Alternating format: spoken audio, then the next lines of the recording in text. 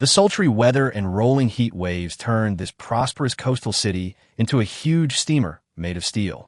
Shen Xu, who had just graduated from college, was shirtless, wearing loose beach pants and flip-flops. He took out an old popsicle from the refrigerator with a helpless look on his face. Shen Xu was just about to tear open the packaging of the popsicle when suddenly his head started spinning and the world in front of him became blurry. After a while, Shen Xu came to his senses and found himself in an antique house. Shen Xu's mouth dropped open, his eyes wide. His surroundings left him perplexed. The room wasn't large, only a few dozen square meters. The door was behind him, and in front of him was a folding screen painted with a landscape. What surprised Shen Xu even more was that through the tiny gap in the screen, he saw a wooden bathtub. In the bathtub stood a graceful woman with a light and moving figure, exposed before his eyes without any cover. Could it be an illusion caused by heat stroke? However, the figure of the woman in the tub was too real to be a fake image at all. Yes, it must be an illusion. Shen Xu defended himself in his heart. As his eyes reluctantly moved upwards, he finally saw the graceful figure clearly. His heartbeat instantly stopped. It was so beautiful. Suddenly, a voice came from outside the door. The voice was cold, but unusually pleasant.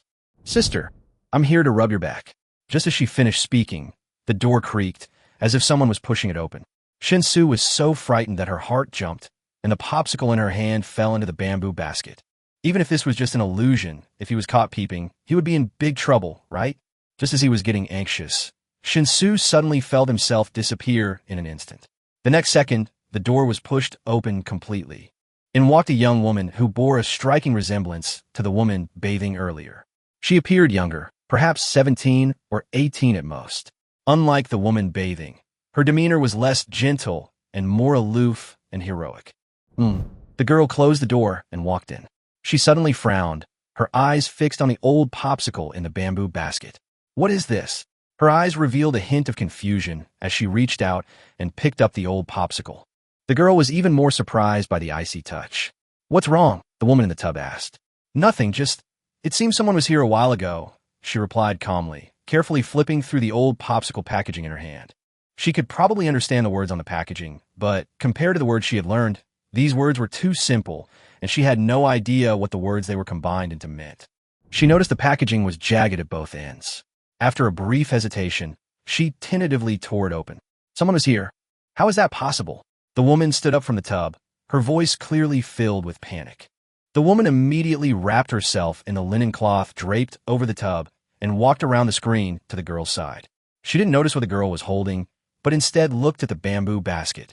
Then, a seductive blush appeared on her face, and she said in embarrassment, "Someone really came here.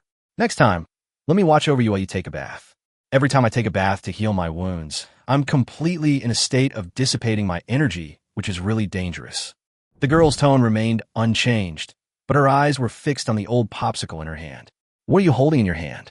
The woman couldn't help but stamp her feet on the spot, then noticed what her sister was holding and asked in confusion. "I'm not sure. It should have been left by someone who just came here. It looks like ice, but..." A hint of hesitation appeared on the girl's face, but the emotion at that moment quickly disappeared. She reached out and touched it gently. The cold touch made the girl subconsciously retract her fingers. After confirming that this thing shouldn't be dangerous, the girl brought the old popsicle to her lips, then stretched out her tender little tongue and licked it carefully. The next moment, a look of surprise suddenly appeared on the girl's calm face. She opened her cherry-like mouth slightly, bit off a small piece from the corner, and chewed it carefully, savoring its flavor. As her expression became more obvious, the girl said in a rare, excited tone, "Sister, try it. I have never eaten anything so delicious. It's cool and sweet. It can really relieve the heat." The woman stared at her sister in amazement. She was confused by her sister's sudden emotional fluctuations and seemed a little at a loss. In her memory, this was the first time in the 10 years since her sister started practicing the ice heart technique that she could not control her emotions. What on earth had happened? With such questions in her mind, the woman subconsciously took the old popsicle from her sister. She imitated her sister and took a bite of the popsicle. The next second, the woman's eyes lit up. She finally understood why her sister had such a strong reaction. It was because the ice cube was incredibly sweet. Compared to the candies they occasionally ate during festivals, This ice cube was at least several times sweeter. Incredible. An expression of disbelief crossed the woman's face. She couldn't imagine that something in the world could make ice cubes, which should be tasteless, taste so sweet. Who was that uninvited guest who had just quietly sneaked in? Shen Xu stood in front of the refrigerator, dazed, looking around. After realizing that this was indeed the living room of his rented house, a complex wave of emotions washed over him. Was all this really an illusion? Shen Xu couldn't help but feel a little disappointed. Shen Xu subconsciously wiped the sweat from his forehead and suddenly found that there was an extra piece of clothing in his hand. The rich, milky fragrance and the silky touch. Shen Xu suddenly froze. Wow, what the hell? Shen Xu shuddered and rushed out of the house in his flip-flops. Braving the 30-degree heat, he ran breathlessly into the community clinic. He walked up, grabbed the doctor's hand, and said sincerely, "Doctor, I'm sick." "Are you sick?"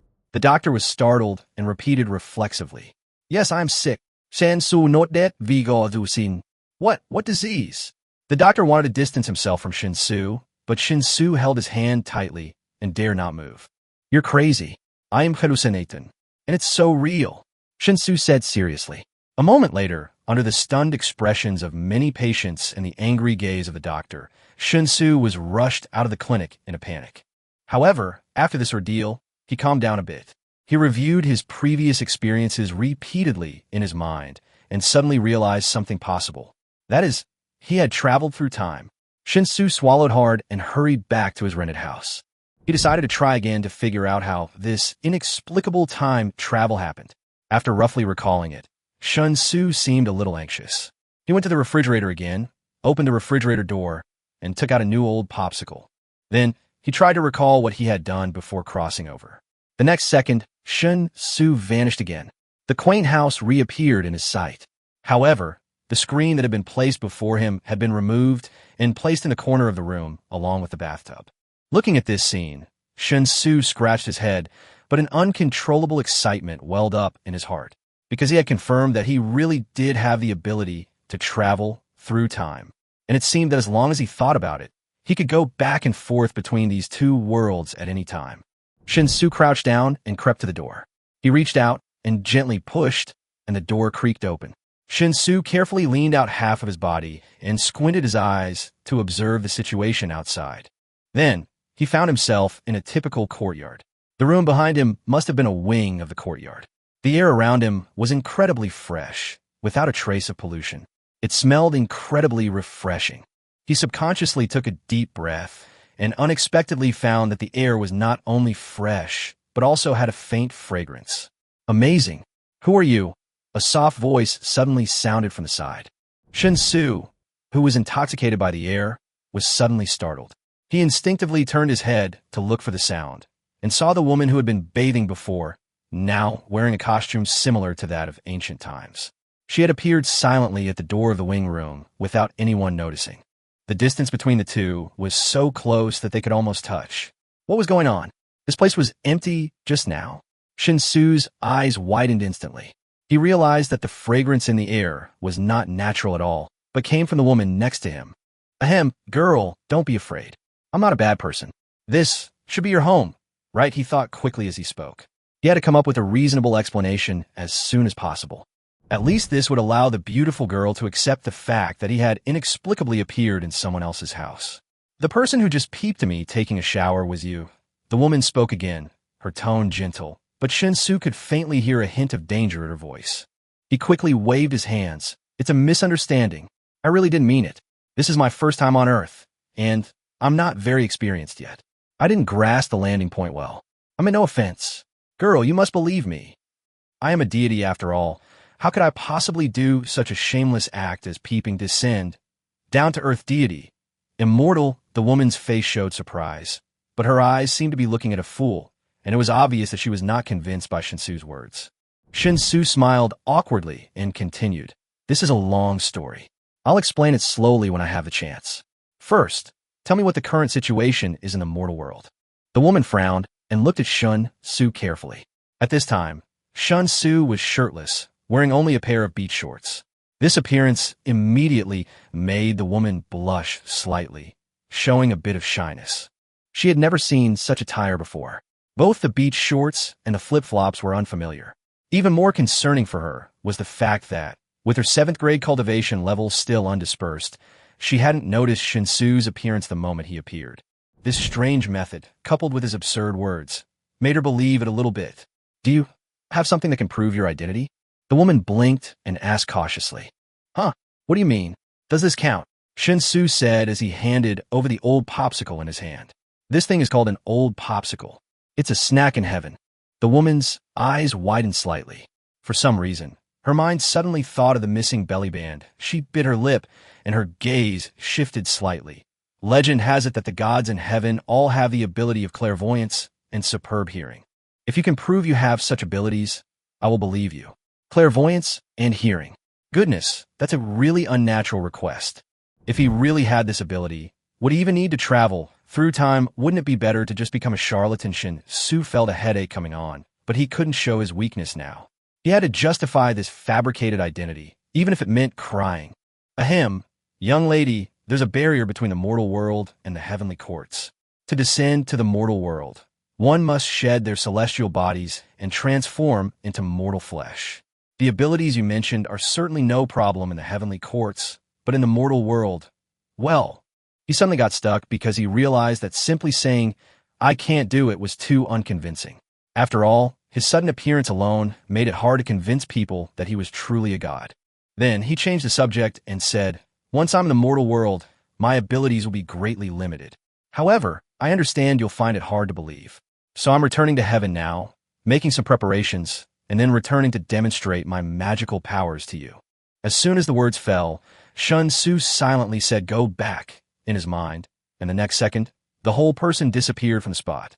The woman stared at the scene in front of her blankly, her pupils shrinking violently.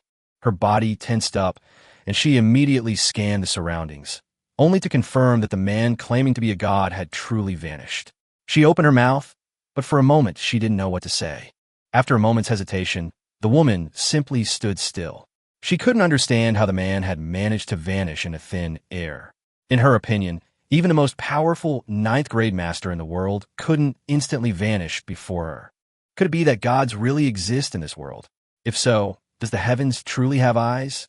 But if gods truly exist, why do ordinary people still live in such hardship? Why do corrupt officials run rampant throughout the land? Why could the Song family only hide in the depths of the valley, living a life almost isolated from the world? If God truly had eyes, please open them and see the suffering in this world. The woman looked up at the sky.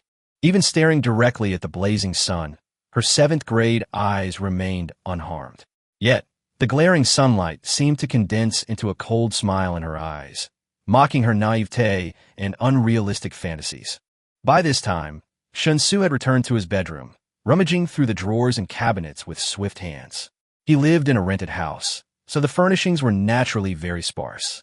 To save on rent, he had chosen the 2nd bedroom, which, besides the bed, desk, and wardrobe, only had 2 bedside tables. It didn't take long for him to find the magic tool he'd been dreaming about, a pair of handheld binoculars. They were durable, having been a gift from a Pinado discount sale. If purchased separately, they were only 9.9 yuan, with free shipping within Jiangsu, Zhejiang, and Shanghai. Aside from being a bit heavy, their telescopic capabilities were average, and they could only zoom in within 500 meters. They were practically flawless. Shen Xu had originally believed this item destined for an untimely demise, never to be used again. Who could have imagined that today, by some strange twist of fate, it would become the key to his immortal status? The world's unpredictable changes are both bizarre and puzzling. Having found his magic weapon, Shen Xu was about to embark on his journey to the other world. He opened his closet, picked out a clean short-sleeved t-shirt and a pair of loose-cropped trousers, kicked off his flip-flops, and put on a pair of sneakers. Then he rushed to the bathroom and efficiently washed, shaved, and blow-dried his hair, spraying it with some gel. After carefully creating a simple, natural hairstyle, Shen Xu stood in front of the mirror for a long moment. Snapping his fingers in satisfaction, he boasted, "Perfect, as expected of me." He flashed a characteristic toothy grin at the mirror, then swiftly returned to his bedroom, ready to travel again. This time, he also planned to do a small experiment. He wanted to confirm whether this kind of time travel was bound to spatial location or certain behaviors, or whether it could be achieved with just a thought. Soon, he sat on the edge of the bedroom bed. Following this silent thought, he arrived in another world. This time, he didn't appear in the original room, but landed in the courtyard, exactly where he had left. Shen Xu understood instantly. It seems that the trigger for time travel is indeed just the mind, and the principle of positioning is where you disappeared, you will appear back there. Before he could think about it, he noticed the shocked woman not far away. Her facial features were so exquisite, they could almost be described as golden ratios, and even with her expression lost, she was still incredibly beautiful. Shen Xu immediately straightened his back and, with a smile on his face, handed over the binoculars. He spoke slowly. There's a difference between immortals and mortals, something you should understand. Every time I descend to the mortal world, I must abandon my mortal body and transform into a mortal body. Naturally, I can't use the magical powers of heaven, but I can use my magic weapon to recreate these powers.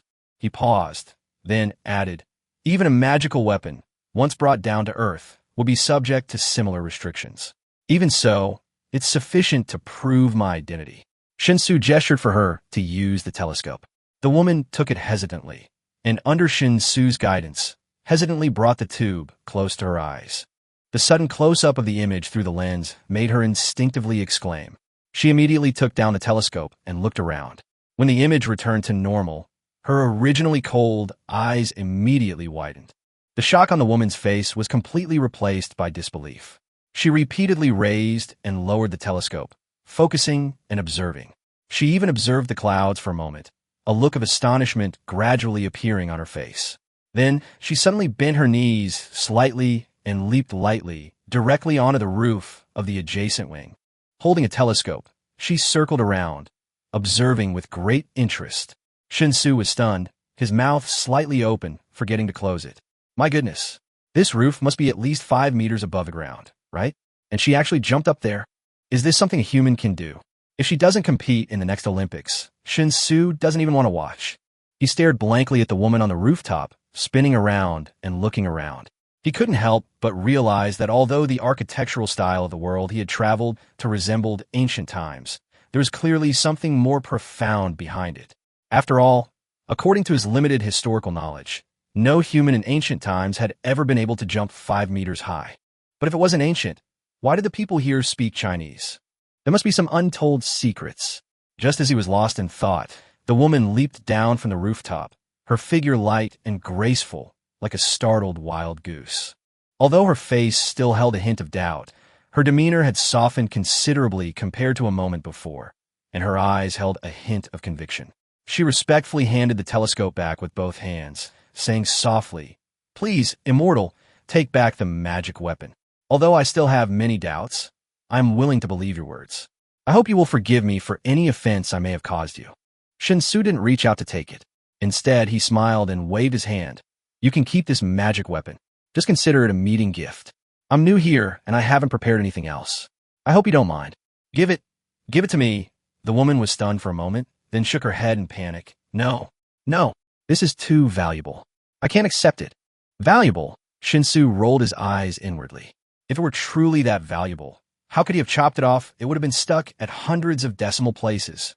Despite his inner complaints, Shen Xu put on an extremely sincere expression and said slowly, "Please accept it, young lady. You're welcome. The main thing is that I might be bothering you for quite some time, and I'd feel bad if I didn't give you a gift."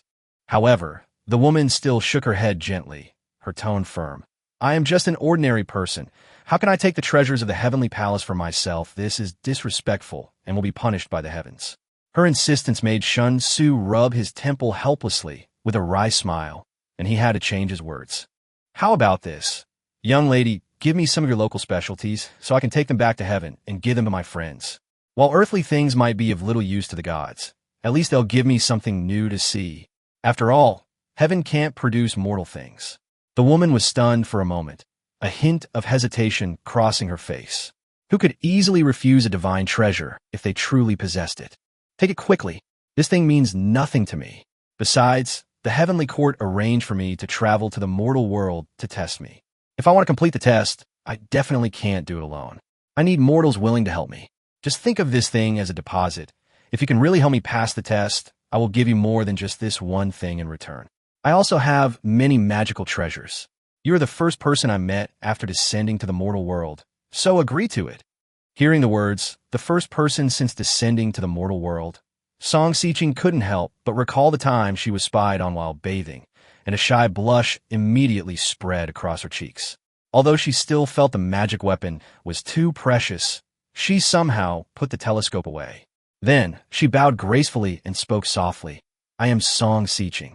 I don't know the immortal's name. How should I address you?" Shen Xu smiled and replied, "I won't mention my immortal title in heaven. My common name before becoming an immortal was Shen Xu, which means the rising sun. You can call me whatever you want.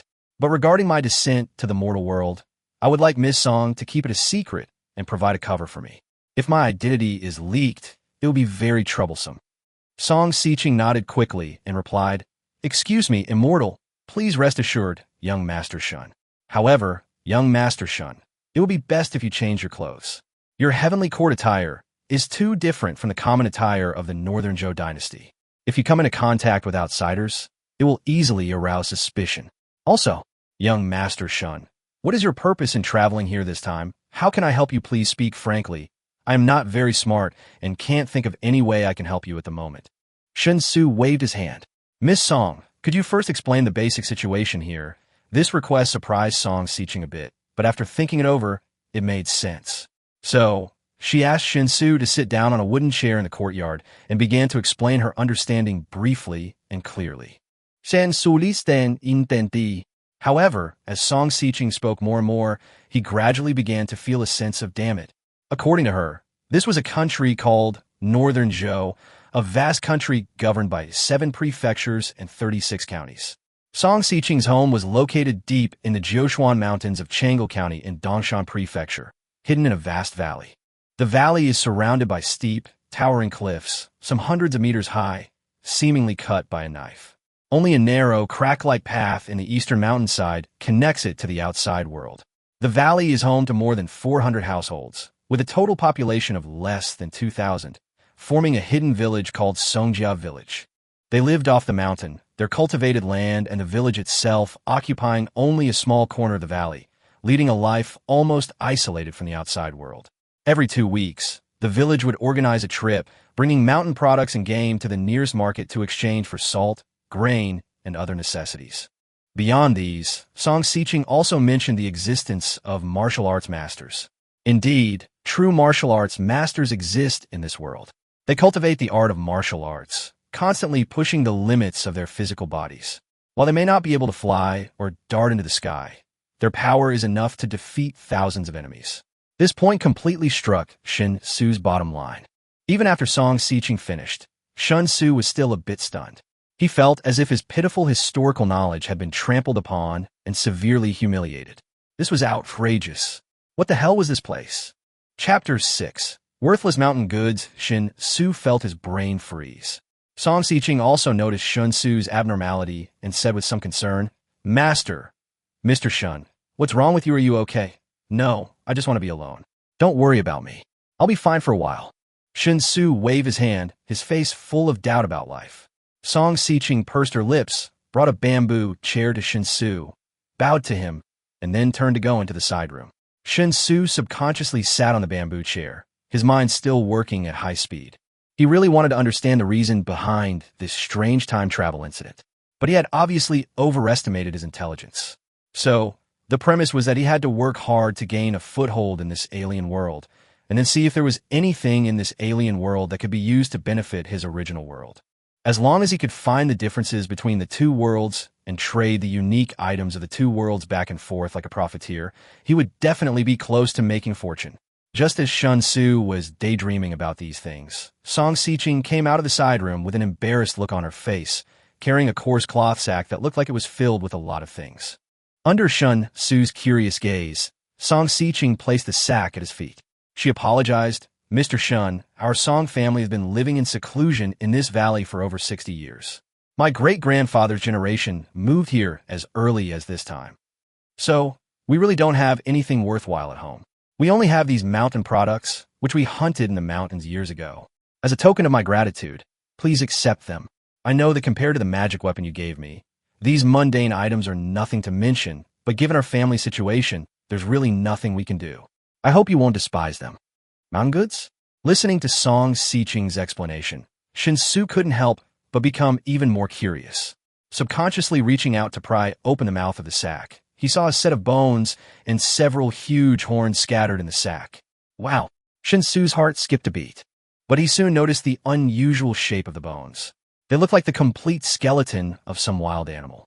Composing himself, Shen Xu forced himself to pretend to be casual and asked, "What are these?" Song Xiqing immediately replied, "They're just a set of tiger bones and 3 rhino horns. They're pretty good mountain goods. While they can't compare to your clairvoyance, they're the only thing we have at home right now. Please excuse the embarrassment." As she spoke, Song Xiqing bowed to Shen Xu in shame. "This." Shen Xu took a breath of cold air, his eyes widening. "Listen, is this something a carbon-based creature can say? Tiger bones and rhino horns, the values of this world, just want it." Shen Xu couldn't help but complain in his heart, and adjusted his mood. Shen Xu laughed awkwardly and said, "Miss Song, there's no need to be so modest. This return gift is truly valuable, and I've taken advantage of you. How about, I just take 1 rhino horn? You can take the rest to the nearest town and exchange them for a lot of silver." Upon hearing this, Song Xiqing hurriedly shook her head and said, "Absolutely not. Using these as return gifts is not worth even 1/10 of the magic weapon. It's already shabby enough. How can we take them back, young master? I appreciate your kindness. Besides, these things, even if we take them to the nearby towns to sell, they won't fetch more than a few taels of silver. We, Songjia village, have lived in the valley for a long time and are already considered mountain people. People in the city look down on us. When trading at the market at the foot of the mountain, the villagers from other villages would always lower the price, not to mention trading in the town. Most buyers in the city knew each other, and they would unite to drive the price of mountain products to extremely low levels. Rather than selling it in town and giving it to those unscrupulous merchants, it would be better to give it to you. Please don't refuse it, otherwise your clairvoyance will have to be returned to its original owner." Listening to Song Xiqing's sincere words, Shen Xu felt a little uneasy, but he could only accept it all reluctantly. Just as he was about to say a few more polite words, a rather noisy noise suddenly erupted from outside the courtyard. Someone was shouting at the door, their tones sounding extremely anxious, as if they had encountered something extremely urgent. Chapter 7. Patient Song Xiqing quietly apologized to Shen Xu, then walked to the courtyard gate with light lotus steps, swaying her slender waist, and opened it. The next moment, a dark and muscular man at least 2 meters tall, as strong as an iron tower, rushed in like a hurricane. "Miss, Shirtless has a persistently high fever. His forehead is burning terribly. Can you think of a solution? I'm afraid he can't hold on any longer." The burly man rushed into the yard and pleaded with Song Xiqing with a sorrowful expression. Although his eyes were tearless, he was already on the verge of an emotional breakdown. Only then did Shen Xu notice that the burly man was holding a child in his arms, about 6 or 7 years old, who was comatose, breathing rapidly, and his face was abnormally flushed. "Is it the fever he got from being gored by the wild boar yesterday?" Song Xiqing asked in a deep voice, frowning slightly. The burly man shook his head, a look of confusion on his face. "I'm not sure. Right was on his thigh, and I didn't think it was deep, so I didn't pay much attention to it. I just stopped the bleeding. But he started having a fever last night, and it hasn't gone away yet. What should I do?" Song Xiqing frowned even deeper and said hesitantly, "Grandpa Mo went out to travel last month to look for medicinal herbs. Now, there are only his 2 disciples in the valley. Are they also powerless?" The strong man said angrily. "How can they have the ability of Grandpa Mo?" After taking Shitta's pulse, they all shook their heads and said they couldn't cure him. "If there was no other way, I wouldn't come to you for help. Shitta's body is too hot. He will definitely not be able to withstand the fever. I'm different from others. The cultivation method I practice is extremely masculine and requires refining essence in a qi to nourish the body. You know this, young lady. Now that my cultivation has reached a critical stage, I can no longer stop. This means I can only have one son, Shirtless. If anything happens to him, won't our Zhan family be extinct? This is the greatest crime of filial piety. When I die, how can I face my parents?" Song Xiqing bit her lip and reached out to touch the child's forehead. The scorching heat made her expression even more solemn. She wasn't skilled in medicine. As a martial arts expert, despite her impressive cultivation, she could only protect her own health. Faced with such a situation, she was naturally helpless. Just as she was at her wit's end, she caught a glimpse of Shen Xu standing nearby. Her eyes lit up slightly. She might be powerless, but surely immortals should know some medical skills, even though Shen Xu claimed that his power was limited after he came to the mortal world, and he had lost many of his magical powers. He could still travel freely between heaven and earth, and he possessed such a magical weapon. He must still be extraordinary. Song Xiqing immediately looked solemn and bowed respectfully to Shen Xu. Master Shun, could you please save this child? I know this request is too abrupt, but I just can't bear to see him like this. If you have any requests, I'll do my best to fulfill them. Shen Xu was stunned, clearly not expecting Song Xiqing to make such a request. How could she count on him? He's not a doctor. Asking him something like that is like asking a stone. The child has a high fever that won't go away. Take medicine. If that doesn't work, go to the hospital and get in 4-drip. Oh, yeah, there's no hospital or fever-reducing medicine here. So it's okay then. I'll wait. Suddenly, an idea struck him. This world's medical system is backward, still based on the principles of ancient Chinese medicine, which emphasizes tracing the root cause and treating both the symptoms and the root cause.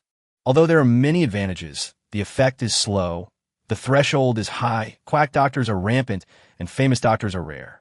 But all this has nothing to do with him, Shen Xu. He doesn't need to cure diseases and save people. He just needs to buy medicine. As his thoughts raced, Shen Xu had already walked to the strong man.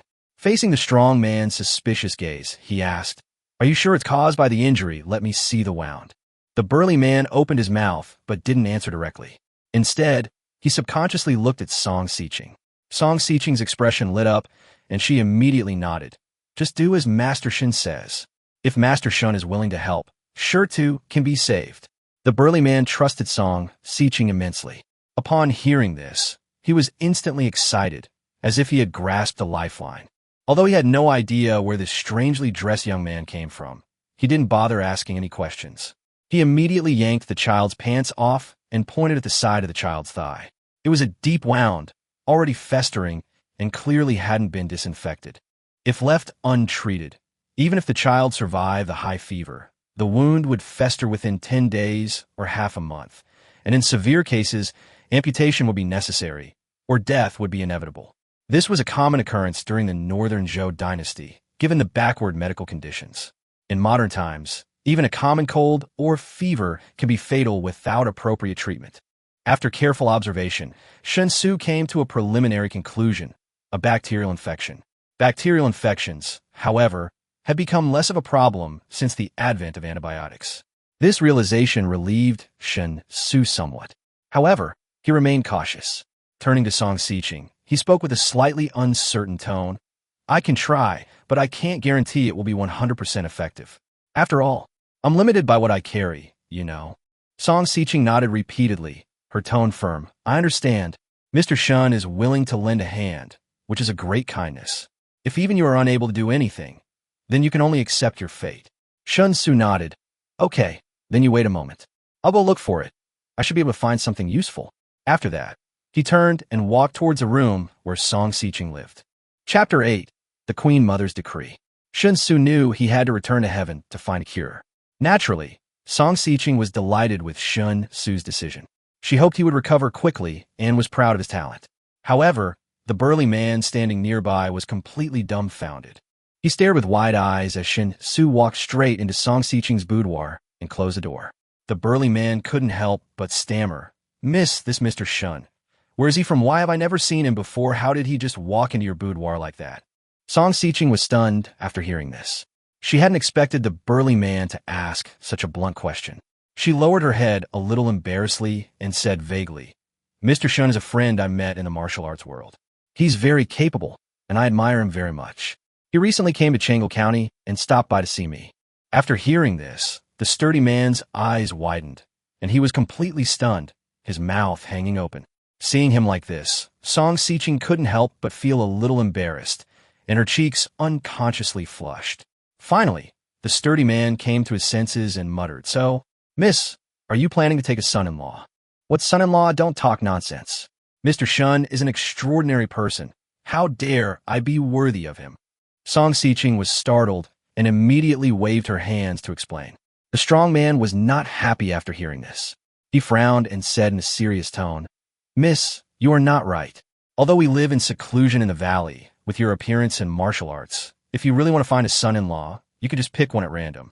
Although our family doesn't have a rich dowry, we have more than 400 households, all of whom are loyal servants of the Song family. Even if our family is a little declining now, we are still very influential in this place. If the eldest lady really likes a young man from a certain family, no one will dare to look down on us. Song Xiqing was immediately anxious after hearing this, worried that Shen Xu hadn't returned to heaven yet, and after hearing what the strong man said, he might feel offended by a mortal. A trace of vigilance flashed in her eyes, and she whispered, "Shut up. If you dare to say something irresponsible again, I will really enforce the family law." Shirtu is still waiting for Master Shen's help. Don't talk nonsense. Also, remember to be respectful to Mr. Shen. Respect him as you would me and my sister. Put away your reckless temper and never be disrespectful. Do you understand? After hearing this, the strong man felt a little aggrieved, but looking at the serious expression of the young lady, he didn't dare to say anything more and nodded hesitantly. I understand. Don't worry, Mississippi.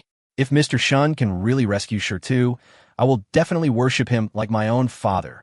At this time, Shen Xu had returned to his bedroom and did not hear the conversation between Song Xiqing and the strong man at all.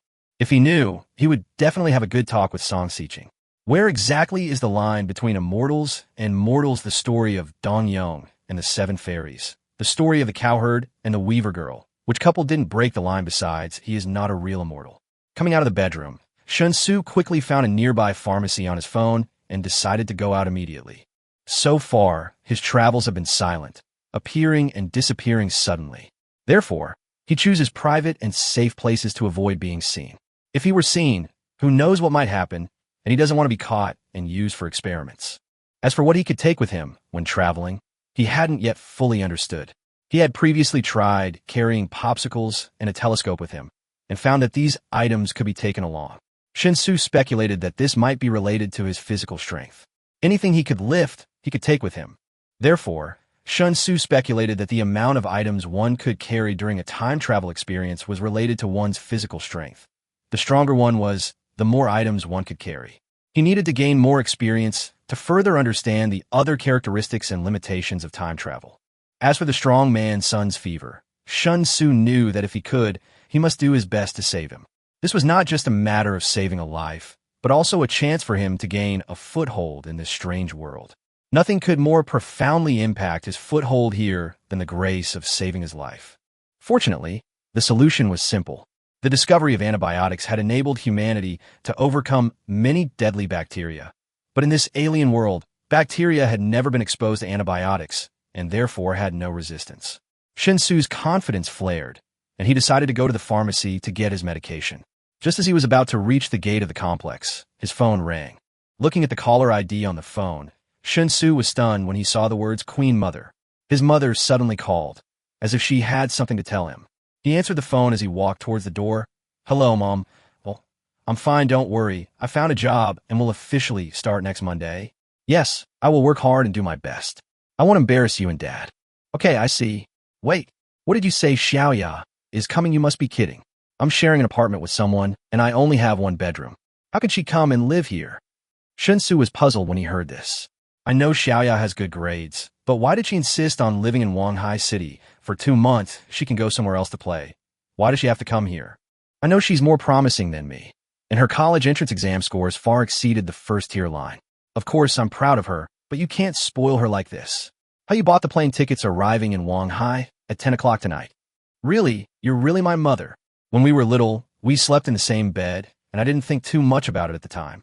Later, when she grew up, she slept in bunk beds separately. You. Hello, hang up already. Shen Xu listened to the busy tone on the phone, feeling a sense of helplessness. This was clearly his mother's imperial edict, and he had no choice but to obey. Shinya, 18 years old, had just graduated from high school with excellent grades, having already surpassed the first-tier university entrance score by nearly 100 points. If she had applied for admission, she could have chosen any university in China. However, she had decided to take advantage of her vacation after the college entrance exam to live in Wanghai City for 2 months. Shen Xu was puzzled, but he had no choice. Chapter 9. The one you can't drink with is the uncle, the one you can't mess with is the aunt. Shen Xu sighed silently in his heart, thinking how inconvenient this is. He was currently sharing a 2-bedroom apartment with others, and there was no extra room for Shen Yu to stay. If Shen Yu really came, he would have to sleep in a living room or sleep on the floor in his bedroom. The living room was a public space, so sleeping there wouldn't be appropriate, so the only option was his bedroom. As for letting Shen Yu stay in a hotel, hey, how much would that cost? Even budget-friendly chain hotels in Wanhai City, as long as they were in the city, would cost nearly 300 yuan a day. This price was the minimum acceptable standard for Shen Xu, considering safety concerns. If the stay is 2 months, that means the hotel alone would cost nearly 20,000 yuan.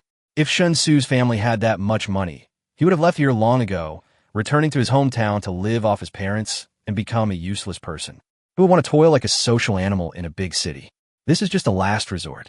If he really lived in the same room with Shenya, there would definitely be many inconveniences. Although he and Shenya grew up together, and Shenya was indeed his sister in the legal sense, there was no blood relationship between them.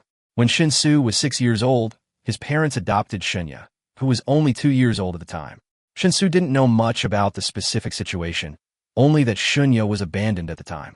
Her parents were kind-hearted and traveled extensively to complete the adoption procedures for Shenya, giving her the Shun family name. When Shenya grew up, her parents didn't hide her background, as they believed sincere communication was the most important thing. At home, Shen Xu and Shenya were treated equally by their parents, without favoritism. Shenya was obedient and had excellent academic performance, so she was even more favored by her parents. When they were young, Shen Xu and Shenya did sleep in the same bed. Back then, their family was poor and the house was small, so there was simply no extra space for multiple bedrooms. Later, as they grew older, when Shen Xu was in 4th grade, her parents bought them bunk beds so they could sleep more separately.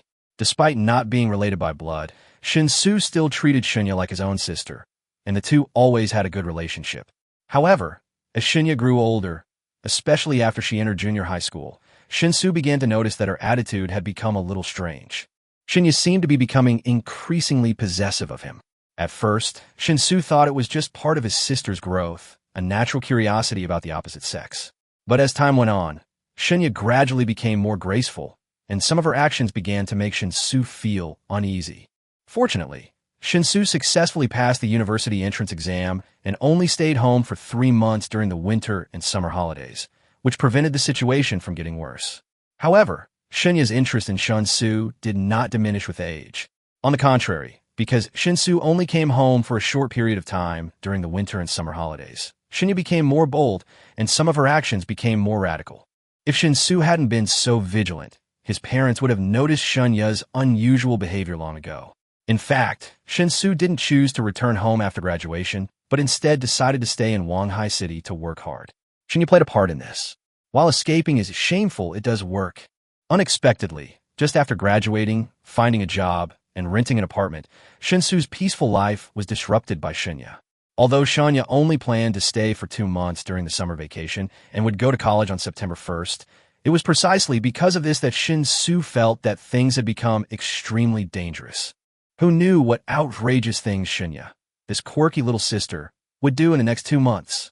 Shen Xu, feeling a bit troubled, had already walked to the door of the nearest pharmacy outside the community. He pushed the door open, walked to the counter, and briefly explained to the salesperson about the strong man's son's fever and asked her to recommend some suitable medicine. Go to the hospital. A thigh injury like this definitely requires hospital treatment. Medication is fine, but how much more painful will it be for the child? The saleswoman, a woman in her 50s, immediately offered a different suggestion after hearing Shen Xu's story. Shen Xu felt awkward. He rubbed his head and tried to evade the question. This situation is a bit special. We really can't go to the hospital. Medication is the only option. Just recommend some antipyretics and anti-inflammatories. The old lady looked at Shen Xu, seeming a little skeptical, but didn't ask any further questions. She walked out from behind the counter and began to select medicine for Shen Xu in the pharmacy. Marilyn suspension for fever reduction. 2nd generation cephalosporin for antibacterial and anti-inflammatory effects. I'll also get you some iodine and gauze for disinfection. The instructions clearly state how to use it. Shen Xu thanked her gratefully, took out his phone to scan the QR code, and then hurriedly left the pharmacy with the plastic bag. His panic made the old woman even more confused. Trauma? It's a special case, and we can't go to the hospital. Although those medicines are for children, they can also be taken by adults. Could it be? The old lady muttered to herself, then froze, suddenly feeling as if she had guessed something. Could he be a fugitive wanted online? He's afraid to go to the hospital, and he's injured him. That must be it. That young man just now looked quite polite. I wonder if he volunteered to help, or if he was coerced by the fugitive. No, I'm calling the police. Thinking of this, the old lady quickly pulled out her phone and, trembling, called the police.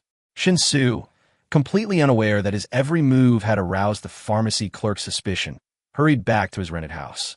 He had to peel the sticker off the fever-reducing medicine bottle and remove the oral medication from the medicine plate. When bringing these medicines into the other world, it would be best to only take the medicine itself without any text messages.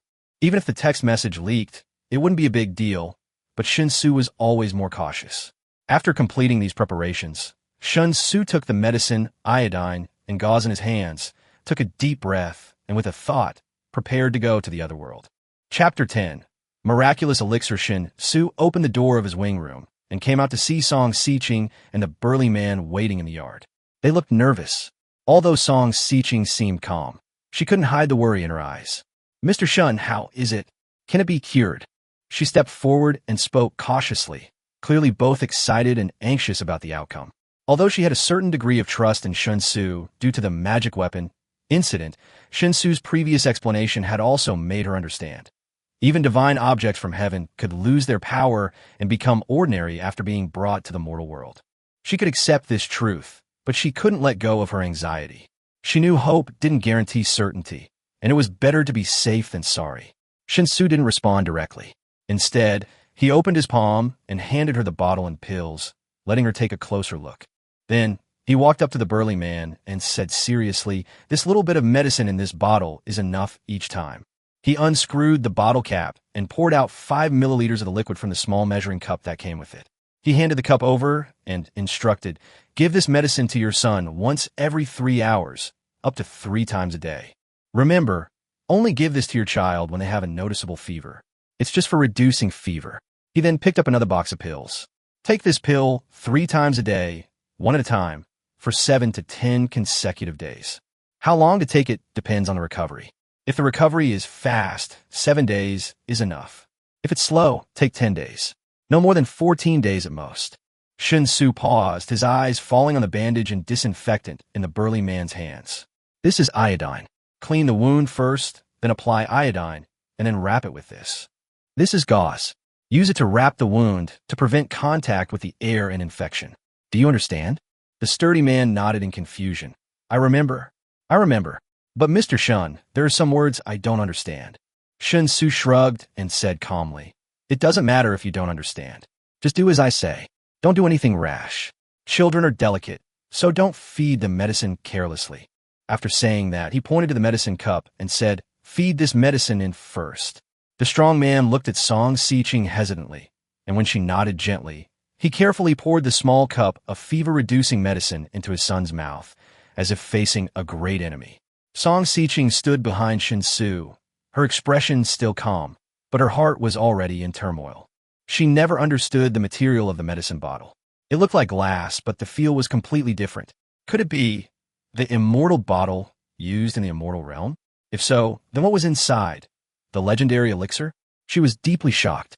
She had assumed Shen Xu was simply returning to heaven to inquire about a treatment. After all, while Shida's illness was serious, it might not be a problem for the immortals in heaven. She thought there would be a simpler solution, but she hadn't expected Shen Xu to simply take the medicine away. A celestial elixir. That was truly priceless. She'd heard countless legends about elixirs on stage, saying that refining elixirs in the celestial court was incredibly difficult, yielding only a tiny amount per furnace, and that refining a single furnace could take thousands of years. Even if the actual situation wasn't so exaggerated, refining medicine was definitely not easy. Now, Shen Xu was so generous for Shida's life and took out these elixirs without hesitation. She asked herself, could she ever repay this favor? Song Xiqing looked down at the bag of mountain products next to her, and her cheeks suddenly flushed with shame. Compared to Shen Xu's efforts, those little mountain products were nothing. I have to find a way to compensate him at this moment. Shen Xu squatted down and instructed the strong man to treat the wound, reminding him, "That's right, just clean and apply the medicine like this. Be gentle, don't hurt him." Then he couldn't help but complain, "Brother, are you really a father? How come you don't care about your child at all?" The sturdy man smiled awkwardly. "Hey, Mr. Shun, don't worry. My son is tough. He can handle it. This is how the gauze is wrapped, right?" "Yes, but loosen it up a little. Don't tie it too tight. It's not good for recovery." Shen Xu's mouth twitched, and he thought to himself, if this guy went back to his original world to be a doctor, I'm afraid he would only be a veterinarian. If he were to treat someone with such clumsy hands, it would probably send the doctor-patient relationship into the abyss. Just as Shen Xu was sighing inwardly, the strong man's hand suddenly stopped. He was stunned for a moment, his eyes suddenly filled with surprise, and he hurriedly touched his son's forehead with his big hand. Then, the surprise on his face instantly turned to ecstasy. "The fever's gone. It's really gone. It's a miracle drug." His voice was so excited that it changed its tone, as if he had been hit by great news, and his words trembled. Before he could finish his words, he bent his knees and fell to the ground with a plop. He held his son in one hand, supported himself with the other, and kowtowed deeply.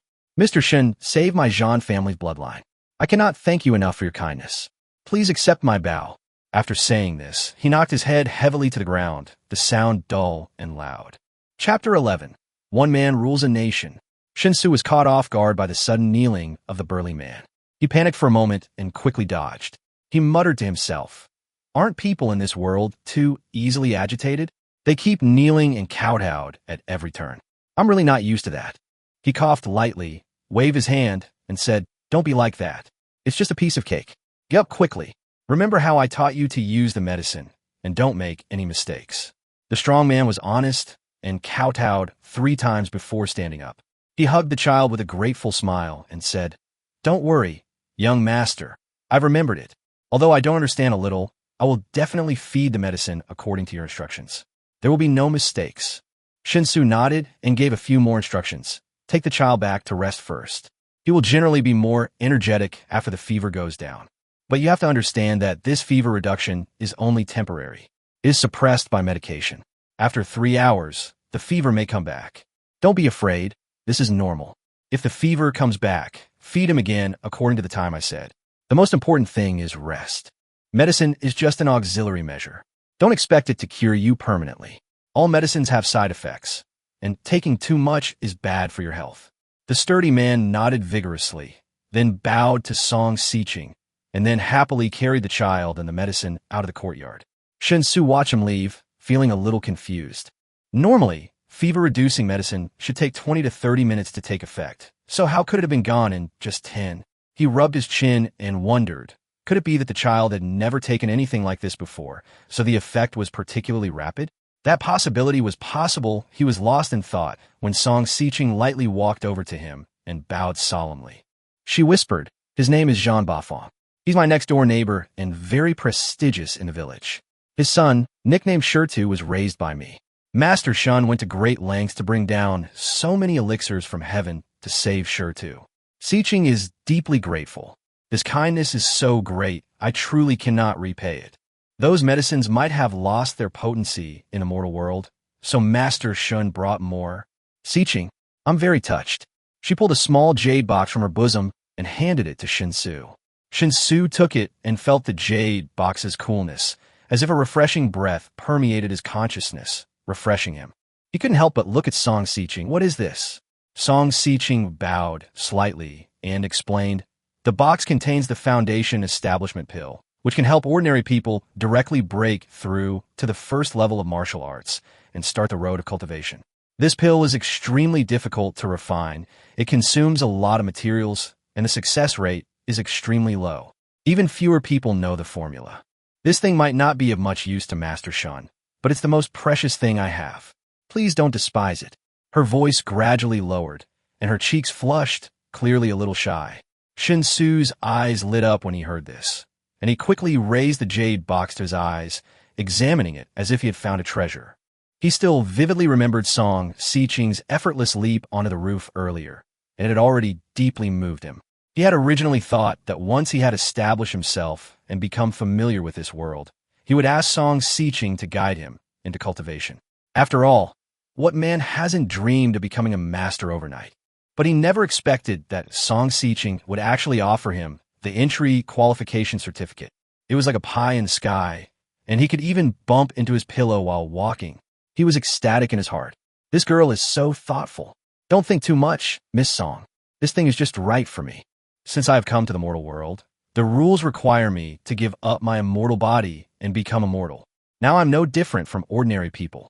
If I can practice martial arts with a mortal body, it will be of great benefit to me. At least I can move freely in the mortal world.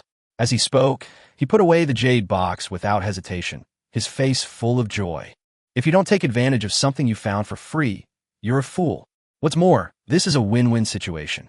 She gave it as a token of her heart, and he got something in return. Everyone is happy. If he had coffee at hand, he would have wanted to make a cappuccino to celebrate this sudden good fortune. Shen Xu was so happy in his heart, but he said seriously, Miss Song, can you tell me about your martial arts system? I don't know anything about it.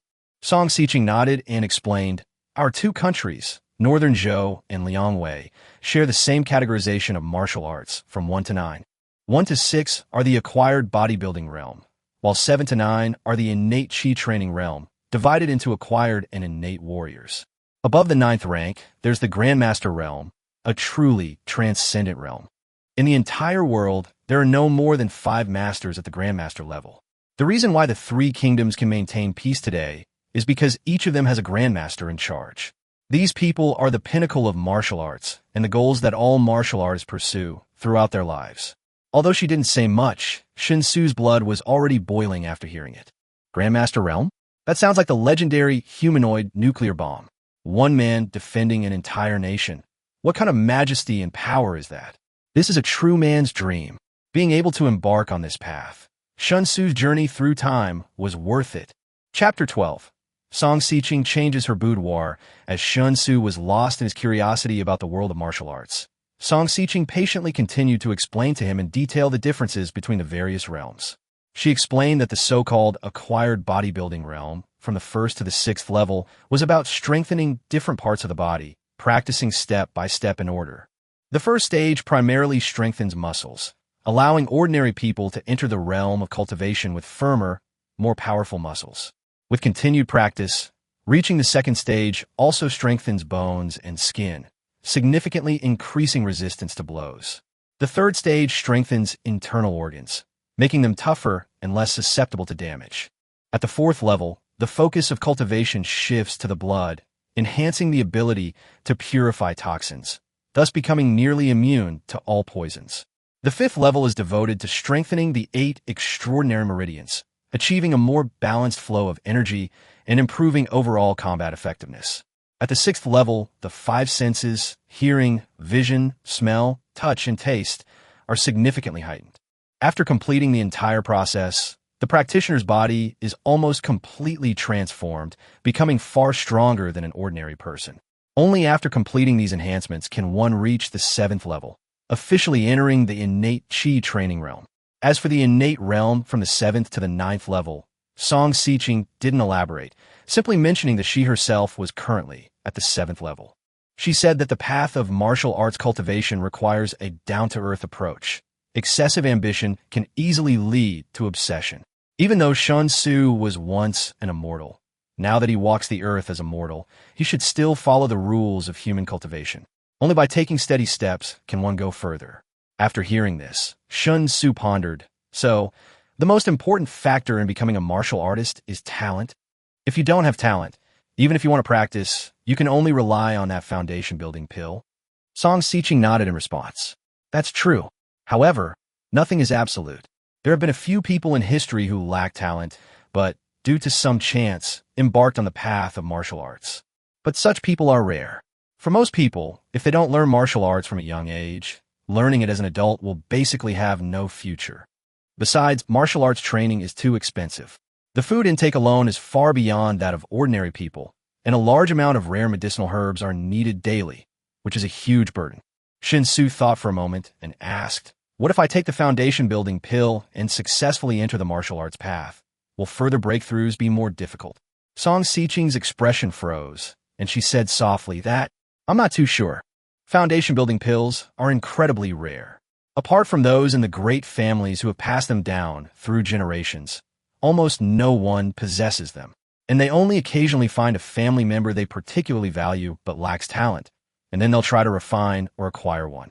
After all, the herbs used in refining the pills are incredibly expensive, and once the pills are made, they only guarantee entry into the realm of the master.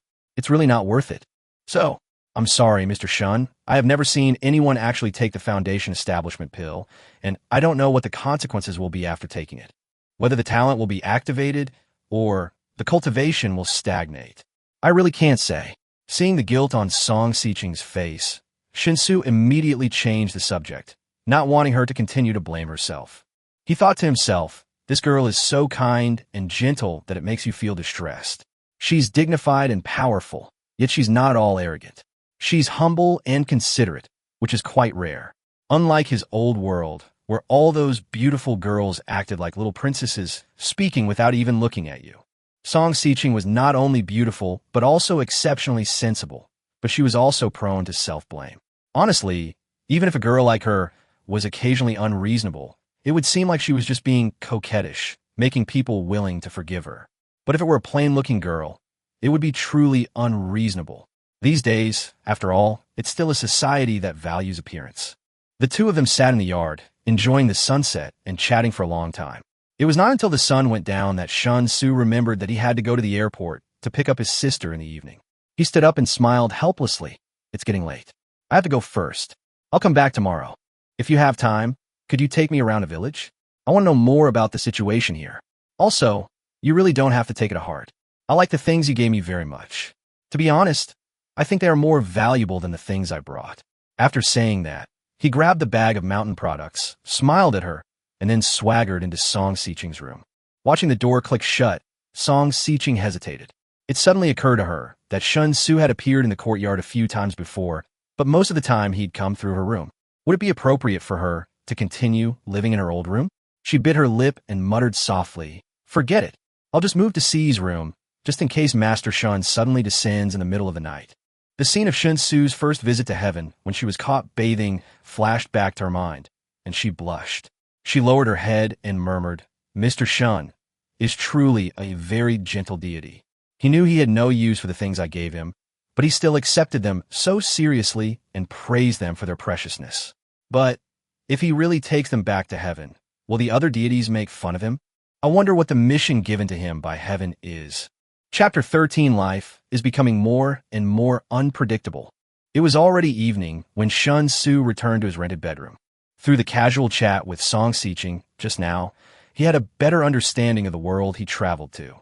Generally speaking, the country called Northern Zhou had a level of development similar to that of the Tang and Song dynasties in this world. As for Liang and Wei, their strength was slightly different from that of Northern Zhou. Among them, Wei State was the weakest, and the territory it occupied was the northwest, which was the smallest and most barren among the three kingdoms. It is somewhat similar to the Western Xia during the Song and Liao periods. However, the relationship between Southern Liang and Northern Zhou was completely different from that between Song and Liao. The biggest difference is that the world he traveled to did not seem to have overly complicated ethnic relations. From a racial perspective, the people in the three kingdoms of Zhou, Liang, and Wei could be said to have the same origin. What is even more amazing is that the culture, heritage, customs, and even the overall structure of the three kingdoms at the social level are almost completely identical. Even the copper coins and silver coins minted by the three kingdoms could be exchanged with each other smoothly. This high degree of consistency, like the same track for vehicles and the same writing system, is difficult to match even in this world's late Han Dynasty and Three Kingdoms period. According to Song Xiqing's description, the three kingdoms of Zhou, Liang, and Wei were actually a unified country more than 70 years ago. The country's name was also Zhou, and it controlled the entire world. It's just that the Zhou dynasty court at that time granted too many princes of different surnames, which made the local situation complicated and gradually got out of control over time. In the later period, although the kings of different surnames still respected the Zhou emperor as the common ruler of the world in name, they actually had absolute power in their respective fiefdoms. This situation of strong branches and weak trunk is obviously unhealthy and cannot last long. So naturally, civil war broke out. After more than 10 years of chaos, The weak kings of different surnames were either killed in battle or annexed, and the royal family of the Great Zhou was completely destroyed. Only the three most powerful kings of different surnames remained in power. Moreover, after confirming that they could not defeat the other two opponents in a short term, the three kings of different surnames tacitly proclaimed themselves emperors and established their own countries almost at the same time, and named their countries after their own surnames. The king of a different surname who founded the Northern Zhou dynasty claimed that he had inherited the orthodoxy of the Great Zhou dynasty because his surname happened to be the same as the name of the previous dynasty, the Great Zhou dynasty. He called on all the heroes in the world who were still loyal to the Great Zhou court to go to the Northern Zhou to serve, so as to jointly conquer the two rebellious countries of Southern Liang and Northern Wei. Unfortunately, there are not many real idiots after all. What can attract talents is always sufficient benefits, not hypocritical righteousness. Of course, these situations in other worlds are of no use to Shen Xu at the moment. Although after a day's hard work, he barely managed to gain a foothold in the other world. Miss Song did believe the ridiculous identity he made up, but he still had no clear idea of how to use it to make money. This is just like starting an internet business. No matter how many active users you get, it's all in vain if you can't monetize them. His current situation is similar to that of the penguin that suddenly became popular back then. They are both like flies on the glass. Their future is bright, but their path is far from the ground. Although he already had a preliminary plan, he felt that he could take advantage of the material differences between the two worlds and make a fortune through reselling. But it is actually not easy to find things suitable for reselling. Thinking of this, Shen Xu picked up the bag, looked down at the complete set of tiger bones and 3 rhino horns inside, and a wry smile appeared on his face. This is certainly a good thing, but the problem is there is no way to deal with it. According to existing laws and regulations, both tiger bones and rhino horns are prohibited items that cannot be bought or sold. Not to mention buying and selling. Even if you collect it privately, you will be guilty if it is discovered. When he was in the other world, he was so excited that he didn't realize this. Now that he had brought the things back, his clever IQ took over again, and he immediately regained his sanity. This day is so cruel. I feel like I'm becoming more and more judgmental. Shaking his head and stuffing the bag under the bed, Shen Xu took the jade box containing the Foundation Establishment pill and ran into the bathroom excitedly. Song Xiqing explained it very clearly. The Foundation Establishment pill is to be taken directly, and there is no risk. Now that he had it back, he had to eat it immediately to avoid any more trouble. Although in modern society, the rule of law comes first. Whenever you encounter any conflict, try to win people over with virtue. Otherwise, if you act impulsively, you may lose money if you win and end up in the hospital if you lose, which is not worth it. But the problem is that even if you want to reason, others may not be willing to reason with you. Many times, when there are too many idiots, you will suffer if you try to reason with them. It's better to make your fists harder, so that idiots will talk to you calmly and reasonably. Taking off his shirt in the bathroom and looking at his large abdominal muscles in the mirror, Shen Xu curled his lips. He opened the jade box and took out the foundation-building pill inside. This foundation-building pill is golden in color and is almost the same size as the Ong Yohuang pill. Shen Xu put it into his mouth with some hesitation, and unexpectedly, it tasted quite good. This seems like a fairly large proportion of honey has been mixed in. Otherwise, it can't be so sweet. Shen Xu chewed while thinking silently. He chewed the foundation-building pill into pieces before swallowing it. As the medicine entered my stomach, a warm feeling began to emerge in my lower abdomen, and then quickly spread to my limbs and bones. Under the influence of this warm feeling, Shen Xu felt comfortable all over, with a refreshing feeling as if he was floating in the air. It feels so good. It's a pity that this thing is so rare. Otherwise, if I could eat one every day, wouldn't I be as happy as a god? Shen Xu muttered to himself while carefully observing his body in the mirror. He wanted to see clearly whether his body would undergo the changes that Song Xiqing described after taking the Foundation Establishment pill. That's why he took off his shirt directly after entering the bathroom. Sure enough, the effect of the medicine didn't take him too long. It was only a few minutes before and after, and Shen Xu saw obvious muscle movement in his reflection in the mirror. Under the cover of the skin, the muscle wriggling developed rapidly to the extent that it was like countless earthworms crawling back and forth. Fortunately, Shen Xu does not have claustrophobia.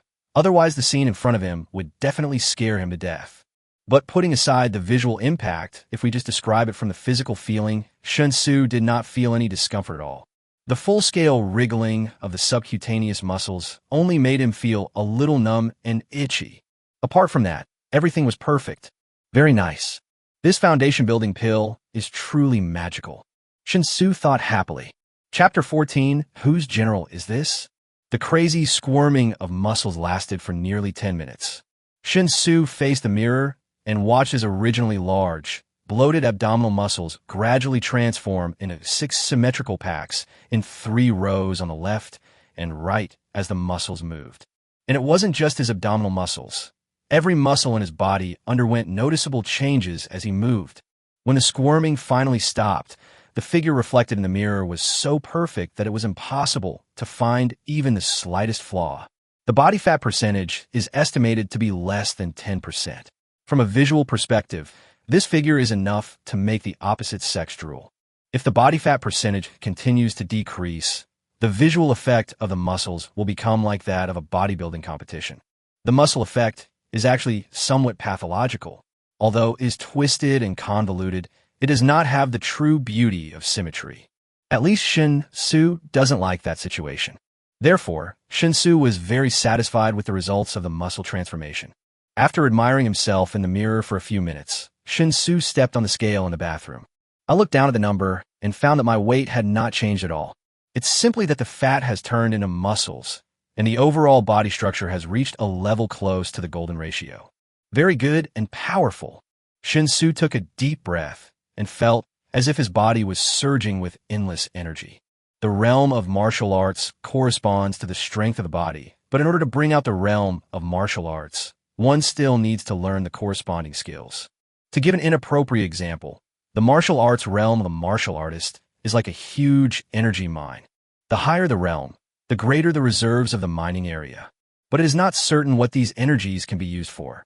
Maybe it can be used to drive vehicles, or maybe it can be used to drive airplanes, or maybe it can be used to drive engineering equipment, or even to generate electricity, provide heating, and so on. In short, the final results are varied. These directions of energy use are equivalent to the effects of the exercises. Therefore, although Shen Xu has successfully broken through to the first level of martial arts realm by taking the foundation-building pill, but before he practiced the corresponding skills, he was still just an ordinary person with a stronger body. Of course, this level of strength is exaggerated. If everyone was at the level of traditional martial artists who started throwing punches and attacking randomly, then Shen Xu felt that he could be like Ip Man and say with full confidence, "I will beat 10 of them." Just when Shen Xu's mind was filled with the ambition of punching the Nanshan nursing home and kicking the Beihai kindergarten, a rapid knock on the door suddenly came from the entrance in the bathroom. The person knocking on the door was obviously very strong and at a very high frequency. It was impossible for him to be a delivery man.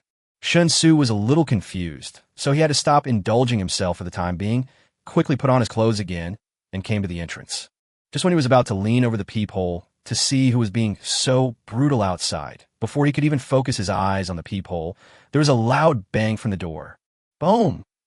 The door shook violently, which really scared Shen Xu, who was not mentally prepared at all. Oh my God, someone outside is kicking the door. Did we encounter robbers? This shouldn't be the case, it's too unskilled. Nowadays, even if you want to be a robber, you have to go the technical route. Lock-picking, wall climbing, sneaking through doors, stealing. Even if you don't have to be proficient in all of these professional skills, you should at least be able to do one, right? Otherwise, how could you have the nerve to come out and commit crimes? These thoughts emerged in Shen Xu's mind, and he was hesitating whether to call the police. He didn't have time to think at all. Another loud noise was heard, and with a bang, the door was kicked open by the other party. The house that Shen Xu rented was the kind that was directly registered with and managed by an agency. So not only is the decoration simple, even the door has not been changed. It is not a security door at all. So after being hit hard a few times, it was actually violently knocked open. The next second, 3 people, 1 woman and 2 men, rushed in through the kicked open door. Looking at the uniforms worn by the 3 people, Shen Xu was stunned. He clearly hasn't called the police yet. How could the other party have foreseen this? Are you Shen Xu? If you're at home, why didn't you open the door for us? The only female police officer held the holster on her waist with one hand and kept the other hand in a defensive posture. She looked Shen Xu up and down with a scrutinizing look and asked questions. However, the expressions of the other two male police officers seemed quite helpless. You can also see obvious apology in their eyes. About 10 years ago, police officers at all levels in Wanghai City began to be equipped with guns and on duty in batches. After nearly 10 years of development, nowadays, only traffic police generally do not carry guns, while everyone else basically carries guns. So when Shen Xu saw the policewoman acting as if she might draw her gun at any time, he was really a little nervous. The lives of yellow people are also lives. It shouldn't be destroyed by a random gunshot, right? Yes, it was me. I was in the bathroom earlier, and after hearing the knock on the door, I had to clean up, right? I didn't even have a chance to open the door for you, and you guys started kicking it. Is there something wrong? I think I need an explanation. Shen Xu spoke cautiously. We've received a tip from the public that you might be harboring a fugitive. We need to search your residence now. I hope you can cooperate. The policewoman said seriously. Shen Xu is confused. Harboring a fugitive? What kind of a statement is that? And the public is reporting it. Aren't Chaoyang aunties in Beijing? Are there also Wanghai aunties? Excuse me, comrade. Our junior sister has only been on the job for less than 2 weeks. Although she's enthusiastic, she's still a bit tactless and impulsive. Please don't bother with her. A male police officer couldn't help but smile bitterly and spoke. Shen Xu felt more and more strange. It seems that this policewoman has an unusual background. Otherwise, the two male police officers would not have such an attitude. And generally speaking, female police officers are rarely dispatched on police calls. Due to practical considerations, female police officers are actually more suitable for logistical and administrative work than frontline police duties. In other words, this is most likely a young lady from a prominent family. Maybe the reason for going to work at the grassroots level is just to experience life. With this judgment, Shen Xu immediately decided to keep his distance. Without hesitation, he stepped aside, signaling the policewoman that she could search freely. However, when he saw the policewoman push open the bathroom door first, Shen Xu suddenly felt a pang in his heart, because he suddenly remembered that the tiger bones and rhino horns he brought back from another world were still under his bed. Chapter 15. Money is not important. What is important is, this is bad food. If tiger bones and rhino horns were found, he would definitely be covered in mud and would be in shit. How to explain it to others? It was said to be a return gift from someone in another world. Unless these three people are Fanwei in the Big Liar universe, it is absolutely impossible to believe it. Seeing the policewoman enter the bathroom with a wary look on her face, Shen Xu's brain immediately started working rapidly. He wanted to find an opportunity to go back to the bedroom first and try to throw the bag of contraband back to the other world while the three people in front of him were not paying attention. But unfortunately, the other two male police officers were actually staring at him.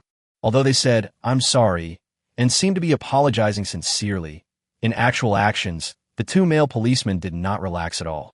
If he really dares to do anything unusual, he will definitely be discovered at the first moment. Just as Shen Xu was brainstorming, a light as suddenly came from the bathroom. Since the bathroom was not very big, the policewoman did not close the door after entering, so the situation inside the bathroom could be seen clearly from outside.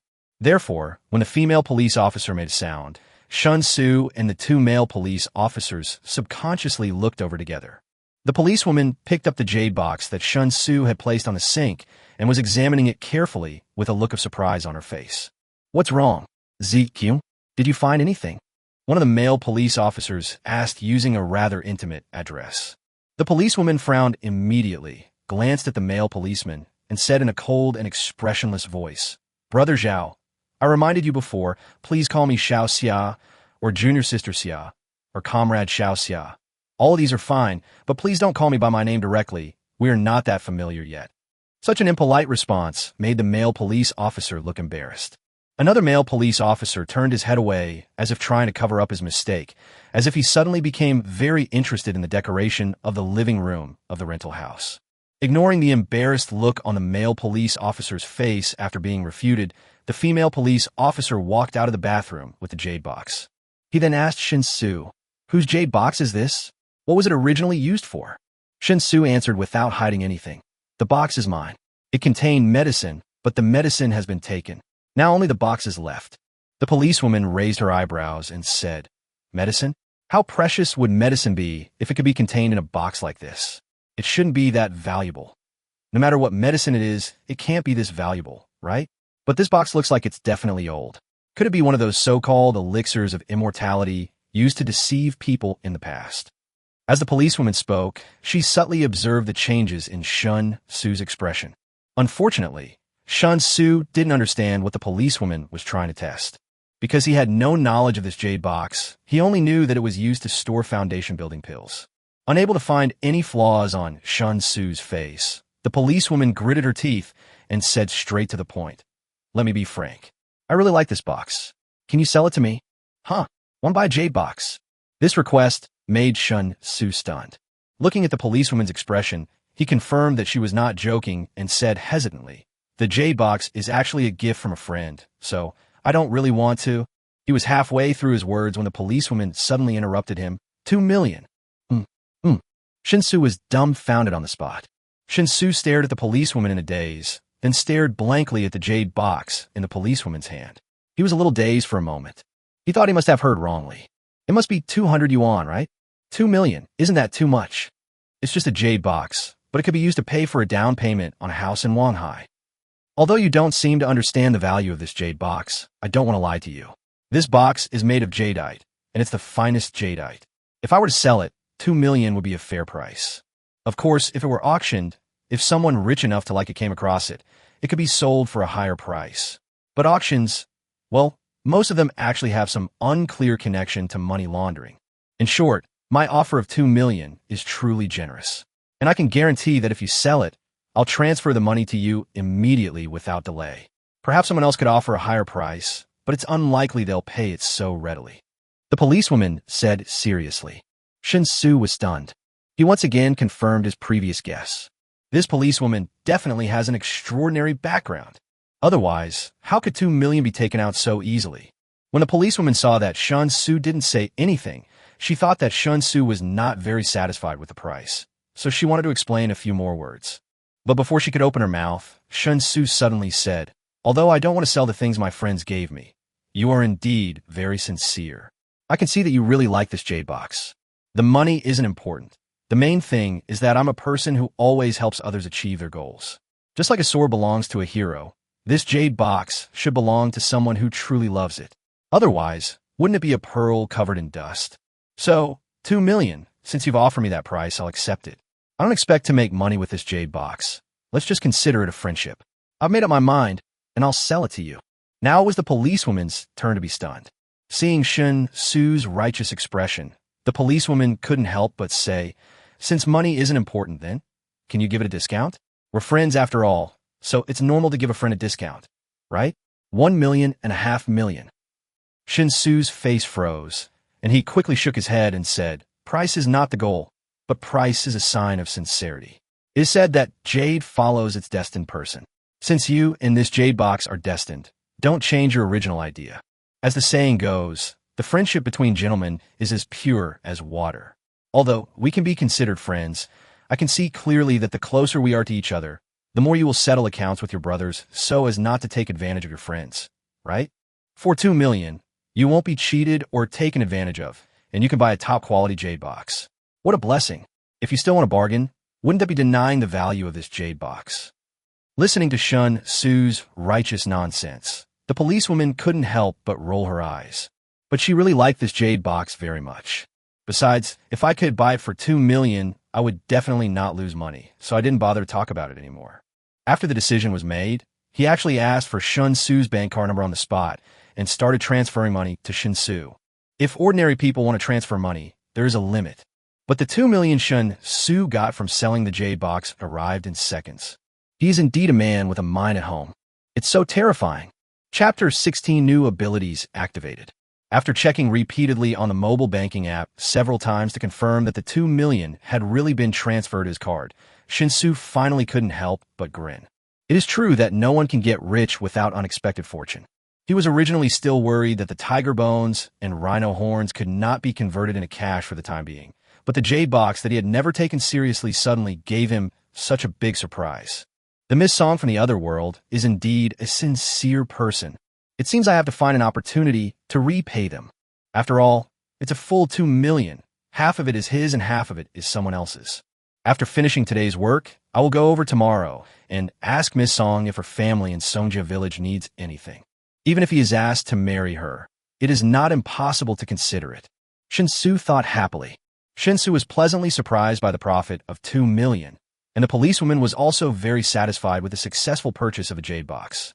Both parties are happy, and everyone is happy. After holding the jade box and looking at it for a while, the policewoman finally realized that she was currently on a mission and it was not appropriate to play with objects. The policewoman stuffed the jade box in her pocket rather embarrassedly, took out her cell phone, and gestured towards Shen Xu. At the same time, he said, "Add me as a friend. My name is Xiao. If you find something similar in the future, you can contact me. If there's anything I like, I will buy it, and the price will definitely not let you suffer a loss." When Shen Xu heard this, he was surprised to find such a good thing. Without hesitation, he scanned Xiao's QR code with his mobile phone. Little fat face. What kind of online name is that? Looking at the name displayed in the approved friend request, Shen Xu subconsciously looked up and took a closer look at Xiao. A very standard beauty face with slightly plump cheeks and sufficient collagen. If it were a little fatter, it would be too fat, and if it were a little less, it would be too thin. It looks very delicate and sweet. Compared with Song Xiqing and Miss Song from another world, it can be said that they each have their own merits and are equally matched. I had some baby fat when I was little, but it faded away as I grew up. But I really enjoyed the carefree nature of my childhood, so I came up with this online name. While Xiao was speaking, he had already put away his phone and continued to inspect the rental house. However, because a deal that made both parties very happy had just been completed, the atmosphere seemed much more relaxed. Only Shen Xu was still nervous. There is no way. The problem of tiger bones and rhino horns has not been solved yet. Seeing Xiao quickly checking the living room and his roommate's bedroom, and then pushing open the door of his bedroom, Shen Xu felt as if his heart was stuck in his throat. The furnishings in the bedroom are very simple, and everything is clear at a glance as soon as you push the door open. Xiao walked in and opened the wardrobe, which looked like the only place in the room that could hide a person. As expected, there was no discovery, which made Xiao's expression completely relaxed. Seeing that Xiao was no longer on guard and turned to walk out of the bedroom, Shen Xu couldn't help but breathe a sigh of relief, and his heart was finally half relieved. Just when Shen Xu was rejoicing that he had escaped, Xiao's footsteps suddenly stopped. Then Shen Xu noticed that Xiao turned his head and looked at his bed. "Ahem, I just rented here not long ago, so the bed is a bit messy. Sorry for the trouble." Shen Xu slipped into the bedroom and tried to divert Xiao's attention. But Xiao was sensitive enough to sense something was wrong because of Shen Xu's reaction. After glancing at Shen Xu calmly, Xiao suddenly leaned over and lay on the ground, with her pretty face pressed against the ground, looking under the bed. "It's over." Shen Xu's mind went blank in an instant, because Xiao obviously noticed the bag he had thrown under the bed before. The main reason is that the shape of the bag is too ancient. Considering the current aesthetics, it is as eye-catching as a firefly in the dark night. But there was no one under the bed, so Xiao didn't think much about it, but just subconsciously reached out to grab the bag. This was a completely cautious and instinctive reaction that should be made during the mission, but it really scared Shen Xu so much that cold sweat broke out on his forehead. Unfortunately, he could do nothing now and could only pray for a miracle in his mind. "I hope all the tiger bones and rhino horns in the bag disappear into thin air." As soon as this thought popped up in his mind, a strange feeling emerged in his heart.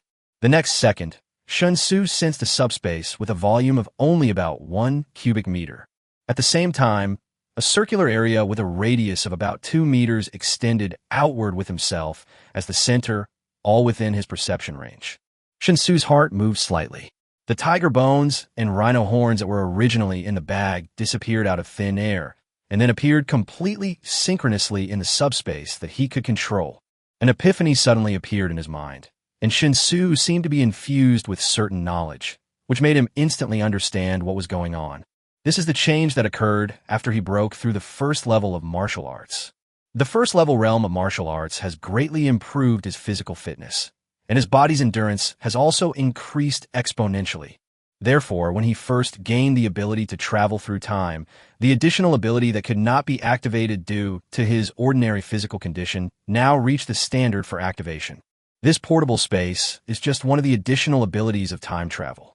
If he can continue to improve his martial arts realm and make his body's endurance stronger, then other additional abilities will be activated one after another. This is really a timely relief. Shen Xu was overjoyed. He felt that he almost fainted just now, and now he felt very grateful for surviving the disaster. After completely putting his mind at ease, Shen Xu sensed the newly activated ability. He discovered that as long as it was within an area with a radius of about 2 meters centered on himself, he could instantly put anything into the subspace, according to his thoughts. Of course, the premise is that it cannot exceed the volume limit of the subspace itself. Once you exceed that, the idea of loading stuff fails. This realization made Shen Xu quite eager to take action. It's like a child who just got a new toy and always wants to try it out to see if it's fun or not. Instinctively, Shen Xu looked at Xia Ziqiu. There was no other way. In order to reach the bag under the bed, Xia Ziqiu lay on the ground with his butt sticking out and one arm stretched under the bed. This posture was really too tempting. Shen Xu didn't consider himself a gentleman, so how could he not notice such a beautiful scene? However, his gaze did not linger on Xia Ziqiu, but fell on the holster on Xia Ziqiu's waist. As his mind turned, a Type 92 police pistol immediately appeared in the subspace. Chapter 17, Shun E.G. Shen Xu's pupils shrank slightly. However, because he was fully prepared mentally, he did not reveal any flaws on the surface. Seeing that Xia Ziqiu had grabbed the empty bag under the bed and was about to stand up again, Shen Xu thought about putting the pistol back into Xia Ziqiu's holster without leaving any trace. After all, it was just an experiment, and we couldn't really take Xia Ziqiu's gun for no reason. Otherwise, wouldn't he be a thief? Moreover, the inexplicable loss of a gun during a mission is definitely a very serious fault. Even if Xia Ziqiu has an extraordinary background, he will definitely be criticized, right? However, just as the thought of returning the gun emerged in his mind, the next second, a more comprehensive understanding of the ability of this dimensional space directly filled in his mind. Shen Xu was stunned on the spot. It was not until this time that he completely understood the rules for using the subspace. In a circular area with a radius of 2 meters centered on him, any dead object whose volume does not exceed the subspace's capacity limit can be instantly transferred into the subspace according to his thoughts and ideas. But if you want to take things out of the subspace, those things would only appear in his hands, and it would be impossible to return them to their original place. Because the Earth is in motion at all times, it is undergoing a long-distance migration within the Milky Way under the pull of the sun's gravity. This means that every specific coordinate point on the Earth is actually undergoing obvious displacement at every moment. The existence of subspace is extremely special, somewhat similar to a wormhole. It is located in the interlayer of physical space and is not affected by physical space. As he broke through the first level of martial arts, his body strength could withstand the attachment of the subspace, so after passively activating the use of the subspace, this 1 cubic meter subspace was directly bound to his body. Therefore, the subspace can only ensure that his coordinates are locked at all times, and the things taken out from the subspace will naturally appear directly in his hands. As for the storage conditions when storing items, they are more extensive. He does not need to touch the items with his hands to store them into the subspace. This is entirely because when storing items, he only needs to lock the coordinate points of the items at the moment of storage. In layman's terms, it's a bit like looking for a sword on a boat. After roughly understanding all the rules for using the subspace, Shen Xu was a little unsure of what to do. You can't just take out the gun, then walk up and pat Xia Ziqiu on the shoulder, and then ask Xia Ziqiu if the gun was dropped by the other party, right? If he dared to do so, Xia Ziqiu would definitely turn hostile on the spot and, together with the other 2 male police officers, would arrest him and take him back to the police station for interrogation. After all, how could a gun in a holster fall to the ground for no apparent reason? Even if it really fell to the ground, how could the 2 male police officers not notice it? You're just asking for trouble. What should I do? How can I return this gun to Xia Ziqiu without making any noise? Shen Xu fell into distress. The conditions for returning the gun directly are definitely not in place at the moment, and there is no reasonable explanation at all. Or, wait a little? Losing a gun is a serious matter. As long as Xia Ziqiu finds out that the gun is lost, he will definitely come back to look for it. Then I can pretend that I accidentally discovered that the gun was dropped somewhere by Xia Ziqiu. I should be able to cover up this matter, right? With this thought in mind, Shen Xu saw that Xia Ziqiu had already opened the bag. The bag was empty, which obviously made Xia Ziqiu a little confused. But there was indeed nothing found in this house. Although Xia Ziqiu found some of Shen Xu's reactions a bit strange, he could only apologize and said, "I didn't find any problems. It seems there is a misunderstanding. I'm very sorry to cause trouble to Mr. Shen. I will compensate for the door that was kicked in.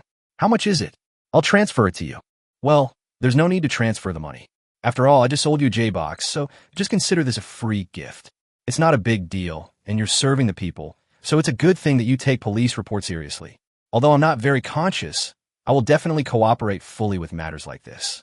Shen Xu waved his hand and said sincerely. He was really embarrassed to ask for compensation for the door again.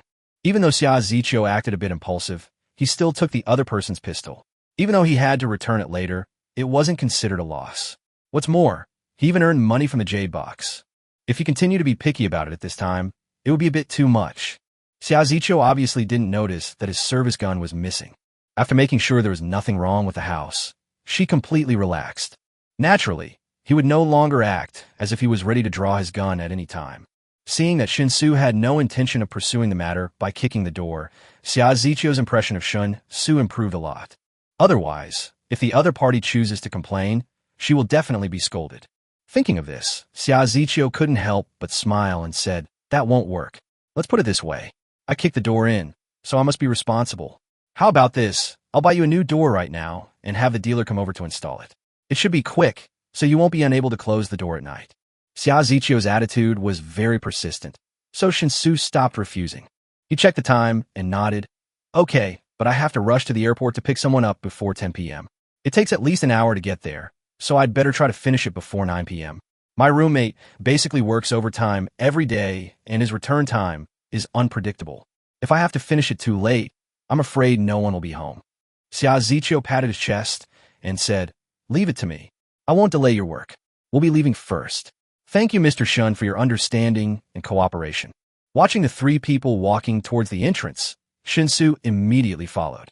After sending the three of them to the elevator, Shen Xu finally breathed a sigh of relief when he saw the elevator door close.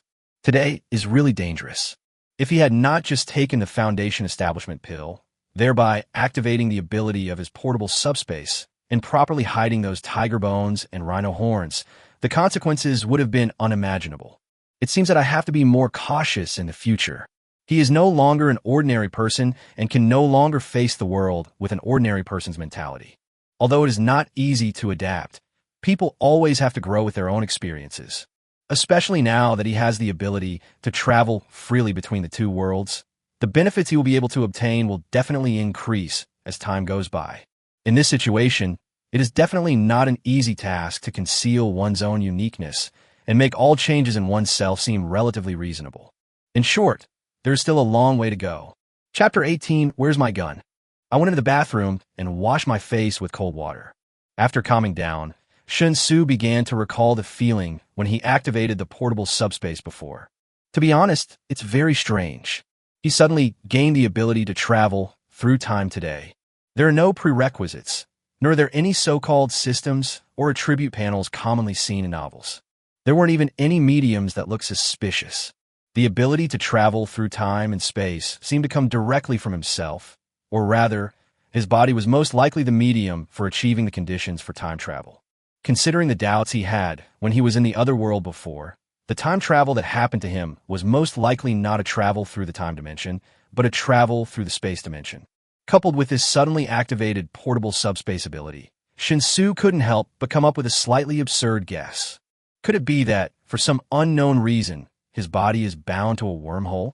This wormhole does not exist constantly, but can be established and closed at any time according to his will? This side of the wormhole is, of course, connected to the Earth. The other side of the wormhole is connected to the world where Song Xiqing is.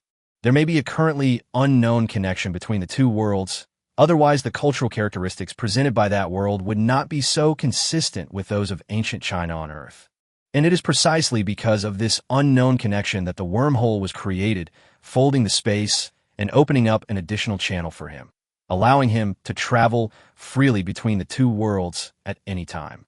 If this is true, it means that the ability to travel freely that he suddenly possessed probably needs to be further explored. After all, even for current Earth science, wormholes are still a concept that only exists in speculation. To date, no one has observed evidence of the existence of wormholes. It is generally believed that wormholes are likely collapsed space tunnels connecting black holes and white holes. Because black holes can absorb all matter including light, they only absorb and do not emit. White holes are just the opposite. They are special celestial bodies that only emit and do not absorb. They are energy ejection sources in the universe. So according to the speculation of general relativity, the wormhole connects the black hole and the white hole. All matter absorbed by the black hole will be transported to the white hole through the wormhole and then ejected. In other words, black holes and white holes use the huge gravitational force generated by their own terrifying mass to distort space and eventually form wormhole channels. Of course, Shen Xu only had a vague understanding of these things, so he was not sure whether his guesses were reasonable. However, compared to the pure unknown, this speculation can make Shen Xu feel more at ease. Especially after successfully breaking through the first level of martial arts, he actually activated the subspace on his body, which made Shen Xu instinctively start to fantasize. Will other additional abilities be activated one after another as his martial arts level becomes higher and higher and his body's endurance becomes stronger and stronger? Of course, if his guess about the wormhole is correct, then even if other abilities are activated one after another, it is estimated that the abilities activated subsequently will still be related to space. Just as Shen Xu was thinking about these things, the cell phone rang suddenly and shrilly. Shen Xu, whose train of thought was interrupted, pressed the answer button with a little dissatisfaction. It turned out to be a call from a merchant responsible for installing security doors. The phone number must have been left by Xia Ziqiu for the merchant. Although the two did not add each other's phone numbers, they only added each other as friends on the chat software, but his chat software account was originally registered with a phone number. As long as you have his friend status, you can directly see his phone number. The reason why the merchant called was very simple, to confirm with Shen Xu whether he was at home at this time. If you are at home, the merchant will come to install the security door within half an hour. The service attitude was excellent, and the tone on the phone was sincere and enthusiastic. Shen Xu was somewhat curious, so he asked about the brand and model of the security door over the phone. After the call was hung up, he used his mobile phone to search for the price of security doors. Then Shen Xu stared blankly at the price of more than 20,000 yuan and couldn't help scratching his head. Wow, this is the house I rented. If you buy such an expensive door, do you think you have to take it away after you move out? With the corners of his mouth twitching, Shen Xu opened the chat software, found the account of Little Fat Face, and took a screenshot of the price of the security door and sent it to him. Xia Ziqiu seemed to be playing with his mobile phone at this time. Just a few seconds after Shen Xu sent the screenshot, there was a response in the chat box. Little Fat Face. Yes, this security door is actually quite ordinary, but it is cheap anyway. Just over 20,000 yuan. You get what you pay for, so you can't ask for too much. I think since you're renting this place, buying a really nice door would be a waste. So I'll just buy an average one. Then, when you move out, you don't have to feel bad about it. Shen Xu looked at the message sent by Xia Ziqiu, and his whole face was filled with question marks. How did Officer Xia manage to equate a door costing over 20,000 yuan with the word cheap? After being stunned for a moment, Shen Xu was speechless and didn't know what to say. So he slowly typed a question mark in the dialog box. My heart is like the sea.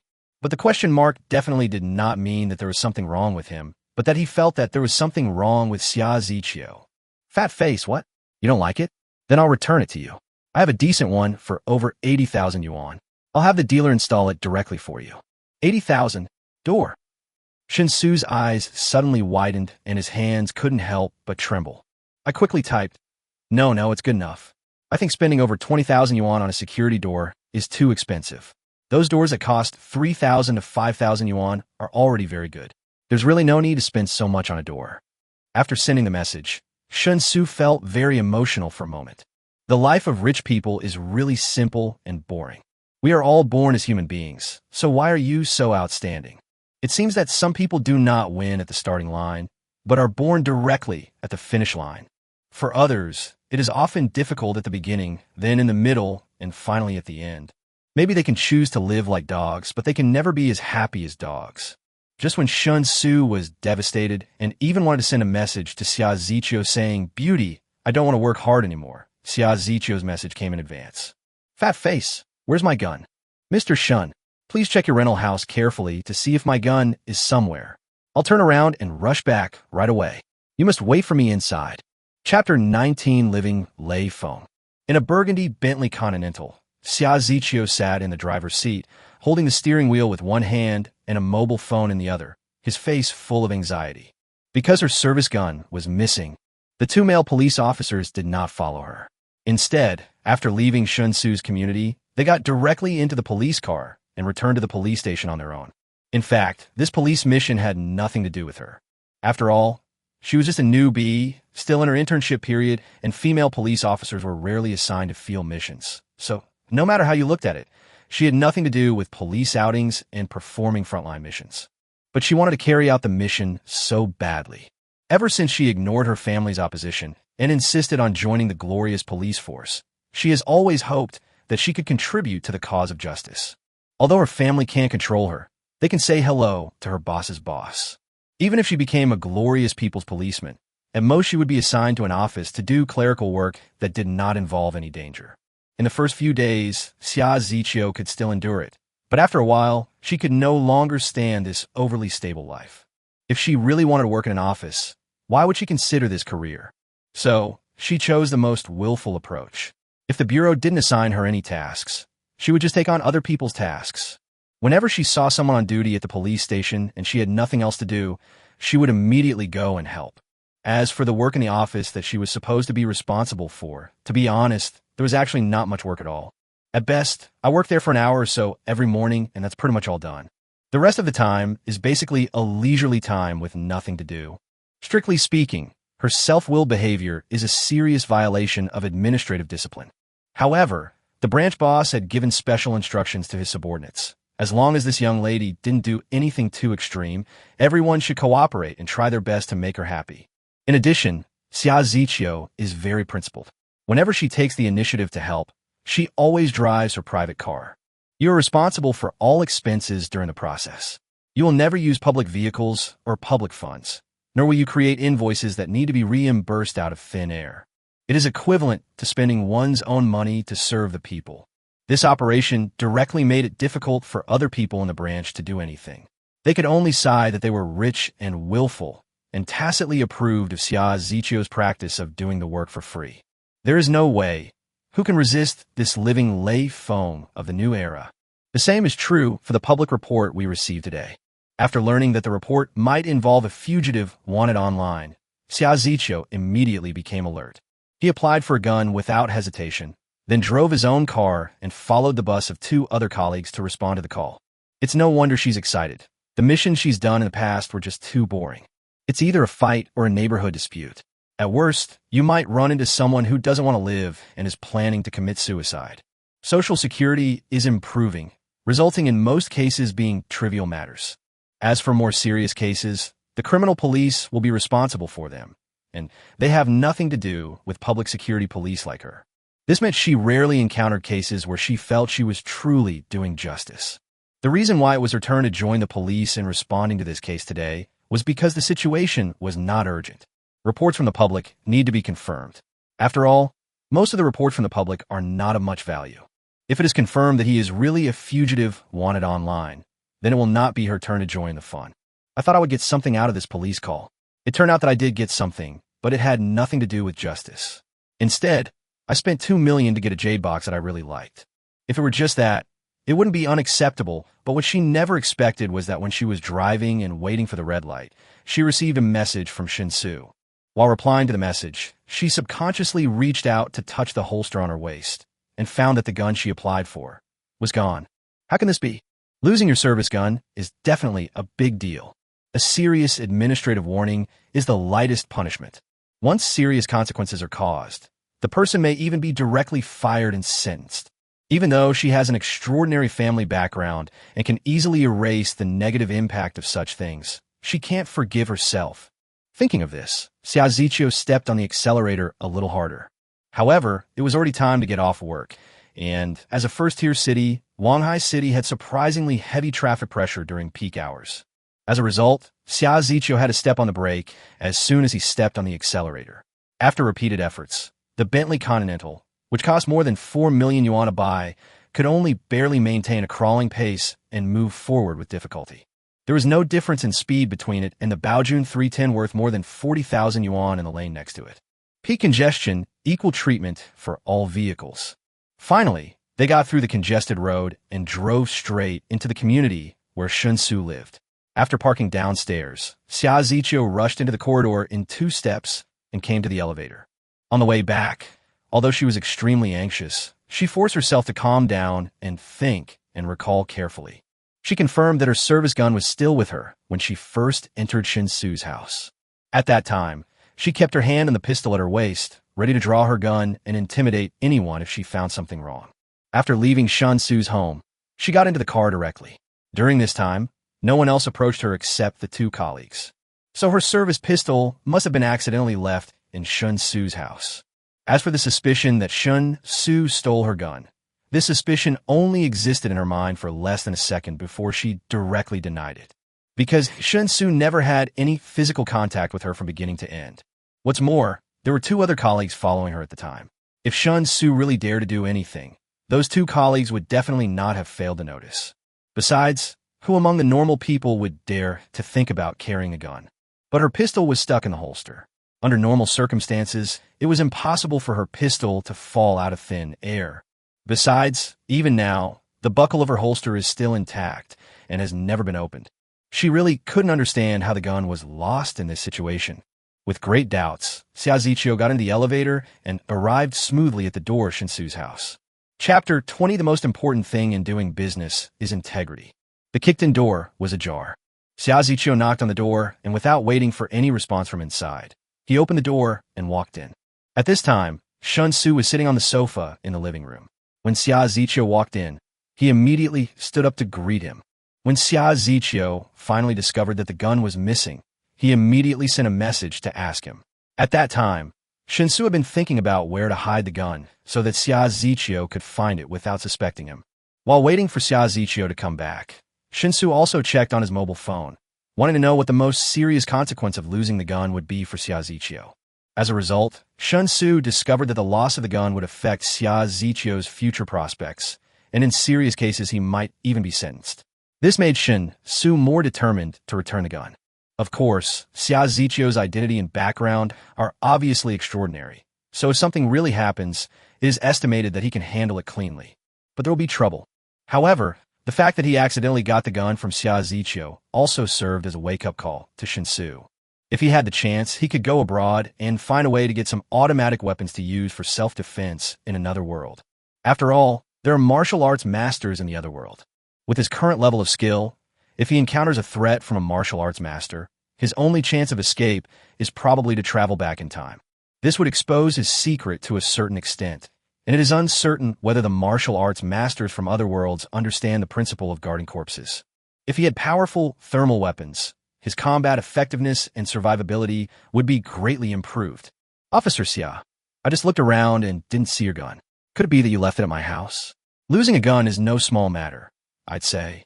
It would be better if you reported it first, right? Shen Xu came in front of Xia Ziqiu and spoke calmly. The gun is still stored in the subspace.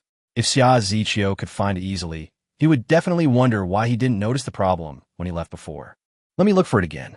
When I entered your house, the gun was still on me. But after I left your house, the gun was gone. If it wasn't left at your house, where else could it have been? As Xia Ziqiu was talking, he had already entered the bathroom. Shen Xu did not follow them, but continued to stand obediently in the living room. The main purpose of doing this was to avoid suspicion and prevent Xia Ziqiu from thinking that he had other intentions. Soon, Xia Ziqiu came out of the bathroom. It was just a bathroom in a small 2-bedroom apartment, only 5 or 6 square meters in size at most. There wasn't much space to hide things, so the inspection was naturally very quick. However, nothing was found in the bathroom, which made Xia Ziqiu look even more irritated. Then, with Shen Xu watching, Xia Ziqiu began to search the house thoroughly. Obviously, such a search would be fruitless. Although Xia Ziqiu searched very carefully, he did not miss any inconspicuous corner of the house. But you can never find something that doesn't exist. Nearly half an hour passed before Xia Ziqiu pursed her lips and stood in front of Shen Xu again. She searched the entire house except for Shen Xu. No matter how much she believed that Shen Xu could not have stolen the gun, she still planned to search Shen Xu. Only if she finds nothing after searching behind Shen Xu will she give up on this place. So, taking a deep breath, Xia Ziqiu gritted his teeth and said, "Mr. Shun, I'm sorry. Please take off your clothes. I need to search you. I hope you can cooperate." When Shen Xu heard this, his face suddenly turned embarrassed. But seeing Xia Ziqiu's serious expression, he was too lazy to reason with him about such a trivial matter. So he grabbed the hem of his short-sleeved t-shirt with both hands, lifted it up with his backhand, and took the t-shirt off. The perfect body with golden proportions, shaped by the first-level martial arts realm, was presented in front of Xia Ziqiu without any cover. For a moment, Xia Ziqiu was in a trance. Her breathing quickened a little, and she swallowed instinctively. But in the blink of an eye, she came back to her senses and her expression became serious again. Only her slightly flushed cheeks betrayed her current mood, which was definitely not as cold as she appeared on the surface. Ahem. Officer Xia, do you want to take off these pants too? Shen Xu asked with a little embarrassment. Xia Ziqiu's eyes dodged for a moment, and he pretended to be calm and said, "No need, I can just feel it out. If there really is a gun hidden, I can feel it out." After saying that, Xia Ziqiu squatted in front of Shen Xu, put his hand on the crotch of Shen Xu's pants, and started touching it. Just at this moment, a figure walked into the entrance of the house through the door that had been opened earlier. "Excuse me, is anyone home? I'm here to check in. I called before." As the figure entered the entrance, he asked loudly. But the next second, the person who came to install the door was stunned on the spot. "Sorry, the door is broken. I didn't mean to do that. Go ahead and call me when you're done." The person at the security gate reacted quickly and spoke hastily. Before he could finish his words, he had already returned to the corridor outside the door. Xia Ziqiu half turned her head and looked around in confusion, but this feeling of doubt only lasted for a moment before she realized something. The blush on her cheeks instantly became even brighter. She stood up and stopped searching Shen Xu. At the same time, he said in a stiff tone, "Thank you for your cooperation, Mr. Shun. I'd better go back and report to my superiors.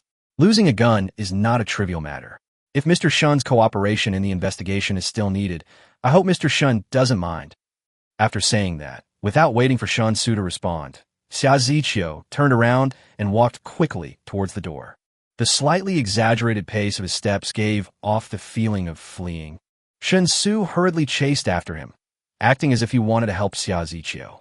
Just as he ran to the gate, he suddenly said, "Hey, Officer Xia, is this your gun? It's stuck in the door. Did you kick the door too hard earlier and knock the gun off?"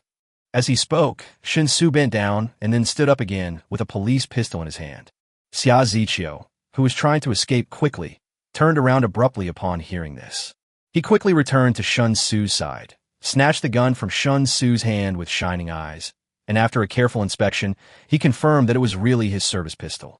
Only then did he finally put his heart at ease. "Thank you very much. I have to go back to the bureau to deal with the follow-up issues. See you later." After Xia Ziqiu finished speaking, he entered the elevator with great ease. Immediately afterwards, the man from Anman, who had just retreated to the corridor, slowly came to Shen Xu's side. Rubbing his hands together, he said with a forced smile, "Sorry, handsome, I didn't realize you were busy. The main thing is that I called you before and said I'd be there within half an hour. So I definitely would be there within half an hour.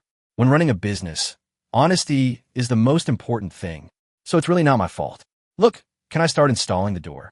Chapter 21 National Treasure Roommate. Blame you? Blame you for what? Okay, hurry up and install the door. I have something else to do right now. Shen Xu zet ponde gasu.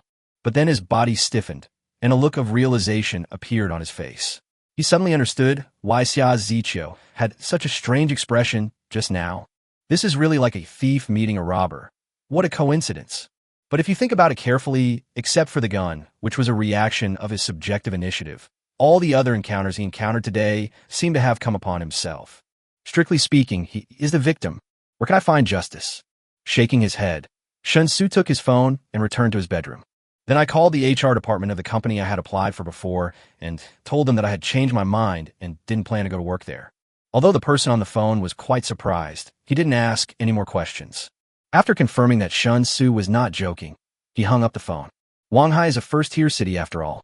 It is hard to find three-legged frogs, but two-legged graduates are everywhere on the streets. The excessive concentration of talent resources has led to extremely fierce competition in Shanghai. In the case of extreme internal competition, unless they are irreplaceable cutting-edge talents, it is always the jobs that choose the people, rather than the people choosing the jobs. No matter what it is, once the quantity is large, it becomes worthless. The position that Shen Xu applied for was actually a very ordinary sales position in a small company. Although he's called a sales manager, the title of manager has become extremely cheap with the development of the times. If he had not suddenly gained the ability to freely travel to other worlds, in order to survive in Shanghai, Shen Xu would have to do this job no matter how unreliable it was, as long as he could earn enough money to eat. But now, compared to going to work, obviously devoting all his energy to developing the other world is the real top priority for him. How much money can you earn by working? In the other world, a small jade box was sold for 2 million.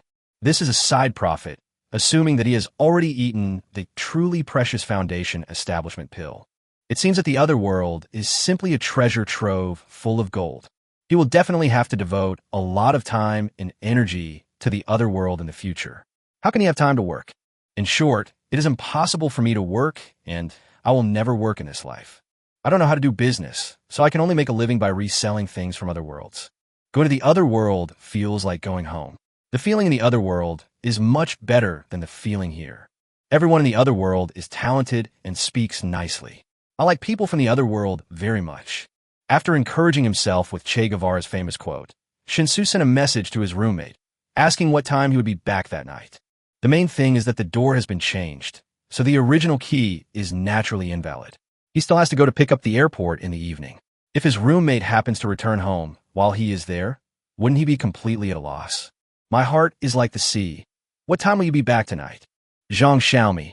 Not necessarily. I'm working on a piece of code, and the requirements keep changing. I'm going crazy. What's going on? What's going on? My heart is like the sea. The door at home is broken, so I replaced it with a new one. I have to go to the airport to pick someone up tonight, and I'm worried that I won't be there when you get home and you won't be able to get in. Zhang Xiaomi. New door? Is there a combination lock? My heart is like the ocean. Yes, there are both password locks and fingerprint locks, but if you're not at home, your fingerprint cannot be recorded. Zhang Xiaomi. Then why don't you just set a password and tell me it? My heart is like the sea. Zhang Xiaomi. Any questions? My heart is like the sea. No, you are right. Zhang Xiaomi. By the way, how much is the door? Since we're getting a new door, we have to split the cost. I'll pay half. My heart is like the sea. 23,000. Zhang Xiaomi. My heart is like the ocean. Any questions? Zhang Xiaomi. Stop imitating me. I'm just going crazy. I didn't expect you to be truly crazy. 23,000? A goal. My heart is like the sea. This door was actually given to me as a gift. I didn't spend any money on it, and it's not broken. But it's hard to explain in a few words. Let's talk after you get off work. After teasing his roommate, Shen Xu decisively ended the conversation for the sake of his personal safety. Zhang Xiaomi, whose real name is Zhang Min, is his roommate, 2 years older than him and an extremely rare female programmer. According to Zhang Min herself, she worked as a programmer for 2 years after graduation, and the biggest impact she received was that she was directly influenced by the Chinese working environment. Apart from her straightforward personality, somewhat sloppy lifestyle, and unkempt appearance, Zhang Min actually has no other shortcomings. Generally speaking, girls are more willing to accept people of the same sex when looking for roommates. Because if you share a house with the opposite sex, there will always be various inconveniences in life. But Zhang Min doesn't think so. This stems from her experience in college. 6 people in a dormitory can create 5 chat groups. Zhang Min was very annoyed by the precious 4 years of college life, but she didn't know how many days she spent in physical harmony but spiritual discord. So in Zhang Min's opinion, sharing a house with the same sex will cause many troubles. You never know when something unpleasant might happen if you're not careful. On the contrary, when sharing a house with the opposite sex, there's only one real problem to worry about. Is the other party a pervert? Recalling what Zhang Min said when they first met before they decided to share the apartment, Shen Xu couldn't help but smile knowingly, stood up, pushed the door open, and walked out of the bedroom. The installation of the new door took nearly an hour. After everything was done, the person in charge of the installation explained to Shen Xu in detail how to set the password on the door. After making sure that Shen Xu had learned it, he asked Shen Xu to sign for it, and then said goodbye and left. It was the first time Shen Xu used such a high-end door, so he was somewhat curious. I tried to enter my fingerprint, set the door password, and studied it repeatedly. It took only a few minutes, and the curiosity that had just risen up quickly disappeared. Fuck, it's just a door. It doesn't even have any extra features. That's it. And you dare sell it for 23,000. I really believe your lies. Shen Xu komnai unya bili. Although he didn't spend the money, he still couldn't help feeling distressed. I have lived a very simple life since I was a child, and I really can't get used to this way of spending money. After sending the set door password to Zhang Min, Shen Xu went downstairs and ordered a bowl of beef noodles for dinner at the noodle shop in the community. Thinking that he had earned 2 million for free today, he ordered an extra portion of beef to reward himself. Beef noodles cost 15 yuan, and an additional portion of beef cost 10 yuan, a total of 25 yuan, which is delicious. What really surprised Shen Xu was that he wasn't full.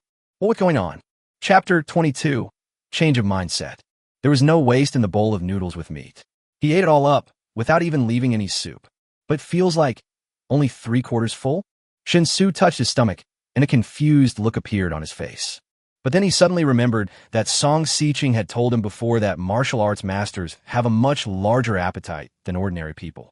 Now that he has reached the first level of martial arts, it is normal for his appetite to increase, right? After figuring out the taste, Shen Xu simply ordered 2 more bowls of beef noodles. But this time he didn't add meat to either bowl of beef noodles. Anyway, we have already rewarded those who deserved it, and now is purely to fill our stomachs. It would be a bit of a waste to continue rewarding them. Sure enough, after eating 2 large bowls of beef noodles, Shen Xu finally felt full. I'm still a little far from being overfed. I'm barely 80% full. It's enough. If you eat too much, you'll feel uncomfortable. The noodle shop owner next to him looked as if he had seen a ghost. The main reason was that, in his opinion, someone with Shen Xu's body shape couldn't even eat 2 large bowls of beef noodles, let alone 3 bowls. Is this still a human being? Ignoring the dull look of the noodle shop owner, Shen Xu wiped his mouth with satisfaction, scanned the code to pay the bill in one go, turned around and left. In order to facilitate work, Shen Xu chose a community near the subway when renting a house. Although this will lead to an increase in the cost of renting a house, considering that the commuting time saved can be used to do some part-time work, the extra rent paid will be very cost-effective. Unfortunately, plans did not change quickly enough. Before Shen Xu had time to experience the convenience of commuting, he suddenly found that he didn't have to go to work. I don't know whether this is lucky or unlucky. After leaving the community, I took the subway directly. From my current location, it would take about an hour to get to the airport by subway. It was just 8 o'clock, and there was no way he would be late. So Shen Xu relaxed and carefully recalled what had happened throughout the day. Seriously speaking, what happened today was quite bizarre. But for Shen Xu, who has been bombarded with information since childhood, it is actually not difficult to accept it. Who makes him the real bottom of this society? They're the kind of people who hold the motherland back. Since you have nothing, of course you are not afraid of losing anything. Although he had not studied seriously, Shen Xu was still aware that the class structure in this country was gradually solidifying. Under normal circumstances, as long as you are born as a nobody, no matter how hard you work in your life, you will ultimately be a nobody. To achieve a class transition, it is no longer possible with the efforts of one generation. It seems that everyone lives on the same land, but people from different classes have almost no real intersection. Who you are and what kind of life you will live are basically determined from the moment you were born. If you can't afford a house or a car when you were born, you will probably never be able to afford one in your lifetime. So if the incident today had not happened, and if he had not suddenly gained the ability to travel freely to other worlds, Shen Xu believed that his life would have ended from the beginning. He will turn into the most inconspicuous drop of water in the rolling waves, merge into the vast ocean, and become a magnificent embellishment in the life of great men. No one knows who he is. No one cares who he is. But now it's different. His ability to travel freely between different worlds makes him no longer ordinary. He has become something unique. As long as he can seize this opportunity and manage it well, he will definitely become the protagonist of this world and the focus of the spotlight. It is precisely because of this understanding that Shen Xu is extremely excited and not afraid at all about the changes happening to him. The most difficult thing to encounter in one's life is this kind of opportunity that can be controlled. Now that he has obtained it, he must hold on to it tightly with all his might. Only in this way can you change your own destiny. But right now he had another important matter to consider. They earned a full 2 million in one go. For the Shun family, who were of very ordinary means, this amount of money was enough to bring about a qualitative change in their living standards. Not to mention anything else, just the house in my hometown county, the best location and the best community, is only about 8,000 or 9,000 yuan per square meter. 2 million is enough to buy a large duplex or a small villa in my hometown. You know, his family's house in the county town is still a small 2-bedroom apartment, and the living conditions are really too ordinary. If you don't have money, then of course you can only make do with what you have. But now he is rich. It's not too much to buy a better house for my parents so that they can live more comfortably after working hard for half their lives, right? As for making money with money, there is no rush at the moment. Who made it possible for him to travel back and forth to resell things and call it a business with no capital? Since there is almost no requirement for capital, he must of course give priority to improving his parents' lives. The only trouble is how to find a suitable reason to make my parents accept the existence of these 2 million. After all, his parents are honest people. If he claimed to have earned 2 million shortly after graduation, it would definitely not be a surprise to his parents, but a shock. His parents would definitely suspect that he had committed a crime and was on the road of no return, and then they would take a train overnight to Shanghai to confront him face to face. So, how can I come up with a suitable reason? Shen Xu stroked his chin, thinking with a little distress. At this moment, the sound of quarreling suddenly rang out not far away, interrupting his intermittent thoughts. Subconsciously looking in the direction of the sound, Shen Xu discovered that a young girl was arguing with a young man. The content of the quarrel was simple. The young man took advantage of the crowded subway and kept touching the sensitive parts of the young girl's body. At first, the young girl thought it was a coincidence and didn't take it seriously, but as the number of touches increased, the young girl realized something was wrong. Because the girl didn't care at first, the man grew bolder and reached out his hand to start grabbing and pinching her. How could the girl stand such humiliation? After exposing the man's obscene behavior on the spot, she immediately took out her phone and called the police. Although there are police officers on duty in the subway, it takes some time for them to arrive. The reason why the girl quarreled with the man was that she wanted to hold him back and prevent him from leaving in the chaos. At this time, the subway arrived at a new station. The man waved his hand and slapped the girl, causing her to scream and stagger. The man took the opportunity to break free from the girl's grip and shouted angrily, "Psycho! Don't you even look at what you look like? I don't even want to touch you." Having said that, the man walked straight off the subway. But at this moment, Shen Xu suddenly came over and grabbed the man's arm tightly. Chapter 23, It's Not About Money. Brother, if you have something to say, just say it. Isn't it bad to hit someone? Shen Xu said with a smile. None of your business. Let me go. The man was stunned for a moment. Then he glared at Shen Xu fiercely and waved his arms to try to shake off Shen Xu's hand. But what the man didn't expect was that although Shen Xu didn't look strong, the hand that was holding his arm was like an iron clamp. Not to mention shaking it off, he couldn't even move his arms. What a great strength. The man's eyes widened instantly. Since we've already called the police and you assaulted someone, it's a civil dispute, so it's best to let them handle it.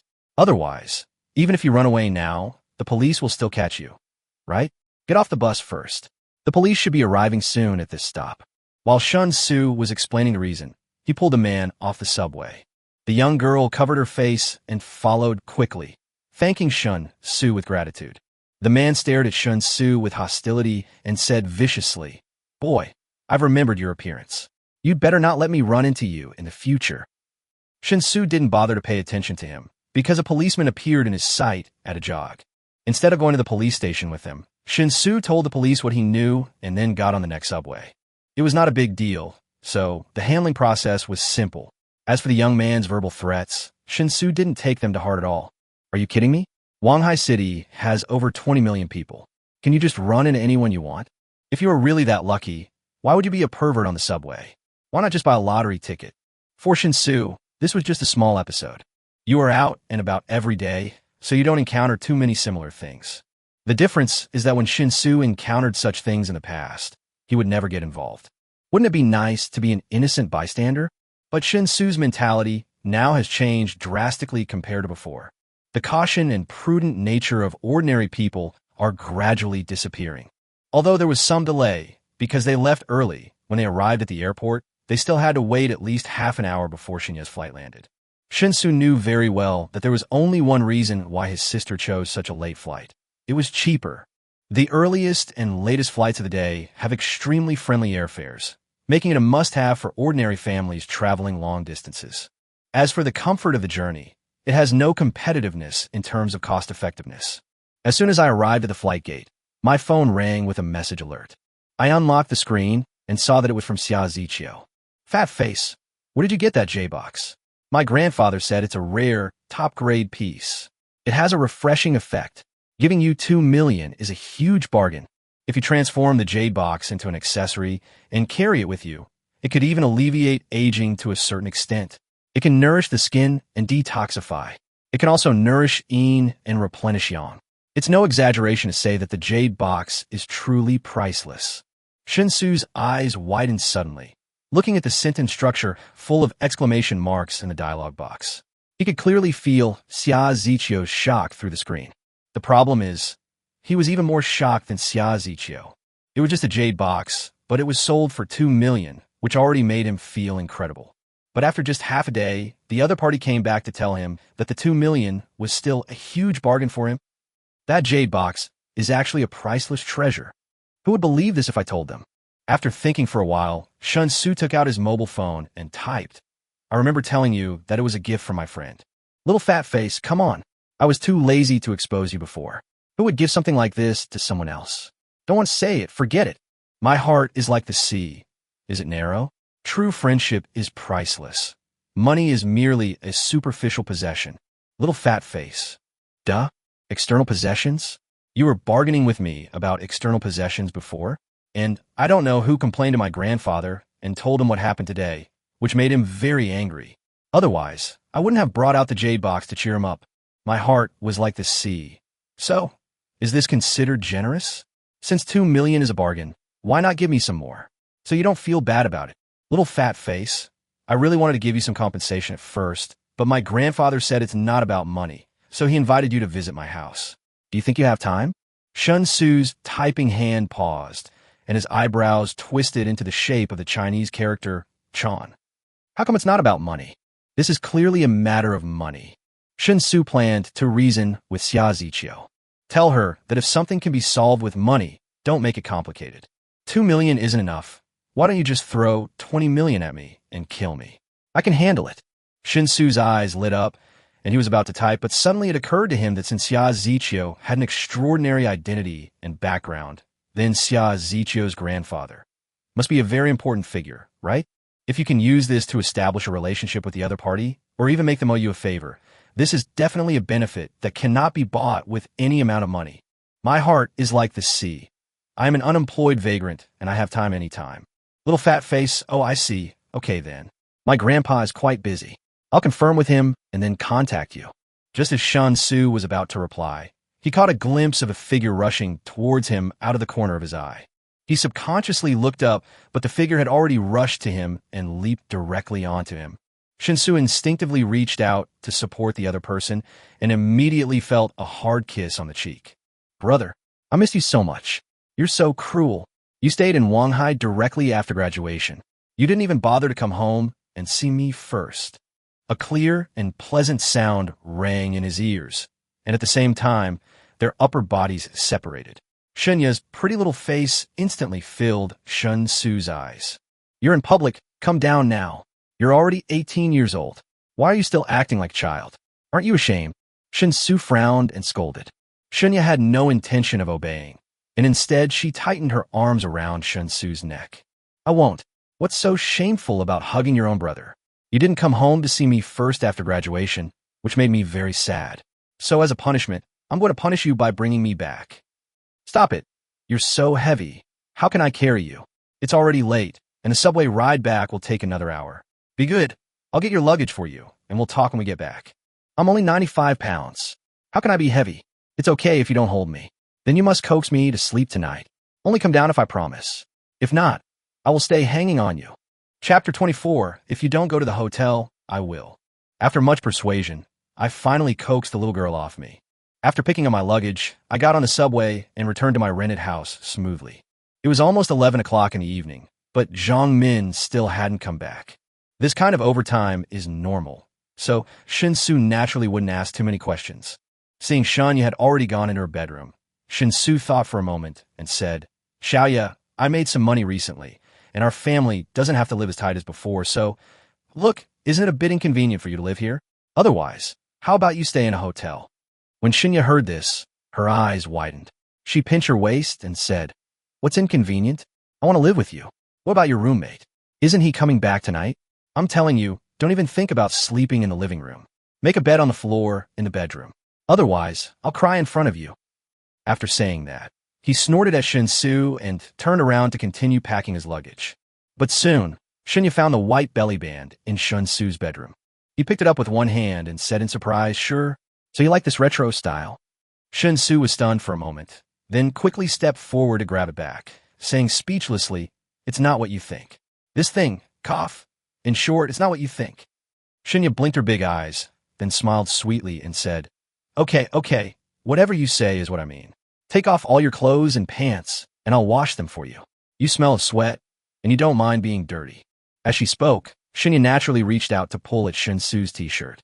As early as after Shinya entered junior high school, Shinya was the one who washed all of Shen Xu's clothes, and the two of them were used to it.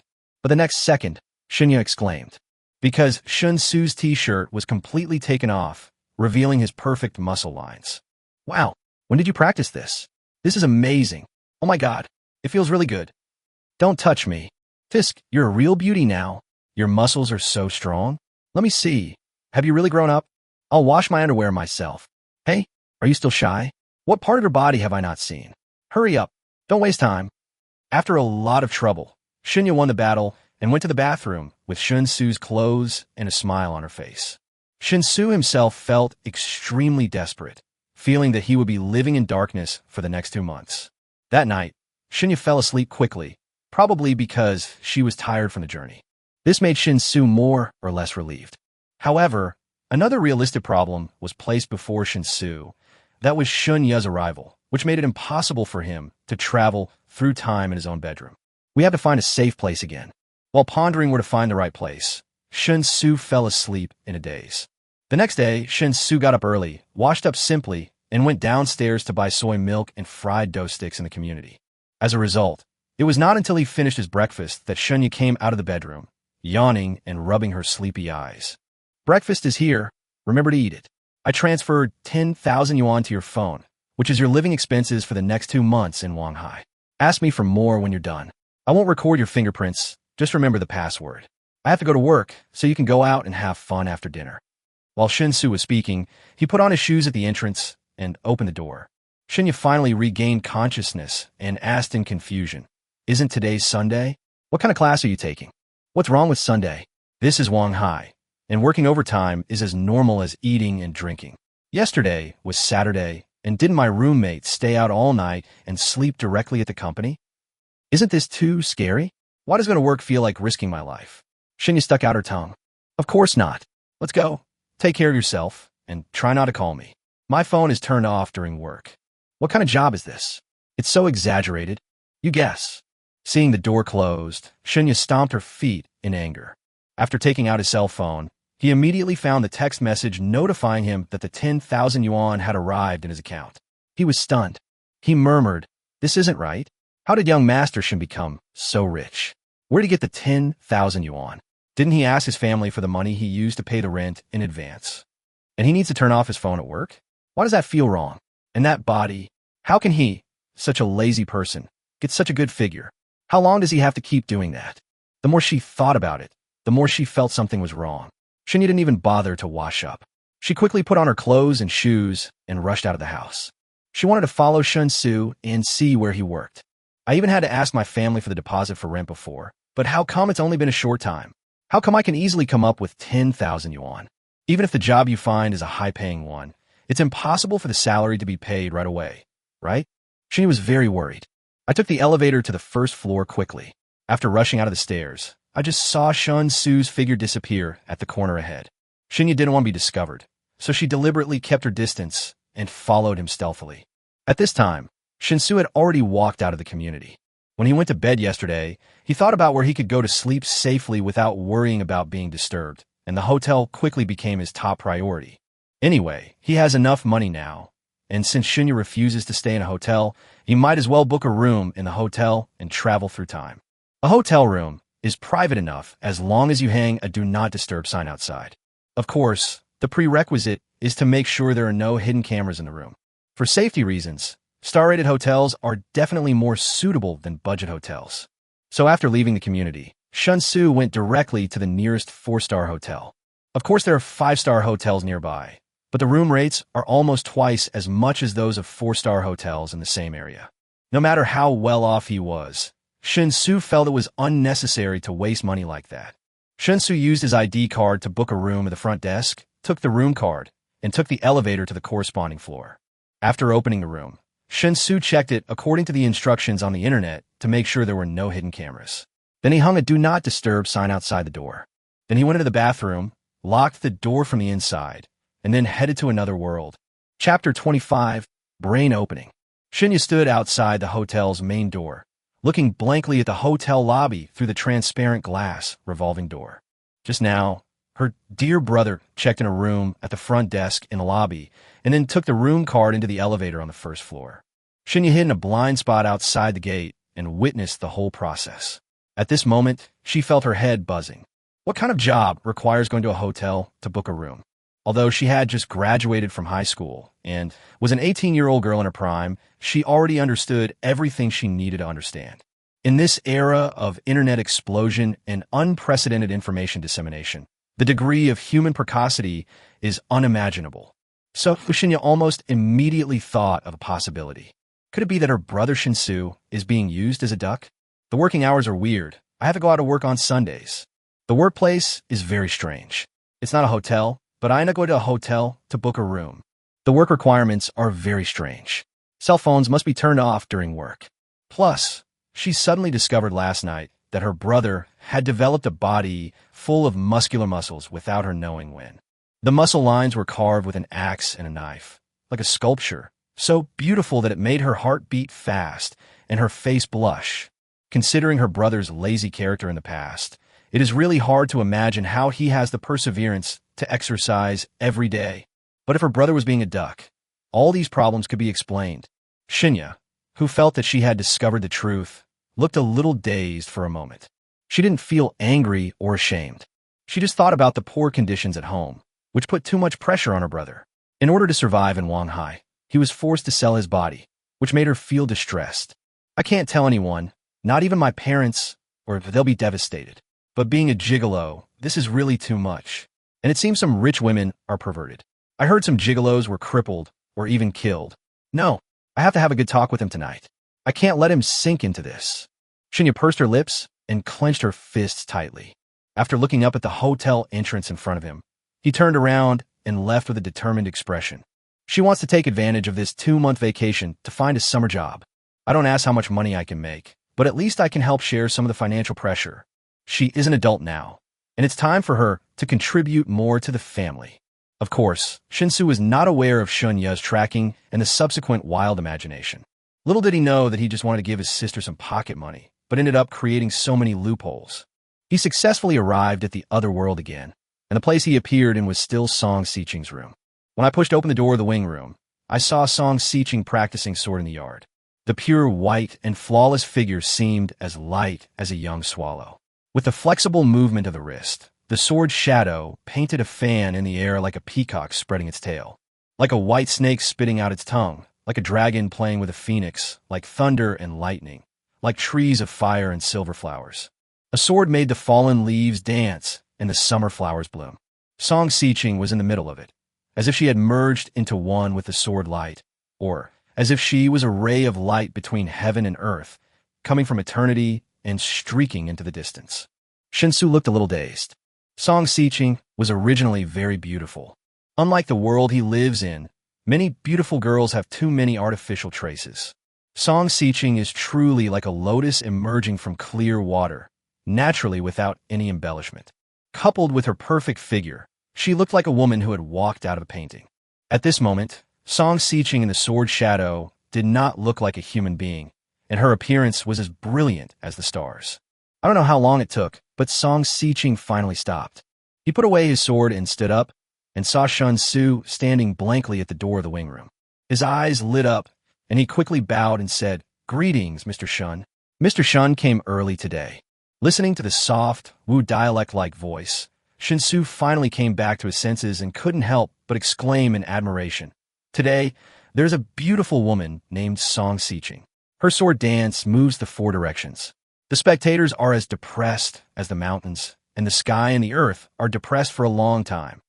Song Xiqing was stunned for a moment. However, a blush soon appeared on her pretty face, and she nodded. "Mr. Shun, you're too kind.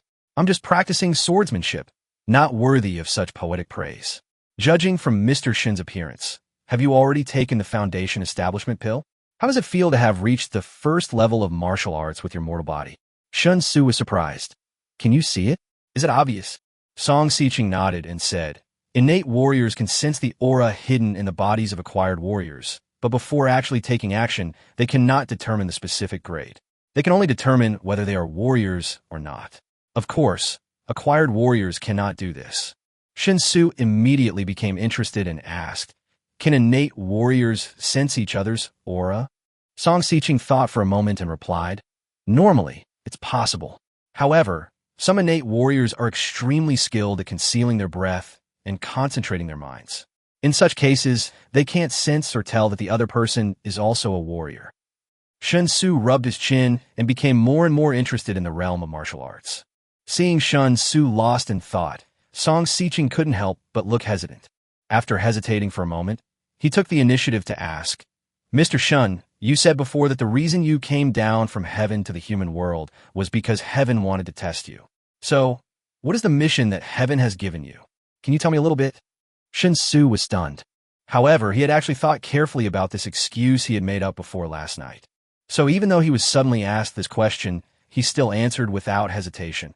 "Actually, there is no specific mission. You can think of me as the heaven walking on earth. The heaven sent me down to the mortal world to test how I can live in the mortal world. There's no set formula for whether I'll become a homeless beggar or a powerful emperor. But different identities will obviously influence how the heavenly court evaluates me. So I must strive to live a better life." This answer seems to say a lot, but in fact it says nothing. Shen Xu intended to use this ambiguous statement to fool people for the time being. As for what to do specifically in the other world in the future, one must first understand the current situation in great detail before making plans. But the strange thing is, Song Xiqing didn't know what she was thinking about, but she looked a lot more excited all of a sudden. "Mr. Shun, you came here in a hurry yesterday, and Shida's fever persisted, so you didn't have a chance to walk around the village properly. If you have nothing to do today, I'd like to take you for a walk, so you can get familiar with the village." Song Xiqing asked tentatively. Shen Xu was of course very happy about this and immediately agreed. "That's great. In that case, thank you, Miss Song." Chapter 26: The Origin of Songjia Village. Since she knew yesterday that Shen Xu didn't have any mortal clothes, Song Xiqing was well prepared. He took the coarse linen clothes and straw sandals that he had gotten from some household in the village and handed them to Shen Xu. He quickly changed his clothes and shoes, but Shen Xu felt a little uncomfortable wearing them. The main reason is that the material of the clothes, pants, and shoes is too poor, so it is quite rubbing against the skin when worn, especially the straw sandals. For Shen Xu, who is used to comfortable soles, wearing them was simply torture. Although his muscles had been strengthened after he broke through the first level of martial arts, his skin had not been improved accordingly. Therefore, this kind of friction is still very uncomfortable before you completely adapt to it. Seeing Shen Xu's discomfort, Song Xiqing said apologetically, "Thank you for your hard work, Mr. Shun. The village is very poor, and we don't have any decent clothes or shoes. When I have more money, I will go to the nearest town and buy silk and satin for Mr. Shun, and then make clothes for him. No, I'll wear whatever you guys wear. There's no need to be special. I've never worn anything like this before, so I'm not used to it. It'll be fine after a while. Come on, show me what your Songjia village looks like." Shen Xu waved his hands embarrassedly. Song Xiqing said no more, but just kept the matter in mind. After leading Shen Xu out of the courtyard, he said, "I actually live with my sister, but she went out hunting in the valley yesterday. Generally speaking, it will take at least 3 or 4 days for her to come back. When she comes back, I will introduce her to Master Shun. Song Xiqing's story made Shen Xu fall into memories unexpectedly. The cold voice he heard when he first traveled through time yesterday emerged in his mind, and he thought he was dreaming. Judging from Song Xiqing's appearance, her sister must be not much worse looking. My sister had to go hunting in the mountains so often because of me. Because when I was breaking through the acquired realm and entering the innate realm, something went wrong and I suffered a hidden injury. After examining me, Grandpa Mo told me that I must use some relatively precious medicinal herbs and soak in the medicinal bath he specially prescribed for a long time in order to completely remove the hidden injuries. Since I have to stay in a village and take charge of all village affairs, the task of going into the mountains to collect medicinal herbs has to fall on my sister's shoulders. Song Xiqing took Shen Xu into the village and spoke at the same time. This village looks no different from the vast rural areas in ancient times. Except for the spacious and bright courtyard where Song Xiqing lived, all other houses in the village were thatched houses with yards. However, compared with normal villages, the biggest difference of Songjia village is that all the thatched houses are built very neatly. Rows and columns of houses formed a standard square layout, surrounding the courtyard where Song Xiqing lived in the center. Moreover, although the roads in the village are common dirt roads, they are clean and tidy, with almost no potholes. Shen Xu was quite surprised by this, because this level of cleanliness and tidiness is almost impossible to find even in the modern rural areas of his world. It seems like a fairy tale that I can actually see it in this rural area of another world. To achieve this, the entire village must be controlled under an absolutely unified voice. All villagers must spontaneously maintain and preserve it, recognize that they are part of the village collective, and put the interests of the village collective above their own interests. Otherwise, if even one person has ulterior motives, the overall layout of the village will be disrupted. It might be normal for 1 or 2 households to do this, but it is really incomprehensible that all 400 households in such a large village like Songjia village can do this. What made Shen Xu even more stunned was that when walking in the village accompanied by Song Xiqing, all the villagers he met on the way, regardless of gender, age, or status, would greet Song Xiqing respectfully and then look at him with curiosity. The name used for Song Xiqing is also uniformly called Miss.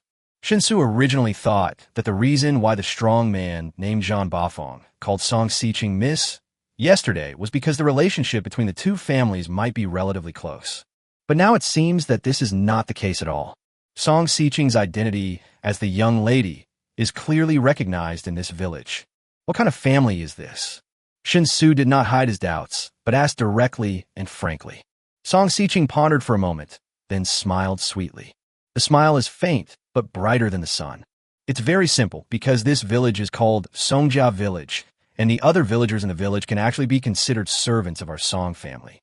Song Xiqing very cutely put her hand behind her back and said with her chest puffed out, "Mr. Shun, do you remember what I told you yesterday, that our Song family has been living in seclusion in this valley for more than 60 years? My great-grandfather's generation was the first to move into this valley. The ancestors of the current villagers moved in with my great-grandfather at that time." Shen Xu frowned, sensitively realizing that there might be other stories involved, so he put on an attitude of listening attentively. Song Xiqing had no intention of keeping the secret and continued, "My great-grandfather was actually a king of a different surname who was personally appointed by the Emperor of Zhou during the previous dynasty, and he was the last king of a different surname during the previous dynasty. At the end of the previous dynasty, the foreign kings were fighting each other. Our Song family could be said to be one of the few foreign kings that remained loyal to the Zhou Emperor, so the pressure we faced was naturally enormous. My great-grandfather was crowned king for his military prowess, and his blood guards were all elite and valiant. Although they numbered only a few thousand, they were enough to defeat an enemy 100 times their size. In the eyes of the other kings of different surnames, my great-grandfather was an absolute threat. Therefore, under the planning of the founding emperor of northern Zhou, the founding rulers of Liang and Wei also participated in it. Many kings of different surnames united and first encircled and wiped out the kings of different surnames who were still loyal to the Zhou emperor. My great-grandfather was not a blindly loyal person. Seeing that things were hopeless, he gave away all his family wealth and took the remaining blood guards into seclusion in the mountains, where he eventually discovered this incredibly hidden natural valley. Although Song Xiqing's explanation was very simple, Shen Xu could still hear the bloodiness hidden behind the Song family's experience. To say that the whole world is your enemy is just that, right? So, the people living in the village now are actually the descendants of those blood guards back then? Shen Xu asked. Song Xiqing nodded and said, yes, the blood guards were originally orphans adopted by my great-grandfather. In their own words, if it weren't for my great-grandfather, they would have died long ago. So the Song family gave them a new life, and they must protect the Song family's bloodline for generations to come. Chapter 27. You are so bad. I like it so much. When Song Xiqing said this, there seemed to be some kind of hidden aura in her body. If it was before breaking through the first level of martial arts, Shen Xu would definitely not have been able to detect this change in the aura in Song Xiqing's body. But after breaking through the first level of martial arts, Shen Xu had a rather mysterious sense of touch. After pondering what Song Xiqing had confessed, Shen Xu frowned and said, so, in other words, the 400 households in Songjia village were actually formed by the 400 blood guard around your great-grandfather who got married? That's right. Back then, my great-grandfather was surrounded and attacked from all sides, and more than half of his blood guards were killed. But from beginning to end, not a single one surrendered or betrayed him. My great-grandfather wanted to die for his country, but he couldn't bear to see his blood guards buried with him. So, he decided to abandon his family and career and escape into the mountains with only the remaining blood guards. Song Xiqing's face showed emotion, and she continued, because my great-grandfather knew very well that if he showed even the slightest reluctance to give up the remaining power and wealth of the palace, those allied kings of different surnames would definitely not be willing to let him go. But after he completely concealed his identity and stopped interfering in the affairs of the empire, the kings of different surnames who had united together naturally no longer had the courage to fight him to the death. After all, my great-grandfather was one of the rare masters in the world back then. If my great-grandfather were truly driven to a dead end, then with the terrifying strength of a grandmaster, he could easily drag a few kings of other surnames down with him before his death. Those kings of other surnames each harbor their own ulterior motives, and who would truly be willing to face the wrath of a grandmaster fighting to the death. Shen Xu's emotions were in turmoil as he listened. My goodness, not only was his ancestor a king of a different surname from the previous dynasty, but he was also a rare grandmaster-level expert in the world. After the blood guards around them swore to follow them till death and had branches and leaves, the new generation were still willing to respect the glory of their ancestors and continue to guard the descendants of the Song family. It's like a fairy tale. Thinking of this, Shen Xu keenly noticed a problem. The Song family has lived in seclusion in this valley for several generations, but by Song Xiqing's generation, they still maintain obvious military habits. It seems like they have other intentions. Blinking his eyes, Shen Xu hesitated a little. However, considering the identity he has created, it seems like he is out of the three realms and not within the five elements.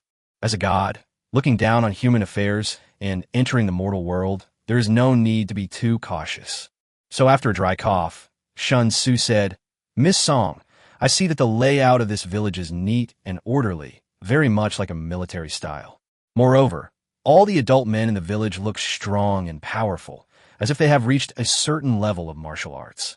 Even the women are considered strong women. The children have bright eyes and are extremely clever. No matter how you look at it, these people can't be considered ordinary mountain dwellers. With your abilities, there's no need to be just a group of mountain dwellers. I don't like beating around the bush, so I'll ask directly if I have any questions. I hope Miss Song will forgive me if I offend you. Songjiakan has been secluded in the valley for 60 years. I'm afraid they have always had other thoughts, right? Song Xiqing pursed her lips and bowed, saying, to be honest, Master Shun, even after my great-grandfather retired to the valley, he still harbored the ambition to restore his country. Before his death, he also told my grandfather that all descendants of the Song family and the blood guards should remember the rebellion of the kings and recuperate in the valley, waiting for the right time. If the three kingdoms lose their power, the nobles indulge in extravagance, and the common people suffer, until war breaks out and the people are destitute, then my Song family will raise its banner high, emerge from the valley, and conquer the world once again. We will take back everything we have lost in the past. Shen Xu became excited immediately after hearing this. He guessed correctly. The Song family really wanted to rebel. So bad. I like it so much. because he wanted to develop the other world into a solid logistics base to facilitate the continuous reselling of things between the two worlds. It was destined that after gaining a foothold in the other world, he must find a way to expand his sphere of influence. Otherwise, what future can we achieve by just guarding a small village in a valley? At most, they're just reselling some mountain products, and the truly valuable mountain products are often illegal items. The risk of reselling them is very high, so there's really no need for that. As for the jade box containing the Foundation Establishment pill, it was purely a matter of luck. It seems that Song Xiqing only has one Foundation Establishment pill left. It is unlikely that you can get a second jade box from Song Xiqing, so it's good to rebel. Although the lower limit of rebellion is extremely low, the upper limit is also extremely high. Become a young model in a club, or go to the adult entertainment industry to work.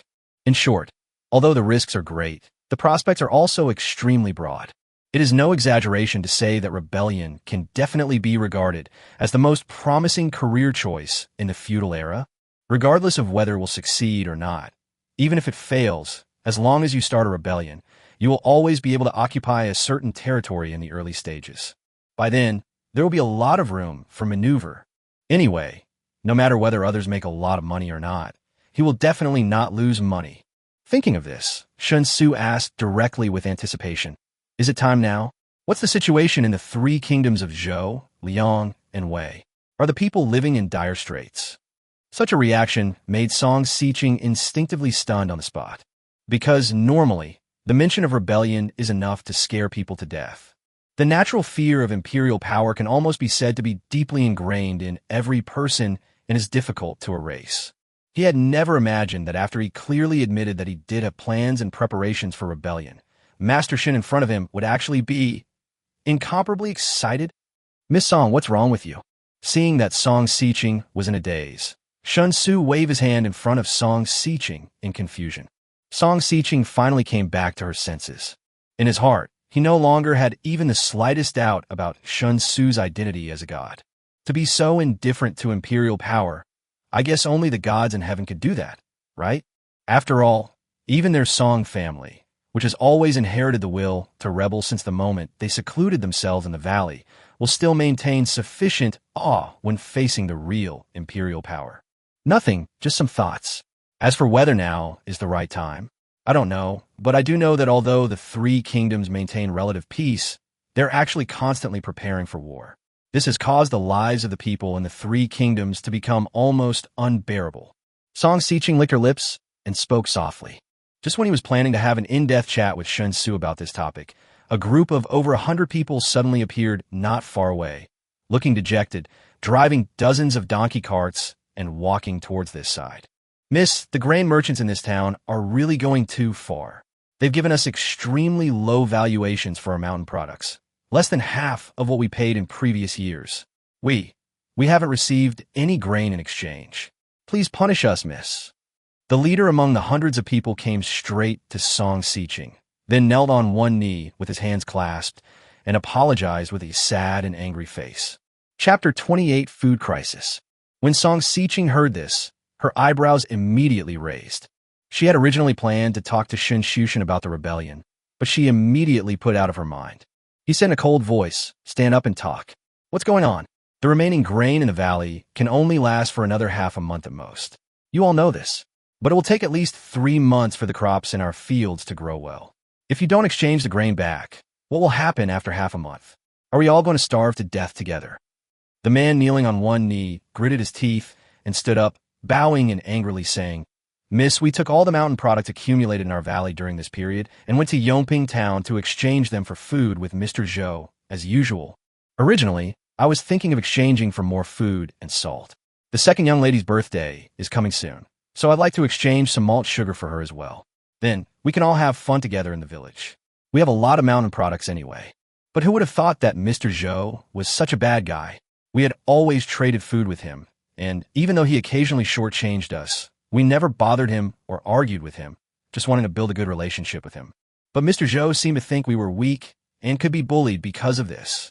When we went to exchange grain this time, Mr. Zhou said that Dongshan Prefecture was short of grain this year, and the price of grain had increased a lot, so it was absolutely impossible for him to exchange it with us at the previous price.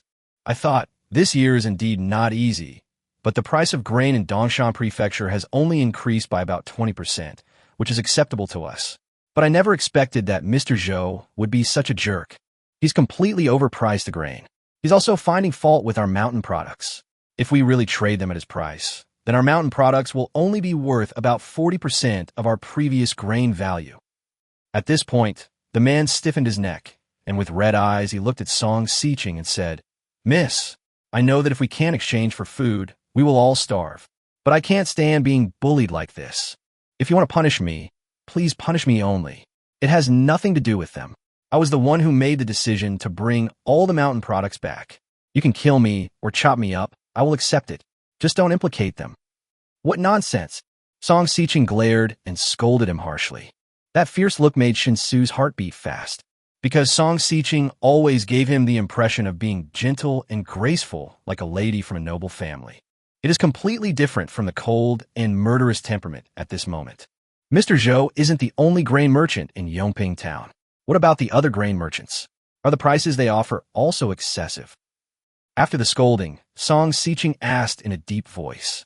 The leader smiled bitterly and said, "Miss, I suspect the other grain merchants in town have already joined forces with Mr. Zhou. We asked other grain merchants, and they offered even lower prices than Mr. Zhou. If I really couldn't bear it, I wouldn't have to hold this grudge."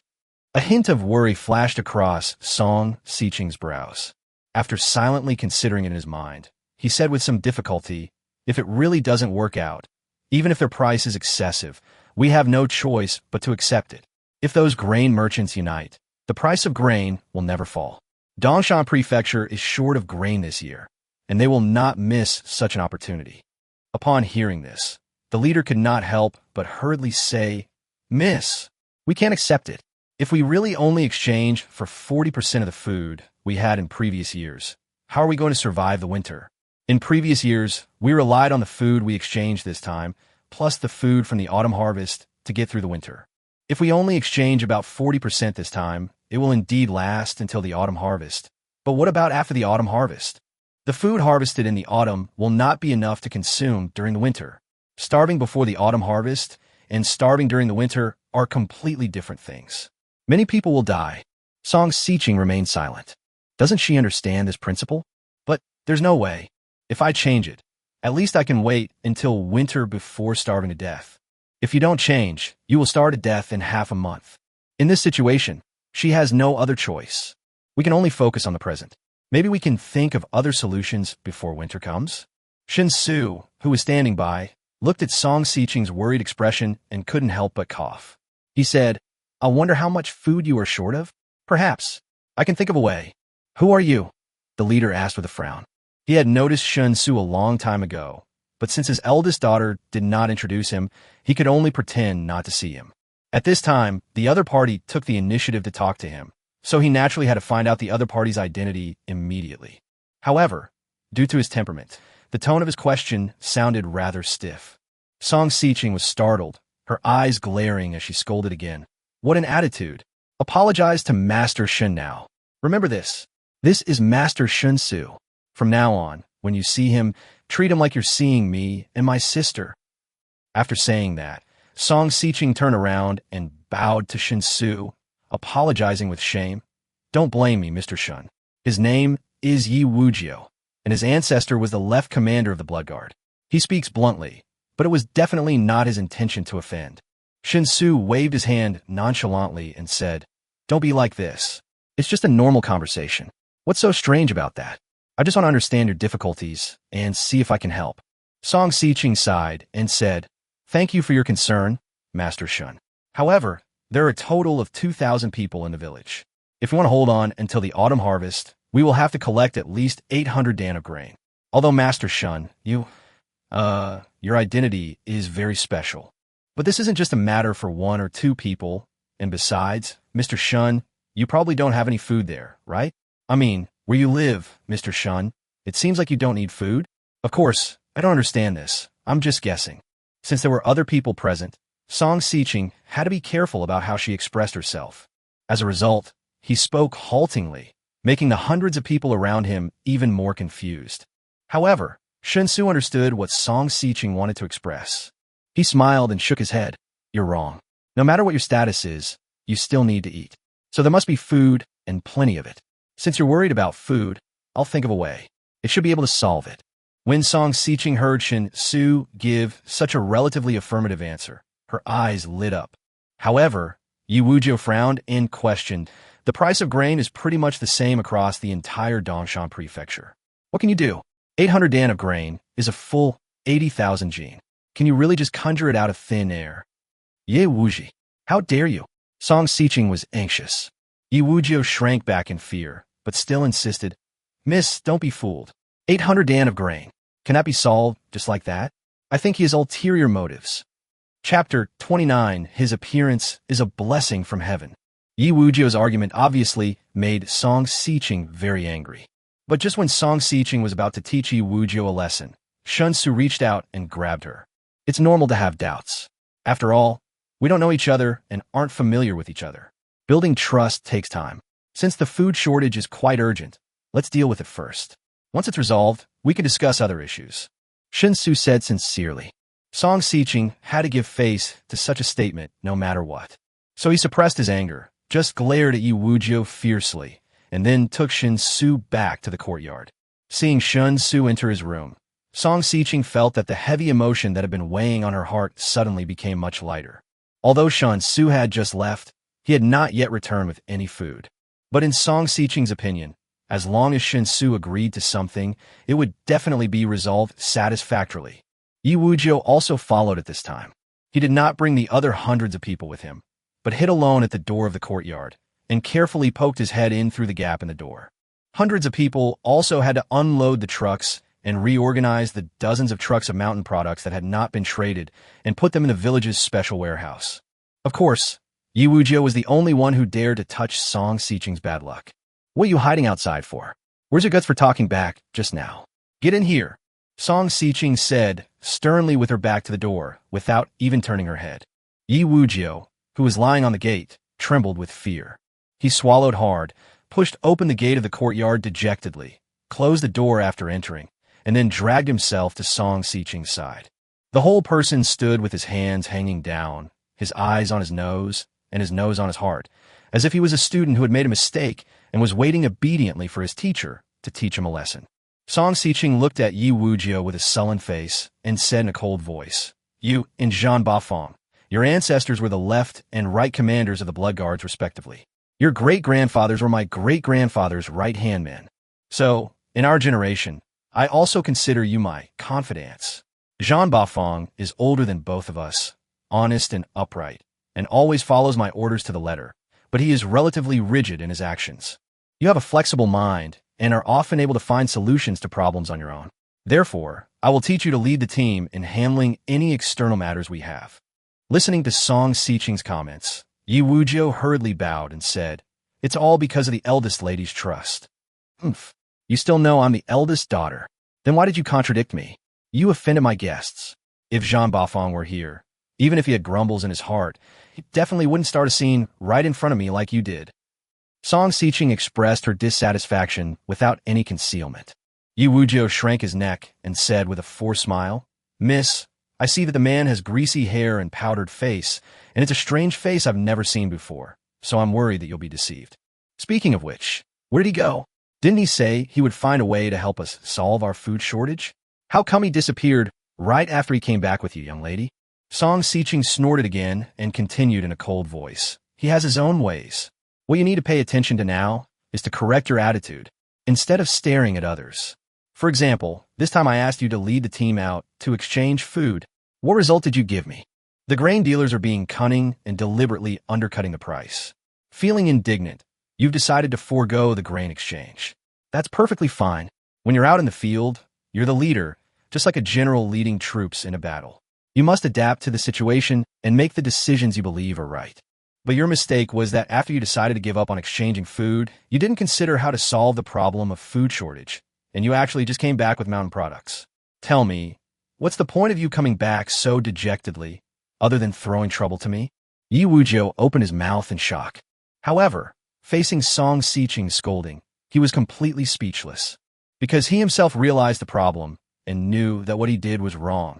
If you were leading the troops in a battle this time, and I asked you to intercept the enemy reinforcements, but you impulsively decided that a forced interception would result in heavy losses, and so you retreated without considering the consequences of the enemy reinforcements arriving safely.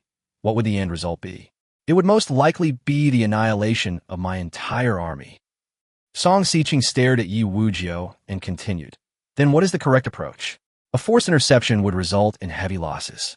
As the commander, you must find a way to conduct an indirect interception, whether it's laying traps or arranging ambushes. In short, you can change the established battle plan, but the combat objectives taught to you must be completed.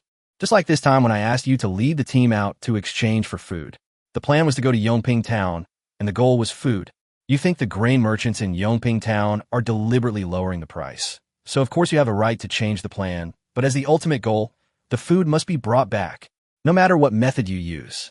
But what about you? How did you do it? Tell me loudly. Is this right? No, miss.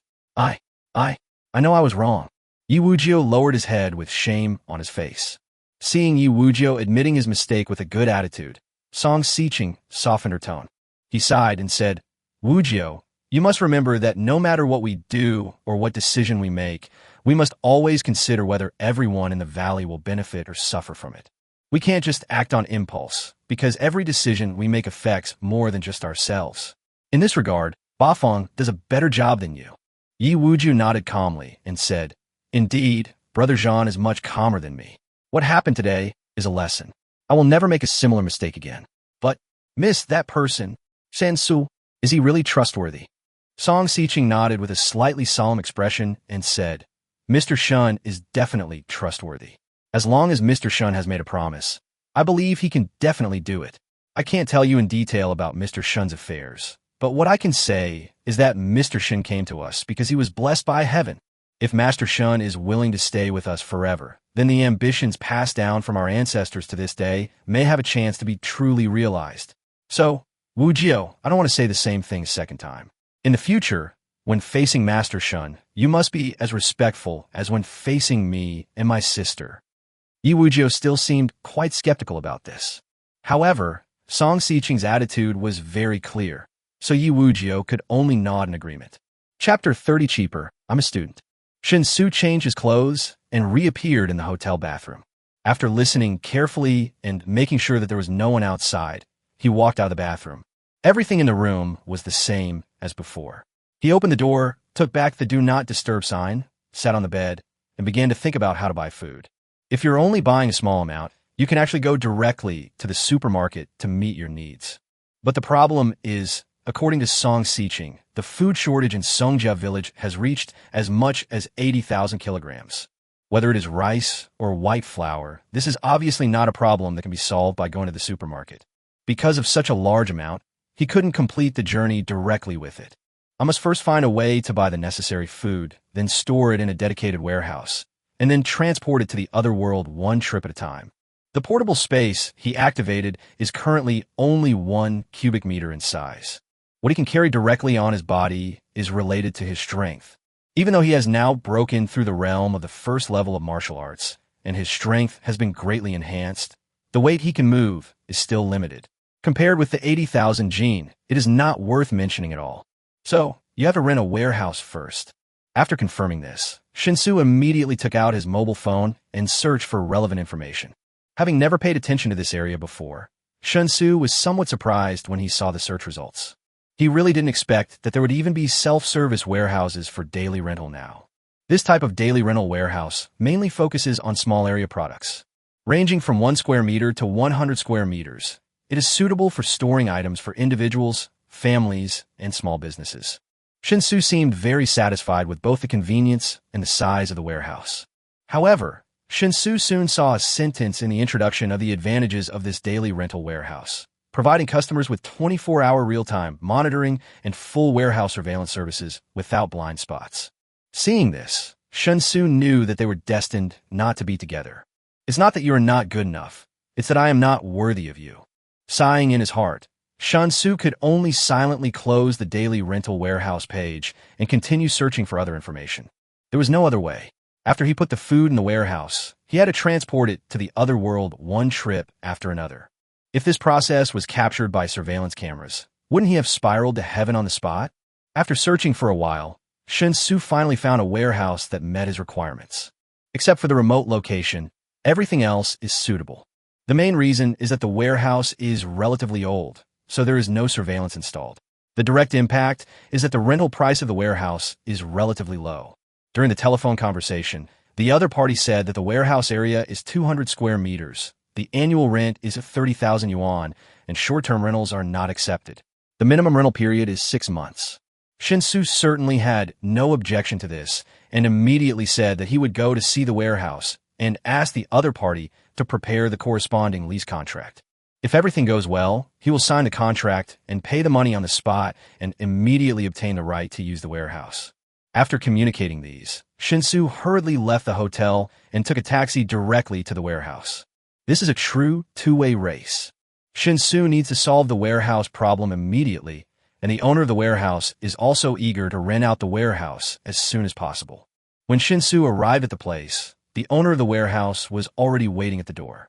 It can be seen that this warehouse has been vacant for quite a long time, so there's a lot of dust accumulated in the warehouse. The main reason why it is difficult to rent, in addition to its remote location, is that the infrastructure in the warehouse is basically non-existent. There are no shelves, no pallets, not even painted stacking locations. There is nothing but a warehouse building. Not to mention anything else, if someone who really needs a warehouse rents this warehouse, it will be a considerable expense just to reinstall the monitoring system. Taking all the above into consideration, it is indeed difficult to rent it out. But this perfectly matches Shen Xu's needs. This is the original flavor we want. After a quick look inside and outside the warehouse, there was really nothing to see. So Shen Xu started negotiating the price with the owner of the warehouse. "Brother, to be honest, your warehouse has no advantages compared to other warehouses, but I still fell in love with it at first sight. Why? Because I'm poor.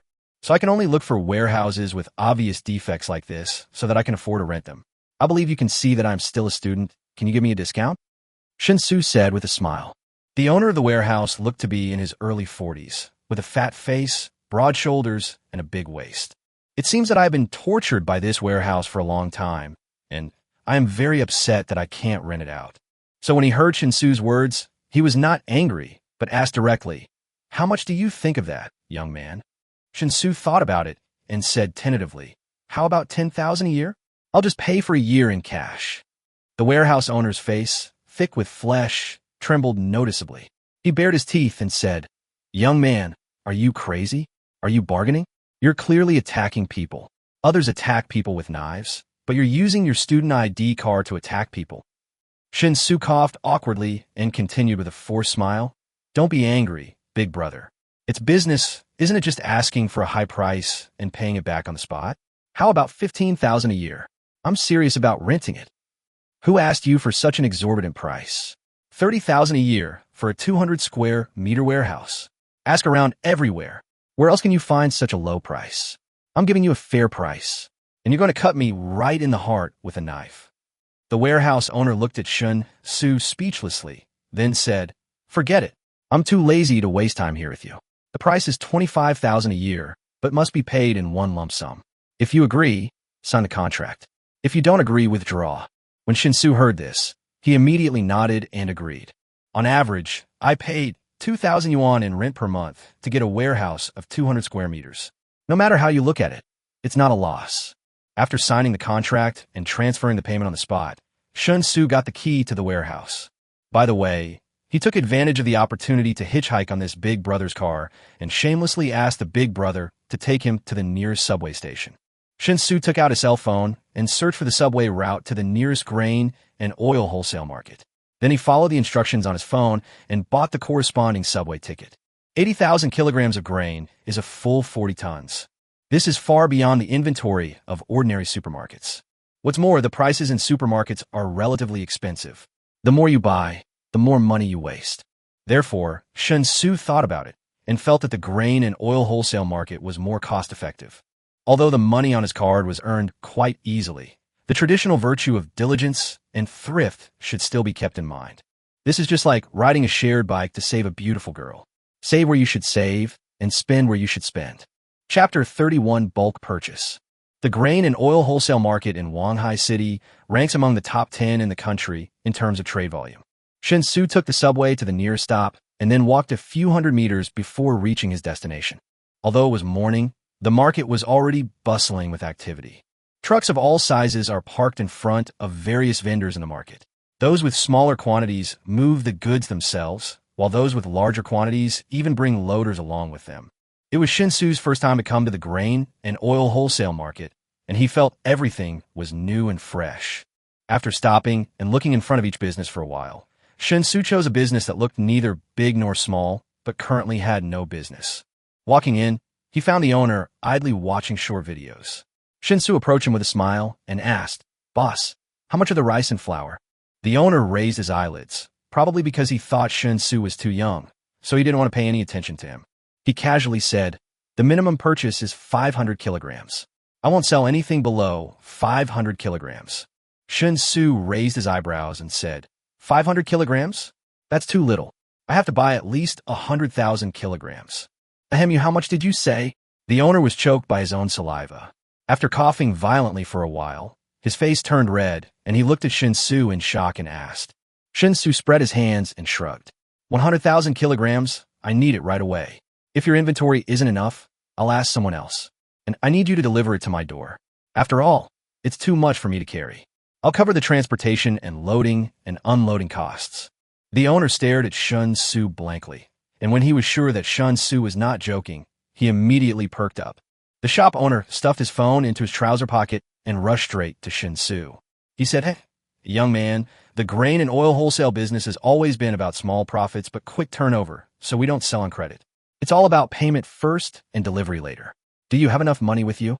Shen Xu nodded speechlessly and said, "Of course, if I don't bring enough money. Can you trust me in my young age? Okay, give me a price, be honest, and if it's suitable, I'll buy it from you." Although still a little skeptical, the shop owner still asked honestly, "Young man, do you want bulk or branded goods? I have both here, but branded goods are more expensive, and I don't have as much stock as you want. Bulk goods are very cheap, and I have enough in stock to meet your needs." Shen Xu thought about it and felt that judging from the living standards of Songjia village in the other world, he didn't need to buy the best.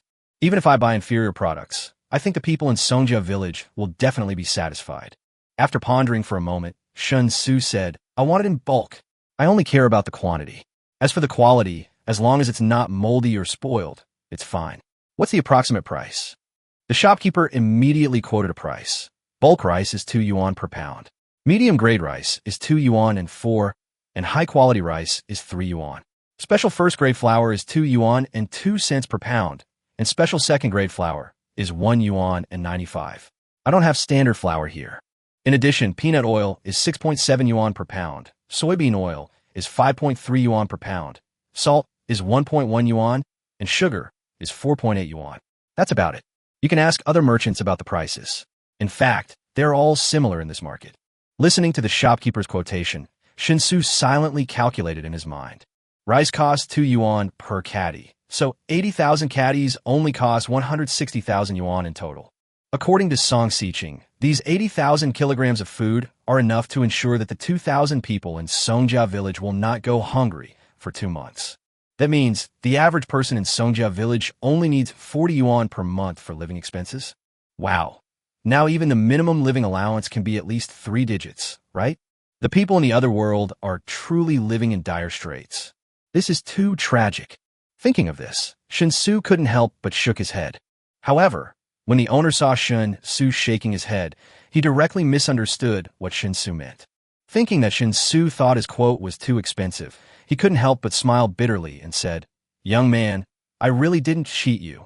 Now it's not like before. The prices in the market are transparent, and business is very difficult. If you really think it's too expensive, I don't have any room to lower the price. I'll only make a few cents per pound. If I lower it any further, I'll lose money. How about this? If you buy more than 100,000 pounds, I'll pay for the loading, unloading, and shipping costs." Well, of course, the shipping location can't be too far away. It must be within Wanghai City. If it's outside Wanghai, you'll have to pay for the shipping yourself, and I can't afford it. What do you think? Shen Xu was stunned when he heard this. He didn't think it was expensive, but every penny saved counts. If we save on shipping and loading and unloading costs, can't we buy more food? He didn't plan to buy only 80,000 kilograms of grain. He estimated that the amount Song Xiqing mentioned should only meet the minimum needs. Since food is so cheap, it doesn't matter if you buy more. Of course, considering his current transportation capacity, even if he buys more, there has to be a limit. So after calculating his mind, Shen Xu said, "How about this, boss? I want 80,000 caddies of rice that cost 2 yuan, 40,000 caddies of special second-grade flour, 4,000 caddies of soybean oil, 2,000 caddies of salt, and 2,000 caddies of sugar. I need it now. Contact the truck and loading crew immediately. This is over 60 tons of cargo. Calculate the price, and I'll transfer the money. But you have to unload everything in my warehouse today. How about that? Can you do that?" The owner looked stunned, but he quickly came to his senses and nodded vigorously, saying, "Don't worry, I can definitely do it. Wait a moment, young man, I'll calculate the money first." As he spoke, the shop owner took the calculator and started clicking keys. After quickly coming up with a specific number, the shop owner found a ballpoint pen and wrote down all the calculation processes on paper. Then he brought the paper with the calculation process written on it and the calculator showing the final result to Shen Xu. Shen Xu took a glance and saw 271, a number that was neither big nor small. After confirming that the calculation process was correct, Shen Xu did not delay. "I asked the store owner for my bank card number directly and then transferred all the payment on the spot. In fact, it is reasonable to keep a part of the balance and pay it after the delivery is complete and there are no problems." But Shen Xu was too lazy to go through so much trouble.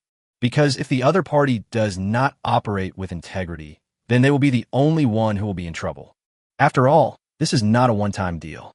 Judging from the situation in the other world, he will have plenty of opportunities to buy food in the future. The shop owner obviously didn't expect Shen Xu to pay so readily. After a moment of hesitation, his attitude suddenly became extremely enthusiastic. "P.S. I've seen a lot of comments about prices, so after some thought, I decided to explain. I looked up the official prices posted online at the grain and oil wholesale markets. I've never been there, and I never buy rice, flour, grain, oil, or vegetables, so I can only write this based on official online information. I'm actually a bit of a novice.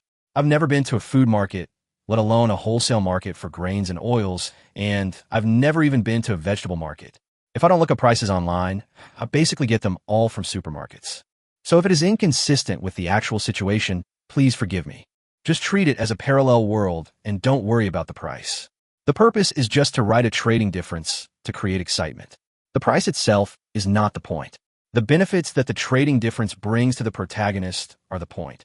Love you." Chapter 32, 0 Yuan Purchase. The store owner who received the full payment directly had an amazing execution efficiency.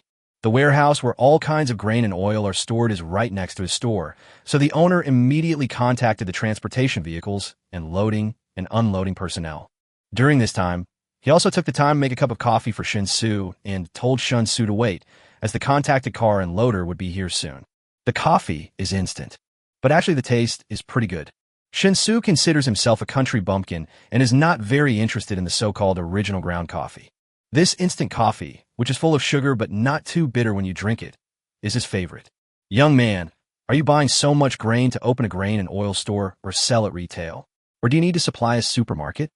While waiting for the car to arrive, the owner stayed beside Shen Xu, chatting and asking questions. Shen Xu took a big sip of hot coffee and raised his eyebrows and asked, "What's the matter?" The shop owner quickly smiled and said, "Don't misunderstand me, young man. I just thought that since you can demand so much food at once, you must have a way to ship it, and it's impossible for you to use it for your own consumption. So I was wondering if we could reach a long-term cooperation. If you need to continue buying food in the future, come directly to me. I will definitely give you the best price on the market. I guarantee you won't suffer any loss. On my side, I'm not looking for a high or low profit, but at least I can sell enough to stabilize demand." Shen Xu downed the rest of his coffee in one gulp and nodded. "Don't worry, I'll definitely be buying grain in large quantities for a long time. As long as our business goes smoothly, there's no need for me to switch to another store. So, let's add each other as friends, and if I need to buy grain again, I can just contact you by phone." When the owner heard this, he was overjoyed. Why did he work so hard to contact the truck and loading and unloading personnel, and also took the initiative to bear the relevant expenses? Isn't it because the other party gave the money so readily that he saw the opportunity to make a long-term big deal? Although the transportation and loading and unloading costs will make the already thin profits even worse, from a long-term perspective, it will definitely be a very cost-effective investment. The truck arrived quickly, and with it came 5 loaders. This was obviously not the first time the store owner had worked with them. While several loaders were loading grain from the warehouse onto the truck, the owner took the initiative to chat with the truck driver and loaders, urging them to work more attentively and carefully. Shen Xu was of course very satisfied with this. You should spend money comfortably. This is the true meaning of spending money. After the loaders finished loading all the items, Shen Xu sat directly in the passenger seat of the truck. The loaders laid down on the loaded grain, resting while still following the vehicle. Although these grains are in bulk, they are actually in bags just without brand names. It is piled quite solidly, and it is quite safe to lie on it. Of course, the premise is that the traffic police can't see anyone on it, otherwise they will inevitably be stopped and fined. The journey was smooth, and it was past noon when we arrived at the door of the newly rented warehouse. Shen Xu found that the driver and the loader had not had lunch yet, so he simply ordered takeout so that the loader could eat before working. I have to say, although these loaders look skinny, they have an amazing appetite. Shen Xu bought nearly 200 yuan worth of large steam buns, but they were easily eaten up by a few loaders. So when watching those loaders eating buns, Shen Xu was really suspicious. Could it be that these people were all hidden martial arts masters? In ancient times, there were monks sweeping the floor in Shaolin Temple, and now there are loaders and unloaders in the grain and oil market. Otherwise, the amount of food eaten seems totally disproportionate to the body size. The well-fed loaders are full of energy when working. Shen Xu did not require that the items must be stacked neatly, as long as they were moved into the warehouse, which undoubtedly further accelerated the unloading process. It only took about 2/3 of the time to load the goods, and more than 60 tons of goods were moved into the warehouse. Shen Xu first sent the truck away, and then immediately slipped back into the warehouse. After closing the door, he looked at the mountain of food in front of him, rubbed his hands, and laughed in a rather obscene way. They are all bulk goods. Although they are packaged in bags and barrels, there is no text information printed on them. Of course, merchants must have a series of necessary certificates such as food circulation license, certificate of origin, health certificate, etc. Just to save costs, these cheapest foods often find ways to save money on packaging. Shen Xu appreciated this fine tradition of diligence and thrift, which really saved him a lot of unnecessary trouble. Although the materials of the bags for rice and flour, as well as the barrels for oil, are actually beyond the comprehension of the other world, it doesn't matter. Song Xiqing will handle these problems. Rolling up his sleeves, Shen Xu began to collect the rice and flour into the subspace. If filled with rice, this cubic meter of subspace can hold about 1,600 kilograms. If it is filled with flour, it can only hold 1,000 kilograms at a time. Relatively speaking, salt and sugar take up much less space. 2,000 kilograms of salt only filled less than half of the 1 cubic meter space, while 2,000 kilograms of sugar filled more than half. After stuffing it in with all their might, the 4,000 kilograms of salt and sugar were just enough to completely fill up 1 cubic meter of subspace. As for soybean oil, because the oil barrels themselves take up a lot of space, 4,000 kilograms of soybean oil have to be transported back and forth 4 times. So he first took out the bag of tiger bones and rhino horns that was originally stored in the subspace, and then Shen Xu immediately began the work of transporting food to the other world. It took nearly 100 round trips to transport all the food, which made Shen Xu a little frustrated. 1 cubic meter of subspace still seems too small at the moment. If it is only used for emergency under normal circumstances, it is indeed enough. But faced with the current situation where large-scale cargo transportation is required, it is indeed a bit embarrassing. I wonder if the subspace will become larger as his martial arts realm continues to improve. Shen Xu worked hard as a workhorse, while constantly thinking in his mind. He planned to ask Song Xiqing directly about how to improve her martial arts level after distributing this batch of food. Especially the sword technique that Song Xiqing practiced in the morning, he also wants to learn it. I think even if it was just for the sake of this batch of food, Song Xiqing would not refuse his request. He used the money from selling the jade box given by Song Xiqing to buy the food that Song Xiqing desperately needed, and thereby earned Song Xiqing's favor, forcing Song Xiqing to teach him martial arts without reservation. A perfect, closed loop. He really figured it out. That's great. This wave of 0 yuan shopping has no emotions, it's all about skills. Chapter 33. Keep questioning. In Songjia village in the valley, outside the gate of the courtyard, Yi Wuzhou paced back and forth with a rather anxious look on his face. Apart from Yi Wuzhou, there were several other people standing quietly by. Although these people's expressions were not as gloomy as Yi Wuzhou's, they could still be described as worried. Only Song Xiqing looked confident and at ease. The eldest daughter of Songjia village is currently sitting cross-legged at the gate of the courtyard, calmly circulating her internal energy, regulating her body while accumulating energy bit by bit. The reason why they did not stay in the courtyard but instead waited outside the gate of the courtyard was entirely at Song Xiqing's request. Because Song Xiqing was a little worried that if Shen Xu really went back to heaven to find food, then who knows if he would cause any trouble when he returned to the mortal world again. In order to ensure that Shen Xu's secrets are not leaked out, waiting outside the gate of the courtyard is obviously much safer than waiting inside the courtyard. It was already evening. The sun is about to set, and the afterglow of the sunset dyes the sky red. The tired birds returning to their nests woke up the cicadas, and wisps of smoke rose from the village.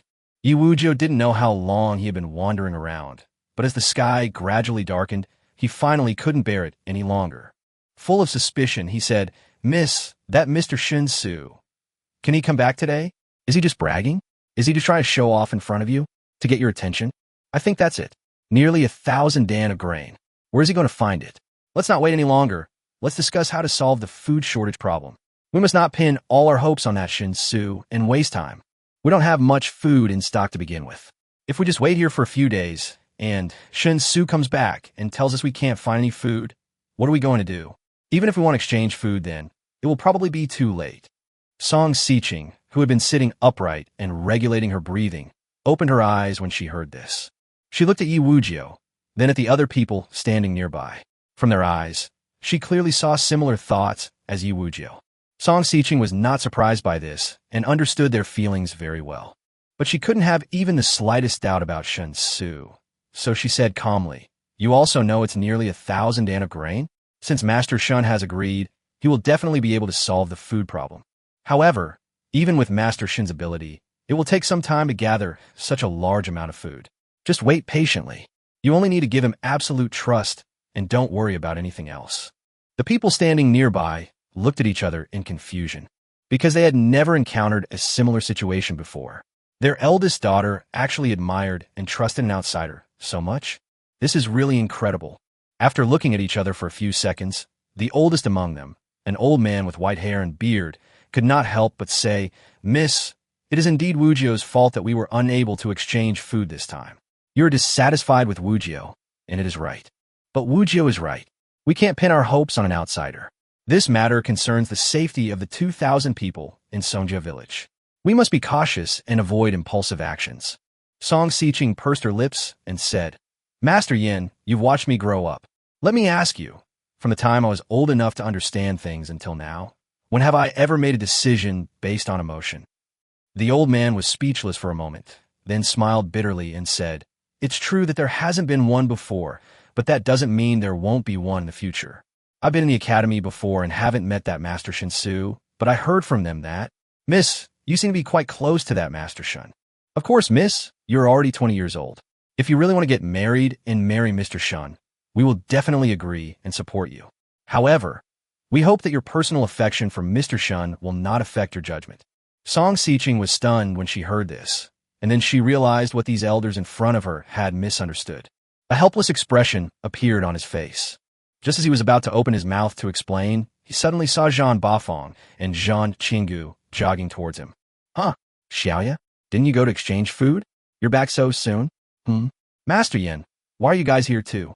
Zhang Bafang rushed to the gate of the courtyard with an excited expression on his face. Only then did he notice that there were already many people standing in front of the gate. He immediately asked in confusion. The old man known as Master Yin couldn't help but sigh and said, "Bafang, you've arrived just in time. Xiaoya didn't get any food, so our village's food reserves have suddenly become a problem. Logically, we should discuss carefully now and see how to solve this problem." But the young lady chose to put her absolute trust in an outsider just because of his so-called promise. This is really too hasty. Please help persuade the young lady. Otherwise our village will be in danger. Zhang Bafang scratched his head and looked at Song Xiqing with a strange expression. But before he could ask, Song Xiqing spoke first. It was Master Shun. Wu Jiu failed to exchange for food, resulting in our village being short of at least 800 dan of grain. I didn't know what to do for a while, and Master Shun said he could solve the problem. Zhang Bafang's face lit up with realization as he heard this. He nodded happily and said, "So it's Master Shun, then there's definitely no problem. Whatever Master Shun promised, he'll definitely be able to resolve."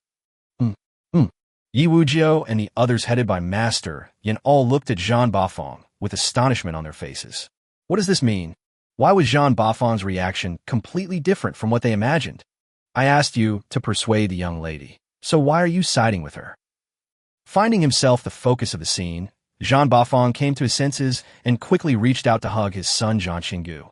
He smiled and said, "Master Yin, you don't know that Mr. Shun is really capable. You also know what happened to Shirtu yesterday. I originally thought that without Mr. Mo, Shirtu might really be doomed. But I never thought that Mr. Shun would come to the rescue and rescue Shirtu so easily." After taking a few magical medicines, Shirtu immediately became full of energy. You see, apart from the wounds that are still healing, all other problems are gone. I brought Shirtu here just to see if Master Shun is here, so that Shirtu can thank Master Shun in person for saving his life. As soon as he finished speaking, Song Xiqing's ears suddenly moved. Because she heard some noises in the courtyard, a calm smile appeared on her face. Chapter 34, don't delve into it. It's not just Song Xiqing. Among the people gathered at the gate of the courtyard, except Shirtu, everyone else had obviously noticed the sudden movement in the courtyard. But compared to Song Xiqing, who knew it all, the others looked confused. Because the noises in the courtyard were too strange, sometimes loud, sometimes quiet, as if someone was constantly appearing and disappearing suddenly. What's going on? Master Yin and the others looked at each other in bewilderment again. They all looked at Yi Wujiu, but found that Yi Wujiu looked even more confused than them.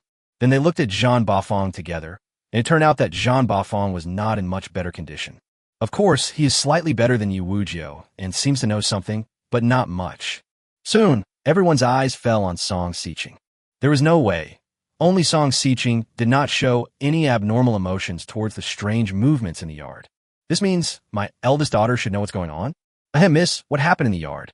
Master Yin coughed dryly and asked a little embarrassedly. It should be Master Shun who has returned. He needs too much food, so he will have to be busy for a while. Song Xiqing said casually. She did not deliberately hide anything, because she knew very well that it was almost impossible to really keep something secret in the village. There are countless masters in the Blood Guard. She is currently at the 7th level of martial arts. Although she has entered the innate realm, she is not even among the top 10 in the village. Not to mention anything else, Yi Wujiu and Zhang Bafang are both more powerful than her. So she could only deal with Shen Xu's matter vaguely. Master Shen? That Shen Xu? He's back? How? How come we didn't notice it at all? Master Yin asked in disbelief. Faced with this question, Song Xiqing's expression became serious. He stood up and brushed the dust off his trouser legs, his eyes scanning Yi Wujiu, Master Yin, and the others.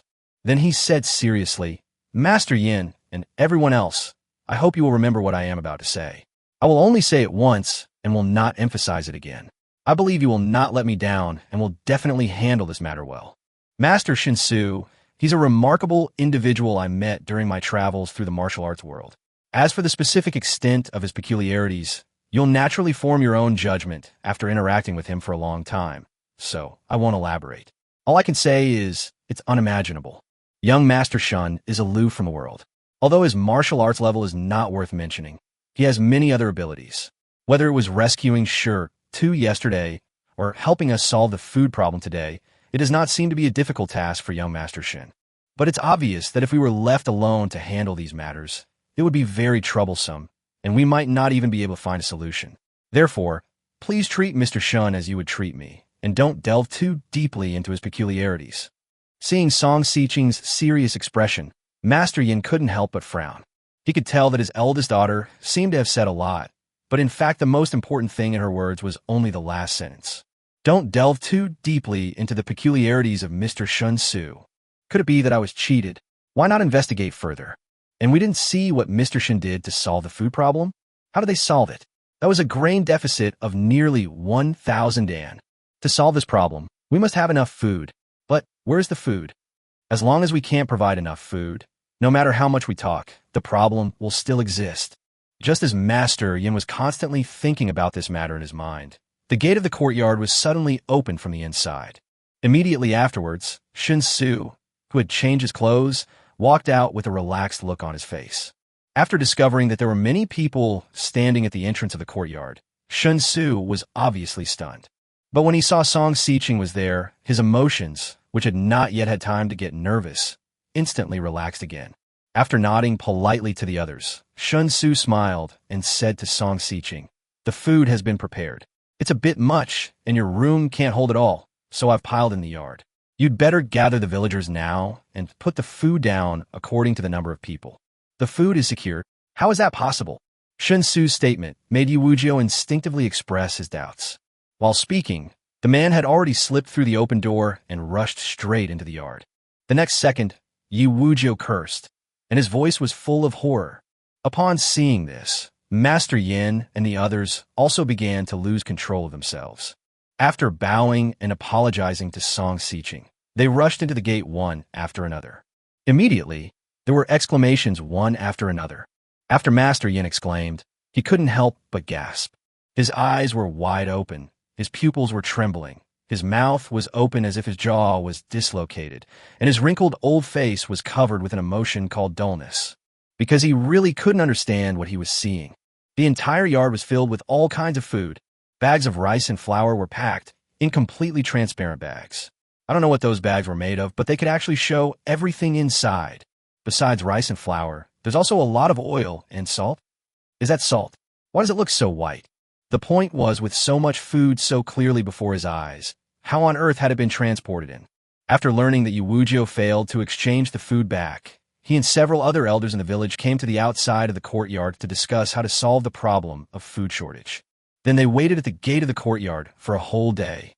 He was very sure that while he was waiting, absolutely no one entered or left the courtyard, and absolutely nothing was transported into the courtyard under his nose. So, there's no way these foods just appeared out of thin air, right? Thinking of this, Master Yan's mind was in a mess. Unexpectedly, the words that his eldest lady had just specifically instructed him to say emerged clearly in his mind. Regarding the strangeness of his body, don't delve into it. Is this what you mean? If you don't delve into it, you can get so much food. Then whoever dares to delve into it, I will break their legs. Master Yin couldn't help but grit his teeth and mutter to himself. His originally dull eyes became bright and shining again. Chapter 35. Sugar is like gold. A total of 80,000 kilograms of rice, 40,000 kilograms of flour, 4,000 kilograms of oil, 2,000 kilograms of salt, and 2,000 kilograms of sugar are all here. Shen Xu led Song Xiqing into the courtyard and continued with a smile. I've allocated the food according to the 2,000 people in your Songjia village. Calculated based on the number of people, each person will receive 40 kilograms of rice, 20 kilograms of flour, 2 kilograms of oil, 1 kilogram of salt, and 1 kilogram of sugar. Of course, adults will definitely eat more than children and the elderly, so whether to distribute it per person or per household is up to you to decide. My knowledge of the village is very limited, so I won't get involved. After listening to Shen Xu's introduction, Song Xiqing finally couldn't hide the shock in her heart. Especially when a yard full of food appeared in front of her. The huge visual impact made Song Xiqing's heart beat faster uncontrollably. Although she was full of confidence in Shen Xu, she believed that since Shen Xu had agreed, he would definitely be able to do it. But when Shen Xu really did it, she was still surprised. He is indeed a god from heaven. Even though he will be subject to considerable restrictions after coming to the mortal world, he can still display many unimaginable magical powers. At this time, Yi Wujiu had already tried to open a bag of rice and a bag of flour. He reached out, dipped some flour in it, and put it into his mouth. The action, which was full of visual effects, made Shen Xu feel quite distracted. It's clearly flour, so why is it being treated like a crime? It's like we're about to fast forward to a gang fight. Yi Wujiu certainly had no idea what Shen Xu was thinking about. After tasting the flour, Yi Wujiu's eyes widened. He reached out and picked up a handful of rice, rubbing it carefully and observing it for a while. It can be clearly seen that Yi Wujiu's hand holding the rice is shaking slightly. The expression on his face became uncontrollably excited. This is refined rice and flour. It's so much better than the rice and flour we were used to getting in Yongping Town. I reckon it's even on par with the tribute rice and flour supplied exclusively to the royal family. If you take this refined rice and flour to town and trade for brown rice, you can get at least 10 kilograms for 1 kilogram. Yi Wujiu spoke with a trembling voice. As he spoke, he showed the rice in his hand to Master Yin and others. Master Yin and the others naturally gathered around immediately. After a quick check of the quality of the rice and flour, everyone's face couldn't help but reveal an expression of joy that couldn't be concealed. This kind of joy that came from the heart made Master Yin and others immediately realize how biased their previous thoughts about Shen Xu were. Originally, they all thought that their eldest daughter was acting on emotion and was deceived.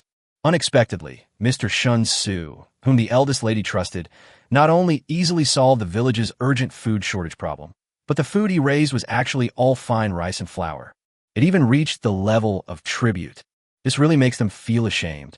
Just when Master Yin and others felt ashamed, Yi Wujiu had already picked up a bag of salt, opened it, and tasted it as well.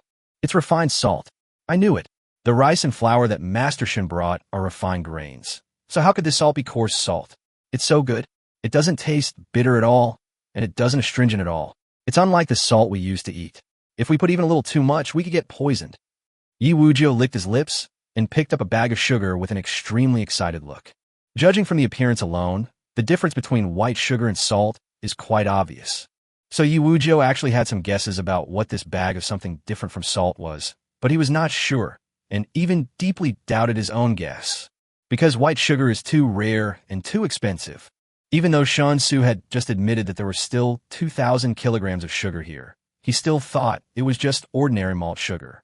I never thought that I would see white sugar.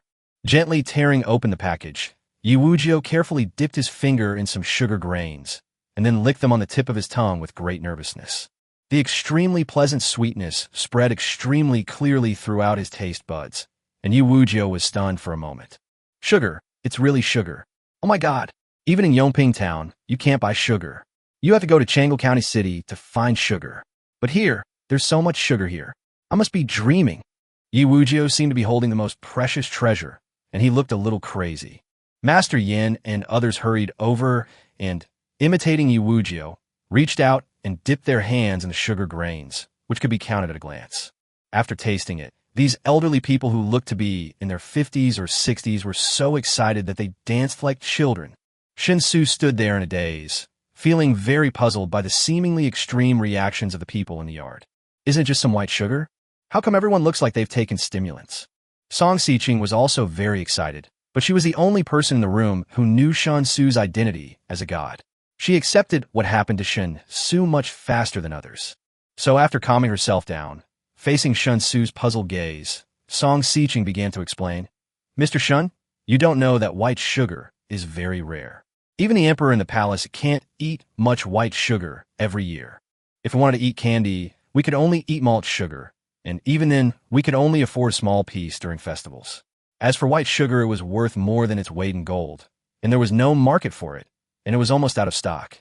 Master Shen, I'm truly grateful that you were able to get so much food, but there's no need to prepare it so well. We normally can't afford this kind of food. When Shen Xu heard this, he was speechless. He has tried to buy the worst quality possible.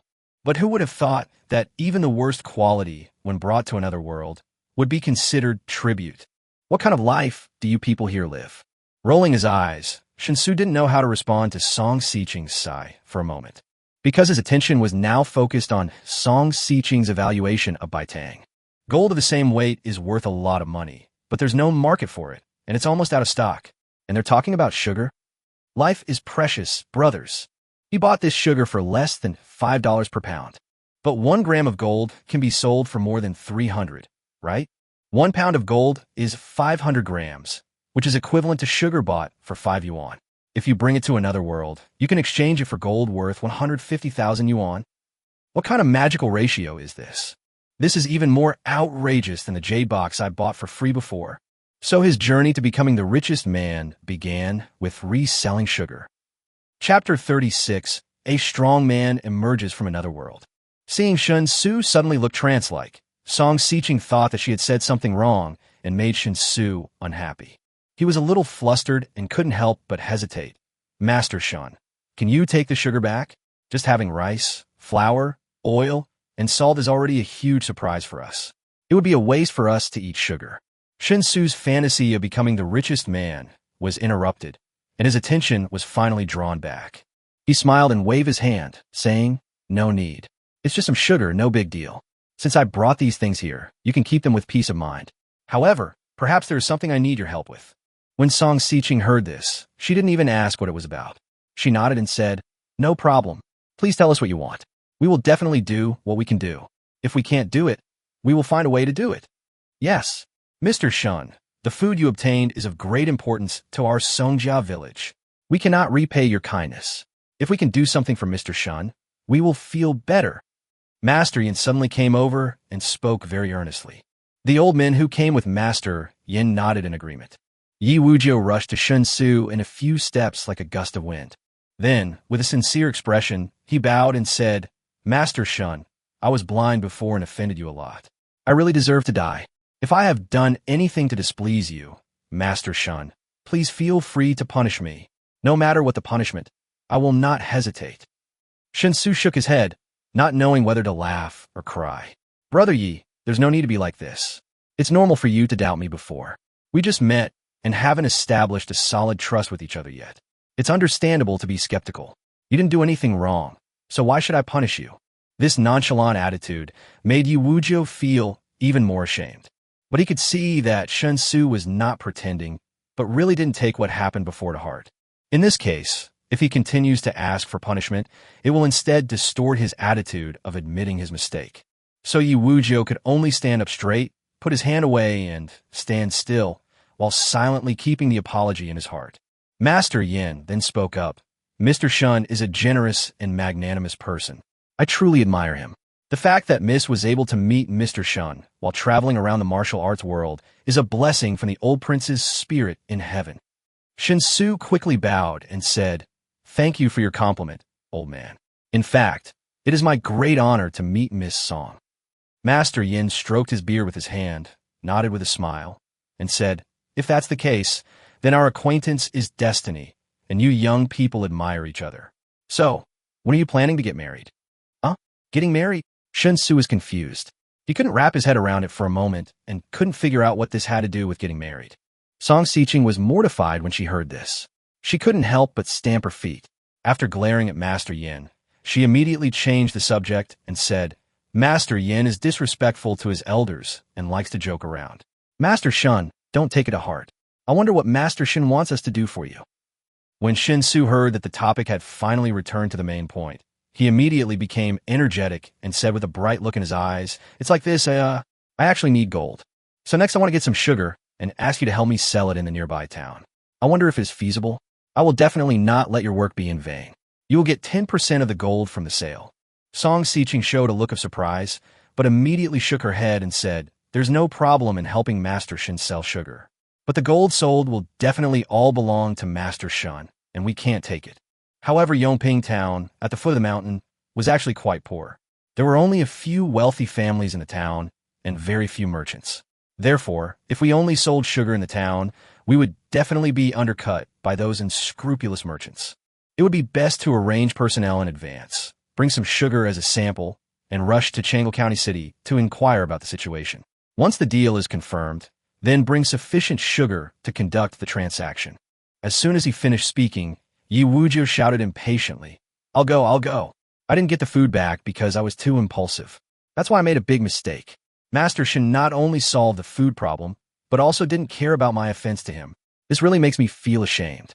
Miss, please give me a chance to atone for my sins." Song Xiqing thought about it and nodded. If Wujiu goes, then he's indeed a good fit. He's often in charge of transactions between the village and the outside world, so he's unlikely to be cheated. Also, his martial arts level is high enough to rank in the top 10 in the village, so his safety is guaranteed. If he's targeted by thieves, at least he can ensure that the goods or gold won't be stolen. What do you think, Master Shen? Shen Xu raised his eyebrows and said nonchalantly, No problem. I'll listen to Miss Song. I don't know much about these things, as long as Miss Song thinks it's suitable. Upon hearing this, Yi Wujiu immediately raised his arms and shouted, clenching his fists, assuring him, Don't worry, Master Shen. I will never let anything happen to Bai Tang. Even if I really encounter a strong opponent, I will definitely protect Bai Tang even if I die. Shen Xu blushed and said with a wry smile, "Don't do that. It's not a big deal. It's just sugar. If you encounter robbers, just give them the sugar. Remember, no matter what, nothing is more important than our lives. Do you understand?" Yi Wujio did not argue, but nodded obediently. But in her heart, she had made up her mind that she had to do things perfectly for Master Shun. There must not be any mistakes. At this time, Zhang Bafang also came over and slapped his son on the back of the head. After letting his son kneel down in front of Shen Xu with a thud, he bowed and said seriously, "Master Shun, my son's stone is completely healed, and only a few external injuries are still recovering. Thank you, Master Shun, for giving me the magic medicine to save his life. I'm not very good at talking, so I won't say anything extra. Anyway, our Zhan family owes you a life, Master Shun. From now on, no matter what happens, Master Shun, if you need anything, please just give me a command. Our Zhan family will never say anything." "All right." Shen Xu looked surprised. Because this time it was only Zhang Bafang's son who knelt down, Shen Xu did not avoid him. He pulled Zhang Bafang's son up from the ground and looked at him carefully in surprise. "It's healed in less than 2 days. Is the medicine so powerful? Or was it that Zhang Bafang's son was simply too strong, with incredible resistance? So after using the drugs to assist in sterilization, his body quickly eliminated the bacteria? Well, very likely. This is really a macho man from another world." Chapter 37, I don't want to know what you think, I want to know what I think. If it were in his world, let alone a case as serious as shirtless, even if it was just a common bacterial infection, it would be impossible to recover within 3 to 5 days with medication. As a result, after arriving in the other world, shirtless recovered in less than 2 days. This is too durable. That's all right. There's no need to be so polite. I'm sure I'll need to rely on you for a lot of things in the future. It's really troublesome to be so polite all the time. Let's distribute the food first.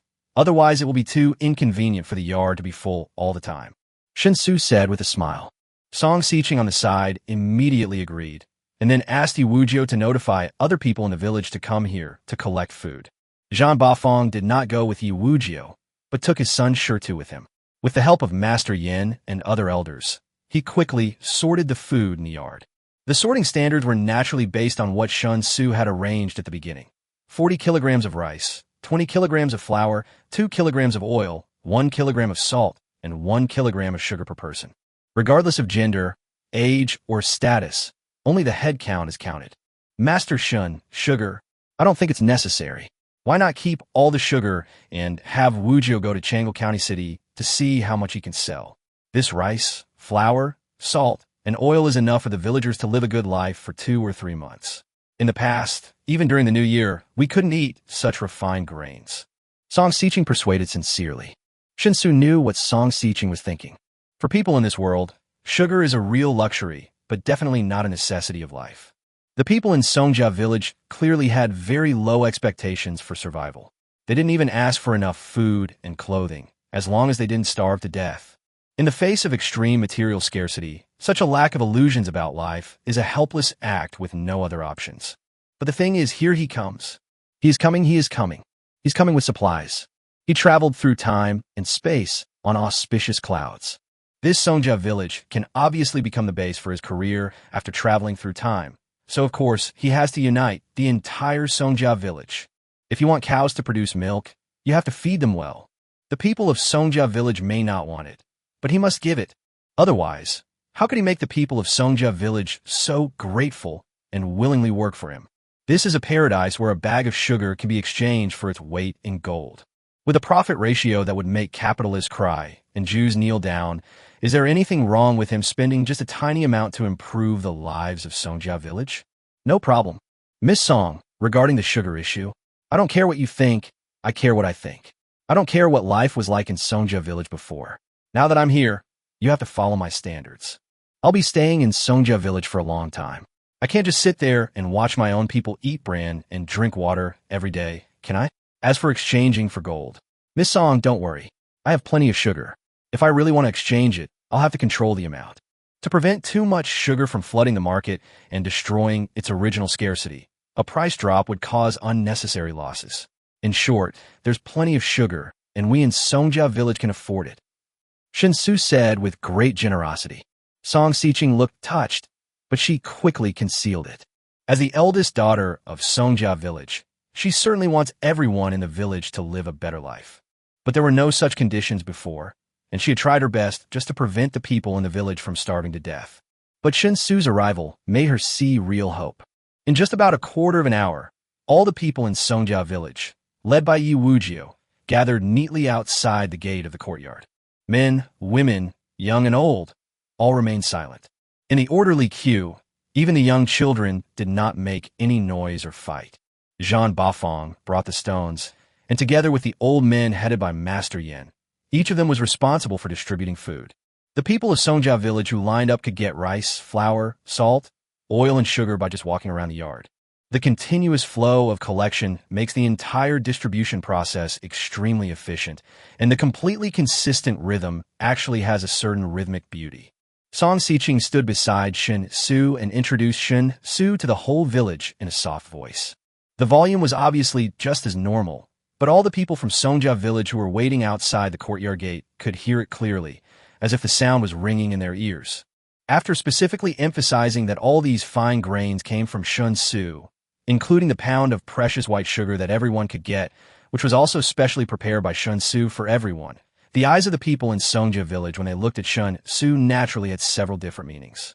There was gratitude, curiosity, and doubt, and some people's eyes kept floating back and forth between Shen Xu and Song Xiqing. Then, as if he had figured something out, his attitude toward Shen Xu immediately became much closer, and he no longer had the wariness toward strangers. There were even people who took the initiative to say "thank you, son-in-law," to Shen Xu before leaving the courtyard after receiving their things. The scene suddenly became chaotic. Song Xiqing blushed immediately and instinctively pulled Shen Xu out of the courtyard. But this reaction, which was obviously just an attempt to escape, was seen as acquiescence by other people in Songjia village. For a moment, the originally quiet courtyard entrance became lively. "I'm sorry, Mr. Shen. I hope you don't mind. They didn't mean to offend. They just didn't know your identity, so their words seemed a lot more casual." Song Xiqing pulled Shen Xu all the way to the village entrance, then slowed down and apologized embarrassedly. Shen Xu was slightly startled and asked curiously, "Offended me? No. You're such a beautiful girl, and they can misunderstand the relationship between us. This is a testament to me. If there is any offense, it's only to you. What does it have to do with me?" Song Xiqing was also stunned, but when she realized what was happening, not only her cheeks, but even her fair neck turned pink. He lowered his head and said hesitantly, "Master Shen, you are joking. You are a god in heaven and a banished immortal on earth. Xiqing is just a mortal. How can she be worthy of you? Kindness?" Shen Xu was stunned. He has become accustomed to the fact that beautiful girls are as unattainable as treasures, and the more beautiful the girl is, the more she is separated from the world of ordinary people. For someone with Song Xiqing's looks and temperament, marrying into a wealthy family is standard in his world. So he was really slow to react for a moment. In the other world, the identity he created for himself is not that of an ordinary person. This unattainable person is actually me. Chapter 38, The Immortal touches my head, and I get eternal life. Although I have the ability to travel through time, it has been less than 2 days after all, so it is difficult to change my mindset immediately. Shen Xu realized this problem and silently reminded himself in his heart that as he traveled back and forth between the two worlds more and more times, he had to pay attention to adjusting his mentality at all times to avoid causing unnecessary misunderstandings. Seeing that Song Xiqing beside him still had that shy look on her face, Shen Xu coughed dryly. To ease the awkwardness, he could only make small talk. "Those fertile fields outside your Songjia village look quite large. It looks like there must be tens of thousands of acres. With so much land, can't you store enough food? Even if it's not possible during bad harvests, it should be fine during good harvests, right? Why is food so scarce in the village?" Hearing Shen Xu's somewhat abrupt change of subject, Song Xiqing couldn't help but breathe a sigh of relief. He explained earnestly, "There are a total of 12,000 mu of land, which means each person has an average of 6 mu. However, only about half of the land is intensively cultivated, and the remaining half is coarsely cultivated. In fact, as long as these lands produce normally and don't suffer consecutive years of disaster, they can indeed support 2,000 people. But the problem is, there are simply too many warriors in our Song village. Aside from children who haven't reached martial arts age yet, everyone in the village, male or female, is a warrior. Under these circumstances, our people's food consumption far exceeds normal needs. The solution to the problem, however, is to cultivate more land, which is simply not feasible. First, there are only so many people, and if too much land is cultivated, it will not be enough to cultivate it all, even if it is all cultivated extensively. Secondly, we must ultimately focus on martial arts. We cannot work in the fields from morning till night. The martial arts realm is our foundation. If we give up martial arts, we will truly become farmers. Shen Xu's face showed a look of realization. Recalling his sudden increase in appetite after breaking through the first level of martial arts, he immediately understood the embarrassment of Songjia village. He said, "So you need to go into the mountains frequently and harvest in the mountains to supplement the output of the fields?" Song Xiqing nodded and said, "Yes, some mountain products are still quite popular, such as the fur, bones, and flesh of wild animals, such as rare medicinal herbs and spiritual plants, and so on. Although the merchants in Yongping town will lower the price, as long as it is not too excessive, we are not willing to care. Anyway, we can make do with what we have, and we can always get by." However, in recent years, Dongshan Prefecture has been hit by disasters year after year, and grain production has been severely reduced. This has caused grain prices in Dongshan Prefecture to soar. The amount of grain we can exchange for our mountain products is getting less and less every year, and it is becoming increasingly difficult to sustain. Shen Xu smiled and said, "Don't worry. You won't have to worry about food anymore. It's just 2,000 people. No matter how much food you need, I can provide it. You don't have to feel embarrassed. I came to your Songjia village. This is fate. You don't need to be polite to me, just as I won't be polite to you." Of course, the premise is that the plan to exchange sugar for gold goes smoothly. Shen Xu silently added another sentence in his heart. "Thank you, Mr. Shun." Song Xiqing bowed gracefully, and the pink on her neck finally faded a little, returning to her fair and tender skin. Shen Xu was staring at it so hard that he couldn't take his eyes off. Subconsciously swallowing, he asked tentatively, "Always calling him Master Shun, is that considered politeness? Or, how about just calling me by my name? Xiaoxiu?" Song Xiqing looked up in surprise, and after exchanging a glance with Shen Xu, she instinctively avoided his gaze because of the slightly fiery gaze. She said softly, "Just call me Brother Xu. If that's the case, Brother Xu, don't always call me Miss Song. Just call me Xiqing." Shen Xu was delighted and immediately agreed. He then said, "That's right, Xiqing. I need your help with something. I'm already at the first level of martial arts, but I haven't learned any martial arts techniques. I've only gained more strength. The divine powers of the heavenly court cannot be displayed in the mortal world, so I was wondering if it would be convenient for you. Could you teach me some martial arts techniques to help me? I'd also like to try and see if I can continue to improve after using the Foundation Establishment Pill to break through to the first level of martial arts." Song Xiqing didn't nod directly after hearing this. Instead, he thought about it first, and then said, "The exercises my sister and I practice are all specially suitable for women. Although Brother Xu is a god who has descended to the earth, his body is still a man. So, I am afraid he must practice exercises suitable for men. I happen to have a set of suitable exercises and martial arts that match them, but both the exercises and martial arts are very difficult to practice. If Brother Xu really intends to learn, he must be well prepared. Of course, there are actually easy ones. But the relatively easy-to-practice techniques in martial arts are not only limited in power, but no matter how hard you practice, it is unlikely to break through the acquired boundary and enter the innate level. So what should Brother Xu choose?" Upon hearing this, Shen Xu said without hesitation, "If there's a good one, then I'll definitely choose it. As for the difficulty of practicing, that doesn't matter. I'll just work hard and leave the rest to fate." What this means is actually self-encouragement. But when Song Xiqing heard it, she had another level of understanding. So without worrying too much, Song Xiqing said directly, "In this case, please sit down, Brother Xu, and I will teach you the skills." Shen Xu sat on the ground as he was told. Song Xiqing raised her slender hand and gently placed it on Shen Xu's head. While concentrating his mind and breathing, he said, "This technique is called the Heavenly Tao Wuxiang Gong. It is mysterious and vast, like the height of a mountain, the breadth of an ocean, the surging of a river, and the rolling of clouds and waves.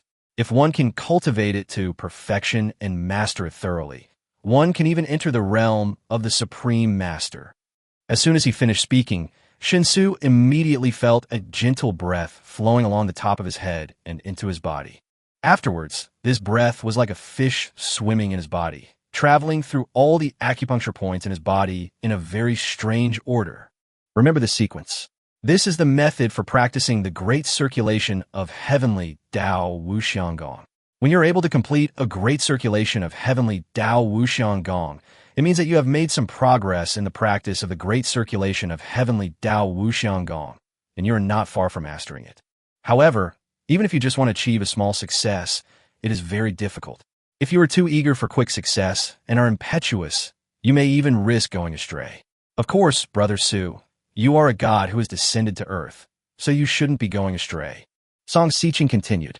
Shen Xu was stunned for a moment and thought to himself that that was possible. A real god would definitely not be afraid, but I am a fake. Chapter 39. Unrivaled Dragon Fist.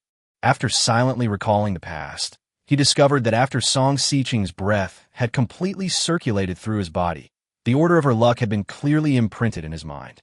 Shen Xu's face immediately showed delight.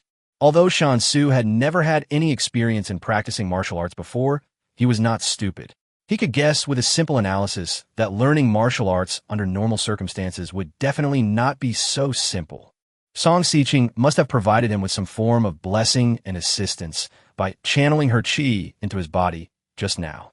It's just like the so-called internal force transmission in martial arts novels.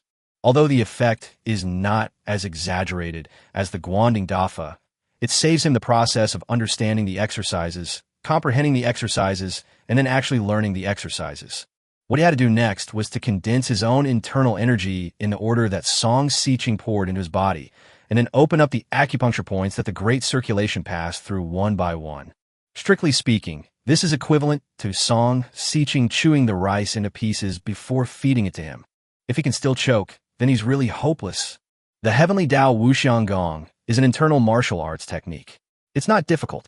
Just practice diligently and step by step. What I'm going to teach you next is the martial arts that match the Heavenly Dao Wuxian Gong. No matter how powerful the internal martial arts technique is, it can only allow you to go further on the road to the martial arts realm and possess more powerful internal energy. Without the right martial arts to match the internal martial arts technique, then the internal energy you cultivate will not be able to be fully utilized. Song Xiqing spoke again, and while speaking, her delicate hand was still gently stroking Shen Xu's head.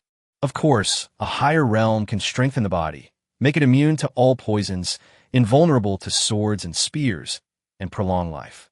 If one can break through to the innate realm of the 7th level of martial arts, even if one does not know any martial arts, relying solely on the support of internal strength is enough to achieve the effect of punches like lightning and kicks like a startling bird. However, this power is still far from the limit of the innate strong. The role of martial arts is to use more sophisticated methods to circulate internal energy so that the powerful internal energy of the martial arts masters will not be wasted. The more powerful the martial arts, the higher the internal energy intensity that can be exerted. If a warrior who knows nothing about martial arts can only exert 10% of his internal strength under normal circumstances, then ordinary martial arts can roughly exert about 30% of the strength of his internal strength. This kind of martial arts is everywhere in the world, such as Arhut Fist, Vajrapalm, White Snake Sword Technique, etc. Learning is easy. There's basically no such thing as hoarding something for yourself. As long as someone truly wants to learn, there will be someone willing to teach them. Among the bandit forces in various places, if there are any warriors, the vast majority of them have learned this kind of martial arts. Having said this, Song Xiqing paused as if organizing her words in her mind, and then continued. As for more advanced martial arts, they can exert about 50% of the strength of internal strength. Skills like tiger climbing, crane hand, and Mandarin duck sword technique all belong to this level. If a martial art can exert 70% of the strength of internal force, it is almost a secret of the innate strong. If you want to learn it in the martial arts world, it is basically impossible unless you have a lucky encounter. This level of martial arts can often only be learned by the direct disciples of a famous and upright sect. The martial art I'm about to teach you is even more powerful than those untold secrets. It's called the Unrivaled Dragon Fist. If you master it to perfection, It will unleash the full power of your inner strength. A pair of iron fists will shake the heavens and earth. You'll be invincible. Having said that, Song Siqing circulated her internal energy, forming a torrent of internal energy, which passed through the crown of her head, where her palm was pressed tightly, and into Shen Xu's mind. Large amounts of experience in practicing the peerless dragon fist began to flow frantically into Shen Xu's mind. This feeling is very mysterious. Although Shen Xu feels a little dizzy, overall he feels comfortable. This is what it means to have an epiphany, right? That's not right. The sudden enlightenment in martial arts novels can directly infuse 1 or 2 decades of internal strength. What Song Siqing did to him was simply to forcefully teach him martial arts techniques, allowing him to enter the martial arts world directly without having to waste too much energy and time knocking on doors before entering the martial arts world. Shen Xu thought silently. I guess this will also be a considerable expense for Song Siqing, but it shouldn't be like an epiphany that drains you completely. The peerless dragon fist is easy to learn but difficult to master. To truly master it, one must endure loneliness and constantly hone their skills. The boxing technique consists of 7 styles. The first 4 are Thunder, Qijia, Laughing Proudly, and Zongheng, and belong to the category of acquired martial arts. The 5th move, called Annihilation of the 5 Elements, and the 6th, called Return of the 3 Realms to Origin, belong to the realm of Xiantian martial arts. Finally, the 7th move, called Covering the Sky with One Hand, could, once fully mastered, become the strongest 9th grade martial artist, but it didn't seem to be enough to enter the Grandmaster realm. I haven't practiced the peerless dragon fist, so I don't have a deep understanding of it. I only know that the final 7th move seems to have other changes, and that change seems to be the key to entering the Grandmaster realm. However, this requires you to study it yourself when the time comes. Of course, you are only at the first level of martial arts right now, and you can only practice the first move of the gaining dragon fist, Thunderbolt. It is a bit early to consider the Grandmaster level now, although I believe Brother Xu will definitely have no problem. Song Siqing said softly. Shen Xu suddenly smiled bitterly in his heart. You believe me, but I don't believe myself. But as Song Siqing said, it is too early to consider the Grandmaster level now. In fact, let alone the Grandmaster realm, Shen Xu had never even considered the so-called innate realm. I want to learn from the best, because now that I have the opportunity, there is no reason to leave the best horse and ride the inferior one instead.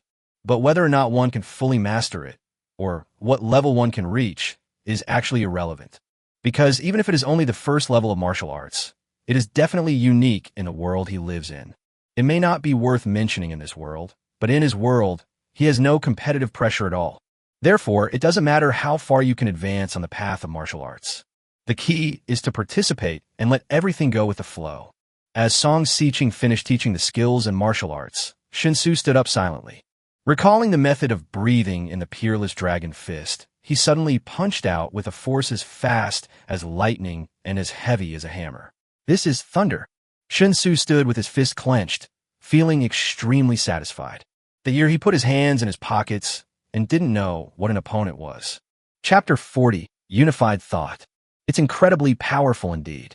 If I just punched normally, the power might not even be half as strong as this thunder-like one, right? Shen Xu said with a smile. When Song Siqing heard this, a strange look suddenly appeared on her face. After hesitating for a moment, he decided to tell the truth. My punches are weak and powerless. Whether it's speed, strength, or the changes in punches, they're all very bad. But after all, I'm a beginner, so this kind of performance is normal. Brother Xu must remember to study hard and practice diligently. The more advanced the martial arts skills are, the more difficult it will be to improve.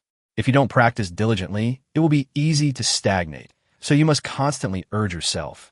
Of course, Brother Xu is a deity in heaven after all. This mortal martial arts technique is definitely useless in heaven. If he really practiced this in heaven, Brother Xu would definitely be ridiculed by other deities. It's better, just learn for fun. Shen Xu immediately waved his hands and said, Don't worry, I will try to stay here as much as possible in the future. As for the heavenly Dao Wuxiangong and peerless dragon fist that you taught me, I will also try my best to practice them. Being in the mortal world, I must learn more mortal skills. After all, I can't use any magical powers in the mortal world. If I don't work hard to practice, wouldn't it be a disgrace to the gods? Song Siqing asked curiously, Brother Xu, Will there be other gods descending from heaven? Shen Xu was stunned for a moment, then shook his head with absolute certainty. No, I'm the only one allowed to descend to the mortal realm. There's an impenetrable barrier between heaven and the mortal realm. Heaven has given me the right to freely penetrate that barrier, but other gods don't have this privilege. Although it was nonsense, Song Xiqing had no idea about the so-called heaven. So no matter how outrageous what Shen Xu said was, she believed it without a doubt. As the sun set completely, the sky darkened and was about to become completely dark. Shen Xu restrained his excitement after learning the martial arts for the first time. He told Song Xiqing that it was getting late and he had to return to heaven first and come back tomorrow. Following Song Xiqing back to the courtyard, after all this trouble, the food in the courtyard had basically been distributed. The entire Songjia village, from inside to outside, was filled with joy at this moment. Just as Song Xiqing had said before, Songjia village had never been so extravagant in the past, even during festivals and holidays. The huge demand for food for practicing martial arts has meant that the people of Songjia village have never eaten refined grains. As for white sugar, it is something that can only be dreamed of. Therefore, after receiving these supplies, everyone in Songjia village was full of favor towards Shen Xu. Many people even directly assumed that Shen Xu and their eldest daughter were a couple. After sending Shen Xu back to the room and closing the door, Song Xiqing turned her head to look at Yi Wujiu and others in the yard. The old men headed by Master Yin also did not leave. There was still some rice, flour, grain, oil, and sugar left in the yard, which was their quota. It's just that they had just been distributing food to the villagers, so their own share had not yet been collected. Shen Xu entered Song Xiqing's room, and Song Xiqing closed the door, which actually looked quite strange. But everyone in the courtyard remembered the words "don't delve into it" that Song Xiqing had specifically warned them to do before. So no matter how strange it was, they all pretended to ignore it. With the sudden appearance of the yard full of refined grains, refined flour, white sugar, and refined salt, the thoughts of the people in the yard have all changed completely. No matter what happens, as long as Songjia village can get tangible benefits, they're willing to pretend to be ignorant. In life, it is rare to be confused. If such benefits could continue to exist, let alone just pretending to be confused, even letting them pretend to be our grandsons would be no problem. Whether you pretend to be confused or pretend to be a grandson, you won't lose a piece of flesh. Miss Master Shen, will he come tomorrow? Master Yin keenly noticed that after Shen Xu entered the room, he disappeared incomprehensibly. But he had no intention of probing the matter at all. He was just asking about something he was more concerned about. If nothing unexpected happens, he should come. However, Brother Xu is not an ordinary person, so whether or not he will come, and when he will come, depends on him. If we encounter difficulties that we really can't solve, then it doesn't matter if we ask Brother Xu for help. As long as Brother Xu has a way, I believe he won't refuse, just like the grain, salt, and sugar piled up in the yard today. But we can't develop a habit of relying on Brother Xu because of this. Unless it is absolutely necessary, I hope everyone will not bother Brother Xu. Brother Xu's presence in Songjia village is a blessing from heaven. We should be grateful, not take it for granted. As for the legacy passed down by our ancestors, if we want to truly realize it, we can only rely on ourselves. Do you understand? Song Xiqing said with a serious face. Everyone in the courtyard looked stern and bowed in response. Song Xiqing was very pleased with everyone's attitude and ordered, "Wujiu, after dinner tonight, head to Changle County City overnight. With your speed, if you put all your effort into it, you should be able to reach the county city in one night. Pick out some of your share of sugar as a sample, find out the situation, and try to be back before sunset tomorrow." Yi Wujiu responded without hesitation. Song Xiqing continued, "Everyone knows the value of the food Brother Xu brought us today. What I want to say is that in addition to this food, Brother Xu also gave me something even more amazing. In short, although Brother Xu has only appeared in our village for 2 days, he has been very kind to us. In return, we must also be sincere to Brother Xu. If Brother Xu needs our help, we must do it to the best of our ability and get it priority. Since Brother Xu said he needs gold, and he can sell sugar in exchange for gold, we should make this the village's top priority and make satisfying Brother Xu's needs our top priority." This time, not only Yi Wujiu, but also the old men headed by Master Yin patted their chests. Song Xiqing didn't say anything more. After leaving Master Yin alone, she asked everyone else to take their quota and go back first. When Master Yin was the only one left in the courtyard, Song Xiqing finally spoke.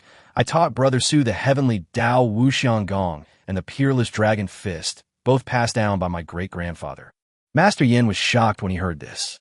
Just as he was about to speak, he suddenly saw his eldest daughter take out a strange object from her arms that he had never seen before and handed it to him. This item was given to me by Brother Su. It has a power close to clairvoyance. Master Yin, please try it out. Song Xiqing said calmly. Chapter 41, Do You Know You Are Wrong?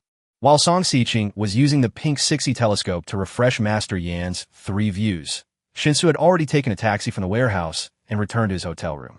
After moving my body, I could clearly feel an internal force flowing in my body. This is the seed Song Xiqing left for him. With the help of the seeds left by Song Xiqing, he can condense his own internal strength without any hindrance, and then practice it at all times. If the seed did not exist, learning the exercises normally would take a lot of time just to get started, because it is not an easy task to gather internal strength in the body. This is the case in many fields. The most difficult stage is often before you actually get started. Before you reach the threshold, you often feel that you understand nothing and everything is like a mystery. No matter how hard you work, you cannot find the right direction. But once I got started, I found that many of my previous ideas were actually wrong. The reason I couldn't get started was that I wasted too much time on a lot of useless things. This is the reason why it is difficult for those who cannot do it, and it is not difficult for those who can do it. Song Xiqing had essentially carried him through the most difficult hurdle, and what was left for him afterwards was, of course, a smooth road ahead. After carefully practicing his qi in the hotel room, Shen Xu easily condensed his internal strength with the help of the seeds left by Song Xiqing. However, when Shen Xu tried to follow the Qigong method of the heavenly Dao Wuxian Gong and circulate the Great Circulation, he was directly blocked at the first acupoint. Although it couldn't be considered a failure, Shen Xu still felt a little depressed. The good news is that the obstruction of the first acupoint is not very solid. Shen Xu estimates that he should be able to break through it after a few more attempts. But it was already late, and Shen Xu was too lazy to waste any more time in the hotel. After taking the room card and going to the front desk to complete the checkout procedures, Shen Xu left the hotel and walked toward the residential complex where he rented a room. The streetlights on both sides of the street have been turned on. It is the rush hour after get off work, and even the spacious 8-lane road in both directions cannot alleviate the traffic pressure caused by the sudden increase in traffic flow. Although the traffic was very congested, the sound of horns was almost non-existent. Compared to the anxiety caused by not wanting to be late at work, for many middle-aged men, walking slowly after get off work is a rare and quiet time that belongs to them alone. Smoking a cigarette, listening to a favorite song, and being able to be alone with a clear conscience can really soothe your mood and relieve stress. Shen Xu walked on the sidewalk, not paying attention to the world around him. He was still thinking about skills and martial arts in his mind. According to Song Xiqing's description, different martial arts have a huge impact on the strength of a warrior. At the same level of martial arts, a warrior who practices tiger climbing will obviously be more powerful than a warrior who practices Arhat Fist. Because Arhat Fist can only exert 30% of the strength of a warrior's internal force, while tiger climbing can exert 50% of the strength of a warrior's internal force. There's a full 20% difference here. Once a fight breaks out, there will be an essential gap in the combat effectiveness that each side can exert. Therefore, the technique determines how high a person who practices martial arts can eventually reach, while martial arts skills determine what kind of combat power a warrior can exert at the current level of martial arts. No matter how powerful your internal energy is, it will be useless if you cannot use it properly. The peerless dragon fist taught to him by Song Xiqing can bring out his internal strength to 100%, which is enough to ensure that he is invincible when facing warriors of the same level. Even if he faces a warrior of a higher realm, if the opponent only practices the most ordinary martial arts, he should be able to defeat him. Very good. Very powerful. With this judgment, Shen Xu suddenly became happy. This means that as long as he studies hard and practices diligently, he will have a real foothold in the other world. As the saying goes, you get what you pay for. If it were in the game, this would definitely be the top treatment that only Krypton Gold Warriors can enjoy. As for all the leopard heads, they will inevitably become toys for Krypton Gold Warriors. I quickly returned to the community and took the elevator to my doorstep. After unlocking the door with his fingerprint, Shen Xu just stepped into the hallway, when he saw his roommate Zhang Min and his sister Shen Xu sitting in the living room, chatting happily. Shen Xu was stunned for a moment and instinctively took out his cell phone to check the time, because he was quite uncomfortable seeing Zhang Min come home at this time. Zhang Min naturally noticed Shen Xu's behavior and immediately said angrily, "What's that look on your face?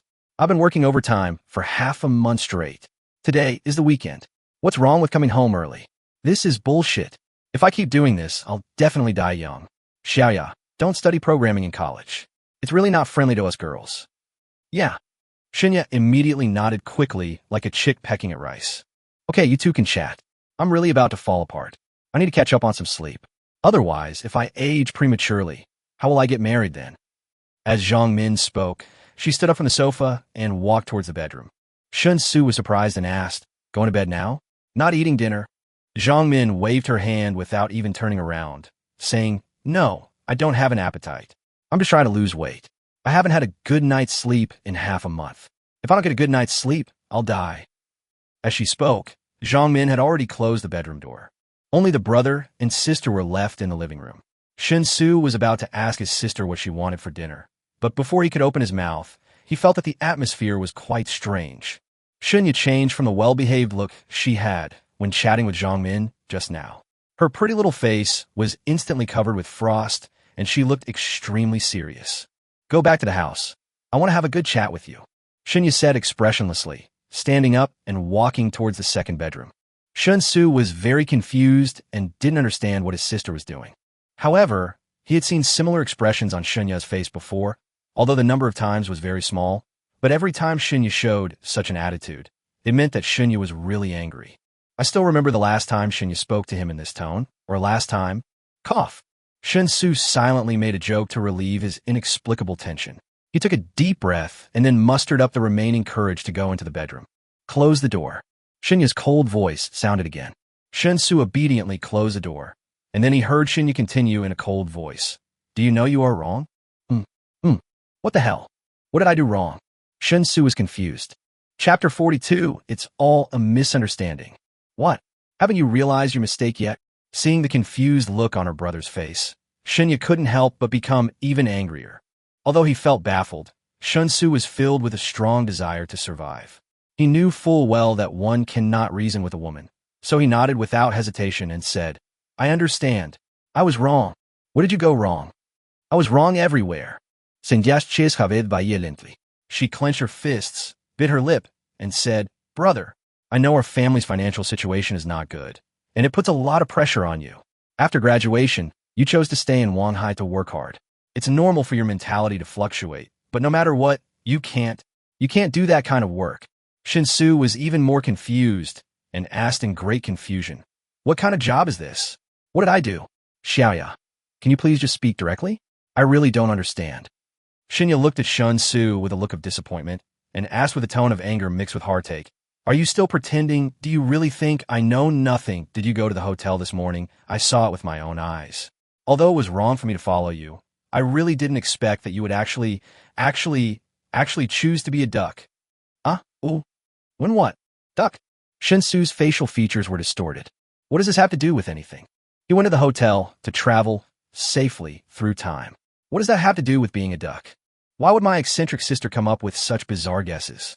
Shen Xu couldn't figure it out. He felt that the world was changing too fast, making it difficult for him to keep up. But Shinya interpreted the change in Shen Xu's expression as an expression of shame and embarrassment caused by the exposure of his deep secret. His expression eased a little, and Shinya began to persuade. "Even if our family is not well off, we don't need to make money that way. I have found a summer job at a nearby fast food restaurant. Although the hourly wage is not high, it is enough to cover my expenses for the next 2 months. Besides, once I graduate from university, I'll be able to officially start working. By then, we can earn money together and improve our family's living conditions. There's no problem. As for your wedding gift and house, you don't have to worry about it. With the money we both earn, we can definitely afford it." Looking at his sister's earnest look, Shen Xu felt very upset. But he couldn't explain why he went to the hotel to get a room and could only swear vaguely, "It's not what you think. Indeed, I went to the hotel to get a room because of my work, but it was definitely not to be a gigolo. Anyway, the nature of my job is quite special, and I've signed a confidentiality agreement, so I can't tell you exactly what it involves. The only thing I can tell you is that there's nothing illegal about my work. Don't worry. Anyway, the law does not prohibit time travel, and his actions certainly have nothing to do with breaking the law. These words must be extremely tough. When Shen saw Shen Xu's extremely calm attitude, she instinctively became less confident about her previous guess. The two grew up together, and Shen knew her brother very well. She knew that if her brother was lying, his expression and behavior would not be so natural. Shen rolled her eyes around and suddenly thought of a way to provide evidence. He said directly, "Let me see if you can react. If you react, it means you really didn't do anything bad. But if you don't react, it means you are lying." Shen Xu was startled and reacted quickly to avoid Shen Yu's sudden attack. At the same time, he exclaimed, "Don't be ridiculous. Why would I lie to you about something like this? My job is confidential, but the pay is really good. So, go back and quit that summer job. It's not like I can't support you." The sneak attack failed. Shen Yu showed regret on her face and shook her head, saying, "I don't want to quit. I have hands and feet. Why should I let you support me? I will save the money you give me, and I will give it to you after you get married." "What bullshit? Why do I need you to save money for me? Just spend the money I give you. Don't save money all day long and treat yourself harshly." "I don't. I enjoy it. What's it to you?" "All right, what are we having for dinner? I'm going to order takeout. Have you any sense of health? I've already bought the groceries. Why order takeout? I'll make it for you." Seeing Shen Yu walking towards the kitchen angrily, Shen Xu finally breathed a sigh of relief. He didn't know if it was an illusion, but he always felt that Shen Yu's aggressiveness was getting stronger and stronger. "I hope nothing goes wrong in these 2 months. As long as he can get through these 2 months, he will send Shen Yu away as soon as the university starts, and then he will be able to land safely." Dinner was ready quickly. Shen Yu's cooking skills have always been very good, so Shen Xu enjoyed the meal very much. If I have to say something that I am not satisfied with, is that the amount of dishes and rice is too small. Shen Yu prepared the meal based on her past experience, so even if Shen Xu ate all of it, he would only be 30% full at most.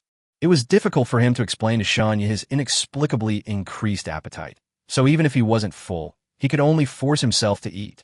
Unfortunately, this rather listless state due to hunger was interpreted by Shen Yu as being due to being too tired from work, resulting in a poor state after get off work. "Although I don't know the specifics of your job, since you promised me you weren't just sitting around doing nothing, I'll definitely believe you. But don't overdo it. Your health is the most important thing. Since you're working so hard, I'll give you a treat." After washing up in the evening and returning to the bedroom, Shen Yu looked at Shen Xu's listless appearance and said with concern. While speaking, Shen Yu did not avoid Shen Xu at all, and directly changed into cute bear pajamas with ears. Chapter 43. Oranges grow in the south of the Huai River, while citrons grow in the north of the Huai River. I must have traveled through time, and I couldn't fall asleep no matter how hard I lay on the floor. I sat up and looked at my sister sleeping soundly on the bed. I felt sad for no reason. I picked up the 2 belly bands next to the pillow dejectedly. One was not mine, and the other was not mine either. Shen Xu sighed, paid tribute to Master Lu in his heart, and then, despite his rumbling stomach, he sat cross-legged, concentrating his internal strength, intending to attack the first acupoint of the Tiandao Wuxiangong. Logically speaking, he should be asleep by now. However, the hunger was so strong that he couldn't calm down at all. Unless you are extremely sleepy, it is extremely difficult to force yourself to fall asleep. In that case, it would be better to do something useful and then go to bed when you're really sleepy. Life is full of hardships, so there is no need to be hard on yourself. Sensing the condensed internal energy flowing through his body, Shen Xu remained calm and, following the Qigong method of Tiandao Wuxiangong, controlled the internal energy to begin circulating through the great circulation. It was the same situation I encountered in the hotel room before. Although I was only attacking the first acupoint, normally this should be the easiest step. As long as I understand the method of Qigong and can condense the internal energy to circulate throughout the body, then the strength of the internal energy should definitely be able to break through this first acupoint. But unfortunately, I failed again. Shen Xu was a little confused.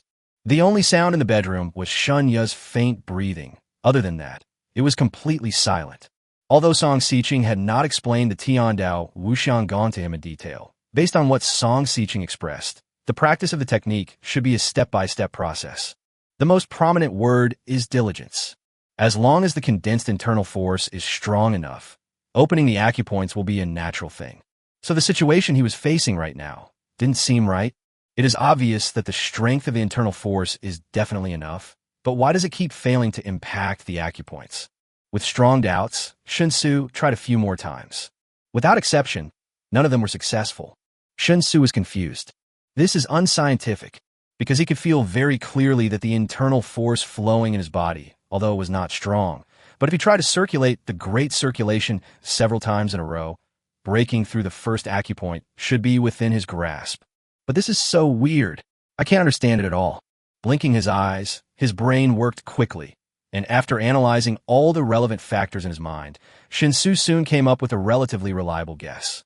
Could it be that the most fundamental reason is that he is unable to practice his skills and martial arts in this world of his own? If you want to practice, you can only do it in another world. Of course, the results of cultivation can still be displayed in one's own world. After all, the results of cultivation directly affect oneself and do not require any additional blessings.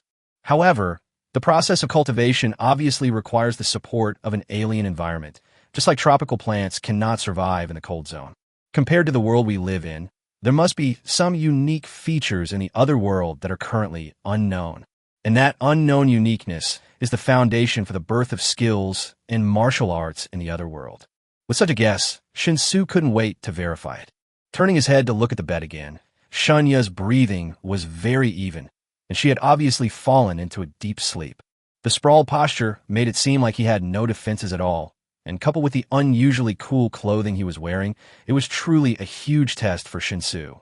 Taking a deep breath, Shen Xu felt that nothing would go wrong in the short term. He turned his mind and headed for the other world. After appearing in Song Xiqing's room, Shen Xu did not make any unnecessary movements.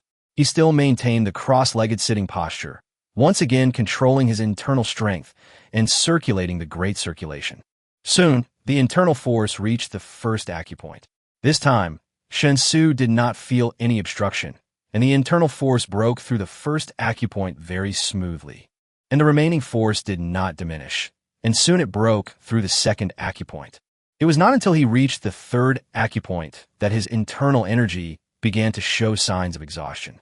After barely breaking through the third acupoint, it was finally exhausted. Shen Xu suddenly became energetic. His guess turned out to be correct. If you want to practice martial arts or techniques, you can only find the corresponding conditions in this other world. But why? What exactly is the difference between the two worlds? However, it is not possible to truly practice martial arts in my world, which is normal when I think about it carefully. If martial arts or skills can also be practiced in his world, then in a vast China, with a history of 5,000 years of civilization, there should be true martial arts masters. Since there has never been any martial arts masters in real historical records, it means that in his world, there is indeed no way to cultivate the so-called internal force. With such a clear understanding, Shen Xu felt mixed emotions for a while. What worries me is that he can only practice in this other world in the future, and I don't know what impact it will have on the progress of his practice. I hope that the delay will not be too serious, so that the last bottle is only half full. The good news is that no matter whether his training is good or bad, as long as he becomes a warrior, he will be a unique existence in his own world. No one can truly possess internal strength like him. On this point, Shen Xu asked himself whether he was still quite selfish. If he could be unique, who really wants to be like everyone else? If a person does not care about himself, he will be punished by heaven and earth. With these thoughts in his mind, Shen Xu let out a breath and felt that the current situation should have more advantages than disadvantages for him. It opened up 3 acupoints at once, and the effect was neither good nor bad. There are 365 acupoints in a human body. If you want to circulate a whole great circulation, you need to open all 365 acupoints in one go. I don't know how long it will take to practice hard before I can achieve this. But from what Song Xiqing said, it seems that in order to reach the level of being able to circulate an entire great circulation, he guessed that he would have to reach the pinnacle of acquired martial arts, right? Once he truly used his internal energy to open all the acupoints and complete the great circulation, he would seemingly be able to break through the boundaries of the acquired martial arts and enter the realm of the 7th grade innate. We have to ask Song Xiqing to find out whether this is true or not. Right now, I have only broken through 3 acupoints, and there's still a long way to go before I reach the great circulation. There is no need to think too much about it. Feeling quite satisfied with tonight's gains, Shen Xu sorted out his emotions, traveled through time again, and returned to his side-lying bed. Not sleeping when you should is a huge crime. If there is anything, let's talk about it in the morning. Chapter 44, Xia Zichio's background. The next morning, Shen Xu was woken up by Shenya. Shenya found a summer job and agreed with the fast food restaurant to work part-time for 6 hours a day, with occasional overtime requirements. Since Shenya has an outstanding appearance, it is helpful for the fast food restaurant to attract customers. She works part-time and does not need to pay 5 insurances and 1 fund, so the labor cost is very low. Therefore, the hourly wage offered by the fast food restaurant to Shenya is not low. $25 per hour, 6 hours a day, is the minimum part-time wage of $150. For fast food restaurants, this is the highest part-time hourly wage they can offer. This is the hourly wage in Shanghai, which is only available in first-tier cities. If it were in a third or fourth-tier city, the hourly wage would have to be at least halved. So Shenya was very satisfied with this part-time job. On her first day at work, she naturally wanted to go to work a little earlier so as to leave a good impression on the people in the store. So, for once, the person who bought breakfast became Shenya. Unfortunately, the breakfast I bought is still not enough. After Shenya had filled her stomach and left the house after giving some instructions, Shen Xu seized the opportunity, went downstairs happily, and bought enough for at least 5 people at the breakfast stall in the community. After returning home, he left about half of the food to Zhang Min, who still hadn't gotten up, and ate the rest himself. After feeling his stomach, which was finally about 70% full, Shen Xu silently decided that he would have to eat a full meal before returning to the other world. Otherwise, if he continued to live like this day after day, he would be able to participate in the Victoria's Secret show. After calculating Shenya's working hours, although he thought that it should be fine to continue traveling through time in his bedroom, for safety reasons, Shen Xu still chose to get a room in a hotel. One cannot rely on luck. When it comes to the matter of time travel, Shen Xu only hopes to be absolutely sure. He quickly arrived at the hotel, completed the check-in procedures, and entered his room with a room card. Shen Xu was about to go to the other world when his phone suddenly rang with a message alert. Xiao Chubby Face, why were you out of service area when I called you yesterday afternoon? Where were you? Shen Xu was stunned for a moment, but soon came to his senses. At that time, he should have been watching the distribution of food with Song Xiqing in another world. Later, he followed Song Xiqing to the village entrance, and with Song Xiqing's generous teaching, he learned top-level skills and martial arts. Being in a foreign world with no so-called base stations, there is of course no possibility of mobile phone signal. My heart is like the sea. I am often busy with some things, and it is normal that I cannot be contacted by phone. So if it is really urgent, it is best to leave a message. As soon as I see it, I will reply as soon as possible. Little fat face. TSK, is it normal to be unreachable on the phone? Why does this sound like a crime? My heart was as deep as the sea. Officer Xia, even though you're beautiful, you can't talk nonsense. I'm a good citizen. I have an ID. If you continue to make up stories about me, I'll sue you for defamation. What do you want from me? Fat face. 3. If nothing happens, can I come find you? Of course, I do have something to do. I checked with Grandpa. He has a foreign mission this week, and his schedule is packed. So he won't be free until the weekend. Come home with me on Saturday at noon. My grandpa wants to treat you to a simple meal. Huh? Foreign affairs activities? Shen Xu's eyes widened.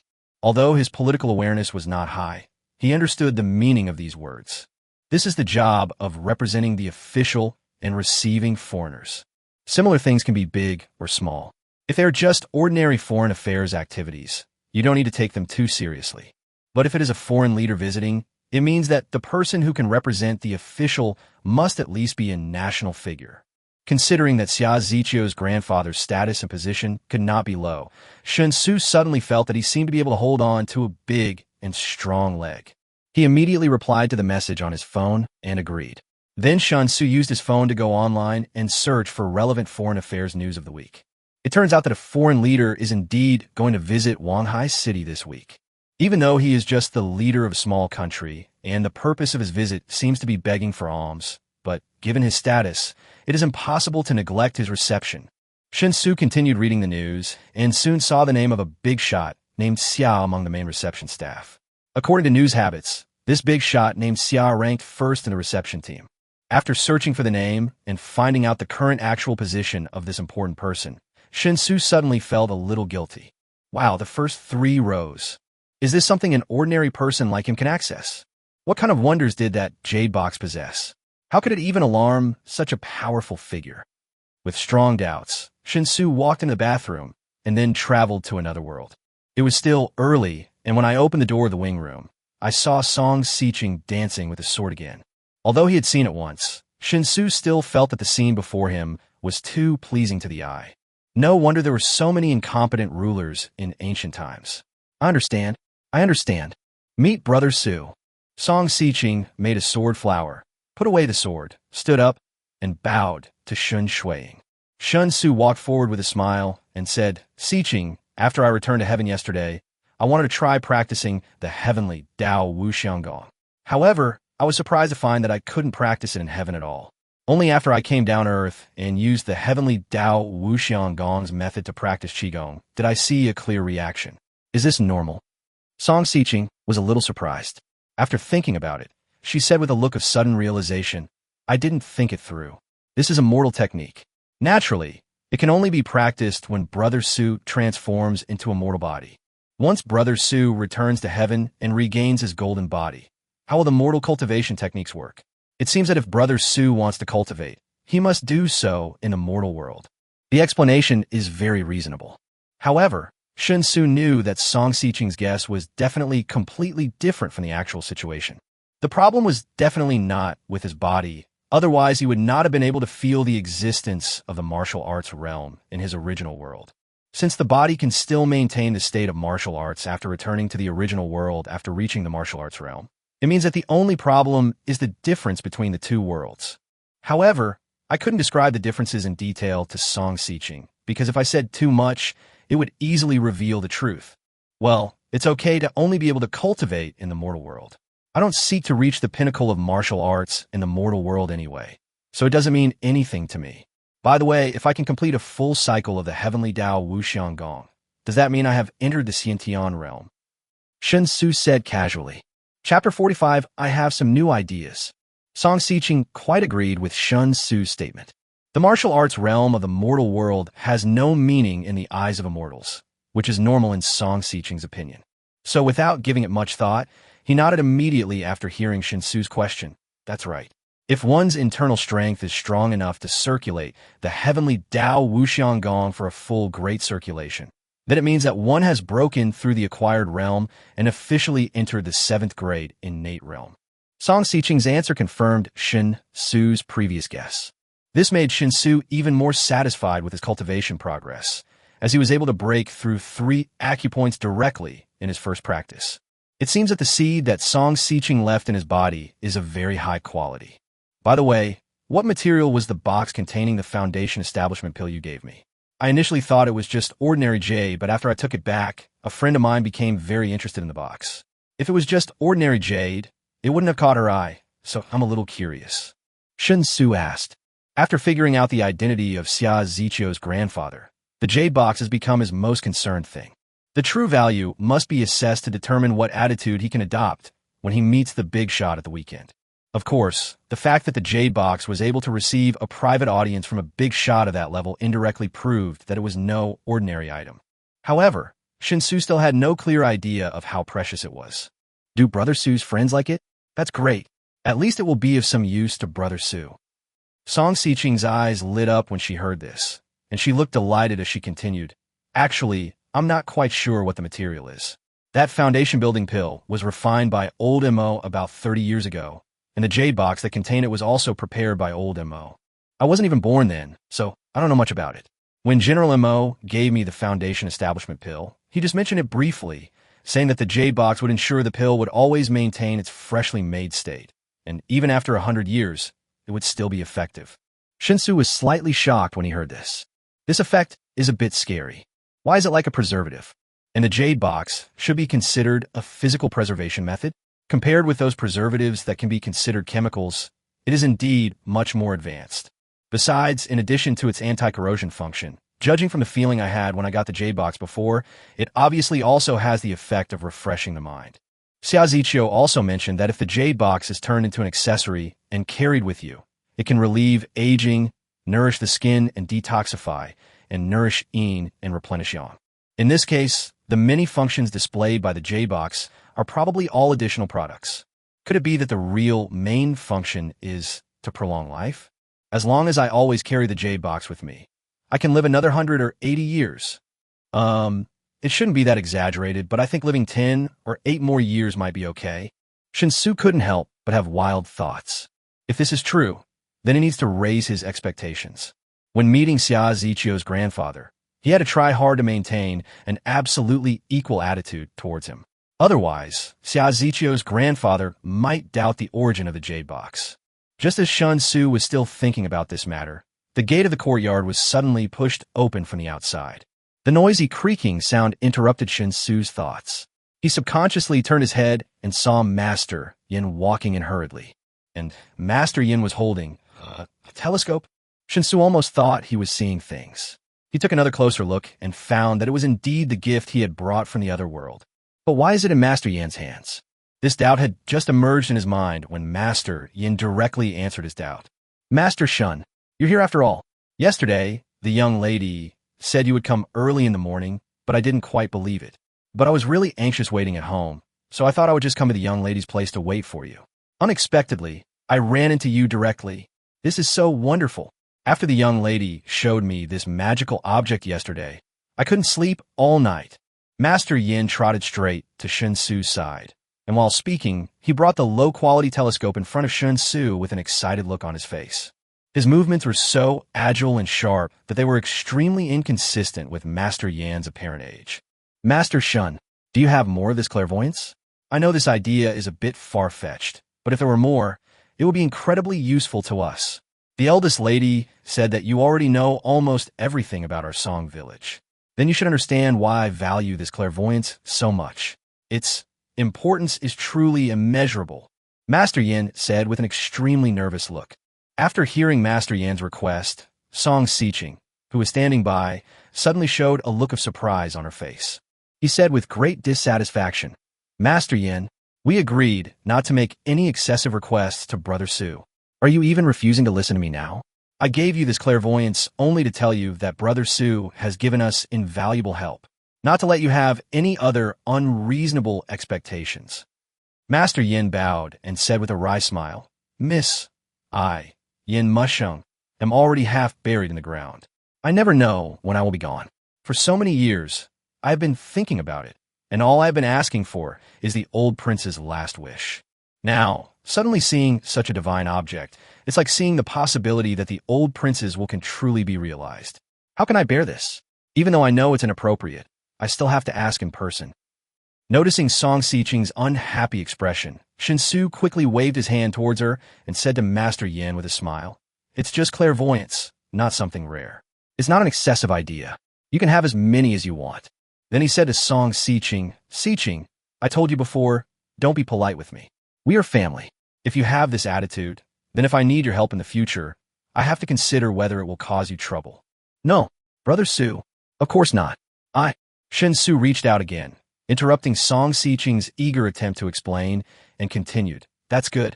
I won't be polite to you, and you must not be polite to me either. Besides, I actually have some ideas about the old prince's will, but whether they can be implemented or not, I'll have to discuss it with you to know. What idea? Song Xiqing's attention was successfully diverted, and she asked with a curious look on her face. Chapter 46, The Brain Circuits of the Elderly. Shen Xu looked at Master Yin, then at Song Xiqing, and did not speak directly. Instead, he went over it roughly in his mind first, and carefully organized the logic of the language. Then he smiled and said, It's like this, Xiqing knows that I have some unique abilities.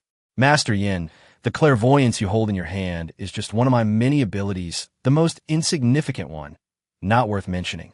Xiqing and I hit it off right away. Her business is my business. So since she's already told me about the legacy of your ancestors that Songjia village carries, I can't stay out of it. I have to find a way to help you. However, due to some unspoken reasons, even if I wanted to help you, in most cases, I can only provide indirect assistance. Regarding this, Xiqing must understand the reason. As soon as Shen Xu finished speaking, Song Xiqing nodded vigorously. In fact, if Master Yin was not here, it It would be much easier and simpler for Shen Xu to simply communicate with Song Xiqing. But there are a total of 2,000 people in Songjia village. Even though Song Xiqing is the eldest daughter of all the people in Songjia village, she cannot be too stubborn in many things. Especially when it comes to matters concerning the entire village, they must be understood and recognized by the majority of people in order to run smoothly.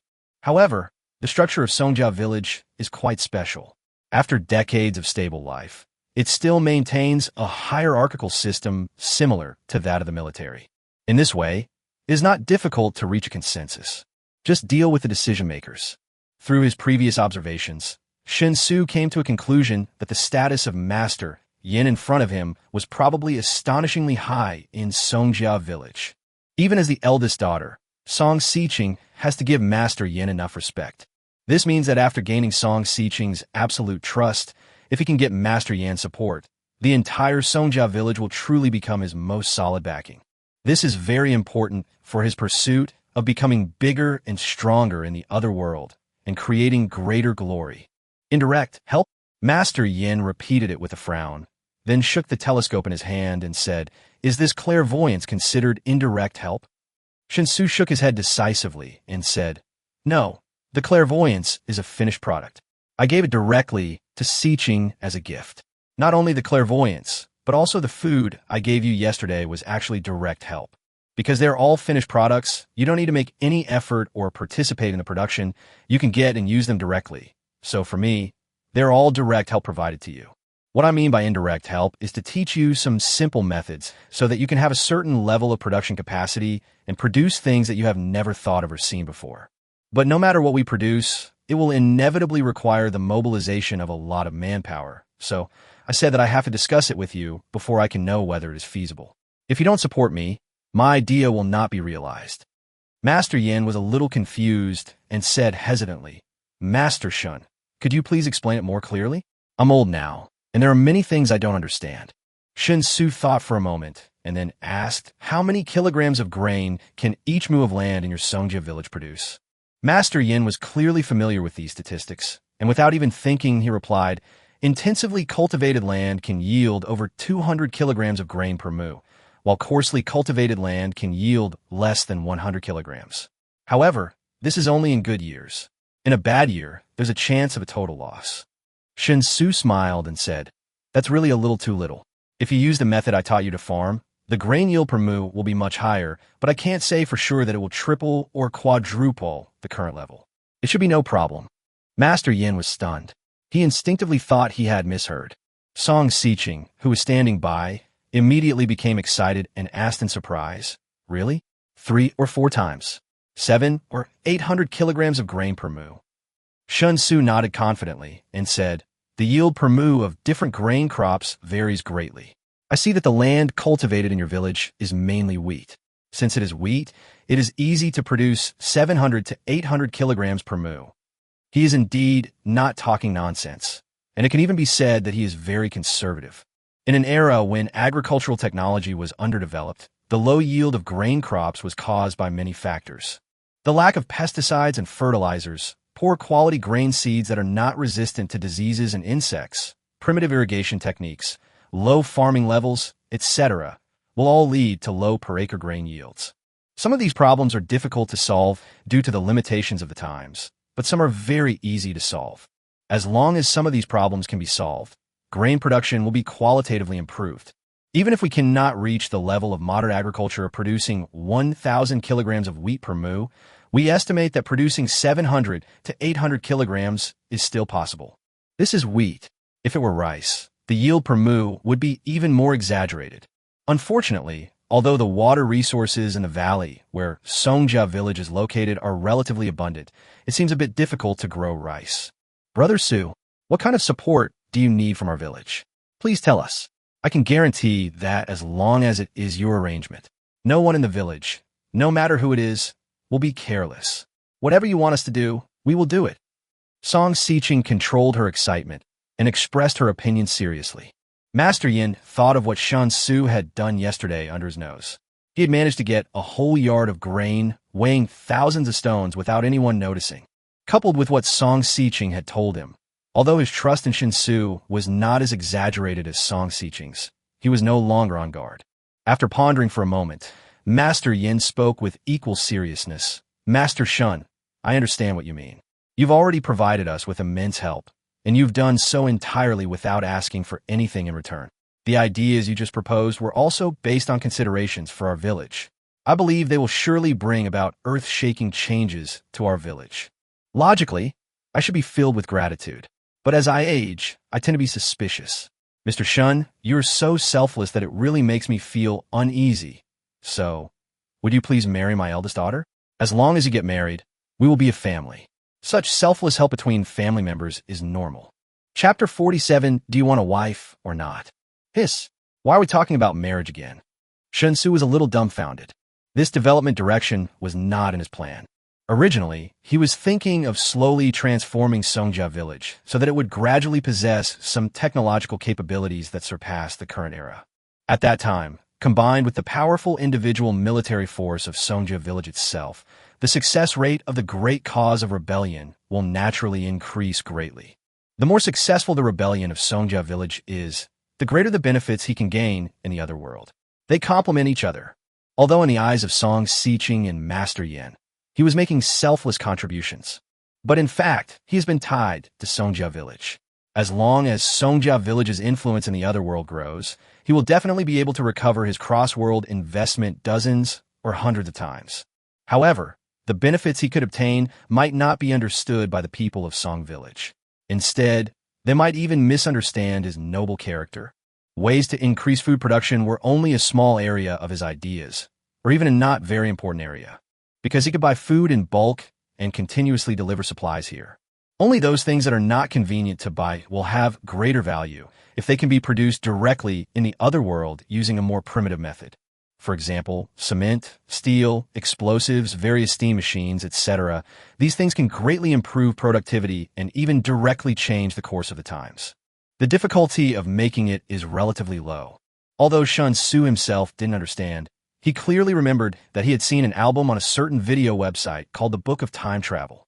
It records in detail the survival skills that must be possessed after time travel, as well as how many things should be created using primitive methods in the feudal era with no industrial foundation. Shen Xu had forgotten the specific content. Although he had read it, he only had an impression of the general framework. If the time travel that happened to him was a one-time deal, he would definitely be at a loss now.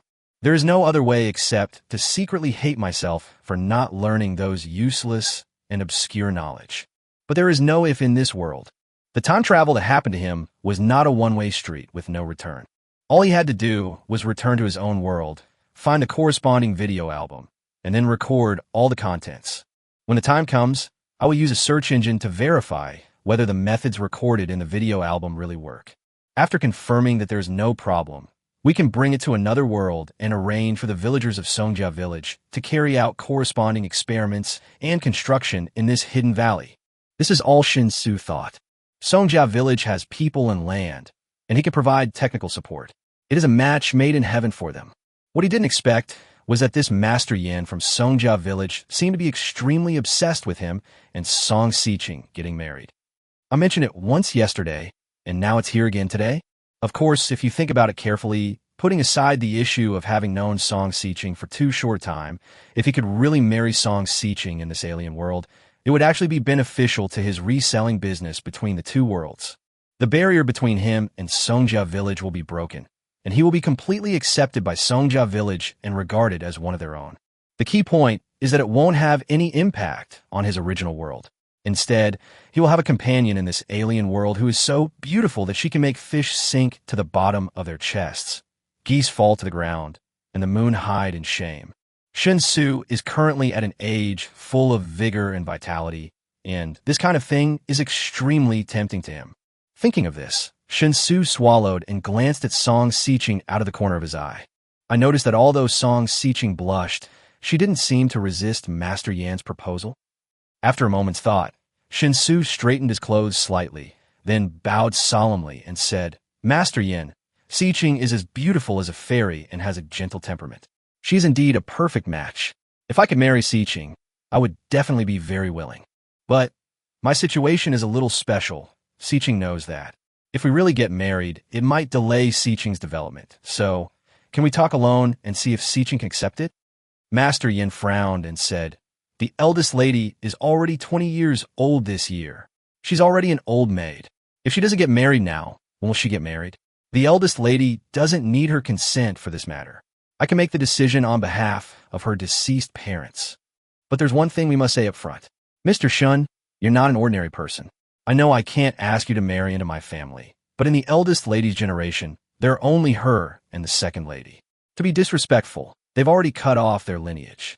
Therefore, once Mr. Shen marries our eldest daughter, his first son must take her surname Song.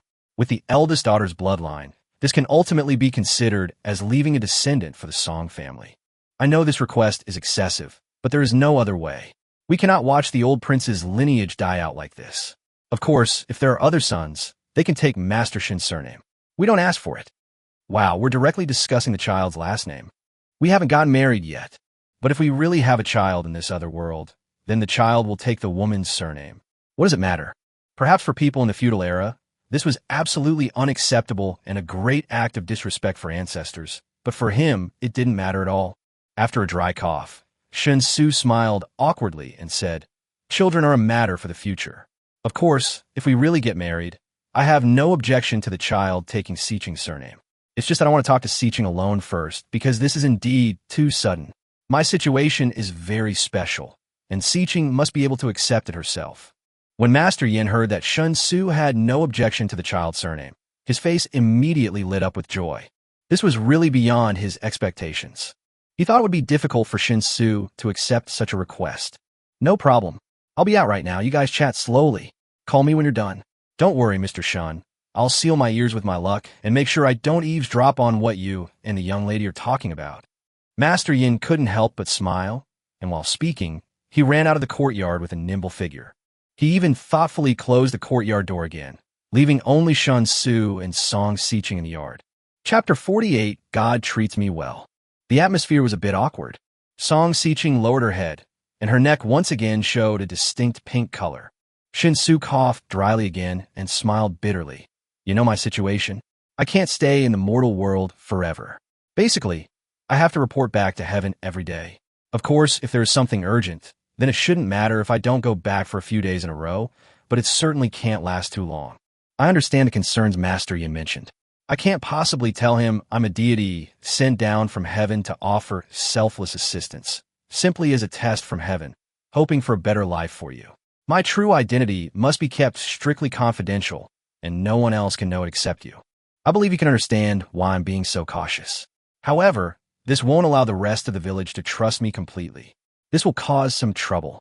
So, to be honest, I'm tempted by Master Yan's suggestion, but I still want to know what you think. My status isn't fair to you.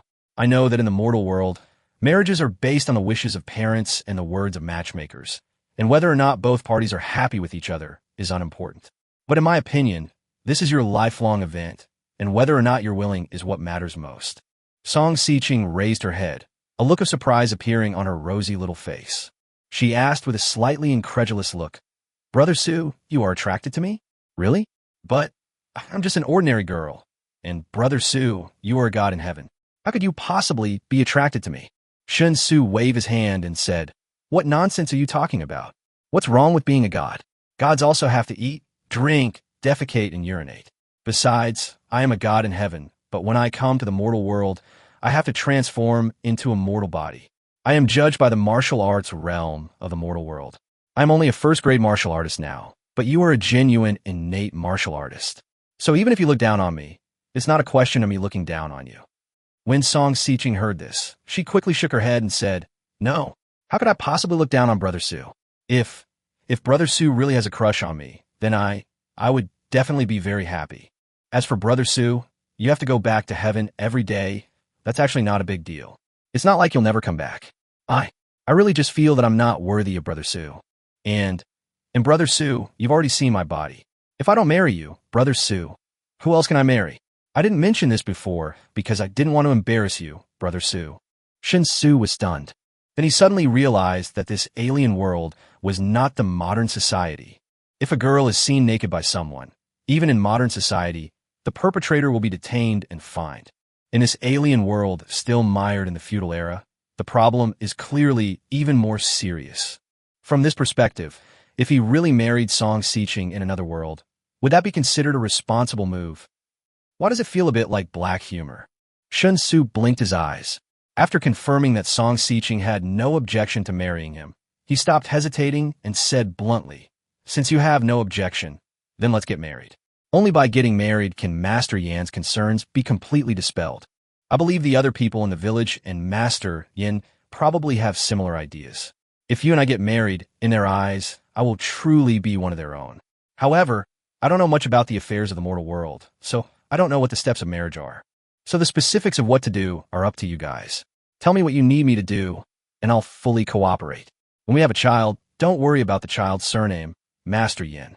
It'll be no problem for me to have the same surname as you, Song. Song Xiqing's face turned even redder. Shen Xu's words were so blunt that Song Xiqing's heart beat faster. She bit her lip, her eyes evasive and shy as she spoke. "Child, I'll talk to Master Yan about the child's surname. You're a deity, and marrying a mortal would already make you a laughingstock in heaven. How can your child have a mortal surname? That's really too harsh on you. Don't. Xiqing, don't always dwell on my mortal status. If we really get married, then I will be your husband, and you will be my wife. Other than that, my other identities are unimportant, understand?" Shen Xu looked at Song Xiqing sincerely and continued, "I can understand why Master Yan is so concerned about the child's surname. I also understand very well that if we get married and have a son, it would be very important for you if the son had the surname Song. So, I don't want you to be embarrassed by this kind of thing. If marrying me only adds to your troubles and doesn't relieve your stress, then in my opinion, getting married is meaningless. If we get married, it must be because we can both live better after marriage than before." Song Xiqing stared at Shen Xu blankly. My heart was filled with emotions for a while. She was completely moved. In her opinion, a child's surname is a sensitive spot that men must never touch. The only possible way to have a child take the woman's surname is for the man to marry into the family. But that is because after the man marries into the woman's family, he also has to change his surname to the woman's. So, in fact, he is still taking the man's surname. Moreover, unless a man is truly desperate and has no other options, which man would be willing to marry into the wife's family and become son-in-law? Therefore, how could Shen Xu not be excited when he told her so clearly that he agreed to the child taking her surname just to relieve her pressure and hope that she could live a better life? What's more, Shen Xu is a god. The immortal marries a mortal, and can actually be so considerate of the mortal. Song Xiqing felt that she was truly blessed by God. It was like a dream, and she could hardly control herself, so much so that her eyes became moist. I haven't gotten married until now, at the age of 20, because my standards are actually quite high. The women in the village down the mountain, my age, are basically mothers of several children. Master Yin and the others have been trying to persuade me that if I don't get married, my sister won't be able to either. We can't all just end up being old maids, right? I know they're right, and I've always been worried about it, but I just can't accept it. I thought I might really have to endure a few more years like Master Yin and the others said, and then become a monk, always accompanied by the green lamp and ancient Buddha. But I never thought that God would be kind to me and let me meet Brother Xu. I am so grateful," Song Xiqing said from the bottom of her heart. These words made Shen Xu blush. Chapter 49, Simple Marriage Requirements. Shen Xu was very emotional. Everyone knows their own business. He was very clear about his feelings for Song Xiqing, which were definitely not as strong as Song Xiqing's feelings for him. "How long have you known each other?" At most, it was just a little over 2 days. In modern society, it is easy for men and women to fall in love at first sight, but that is basically just lust at first sight. At present, Shen Xu's good impression of Song Xiqing comes entirely from Song Xiqing's outstanding appearance. For men, a woman of the opposite sex who is so beautiful that you can't even take your eyes off her has an irresistible attraction. But Song Xiqing's feelings towards him were obviously different. Having not experienced the baptism of information bombardment in modern society, Song Xiqing's emotions are very clean and simple. So Shen Xu felt a little ashamed. He felt like he was taking advantage of Song Xiqing. But if he really married Song Xiqing in another world, then for him, there would obviously be only benefits and no disadvantages.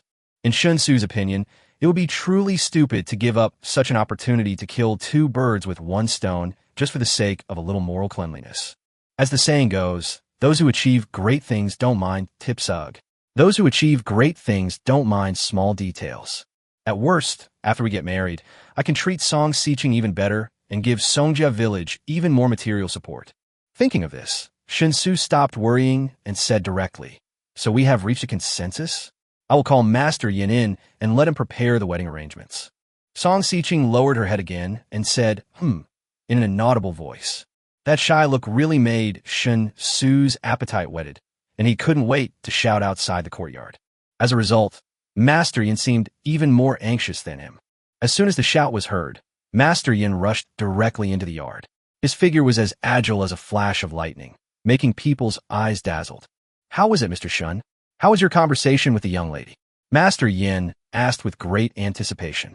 Shen Xu looked at Song Siching and found that Song Siching had quietly raised her head and was also glancing at him. After their eyes met, Song Siching quickly avoided his sight like a frightened kitten. This reaction amused Shen Xu. He smiled and nodded, saying, "It's a good chat. If Siching is willing to marry me, I'm also willing to marry Siching. The child's surname is also fine. As long as there is a child, the surname will be Song. However, I don't know much about marriage. Master Yin needs you to take care of it. Master Yin, please let me know what I need to do and what preparations I need to make. Also, I don't have a travel permit from the Northern Zhou dynasty. If I really want to get married, I must register with the government, right? I'm afraid I'll have to trouble Master Yin to help me prepare an identity, otherwise I won't be able to pass the government checkpoints." Upon hearing that this matter was accomplished, Master Yin was overjoyed. He shook his head excitedly and said, "It's not that troublesome. People from the Jianghu don't need to be bound by worldly etiquette. We in Songjia village have never recognized any official marriage registration. As long as you and the eldest lady are willing, we can get married directly in front of other villagers as witnesses. You know, our Songjia village now has a population of 2,000, but the official register only lists a little over 30 households, less than 150 people. The register farmland is less than 500 acres. The so-called official register is completely symbolic and meaningless. As for the other formalities like the 3 matchmakers and 6 betrothal gifts, we don't have that much to say. At most, we'll invite the whole village to a buffet and the marriage will be settled. It just so happens that Master Shen sent so much food, so the banquet can be a bit more lavish." Shen Xu was quite distracted by Master Yan's explanation. What about the betrothal gift? What about the wedding house and car? What about the fees for changing one's name and getting off the car? Why would you marry a wife if you have nothing? "Oh, I'm getting married, that's okay. But isn't this too simple? No matter how talented you are, you can't just have a buffet and call it a day." Master Yin, I understand what you're saying, but I can't marry Siching without some kind of token of appreciation. How about this? You prepare the banquet and the ceremony, and I'll take your orders. Then, I'll prepare something for Siching as a betrothal gift. What do you think?" Shen Xu asked. Master Yin nodded with a smile and said, "This is your business, young lady. As long as the eldest lady is satisfied, what can I object to? Let's leave it as it is for now. I'll ask Blind Feng to calculate an auspicious date and then tell the rest of the village about this happy event so that everyone can join the joy." After saying this, Master Yin turned around and was about to leave the courtyard. However, just as he reached the door, a huge black shadow enveloped Master Yin. Shen Xu originally wanted to see Master Yin off. As a result, after taking only 2 steps, the scene in front of him became dark, and the open gate of the courtyard was suddenly blocked. It's a huge bear. The gate of the courtyard seemed to be about 2 meters wide, but the huge body of the bear blocked the gate tightly. Although it was on all 4s, the bear's head could almost touch the door lintel, causing Shen Xu to instinctively take a few steps back after suddenly facing such a ferocious beast. Subconsciously, she wanted to speak up to remind Master Yin to be careful, but before she could even utter a word, she found that Master Yin actually bowed to the giant bear and said, "Greetings, Second Mississippi." "Second Miss? Bear?" Shen Xu stood there in a daze. Shouldn't the second miss be Siching's sister? How did she become a bear? If the second miss is a bear, then what is Siching? Thinking of this, Shen Xu was shocked and beads of sweat instantly appeared on his forehead. Wow, what a sudden change in style. The story of 2 sisters who are both monsters. The one that impressed him the most was the legend of the new white snake. But the legend of White Snake is a snake after all, so what's the point of bringing in a bear? Just as Shen Xu was losing control of his wild thoughts, the giant bear in front of him suddenly fell sideways, with a loud bang, and fell hard to the ground. Immediately afterwards, a girl with a cold expression and a look that was about 60% similar to Song Xiqing appeared in Shen Xu's sight. Greetings, Master Yin. I'm wearing a heavy suit, so it's not convenient for me to bow. Please don't blame me, Master Yin. The girl said calmly. Shen Xu suddenly understood that it was the girl who had just appeared in front of the courtyard door, carrying the giant bear's corpse. However, due to the giant bear's exaggerated size, even though it was being carried, its limbs were still slightly touching the ground, so that it actually covered the real second young lady completely. Fortunately, it was a misunderstanding. Otherwise, wouldn't his time traveling and getting married have become a story from Strange Stories from a Chinese studio? No need to be so polite. I have to go find Blind Phone and calculate the date. Second miss, please meet your brother-in-law. Our Song village is going to have a son-in-law. Master Yin said this with a smile and left quickly with quick steps. Chapter 50. My sister-in-law wants to eat old popsicles. Sister, husband. A look of doubt appeared on the girl's face, and a hint of shock flashed in her eyes, but she quickly concealed it. Song Xiqing hurried forward to greet her, took the girl's hand, and explained softly in her ear. Shen Xu was left aside and didn't know what to do for a moment, so he simply walked to the giant bear's corpse and began to measure it curiously. He had never seen such a big bear. Even the huge brown bears I had seen in the zoo were nothing compared to the bear in front of me. Judging from the state of his cheap sister-in-law, when she was carrying the giant bear just now, the bear's shoulder height was estimated to be nearly 2 meters when it was on all fours. Such a terrifying shoulder height means that if this giant bear were to stand up, its height would likely be over 5 meters, and its weight would likely be around 3 tons. If this thing were brought back to his world, it would definitely cause a huge sensation. Of course, the premise is that no one would think he was committing a crime. It seems that the beasts from the other world are much larger in size than the similar creatures in his world. This means that the oxygen content in the air of the other world is much higher than that in his world. Because the oxygen content in the air is an important factor supporting the giant size of organisms. Generally speaking, the size of an organism is positively correlated with the oxygen content in the air. Could this be the fundamental reason why one can cultivate martial arts and techniques in other worlds, but not in his own world? Shen Xu inexplicably had this idea. But before he had time to think about it, Song Xiqing's voice suddenly sounded in his ears. Brother Xu, this is my sister, Song Xi. See, this Shen Xu, Brother Xu, is the one I'm going to marry. Once Master Yin and Mr. Feng agree on a date, everything will be settled. I'm going to go take care of this bear first. You and Brother Xu should get closer. After saying that, Song Xiqing smiled at Shen Xu, then leaned over and grabbed the huge bear head. The giant bear's corpse, weighing at least 3 tons, was dragged into the courtyard with ease by Song Xiqing. Shen Xu was terrified by what he saw. He began to worry about his married life and whether he would suffer domestic violence. Unfortunately, there is no women's federation in this alien world. Even if he really suffered domestic violence, he would have nowhere to seek justice. So you're the one who peeped at my sister bathing earlier. Since you were a close friend during my sister's travels, why didn't you just come to her house, instead of doing something so shabby? Song Si stood in front of Shen Xu, looking at him with a scrutinizing look, and asked. Shen Xu also observed Song Si carefully. The height of this cheap sister-in-law is almost the same as that of the cheap daughter-in-law, estimated to be between 1.65 and 1.7 meters.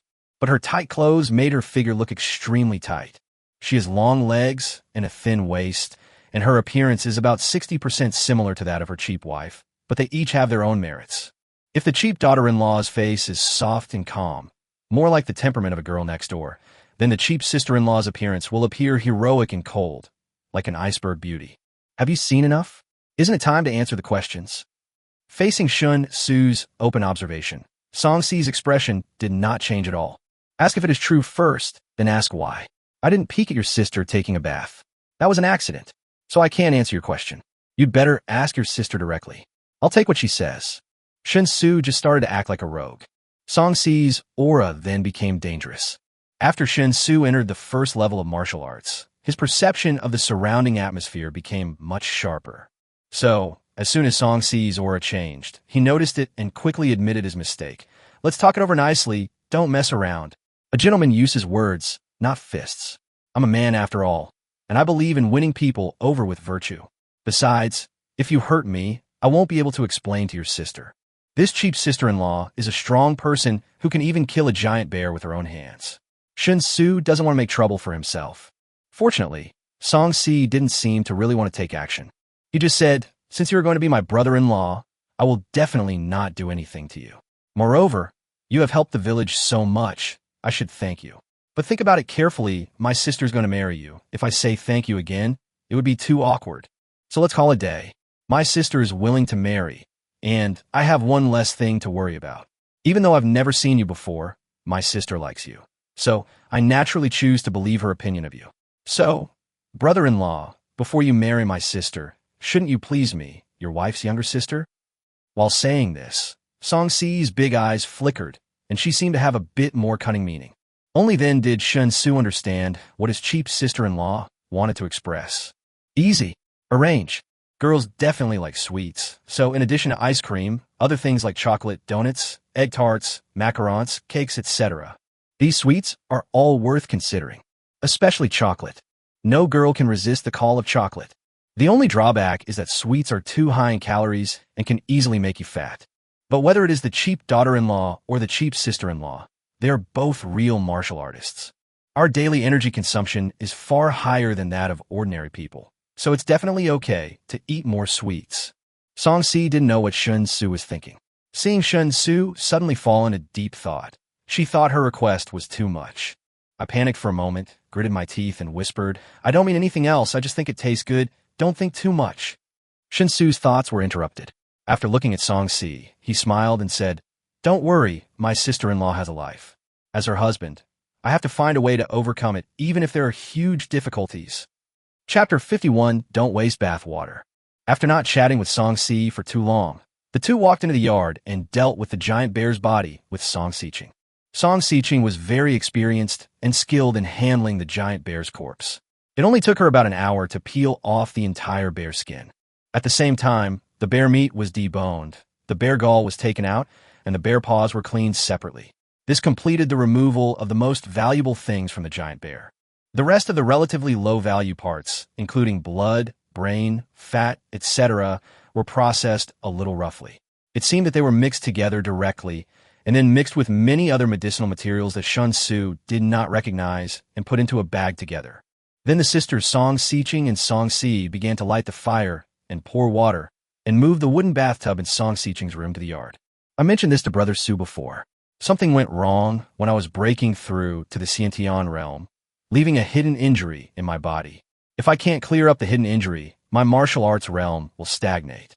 So Grandpa Mo prescribed a medicinal bath for me, so that I can heal my injuries through a bath. As Song Siching spoke, she reached out and tucked the ends of her hair behind her ears and continued, while soaking in a medicinal bath to heal my wounds, I will be in a state of dispersing my energy, just like an ordinary person. That's why last time, Brother Su, you appeared in my room, I didn't notice you in time. This recipe can not only be used to treat the hidden injuries in my body, but it is also very effective in promoting the cultivation of low-level martial artists. However, due to its relatively strong effect, low-level martial artists cannot withstand it, so they need to absorb the effect first. Speaking of this, Song Siching became a little shy again. Song Si on the side seemed to have heard nothing. She kept adding hot water to the bathtub and put the bag full of various medicinal herbs in the bathtub for soaking. But because I'm using this medicinal bath to heal my wounds, a lot of the medicinal properties will be absorbed, making the remaining effect almost non-existent for Si. But Brother Su, you've just reached the first level of martial arts, and the remaining medicinal properties are a rare tonic for you. Therefore, so after I'm done soaking, if Brother Su doesn't mind, it'd be best if you continue soaking. Song Siching mustered up her courage and finally finished speaking these words haltingly. When Shen Xu heard this, his eyes suddenly lit up, because this thing is really useful to him. When he was in his own world, he had no way to practice cultivation, which meant that his cultivation speed was definitely not as fast as that of the natives in this other world.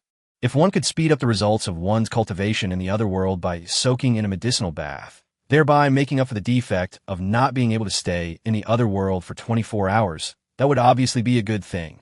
My dear lady, you're being so formal. We're getting married and we'll sleep in the same bed. How could I possibly dislike your bath water? Hee hee, let's not make it so much trouble. Why should we wait for you to finish bathing before I do? Why don't we just bathe together? Shen Xu rubbed his hands in a slightly obscene manner and said with a smile. Song Xiqing blushed and said hesitantly, "No, the effect of the drug is very strong at the beginning. A martial artist with acquired talent can't bear it. If you take a bath together, Brother Su, you might explode and die. And we haven't gotten married yet. Before we get married, please, Brother Su, don't call me wife. It's too embarrassing." Shen Xu immediately nodded and said, "Okay, ma'am. I understand, ma'am." Song Xiqing bit her lip and stomped her feet, then angrily reached out and pushed Shen Xu out of the courtyard. As the gate of the yard was slammed shut, Shen Xu couldn't help but curl his lips.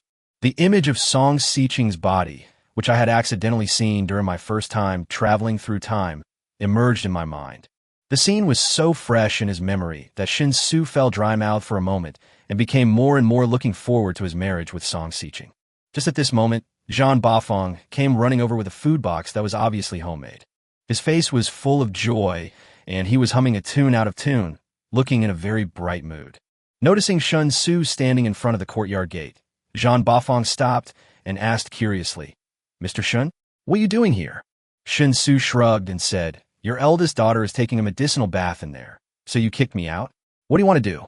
Upon hearing this, Zhan Bafeng lifted the food box in his hand and said with a grateful smile, "Thanks to you, our family had sugar for the first time, so my wife tried to make some sugar cakes. As a result, my boy almost ate his own hand, and his belly was so full. She told me that if I could eat sugar cakes every day, I wouldn't trade them for anything. So I quickly brought some for my eldest daughter, so she could taste my wife's cooking. My wife and I couldn't bear to eat any of them, mainly because sugar is so precious." Shen Xu nodded and said, "Wait a while. Wait until your eldest daughter finishes her bath, then give it to her. It just so happens that I have something I want to ask you about. Since you have to wait here anyway, why not take this opportunity to explain it to me in detail? I heard your eldest daughter mention Grandpa Mo and Mr. Feng. Who are they? Master Yin knows him, but I don't think I've ever seen Grandpa Mo and Mr. Feng. Are they among the elderly people who came with Master Yin yesterday?" Zhan Bafeng was immediately interested when he heard this. He shook his head and said, "Mr. Shen, you've asked the right person. The people who came with Master Yin yesterday were all elders in the village. Usually, when there are problems in the village, the eldest lady rarely makes decisions on her own. It is always those elders who discuss and work with the eldest lady to decide on a solution. You have already met Master Yin. His name is Yin Mushin. He is mainly responsible for educating the children in the village, teaching them to read and write, and to learn about ancient and modern times. He is considered the village teacher and the teacher of everyone in the village from our generation onwards. Therefore, he is respected by other people in the village and is nicknamed the teacher of all people. Mr. Feng's name is Feng Buer. He is the fortune teller in the village. He is proficient in the art of Qimeng and knows the 5 elements and 8 trigrams. Because he has spied on too many secrets of heaven, he became blind in his early years. Now he seldom tells fortunes anymore. He will make an exception unless there is an important matter in the village that requires his intervention. His nickname is Calculate the Secrets of Heaven. As for the grandpa, Mo mentioned by the eldest lady, his name was Mo Huiren, a village doctor. When the old prince was still alive, Mo was only 15 years old, but he had already mastered the art of medicine and was retained by the old prince. Now, 60 years later, old Mo's medical skills have become even more extraordinary. It is said that he can bring the dead back to life, earning him the nickname, the King of Hell is difficult to die. Chapter 52, Are You Polite? Shen Su Listen Gui Eli. Although he felt that the nicknames Zhan Bafeng mentioned were a bit childish and sounded quite out of place. But considering the level of development in the other world and the prosperity of martial arts here, it is normal to have similar tendencies.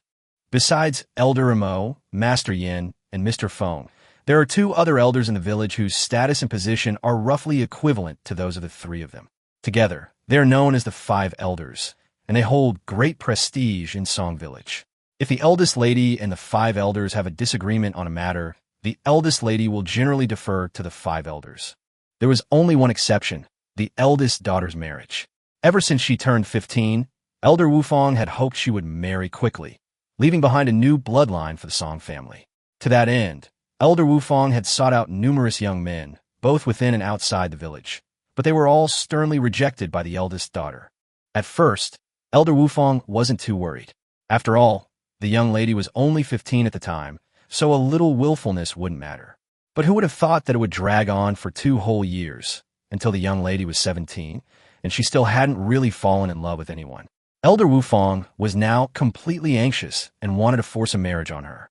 Having said that, Zhan Bafong suddenly paused. A heartless smile appeared on his face, and he seemed to find this matter very interesting. And then, Shen Xu acted as a supporting role at the right time. Zhan Bafong continued contentedly, "Don't worry, Mr. Shun. Let me explain slowly. Elder Wu Fong's idea is actually correct. After all, what girl wouldn't marry at the age of 17? Moreover, the eldest daughter shoulders the heavy responsibility of continuing the Song family's bloodline. It's not a big deal if she remains unmarried. In addition, the eldest daughter respected Wu Fong Lao very much. In the past, all matters in the village were decided by Wu Fong Lao. When the eldest daughter was young, she always followed Wu Fong Lao to learn and never questioned his decisions. So Wu Fong Lao planned to arrange a marriage for the eldest daughter. Who would have thought that the eldest lady, who had always been very obedient, showed an extremely firm attitude in this matter. No matter how hard Elder Wu Fong tried to persuade her with facts and reason, the eldest lady just refused to give in. It was from then on that the eldest lady truly took over the jurisdiction of the village. It's been dragging on until now. The eldest daughter is already 20 years old and still hasn't married. TSK, Master Shun, you don't know how worried Elder Wu Fong is about the eldest daughter's marriage. In Master Yan's words, he must have shortened his life by at least 10 years because of the eldest daughter's anger. Shen Xu raised his eyebrows and said, "No wonder. I was wondering why Master Yan was so impatient.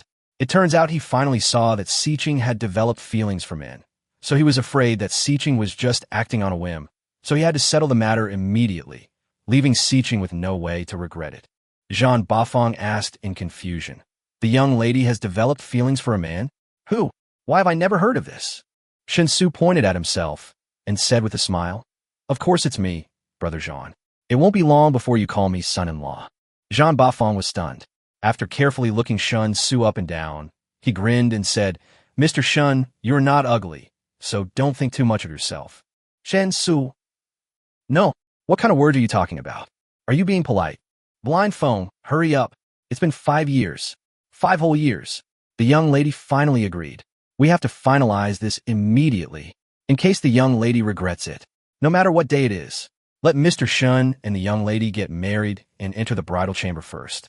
Now that the matter is settled, even if the young lady wants to regret it, it will be too late." In a thatched hut in the village, Master Yin was pacing back and forth with his hands behind his back, looking extremely anxious, while speaking in an extremely fast pace and urging people to come. An old blind man in a cloth gown was sitting calmly on the only wooden bed in the thatched hut, making seals with his left hand, pinching the magic formula with his right hand, and shaking his head to mutter something. Urged by Master Yin, the old blind man stopped calculating and said slowly, "You haven't even given me Mr. Shun's birth date and horoscope, and you only have the eldest daughter's. Of course, I'll have to calculate it for a while longer. However, the next auspicious day is next month, so you just have to wait." Upon hearing this, Master Yin became anxious and squatted down in front of the old blind man, shouting, "Next month? Are you crazy or am I? It's only the middle of the month. There's still half a month left until next month. Aren't you afraid that if things drag on for too long, the young lady will change her mind? It's been 5 years. The young lady is already 20. Regardless of whether she's truly moved or just lost in thought, we must seize this opportunity. Otherwise, how many more 5 years will we have to wait? If we keep waiting like this, will we ever see the young lady get married before we die? What's even more rare is that this Mr. Shun is not only capable, but also doesn't mind the child having the eldest lady's surname. Let the eldest lady give birth to an heir as soon as possible. Then, even if we die and go to the underworld, we won't be ashamed to face the old prince. Don't you understand this truth?" The old blind man sighed and said helplessly, "It's useless even if you say everything today. The next auspicious day is next month. This is fate. What can I do?" Master Yin said in a deep voice, "Then forget about the auspicious day. Just pick any day. As long as we can marry off the young lady as soon as possible, nothing else matters. 3 days at most. Pick a date within these 3 days." The old blind man had only whites of his eyes, but no pupils, which looked very scary. Originally, His eyes were slightly closed, but after hearing Master Yan's slightly outrageous request, his eyelids opened directly, revealing large areas of the whites of his eyes. Even though he couldn't see anything, the old blind man's eyes were still fixed on Master Yan. He said speechlessly, "Then why did you ask me to pick a date? Since it has to be done within 3 days, why don't you just pick a date yourself? Mr. Amo should be back in the next 2 days. As long as he can catch up with the wedding day, it will be fine." Master Yin coughed dryly and scratched his head, saying, "I can't decide. How can I decide the date? The date for the eldest lady's wedding must be set by you no matter what. Idachide, you don't recognize the date I set." The old blind man refused to accept it. Master Yan's face turned serious, and he said seriously, "The eldest lady's fate. It's up to her, not the almanac. You can choose anyone. As long as it's your choice and it's in the near future, it's fine." The old blind man and Master Yin stared at each other for a moment, and after a while, they finally said, "Then let's do it in 3 days. Okay. Chapter 53, The 5 Elders all have real talents and knowledge. The eldest lady really wants to marry you?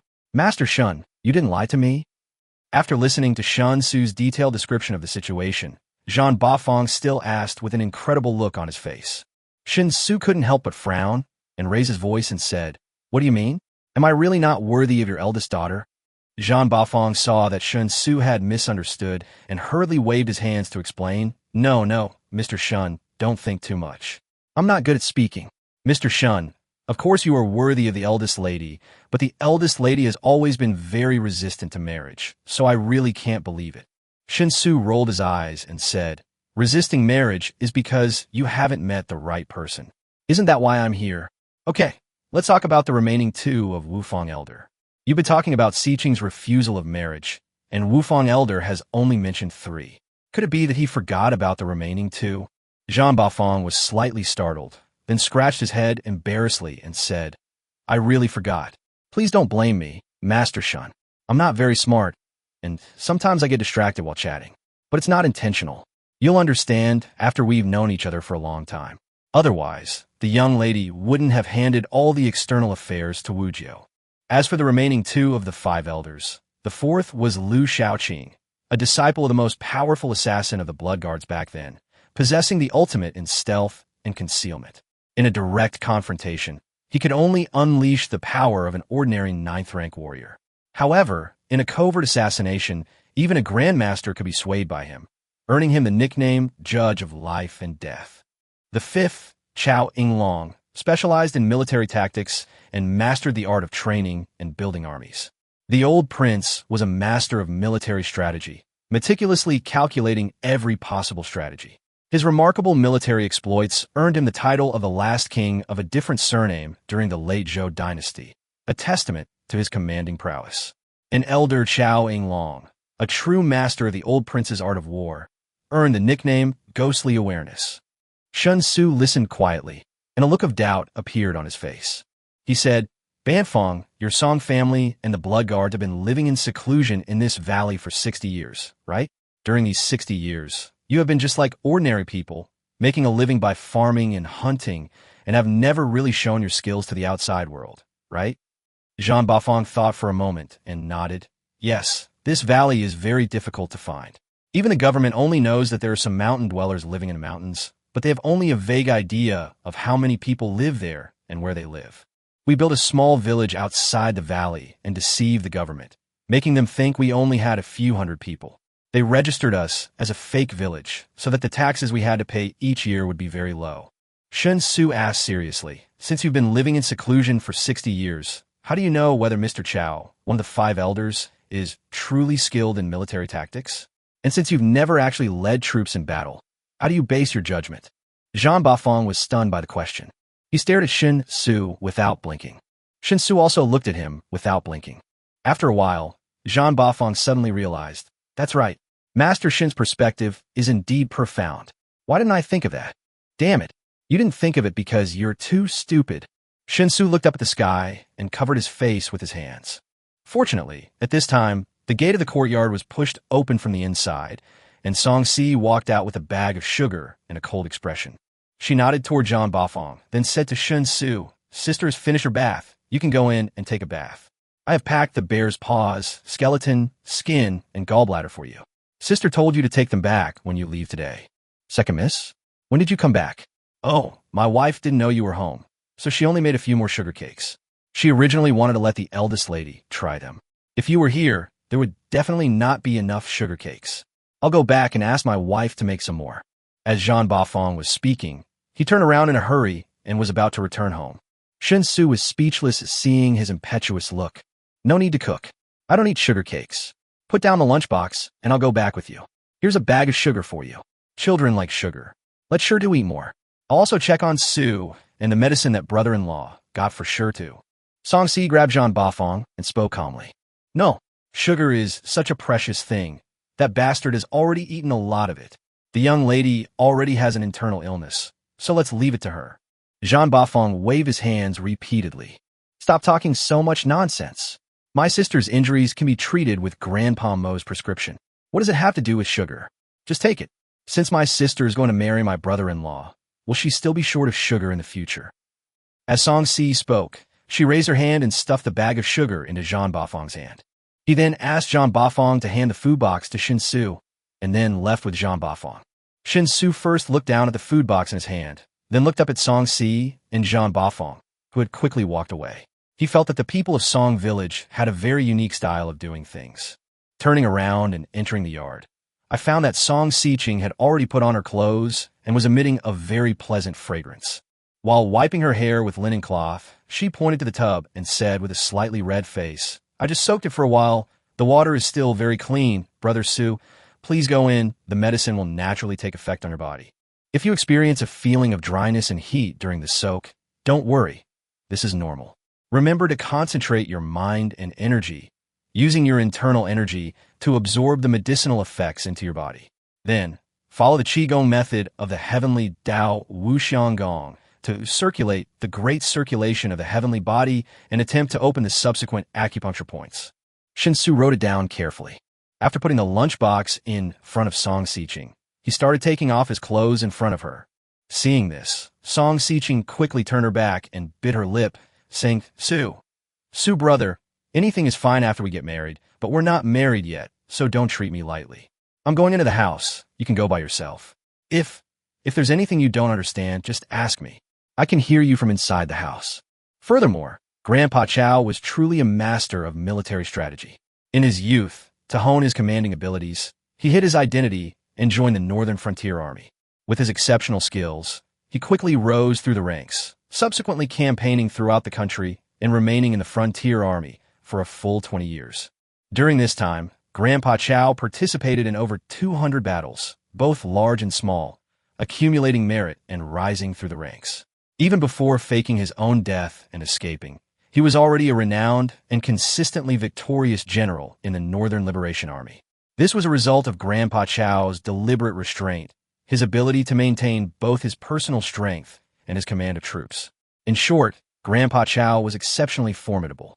After saying that, Song Siqing picked up the lunchbox and walked into the side room with her head lowered. Chapter 54 Medicinal Bath. Watching Song Siqing close the door of the wing room, Shen Xu couldn't help but rub his chin and fell into deep thought.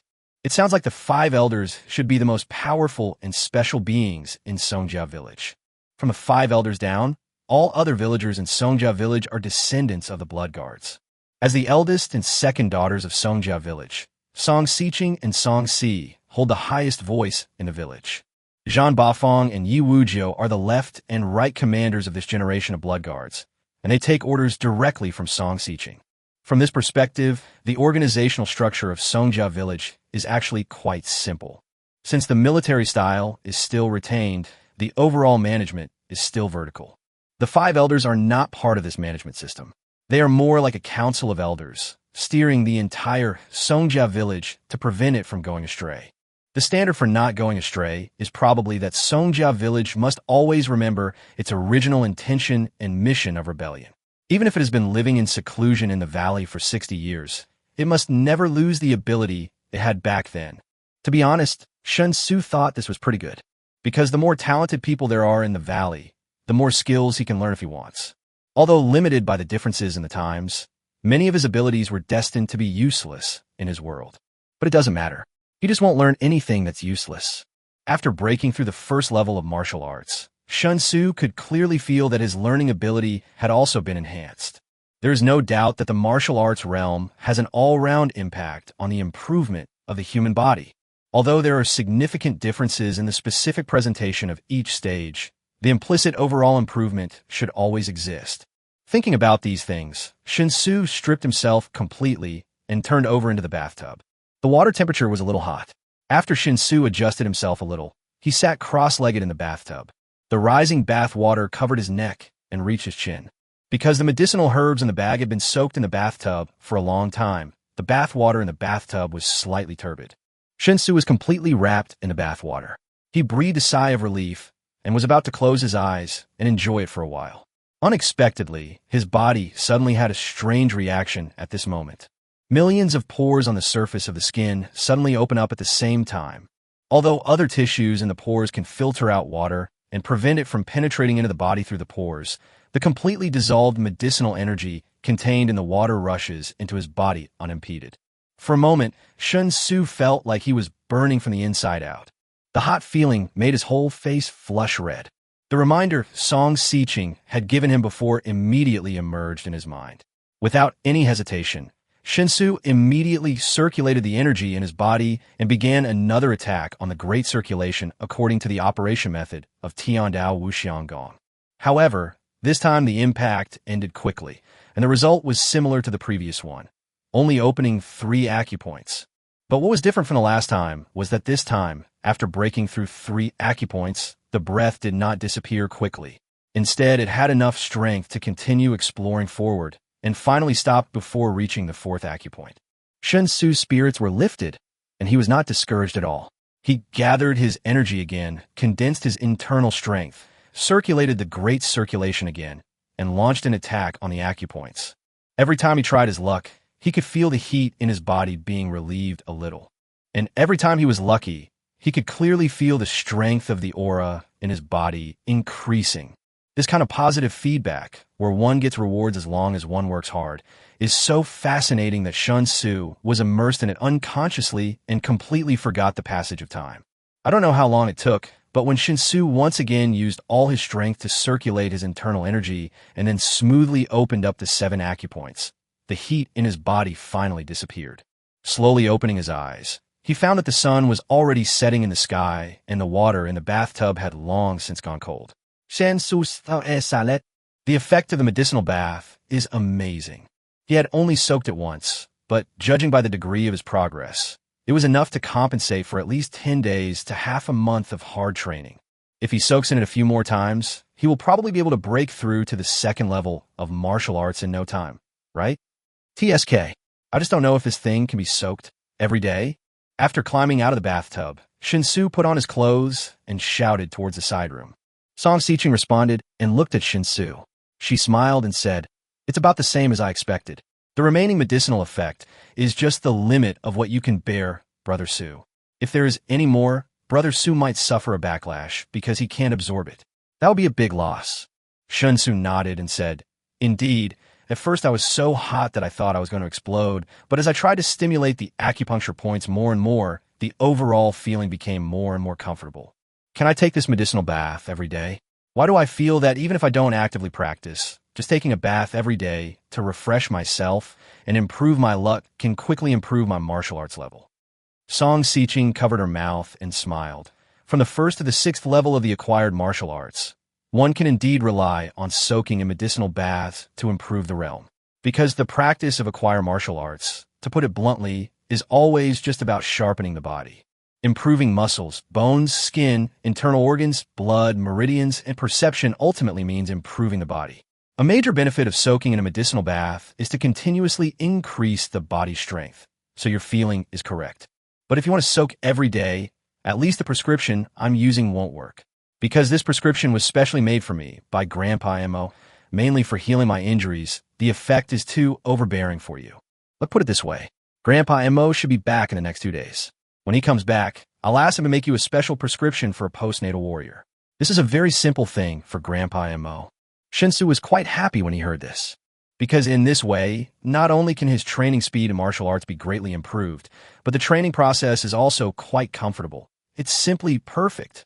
Just as he was about to bow to express his gratitude, the gate of the courtyard was suddenly knocked from outside. Song Xiqing responded and said that the door was not locked, so the people outside could just push the door open and come in. Immediately afterwards, Yu Wuzhou pushed the door open and walked in with a happy look on his face.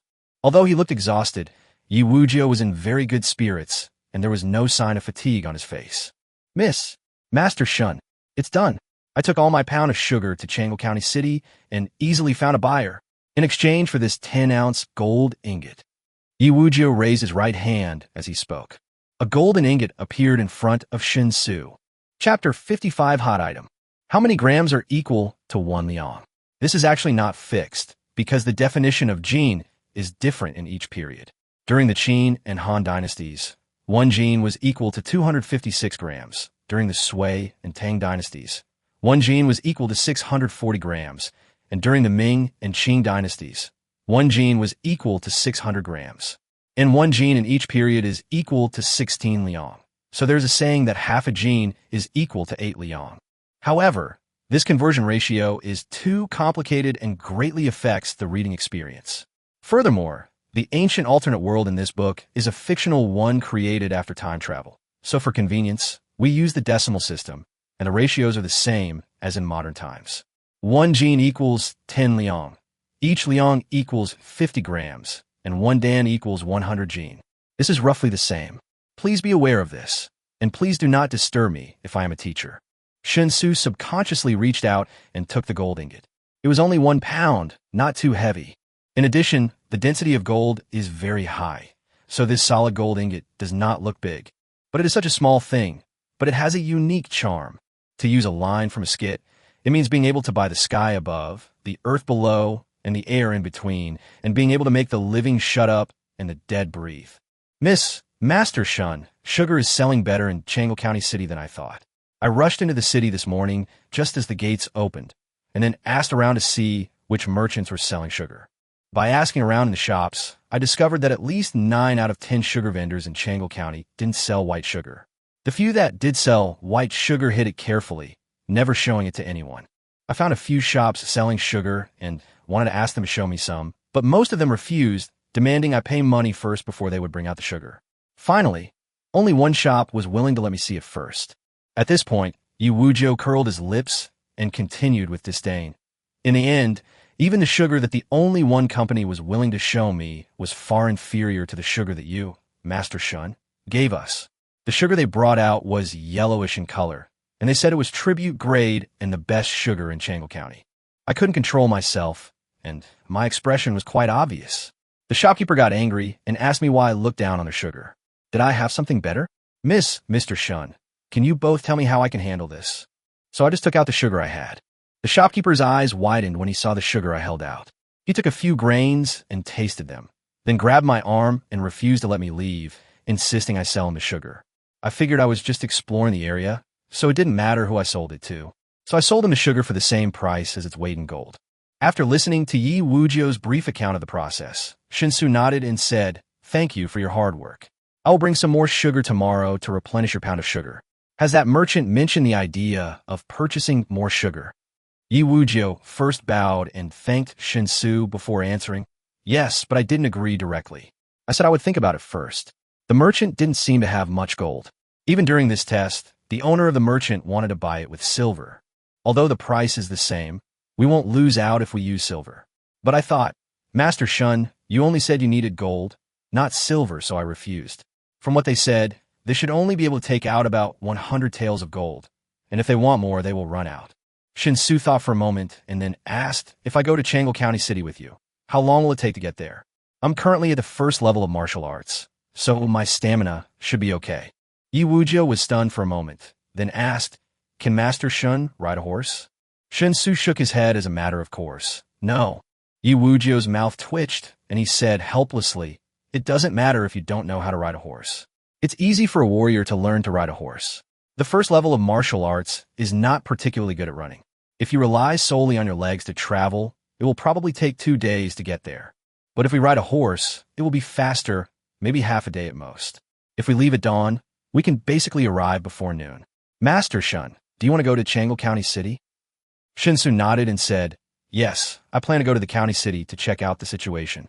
Not only to exchange sugar for gold, but also to see if there is anything else in the county city that I need. So, how about I bring the sugar over tomorrow, and then you take me to the county city? Upon hearing this, Yi Wuzhou looked at Song Xiqing beside him with an embarrassed look on his face. He didn't care, but his eldest daughter obviously valued Mr. Shun in front of him very much.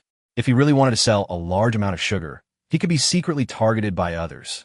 In his opinion, the first level of martial arts realm is half-crippled and does not even have the ability to protect oneself. Although there will generally be no problems with him accompanying, but what if? If something goes wrong, how will he explain to his eldest daughter? Song Xiqing understood Yi Wuzhou's concerns. But Shen Xu's request was not excessive, and there was absolutely no reason to refuse. After thinking for a moment, Song Xiqing said, then go, but you need to bring 2 extra soldiers. 1 soldier will go with you in the open, mainly responsible for protecting Brother Su's safety. The other soldier will stay in the dark, acting as a scout, and also be ready to respond at any time. In short, Brother Su's safety cannot be neglected. Upon hearing his eldest daughter's agreement, Yi Wuzhou immediately nodded and said, okay, I'll make the arrangements. But are we bringing so many people to the county town just to sell sugar? Is there anything the village needs to buy? The county town is far from Yongping town. There are many rare items in the market there. Song Xiqing shook her head and said, Brother Su has given us so much food. Our village doesn't need anything for now, so let's not make things complicated. We'll see if Brother Su needs anything when the time comes. If he wants to buy something, then we'll go buy some. If he doesn't want to buy anything, then we'll come back after we sell the sugar. Anyway, this is the first time I'm taking Brother Su to the county town, so his safety is paramount. Shen Xu was naturally touched when he heard that Song Xiqing was thinking about him in every word. The feelings in the other world are very simple, without so many practical considerations. He liked this simplicity, but he didn't need to show anything on the surface. After all, they were about to get married, and talking too much would make it seem awkward. Then it's settled. I'll come early tomorrow morning and go to the county town with you. As Shen Xu spoke, he had already put the gold ingot away. As it was getting dark, he turned around and went back to Song Xiqing's room. Chapter 56, A Small Profit. I came back earlier today than yesterday. After checking out of the hotel skillfully, Shen Xu did not go home immediately. Instead, he used his mobile phone to search if there was any place nearby that could recycle gold. Generally speaking, banks, gold shops, jewelry stores, pawn shops, and gold exchanges are all places where you can buy back gold. However, banks often only buy back the gold bars they have sold themselves. Similar situations also exist in jewelry stores. The prices given by pawn shops are always very low. Some places even require purchase receipts as a basis for recovery. So Shen Xu actually has very few options. Of course, in this day and age, gold trading is almost unregulated. So even if the options are limited, it is not difficult to sell the gold you have. Shen Xu quickly chose a gold shop with good reviews. After walking for a few minutes, he arrived at the door of the shop. After pushing the door open, he found that there were no customers in the shop. After explaining his purpose to the salesperson, he was taken to the gold repurchase window, and Shen Xu took out the gold ingot. The person responsible for buying back gold is a middle-aged man. After seeing that the gold Shen Xu took out was a gold ingot, the middle-aged man was obviously stunned. I took it curiously, observing it and trying to feel it. An interested expression appeared on the middle-aged man's face, and he said with a smile, "To be honest, the people who usually come to me to sell gold are selling various kinds of jewelry, and a very small number of them bring gold bars to sell. This kind of gold ingot is the first time I've seen it. Young man, your gold ingot doesn't look like it was melted down for fun. Are you sure you want to buy it back at the gold price? If it turns out to be an antique, you'll be at a huge loss. There aren't many antiques like gold ingots left in the world, so they tend to be very expensive." Shen Xu said nonchalantly, "Just buy it back at the gold price.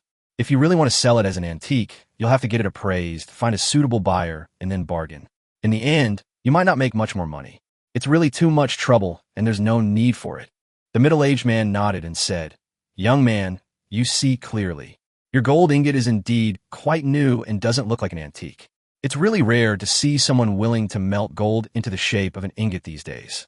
As he spoke, the middle-aged man took out an instrument and began to test the gold ingots. The authenticity and density were quickly confirmed. The middle-aged man said, 499.6 grams, so I'll give you 500 grams. According to today's gold repurchase price, 1 gram is 420, so 500 grams is 210,000. What do you think, young man? If you're okay with that, we could do the deal directly. If not, you can go to another store and ask. However, the gold buyback prices are pretty much the same, so there's really no room for negotiation.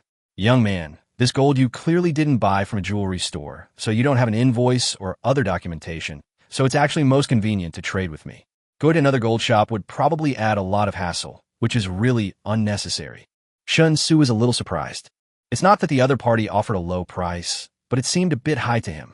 Since he had never bought gold before, Shen Xu had the impression that the price of gold was still at 310 yuan per gram. But I never thought that it has soared to more than 400 yuan per gram. I subconsciously looked around and found the electronic screen that displayed the current gold price at any time. It clearly shows the gold purchase price of this gold shop. The buyback price of gold is 420 yuan per gram, and the selling price of gold is 445 yuan per gram. Of course, this refers to things like gold bars. If you want to buy jewelry or other gold crafts here, the price will be higher. An additional labor fee of several dozen yuan is required for each gram. In short, as long as you have capital, opening a gold shop is actually a business that is sure to make money. I won't go to another store. I don't want to bother with anything. I'll just sell it to you at this price. Shen Xu said with great satisfaction. A bag of sugar that costs less than 5 yuan can be exchanged for 210,000 yuan after some trading. What else do you need for that? As for the price difference that the gold shop can definitely make, that is the ability of the gold shop. There's so much wealth in the world that one person cannot earn it all. The transaction was completed quickly. Looking at the text message notifying him of the money arriving on his phone, Shen Xu thanked and said goodbye to the middle-aged man in front of him. It turns out that the gold between the two worlds is exactly the same thing, which means that his subsequent plan to exchange sugar for gold is basically feasible. The only trouble is that if there is too much gold to sell, it will be impossible for a single gold shop to handle it all. If you contact too many gold shops and sell too much gold, you may be targeted. After all, even if gold controls are relaxed, it will still be eye-catching if an individual holds too much gold. We need to think of ways to handle gold more safely and smoothly. Not having any clues for the time being, Shen Xu put the question aside for the time being and took out his mobile phone to search for the nearest place where he could buy walkie-talkies offline. This was what Shen Xu immediately thought of when he mentioned to Master Yin that he planned to prepare a special betrothal gift for Song Xiqing. Since we have already allowed the other world to have the ability to see from afar, shouldn't we also make arrangements for the ability to hear from afar, which corresponds to the ability to see from afar? The walkie-talkie perfectly meets all the fantasies of the other world about the super ear. No network support is required. As long as there are 2 or more walkie-talkies and they are adjusted to the same frequency band, you can communicate with each other in a timely manner within a fairly wide range. The signal transmission relies entirely on electromagnetic waves that already exist in nature. The communication distance, if it is a high-power walkie-talkie, can often reach 3 to 10 kilometers depending on the environment. If used in urban areas, it will be affected by obstacles, electromagnetic interference, and noise, which will greatly shorten the call distance. But when used in the wilderness, the communication distance of the walkie-talkie can be greatly improved. Considering the completely natural scenery of the other world, it is almost impossible for the walkie-talkie to be interfered with in any way when used in the other world. Of course, the charging problem is a bit difficult to solve. Before the other world develops a certain industrial system, Shen Xu is a little hesitant about whether to buy a generator directly. Because that was relatively advanced, Shen Xu was not sure what kind of chain reaction it would cause. To be on the safe side, you should buy a few walkie-talkies that use AA batteries first. As for the generator, at least he has to wait until he hands over all the contents of the Time Traveler's Manual to Songjia Village, and let Songjia Village try to accept some new things first, and then consider the issue of electricity. Chapter 57, The Time Traveler's Guide. What Shen Xu didn't expect was that high-powered walkie-talkies using AA batteries were hard to come by. Nowadays, most walkie-talkies are equipped with rechargeable lithium batteries. Compared with the low cost of rechargeable lithium batteries, walkie-talkies that require frequent replacement of number 5 batteries obviously do not have any competitive advantages. Of course, rare does not mean non-existent. After a thorough search in the nearest electronic information city, Shen Xu finally bought 4 walkie-talkies that used AA batteries. Then he bought a small box of nearly 400 number 5 batteries at the counter. After paying, he ignored the shop owner's look as if he was looking at a fool and left the electronic information city in a good mood. He found a blind spot in the surveillance on the road, and while no one was paying attention, he instantly put the batteries and walkie-talkie into his portable subspace. Shen Xu clapped his hands and walked towards the supermarket with a relaxed look. The supermarket just across the street from the rental community is an internationally renowned chain supermarket with a large scale. There are all kinds of things for sale inside. Shen Xu easily found a telescope. Thinking that he had agreed to Master Yan's request after all, he bought a few more. At the same time, I weighed more than 10 pounds of bulk spherical chocolate and 50 pounds of bulk white sugar. After a little hesitation, I went to buy some old popsicles. After checking out and paying and leaving the supermarket, Shen Xu threw all these things into his portable subspace. On the way back to the rental house, he kept sensing the state of old popsicle in the subspace. It was not until he entered the residential complex and stepped into the elevator that Shen Xu was 100% certain that anything placed into the subspace would be frozen and would always remain in the state it was in when it was first placed in. Because there is no passage of time in the subspace, and there are no microorganisms in it, everything seems to be solidified, so anything placed in it will remain in a constant physical form. Of course, this also means that living things cannot be placed inside. After figuring this out, Shen Xu felt more and more that the portable subspace he had obtained was truly magical. He quickly returned home and changed his shoes at the entrance. Seeing his sister, Shunya, busy in the kitchen, Shen Xu's face suddenly froze. He realized that he had forgotten something very important. That means you should fill your stomach before coming back from the other world. Unfortunately, it seems it's too late. Brother, you eat first. One more dish is almost done. I asked Sister Min, and she has to work overtime tonight, so we don't have to wait for her for dinner. Shinya heard the sound of Shen Xu coming back, took out a bowl of steamed rice, put it on the coffee table in the living room, and spoke at the same time. Then I'll wait for you to eat together. Anyway, I'm not hungry now. Shen Xu replied casually, then went into the house and opened his laptop. He bought this with the money he earned from odd jobs when he was in college. It was cheap and had very low configuration, so it is now a bit slow. But since I can still watch videos, it doesn't matter. After opening the video website, Shen Xu successfully found the video series called The Time Traveler's Handbook. After taking a general look, he found that the video content was indeed very complete. Local fertilizers, local oil extraction, local steel making, local cement, even glass manufacturing, local mineral exploration, simpler paper making and printing, and so on. These technologies involve people's livelihood, and there is simply everything. The video content is explained in great detail and is easy to understand. As long as you memorize the content, it will not be difficult to copy it in another world. Of course, he doesn't need to memorize it. He just needs to write down the content on the computer and then print it out. Shen Xu had observed the characters used in Songjia Village, which was a writing system that was almost indistinguishable from traditional Chinese characters. Although he cannot write traditional Chinese characters, after typing simplified Chinese characters on the computer, he can directly use the text conversion function to convert them into traditional Chinese characters with one click. It is not troublesome at all. Shen Xu was a little excited. After searching on the internet again, he quickly found several books that he thought were useful. For example, one of the books is titled 120 Inventions That Changed the World.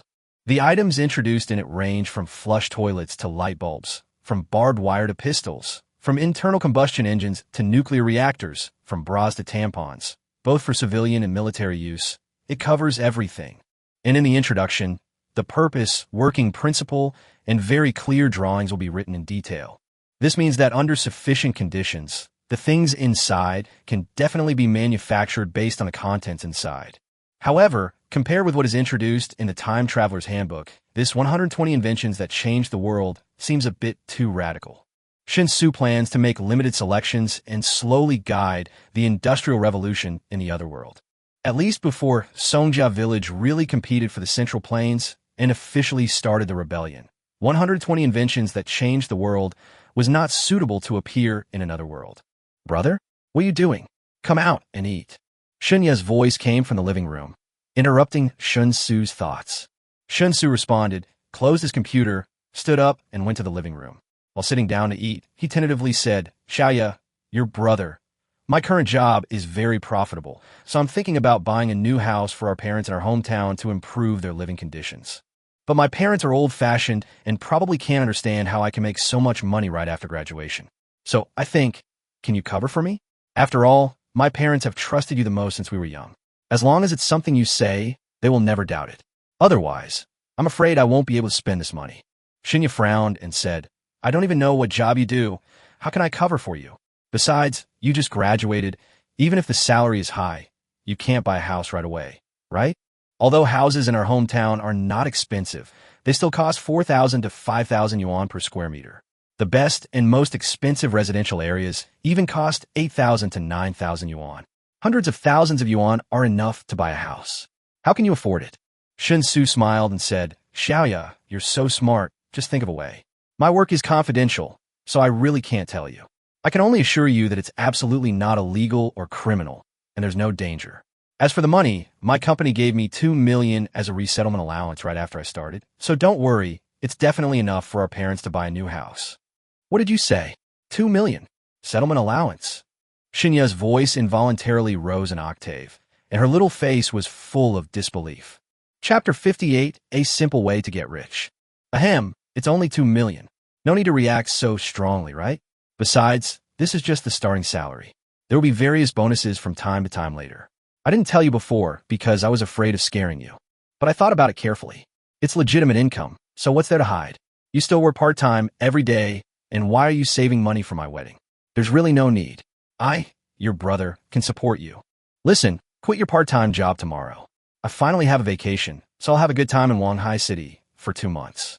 And by the way, I'll find a way to make my parents accept the fact that I'm rich. That's the real thing, Shen Xu said with a smile. Shenya stared with her eyes wide open, her face still full of suspicion. After taking 2 bites of food, he suddenly said, Then show me your pay slip. Even if the work is classified, you should still have a pay slip, right? Shen Xu's heart skipped a beat, but he immediately thought of what to say.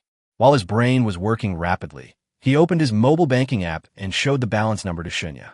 Due to the previous purchase of a batch of grain, the balance was less than 2 million. But today, I made 210,000 yuan from selling gold, so the balance in the card is naturally only a few tens of thousands of yuan away from 2 million. Knowing that it was impossible for Shenya to believe just the balance number on the mobile banking app, Shen Xu continued to open the transaction details. He showed Shenya the details of the 2 million yuan that Xia Ziqiu had transferred to him and said, The work is confidential, so naturally the salary cannot be distributed through formal channels. The person who transferred the money to me is a glorious people's policeman. You can use a search engine to look up her name. Local police stations and branches all have official personnel bulletin boards. In short, she is my contact person responsible for helping me deal with some trivial matters. I really can't say more. Violating discipline is a crime, and I dare not do it. But I believe her identity is enough to prove that I didn't lie to you. If it wasn't the resettlement allowance given to her upon joining the company, why would she transfer so much money to me? How could she have so much money? Shenya stared blankly at the numbers displayed on Shen Xu's mobile phone screen. Instinctively, she stretched out her hand to count how many digits there were. After confirming that it was indeed close to 2 million, Shenya was completely confused. She couldn't understand what kind of confidential job would give a 2 million yuan settlement allowance right after starting the job. Even if you're selling your life for money, you don't need so much, right? Biting her lip, Shenya wrote down Xia Ziqiu's name, then took out her cell phone and searched it on the internet. Soon, Shenya really found Xia Ziqiu's information on the official website of the Public Security Bureau of Shanghai City. Of course, the information publicly available online is very simple, with only name, title, and responsibilities, and no specific contact information. Despite the possibility that they had the same name and surname, Shenya still believed her brother's words. The main reason is that the name Xia Ziqiu is actually not very common, and it is too far-fetched to explain it purely as a coincidence. As for the question of what kind of classified work they could do to get 2 million yuan to settle down, well, that's fine. After all, it needs to be kept strictly confidential. If she really figures it out, it will be a troublesome matter. With this thought in mind, Shenya took a deep breath and pursed her lips, saying, I can't think of any suitable excuse at the moment. Let's wait. Even if we need to improve the living conditions for my parents, a few days won't make a big difference. I'll think about how to pave the way in advance so that my parents can naturally accept the fact that you suddenly have money. Anyway, I feel like if I use work as an explanation, my parents won't believe it no matter what. It's unrealistic to think about it. That's 2 million, not 200 yuan. And you said there would be more in the future. We have to find another way to get rich quickly, and it has to be a way that my parents can understand. Yeah. As she spoke, Shenya had a bitter face and fell into deep thought. Shen Xu secretly breathed a sigh of relief and happily focused on eating. Being able to make his sister completely believe him and no longer doubt him, he had actually achieved his goal tonight. With a younger sister standing on the same side as him, it is only a matter of time before his parents accept the changes in him. Hey, got it. I'll call Mom and Dad tomorrow and tell them that besides working hard, you're also buying lottery tickets every day. Then, after a few days, I'll say you had a dream where your deceased grandfather told you a set of numbers. Then, after a few days after the lottery results, I'll tell Mom and Dad that you won the jackpot. That should convince them. Shenya clenched her fists, her eyes sparkling as she continued. Mom and Dad have always believed in lotteries. They bought tickets before, but never won, so they gradually stopped buying. The first prize in the current double color ball lottery is as little as 5 or 6 million, and as much as tens of millions. This will pave the way for you to get the prize money later, so Mom and Dad won't suspect anything. When Shen Xu heard this, he immediately felt it made sense. After a brief thought, he agreed, "That's an idea, but a few days is too short. Your parents might ask about it. You could try extending the time a bit. Initially, tell your parents a few times about buying the lottery and not winning. Just get this done before school starts. In about 2 months, it should be done." Shenya nodded and said, "Don't worry. My parents have always believed everything I say since I was little. As time goes by, they will be even less likely to doubt me. Besides, I won't quit my summer job. Whether you have money is your business, but I have hands and feet, so I don't need you to support me." "That's right. Isn't my money your money? When did you start sharing it with me?" Shen Xu was a little amused. Shenya said seriously, "Of course I won't share it with you. I won't save the money you give me to marry you off. Anyway, you can make a lot of money now, so I will keep the money you give me for spending. But I also need to make money myself. I can't rely on you for everything, unless..." Shen Xu raised his eyebrows and asked, "Unless what?" Shenya suddenly threw a playful wink and said with a smile, "Unless you marry me. If I become your wife, I can let you support me with peace of mind. You will be responsible for making money to support the family, and I will be responsible for being beautiful. It's perfect."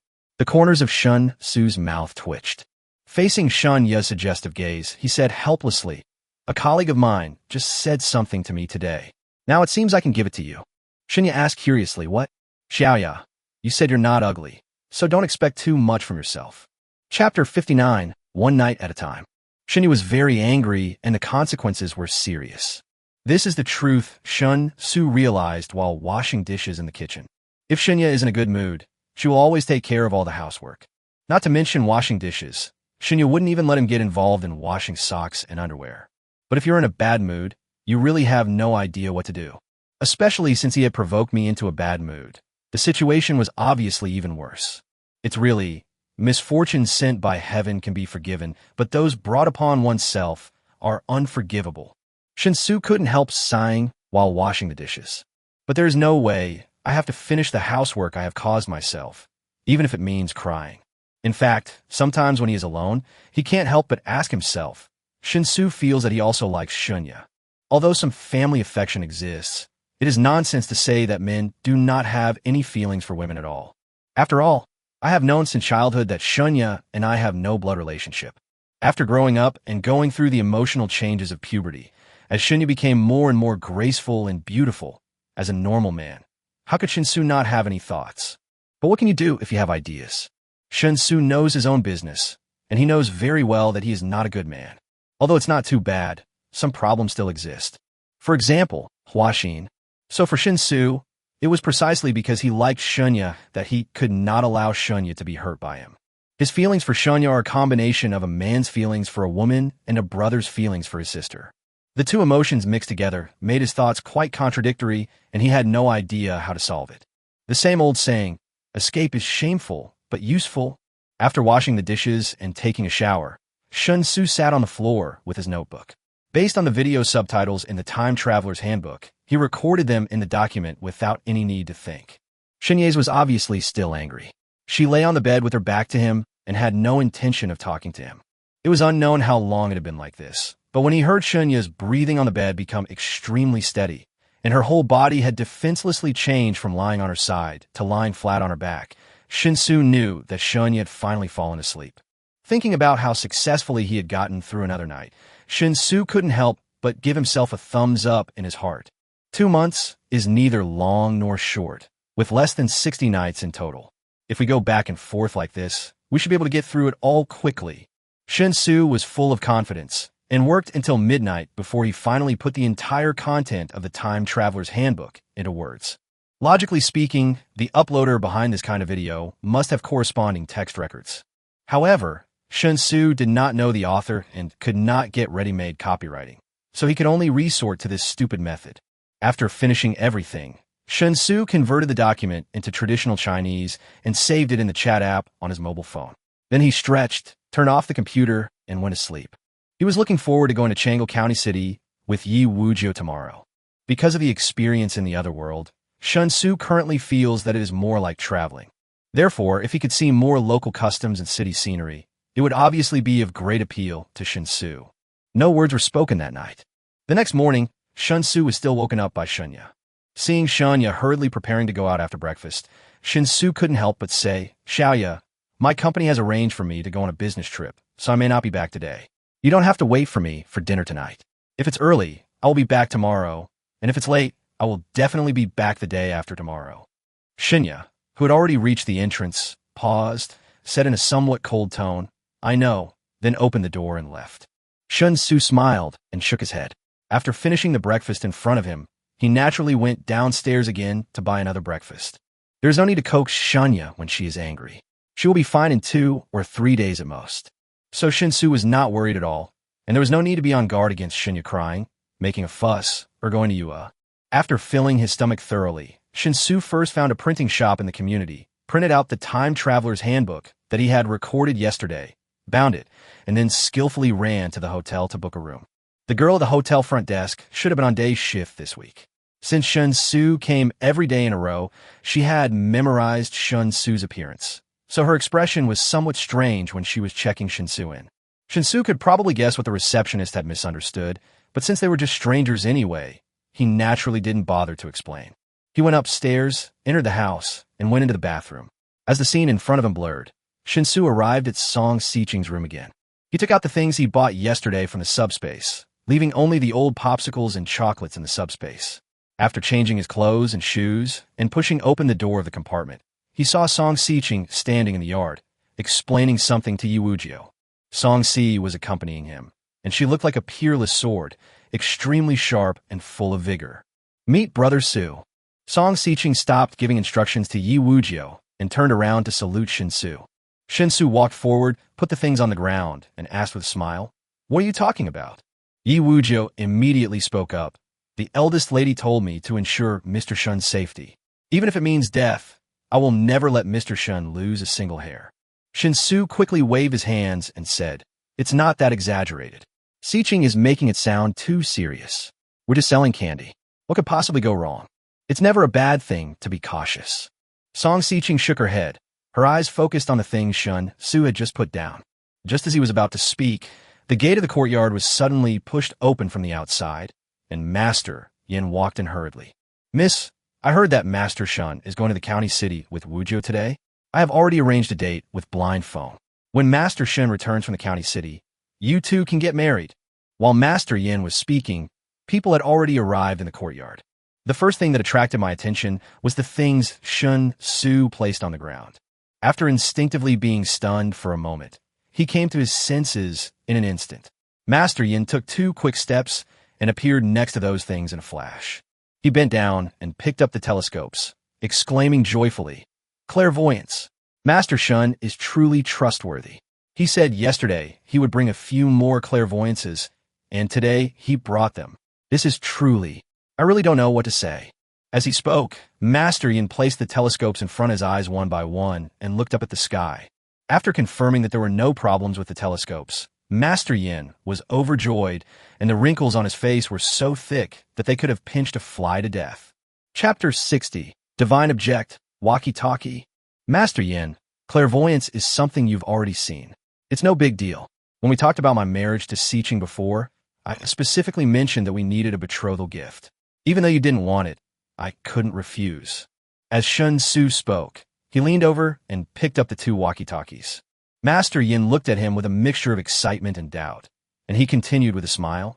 If there's a clairvoyance, there's a super ear. This thing is the super ear. But like the clairvoyance, its function is greatly limited. It can't work at very long distances. If nothing unexpected happens, the maximum distance it can work should be within 10 miles. Clairaudience? Master Yan's eyes widened. Song Siqing and Yi Wujiu both looked curious. Even Song Si, who usually had a cold expression, had a slightly brighter look in her eyes after hearing the name Shunfinger. I'll show you how to use it right now. It's very easy to use, without any difficulty. See this button? It's the on-off switch. Just turn it on like this. The channels are already tuned, so don't press any other buttons. When you want to speak, just hold down this button. Only by holding it down can your words be received by the other listening ear. Shen Xu measured the walkie-talkie in his hand and briefly introduced its usage to several people in the courtyard. Although they didn't understand what the channel meant, the walkie-talkie was extremely simple to use and they could easily learn it after just one look. Therefore, they all nodded to show that they understood after Shen Xu's explanation. After explaining the usage, Shen Xu handed one of the walkie-talkies to Master Yin, pressed the call button, and said something casually into the microphone. The voice came from the intercom receiver in Master Yan's hand, almost completely synchronized. This frightened Master Yin, who was caught off guard, and he almost dropped the walkie-talkie in his hand. However, Master Yin was very skilled and caught the fallen walkie-talkie in time. He stared blankly at the part of the walkie-talkie that made the sound, and subconsciously reached out to wipe his forehead. The walkie-talkie almost fell to the ground, which really scared him and made him break out in a cold sweat. He felt extremely scared in his heart. If he accidentally broke the ear, he would be blamed for his death. Master Shun, this wind ear can actually transmit sound. You just said it can be used within a distance of 10 miles? Then, can I run a little further, and then we could try again? Master Yin held the intercom carefully and asked stutteringly. Shen Xu smiled and nodded. Of course you can. Master Yin, remember to press that button when you speak. If you don't, your voice won't be able to come through. Master Yin nodded solemnly, then turned and ran out of the courtyard. Shen Xu handed the walkie-talkie in his hand to Song Siqing, indicating that Song Siqing should use the walkie-talkie to talk to Master Yin. Me? Ni? Song Siqing took the intercom and said in a panic. Shen Xu shrugged and said, why not? It's originally given to you to use. Song Siqing looked nervous. She took a few deep breaths, swallowed, and put the walkie-talkie to her lips. Following Shen Xu's example, he pressed the call button and said in a trembling voice, Master Yin. Master Yin, where are you? After a burst of rustling noises, Master Yan's voice came through the receiver of the intercom. They've reached the fields. They're running towards the river. Miss, are you still in the yard? I can hear it so clearly. Song Siqing's face immediately showed joy. Yi Wujiu, who was standing next to him, had a look of horror on his face and was obviously frightened. Song Si opened her mouth slightly, and her originally cold and sharp aura like a sword began to become a little scattered. After hesitating for a moment, he walked over to the pile of things, bent down to pick up another walkie-talkie, and observed it carefully with curiosity. Missy, can you still hear me? I'm at the river. Yes, Master Yin, you don't need to shout. Just speak normally and it will be clear. It's amazing. This seems to be even more amazing than the clairvoyance. How would they do that? Miss, please wait a moment. I'll run back right away. There was an irrepressible excitement in Master Yan's tone. Before he could even finish his words, Shen Xu clearly sensed a terrifying aura rising violently in the distance, and then quickly approached the courtyard. In just a few breaths, Master Yin returned to the courtyard in a flash. Feeling the strong aura surrounding Master Yin, Shen Xu was shocked. Is this the power of a martial arts expert? It's suffocating. A divine object. It's absolutely a divine object. The sound is right next to my ear. There's no need to shout. No need to use internal energy to transmit the sound. According to Master Shen, within 10 miles, we can communicate as if we were in person. If used properly, the importance of this super hearing is probably far greater than that of the clairvoyance. Master Yin was breathing heavily and he was so excited that his whole body was shaking. His breathing was also unstable, which made Shen Xu feel quite uncomfortable. Song Xiqing was also very excited, but compared to Master Yin, she accepted it faster. He spoke softly. Master Yin, control your emotions and gather your inner energy. Otherwise, your 9th grade martial arts realm will suffocate me. Master Yin was stunned for a moment, then immediately realized his own mistake. He quickly gathered all his energy within himself, then bowed to Shen Xu in embarrassment, saying, Master Shun, please forgive me. This wind-earring ear is truly shocking. Are you really planning to use this wind-earring ear as a betrothal gift?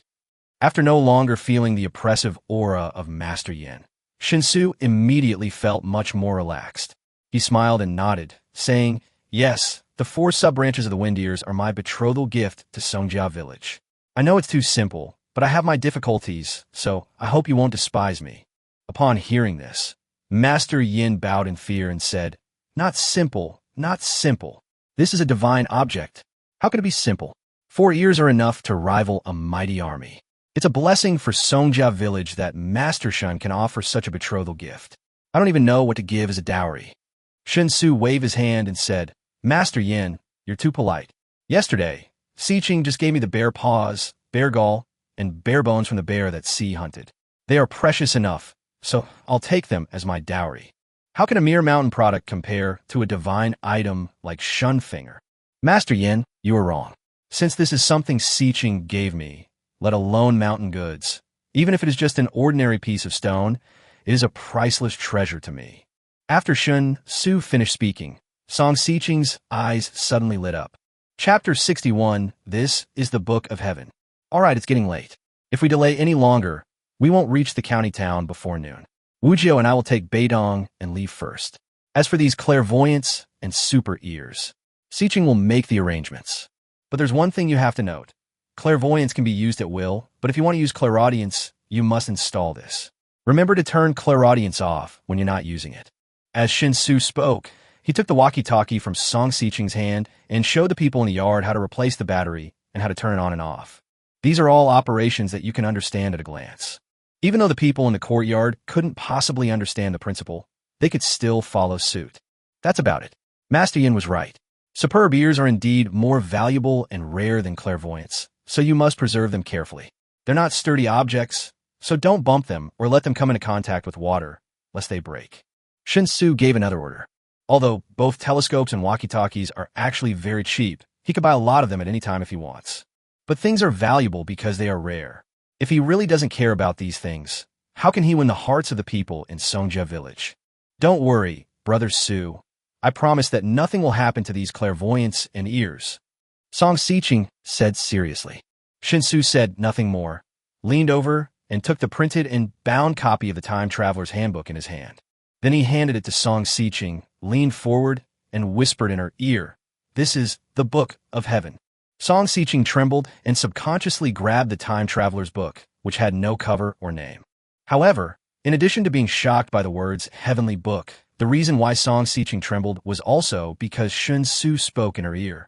The hot air that was exhaled blew against her ears, causing her heart to beat faster and faster.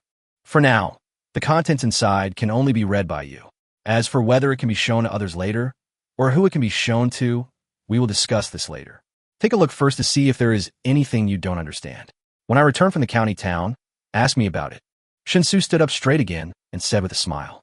Song Xiqing nodded vigorously with a serious expression.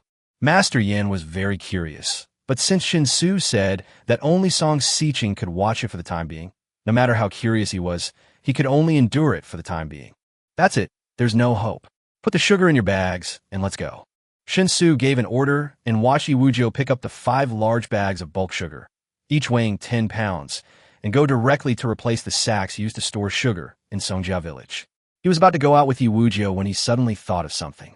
He reached into his arms, took out a chocolate from the subspace through the cover of his clothes, and threw it towards Song Si. Song Si subconsciously raised her hand to take it, a puzzled expression appearing on her face. Try it and see if you think this tastes better than the popsicle you had before. This thing is called chocolate. After saying that, Shen Xu stepped out of the yard. Song Si looked stunned. She hesitated for a moment as she looked at the black ball in her hand. Then she opened her red lips and put the black ball into her mouth. The next second, Song Si's eyes widened, because she had never eaten such sweet food before. At the same time, in Changle County City, Wu Fang's Hai, a street shop located in the East City Market, has just opened its doors. Although the morning market has passed, there are more and more pedestrians walking on the streets. As the most famous grocery store in the county town, Wu Fang's Hai has enough capital to be proud of. Therefore, unlike other shops, they never open their doors impatiently before dawn, for fear of missing even a single customer who might come into the shop to buy something. Wu Fang's Hai doesn't need to do this because the things sold in Wu Fang's Hai have always been the best in the county. The best means the most expensive. Even if it is the same item, the price at Wu Fang's Hai will be about 30% higher than that at other grocery stores. If the item is not available at other grocery stores or the quality is significantly different, the price at Wu Fang's Hai will be even more astonishing. Therefore, it is obvious that Wu Fang's Hai hardly does business with ordinary people, and ordinary people will never step into the threshold of Wu Fang's Hai. In this case, there seems to be no need to get up early and open the door. Who would get up so early if they had any status? Even the servants of the nobles always had to wait until after the hour of C to buy groceries. Shen Xu, you've just arrived and don't understand these principles yet. Just follow me for a few days and you should understand. Behind the counter of Wu Fang's Hai, a middle-aged man yawned and spoke in a somewhat listless tone. His name is Wu Yud, and he is the owner of Wu Fang's Hai. The reason why he seemed sleepy was that he received a pound of sugar yesterday, which was much better than the tribute grade. In his joy, he drank a few more cups in the evening, so he did not sleep well at night, and still had a headache after waking up. The person he was scolding was a young man who looked only 13 or 14 years old. This is the shop's new apprentice. His name is Shen Xu. The original clerk had to go home to attend a funeral. As the shopkeeper, Wu Yud had to maintain his status as the shopkeeper and could not do everything himself, so he hired a new employee as an emergency measure. Anyway, although Wu Fang's Hai's business is good, it is actually not very busy. Because the goods are sold at high prices, unlike other grocery stores where you have to work hard to earn money, having a clerk to help is enough. Things like buying groceries have always been done by the servants. With him as the shopkeeper keeping an eye on things, the newly hired apprentice will not make any mistakes. If it was a rare opportunity that a distinguished person came to make a purchase in person, then he, the shopkeeper, would personally come out to receive him. But this kind of thing is actually very rare. Tisk, if nobles would easily come to such streets and alleys, how can they be called nobles? Wu Yud lay on the counter with a listless look on his face, muttering to himself. However, before he could finish his words, a figure appeared at the door of Wu Fang's Hai. Wu Yud subconsciously raised his eyelids, and after seeing the figure's appearance clearly, he was stunned. But he reacted in an instant, as if he was pricked by a needle, and jumped up from the chair. His expression brightened up, and he quickly walked out from behind the counter and greeted them with a smile on his face. I was wondering why the magpies were calling so early in the morning. It turns out that a distinguished guest is coming. If I had known that you, my young prince, would come today, I should have been waiting outside the door. Wu Yud's tone was full of flattery. The figure who appeared at the door was waving a fan. He looked to be about 20 years old, handsome and well-mannered. There were 2 tall guards following behind him. Obviously, they were of high status. Chapter 62, Little Prince. Changle County of Dongshan Prefecture ranked among the top 5 in terms of wealth among the 7 prefectures and 36 counties of the Northern Zhou dynasty. If the scope is narrowed down to the 6 counties of Dongshan Prefecture, its wealthiness is undoubtedly ranked first. A place like this certainly has some special features compared to those mediocre prefectures and counties. For example, the county town covers a very large area, even larger than the Dongshan Prefecture city, which is almost against the rules. For example, the city has a permanent population of 100,000 households and nearly 400,000 people, which is more than twice the permanent population of Dongshan Prefecture. For example, there are many luxurious people in the city, countless rich and powerful people, and wealthy families are scattered throughout the streets and alleys. For example, Zhou Jinan, the younger brother of the current Northern Zhou Emperor and the Wolf Lord of the Greedy Wolf Army, the most powerful army in Northern Zhou, was crowned king here. Although he was only a prince for the Northern Zhou dynasty, which was extremely stingy with titles and rewards, he was already as poisonous as a scorpion. The huge Changle County can be said to be Zhou Jinnan's fiefdom, so there is no doubt that Zhou Jinnan the Prince of Changle County, is the most prominent person in this magnificent city. The young man who appeared at the door of Wu Feng's high at this time was Zhou Zhenan's eldest son, Zhou Tianxi. As a royal noble, he liked to wander around the city. So many people in Changle County could recognize him. No need to be polite. I just came to see if you have anything good. Father likes to eat sweets and cakes, but the white sugar available recently is not very good, which makes Father very unhappy. I figured that if I wanted to buy better sugar in the city, I'd have to come to your house. If you don't have it, I'm afraid you won't be able to buy it anywhere in Dongshan Prefecture. Zhou Tianxi put away the fan in his hand and casually explained his purpose while walking into the shop. Upon hearing this, Wu Yud's eyes lit up. He clapped his hands together and exclaimed, "You're the one who's blessed with good fortune. I just received a pound of top-quality sugar yesterday, and it wasn't even warm yet, and here comes the young prince. If this isn't divine protection, what else could it be?" Zhou Tianxi was stunned for a moment and asked doubtfully, "The best white sugar?" Wu Yud nodded excitedly, said, "Wait a moment," and immediately went to his counter. Then he took out the pound of sugar that he had hidden from under the counter after completing the purchase yesterday and placed it on the counter. "Look, my young prince, this is the sugar I received yesterday. The sugar grains are as white as snow, and the sweetness is far superior to ordinary sugar. They melt in your mouth instantly, without any astringency. Even tribute-grade sugar wouldn't be this sweet. If you don't believe me, try it. You'll know what I say is true." Wu Yud opened the lid of the sugar jar and introduced it as if he was presenting a treasure. If it were anyone else, he would never have suggested trying it. This thing is as precious as gold. If you get a little bit of it, you will lose at least dozens of copper coins. How can you bear to let people taste it casually? But if the young prince in front of him wants to try it, there is absolutely no problem. Because Wu Yud knew that the young prince in front of him could really afford it. And as long as the little prince is satisfied, he will definitely buy it. But Zhou Tianxi did not taste it himself. Instead, he turned his head and winked at one of the guards. The guard immediately stepped forward, dipped his hand into the sugar jar, and put it into his mouth to taste it carefully. After a while, the guard said expressionlessly, "It's non-toxic." The shopkeeper wasn't lying. It's indeed better sugar than the tribute. Zhou Tianxi then showed a look of joy and nodded. "Great. How much sugar do you have? Take it all out. I want it all." Wu Yud quickly smiled and said, "It's a blessing to come across any sugar of this quality. There really isn't much more. This is the only one jar, weighing 1 jin. If the young prince wants it, all it costs is 50 taels of gold." Zhou Tianxi raised his eyebrows, and 2 dissatisfied thoughts arose in his mind at the same time. One is that there is too little sugar. Second, the asking price is too high. The fan that had been folded was unfolded again. Zhou Tianxi did not say anything, but just gently waved the fan in front of him and looked at Wu Yud with a smile. This silent and direct gaze put a lot of pressure on Wu Yud. A cold sweat began to appear on my forehead, but it was just from nervousness. The tension comes from the other party's overly noble status. Actually speaking, Wu Yud was not really afraid. The Prince of Changle County was a very upright person and was extremely strict in disciplining the people in the palace. There were many people in Changle County who abused their power to bully others, but few people in the palace dared to do so. Especially for someone like Zhou Tianxi, he was being watched by countless eyes hiding in the dark, and he dared not overstep the line in the slightest. He has a great reputation in Changle County, so although Wu Yud is nervous, he is definitely not afraid. Nowadays, the more reasonable and rule-abiding people are, the more likely they are to suffer losses. This has been the case since ancient times. What can we do? Well, young prince, I'm not trying to blackmail you. It's just that this grade of sugar is far too precious. My offer alone is already far higher than the price I've paid for it before. If I were to sell it to you at 1 ounce of sugar for 1 ounce of gold as before, I'd be completely wiped out.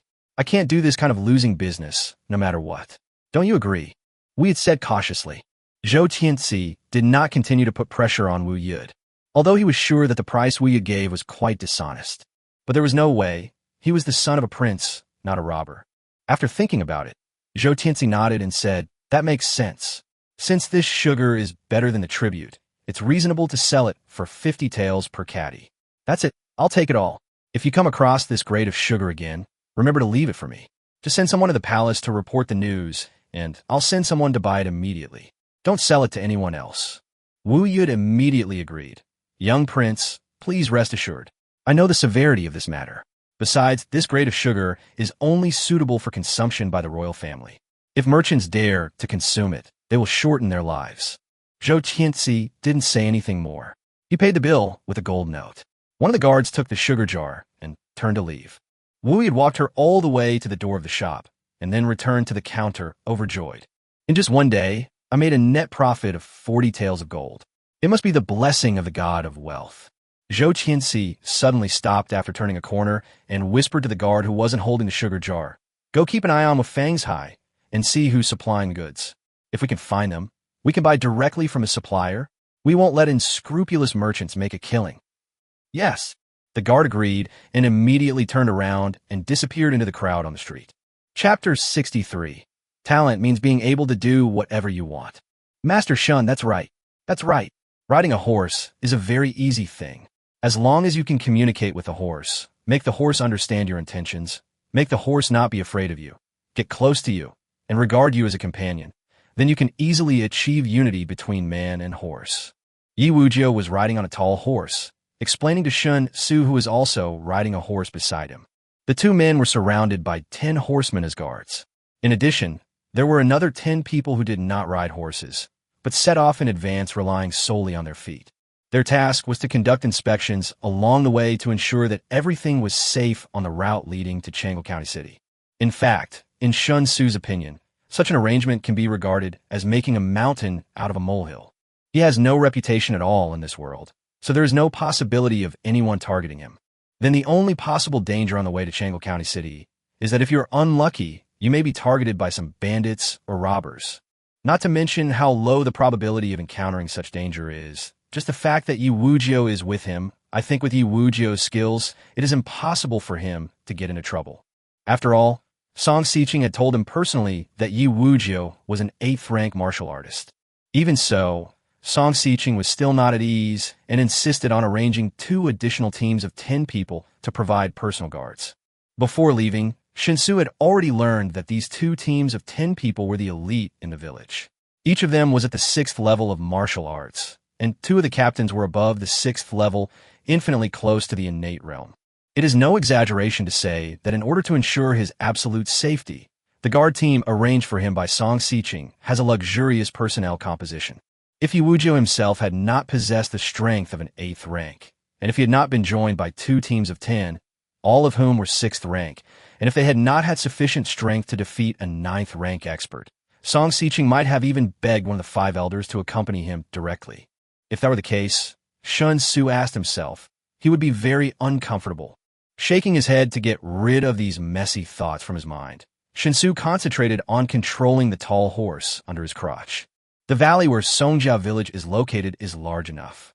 The tens of thousands of acres of land reclaimed by 2,000 people only occupied about 1/10 of the entire valley.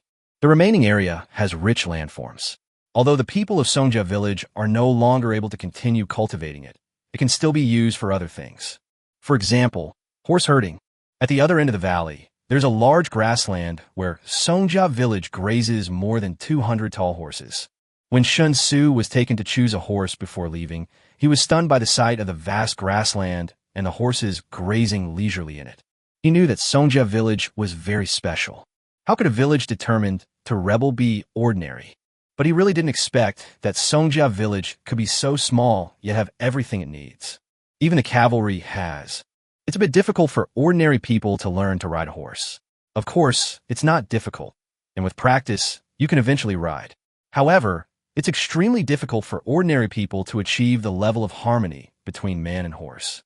But for martial arts masters, this is easy, because those of us who practice martial arts have the power of inner breath. And the power of inner breath has countless uses. Using it to understand the horse's thoughts and to connect with the horse's mind, we can become one with the horse. Yi Wujiu's voice kept ringing in his ears. Shen Xu listened very attentively. At the same time, he followed Yi Wujiu's instructions with a little nervousness and tried to get closer to the horse under his crotch little by little. It's no different than riding a bike. A bicycle is a dead object. You just need to master the tricks of riding it. The characteristics of a bicycle are there and will never change. But horses are alive and have unique habits. It is certainly easy to learn to ride a horse, even easier than learning to ride a bicycle. But this thing is easy to learn but difficult to master. To achieve the level of unity between man and horse, You definitely cannot succeed by hard work alone. Of course, this is for ordinary people. Shen Xu circulated the very weak internal energy in his body, and through touching the horse's head with his hands, he used the internal energy to perceive the horse's inner world. Don't mention it. Just as Yiwujiu said, the process went very smoothly. With almost no obstacles, Shen Xu sensed the emotions of the horse under his crotch. Although they do not speak the same language, and the complexity of their emotions and ways of understanding are very different, the power of internal energy can ensure that Shen Xu and the horse under his crotch are in tune with each other. This is the most direct communication that does not require any language to embellish. So soon, Shen Xu controlled the horse and galloped on the official road. Even though he had never ridden a horse before, within a quarter of an hour or so, he was already able to gallop. Shen Xu felt a great sense of accomplishment. While riding the horse at high speed, feeling the wind resistance blowing in his face, Shen Xu felt comfortable all over. Yiwujiu and the 10 guards hurriedly urged their horses and followed Shen Xu. Yiwujiu easily caught up with Shen Xu and rode side by side with Shen Xu. He also kept reminding Shen Xu what he needed to pay attention to while riding.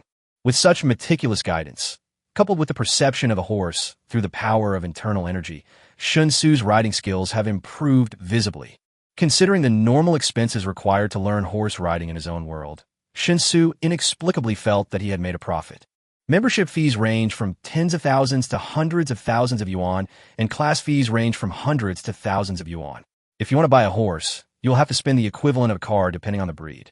An ordinary horse may be equivalent to a Shuttle, while a horse with noble bloodline may be comparable to a Ferrari.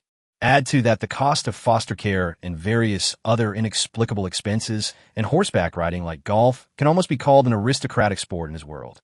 However, in the other world, he didn't spend a penny and had already become an experienced driver in a very short time. Not only can you ride a horse normally, you can even do a handstand on the galloping horse. As he became more and more in tune with the horse's thoughts, Shen Xu even felt that even if he wanted to ride on the horse and jump rope with the horse, he should be able to do it. That's great. Thank you for your teaching, Brother Yi. I'll prepare a special gift for you as a thank you for teaching me how to ride a horse. Shen Xu faced the wind and spoke loudly with great joy. Yiwujiu was startled.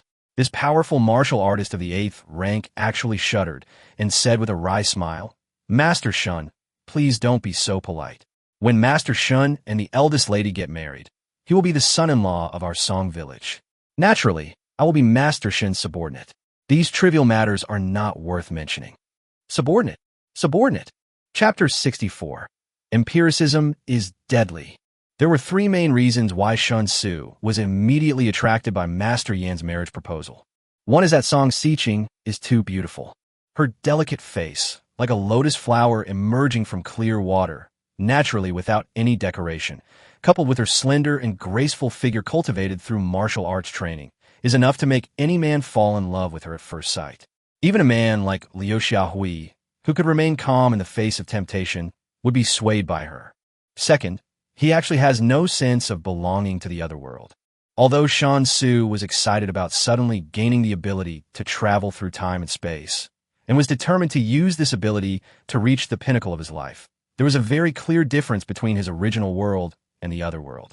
He has lived in his original world for more than 20 years. That is his home, where his family, friends, and memories that have grown up from childhood to adulthood are located. These represent reality and the bond between him and the world. But the other world was completely different. During the days since he traveled through time, Shen Xu's mentality was more like playing an immersive game. So, naturally, there were no psychological barriers to marrying someone in the game.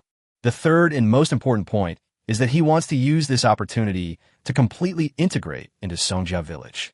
By marrying Song Xiqing, Songjia village will truly regard him as one of their own. In this way, it will become easier and more convenient for him to act in the other world, and his options will be much greater. But he didn't expect that he seemed to underestimate the impact of marrying Song Xiqing on Songjia village. At least judging from Yi Wujiu's attitude, getting married doesn't just mean that he's integrated into Song village. He's practically directly acquired Song village. Is it that exaggerated? While galloping on his horse, Shen Xu kept thinking in his mind. This is obviously unreasonable. The only explanation is that from the perspective of Songjia village, his appearance and existence only bring benefits and no harm to Songjia village. And the benefits are so amazing that everyone in Songjia village is eager to be tied to him. The relationships between people are sometimes very complicated, but sometimes very simple. Simple people make friends based on power. If there is power, they follow. If there is no power, they leave. They make friends based on profit. If there is profit, they gather. If there is no profit, they disperse. The complicated ones are basically all about love. The love comes from nowhere, but it grows deeper and deeper. The love ends without anyone knowing, but it is fatal.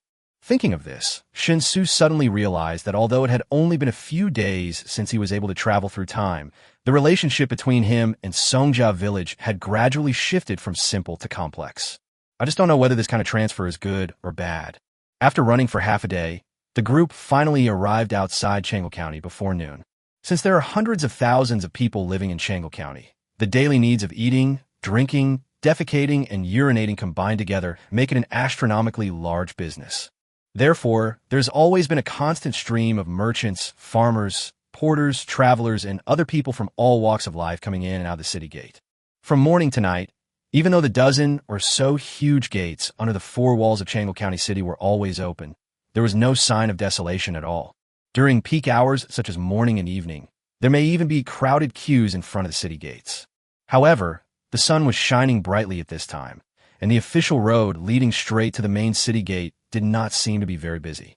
The two large traditional Chinese characters Changle are engraved above the main city gate, and the city wall of Changle County City looks to be 7 or 8 meters high, which is roughly equivalent to a 3-story building. Looking left and right, it seems so long.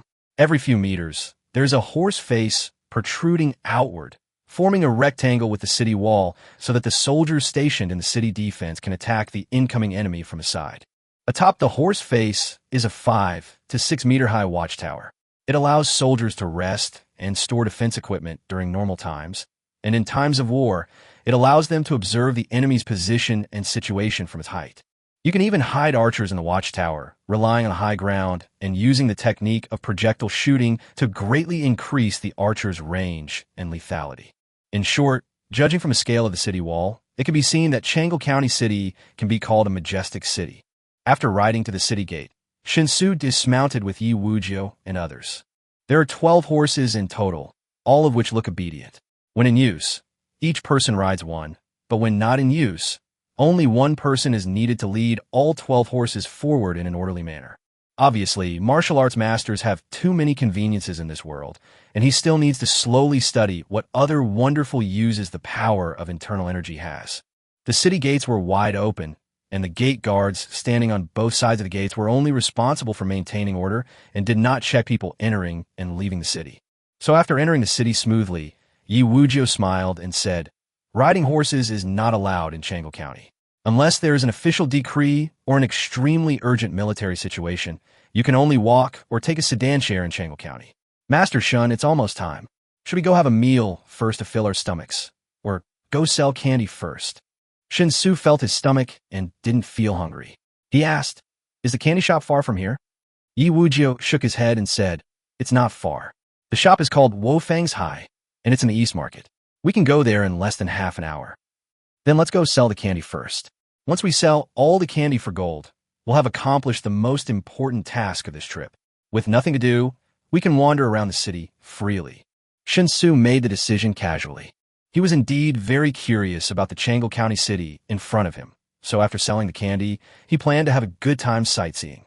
This kind of completely ancient city could only be seen on TV and in movies in the past.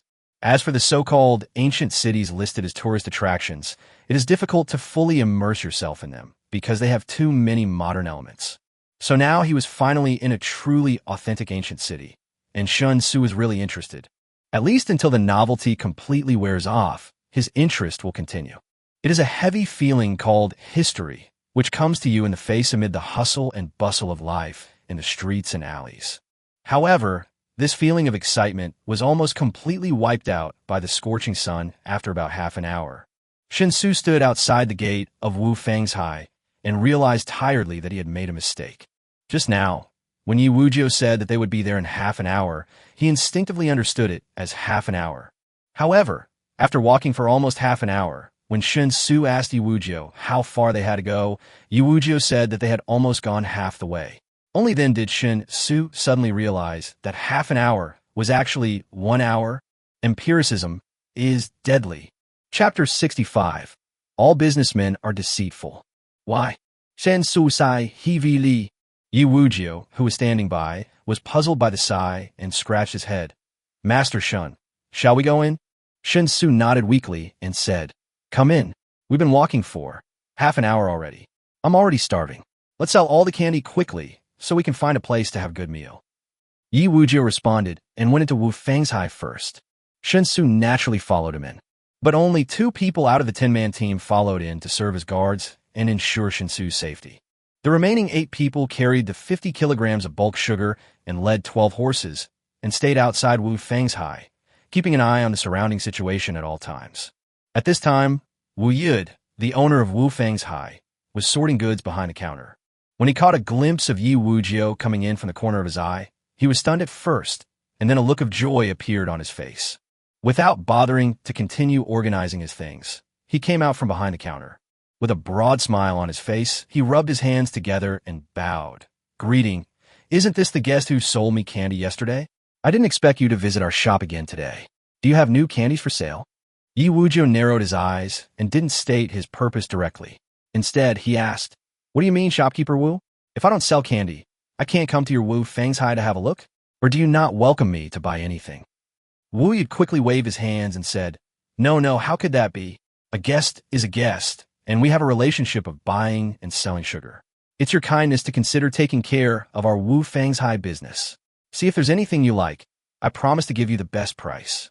While speaking, Wu Yud's eyes swept over Shen Xu and others, silently making his own judgment in his heart. As the shopkeeper of Wu Fang's high, Wu Yud welcomes and sees off all kinds of people every day. He has always been very confident in his own vision. But for some reason, after he glanced at the people opposite him, he always felt that one of them was quite strange. But I couldn't tell what was so strange about it. Shopkeeper Wu, I came here today to ask how the sugar is selling. I gave it to you yesterday morning, and it's been exactly a day now. Has anyone purchased any? Wu Yud's reverie was interrupted by Yiwujiu's voice. He quickly came to his senses, and the smile on his face became a little stiff. He spoke with a hint of embarrassment. Sir, you may not know that sugar is a valuable commodity. The sugar you sold me yesterday was a rare treasure. If it were just ordinary sugar, the price we would sell it to other customers would be 1 ounce of sugar for 1 ounce of gold. But the price I'm paying for your sugar is already 1 ounce of sugar for 1 ounce of gold. If I were to sell it, I'd have to add a little to the cost. Wouldn't you agree? Otherwise, wouldn't I be losing money? And that would naturally make it even harder to sell. Of course, the sugar you gave me is of the best quality, so it will definitely be sold sooner or later. It's just that how long it will take is hard to say. It could be as short as a month or as long as half a year, but it will be sold out in the end, so please don't worry. Yiwujiu observed Wu Yud's expression and behavior without leaving any trace. After listening to Wu Yud's complaints, a look of regret naturally appeared on his face. He feigned helplessness and shook his head. I see. What a pity. I had originally thought that sugar of that grade would be readily available, so I brought a lot more here today. I figured that after a day of selling, shopkeeper Wu would understand the benefits, and our subsequent business would be easier to negotiate. Who would have thought that there were no real connoisseurs of the art in Changle County? We've been here all day and haven't sold a single thing? In that case, we can only go further afield, or even to the capital. I imagine there are more refined people in the capital, so it should be easier to sell than here. Having said that, Yiwujiu turned around and was about to leave. But before he could take a step, Wu Yud grabbed his arm. With a look of surprise on his face, he said, Sir, do you really have new candies to sell? Then just tell me straight away.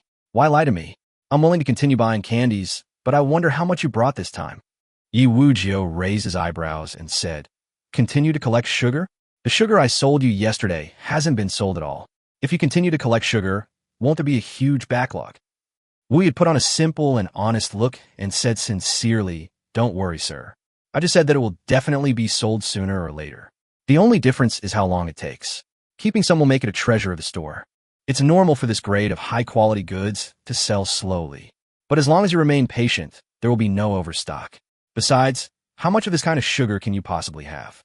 3 or 5 pounds? It really can't be called an overstock. Yi Wujiu blinked and slapped Wu Yud. Wu Yud was stunned for a moment. A puzzled look appeared on his face. He didn't understand what Yi Wujiu meant. 50 kilograms.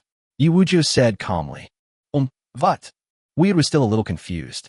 Yi Wujiu smiled and said in a more serious tone, I said, I brought 50 kilograms of the same grade of sugar I sold you yesterday today.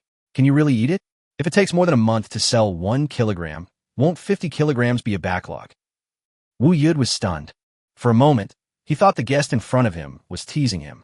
But before he could react, he saw the guest in front of him clapping his hands. Immediately afterwards, another person walked in from outside the shop. The man came straight up to him, carrying a large sack. He placed the sack firmly on the ground, untied the rope at the mouth of the sack, and then opened the sack. A large amount of white sugar, as white as snow, rushed into his sight without any warning. Wu Yud's eyes widened immediately, and his breathing stopped. He couldn't believe what he saw, and his breathing, which had paused for a moment, immediately became rapid again. His face flushed slightly due to the sudden excitement, and his eyes showed unconcealable greed. After swallowing hard, Wu Yud said in a trembling voice, Are these, all, the same white sugar from yesterday? Yes, a total of 50 kilograms. Ye Wuji nodded. I want them all. Wu Yud tried his best to keep his tone calm.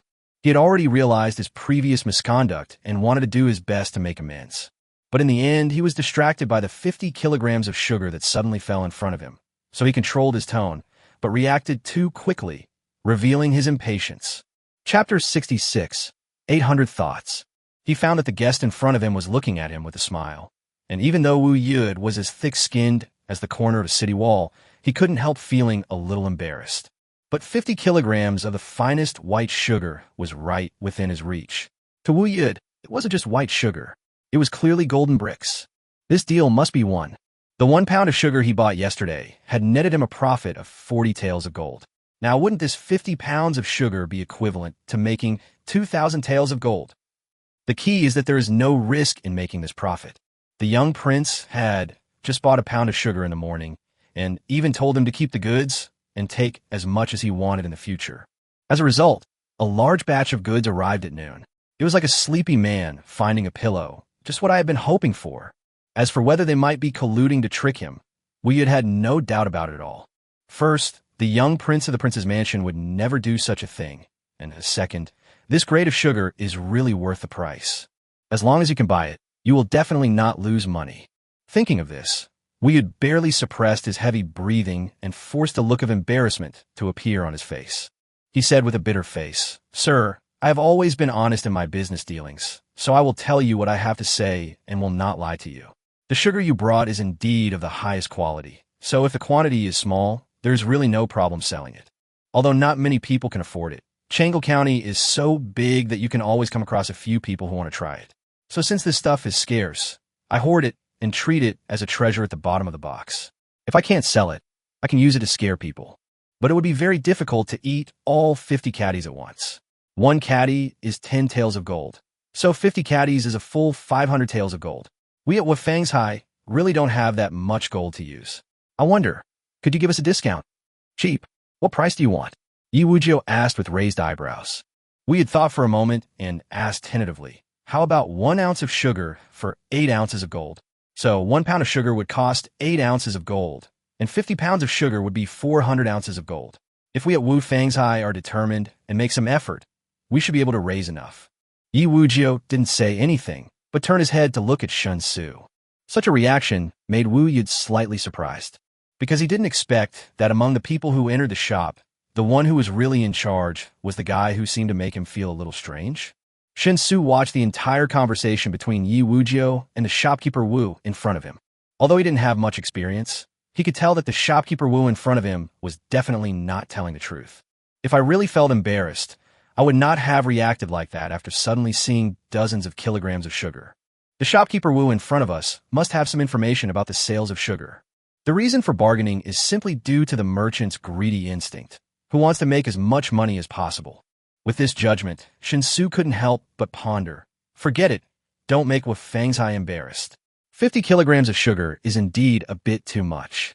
It's normal for a shop to not be able to consume it all. We're not in a rush anyway, so let's find an inn in the city to stay in. Let's spread the word about the sugar and see if anyone in Changle County is willing to come and buy it directly. Hearing Shen Xu's attitude, Wu Yud immediately became anxious. He knew his own business. It was not difficult for him to make the gold he wanted to earn. It was just a matter of reselling it. If the other party does not trade with him in the shop, but instead releases the news to the outside world, the prince's mansion will definitely come to his door. By then, wouldn't his 2,000 taels of gold be gone without a trace? That's right, from the moment he saw the sugar, Wu Yud thought that the 2,000 taels of gold were in his pocket. No, sir, our meeting is destiny. I'm a sincere businessman, so I won't beat around the bush. Even if you stay at the inn for half a year, you won't be able to sell all the 50 kilograms of this grade of sugar. Wouldn't that be a waste of time? It's unnecessary.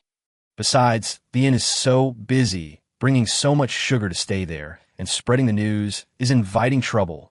Don't you understand the principle of not showing off your wealth? If you really do what you say, it's like inviting people to rob you. How about this? I won't ask you to go cheap. I'll still give you 1 ounce of sugar for 1 ounce of gold. I'll take all your 50 pounds of sugar. If you don't have enough gold, I'll borrow it from somewhere else, and I'll definitely make up the 500 ounces for you. Okay. Wu Yud stood in front of Shen Xu and flattered him with a smile on his face. Shen Xu was a little hesitant, because what the shopkeeper Wu said was actually correct. It was impossible for him to stay in the inn for such a long time just to sell sugar. The reason he pretended to leave was just to raise the price. Shopkeeper Wu has a way to sell sugar. That is his ability. He opened such a high-end shop and has been doing business in Changle County for many years. It is natural that his connections are much wider than those of outsiders like them. Shen Xu was not hesitating whether to sell the sugar to Wu Yud. He would love to be able to get rid of all the sugar at once.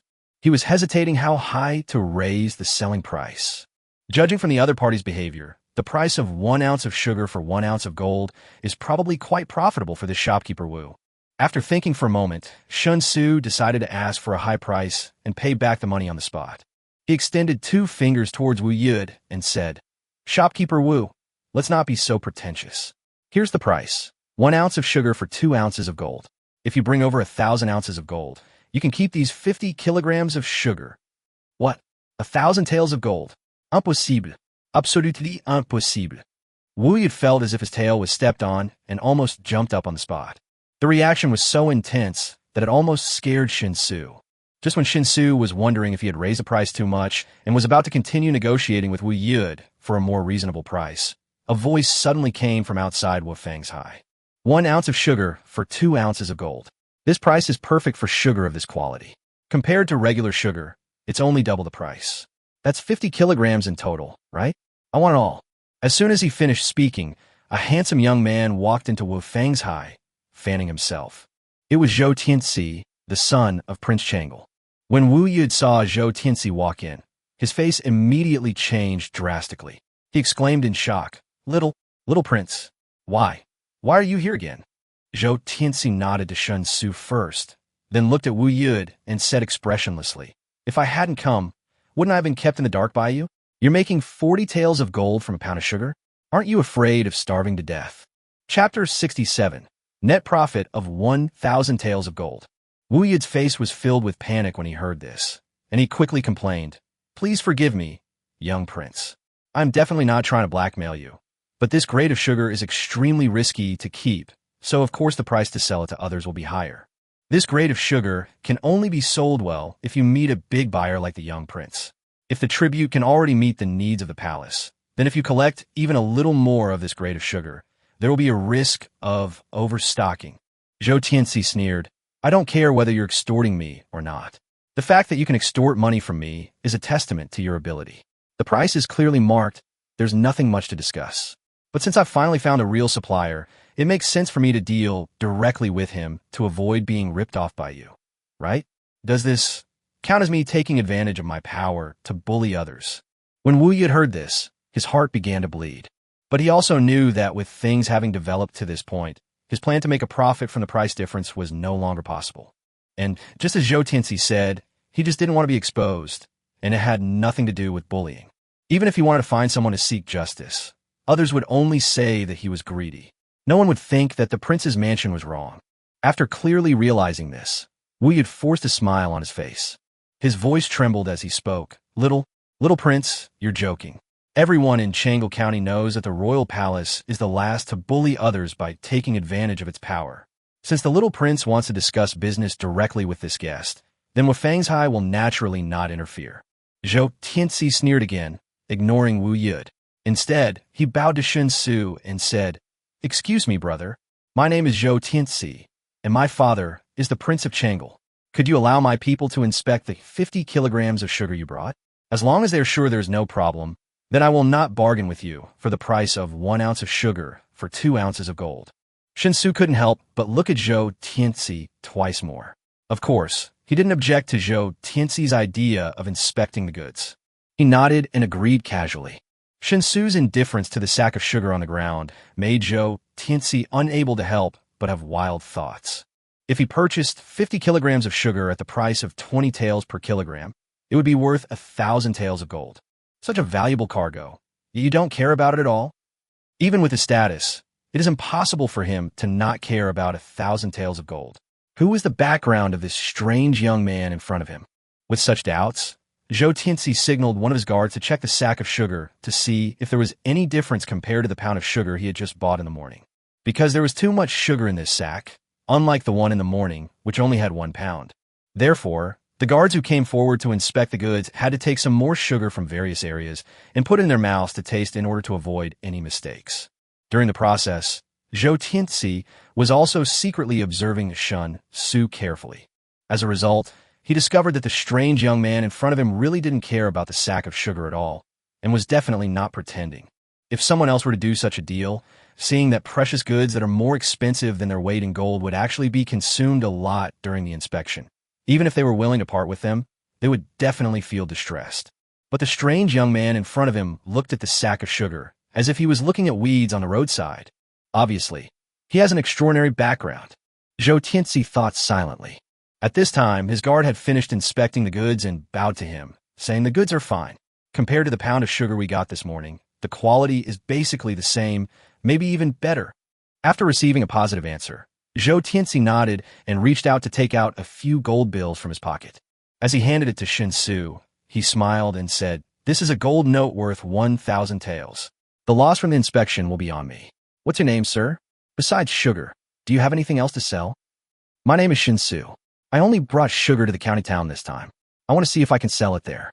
As for other things, that depends on market demand. It's not about what I have, but what you want." As Shen Xu spoke, he subconsciously took the gold note. Looking at the 10 bills in his hand, each with a face value of exactly 100 taels, he was completely caught off guard. What the hell is this? Is it paper money from another world? What does he need this for? It's too hard to even wipe my butt with. Ahem, excuse me, Brother Zhou. Brother Zhou, can you please exchange it for ready-made gold? This gold note is a bit inconvenient, Shen Xu said with a slight apology. Zhou Tianxi was stunned. It was the first time he heard someone say that gold and silver notes were inconvenient. Cash is really inconvenient, right? A few hundred taels of gold and silver would weigh dozens of kilograms. He would have nothing better to do than run around the streets, carrying dozens of kilograms of gold and silver. Despite his doubts, Zhou Tianxi patiently explained, "Brother Shen, this is what I mean. All the gold notes I gave you are from Xueji. You can exchange them for the full amount of gold at any of Xueji's banks at any time. There's a branch of Xueji in Changle County. If Brother Shen really needs ready-made gold, he can just take the gold notes and redeem them. As for Brother Shen wanting me to take out hundreds of pounds of gold at once, I really can't do it. Please forgive me." "Xuyi?" Shen Xu turned his head and looked at Yi Wujiu. Yi Wujiu transmitted the message directly to the secret message in perfect tacit understanding. The largest bank in Northern Zhou has branches in all prefectures and counties, and the head office is located in the capital of Northern Zhou. It is said that the royal family is behind this bank. Shen Xu's face showed a look of sudden realization. He handed the gold note in his hand to Yi Wujiu and said, "Check to see if this gold note is real." Zhou Tianxi's face froze, and he felt a little embarrassed by Shen Xu's reaction. Generally speaking, among those who are qualified to conduct big deals in Changle County, there are not many who don't know him. No one would ever question the authenticity of anything he gave away, whether it was gold, silver, bills, or antiques, because his face and the Changle Prince Mansion behind him are the biggest guarantee of credibility. Yi Wujiu didn't care about that. As long as Shen Xu gave an order, he would definitely do it. After carefully examining the 10 gold notes, He nodded to Shen Xu and said, "No problem, they're all real."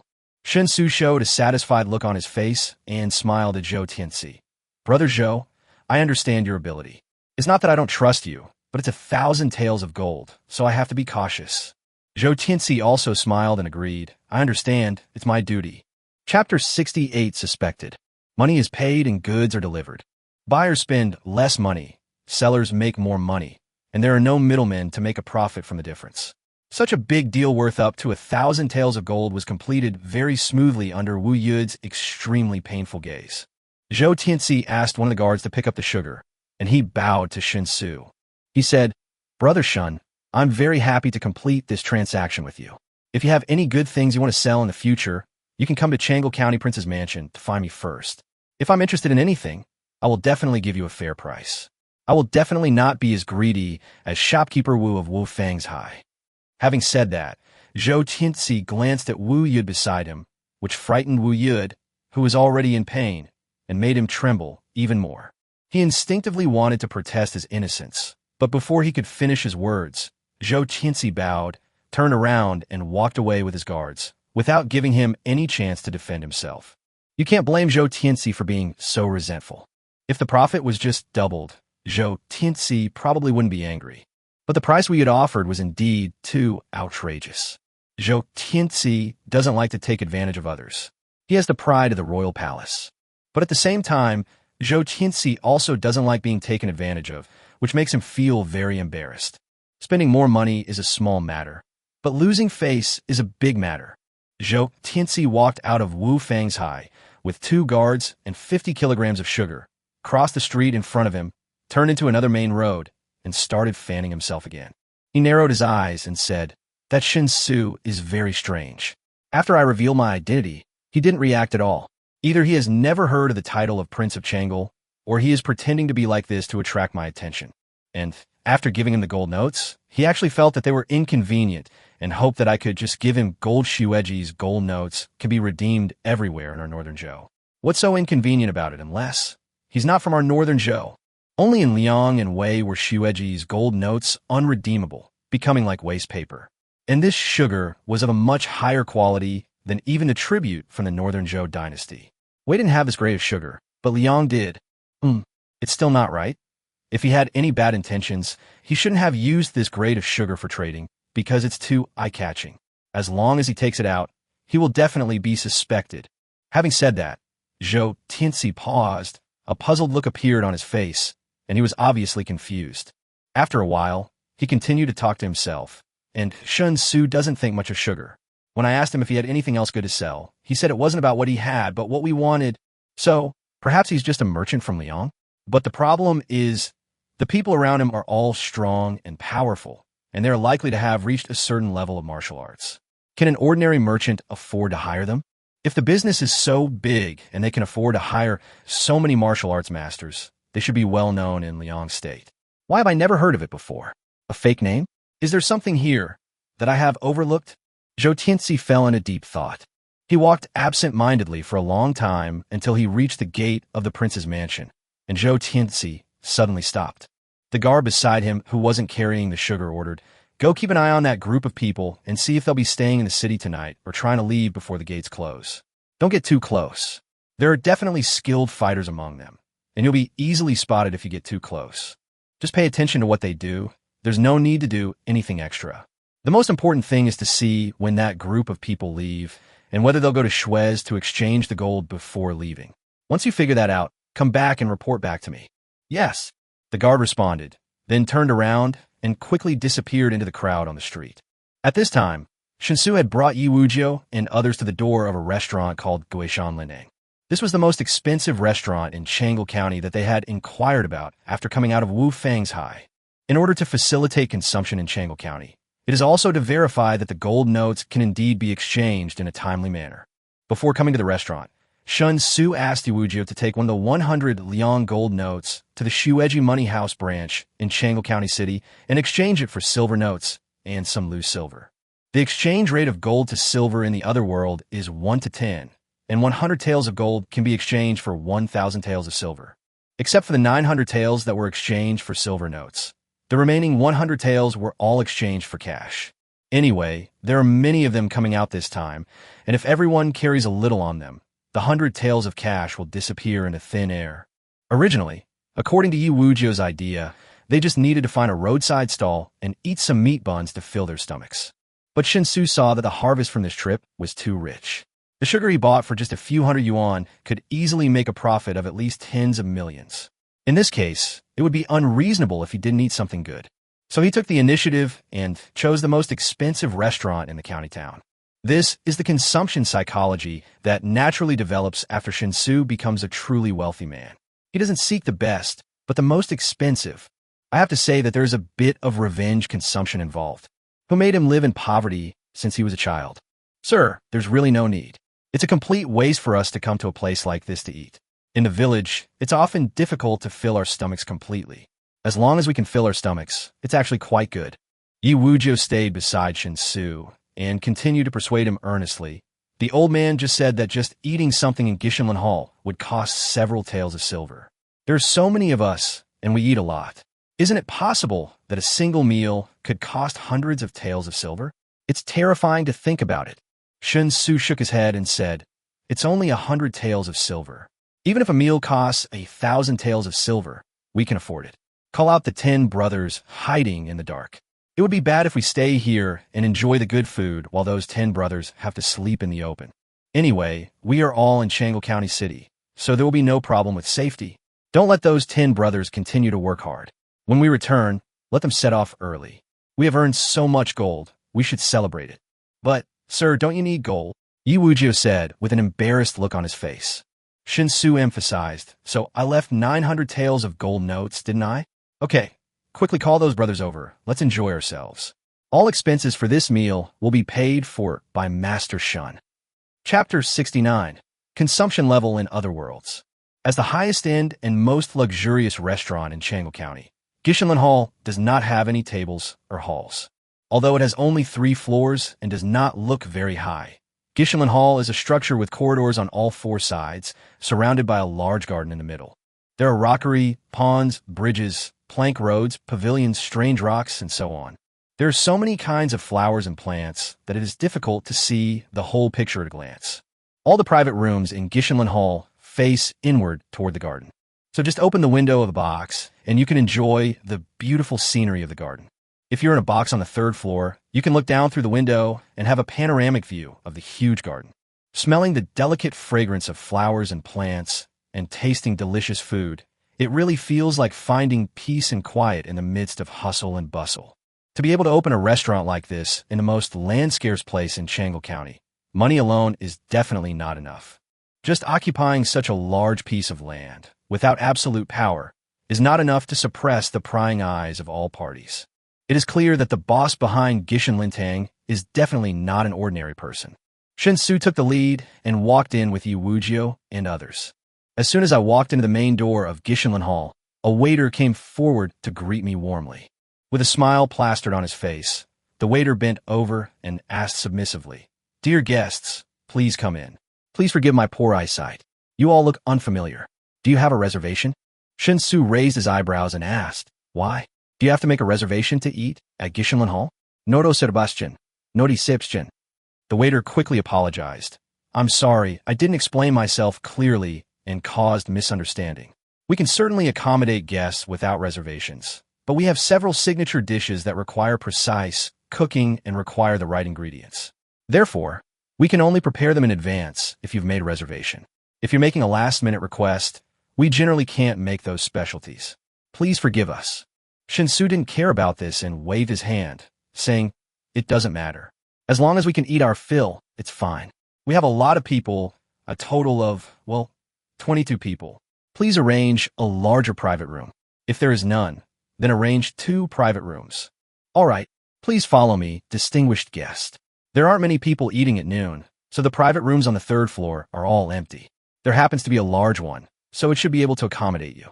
The waiter led the way as he spoke, going up the stairs to the 3rd floor with a ding-ding-ding sound. Shen Xu looked around curiously all the way until he entered the private room. He saw the waiter added a lot of stools and barely managed to accommodate everyone around the big round table in the room. Then, The gumai who was in charge of taking orders walked into the private room and read out all the dishes that Gishin Lintang could currently make one by one, as if he was filling their mouths with food. During the reading process, whenever Shen Xu interrupted or asked about the details of a dish, this gumai could immediately and eloquently introduce the details of the dish. After finishing the introduction, he continued to list the remaining dishes without being affected at all.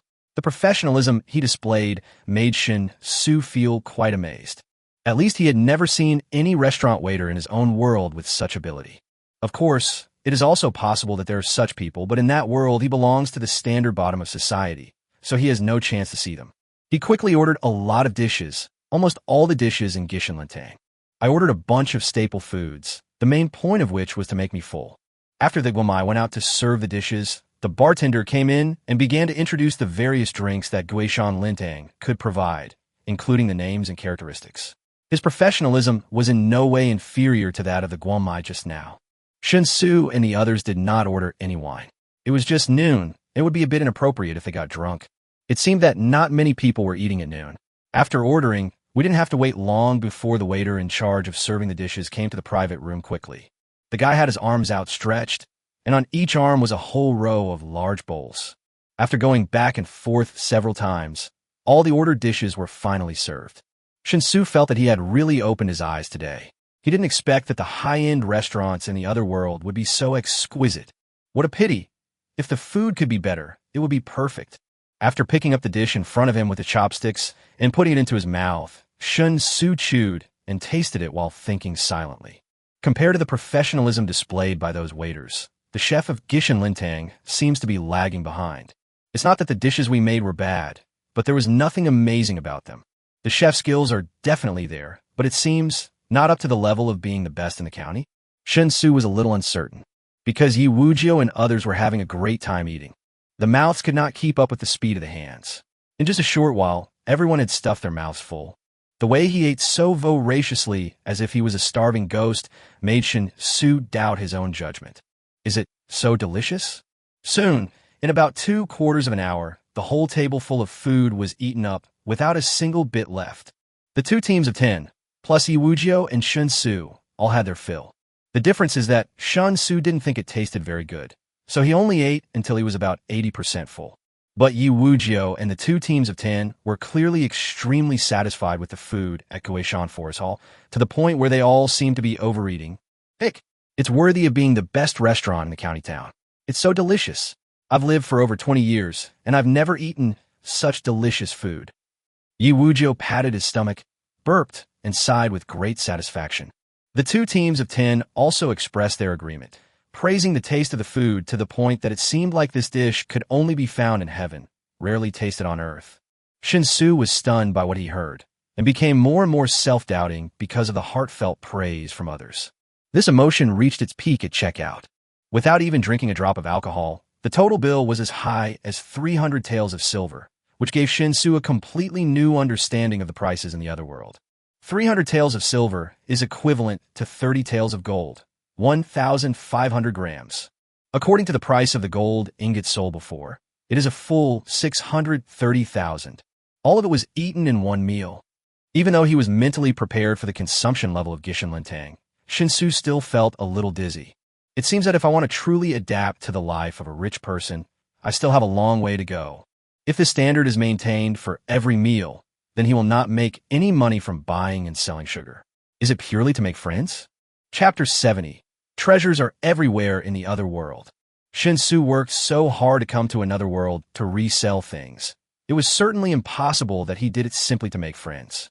For a restaurant of Gishin Lintang's level, it's enough to visit it once. People who practice martial arts all have big stomachs. They eat like a cow chewing a peony.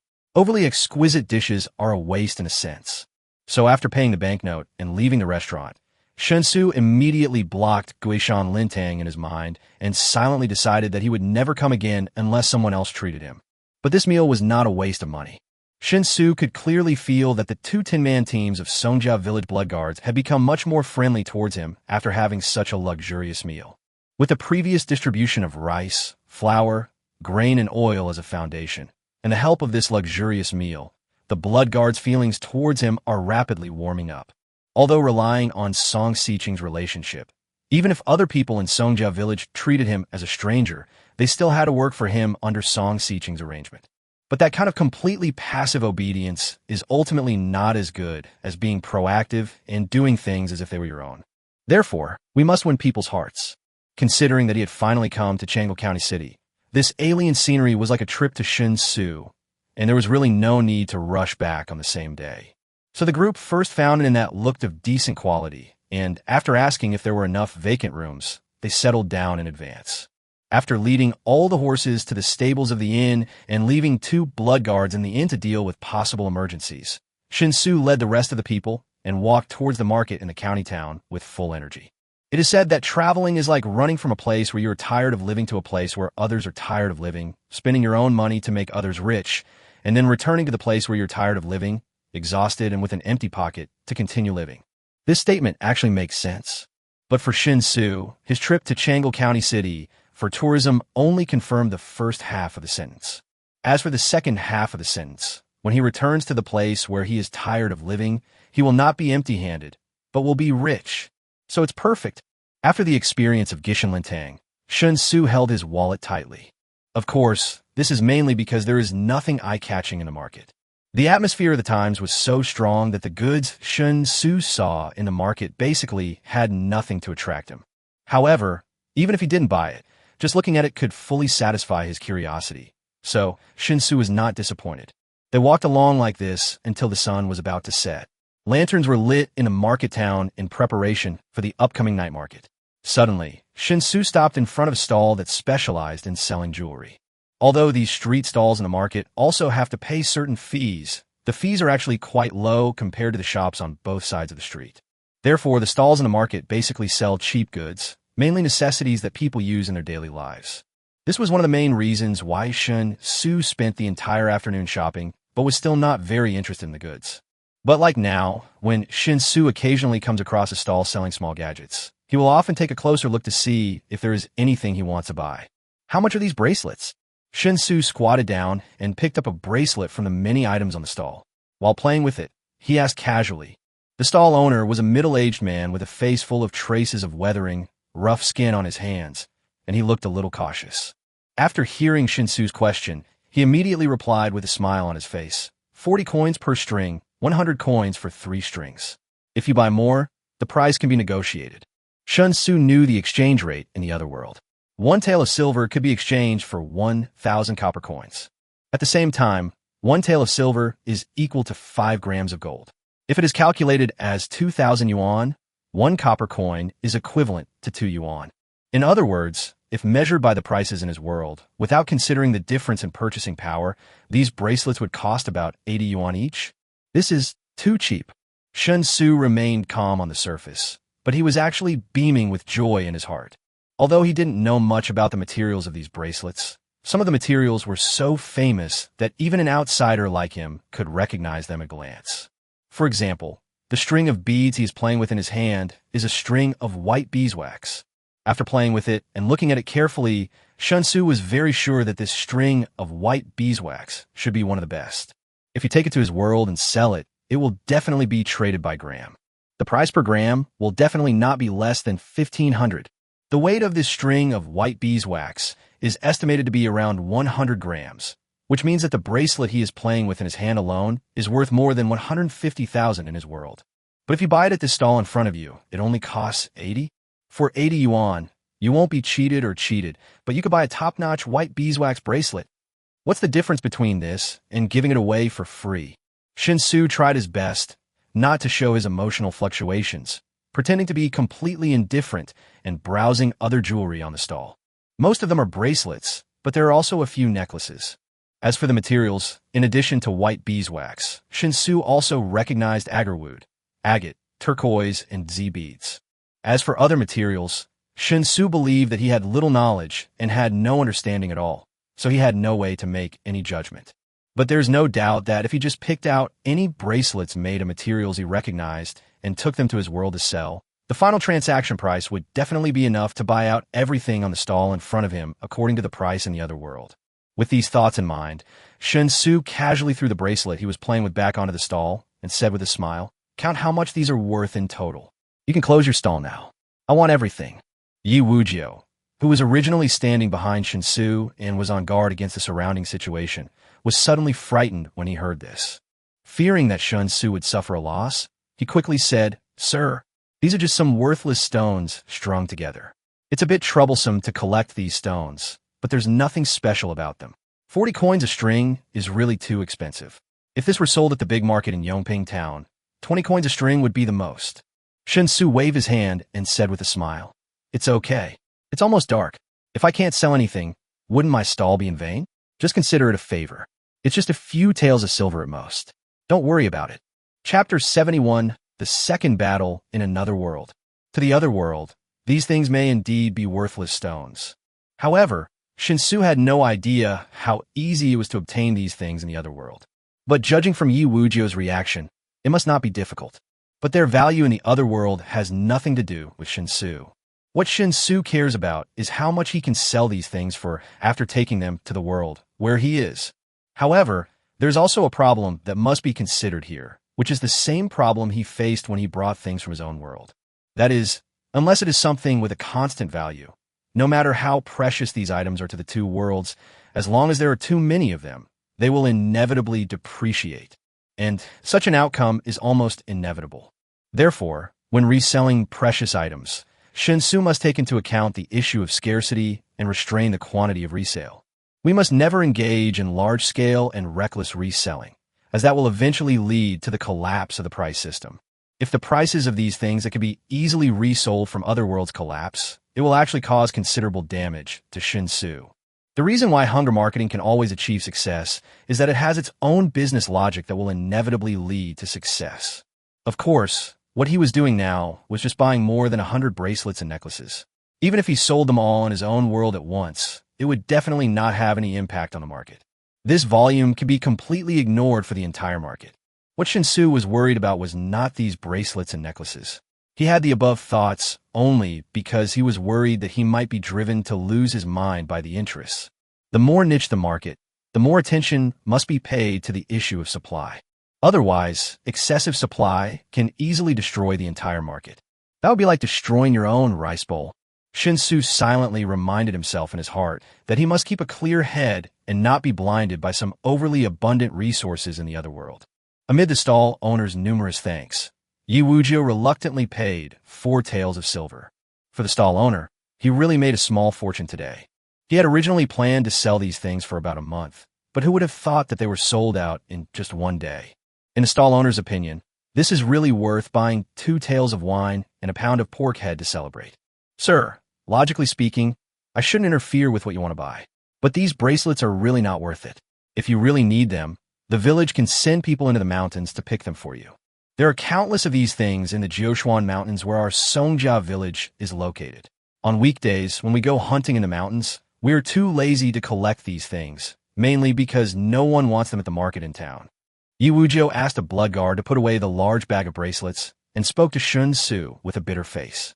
The heartache expressed in his words was almost palpable. Shen Xu smiled and consoled him. "If I ask you to collect them, won't that waste your time? You went into the mountains to hunt to make up for the lack of food, right? If you go to collect these things, you'll go hungry." Yi Wujiu quickly shook his head and said, "No delay. Absolutely no delay. The main reason is that there are too many of them, so there's no need to look for them specifically. The only trouble is stringing them together, which takes some effort, but I can just take them back and let my wife string them together. You gave us so much food before, so we didn't have to worry about food for the past few months.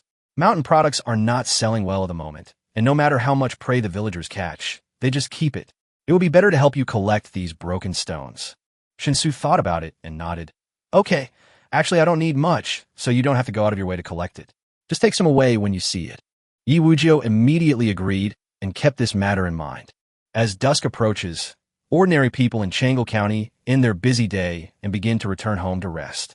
Although there is no curfew, as soon as the sun sets, the day actually comes to an end for most ordinary people. Rich families could light candles, and well-off families could use oil lamps, but ordinary families had to live frugally as much as possible. Without the illumination of the sun, of course, there was nothing else to do but go to bed and work hard to create humans in the dark. because before dawn the next day, they have to get up and start a whole day of busy work again, using all their strength just to survive a difficult and poor life. People's sorrows and joys are not shared. Some people live a good life, but they say hypocritically that they don't want such a life. Some people have a hard life, but they face their bleak fate with a smile and are never defeated by any difficulties. Life is never fair, just like neither world believes in tears. Shen Xu walked along the night market where lanterns were already lit, thinking a little sadly while preparing to return to the inn to rest. However, after walking for a while and just turning away from the street where the night market was located, Shen Xu suddenly discovered that the street in front of him was actually going against the trend and became lively after nightfall. Sedan chairs began to travel frequently on both sides of the street, and lanterns were lit in front of the doors of the buildings along the street. Some people who could not afford a sedan chair were carried directly by servants to this street and soon entered a building. You can see many servants standing in front of the doors of those buildings, diligently soliciting customers. Noticing the puzzled look on Shen Xu's face, Yi Wuzhou came over and explained, "Sir, this street is the most famous red light district in Chang'an County. Almost all the brothels, prostitutes, and brothels in the city are concentrated on this street. So, during the day, this street is actually quite deserted. But once the sun sets and night falls, the rich and powerful in the county town basically gather here to spend the night. Therefore, there are always people from the county government patrolling here to ensure safety." Huh, red light district. Shen Xu suddenly became energetic. Could this be the legendary second game? Moreover, in the other world, visiting a brothel is obviously not a crime. As long as you have money, you can definitely have a comfortable and satisfying time without having to worry about being suddenly attacked and taken away by the police. That's great. I have an incompatible relationship with gambling and drugs. Shen Xu clenched his fists, his eyes shining as he asked, "Which is the best brothel in the county town? Let's go in and criticize it." Chapter 72. Nothing to do today. Listen to music in the brothel. Criticize. Yi Wuzhou didn't understand what Shen Xu meant for a moment. Shen Xu, who was excited, looked at Yi Wuzhou's reaction and realized that the way he spoke had to be as consistent as possible with the habits of the other world. Otherwise, it would easily cause unnecessary misunderstandings. So after a dry cough, Shen Xu changed the subject and said, "What I mean is, let's go in and see for ourselves what level the best brothel in Chang'an County is." Yi Wuzhou stared at Shen Xu in amazement and said hesitantly, "Sir, you're going to get married to the eldest daughter soon. Isn't it a bad idea to go to a brothel now? How about waiting until after you're married?" Shen Xu asked doubtfully, "Since we're all visiting brothels, is there any difference in the order?" Yi Wuzhou said seriously, "Yes. I believe that after you and the young lady get married, you will definitely not look down on other vulgar women. Even if you visit a brothel, you will not do anything else but listen to music and drink wine at most." Shen Xu couldn't help but be stunned, because Yi Wuzhou's statement was too naive. He blinked, thought for a moment, and then said, "I have a friend who, every time he takes his children shopping, they want to buy all kinds of toys to take home. Even if they already have the same toys at home, and the workmanship is even better than what they see on the street, their children will still insist on buying them home. Do you know why?" "Why?" Yi Wuzhou asked subconsciously. Shen Xu smiled and said, "Because even though the toys he saw on the street were bad, he had never played with them." Now, it was Yi Wuzhou's turn to be stunned. But before Yi Wuzhou could react, Shen Xu continued, "I give this example just to tell you that many things are not as natural as you think. This is because the world is simple, but people are complicated. Anyway, now that I'm here, I have to see what I should see. But I promise you, tonight I'll just drink and listen to music and absolutely nothing else. Is that okay? After all, I'm a normal person, and I don't write a diary every day for no reason." "Diary?" Yi Wuzhou was even more confused. "Ahem, it's okay. Those who understand will understand, and those who don't understand can't help it. Let's talk business. Which is the best brothel in Chang'an County?" Shen Xu turned the topic back to where it had gone astray. Yi Wuzhou couldn't figure it out, so he stopped imagining and answered honestly, "The best brothel is called Shuyunjian. It seems that the wine and seat fee alone is 5 taels of silver. If you want to order a girl individually, it basically costs 10 taels of silver. But I only heard it from others, so I don't know if it's true." "Shuyunjian? What a nice name. Let's go, lead the way." Shen Xu waved his hand and said heroically. Since Shen Xu has made the decision, Yi Wuzhou can only obey. However, Visiting brothels seems to be inconsistent with the Blood Guard's code of conduct after all. Yi Wujio did not let the Blood Guards follow him, but asked them to go back to the inn to rest first. Then he accompanied Shen Xu alone to find the specific location of Shui Yunjian on this street. As for the issue of safety, every night, this street is the safest place in Chang'e County.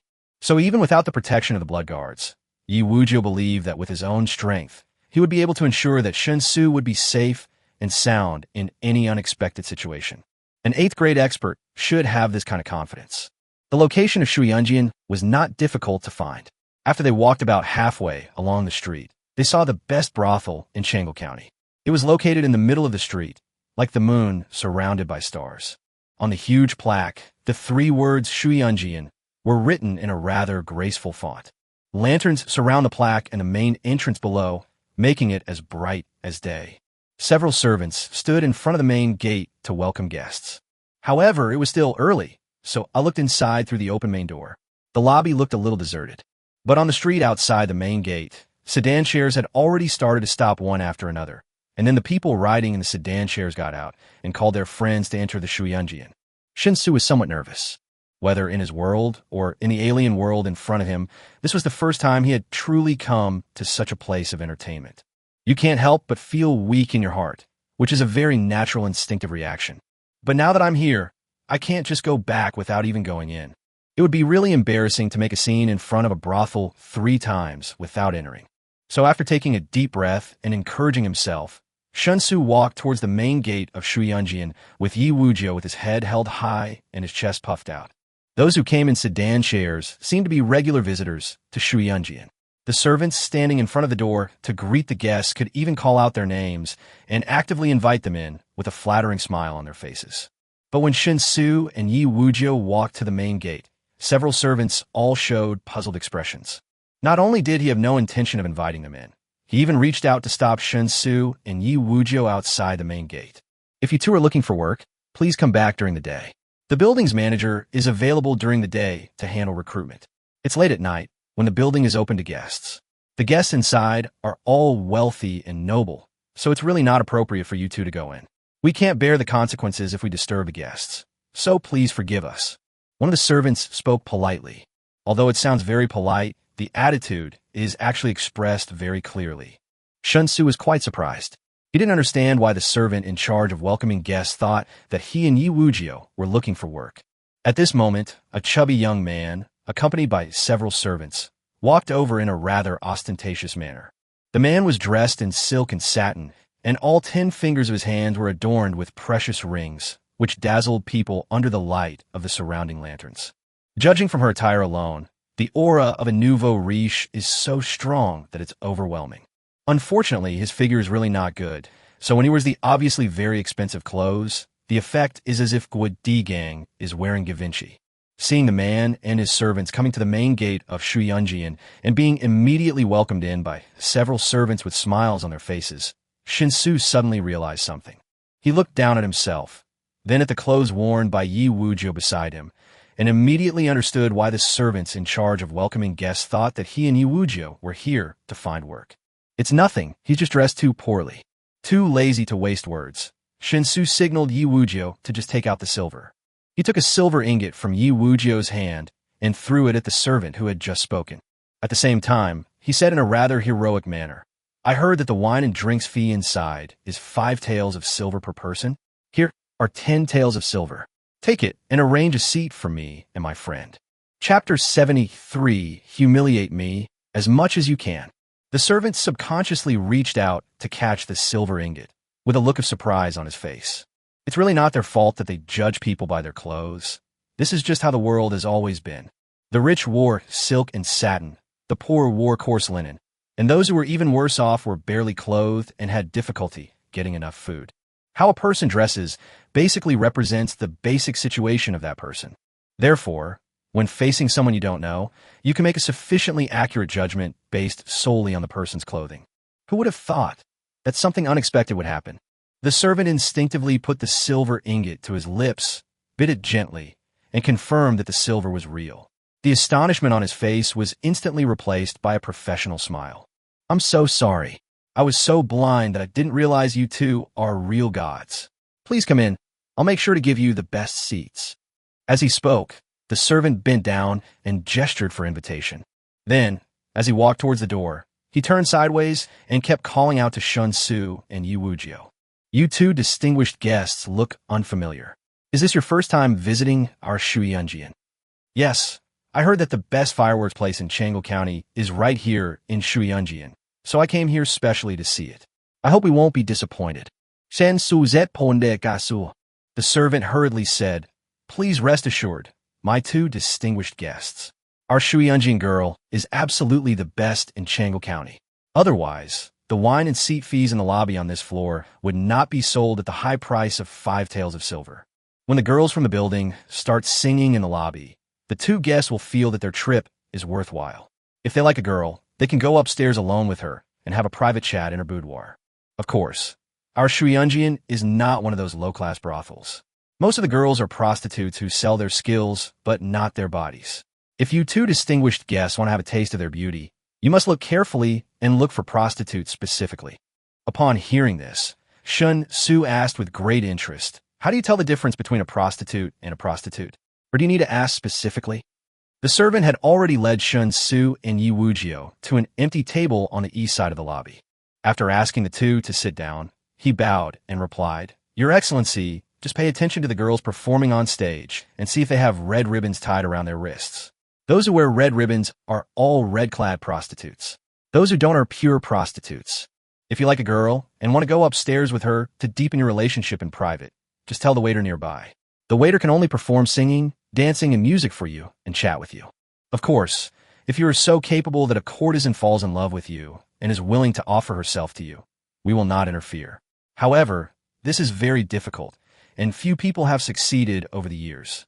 Being a prostitute is much simpler. You can do whatever you want.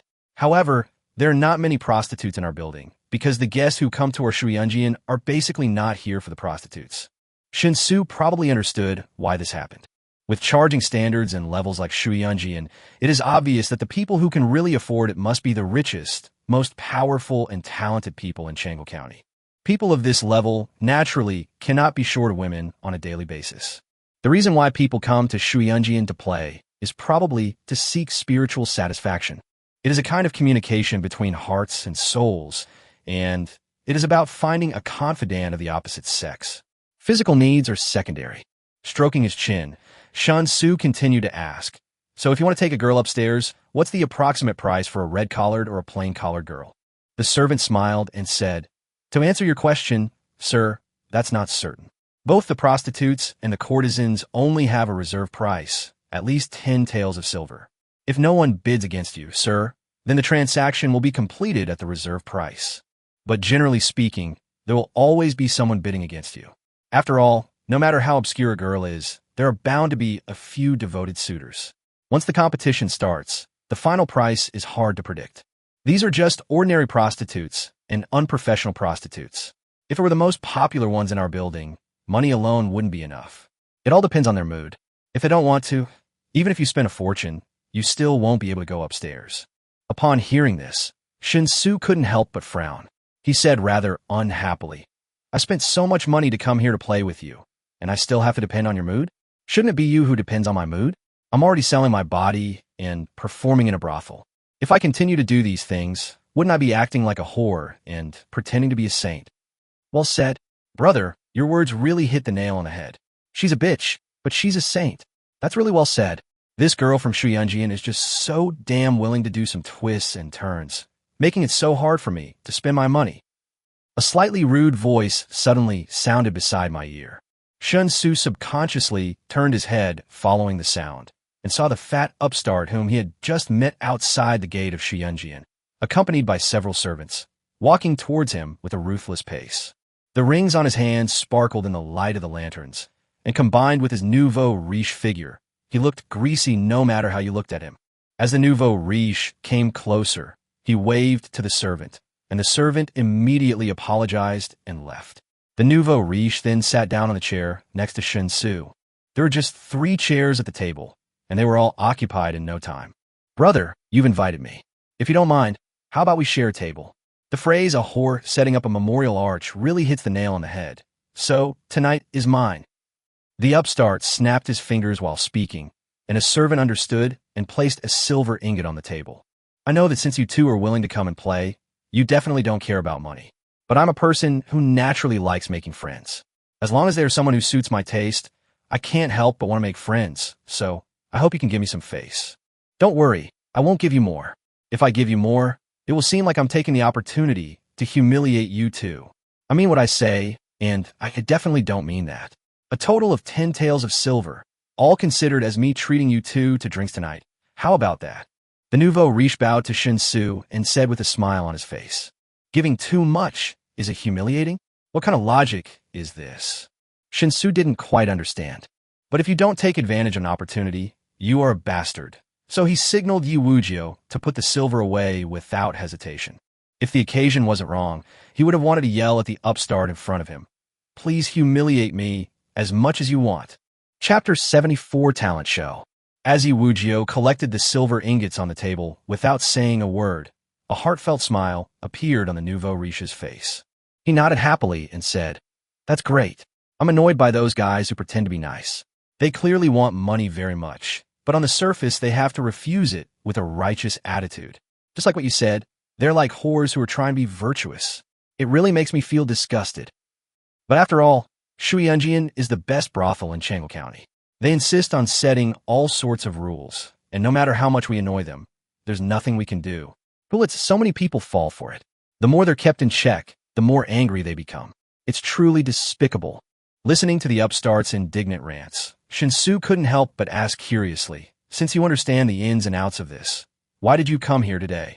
We've never been here before, so curiosity drove us here to broaden our horizons. What about you, friend?"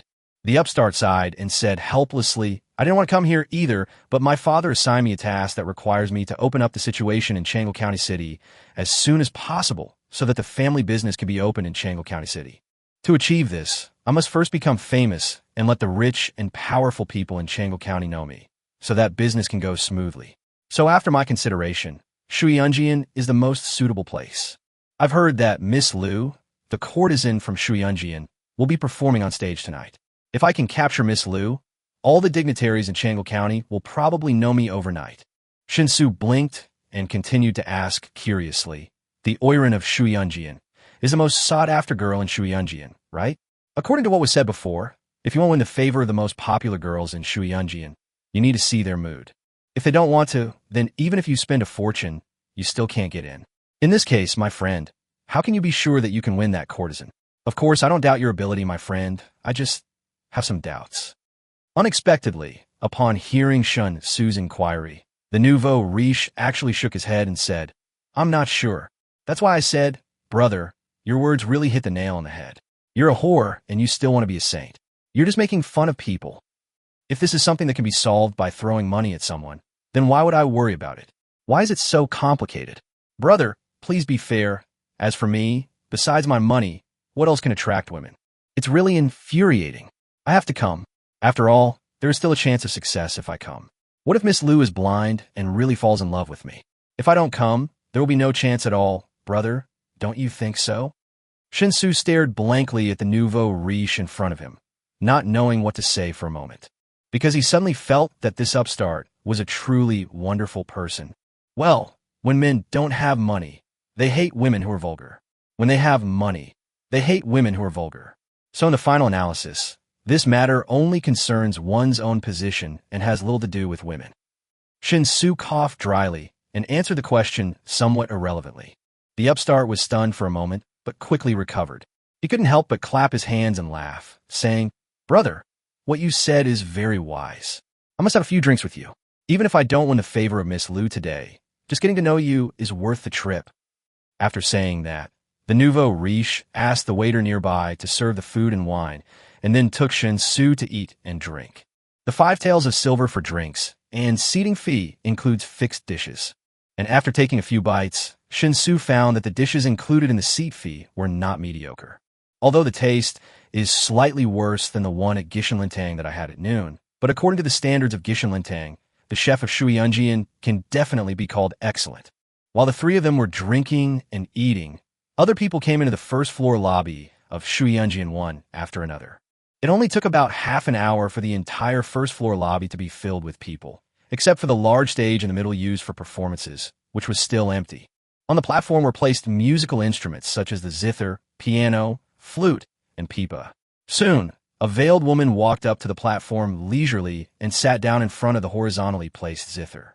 At the same time, 4 women in gauze came on stage and surrounded the woman playing the zither. The 4 women were not wearing shoes, and their white and tender feet stepped on the blanket, easily attracting a lot of attention. The woman playing the zither plucked the strings, and a melodious and ethereal sound rang out. The 4 women wearing only gauze began to dance gracefully. Under the veil, the bodies of the 4 women are faintly visible, which is very alluring. Their jade feet are sometimes raised and lowered, which makes their spring light appear suddenly, which is extremely seductive. Although many lanterns were lit in the lobby, the brightness could not compare to that of daytime. However, it is precisely against the backdrop of this hazy light that the women dancing on the stage look even more charming and irresistible. Shen Xu noticed that the wrists of the woman playing the zither were very clean and not tied with anything. But the 4 women in charge of dancing all had red ribbons tied around their wrists. So, those 4 dancing women are all prostitutes? But isn't it said that the number of prostitutes in Shuyunjian is far less than that of prostitutes? How come there's only 1 clean prostitute, but 4 red prostitutes? After drinking another glass of wine with the nouveau riche, Shen Xu directly asked about his doubts. The upstart chuckled and explained, this is to get the bidding of the prostitutes to start earlier. With the dancing and the atmosphere, a woman who is only 60% or 70% alluring may become 100% desirable. When desire arises, people lose their clear minds and shrewd judgment. Driven by desire, they easily do things they later regret, such as throwing away hundreds or even thousands of taels of silver for prostitutes. Then, what about the prostitutes? Don't we need them? Shen Xu continued to ask. Of course, a prostitute uses her beauty to please men, so she has to resort to these devious methods. But a prostitute sells her art instead of her body, so she doesn't need any encouragement at all. The value of a prostitute always depends on one thing, her fame. This is why many courtesans are willing to entertain famous talents for free or even at a high price. Perhaps a famous talent is willing to write a poem specifically for them, which can make a previously unknown courtesan suddenly famous. The upstart said with disdain. Chapter 75, I don't know how, but I have money. The zither piece was quickly finished, but the courtesan did not leave the stage. Instead, she continued to sit in front of the zither and quickly played the second piece. Instead, there were 4 dancing prostitutes, one of whom was chosen by bidding and supported a client who seemed a little tipsy, up the stairs to the second floor. But a new prostitute was soon added to the stage, so that the number of dancing prostitutes remained at 4. Normally, the earlier a courtesan appears, the less famous they are.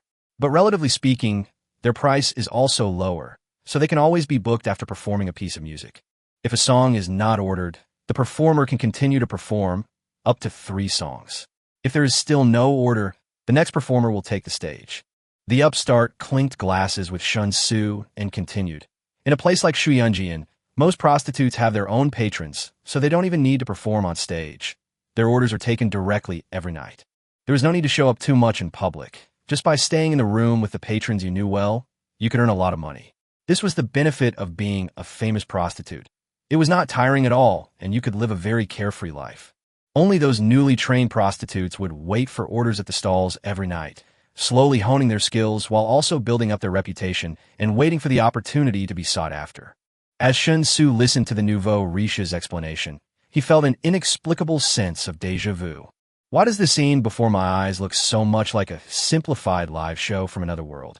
The anchor showed off his talent to attract the attention of the top guy on the list.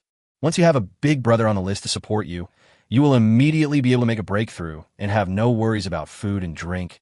Well-known streamers all have their own well-known top-ranked anchors, while those who have just debuted and are not very well-known need to rely on this method of casting a wide net to find their own top-ranked anchors. As for the group of LSPs sitting at the table in the lobby, drinking, eating, and enjoying the performance, it was like they were choosing a concubine.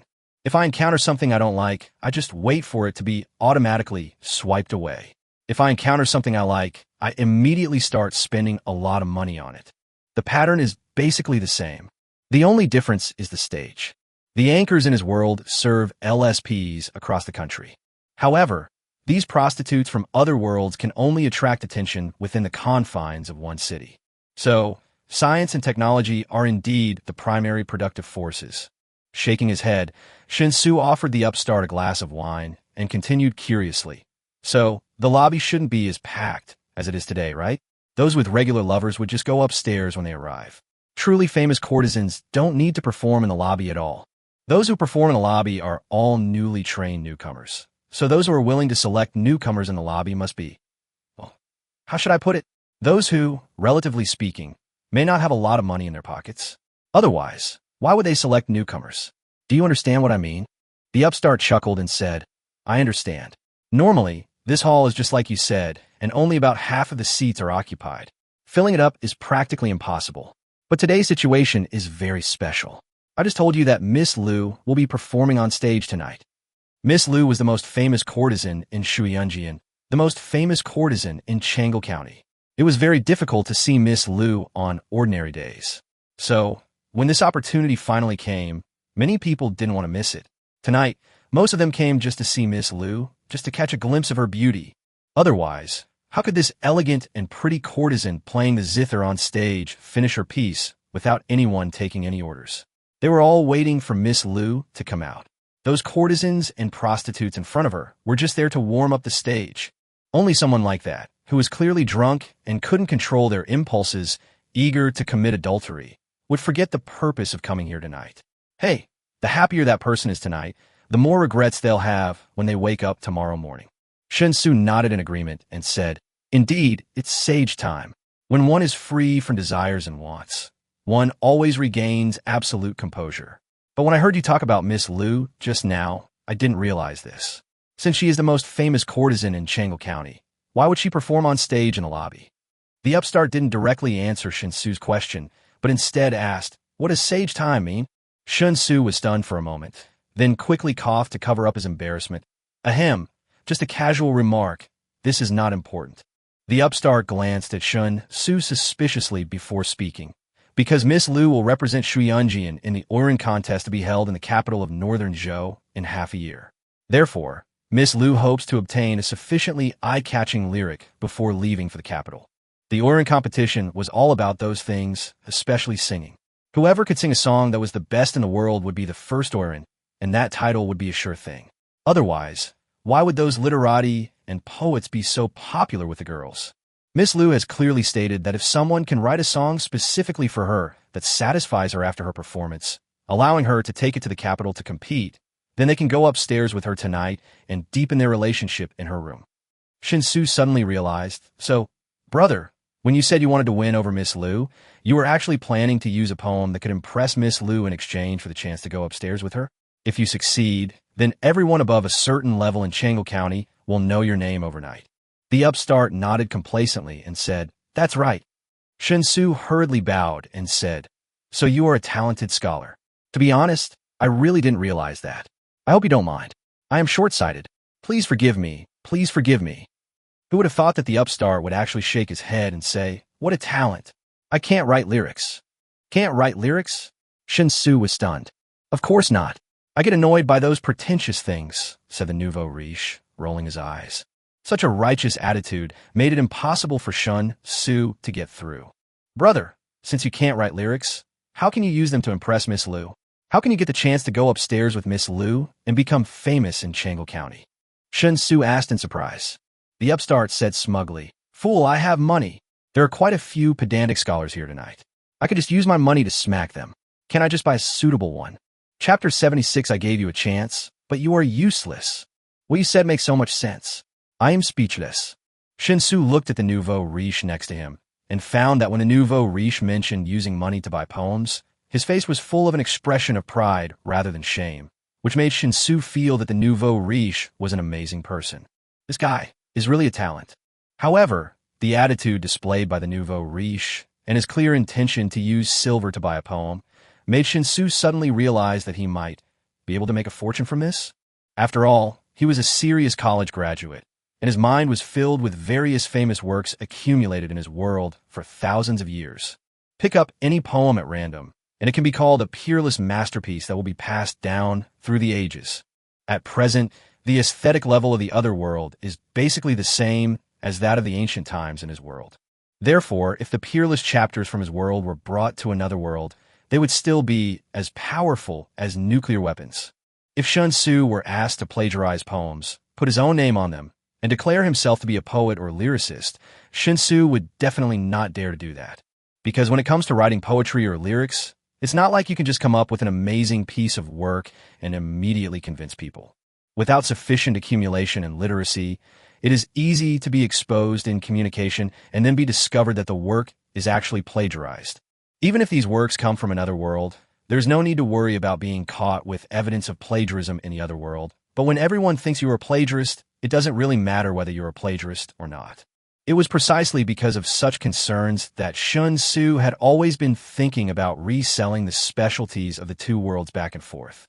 Even though he was sure that the ancient times of the other world and his world were basically the same, he never thought of being a plagiarist. But now, suddenly there was such an opportunity to get something for free in front of him, and Shen Xu admitted that he was tempted. If you don't take what heaven gives you, you will suffer the consequences. But whether to do this or not still needs to be observed for a while. Anyway, as long as he can remember the words, they will definitely meet the requirements of the nouveau riche next to him. To sell or not to sell, the initiative is his. And even if he really wants to sell it, he can't sell it with silver, he must sell it with gold. While thinking, Shen Xu raised his glass to the nouveau riche and expressed his admiration for his ideas. At this time, the courtesan playing the zither on the stage had already played 3 songs, but no one was willing to order from her. So when the song ended and everyone dispersed, the courtesan could only stand up with a hint of unconcealable frustration, bow to everyone in the audience, and then leave the stage. When this courtesan returns to her room, she may cry bitterly or curse today's guests for not knowing what they are talking about. But no matter how she reacts, those in the lobby will not care.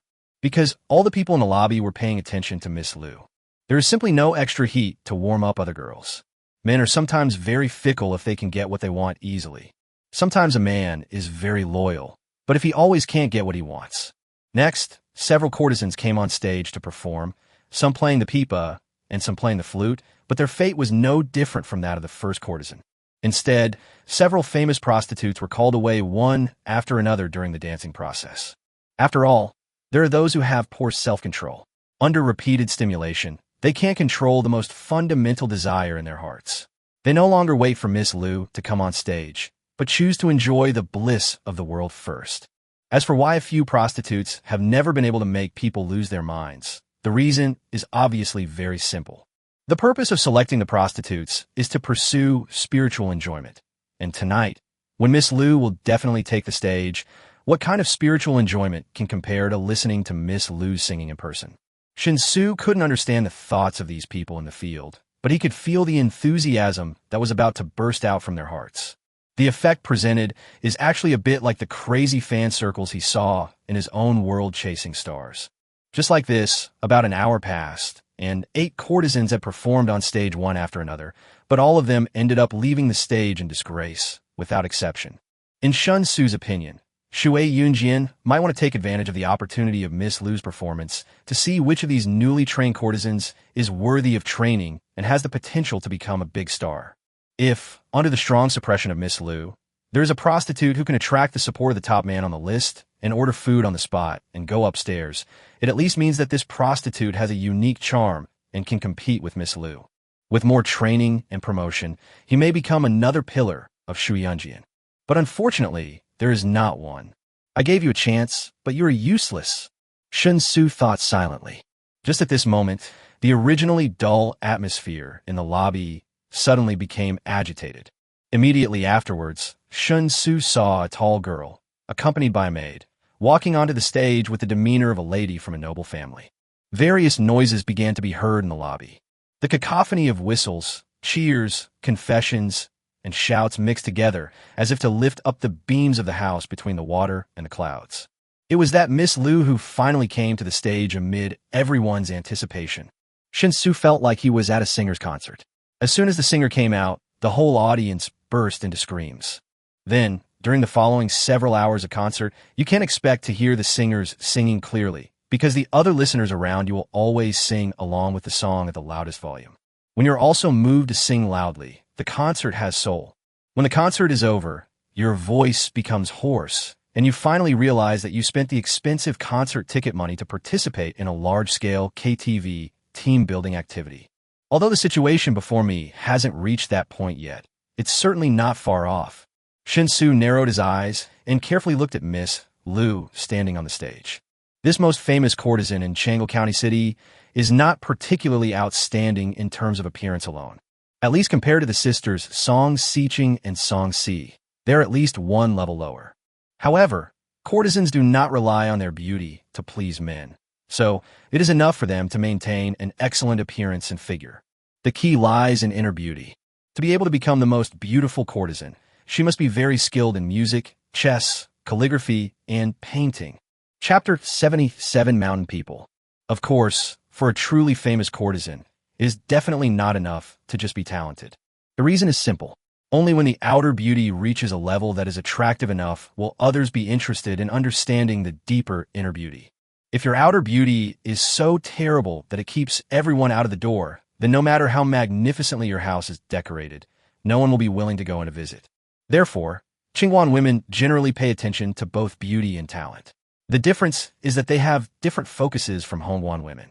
The emphasis of red-collared prostitutes is on beauty, while the emphasis of uncensored prostitutes is on art.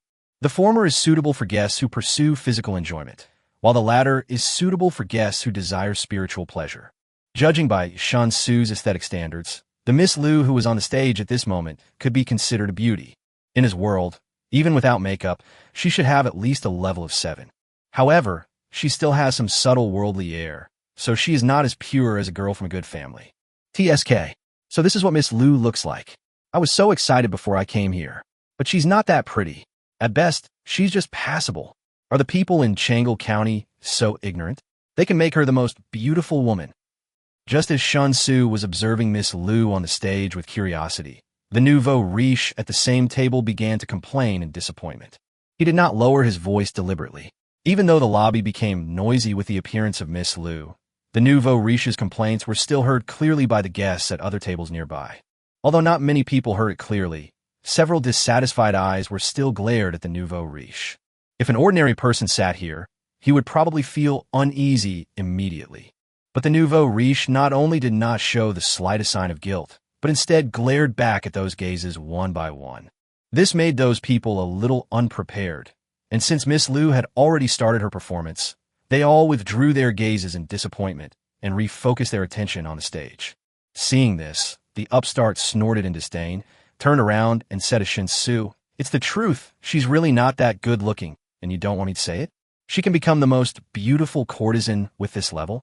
Brother, I'm not bragging. If this level of hers were placed in our Nanyang, in any state capital, if she could rank in the top 10, I'd give you my surname." Shen Xu was stunned for a moment, then said, "Brother, aren't you from Northern Zhou?" The upstart narrowed his eyes, then lowered his voice, saying, "Brother, we get along quite well. I won't hide it from you. I'm from Southern Liang, so I'm not from Zhou. However, the situation has been stable in recent years, and many of our Southern Liang merchants have come to Zhou to do business. It's not a big deal."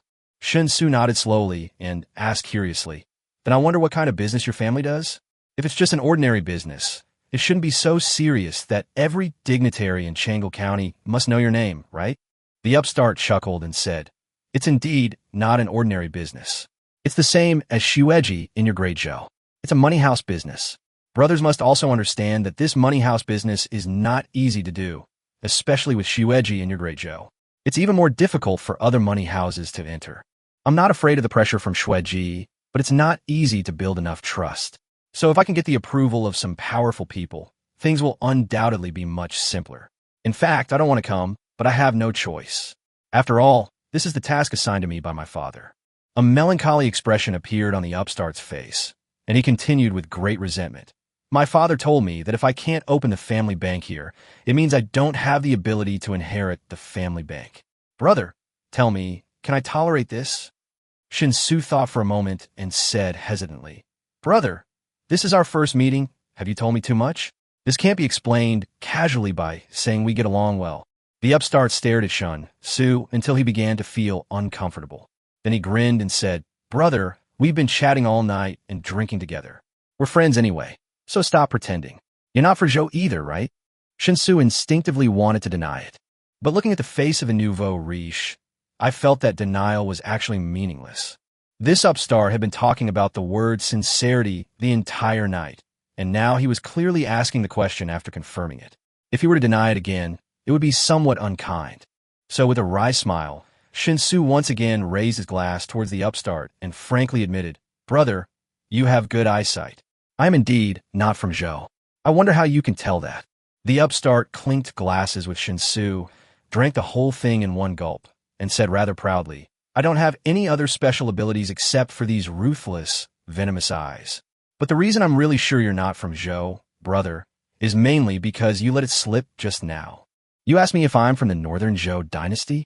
Hey, brother, remember, the people of the Northern Zhou dynasty only ever call themselves Zhou people or the Great Zhou dynasty. Only people from the other two countries would call them the Northern Zhou dynasty. Because the Zhou people are very arrogant. They really think they're the orthodox of the previous dynasty. Kindness? Is there such a saying?" Shen Xu subconsciously turned his head and glanced at Yi Wujiao, because his name for Northern Zhou came entirely from Songjia village. But if you think about it carefully, it seems normal. After all, the people of Songjia village never thought they were from the Northern Zhou dynasty. In addition, Songjia village has very little communication with the outside world, and the only communication is basically based on the sale of goods. Therefore, this language habit of Songjia village will not cause any trouble. I see. Thank you for your advice. I will pay attention to it next time. Seeing Yi Wu's innocent look, Shen Xu thanked him very sincerely. The upstart waved his hand and said, "You're welcome. Meeting is fate. We're not from Northern Zhou, so on Northern Zhou territory, we have to embrace each other for warmth, otherwise we'll be easily bullied. But since you're not from Zhou, where are you from? You don't look like one of us from Liang, and as for Wei, people over there speak with an accent, so you're definitely not, brother, otherwise I would have recognized it." Facing the nouveau riche's curious gaze, Shen Xu smiled and shook his head, saying, "I'm definitely not from Zhou, Liang, or Wei. As for where I'm from the mountains. Mountain people." The nouveau riche didn't understand and was about to continue asking questions when loud cheers rang out in the lobby again, interrupting his thoughts. Chapter 78, Total Annihilation. It turned out that while the two were talking, Miss Lu on the stage had already finished playing a piece of music. She was now standing on the stage, explaining in a soothing voice why she chose to go on stage tonight. Just as the nouveau riche had said before, this Miss Lu hoped to get a lyric that would satisfy her through this method.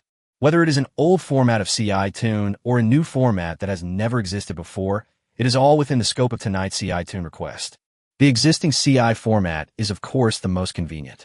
You can fit it into the melody and rhythm of the CI format and then sing it directly. But there is no problem with a completely new format. As long as the lyrics are outstanding and amazing enough, it is also acceptable to compose music based on the lyrics. At least for a courtesan like Miss Lu who is proficient in music, it is not difficult to compose a new song based on the lyrics. Even from Miss Lu's heart, she likes the lyrics in a new format more than those in the existing format. After all, the purpose of asking for words this time is to go to the capital to participate in the national orin competition. By then, the competitors would be the most famous courtesans from all over the country in the capital. If she were to submit an old CI poem, how high would the quality of her CI poem have to be to hope to stand out in such a competition?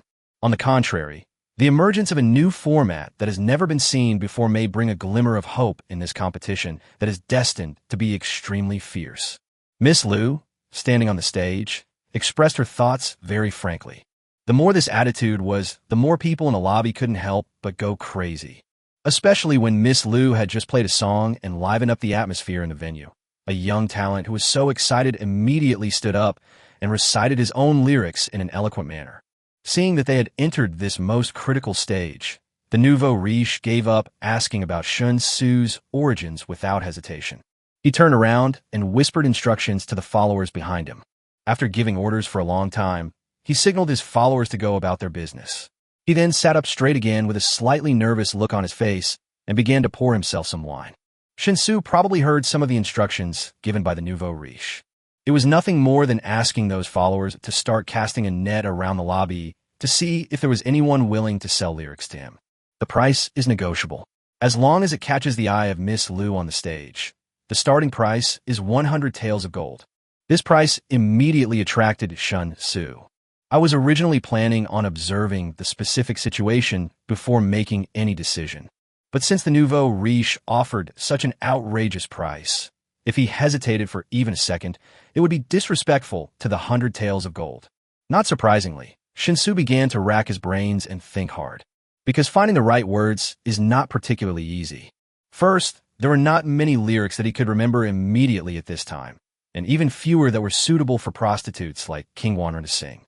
Secondly, for those lyrics that can be remembered, we must also consider that the content of the lyrics cannot contain allusions that people in this world cannot understand. The combination of these two conditions makes it almost exponentially more difficult for him to choose lyrics. However, hard work pays off. After repeated efforts to recall the song, he really thought of a very suitable one. It's just that he was deeply impressed by this poem, and in his world it is considered a masterpiece of all time, so he sold it for 100 taels of gold. Isn't that a bit too cheap? Just when Shen Xu was hesitating, another talented man stood up in the field. Before this talented man, 4 or 5 other talented men had stood up and recited their works, but none of their poems could move the girl Lu on the stage.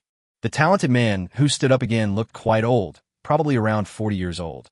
The failures of several previous talents did not seem to have any impact on this middle-aged talent. The scholar, with a proud look on his face, bowed to Miss Lu on the stage and spoke in a clear voice. Mandarin ducks nest together, swallows fly together. Their cries are joyful, their cries are sad. Since ancient times, few have ever returned home under the moonlight, but one day they wake from the dream, and one day they turn to ashes.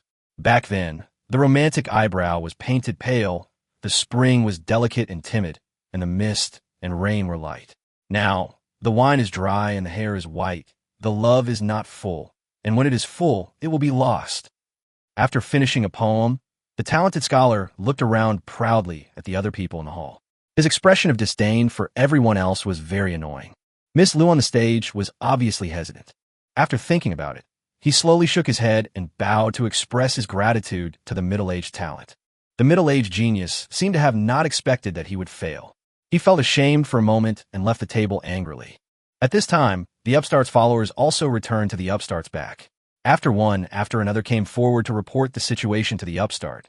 The smile on the upstart's face became stiff. He didn't even buy a single poem? Actually, it's normal if you think about it.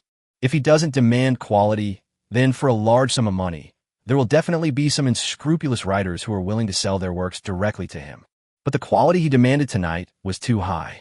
Any writer who can produce poetry of this level must be extremely talented and well-educated. Literati of this level generally hold a contemptuous attitude towards merchants. How could they be willing to sell their works for gold and silver and turn them into other people's works? For those literati, this was simply a naked humiliation. So naturally, the nouveau riche cannot gain anything real. Seeing more and more scholars in the hall stand up to recite their poems and then sit down helplessly because of failure, the nouveau riche began to become anxious. The most famous scholars in Chang'an County City were actually gathered in the first-floor lobby of Shuyunjian tonight. However, no one's lyrics could satisfy Miss Lu on the stage. Such a situation made the nouveau riche suddenly realize that his previous thoughts seemed too optimistic. The requirements for the level of lyrics written by Miss Lu on the stage were obviously much higher than the normal level of lyrics written in his perception. I want to buy lyrics on the spot at short notice. What if no one's lyrics meet Miss Lu's requirements? Even if there is someone who can meet Miss Lu's requirements, the opportunity to become Miss Lu's lover would probably be much more attractive than the 100 taels of gold he offered. The upstart, who had completely understood the situation, suddenly became gloomy. Just when he didn't know what to do, Shen Xu suddenly leaned over to him. He whispered, "Brother, actually, as for the lyrics, I have one that should be suitable. It will definitely satisfy Miss Lu on the stage. The only problem is the price, 100 taels of gold. Maybe it's a little bit too much." Chapter 79, 500 golds for one word. The upstart was stunned on the spot. After staring at Shen Xu for a long while, he said in a deep voice, "Brother, if you can really satisfy Miss Lu and ensure that I will become famous in Chang'an County City tonight, Then I can raise the price to 3. No, 500 taels of gold. Shen Xu's eyes lit up. He didn't expect that the nouveau riche in front of him would be so tactful. He stopped asking for an exorbitant price and simply nodded in agreement, saying, actually, the gold and all that isn't important. The main thing is that I'm a very helpful person. I'll tell you the words right now, and you need to memorize them quickly. Wait until Miss Lu on the stage is satisfied. Then you can give me the gold. We hit it off right away, so I'll have to help you pass this test no matter what. If Miss Lu on the stage is not satisfied with the lyrics I give you, then I won't take a penny. After saying that, Shen Xu leaned close to the ear of the nouveau riche and recited each sentence in a soft voice. The nouveau riche doesn't seem to be uneducated. After Shen Xu recited the entire poem, the nouveau riche was obviously shocked. The half-believing and half-doubting look on his face completely disappeared, replaced by an extremely serious expression. A poem has very few words, more than 100 at most, and dozens at least. In a short while, the nouveau riche had memorized the entire poem fluently. He looked quite excited and was obviously very satisfied with the poem that Shen Xu sold him. Brother, my name is Qiuanqing. My family owns the Baofenglong in Liang State. Here are 500 taels of gold notes. Take them. Don't mention that Miss Lu will accept them only if she's satisfied with the poem you gave her.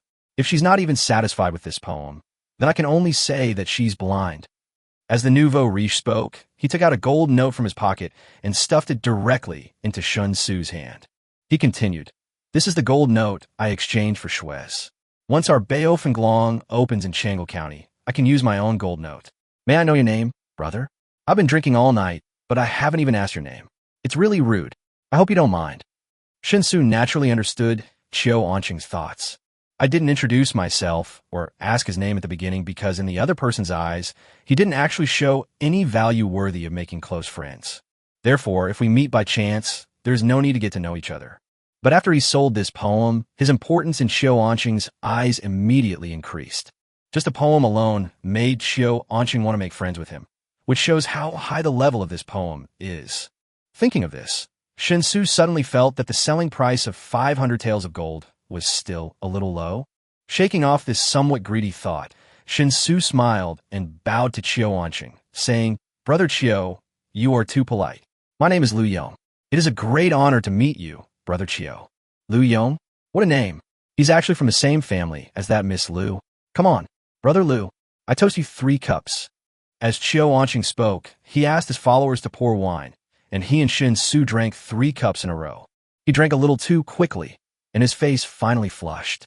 Under the influence of alcohol, Qiuanqing stood up and looked towards the stage, saying loudly, "Miss Lu, I am Qiuanqing, and I have a poem today. I hope Miss Lu will appreciate it." After saying this, Qiuanqing cleared his throat and immediately began to recite in a rhythmic voice. Standing on the dangerous tower, the wind is blowing gently. Looking out at the spring's sorrow, the sky is dark. In the fading light of the grass and smoke, who will understand my feelings by the railing? As soon as the first stanza of the poem came out, the hall, which had been a little noisy due to the successive failures of the talented scholars, suddenly became quiet. Miss Lu, who was standing on the stage, also wiped away the disappointment that had begun to appear on her face, and her eyes regained their spirit. He looked at Qiuanqing with great surprise, but felt a strong sense of disobedience in his heart, because Qiuanqing's outward appearance and the first half of this poem can't be combined at all. The jewels and precious stones on her body, as well as her rather fat and strong figure, also made the other talented people in the hall frown. But Qiuanqing didn't care at all. He squinted his eyes and continued to recite, looking quite intoxicated.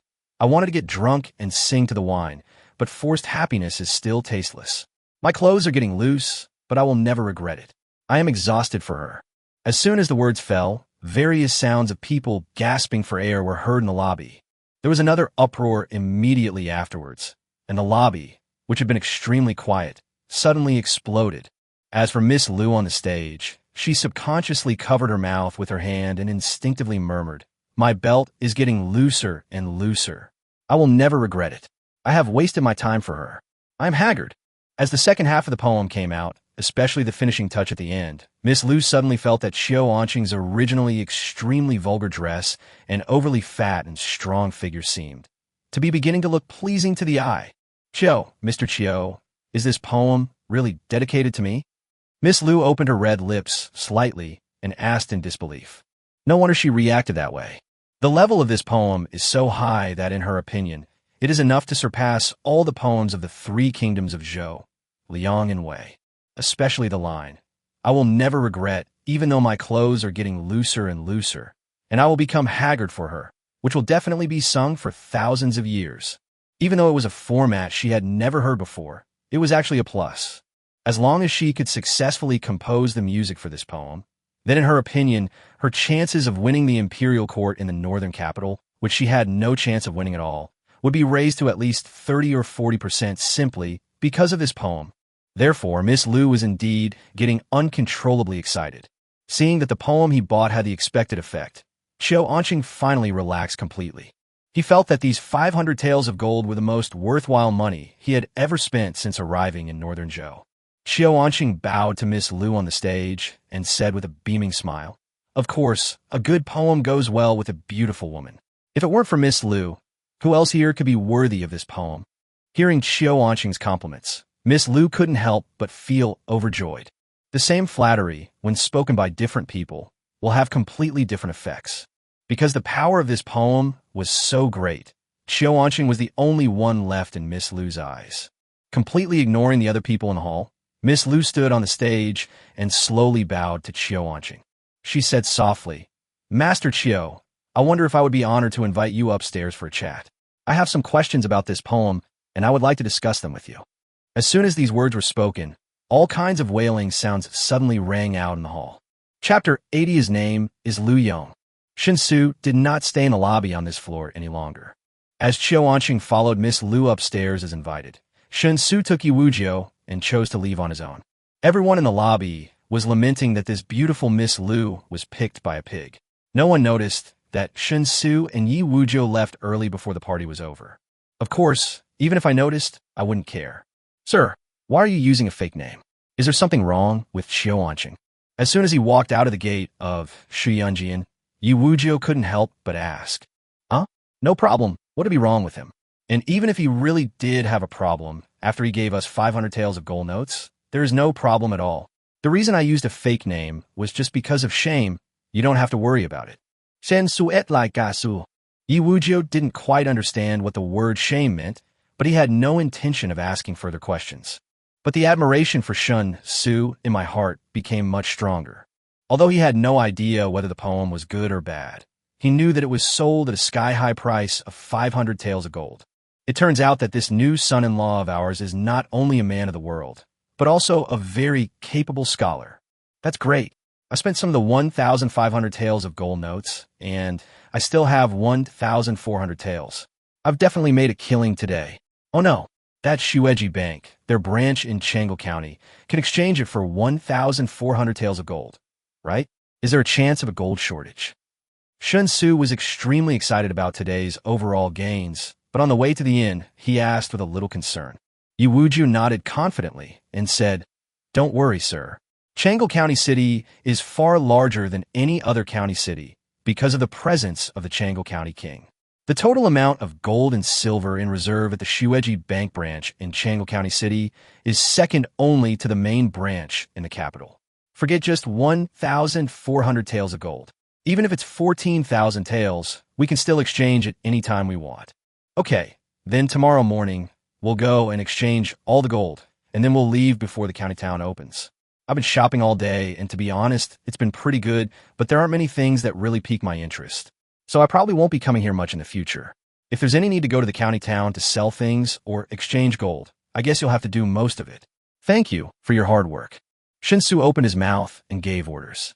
Yi Wujiu immediately responded respectfully, "It is my honor to work for you, sir. I wouldn't call it hard work. Besides, you will marry the eldest lady when you return, and you will be the son-in-law of our Song village. As the leader of the Blood Guards, I naturally have to obey your orders." "Uncle." When Yi Wujiu reminded him of this, Song Xiqing's beautiful figure immediately appeared in Shen Xu's mind. Whether it was her stunning appearance in the bathtub like the goddess emerging from the water, or her heroic and capable sword dance in the courtyard, he couldn't help but feel his heart burning with excitement. Mr. Shu once said that a boy of 18 or 19 probably has more women in his mind than the emperor's harem, and his thoughts about women are dirtier than toilets. Although Shen Xu is already 22, he still feels like the same young man he once was, without a single change. Hey, let's go. Let's go back to the inn and rest. We can go to bed and get up early tomorrow. Shen Xu coughed dryly, then quickened his pace. At the same time, in Miss Lu's room, Xiaoanqing sat at the table with an indifferent expression on his face. Miss Lu sat opposite Xiaoanqing. Although she had a smile on her face, she couldn't hide the doubt in her eyes. After bringing Xiaoanqing up just now, apart from preparing snacks and making tea for Xiaoanqing, she spent the rest of the time discussing lyrics, music, and rhythm with Xiaoanqing. But what she couldn't understand was that although Xiaoanqing was not completely unfamiliar with lyrics and music, the level of skill he displayed during the simple exchange was definitely not up to par with the song he had just composed. She hadn't considered plagiarism. With the quality of that poem, once it comes out, it will surely be sung all over the world. Before today, she had never heard anything related to that poem, which ruled out the possibility of plagiarism. That's right, the quality of that poem had reached this level in her mind. Even if the poem will spread quickly after tonight, it doesn't matter, because the Mr. Chiu in front of him made it very clear that the poem was for her. For a courtesan, this public gift is a kind of bondage. Unless she refuses it herself, no one can separate her from the poem. But what she couldn't understand now was that Mr. Chiu's attainments in lyrics and music were of such low standard that there was absolutely nothing outstanding about them. How on earth did they come up with such a poem? Xiaoanqing naturally noticed Miss Lu's expression and easily guessed her thoughts and doubts. He chuckled and said, "Miss Lu, don't worry. As for the poem, since they said it was a gift for you, it's definitely a gift for you. There won't be any problem with that." But just as Miss Lu suspected, the poem was definitely not written by me. When Miss Lu heard this, she was immediately shocked. Just as he was about to speak, he heard Xiaoanqing continue, "Actually, I have no interest in becoming Miss Lu's lover, but I still want to come up so that I can use this opportunity to spread my fame throughout Changle County, so that all the dignitaries in Changle County will know my name overnight. As for that poem, I bought it from a friend for 500 taels of gold." As he spoke, Xiaoanqing had already stood up, stretched vigorously, and continued with a smug look on his face. "This is the charm of gold. The boudoir that all the dignitaries in the entire Changle County city longed to enter was opened by me with a mere 500 taels of gold. Of course, judging by your performance, this poem is quite good. However, since I've already gotten what I wanted, there's really no need for me to continue to hold the title of lyricist. This title should belong to my friends, no matter what. So, Miss Lu, I have a favor to ask. When you finish composing the music and take this poem to the capital to participate in the whirring competition, please remember to explain to me that this poem was not written by me, Xiaoanqing, but was improvised by a friend to help me." Miss Lu blinked her large eyes and asked curiously, "Excuse me, Mr. Chiu, what is the name of your friend?" "He is from the same family as you. His name is Lu Yong." Chapter 81, Get Rich. The next morning, just as the sky was getting light, Shen Xu got out of bed with a look of pain on his face. There was no way he didn't sleep all night. Although this Huarong Inn was known as the highest end of all the inns in Changle County, the hard wooden bed and the slightly smelly mattress still made him easily insomniac after checking in. Strictly speaking, he is a bit picky about his bed.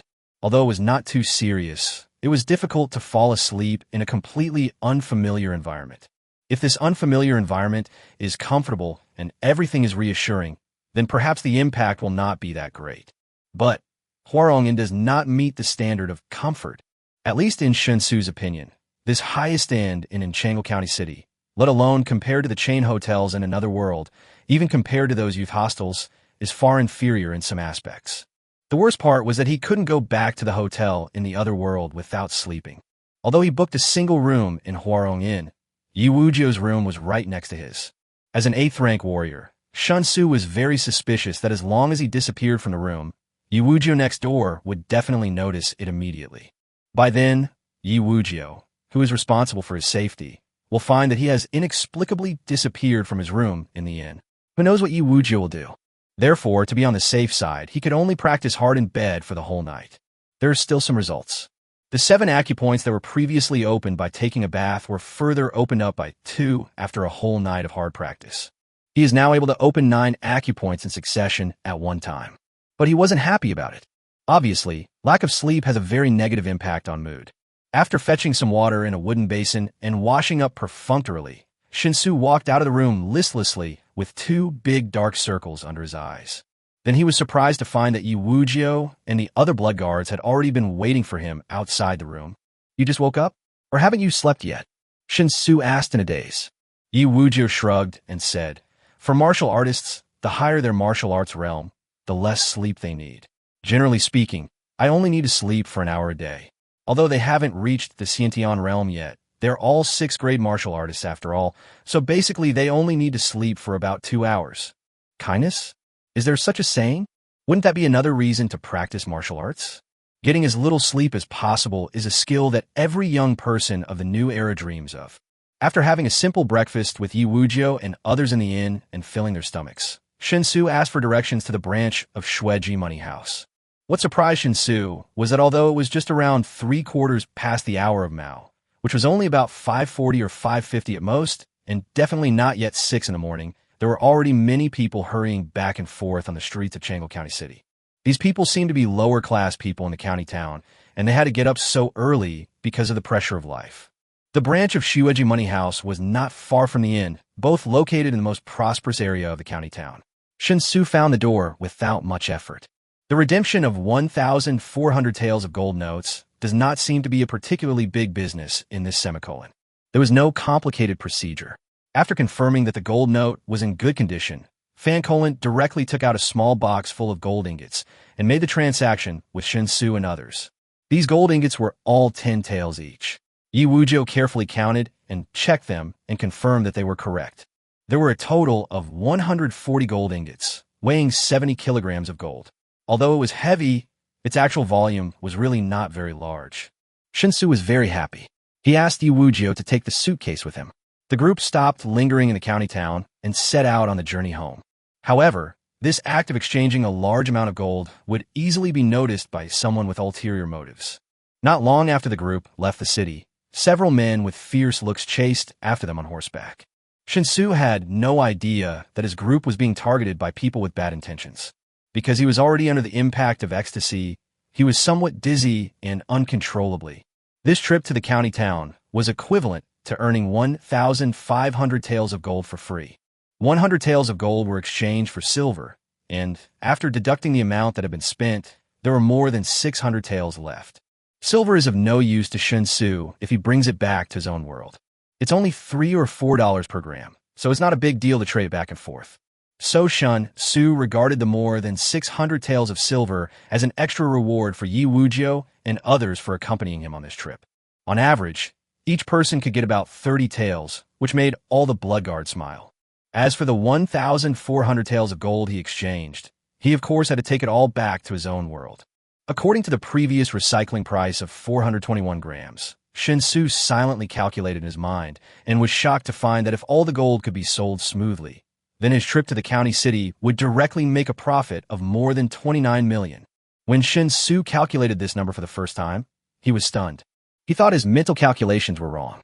After calculating over and over again and making sure that there was no problem with the final result, Shen Xu immediately began to feel dizzy. The huge sum of nearly 30 million was a terrifying figure that he had never dared to imagine before. But in this other world, it only took one day to complete it easily. The money came so easily that Shen Xu instinctively felt a little panicked. He felt that he had to speed up his change of mindset. Otherwise, according to the speed at which wealth is provided in the other world, if he cannot adapt quickly, he might really end up in a tragedy like Fan Jin's success in the imperial examination. At the same time, Shen Xu secretly decided that he must register a company immediately after returning. Find a way to create some business in his world. Otherwise, it would be difficult for him to have this money appear in his bank account legally and reasonably. It's okay when the money is small, but as the business in the other world gets more and more on track and the wealth obtained in his world increases up to hundreds of millions, billions, or even tens of billions, if there's no safe money laundering channel, there will definitely be big problems.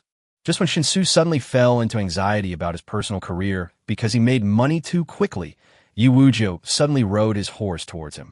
At the same time, he transmitted a secret message. "Sir, the blood guards patrolling the area have reported that there are suspected to be over 100 horse bandits approaching us rapidly." Chapter 82. Advanced hunters often appear as prey. Horse thief.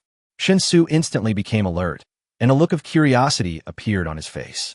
More than 100 horse thieves may sound like a lot, but with Yi Wuzhou and others around, Shen Xu was confident that his safety would be no problem, so he didn't feel nervous. However, this little incident suddenly happened on the way back, which somewhat alleviated the loneliness and boredom of the journey. Yes, horse bandits. The three kingdoms of Zhou, Liang, and Wei have been at war with each other for years, and only in recent years have peace finally settled down. However, there are still a large number of bandits within the three kingdoms. Yi Wuzhou nodded and continued. Years of war and the decline of people's livelihoods have made it easy for those who can't make a living to become bandits. However, the number of horse thieves is still very small, because raising horses is not easy. If they were just ordinary people who had become bandits, it would be almost impossible for them to be fully equipped with weapons such as swords, guns, sticks, and clubs, let alone horses.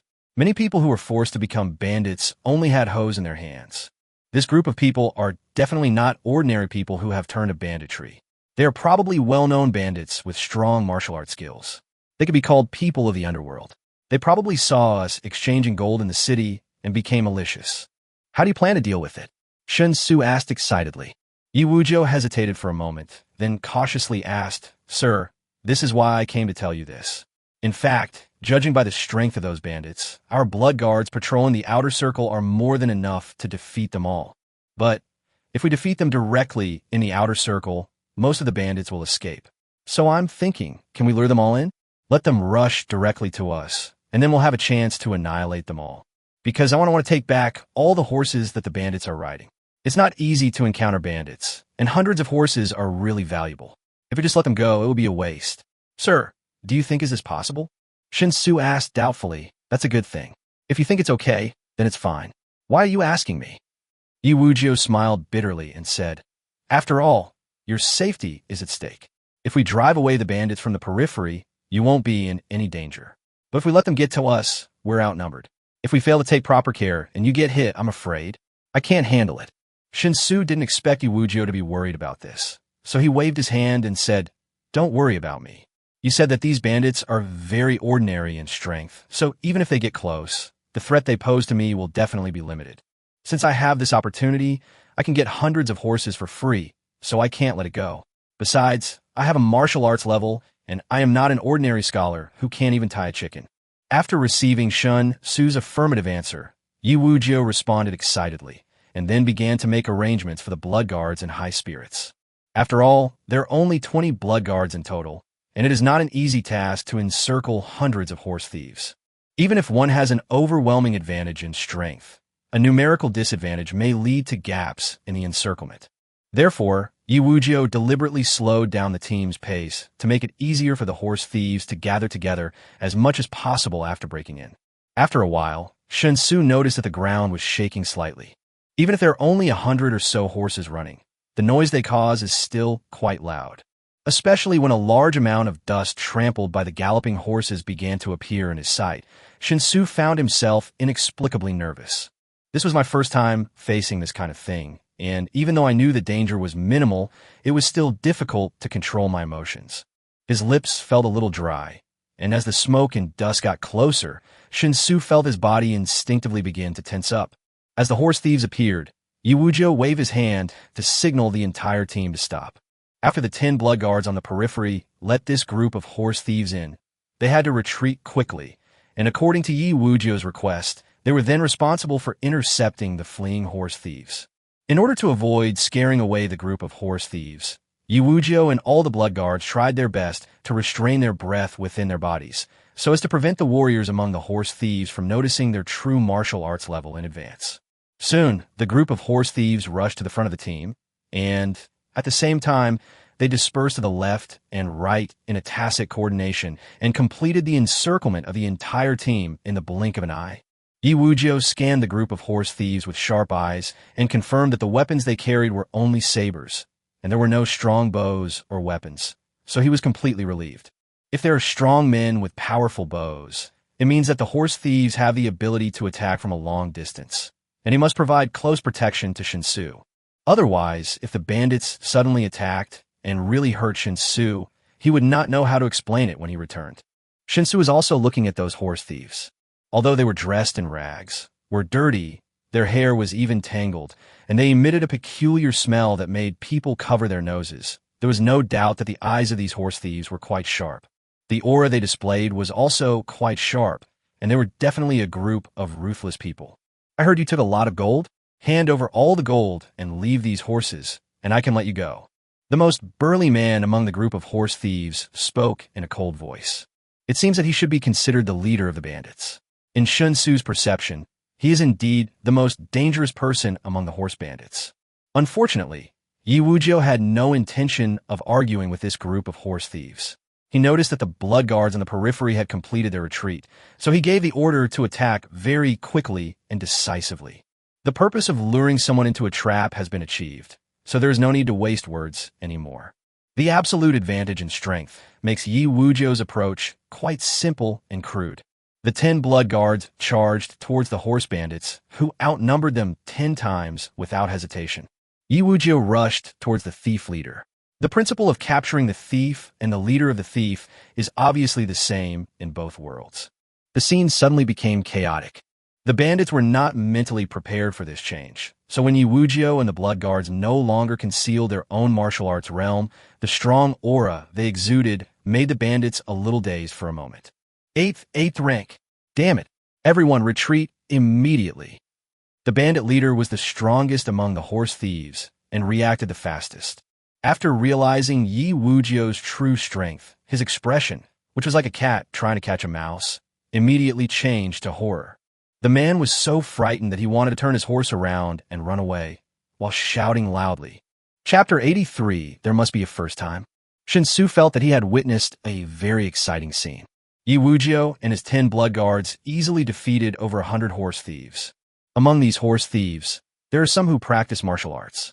However, Shen Xu himself had just reached the first level of martial arts, and his perception of martial artists was extremely low, so he had no way of judging the level of those martial arts horse thieves. The only thing he could judge was that among the more than 100 horse thieves, there were only 5 who had reached the level of martial arts. The remaining bandits were just ordinary people with relatively strong bodies. With such strength, it is naturally impossible to compete with Yi Wujiu and the blood guards. As the blood guards launched a swift charge under the leadership of Yi Wujiu, the group of horse bandits collapsed at the first touch. In the moment when the two sides came into close combat, more than a dozen horse thieves' heads flew into the sky. Shen Xu subconsciously held his breath. Seeing those horse thieves' heads being chopped off and large amounts of blood gushing out of their necks like fountains, his face immediately turned pale. In the past 20 years of his life, he had never witnessed such a bloody scene. Not even on TV or in movies, let alone witnessed it with his own eyes. In the past, just reading the descriptions in novels, I knew that when a person witnessed a murder scene for the first time, they would often have an extreme reaction. Feeling sick is just a basic psychological state. Shen Xu originally thought that this writing style was too exaggerated. But at this moment, when he actually witnessed the horse thieves being killed with his own eyes, the feeling of discomfort emerged very clearly in his heart. Although I'm still far from vomiting, I definitely feel uncomfortable. The blood guards were extremely efficient in killing, and their coordination with each other was clearly exceptional. Just when Shen Xu felt uncomfortable, the heads of 7 or 8 more horse thieves had been chopped off, including the bandit leader, who reacted first. Logically speaking, the leader of the bandits is the strongest among the horse thieves and the one who reacts the fastest.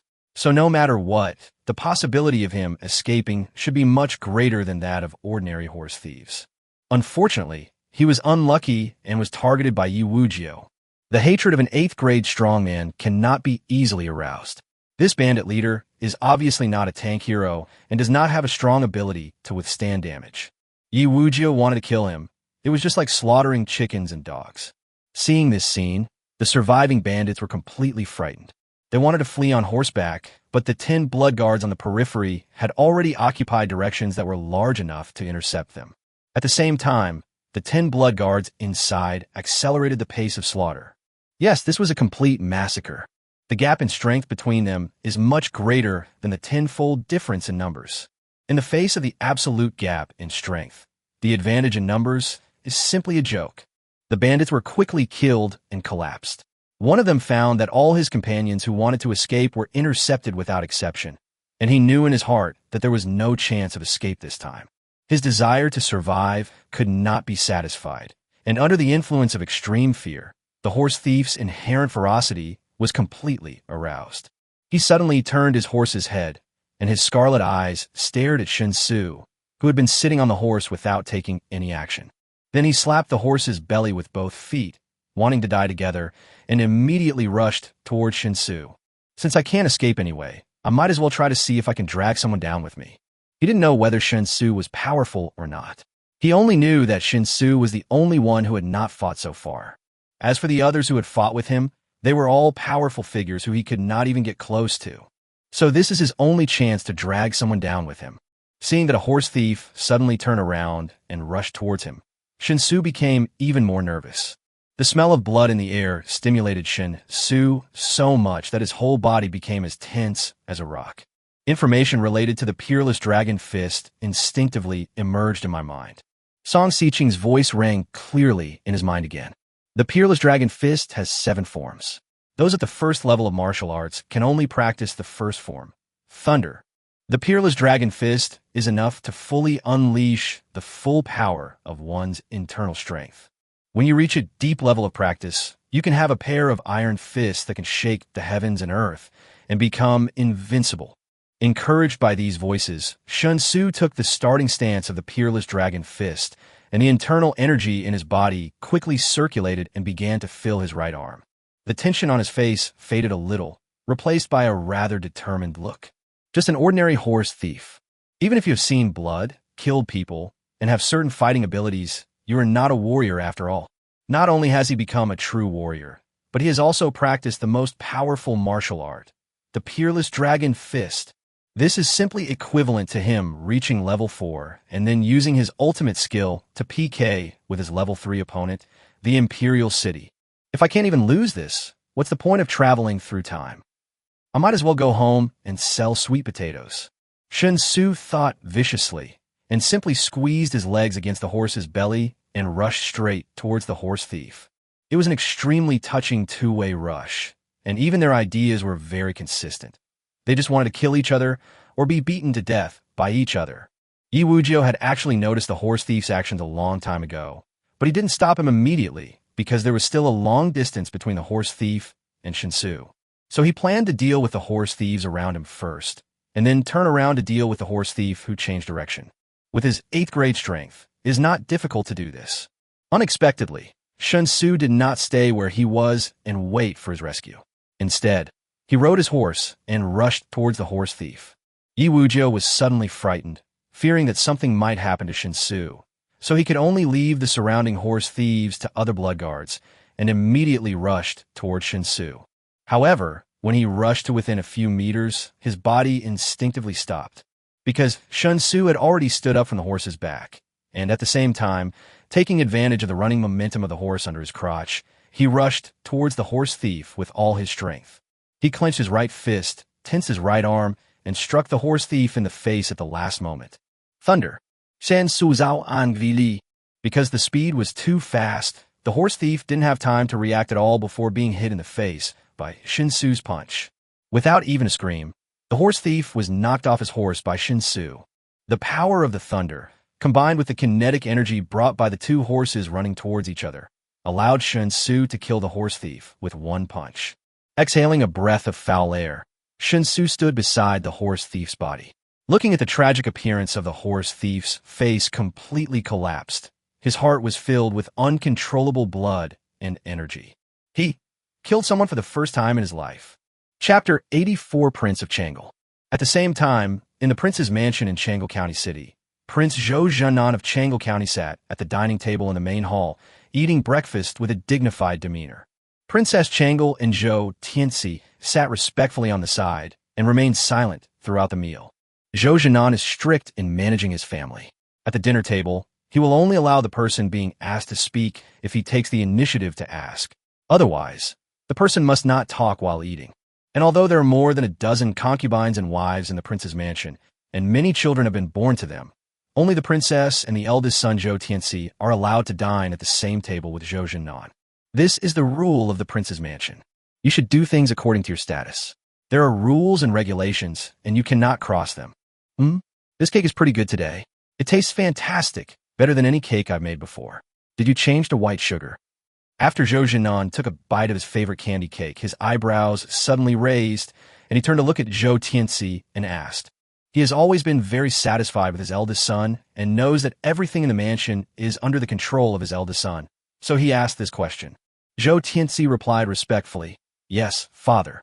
I was lucky yesterday and bought dozens of kilograms of the finest white sugar. The quality is excellent, even better than tribute sugar. I guess only the finest immortal frost in Liang State can compare to it. How many kilograms?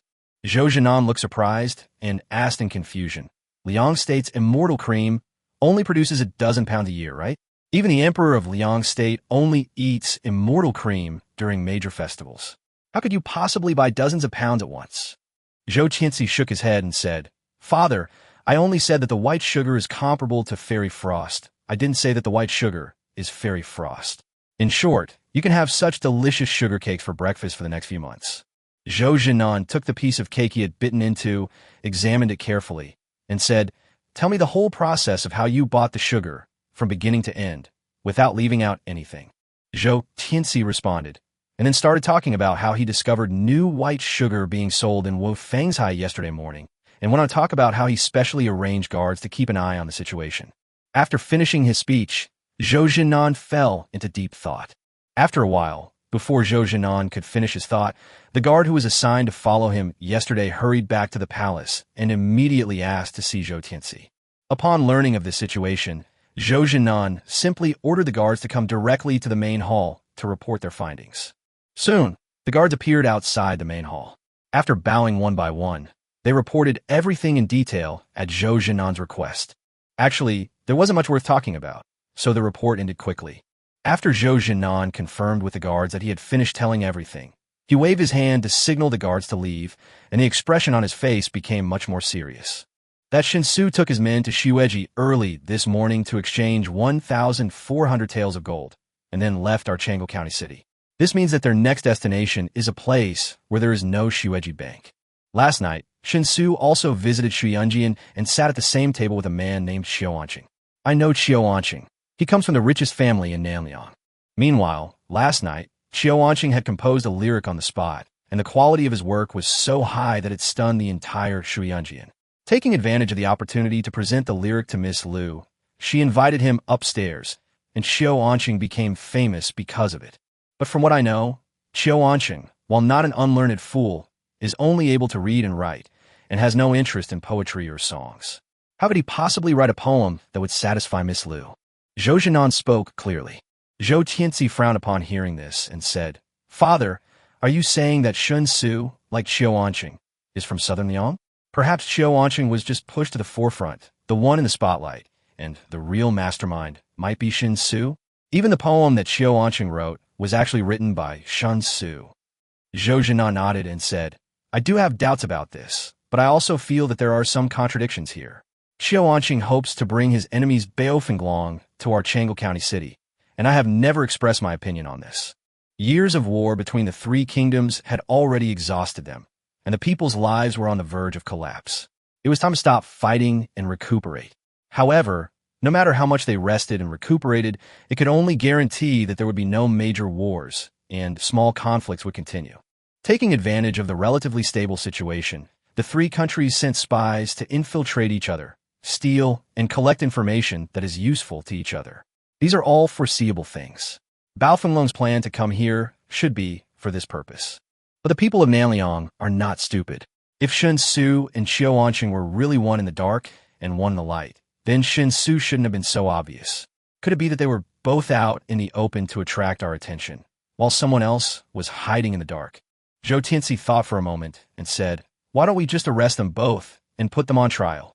Zhou Jinan glared at Zhou Tianxi and said unhappily, What's there to arrest? Qiuanqing's identity is obvious. Nanliang allowed Qiu to open a branch of the bank, which was originally a test for him. If you capture Qiuanqing, wouldn't that only make you look guilty? The same goes for Shen Xu. If he dares to expose himself, he's not afraid of you capturing him. Both sides' spies were just starting out, so capturing them will be useless. Instead, You acted rashly and captured them. What would you do if Nanliang sent even more covert spies? It would be better to let Xiao and Shen Xu gain a firm foothold and throw the problem back to Nanliang to worry about. As long as we keep a close eye on the people the other side displays in public, their hidden arrangements will sooner or later be exposed. Think more before you speak or act, and don't always rely on brute force to solve problems. Remember, in this world, only a handful of grandmasters are qualified to solve problems through brute force. Everyone else must follow the rules. Anyone who dares to break the rules will be in trouble. Zhou Tianxi shrank his neck after being scolded and could only bow his hands obediently in response. Zhou Zhenan snorted and continued to give orders. Send someone to Xianjian to find Miss Lu and find out the situation. See if the poem was written by Qiuanqing. Also, send someone out of the city to track down Shen Xu and his group along the way to determine their true destination after leaving the county city. Yes, Father. Chapter 85. There are thousands of ways to get rich, but personal safety comes first. After eliminating the horse bandits, Shen Xu and his group's return journey was extremely smooth. Although they had to bring more than 100 extra horses, the Blood Guards had superb horse handling skills, and their return journey would not be slowed down by this. The bodies of the horse thieves were not dealt with. In Yi Wuzhou's words, that place was not particularly far from Chang'o County City and would be easily discovered. When the time comes, there will naturally be official people to bury the bodies, so they don't need to work hard themselves. Originally, Shen Xu thought that hundreds of people had died, which should be a big deal no matter what. If the government targeted it, it would definitely be a trouble for Songjia village. But unexpectedly, Yi Wuzhou didn't care about the lives of more than 100 horse thieves at all. According to Yi Wuzhou, the territory of the Three Kingdoms is now full of bandits and strong men, and robbery is a common occurrence. The government has strong control over the city, so if a serious case occurs in the city, the government will definitely step in to deal with it. But the government simply did not have the extra power to reach the wilderness outside the city. As long as the trouble was not particularly excessive, the government would turn a blind eye. If the people do not report it, the officials will not investigate. If the people report it, the officials may investigate. This is generally the case. What's more, the dead were a group of horse thieves. Being able to gather hundreds of people, this group of horse thieves cannot be unknown. There's a high possibility that they are on the government's wanted list. Not only is there no crime in killing these horse thieves, but if your identity can be confirmed, you can even receive a reward from the government, so there's no need to worry about any trouble. Of course, despite what they said, Yi Wuzhou and the others still tried their best to erase their traces on the way back, so as to avoid being tracked. Shen Xu didn't care about this. He was more concerned about the bounty list. In other words, as long as you can get the head of the criminal with a bounty on his head, you can go to the government and exchange it for the corresponding reward. Shen Xu asked with interest while riding on his horse. Yi Wuzhou rode beside Shen Xu and nodded. That's right, but most of the bounties aren't that high. Generally speaking, the bounties for postnatal warriors on the list won't exceed 100 taels of gold. But for innate warriors, there are many, and none are less than 500 taels, and each rank has a different price. The reward for a 7th grade master is no less than 500 taels, and for an 8th grade master, no less than 1,000 taels.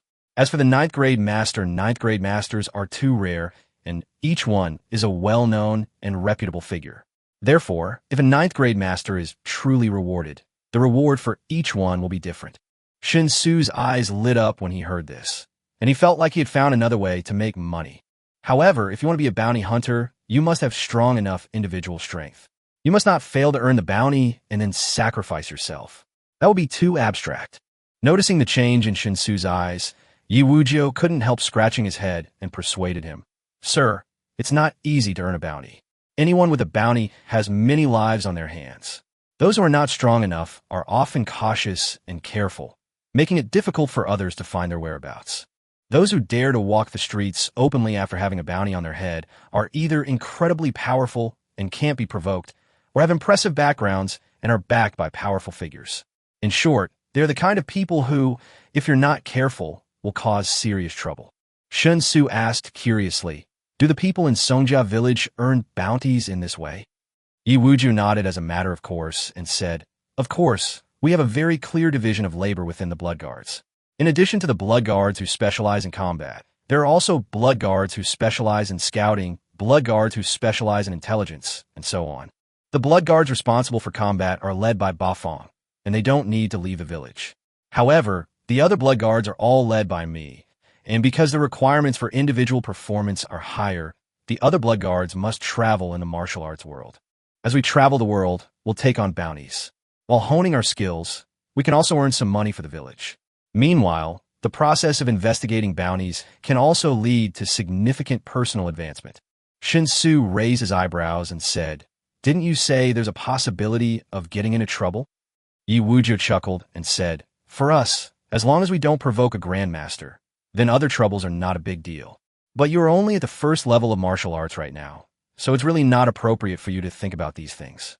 Wait until you reach the Xiantian realm, then consider it. Listen to advice and eat your fill." Shen Xu nodded and temporarily put the option of becoming a bounty hunter on the reserve list. Before noon, the group returned to the valley. Although this trip was simply to take Shen Xu on a trip, being able to return safely and unharmed was something worth celebrating. What's more, there was an unexpected gain. The hundreds of horses snatched from the horse thieves were a wealth that absolutely could not be ignored for Songjia village. "I guess you should be back soon. The food is ready and still hot. Go back and wash up, then come to the table to eat." Song Xiqing stood at the entrance of the village and waited for Shen Xu and his group.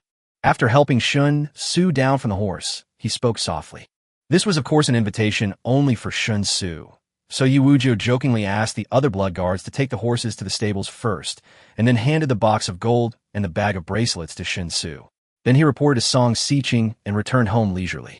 70 kilograms of gold was indeed quite heavy. Song Xiqing was the only one beside him, so Shen Xu didn't need to hide anything, so he threw the box directly into the subspace. Seeing the box suddenly disappear, Song Xiqing was somewhat curious, but did not ask any further questions. While pulling Shen Xu towards the courtyard, he said, "Old Mo returned to the village last night. I have already told Old Mo everything about you, Brother Xu, except for the parts that need to be kept secret." What Mr. Mo meant was that it was easy to prepare a prescription for a medicinal bath, but it required someone who had seen you, taken your pulse, and had a detailed understanding of your body before preparing it, so as to ensure the effect. Master Yin was also home, chatting with Elder Mo. "Our wedding is set for tomorrow at noon. All 5 elders will be in attendance as seniors, and the entire village will hold a buffet, with every household cooking. Our village doesn't have any rules. We could just get married in the hall when the time comes, and the whole village will join in the fun and celebrate like a festival. Brother Xu, do you have any ideas or things you should pay attention to?" Shen Xu waved his hands repeatedly and said, No, it's all according to your customs. I just feel that the betrothal gift is too shabby, a bit embarrassing. Clairvoyance, super hearing, and a heavenly book. If this is considered shabby, then I really don't know what respectability is. Xiqing is just an ordinary woman, yet she has received such kindness from Brother Xu. I am deeply grateful and have no way to repay him, so I can only pledge my love to him. Song Xiqing said very seriously. Chapter 86 Happiness is eating 3 meals a day. It is the hardest to accept the favor of a beautiful woman. Song Xiqing expressed her gratitude from the bottom of her heart, which made Shen Xu feel somewhat ashamed, because his actual contribution was far less exaggerated than Song Xiqing imagined. So when faced with Song Xiqing's clean and clear eyes, Shen Xu was quite at a loss. He could only cough dryly and use jokes to ease the emotional embarrassment. "Well, Xiqing, you are willing to give yourself to me, which is the greatest recognition of me. This shows that in your eyes, I am not ugly." Song Xiqing didn't understand and tilted her head cutely, wondering, "Although I really don't think you're ugly, Brother Xu, but what does this have to do with promising yourself to me?" Shen Xu chuckled and said, "Because if I were really ugly, you would probably say that you would repay me by working like a slave in your next life. Only if I'm not ugly will you say that you would repay me by giving me your body in this life." Song Xiqing was stunned for a moment, but soon reacted. Her face flushed slightly, and she couldn't help but lower her head and said, "No matter what Brother Xu looks like, I am willing to marry you." Looking at Song Xiqing's shy look, Shen Xu stopped teasing her. Instead, he smiled and took Song Xiqing's little hand and walked towards the courtyard swayingly. On the way, they met some children from the village, and they all greeted Shen Xu excitedly. His love for Shen Xu was beyond words. After all, Shen Xu made sure they had enough to eat, and the food he provided was fine grain that they had never eaten before. Therefore, the children had great respect and admiration for Shen Xu, and felt that all this was just like a dream. Shen Xu responded with a smile on his face, and took out some chocolate beans, giving one to each of the children according to the number of heads. Although they didn't know what the black little ball was, the children would definitely not doubt it, since it was given by Shen Xu. He stuffed them into his mouth one after another, and then chewed and tasted them carefully. The next moment, the children were excited. They had never eaten anything so delicious. All right, it's the middle of the day now. Hurry back and eat. What I just gave you is called chocolate. From now on, I'll distribute it based on your performance. Whoever performs well will get chocolate as a reward, understand? Shen Xu spoke loudly. When the children heard this, they looked at each other in confusion. The oldest child mustered up the courage to say, "Son-in-law, we only eat 2 meals a day, so we don't need to go home for lunch." "Only 2 meals?" Shen Xu looked at Song Xiqing in surprise. Song Xiqing quickly explained, "Food is quite scarce in the village, so we only eat 2 meals a day, one in the morning and one in the evening before sunset. I prepared lunch today because I thought you, Brother Su, would be hungry after coming all the way back from the county town, so I made a quick meal." Shen Xu's eyes widened, and he said, "How can that be possible? These children are still growing up. How can they eat 2 meals a day? As the saying goes, the little brats will eat their parents out of money. They will be hungry anytime and anywhere. If we don't give them more food, how can they grow up? So, no matter what the village's previous customs were, starting today, every household must switch to eating 3 meals a day. If there's a food shortage, I'll take care of it. But you can't let children go hungry just to save food. That doesn't make sense."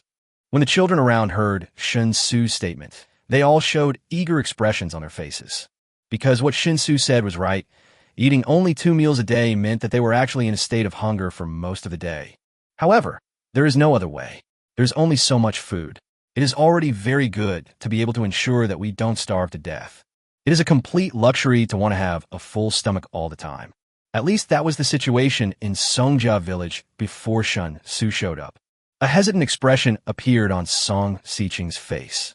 He hesitated and said, "Brother Su, if we change to 3 meals a day and still have to eat enough, our harvest, which was originally able to support a year, may not even last half a year." Shen Xu waved his hand and said, "I told you I will solve the food shortage. I will fill the gap as much as possible. Eating 3 meals a day is imperative.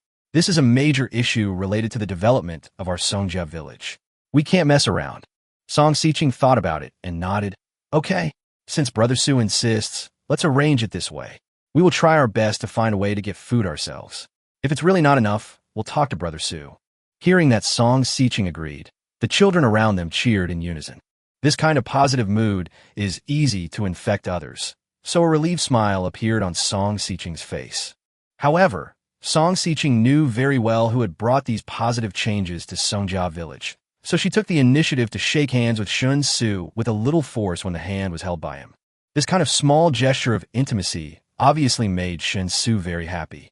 The two returned to the courtyard side by side. As soon as he entered the yard, Shen Xu smelled the fragrance of food. A round table was set up in the yard, and 2 old men were sitting in front of it chatting. One of them was someone Shen Xu knew, and it was Master Yin. But the other person looked very unfamiliar, and I thought it was the Yinwang difficult to fight in Manhwa. Song Si stood behind the 2 old men, behaving quite respectfully. As Shen Xu and Song Xiqing walked in, the 2 old men stood up at the same time. Master Yin smiled and measured Shen Xu, then said, "This is Master Shen Xu, the future son-in-law of our Song village. It's rare that he and the eldest daughter are in love with each other, and he is also very capable. Our Song village is truly blessed by the old prince. Come, Master Shen, let me introduce you. Mo Huiran, the oldest and most senior person in our Songjia village. He is a true heir to the old prince's orders. He is a master of medicine, able to bring the dead back to life and turn bones into flesh. Just follow the young lady and call him Old Mo." Shen Xu immediately bowed and said, "Greetings, Mr. Mo." Mo Huiran stroked his beard and smiled, then nodded and said, "Not bad. You are a handsome man. I already know basically everything about you. Xiao Xiqing has also explained to me what I can and cannot ask, so don't be nervous. Songjia village needs outsiders like you, because only outsiders can bring change to Songjia village. You know very well what we in Songjia village are insisting on, But unfortunately, if we rely on ourselves alone, we can't achieve it. Ordinary blood guards don't understand this, but we, the 5 elders, do. Your appearance is timely. I hope you can wholeheartedly help Xiao Xiqing. If you do, we will be your strongest support. Upon hearing this, Shen Xu bowed again and said, Don't worry, Mr. Mo, I know what to do. Chapter 87. Did you rob a bank? All right. Hurry up and take your seats, or the food will get cold. Mr. Shun, Mrs. already told you, right? You're getting married tomorrow, and everyone in Song Village will be involved. If you have any ideas, feel free to tell me now. If we can do it, we in Song Village will definitely do it. Master Yin greeted and spoke at the same time. Shen Xu sat at the round table with Song Xiqing and Song Si. Hearing this, she said modestly, I'm fine with it. I don't have any other ideas. I'll just follow your instructions. Master Yin smiled and nodded. Okay, after tomorrow, we will be a family. I hope Songjia Village will get better and better with the joint efforts of everyone. Sir, if there's anything you can do for us, please let us know. Likewise, if we need your help, we won't hesitate to ask for your help. Song Xiqing frowned slightly and said, Master Yin, no matter what you want to ask Brother Su for help, you must get my approval first. We agreed that no matter what, you can't make things difficult for Brother Su. Shen Xu quickly said, It's okay. We're family, and we shouldn't talk behind each other's backs. No matter what the matter is, we can just communicate directly. Mo Huiran stroked his beard and said, The new son-in-law is an honest man. Come, stretch out your hand, and I will take your pulse. Xiao Xiqing said that you have just entered the first level of martial arts and want to improve your realm as quickly as possible by soaking in a medicinal bath, right? If we were to provide the medicinal herbs needed for the medicinal bath for everyone in the village, we wouldn't be able to do it even if we hollowed out the Jiushuan Mountains. But if we were to provide it just for you, it would be more than enough. Shen Xu obediently extended his right hand. Mo Huiran just placed one finger on Shen Xu's pulse. But as that finger came into contact with the skin on his wrist, Shen Xu clearly felt a strange breath entering his body. The scent is very gentle, without any aggression. In just a few breaths, the breath had circulated throughout his body. Mo Huiran withdrew his pulse-taking fingers and said with a smile, Your internal energy is complete and flows smoothly, and there is no hidden disease in your body. The only drawback is that your foundation is relatively weak. It is indeed very suitable for improving your realm through soaking in medicinal baths during the practice of acquired martial arts. You're in luck. I collected a lot of precious medicinal herbs this time in the mountains. I've got all the herbs I need for your medicinal bath, so there's no need to wait. I'll have it ready this afternoon. Tomorrow, after you get married, I'll give it to you as a wedding gift. As soon as he finished speaking, Master Yin clapped his hands suddenly and said with a look of relief, Oh, I told you. I always feel like I forgot something, but I can't remember it. It's only after you, Mr. Mo, said this that I realized I didn't prepare a wedding gift for my new son-in-law. Huh? No need for that. We don't have that concept over there. Marrying Xiqing is already a blessing from heaven. Why would I need a gift? Shen Xu immediately waved his hand. However, Master Yin shook his head with a serious face and said, That won't do. The eldest lady's parents died early, and we, the 5 Fangs, are her elders. How can the elders not show any support for the eldest lady's marriage? Besides, the betrothal gift you brought is truly priceless. Although we in Songjia Village cannot offer anything of equal value, we can at least express our gratitude. Anyway, this matter is settled. Mr. Mo has already prepared gift. I'll go to Blind Feng, Yinglong, and Shaoqing to discuss what gift we should give. Master Yin was firm in his attitude, and Song Xiqing also supported him. Shen Xu had no right to speak on this matter, and could only acquiesce in the end.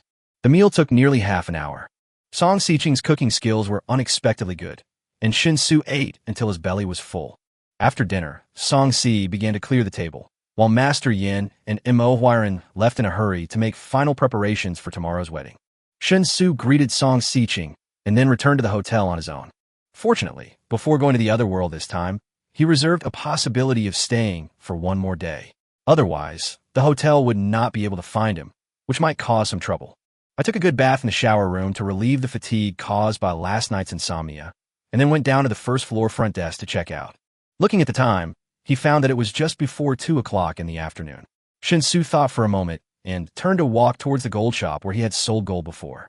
70 kilograms of gold is not too much, but not too little either. It is worth nearly 30 million, which is of course an astronomical figure for ordinary people. But for truly rich people, it may not be as valuable as a watch they wear.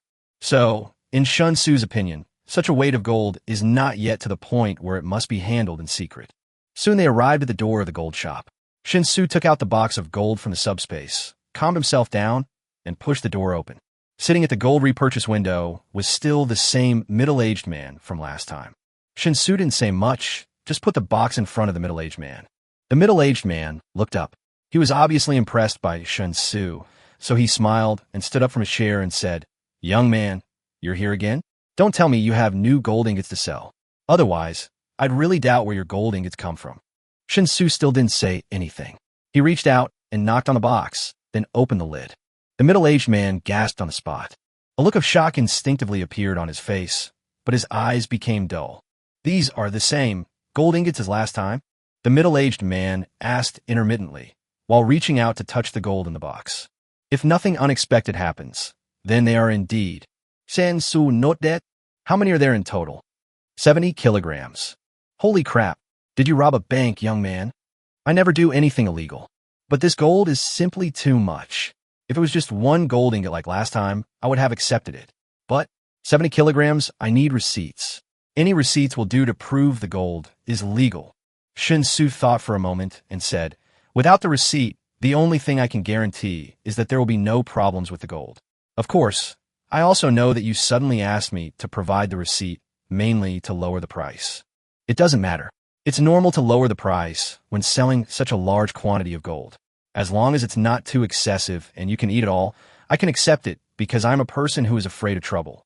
So, let's be frank and honest, cutting out those meaningless steps. You name a price, and if I find it acceptable, I'll sell it to you. If not, then the deal won't go through, but I'll go to another gold shop and ask around." Chapter 88, Smooth Transaction. The middle-aged man became hesitant. Shen Xu was right. The reason why he suddenly and solemnly asked for the bill was indeed to lower the price. There are many tricks in the process of selling and buying back gold, especially with such large-scale gold sales and repurchases. Even if it is just 1 point of profit, it is quite amazing. Therefore, even though Shen Xu exposed his true thoughts on the spot, the middle-aged man did not feel embarrassed at all. It's about making money, not shameful. "Okay, young man, since you're such a straightforward person, I won't beat around the bush. 70 kilograms of spot gold is too much for my store to handle. If I want to buy it all, I'll have to find other buyers. Furthermore, young man, you can't provide sufficient proof of safety for your gold. So even if I find other buyers, they won't offer the market price. And as the contact person, I have to bear the risk." The middle-aged man said that he would not beat around the bush, but in fact he was still trying to find a way to show how difficult it was for him and at the same time put pressure on Shen Xu. Only after Shen Xu's eyes revealed obvious impatience did the middle-aged man's face turn serious, and he said, "Young man, 350 per gram. As long as you agree to this price, I will take all 70 kilograms of gold. I will also raise the money immediately and guarantee to transfer it to you within 2 hours. How about it?" Shen Xu didn't say anything. He closed the box lid again without hesitation, then carried the box and prepared to leave. "Are you kidding me? 351 grams? It was 421 grams before." Although the quantity this time was too large, and he really couldn't produce the corresponding proof, but just because of this, he had to write off 70 yuan per gram? "You're just dreaming.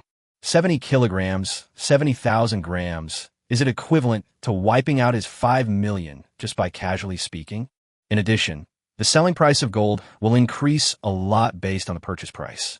Doesn't that mean that the middle-aged man in front of him plans to make a net profit of nearly 10 million just by being a middleman? You're taking him for a fool." Seeing that Shen Xu didn't even bargain for the price, picked up the box, and turned to leave, the middle-aged man suddenly became anxious.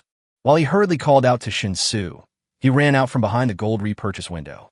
"Young man, if you're not satisfied with the price, we can negotiate again. How can you just walk away like that? We're old acquaintances, and we have a minimum of trust in each other, right? So, I'll add $5 per gram, making it 355. That's really a fair price." The middle-aged man grabbed Shen Xu's arm and said earnestly. Shen Xu narrowed his eyes and said, 401 grams. "What? 400? Impossible. First, there's too much gold, and second, there's no certificate. If it's 400 per gram, the risk I have to take is too great. 360, no more. The middle-aged man shook his head like a rattle. But Shen Xu said without giving in, 400. The middle-aged man frowned and said, "Young man, that's not how you bargain.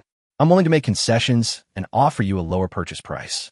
To show your sincerity, you should also make some concessions and lower your selling price. Otherwise, how can we make a deal? Isn't that right? The highest is 365. Shen Xu acted as if he hadn't heard anything and continued to insist. 400. The middle-aged man widened his eyes and let go of Shen Xu's arm. He said in a gruff voice, "Since you're not sincere about selling, then please do as you please. I don't believe other stores can offer this purchase price." Shen Xu didn't hesitate at all and walked straight to the door of the store. Gold is always easy to sell, so Shen Xu is not worried at all. If the store is willing to buy it, then it will buy it. If not, he will just put the gold aside. Anyway, I don't need the money urgently right now, so it doesn't matter if the gold cannot be converted into cash immediately. Seeing that Shen Xu was about to leave, the middle-aged man covered his chest and shouted again with frustration. "All right, you win. 400 is 400. Come back. I'll raise the money right away." Shen Xu stopped, turned his head to glance at the middle-aged man, and without saying anything, put the box of gold back in front of the repurchase window. The middle-aged man seemed to be in a bad mood. He started making phone calls to raise money while carefully counting the gold in the box. The purchase price of 410 grams is definitely profitable. However, compared with the risks they need to take, the profits that can be earned make middle-aged people feel very conflicted. Of course, Shen Xu knew that there was no risk in this gold, but others did not know it. So Shen Xu was quite satisfied that he could dispose of the gold at the price of 410 grams at one time. "That's great. Thankfully, you pushed me to the limit and made me willingly sell the gold. If you had agreed to my offer of 400 just now, without hesitation, I would have been really upset," Shen Xu said with a smile. The middle-aged man was stunned for a moment. After figuring out the logic, he glared at Shen Xu unhappily. At the same time, he asked casually, "What kind of job does the young man have? I'm really curious about how you can get such a large sum of money at once." Shen Xu thought for a moment, then said mysteriously, "I work abroad, and I earn my living by risking my life. There are people from all over the world, and it would be very troublesome to settle wages with paper money. On the contrary, everyone accepts gold as the payment. So, brother, you can rest assured, there's really no problem with this gold." When the middle-aged man heard this, he couldn't help but let his imagination run wild. Instinctively lowering his voice, he asked cautiously, "Young man, are you a mercenary?" Shen Xu did not answer, but just stretched out a finger and put on his lips and made a soft hush sound. The middle-aged man stopped asking questions and started counting the gold with great concentration.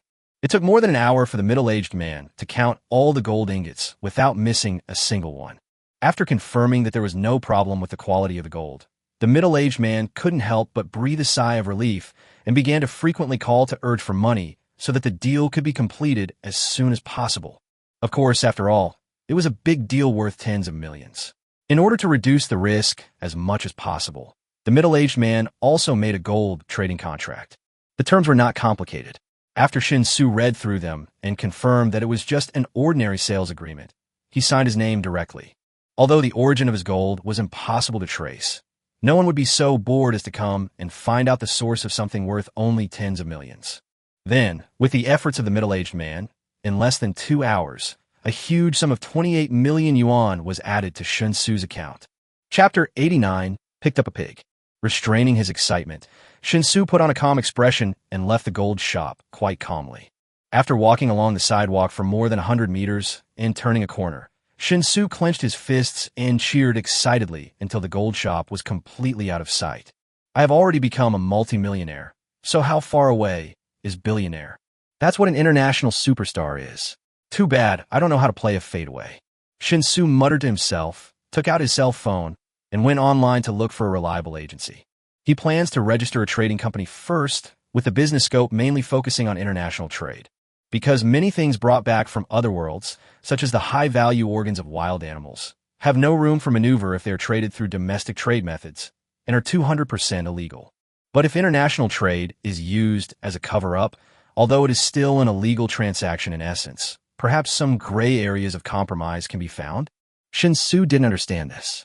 He planned to register the company first, and then consider what to do next. Mainly things like tiger bones and bear bile, which seem to be countless in the other world. It would be such a waste if none of it were transported to my own world. The people of Songjia village have the habit of hunting. They live off the mountains and often go into the mountains to hunt wild game. Those things are not very valuable in the other world. If the people of Songjia village take them to the market to trade, they will not be able to sell them at a high price. So it is better to transport it here for processing as much as possible. The process of registering a company is rather complicated. It is obviously much simpler to find an agency to handle all the required procedures for registration than to do it himself. It saves time and effort, and there is nothing wrong with it except spending a little more money. It was done quickly. Looking at the time, Shen Xu simply called his sister Shunya. He told Shunya not to cook tonight, saying that he had received a generous bonus on this business trip, so they would just eat out tonight to celebrate. Shunya was still at work and didn't ask any further questions. Although he felt a little sorry for the money, he did not object when he thought about how his brother was making a lot of money now. After hanging up the phone, Shen Xu sent another message to Zhang Min. He learned that Zhang Min did not have to work overtime tonight and could even leave early, so he called Zhang Min to go with him to improve his life. He didn't choose any particularly expensive place. He found a barbecue restaurant with good reviews and close to home on the review app. After sending the name of the restaurant to Shunya and Zhang Min respectively, Shen Xu staggered towards the location of the barbecue restaurant. It was not yet the evening rush hour, and the road was still clear. Shen Xu walked slowly forward while observing the traffic. As more and more acupoints could be opened after concentrating his internal energy, Shen Xu found that his insight was being significantly enhanced. For example, the cars flowing on the road next to him. Although each car almost flashes by, he can still remember the characteristics of each car very clearly based on this extremely short period of passing by. Logo, color, model, license plate, and so on. When Shen Xu was about to walk out of the barbecue restaurant, he suddenly saw a pig transport truck passing by. The semi-trailer of the car was packed with cars, and one of them had most of its body squeezed out of the rear of the semi-trailer. Is this an attempt to escape from prison?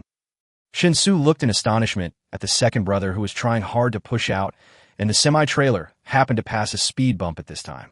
Without slowing down much, the semi-trailer shook obviously and actually knocked the second senior brother off, causing the second senior brother to fall in front of Shen Xu by chance.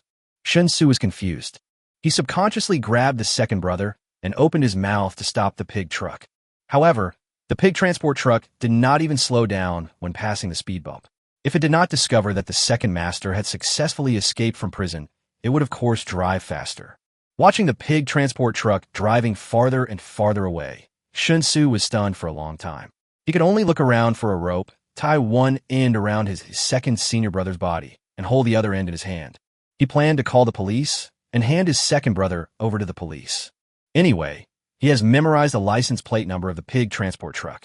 With the license plate number, he can find the truck. Second brother will definitely be able to return the pig to its rightful owner in the end. Brother, what are you doing? Shen Xu had just taken out his cell phone, and before he could dial a number, he heard Shunya's voice suddenly from behind him. Turning around, he found Shunya and Zhang Min standing side by side, looking at him with slightly frightened eyes. Shen Xu blinked and said, "If I said I picked up a pig on the road, would you believe me?" Shunya and Zhang Min both shook their heads. Shen Xu rubbed his temples with a headache and said helplessly, "Forget it. This is not important. Why did you come here together?" Sister Min left work early today and picked me up at the fast food restaurant where I work, so we came together. What's going on with this pig? Don't tell me you were planning on bringing a pig to a barbecue. Other people bring their own drinks, but you brought your own pork? We'll get kicked out by the boss, right? Shunya couldn't help but complain.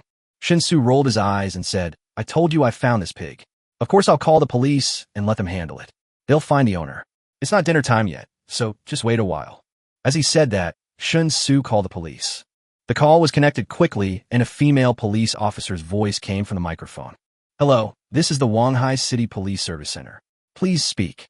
Hello. I'm at the intersection of Shuishi Road and Chongling Road, in front of Erpang Barbecue. I picked up a pig on the road and need to hand it over to you," Shen Xu said honestly. "You said, what did you pick up?" The tone in the microphone became doubtful. Shen Xu repeated helplessly, "I picked up a pig. Making a false report to the police and harassing the police officer are illegal. Please be mindful of your words and actions." The tone in the microphone began to become unfriendly. Shen Xu suddenly became anxious and said speechlessly, "Who teased you? I really picked up a pig." The other end of the microphone fell into silence. Xiaocheng also remained silent for him, and silence was the second senior brother at this time. Shen Xu instinctively glanced at the phone screen to confirm that the call was still ongoing. He could only raise the volume helplessly. Hello? Hello? Are you still listening? Or is the signal bad? Do I need to call again? Please stand still and wait. I will notify the police, and they will rush to your location as soon as possible. Shen Xu finally breathed a sigh of relief when he heard the busy tone on the phone. Just as he was about to make a joke with Shunya and Zhang Min to make fun of himself, a not-so-friendly voice suddenly rang in his ears. Looks like I'm lucky today. I can even run into you on the street. Boy, you're unlucky. I'm so angry that I don't know where to vent. Chapter 90: The Attack of the Second Brother. Shen Xu turned around and saw 5 men with unfriendly faces surrounding him. He had seen one of them before. It was the creepy man he met on the subway on his way to the airport to pick up Shenya. At that time, the obscene man took advantage of the crowded subway and continued to commit indecent acts against the young girl. After the girl discovered what he had done, he quarreled with her and slapped the young girl in the face. Although Shen Xu did not have a strong sense of justice, he would definitely not sit idly by when encountering such a thing. So he helped the young girl to catch the obscene man and waited until the police arrived. If I remember correctly, the wretched man also threatened him, saying that he had remembered his appearance and told him that it would be better if he didn't meet him in the future. Shen Xu didn't take the verbal threats seriously at first. After all, Wanghai City has a permanent population of over 20 million. If the floating population is added, the total number can easily exceed 30 million. If he could easily encounter such a situation, then in Shen Xu's opinion, his luck was so good that he should buy a lottery ticket. So, seeing the wretched man and 4 other men surrounding him with hostile looks, Shen Xu's first reaction was to look around, trying to see if there was a lottery station nearby. Stop looking. No one could save you. Because of your meddling, I was detained for 3 whole days. And then I got so lucky. I just got out of detention and wanted to get some barbecue to ward off bad luck, and I ran into you on the street. The wretched man approached Shen Xu with a dangerous look on his face and continued viciously. I'm going to kill you today. No one can stop me. You're so naughty. How dare you meddle in other people's business?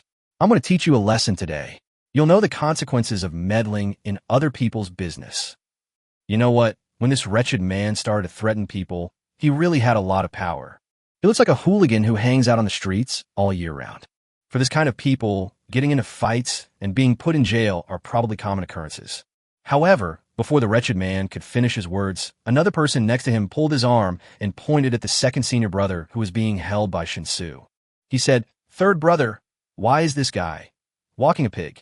I've seen people walking dogs, cats, and birds, but this is the first time I've seen someone walking a pig. What on earth does this guy do? I hope he has some background. Bah, you have connections to ride the subway? It's just a pig. Maybe that's what they like about pets." While the wretched man was speaking, he spat on the ground. Shen Xu explained weakly, "I picked up this pig on the road." Picking it up? Picking up a pig on the street? Do you take me for an idiot? You could just pick up this thing? Since it's your pet, let's beat it up together. Why not raise a pig? I'm going to beat you into a pig today. After the wretched man cursed, he raised his leg and kicked the second brother. Who would have thought that this second brother was indeed a tough guy who had successfully escaped from prison, and he was really quite aggressive. After being kicked hard by the wretched man, the second senior brother grunted and suddenly rushed towards the wretched man. The outburst happened too suddenly, and Shen Xu was unable to react. He did not hold the rope tightly enough, allowing his second brother to break free in an instant. A fat pig weighing nearly 200 kilograms went berserk like that. It's hard for an average person to control it. Due to the height ratio, the big fat pig bumped into the lower body of the wretched man. A shrill scream rang out on the spot. The wretched man's face turned visibly purple. He covered his lower body with his hands and knelt down in front of Shen Xu with a thud. After the second brother dealt with the wretched man with a headbutt, he grunted and bumped into other people. The 4 men who followed the wretched man were immediately thrown to the ground by the second brother. They were indeed hooligans, and they did have quite a bit of fighting experience, but that experience was with humans. To consider a pig as an opponent was truly a first in their lives. Shen Xu was also dumbfounded. I didn't expect that the second brother would be so powerful. Seeing that the situation was about to get out of control, Shen Xu hurried to catch the pig to prevent his second brother from causing any trouble. Among the people who were knocked over, one was hit the least. Just as he was trying to get up from the ground, he saw Shen Xu rushing towards him. The man was immediately frightened and quickly raised his hands in surrender, saying, "Stop fighting, buddy. I was wrong. Your pet is too powerful. Can't we just admit defeat?" Shen Xu was too lazy to explain that he didn't raise the pig. He just picked it up on the road. He ignored the man and rushed past him. Before the second senior brother was about to attack the innocent passerby, he finally hugged the second senior brother again in his arms. This big fat pig is quite strong.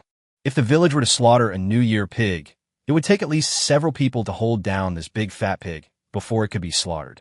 Even though Shen Xu had already reached the first level of martial arts, he still used up all his strength to completely suppress the second brother, who had fallen into a rage. Shunya and Zhang Min on the side were all stunned. The situation changed so quickly that the two women had no idea how to react. Originally, the two women were ready to use their gender advantages to ask for help from passersby to prevent Shen Xu from being beaten. But what no one expected was that in just a blink of an eye, the second senior brother suddenly displayed his supernatural power and knocked down all the people surrounding Shen Xu. What is this, a secret weapon? Fortunately, at this moment, two policemen finally arrived at the scene. But the situation before them was somewhat confusing to the two policemen.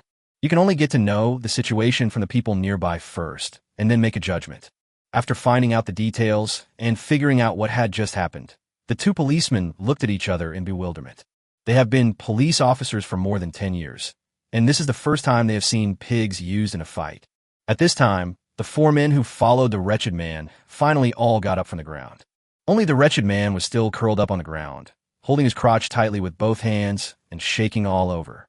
Seeing the police coming to investigate, the four men nearly burst into tears. They all began to accuse Shen Xu of being unethical and letting the pigs attack them. "Comrade police officer, don't blame me. This isn't my pig. I picked it up on the road. The purpose of calling the police is to give you the pig so you can return it to its owner. If you don't believe me, check the surveillance." The surveillance on this section of road is working. Right, if there was surveillance, the situation would be clear at a glance. Shen Xu pulled the rope tightly and led the big fat pig in front of the police, saying with the same aggrieved look on his face, "Chapter 91, yes, yes. Young man, I've been a police officer for over 10 years. What kind of scenes have I not seen, but this is the first time I've seen it. Your trick is too mean. Leading the pig to fight them fighting against this thing. Even if they win, it would be shameful, let alone losing."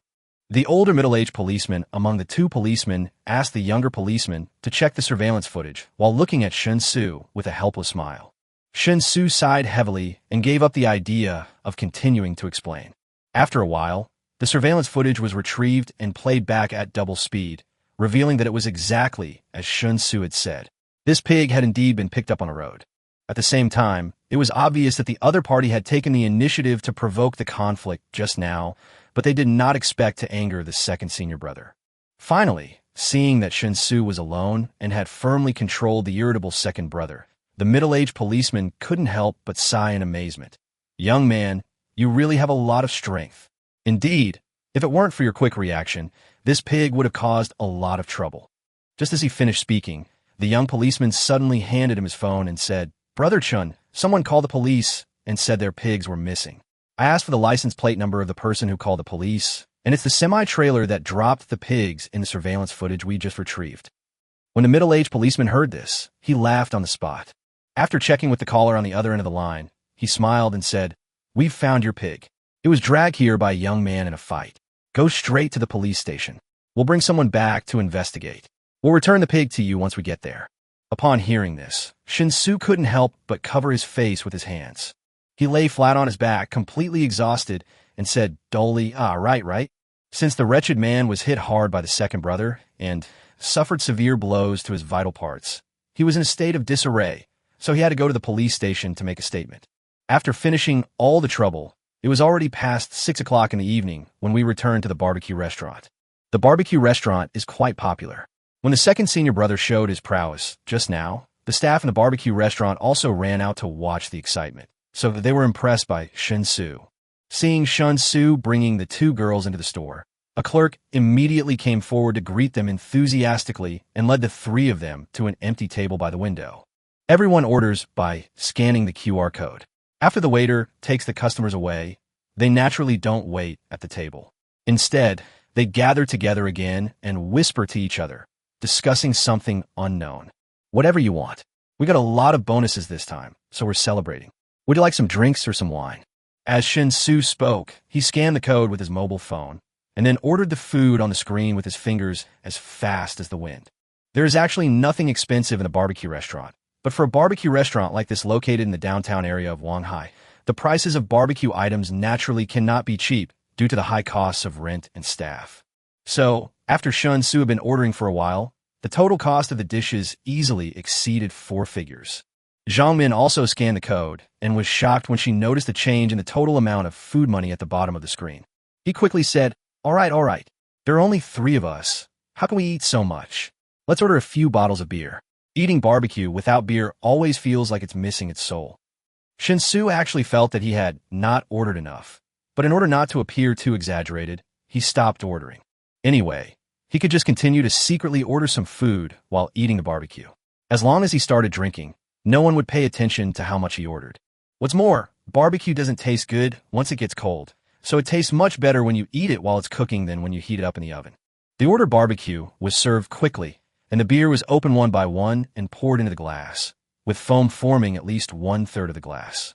Zhang Min raised her glass and said with a smile, "First drink, congratulations on your big bonus.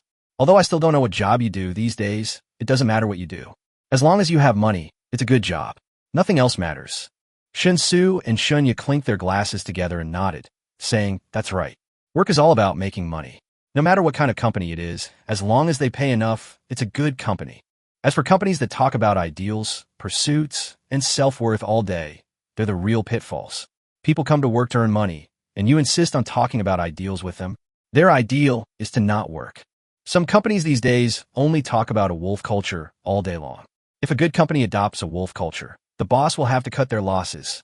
But when it comes to them, let alone cutting their losses, they won't even give them a single bite of dog food." Zhang Min nodded in agreement and said, "That's just how our company is.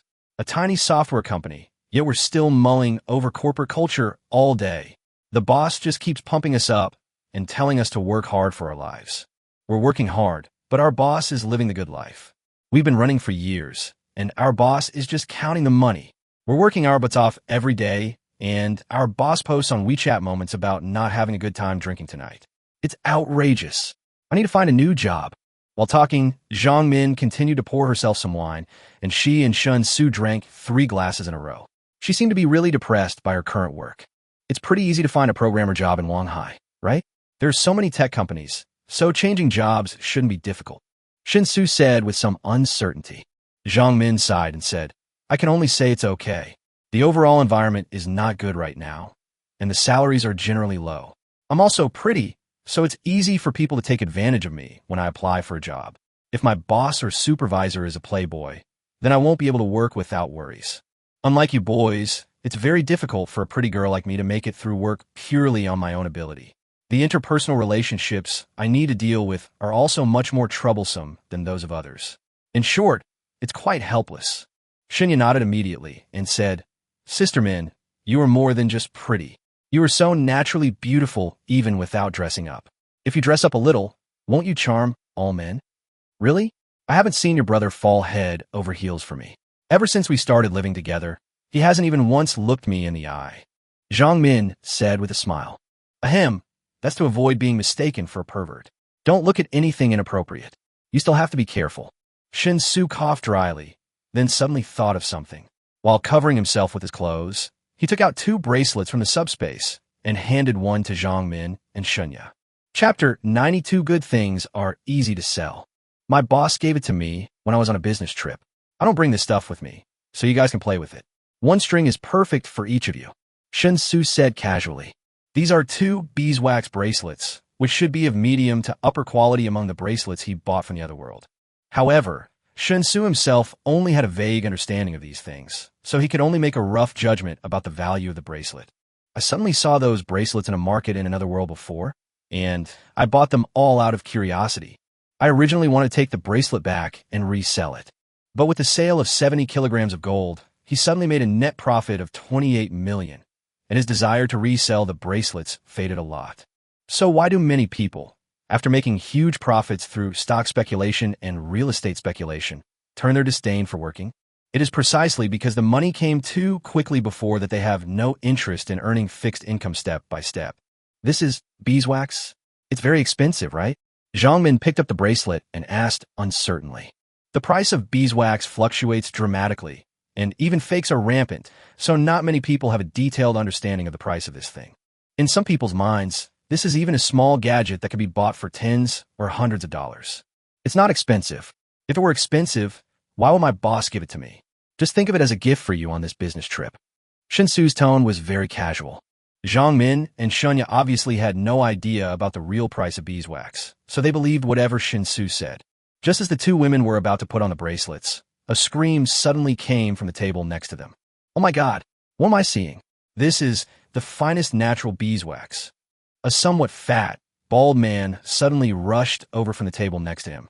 His eyes were fixed on the beeswax bracelets in front of Zhang Min and Shunya.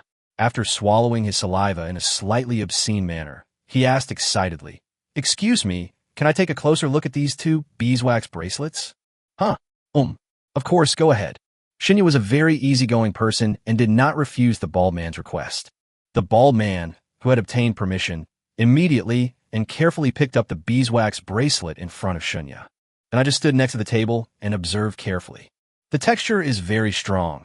It feels warm, smooth, and even to the touch, not dry or sticky, and has a rich waxy texture. It's slightly transparent overall, and it's really full of wax. The bald man talked to himself, and at the same time he took out his mobile phone, turned on the flashlight on his mobile phone, and shone it towards the beeswax bit by bit. No black spots, no impurities, no cracks. The texture is like clouds and smoke, lively and natural, like a scroll painting. The color is rich and bright, and it's this size. Wow, the best of the best. This grade of beeswax costs at least 800 per gram. This string, I estimate it weighs about 200 grams. Friend, will you sell at 160,000? I'll take it. The bald man looked at Shen Xu with sharp eyes and asked with a little nervousness. He noticed that the two strings of beeswax were taken out by Shen Xu, so since he wanted to buy them, he had to ask the real owner. The reason for the nervousness is mainly because most owners of this grade of beeswax bracelets are well off, so they naturally will not choose to give up their favorites because of the price. But the bald man liked this thing so much that even though he knew there was little hope, he still wanted to try to ask. But before Shen Xu could express his opinion, Zhang Min couldn't help but exclaim, 160,000. This bracelet is so expensive. Almost the same, beautiful lady. Your string is almost the same as this one. If you're willing to part with it, I can transfer the money to you right now for 2 strings for 320,000 yuan. The bald man made no secret of his love and desire for the 2 strings of beeswax. But Zhang Min was shocked when she got the quotation confirmation again. She quickly placed the bracelet back in front of Shen Xu, patted her chest with lingering fear, and said angrily, "It's too expensive. I can't accept it. Xiaoya is your sister. It's normal for you to give her anything, but I'm just your roommate. How can you give me such an expensive thing?" Shen Xu suddenly smiled bitterly, looked at the bald man helplessly, and said, "Brother, you really act like my agent, but I don't plan to sell this bracelet. I'm really sorry." The bald man had anticipated this outcome, but he still couldn't help but show a look of loss on his face. After sorting himself out, the bald man took the initiative to add Shen Xu as a friend on the social software, asked for Shen Xu's phone number, then picked up the wine glass from his table and toasted Shen Xu with a glass of wine. After finishing his drink, the bald man said in a gruff voice, "Little brother, if you need another bracelet of similar quality in the future, please contact me. I promise to give you a fair price. To be honest, I like to collect all kinds of bracelets, beeswax, agate, agarwood, turquoise. In short, no matter what kind of bracelet it is, as long as it is of this quality, I will take it." Shen Xu did not refuse this time and agreed without hesitation. Although he no longer had the desire to resell bracelets, he could still accept it if he could make some extra money without wasting too much energy and time. Of course, this is definitely not possible these days. He needs to understand the specific market conditions before making a decision. As the bald man sat back down, after this interruption, Zhang Min's eyes looking at Shen Xu began to become a little different. Curiously, he asked, "Did your boss really give it to you? A bracelet that can sell for hundreds of thousands of yuan, and he gave it to you two all at once? What kind of job do you do?" Shen Xu coughed dryly and said mysteriously, "It's not that I won't tell you. It's that the content of the work needs to be kept confidential and cannot be disclosed. Zhang Min listened and stopped asking questions. After drinking a few more glasses of wine with Shen Xu, she suddenly said under the influence of alcohol, "By the way, Xiao Su, there's something. I'd like to ask you for a favor." What's the matter? Just tell me. Look, my mom's coming to Shanghai to see me next week. And by the way, she's trying to urge me to go on a blind date. But I really don't want to go on a blind date, so I lied to her and said I already have a boyfriend. We happen to be sharing an apartment, so could you do me a favor and pretend to be my boyfriend? My mom probably won't be able to stay here for a few days, so if you can keep her company for a while and fool her, that'll be fine. Zhang Min looked at Shen Xu expectantly and said. Shen Xu thought about it and felt that it was just a small favor, so he agreed immediately. Chapter 93, Red Man and Green Woman. The barbecue lasted until around 10 o'clock in the evening. Shen Xu's plan went well. After drinking a certain amount of wine, neither Xinyat nor Zhang Min had any idea how much barbecue was on the table. Both women were very relaxed and even had a drinking contest at the end. Although Shen Xu drank the most, his first-level martial arts realm had strengthened his body in all aspects, and his alcohol tolerance certainly exceeded that of ordinary people. So even after drinking more than 10 bottles of beer, he was only slightly tipsy. Xinya and Zhang Min were clearly over the moon. The two women held hands and even wanted to sing loudly in the barbecue restaurant. Shen Xu paid the bill promptly and helped the two women out of the barbecue restaurant, preventing them from dying on the spot. The final cost of food and wine totaled over 2,000. Being able to eat at this level of expense in a barbecue restaurant shows how good Shen Xu's appetite is. He supported the two girls all the way back to the rented house. Zhang Min simply didn't wash up and went straight into the bedroom. Xinya was so dazed that she had difficulty standing still. Shen Xu could only help Xinya into the bathroom, and then simply help Xinya wash her face and brush her teeth. Forget about taking a shower.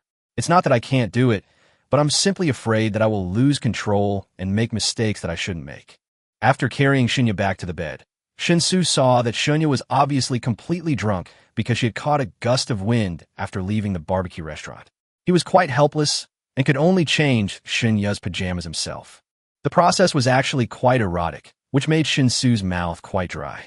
Fortunately, my body has a good tolerance for alcohol, and my willpower has not decreased too much, otherwise I might not be able to withstand the situation. But no matter what, it's another day after all. Lying on the floor, Shen Xu became more and more looking forward to tomorrow's big day. God knows what kind of torment he has to endure staying in the same room with Xinya all day long, especially for a normal adult male who is at the age when he is most likely to get drunk. Faced with Xinya's always on-demand look, he spent every day in dire straits when he came back from the other world. Fortunately, we are getting married soon. As long as he gets married, he will be able to get enough comfort in the other world legally and reasonably. Even though Xinya still has some normal physiological thoughts, at least she doesn't have to endure it too hard. With this beautiful vision of the future, Shen Xu fell asleep in a daze. The next morning, Shen Xu got up from the bed. Xinya was still sound asleep on the bed. The quilt that had been covering her had been kicked off, and even her pajamas had been lifted up, revealing a patch of white. If the curtains weren't covering her tightly, I wonder if people in the building opposite would have seen her sleeping in such an unruly position. After all, in such high-rise residential communities, there are quite a few people who secretly buy high-powered telescopes and use them to criticize their neighbors' uncivilized behavior. After a quick wash, I ran downstairs and bought enough breakfast. After he finished most of them, seeing that Xinya was still sleeping, Shen Xu gave up the idea of calling Xinya to wake up and left the rental house quietly. He ran to the hotel, as usual, checked into the room, went to the bathroom, and headed to the other world. However, when he arrived at Song Xiqing's room this time, Shen Xu was surprised to find that the huge room was covered with all kinds of red paper. The windows were also covered with a big red chic character, and the mattress and neatly folded quilt on the bed were also all a bright red. Apparently, after he returned to his own world yesterday, Songjia village has been making preparations for the wedding. I pushed the door open and found the yard full of people. Song Xiqing was wearing an emerald green wedding dress and was directing other people in the yard to pack up. Song Si was holding the phoenix coronet and bridal gown, but had not yet put it on Song Xiqing. Zhan Bafeng and Yu Wujiu, the two Blood Guard commanders, were constantly busy in the yard with their men, and everyone had a happy look on their face. As Shen Xu walked out of the wing, Song Xiqing took the initiative to greet him and said softly, "Brother Su, please wait a moment. The auspicious time for the wedding is about an hour away. The courtyard will be decorated soon. The groom's red robe is in the wing next door. Brother Su, please change into it before the wedding." Shen Xu nodded, and after carefully examining Song Xiqing's attire, he couldn't help but ask curiously, "Why are you wearing a green wedding dress when we get married? This is a wedding dress, right? I thought both men and women wore red clothes when getting married." Song Xiqing was stunned for a moment, lowered her head slightly, and explained a little embarrassedly, "This is not green, it's actually turquoise. Because I am marrying Brother Su, I am to be his legal wife, and Brother Su, you are of noble status. In order to be worthy of this nobility, I must wear a turquoise wedding dress. If I marry Brother Su as a concubine, or if Brother Su doesn't have such a noble status and is just an ordinary citizen, I won't be eligible to wear a green wedding dress and can only wear a red wedding dress. This is a custom passed down in our family. I'm sorry to make you laugh, Brother Su." "Huh, is there such a saying?" Shen Xu felt like he had gained some knowledge. Although she is not very used to this turquoise wedding dress, it has to be said that Song Xiqing is naturally beautiful, and no matter what she wears, she is enough to make people's hearts flutter. The wedding will be very simple. The villagers will come over to give their blessings, and then we can get married in the hall under the witness of the 5 elders. As for the wedding reception, the betrothal gifts, and the marriage ceremony, we will save as much as possible. You promised Master Yin that if you had a child, you would give him the surname of our Song family. So Master Yin meant that after the marriage, you must stay in the village and live there. In essence, it was like marrying into the family. The village is simple and many conditions are not supported. I hope Brother Su will not be surprised. The villagers will definitely not really regard Brother Su as a son-in-law. Brother Su, you have sacrificed too much for this marriage. I'm not very good at speaking, and I don't know how to express my gratitude to Brother Su. After we get married, we'll be a real family, and I will try my best to do everything a wife should do," Song Xiqing said seriously. Shen Xu smiled and nodded. He really doesn't care about these things. Who cares whether they're marrying into the family in the game? For the time being, he still holds a gaming mentality towards this alien world he has traveled to, and it is foreseeable that it will be difficult to change in a short period of time. However, this indifference was seen as being considerate in the eyes of Song Xiqing and the other people in Songjia village. We have to admit that in some cases, beautiful misunderstandings can indeed make people happier than ugly truths. Chapter 94, Chomparing Wedding Gifts. This was the first time Shen Xu had experienced marriage in his life. Even though it was in a different world, even though it was a very simple country wedding, even though he always had a game-like mentality, it had to be said that getting married was still a very novel experience. Let it be in it, as if in a dream. All the people from Songjia village came. More than 2,000 people crowded together, surrounding the courtyard in 3 layers inside and 3 layers outside. Leaping and shouting, adults and children alike expressed their joy from the bottom of their hearts. Since there is no need to welcome the bride, there is naturally no need for a horse parade. Shen Xu changed into the bright red wedding gown and, accompanied by Yi Wujiu and Zhang Bafeng, stood at the gate of the courtyard with a smile on his face, bowing to all the people from Songjia village around him. Song Xiqing had already put on her phoenix coronet and bridal veil, but she was not wearing a veil. With the support of Song Si, she came to Shen Xu's side. This seemed a little against the rules, but the people of Songjia village didn't care at all. Seeing Song Xiqing and Shen Xu standing side by side, a perfect match, the people from Songjia village around them cheered loudly. The eldest daughter of their family is finally getting married. The auspicious time has arrived. Enter the newlyweds. The person in charge of the ceremony suddenly shouted loudly. This person obviously also has a martial arts level of more than 7, and the voice he shouted was deafening. Even though there were more than 2,000 people outside the courtyard, everyone could still hear it clearly, and the shouting seemed to explode in everyone's ears. Shen Xu took a deep breath, turned his head to look at Song Xiqing, smiled, and walked into the courtyard side by side with Song Xiqing. Song Xiqing is very beautiful today. Her pretty face with a little makeup on is as white and smooth as the morning glow reflecting on snow. The turquoise wedding dress, paired with the phoenix coronet and bridal robe, is noble yet elegant, graceful, and refined. Shen Xu stood beside Song Xiqing, feeling really ashamed of himself. At the same time, he silently thanked himself for being so lucky that he could even encounter such a thing as time travel. Otherwise, given his low social status in his own world, wanting to have any contact with a girl like Song Xiqing would be nothing but a foolish dream. The five elders sat side by side in the courtyard. Yi Wujiu, Zhan Bafeng, Song Si, and the person in charge of singing the ceremony followed Shen Xu and Song Xiqing in. The yard was not very big, so the other people from Songjia village were stopped outside the yard. If they wanted to see the wedding ceremony in the yard clearly, they had to find a way on their own. For example, climbing walls and climbing roofs, using various methods. Yi Wujiu acted as an introducer and began to formally and in detail introduce Wu Feng, Lao, to Shen Xu. Yin Masheng, who educates the people, Feng Buer, who calculates the secrets of heaven, Chao Inglong, who has the ability to sense ghosts and gods, Lu Shaoqing, the judge of life and death, and Mo Huiran, who is no match for the king of hell. The five old people were all very friendly. The look in their eyes when they looked at Shen Xu was kind and mixed with a bit of relief. It was obvious that they were all very satisfied that Song Xiqing could be married off smoothly. We're getting married at home, with no outsiders around. So let's keep it casual and avoid unnecessary formalities. The five of us sitting here are considered Shao Xiqing's elders. Please pay your respects to us, and then we can present the gifts we prepared in advance to you and the newlyweds. Mo Huiran waved his hand, stopping the person who was about to chant the ceremony from shouting "Bow" to the parents, and said with a smile. The person who was interrupted in the singing felt a little suffocated, and a look of grievance appeared on his face.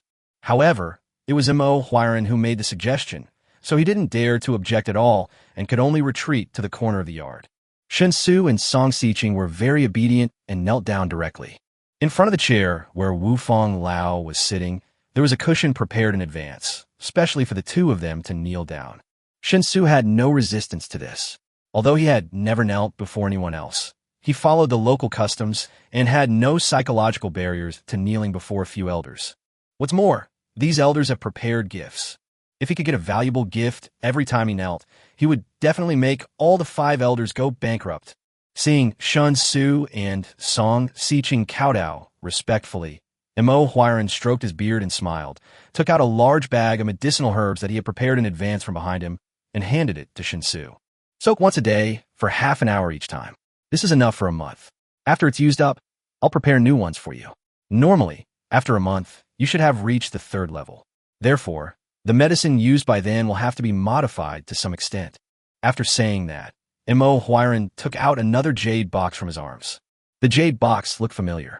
It seemed to be exactly the same as the jade box containing the foundation establishment pill that Song Xiqing had given him before.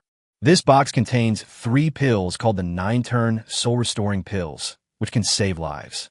Over the years, I've only been able to refine 5 pills. 2 of them have already been used up for various reasons. Now, I only have these 3 left. I'll give them all to you. I hope you won't have to use this 9-turn soul-restoring pill, but if you do find yourself in a desperate situation, it might be able to save your life.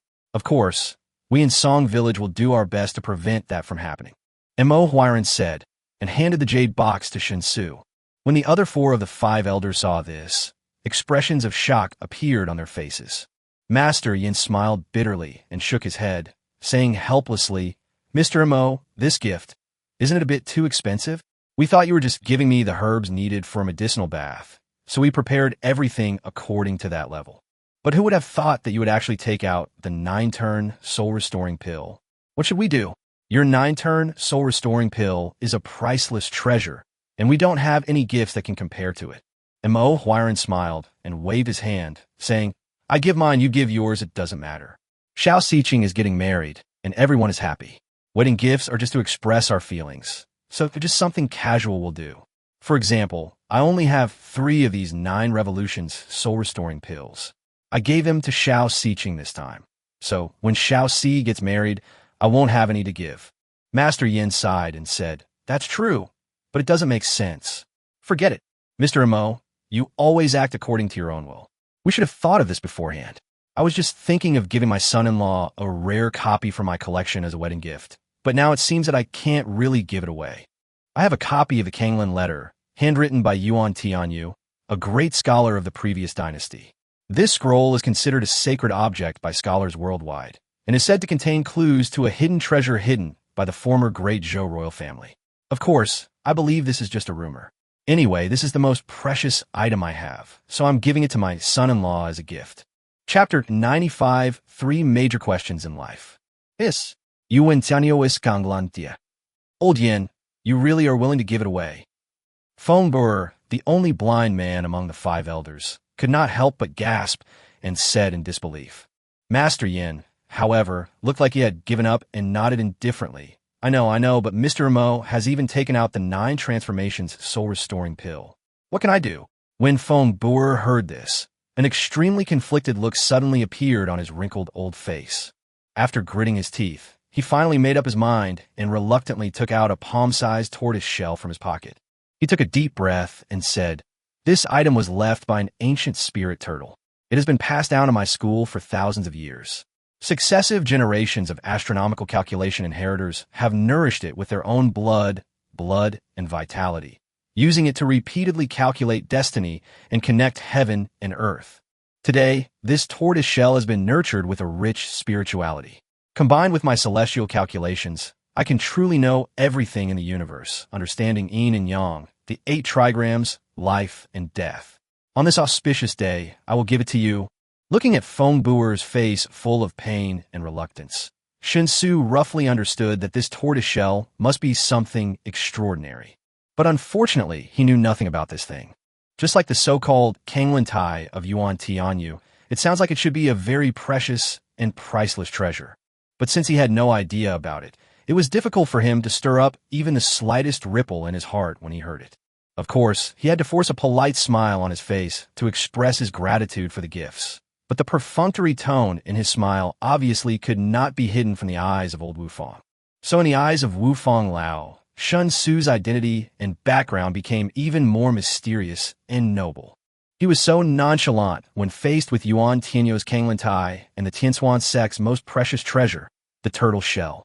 Thinking back to the clairvoyance and superhearing that had been casually given to them before, and the refined grains, refined salt, and refined sugar that they had never eaten before.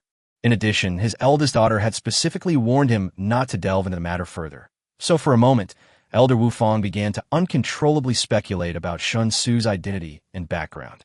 However, Song Xiqing on the side thought that Shen Xu's reaction was natural. Of course, the gods in heaven cannot react much to things in the mortal world. The 5 elders indeed brought out their best things as gifts, but unfortunately, to their brother Su, they were all just vulgar things. Even so, my brother Su pretended to be happy, which was really considerate. Thinking of this, Song Xiqing looked at Shen Xu very sweetly. For a moment, she felt that her brother Su was really good in every way, as if he had no flaws at all. Well, my gift is not as good as those 3. I hope the new son-in-law doesn't mind it. Chao Inglong, one of the 5 elders, coughed dryly. While speaking, he picked up a bundle from his side and handed it to Shen Xu. He continued, "It contains the 5-colored heavenly silkworm robe. Strictly speaking, it is a treasure that everyone in the martial arts world desires, but cannot obtain. It is as thin as a cicada's wing and as light as a feather. When worn, it can make one invulnerable to swords and spears, and can repel water and fire. Even acquired martial artists cannot harm it in the slightest. Kindness? This is good stuff. I just don't know if it's bulletproof. If it is bulletproof, then it will not only be useful in the other world, but it will also provide an additional layer of insurance in your original world. Although he is not in any danger now, as he makes more and more money in the future, his social status will inevitably become higher and higher in his world. As the level of contact continues to increase, who knows what will happen?" Shen Xu thought silently and felt that the gift from Chao Inglong was quite pleasing to his heart, so he expressed his gratitude from the bottom of his heart. The obvious difference in emotional treatment made Wu Fang Lao completely confused. The 5-colored heavenly silkworm robe is certainly a good thing. If it were thrown into the world of martial arts, it would definitely be enough to cause a bloody storm. However, compared with the spirit turtle shell in Yuan Tianyo's Kanglan Tai, there's a gap in grade. But the new son-in-law in front of him showed no interest in the spirit turtle shell and the Kanglan post, but was surprisingly interested in the 5-colored heavenly silkworm robe. What's the reason for this? The 5 elders couldn't help but look at each other in confusion. The last judge of life and death, Lu Shaoqing, who had not yet spoken, thought for a moment and said thoughtfully, "I don't have any real treasures, at least not comparable to what they have. Therefore, the only gift I can give you is to teach you all my skills. As long as you are willing to learn, I will absolutely not hold anything back. I will teach you everything I know about concealment, lurking, assassination, judgment, disguise, and so on. All the skills, experience, and accumulation of knowledge related to being a killer will be taught to you without reservation. As soon as he finished speaking, Feng Buer said unhappily, Xiaoqing, isn't that too perfunctory? What you said is inherent in the question. For example, I have given my spirit tortoise shell to my son-in-law. Unless he absolutely refuses, I will definitely pass on everything I know about Tianshuan to him. Mo Huiran stroked his beard and said, that's what I meant. It's hard to find a successor to my medical skills. The two little guys we found in the village are dumber than each other. They can even make a fool of themselves by following the same prescriptions. I see that my son-in-law has a unique bone structure. Maybe he can inherit my legacy? With my personal guidance, my son-in-law's medical skills will surely make great progress. Master Yin immediately nodded in agreement upon seeing this, saying, since you're our son-in-law from Song Village, you must learn a few more skills.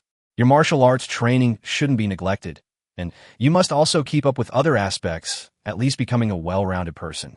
So, son-in-law, spare an hour every day to learn calligraphy and painting from me. I'll teach you to be, if not the best in the world, at least the best.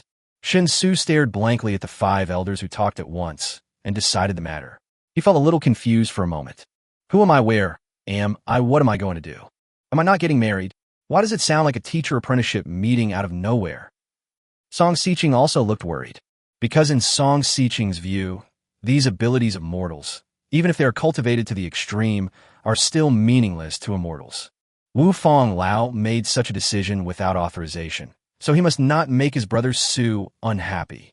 However, considering that my brother Su is practicing martial arts in the mortal world and has shown a certain interest in everything mundane, then perhaps he would be willing to learn these things from Elder Wu Fong?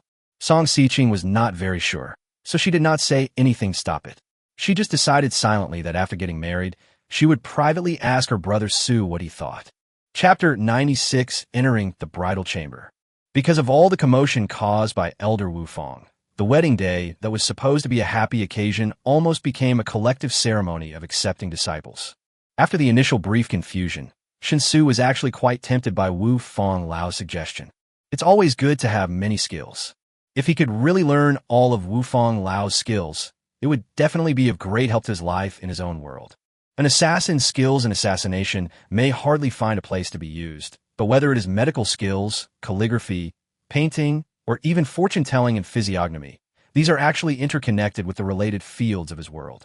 After finally paying their respects to their parents, Shen Xu and Song Xiqing, presided over by the blood guards who were in charge of the ceremony, paid their respects to the ancestors of the Song family, and then performed a mutual worship ceremony as husband and wife. There is no need to worship heaven and earth when getting married in Songjia Village. In addition to thanking parents, we must also thank our ancestors. Finally, the husband and wife thank each other and express that they will respect each other and spend the rest of their lives together. After the simple process was completed, thunderous cheers rang out again outside the courtyard. Every household has started cooking. To celebrate the eldest daughter's marriage, Songjia Village is providing unlimited food today, and everyone can eat and drink to their heart's content. This was obviously a huge consumption of the batch of food that had just been transported. So Shen Xu has decided that after the marriage is completed, he will go to purchase a large batch of rice, flour, grain, and oil to make the food reserves of Songjia Village more abundant. At the request of Wu Fong Lao, no wedding banquet was held in the courtyard. After completing the process, Elder Wu Fong smiled and led everyone out of the yard, and then took Song Si, Zhang Bafeng, Yi Wujiu, and the other two, and each household to eat something. It is a fair treat, bringing some joy to every household in the village. There was only a newlywed couple left in the yard, so Shen Xu naturally couldn't wait to pull Song Xiqing into the room. Seeing his anxious look, Song Xiqing couldn't help but cover her mouth and laugh. However, when Shen Xu pulled her directly to sit on the bed, Song Xiqing's cheeks turned red instantly. She was looking forward to what was about to happen, but also a little bit of fear, and she became extremely nervous for a moment. I originally thought that things like marriages were always held at night. I didn't expect that you guys in Songjia Village could enter the bridal chamber at noon, and you don't even have to drink. It really feels like a pleasant surprise. Song Xiqing glanced at Shen Xu secretly, letting him flirt with her while whispering, "Normally, we should get married at night. But Brother Su, we have to go back home at night, so I talked to the 5 elders and changed the wedding time to noon." When Shen Xu heard this, he reached out and hugged Song Xiqing in his arms, then bent down and kissed her face full of collagen. One hand rather dishonestly slipped into Song Xiqing's collar, and he said with a smile, "My wife is so considerate. To accommodate me, you even changed the wedding date. I'm truly ashamed. I can only devote myself to you until my death. Can you please pull down the curtains first? It's too bright. I really feel somewhat..." Song Xiqing spoke haltingly. Her face was so red that it seemed to bleed, and her whole body was burning hot as if she had fever. His heartbeat became obviously extremely fast, and even Shen Xu could feel the bang bang bang sound. Shen Xu was so moved that he almost cried. Her heartbeat was even faster than Song Xiqing's. Husband, the reason why Elder Wufang made that suggestion just now was out of kindness.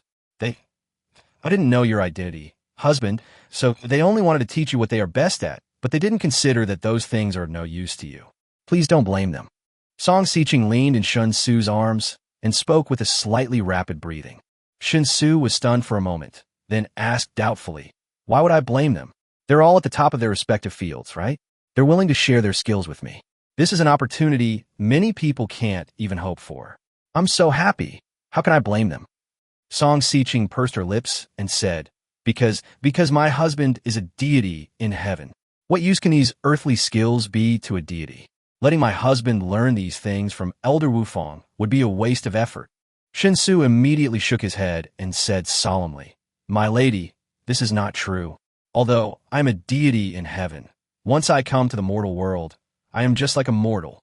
I want to pass the test of heaven and make a career in the mortal world, so I must become strong enough in the mortal world. Everything in this world is meaningful to me. There's no such thing as wasted effort. I married you because I'm truly attracted to you. Although you're mortal and I'm divine, that doesn't stop me from falling in love with you at first sight.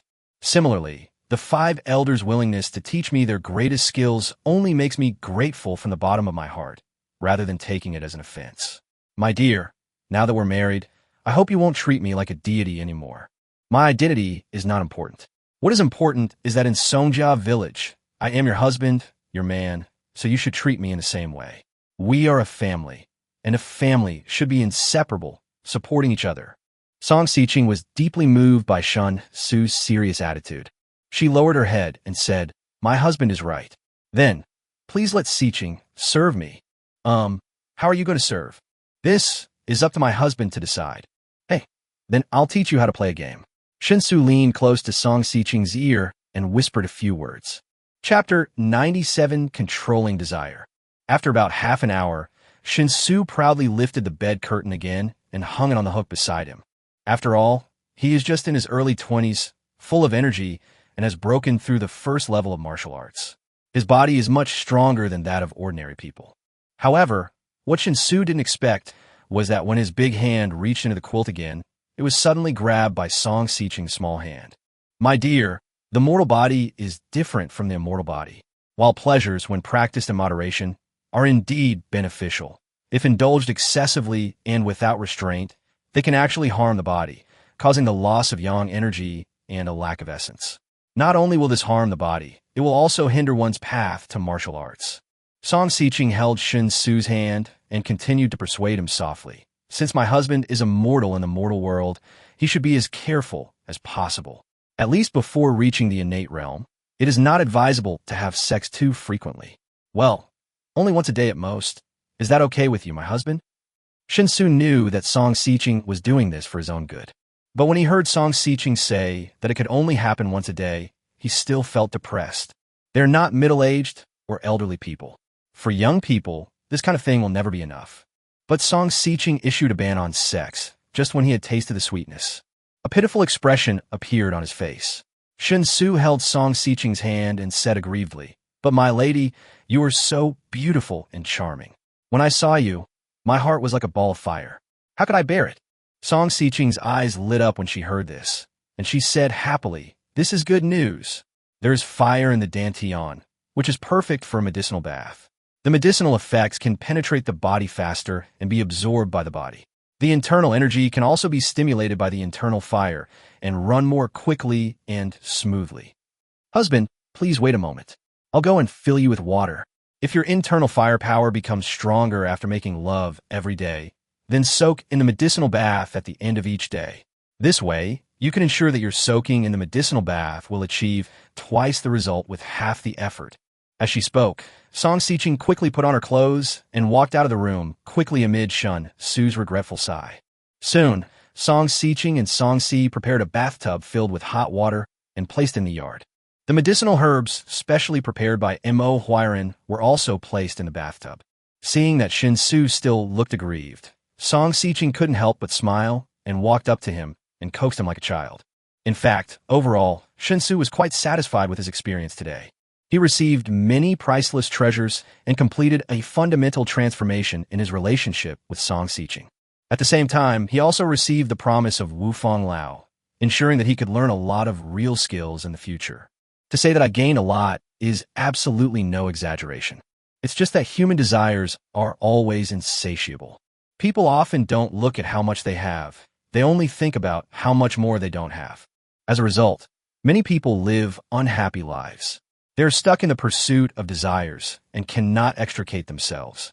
While soaking in the medicinal bath, Shen Xu sensitively noticed the changes in his mentality. Before he gained the ability to travel through time, he only wanted to have a stable job that would allow him to survive in Wanghai, a first-tier metropolis. He never thought about buying a house, getting married, or even whether his life could become better. His awareness as a low-level office worker made him deeply understand that the prosperity of the city has nothing to do with him.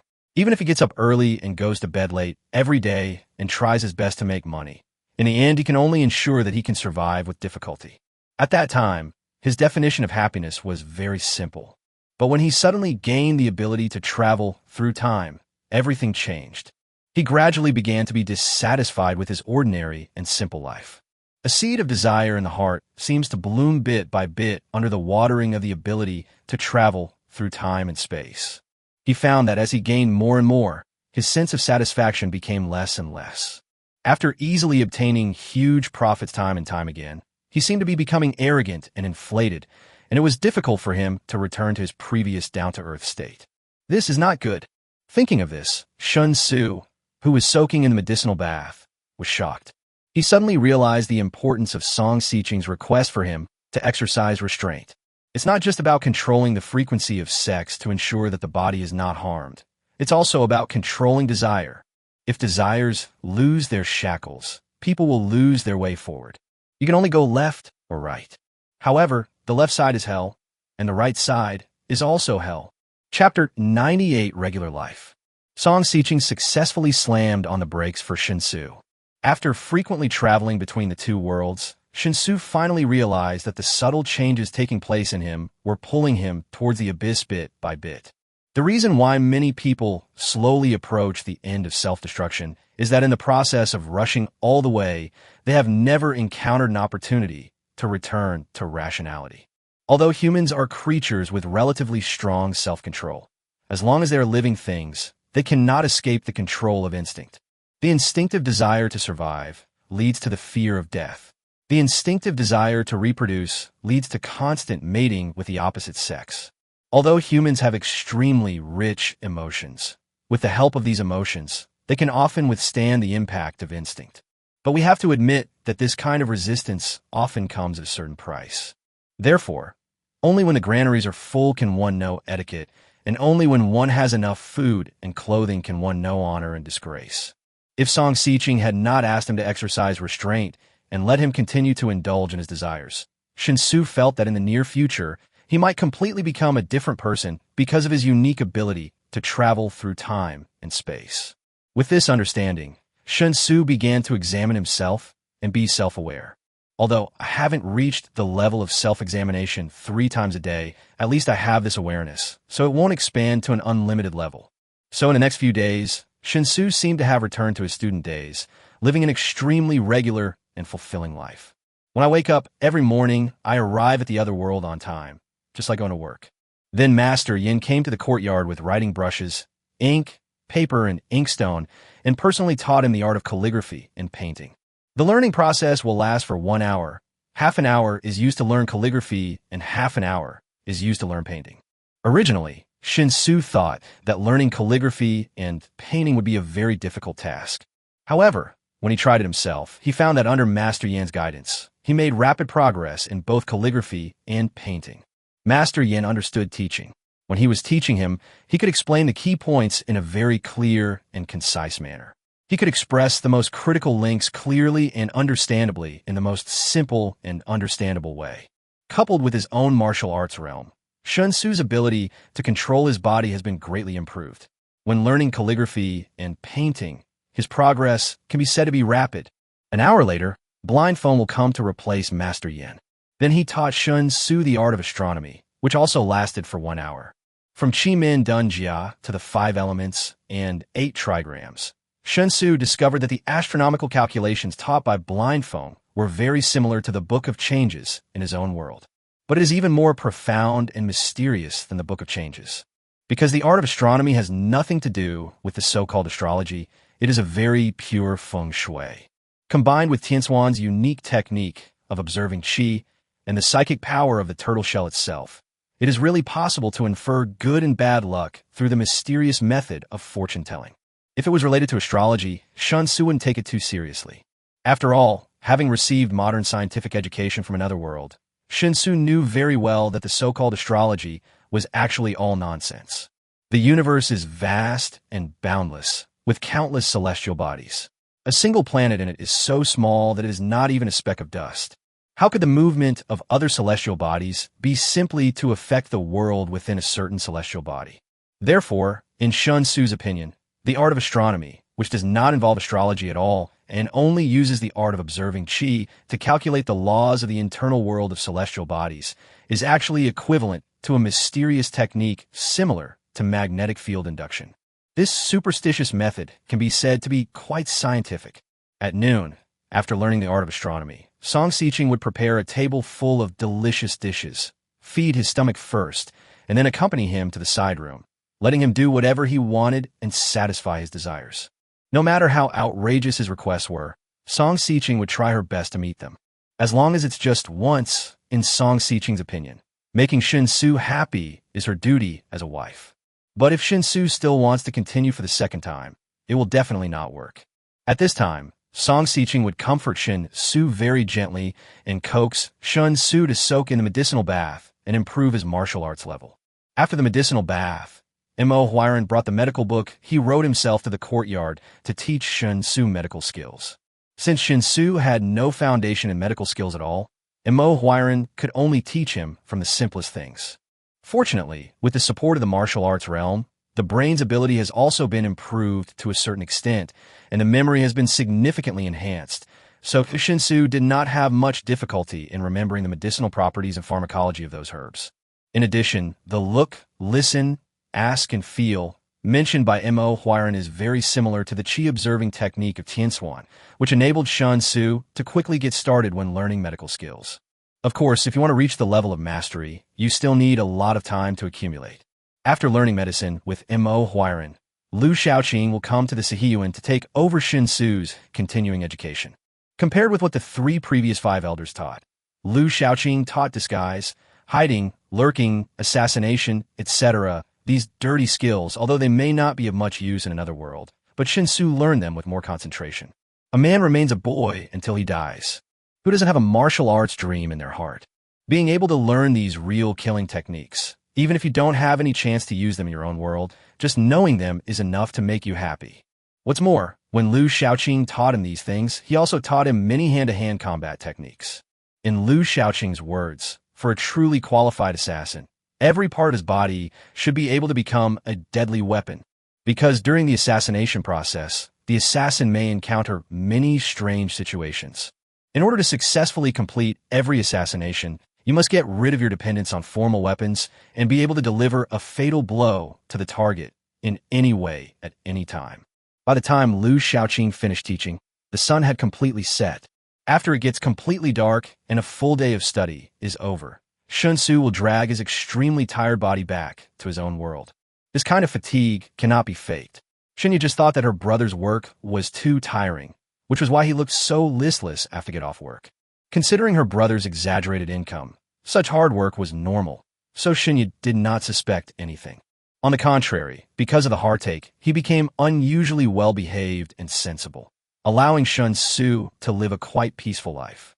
Until the next morning, he would go to another world again, and the cycle would repeat itself over and over again. Chapter 99, Sunday Invitation. Early on Sunday morning, Shen Xu got up but did not go to the hotel to book a room and travel to the other world as usual. Because, according to the agreement between him and Xia Ziqiu, he was going to meet Xia Ziqiu's grandfather today. The time they had originally agreed upon was Saturday noon, which was yesterday. But Xia Ziqiu's grandfather had some urgent matters to attend to that had to be dealt with on Saturday, so the meeting had to be postponed for one day. The daily schedules of those big shots are always extremely busy, and the time allocation for almost all matters must be accurate to the minute. It is normal that there will be sudden temporary matters that cause time conflicts. I have to say that the internet is really a magical thing. It has turned information interaction, which was originally expensive and had a very high threshold, into a low-cost mass behavior. Ever since Shen Xu learned the true identity of Xia Ziqiu's grandfather, he has been a little nervous about the invitation this weekend. Although modern society emphasizes equality for all, any normal person understands that the so-called equality for all is always just a false proposition. All I can say is that people of the same class may be able to achieve equality with each other. However, there is always an invisible barrier between people of different classes. Especially someone with the status and position of Grandpa Xia Ziqiu. He can basically be considered to be standing at the top of the pyramid of this country. If Shen Xu did not possess the magical ability to travel through time, believed that he was unique, and had no psychological disadvantages, he would have panicked when faced with such an invitation before he was able to travel through time. He doesn't even need to be at the level of Xia Ziqiu's grandfather. Even if the top leader of his hometown county is willing to express his appreciation for him, he would probably kneel down on the spot. Then he added the sentence, "If you don't abandon me, I am willing to be your adoptive father." As for the so-called dignity and bottom line, they mean nothing in the face of reality and survival. Brother, you're working overtime on weekends too? Even though your job pays well, your health is the most important thing. Don't exhaust yourself for work, or you'll end up losing more than you gain. Shinya couldn't help but say with concern when she found out that her brother was about to put on his shoes and go out after breakfast. Shinya had seen everything about Shen Xu's behavior when he returned home at night these days. Shinya had often seen on her parents' faces that look of exhaustion, as if they didn't want to say a word. Not counting overtime, the company's big boss wants to meet with me today. It's a more personal meeting, so I don't have to do any work. Are you taking a day off today? What are your plans? Shen Xu put on his shoes and asked casually as he pushed open the door. Shinya shrugged and said, "It's rare for Sister Min to rest, so I made an appointment with Sister Min to go shopping. But she worked overtime again last night and hasn't gotten up yet. I'll wait until she gets up before going out with her." Shen Xu nodded and said, "Okay, have fun. Buy anything you like. Don't be afraid to spend money. I, your brother, lack everything except money." Shinya couldn't help but roll her eyes and said, "I really should let you look in the mirror and see your upstart face now. No, let's not do that. I'm such a handsome brother. If I look in the mirror all day, I'll make myself look so handsome that I'll kill myself." Shen Xu said with a smile. "Go away, I'm going to vomit." Shinya pretended to retch, watched Shen Xu close the door, then took out her cell phone and called her parents far away in her hometown. When children are away from home, they should call home frequently to report their safety. Even if there is nothing much to say, just a simple phone call to say a few words of greeting can at least reassure your parents. However, boys generally don't think much about this kind of thing, while girls are more careful. So since Shinya came to Wanghai, she would call home almost every day to chat. Report to my parents about my and my brother Shen Xu's daily situation. Shen Xu had already walked out of the gate of the community at this time, and a burgundy Bentley Continental was parked at the gate waiting for him. Although the location of the rented house is pretty good, it is an old community built 20 years ago. Apart from tenants, the vast majority of local residents belong to the working class. Therefore, when such a Bentley Continental was parked at the gate of the community, it really attracted considerable attention from the residents coming in and out of the community early in the morning. No matter how prosperous Wanghai is, the poor still make up the majority of the population. Unfortunately, the poor often have no say, and those who have a say cannot be poor. This makes Wang Hai look so prosperous, as if everyone has a net worth of tens of millions. However, the reality is that only those who drink the water know whether it is hot or cold. Hurry up and get in the car. My grandpa's time is precious. In order to see you today, he has postponed everything and set aside the entire morning. If you can go a little earlier, you could talk to my grandpa for a few more words, which will be very beneficial to you. Xia Ziqiu, who was sitting in the driver's seat, lowered the window, looked at Shen Xu and urged him. Shen Xu hurriedly opened the car door and sat in the passenger seat.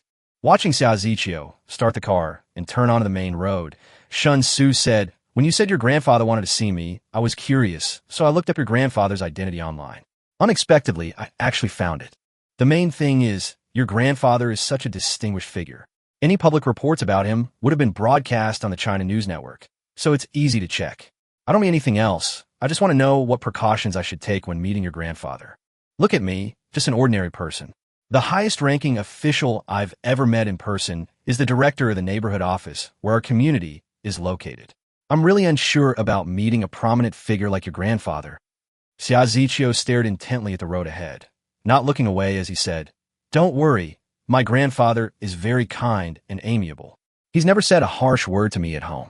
Aside from scolding my father and my two uncles, he's very gentle with everyone else. And the main reason Grandpa wanted to see you this time was to express his gratitude to you. Otherwise, he would have had time to have lunch with you yesterday. But Grandpa felt that just having a meal with you would be too much of a neglect. That's why I decided to postpone it for a day, freeing up the entire morning to talk to you, chat about family matters, and have lunch together. This is to show you enough respect. So don't be nervous, just treat it like you're meeting an elder." Shen Xu couldn't help but smile bitterly and said, "That's easy to say, but how can I not be nervous? Your grandfather's status is not someone an ordinary person like me can easily meet." Chapter 100 Big Shot. It's really nothing. Because of my impulsive behavior last time, my grandfather almost forced me to quit my police career. Luckily, I used the jade box I bought from you to coax him, otherwise I would be fired and unemployed at home. I'm afraid I will face endless pressure from the elders to get married in the future. It's terrifying just thinking about it. Xia Ziqiu went off topic while talking. Shen Xu wisely kept his mouth shut, but this posture that resembled listening made Xia Ziqiu speak more and more excitedly. There was a constant buzzing sound in his ears, making Shen Xu feel a little dizzy. It stands to reason that a pretty girl should have a somewhat aloof temperament. But this Officer Xia is not only not aloof, but also has the potential to be a bit of a chatterbox. You really don't respect your own beauty. Watching Xia Ziqiu driving towards the suburbs, my head was buzzing with anger because of his complaints. Shen Xu finally couldn't help but ask, "Doesn't your grandfather live in the city? This car seems to be getting further and further away." Xia Ziqiu shook his head and said, "My grandfather thought the city was too noisy, so he usually lived in a villa in the suburbs. There's a lot of open space in the suburbs, making it easy to arrange various things. Plus, my grandfather likes riding horses, so he built a horse ranch in the suburbs. From time to time, when he has free time, he can go for a ride. Moreover, given my grandfather's status, he needs guards to clear the way for his daily travel. If he lived in the city, where traffic is already extremely congested, and if roads were frequently closed because of him, my grandfather would think it would be too disturbing for the public. It would be more comfortable to live in the suburbs. He wouldn't be delayed in his daily work and would cause less trouble for others." Shen Xu thought about it and felt that what Xia Ziqiu said made sense. So he asked, "So we're going to the villa where your grandfather lives?" "No, let's go to my grandfather's stable. He has a rare half-day free, so he decided to entertain you there. By the way, I forgot to ask, can you ride a horse?" "Well, not really, just a little bit. Just a little knowledge is enough. My grandfather has a lot of docile horses at his stable. As long as you can get on a horse, you can ride it." While Xia Ziqiu was speaking, the burgundy Bentley Continental had already driven into a private territory. There was a sentry on duty at the entrance. When Xia Ziqiu drove a Bentley Continental to the door, the sentry first saluted Xia Ziqiu, then inspected the vehicle very strictly. After confirming that there was no problem, he waved his hand and let him pass. After driving for a while, I parked the car in a special parking lot. Xia Ziqiu opened the door and got out of the car, smiling and saying, "There's no one here today, so feel free to be as casual as you can. You'll see when you meet my grandfather later. He really is a very kind old man." Shen Xu took a deep breath, nodded, and followed Xia Ziqiu to the horse farm next to the parking lot. As far as the eye can see, there's an old man in the stable, riding a tall horse and jogging around the stable. Beside the old man were two other bodyguards on horseback with stern expressions and a posture of being ready for battle. When Xia Ziqiu led Shen Xu into the horse farm, the old man immediately rode his horse to their side. At the same time, he dismounted quite swiftly, and with a pair of eyes that seemed to be able to see through people's hearts, he kept looking at Shen Xu. Although the old man is quite old, he is obviously in very good health. The feeling it gives people is that it is full of aura. "Grandpa, this is Shen Xu. I have brought him to you. You can entertain him later. Shen Xu, this is my grandpa. Just follow me and call him Grandpa. He doesn't care about titles anyway." Xia Ziqiu introduced each other briefly. At this time, the two bodyguards who had been following the old man had also ridden their horses to the front. After getting off the horse, one of the bodyguards observed Shen Xu carefully. Then his face suddenly changed slightly. He instinctively took 2 steps forward and protected the old man to his side. This action was very covert. At least Shen Xu didn't notice anything wrong. But a hint of doubt appeared between the old man's brows. He turned his head to look at the bodyguard, but did not say anything. He just smiled and asked Shen Xu, "Can Xiao Shan ride a horse?" Shen Xu nodded quickly and said, "Not really, just a little bit." "Haha. Okay then, Xiao Shan, come with me to pick a horse, and we'll chat while we ride. As people get older, they like to do some hobbies. I'm usually busy with work, and it's rare for me to have time to go riding, so I thought I'd treat you directly to the stables. It's just a little bit of my old man's willfulness. I hope Xiao Shan doesn't mind." The old man reached out and patted Shen Xu on the shoulder, saying with a smile. It was indeed, as Xia Ziqiu had said before, very kind. Following the old man, we soon arrived at the stables built into the stable. They are all single rooms, and each one looks as big as a garage. About 70% to 80% of the single rooms have horses, and the remaining 20% to 30% are vacant. My stable has a total of 100 rooms, and I currently have 76 horses. Aside from the 3 outside, the remaining 73 are all kept inside. Take a look and pick any that you like." The old man said quite casually. That being said, how could Shen Xu really just pick anyone randomly? He directly chose the horse in the first room, and immediately the person in charge of horse care came forward, opened the fence, and led the horse out. Xia Ziqiu, who was standing by, pointed towards the deepest part of the stable and said, "I want to ride the red dragon." The old man frowned upon hearing this and said, "Don't be reckless. The red dragon has a fierce temper and hasn't been completely tamed yet. How can you ride it? What if it gets angry and throws you off its back? That's no joke." Xia Ziqiu immediately hugged the old man's arm, shaking it gently while coquettishly saying, "Grandpa, please have someone bring the red dragon out. I'll cultivate a good relationship with it, and maybe it will let me ride it. If you keep it locked up, how can you tame it? It's already a wild horse, and you haven't cultivated a good relationship with it. Do you expect it to suddenly figure things out on its own? That's impossible. Don't worry, Grandpa. I won't just ride on it casually. I'll definitely hold the reins and feed it first. Let someone lead it out. As long as you don't ride it, it won't get angry. Besides, since you want to chat with Shen Xu and I can't get a word in, then you two can ride your horses while Qi and I cultivate our relationship without hindering each other. Okay? Please." The old man had no choice but to nod and agree because of Xia Ziqiu's coquettishness. "Thank you, Grandpa." Xia Ziqiu immediately cheered, stood on tiptoe, and kissed the old man on the face. A look of helplessness appeared on the old man's face, but his eyes were full of doting. Chapter 101, Big Loss. The horse selected from the first stable in the stable was completely black. Although he has a gentle temperament, he is indeed a good horse. After Shen Xu took the reins, he reached out and stroked the black horse's neck and easily established a mutual recognition between him and the black horse. Compared with the horses raised in the valley of Songjia village, this black horse is like an obedient child. Not only is it not wild at all, but it is also very obedient. After Shen Xu completed the initial communication with the dark horse through the power of his internal energy, the dark horse immediately showed great favor towards Shen Xu. She even tilted her head and pushed it into Shen Xu's arms, looking like she wanted to act coquettishly. Xia Ziqiu's grandfather saw all of this, and a look of surprise appeared on his face. I couldn't help but say, Xiao Shan is really quite skilled. Although most of the horses I raise here are very gentle, it's not something that ordinary people could do to make a horse so close to you on the first meeting. Shen Xu said with a smile, "Perhaps I'm naturally more likable to animals. Horses are very smart and can tell who is friendly and who is hostile. As long as you truly regard it as a friend, it will naturally treat you as a friend as well. Xia Zichio's grandfather nodded in appreciation and said, "That's true, but everyone understands the principle, but very few can actually put it into practice. Okay, get on the horse, Xiao Shun, ride around with me for a couple of laps. Let me see how good you are at riding." After saying that, Xia Zichio's grandfather was the first to climb onto the horse, but his movements were a little unsteady. Shen Xu has been following Master Wufang these days to learn various skills. Under Master Wufang's unreserved teaching, he can basically be said to have mastered all those skills. The medical method of looking, smelling, asking, and feeling, combined with the qi-observing method of astronomy, made Shen Xu's eyes sharp enough even though he had just entered the field. Looking at Xia Zichio's grandfather's actions at this time, Shen Xu had some guesses, but he did not speak directly. Instead, he also jumped on the horse and started jogging with Xia Zichio's grandfather in the horse farm. It can be seen that Xia Zichio's grandfather is an excellent rider. However, as he got older, his ability to control the horse seemed a little weak.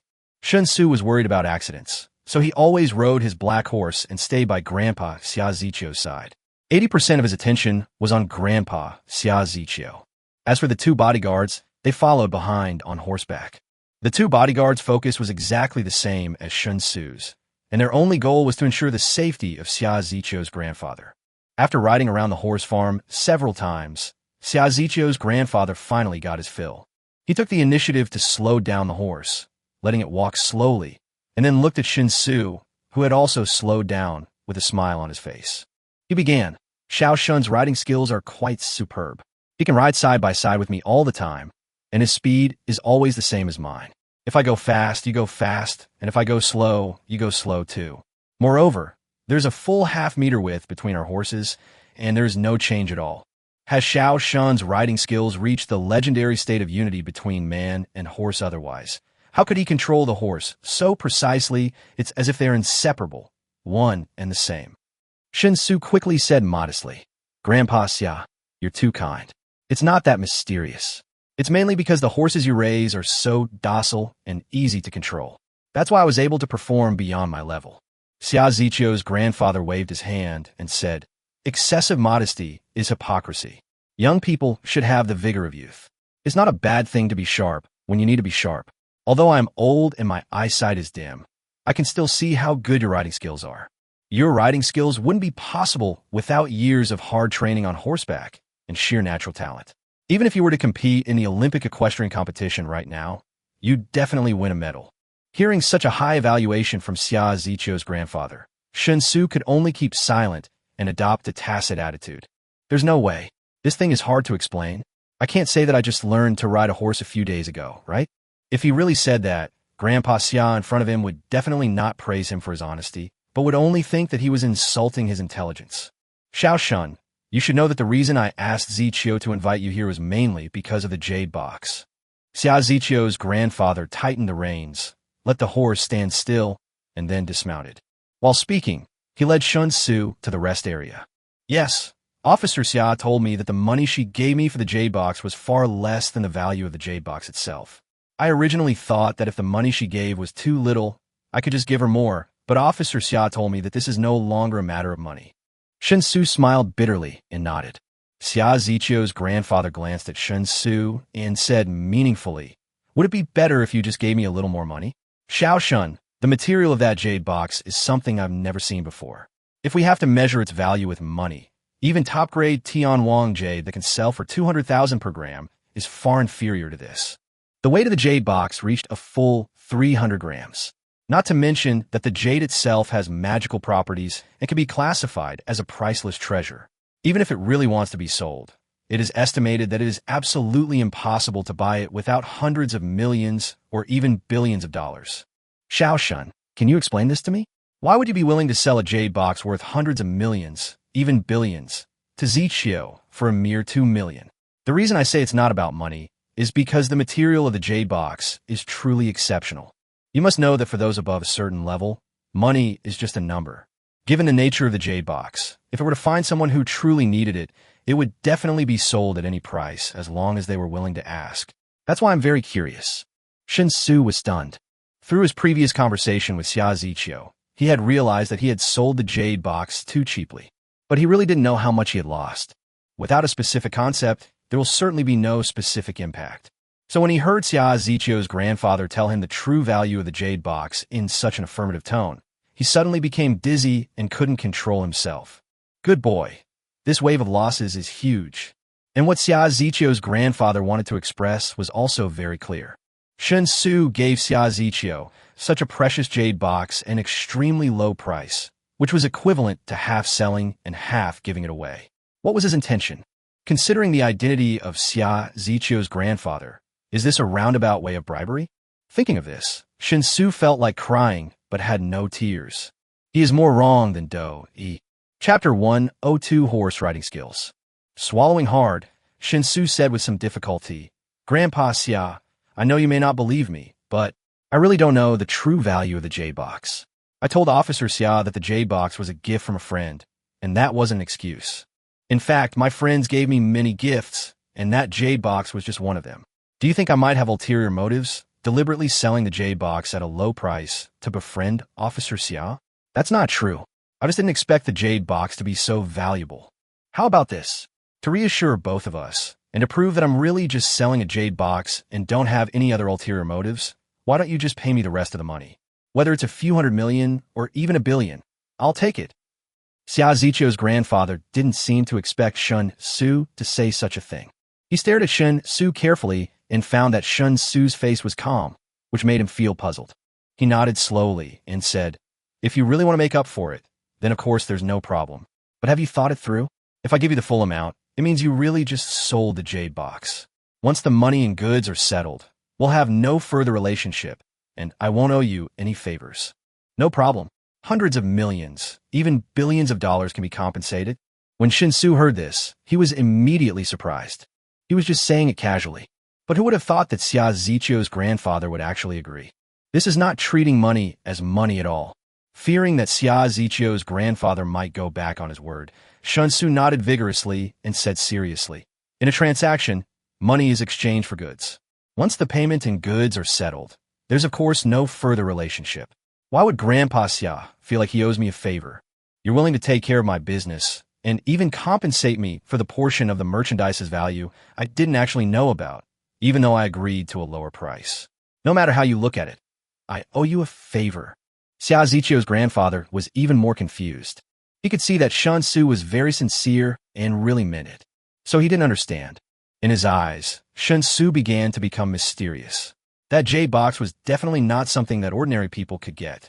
At least with his status and position, he had never come into contact with such top-grade jade. Possessing such magical properties, anyone who has the ability to obtain such jade will never be short of money. But who would have thought that the Shen Xu in front of him was willing to sell the jade box to him, simply for money, and at the same time said that the money and goods were cleared and they had nothing to do with each other anymore? Wasn't it because I had something to ask of him that I went through all means to find a gift he couldn't refuse, and then sent it to him in a roundabout way? What's the point? This isn't reasonable. Just when Xia Zichio's grandfather was caught in an extremely tangled mood, a shrill scream suddenly came from not far away.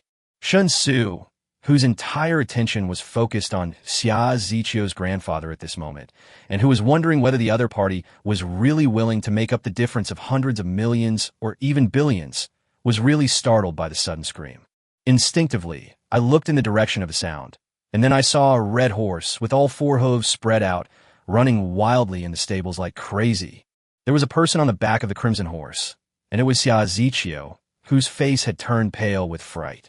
The shrill scream was obviously made by Xia Zichio. As the horse galloped, Xia Zichio held the horse's neck tightly with both hands, and his whole body was completely pressed against the horse's back. The crimson horse seemed to be out of control. Xia Zichio had no way to stop the horse, so naturally he had no way to get off the horse. She could only try her best in fear to prevent herself from falling off the horse. Otherwise, if she fell off the horse while it was galloping so wildly, it would definitely not be just a minor injury. Xia Zichio's grandfather also understood the situation. A nervous and anxious look suddenly appeared on his face. He immediately shouted, "Quick, go stop Qilong. Don't let Zichio get hurt." Upon hearing this, the two bodyguards guarding him immediately jumped on their horses and chased after the galloping crimson horse. Shen Xu was not idle either. He also rode the black horse he had chosen.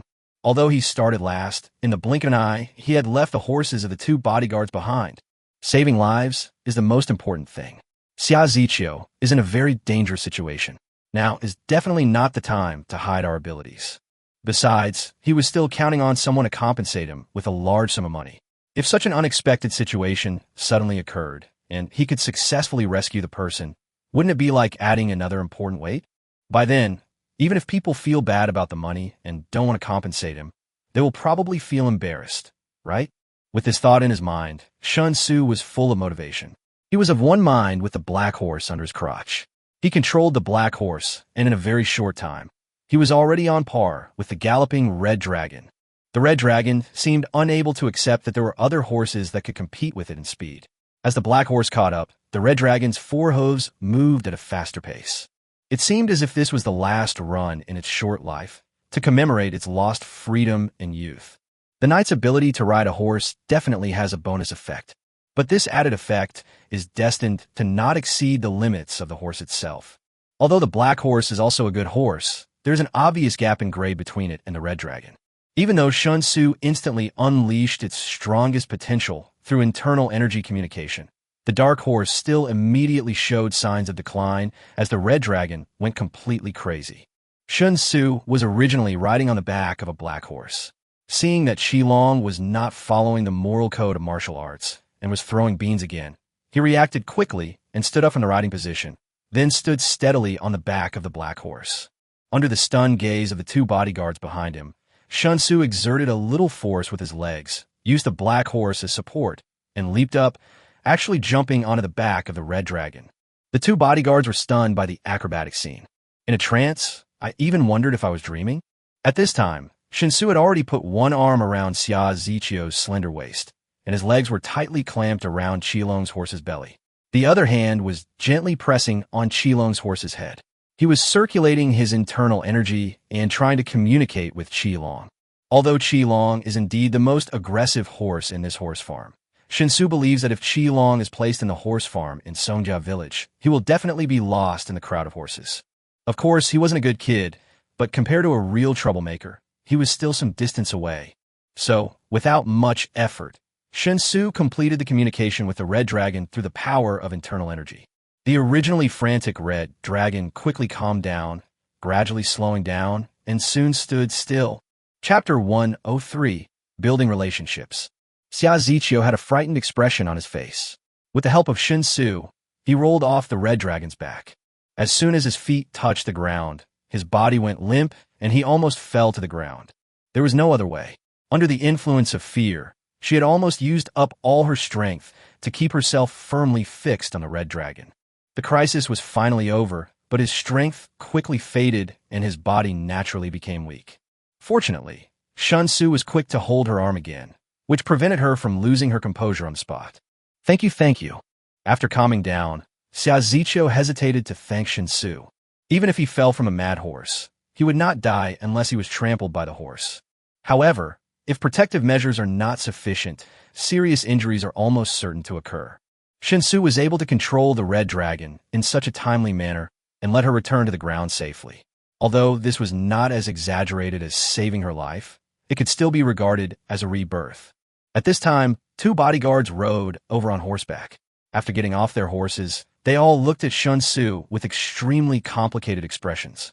The scene of Shen Xu leaping onto the horse just now really gave them a huge visual impact. "Miss, are you okay?" One of the bodyguards looked at Shen Xu deeply, composed himself, and asked Xia Ziqiu with concern. It's okay. I'm a little scared. Let's go sit in the rest area for a while." Red Dragon. Well, have someone take Red Dragon back. Don't blame it. I didn't communicate well with it and insisted on riding it. It's not its fault. Xia Ziqiu spoke with a slight stutter. Upon hearing this, Shen Xu reached out and stroked Qilong's neck, then rested his head against Qilong's forehead, and then gently patted Qilong's horse head. The red dragon then neighed, arched its back towards Shen Xu's arms, and then turned and ran towards the stable. Xia Ziqiu stared blankly. "You are able to communicate with it? How do you do it? It seems very obedient to you." Shen Xu shrugged and said, "Animals are actually much simpler than us humans. The more intelligent an animal is, the more clearly it can sense whether you're friendly to it. So if you want to communicate with animals, the best way is to treat them with sincerity. However, doing this is easier said than done. This is of course nonsense, but I can't explain the existence of internal energy to Xia Ziqiu, right? Anyway, he can make the red dragon obedient, so whatever he says is right. After helping Xia Ziqiu back to the rest area, Xia Ziqiu's grandfather did not intend to blame Xia Ziqiu. He simply extended his right hand toward Shen Xu with a serious expression and said, "Thank you, Xiao Shun. Let me introduce myself again. My name is Xiaopide." Shen Xu was stunned for a moment, but still shook hands with Xiaopide and said with a wry smile, "Grandpa Xia, you're suddenly so formal. I'm really a little nervous." Xiaopide shook his head and said, "I invited you here before because I wanted to find out what your purpose was, but now that you saved Ziqiu, many things are no longer important. I have to apologize for my previous judgment. I said before that with your equestrian skills, if you participated in the Olympics, you would definitely win a medal. But now it seems that this evaluation is not objective and not specific enough. Judging from the ability you just demonstrated, if you really participated in the Olympics, you would definitely win the gold medal easily. You're the only person I have ever seen who can make the red dragon so obedient." Shen Xu coughed dryly and said embarrassedly, "It was just luck. Officer Xia was in a dangerous situation at the time and could have fallen off his horse at any time, so I didn't think too much about it. If I had to do it again, I probably wouldn't be able to do it." Xiaopide waved his hand and said, "Xiao Shun, I've told you, excessive modesty is a sign of hypocrisy. Your ability to leap and gallop like a horse can't be explained away by luck. But since you don't want to talk anymore, let's change the subject. I wonder what Xiao Shin does for a living now. He must have just graduated not long ago, right?" Shen Xu could clearly feel the change in Xiaopide's attitude. Compared to before, Xiaopide was now much closer to him and was truly treating him like an elder. This is a rare opportunity. If he could get the approval of a big shot like Xiaopide, then there would be no risk for him to resell some contraband from this world from another world. Thinking of this, Shen Xu tentatively said, "Grandpa Xia, I open my own company mainly engaged in international trade. Because I do have some friends abroad, they have connections and can get a lot of, well, how should I put it? They can get a lot of real treasures. For example, the jade box sold to Officer Xia is one of the treasures they got. But I haven't figured out how to liquidate those treasures yet. Many aren't as safe as the jade box. Some are actually contraband, and selling them domestically is illegal. But if I were to sell them abroad, Grandpa Xia, those treasures are truly rare, precious treasures. I'd rather keep them in China." Xiaopide raised his eyebrows, feeling that he had figured out Shen Xu's real purpose. That's reasonable. Something worth hundreds of millions, even billions, was sold to his granddaughter for just 2 million. There must be something serious going on with him that he wants to get involved with. Otherwise, it wouldn't make sense. He actually didn't object to this, because according to what Shen Xu said, although this kind of thing was indeed illegal, it did not harm the national interests. On the contrary, if we can really buy many rare things with money, it will definitely be a great thing for the country. What is money? It's just paper. In this world, the truly valuable things cannot be bought with money. As for illegal issues, as long as it is beneficial to the country, just keep a low profile and do it in secret. The law is merely a tool to restrain the behavior of ordinary people. For people above a certain level, the legal provisions are actually meaningless. After pondering for a moment, Xiaopide said, "The jade box is valued at 1 billion. I'll have someone contact you later and use the 1 billion to directly invest in your foreign trade company. The relevant shares will be handed over to Ziqiu, but Ziqiu holds a public office after all, so someone else will hold them on his behalf. Ziqiu's mother also has a trading company. You can trade any contraband you get from abroad directly with Ziqiu's mother's trading company. Ziqiu's mother's company will handle all the problems, and you just need to pay taxes according to the normal regulations. Also, while I don't think you'll make any rogue mistakes, I still want to remind you to keep a low profile. We can go beyond the law, but we must abide by the rules. And most importantly, no matter what, we must not do anything that harms the national interest." Shen Xu hadn't expected things to go so smoothly, and he immediately responded with great joy. "I understand. Please rest assured, Grandpa Xia. P.S. Let me say a few words from my heart. There is no book that can satisfy everyone. Everyone has different preferences. Some people like it, while others naturally hate it. So, readers who like this book, I'm very grateful to you. You are the courage and motivation that gave me the courage to write this book. It is normal for readers who don't like this book to just skip it and forget about each other as if they have never met each other. There is no need to hurl abuse or criticize in a condescending tone. Reading is just entertainment, just like choosing products in a supermarket. If you see something you like, buy it, and if you don't like something, skip it. You won't curse the manufacturer for producing it just because you don't like the product. Why? Because the world doesn't revolve around you. This book actually doesn't make much money. I've been writing it basically out of love. It's the readers who like this book who give me the strength to keep going. Thank you. I love you. For those who don't like this book, please don't slander at will, such as saying that readers who give good reviews are all water armies, which is very disgusting. Of course, you may not like this book. That is your right as a reader. But some people like this book, and that is also their right. We can discuss the matter at hand, but we should not attack others at will, which is not good. A kind word warms you through 3 winter months, while a harsh word hurts you through 6 months of summer. Let's encourage each other. Chapter 104. I also have some knowledge of medical skills. Although Shen Xu was very happy, Xia Ziqiu was obviously dissatisfied. She pouted and said, "Grandpa, I'm not interested in making money, and holding shares on behalf of others is completely unnecessary. Besides, I'm a police officer after all. Is it really appropriate for you to discuss illegal topics so openly in front of me?" Xia Pai smiled and rubbed Xia Ziqiu's head, saying lovingly, "The reason you're not interested in making money is because you've never lacked it since childhood. As for breaking the law, remember, the law doesn't represent absolute justice. In other words, the law only has a general restraining effect on the behavior of the general public. This is something that can be said openly, but the problem is that this world is not just sunny. In the dark corners where the sun doesn't shine, in places that ordinary people can't see, there is actually too much cruelty and coldness that you can't imagine. Competition between nations often takes place in these corners. It's not about right or wrong.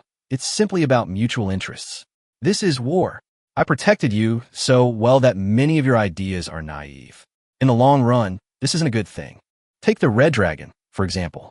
I've repeatedly warned you not to try riding it lightly, but you simply wouldn't listen. Because you've never encountered real danger, your sense of crisis is severely lacking. This opportunity with Shen Xu is perfect for you to become more mature." Xia Ziqiu instinctively wanted to refute, but she was in the wrong for Qilong's loss of control just now. So feeling guilty, she could only nod and agree obediently. When people get older, they can't stand being frightened.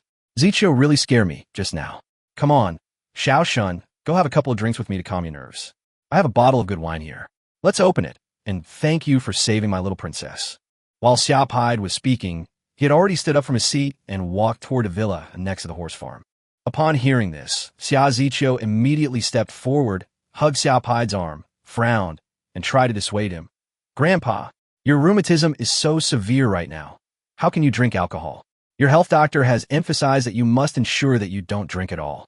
Xia Pai said nonchalantly, "The health doctor isn't here, and if I really don't drink at all, what's the point of living? I'll drink less, just 2 taels, okay?" Xia Ziqiu pouted and said, "The healthcare doctor isn't here because you said you had a private meeting today and didn't want him to come with you." "Huh? I see. So you've already made up your mind. Finding an excuse to send the healthcare doctor away so you can take advantage of the opportunity to get drunk, right?" Xia Pai smiled and pleaded, "My dear granddaughter, just 2 taels. I haven't tasted alcohol in a whole month.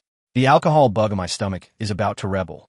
If I don't drink some more, I really feel like I can't live anymore." Xia Ziqiu said reluctantly, "But if you drink, you'll get rheumatism and won't be able to sleep because of the pain. You're already this old. How much suffering you'll have."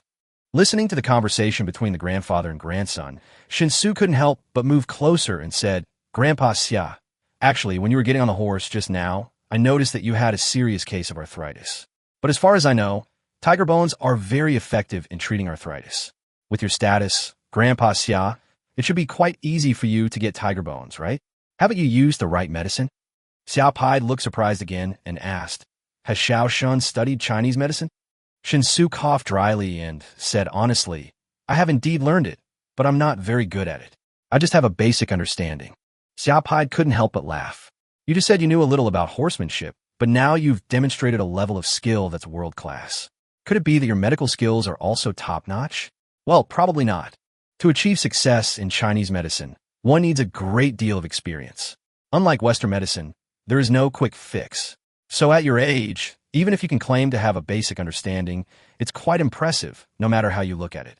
Shen Xu nodded awkwardly and said, "It's true that I only have a basic understanding and am still learning.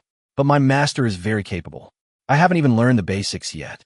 Xiao Pai shook his head and said, "If they can tell I have severe rheumatism based on my movements when I'm on the horse, then that's at least an advanced level. As for the tiger bones, the Wanghai City Zoo will give me the bones of a tiger that died of natural causes. However, whether using tiger bone directly as medicine, soaking it in wine, or using other methods to release its medicinal properties, the effect on my rheumatism is quite limited. I can't say it has no effect at all, but at most it provides some relief. My health doctor says this is normal." The effect is limited. At most it can only provide relief. Shen Xu looked surprised, because he clearly remembered that when Mo Huiran was teaching him the relevant medicinal properties in pharmacology, he gave priority to explaining all the medicinal materials that could be found in the Jiushuan Mountains. When introducing tigers, Mo Huiran emphasized the role of tiger bones and tiger whips. Tiger penis can be used as medicine, not only to treat kidney deficiency, but can even cure impotence and premature ejaculation. As for tiger bones, they are very effective for arthritis. If added with appropriate auxiliary medicines, they can completely cure arthritis. With Mo Huiran's level of medical skills, the possibility of him making mistakes in judging the medicinal properties in pharmacology is basically zero. The only explanation could only be that the tiger bones from another world had completely different medicinal properties from the tiger bones in his world. Considering that the giant bear that my sister-in-law hunted was much larger than the bears in my world, it seems likely that many animals and plants in other worlds, on a purely physiological level, could be considered enhanced versions of their counterparts in my world. Grandpa Xia, it's like this. I actually have tiger bones on hand, also obtained from a friend abroad. However, the tiger bones I have are somewhat special.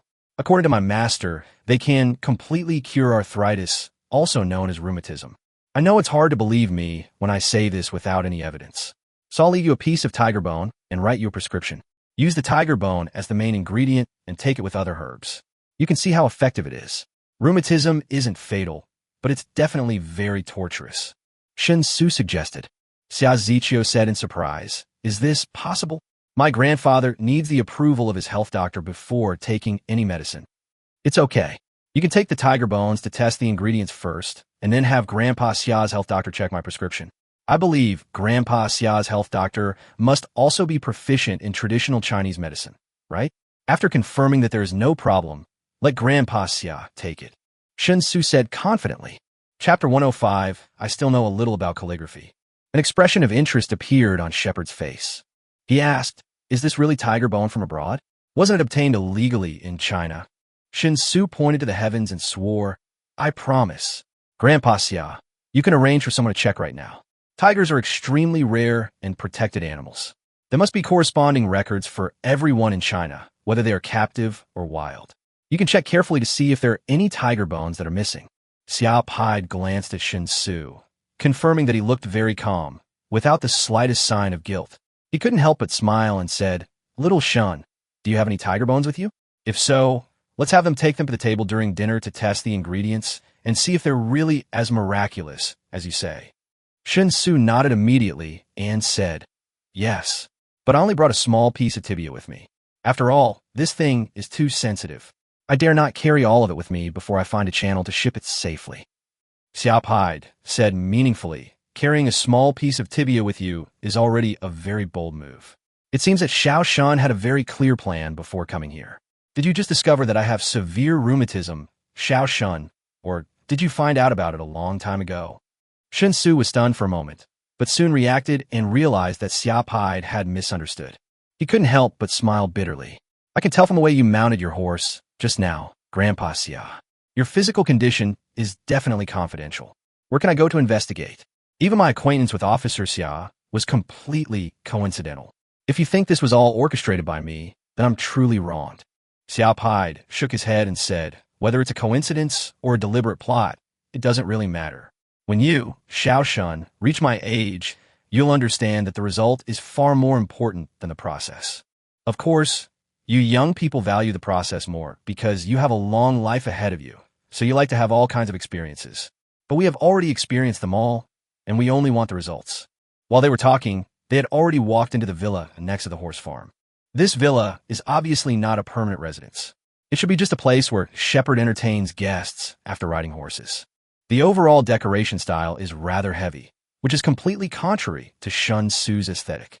Go to my study, write down your prescription, and give me the tiger bone. I'll have someone inspect it immediately to see if there's anything wrong. Xiaopai said this and took Shen Xu to a room on the first floor of the villa. The room was quite large, and one wall of the bookcase was filled with all kinds of books. A huge wooden boss's desk was placed in front of the bookcase, on which were placed pens, inkstones, and various other, quite precious ornaments. At this moment, Xiaopai suddenly realized something and reached out and gently patted his forehead. An apologetic expression appeared on his face, and he said, "I'm sorry, I don't have any ballpoint pens in this room. It's mainly because I like to write calligraphy, so I only have a variety of brushes in the study. So, Xiao Shun, please wait a moment. I'll have someone bring the ballpoint pen first, and then you can write the prescription." Shen Xu immediately waved his hand and said, "Don't bother with that. I know how to use a brush. It won't take any time to write the prescription directly with a brush." As he spoke, Shen Xu walked to the boss's desk and saw a piece of rice paper spread out on the table. He picked up the ruler on the table and pressed down the four corners of the rice paper. He finally figured it out. Since you plan to board Xiaopai's giant ship, you should show your abilities in front of Xiaopai as much as possible, so as to increase your weight in Xiaopai's mind. At present, all his skills are actually just beginners at best. Even if all of it were revealed, it might not necessarily shock Xiaopai, so naturally there was no need to hold back. Being able to unexpectedly connect with a big shot like Xiaopai is his luck and a rare opportunity. He must do his best to seize it. If he really wants to make a difference in this country, and really wants to smoothly resell things back and forth between the two worlds, then holding on to a big, thick leg is a sufficient and necessary prerequisite. Because this is a country where officials are the most important. If it's just a minor fight, then of course it doesn't matter. But if you want to make some noise, you must find a big shot of the corresponding level to support you. Judging from Xiaopai's current position and influence in such a big country, the number of people with bigger legs than Xiaopai can definitely be counted on one hand. It's a rare chance to have such luck and be connected with the other party. If he doesn't seize this opportunity, he will be punished by God. Xiao Shun, can you write calligraphy? That's quite rare. Young people of your generation, let alone calligraphy, even hard pen calligraphy, many people are too lazy to practice. Since Xiao Shun can write calligraphy, then let him learn it. I also have a special fondness for calligraphy. I can't say I've achieved great accomplishments in calligraphy, but at least I can say I've made some progress. So if Xiao Shun really likes it, maybe I can give you some pointers on calligraphy. Xiaopai walked to Shen Xu's side and spoke with a smile. However, he didn't have any expectations for Shen Xu's calligraphy skills. Because calligraphy is easy to learn but difficult to master, it is not difficult to write with a brush. As long as you have the correct posture and adapt for a while, you can basically write. But if you want to truly reach the pinnacle of writing and write with form, power, and substance, you must devote a great deal of time and sweat, and also have the corresponding talent to achieve it. At least in Xiaopai's opinion, at Shen Xu's age, it is impossible for him to achieve any real success in calligraphy. However, what Xiaopai didn't expect was that his understanding of calligraphy would be completely overturned the moment Shen Xu ground the ink, dipped the brush in the liquid, and began to write the first character. Xiaopai was so surprised that he instinctively let out a light exclamation. Although the characters written by Shen Xu seemed somewhat immature in shape and not very skillful in the eyes of Xiaopai, the key point was that the characters written by Shen Xu were of a style he had never seen before. Xiaopai has been immersed in calligraphy for a long time. Given his status and position, he can easily exchange ideas with various calligraphy masters, so he believes that he should have some knowledge of all types of calligraphy. But at this moment, Xiaopai could be sure that he had never seen the font written by Shen Xu before. Could it be a self-created font? How is this possible? Xiaopai was shocked. Chapter 106, I have many masters.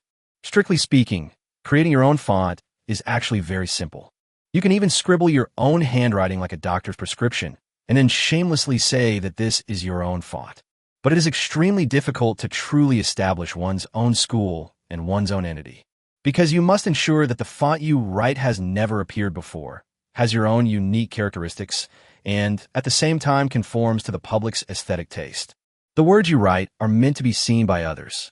Therefore, if you want to achieve this, relying purely on self-creation to form a brand new font to the extent that people who understand calligraphy will recognize it and be amazed by it, it is really an extremely difficult task. If a great calligrapher had been immersed in calligraphy for decades and possessed amazing talent, and suddenly had an epiphany when he was about to die, and integrated all he had learned to create a completely new font, then although Xiaopide would be shocked, he would not feel that his 3 views collapsed. But the person who has achieved this is a young man who is just in his early 20s, although it can be seen that Shen Xu's handwriting is still not proficient enough. However, the shape and momentum of the font are already very full. So in Xiaopide's opinion, the reason why Shen Xu's handwriting seemed a bit immature was entirely because he was writing in this completely new font. Once Shen Xu completely adapts to this new font, the words he writes will inevitably show a majestic and elegant style. At least in Xiaopide's opinion, a calligraphy master who can truly create his own font must have reached the pinnacle of calligraphy attainments. What's more, this brand new font, which he had never seen before, looked so magnificent, as if it had the power to swallow up the world like a tiger. If we put aside the immaturity of Shen Xu's handwriting and simply talk about this new font that he had never seen before, then in Xiaopide's opinion, it is definitely not inferior, even when compared with famous fonts such as Yin style, Lu style, Slender Gold style, and Feibai style. It's even better in some specific details. After making such a judgment in his mind, Xiaopide couldn't help but take a breath. He stood behind Shen Xu more seriously and admired it carefully. A prescription was written quickly. Shen Xu did not write the prescription exactly, as manhwa mentioned, because the tiger bones from the other world are obviously much more effective than those in this world. Other herbs from the other world may also have similar effects.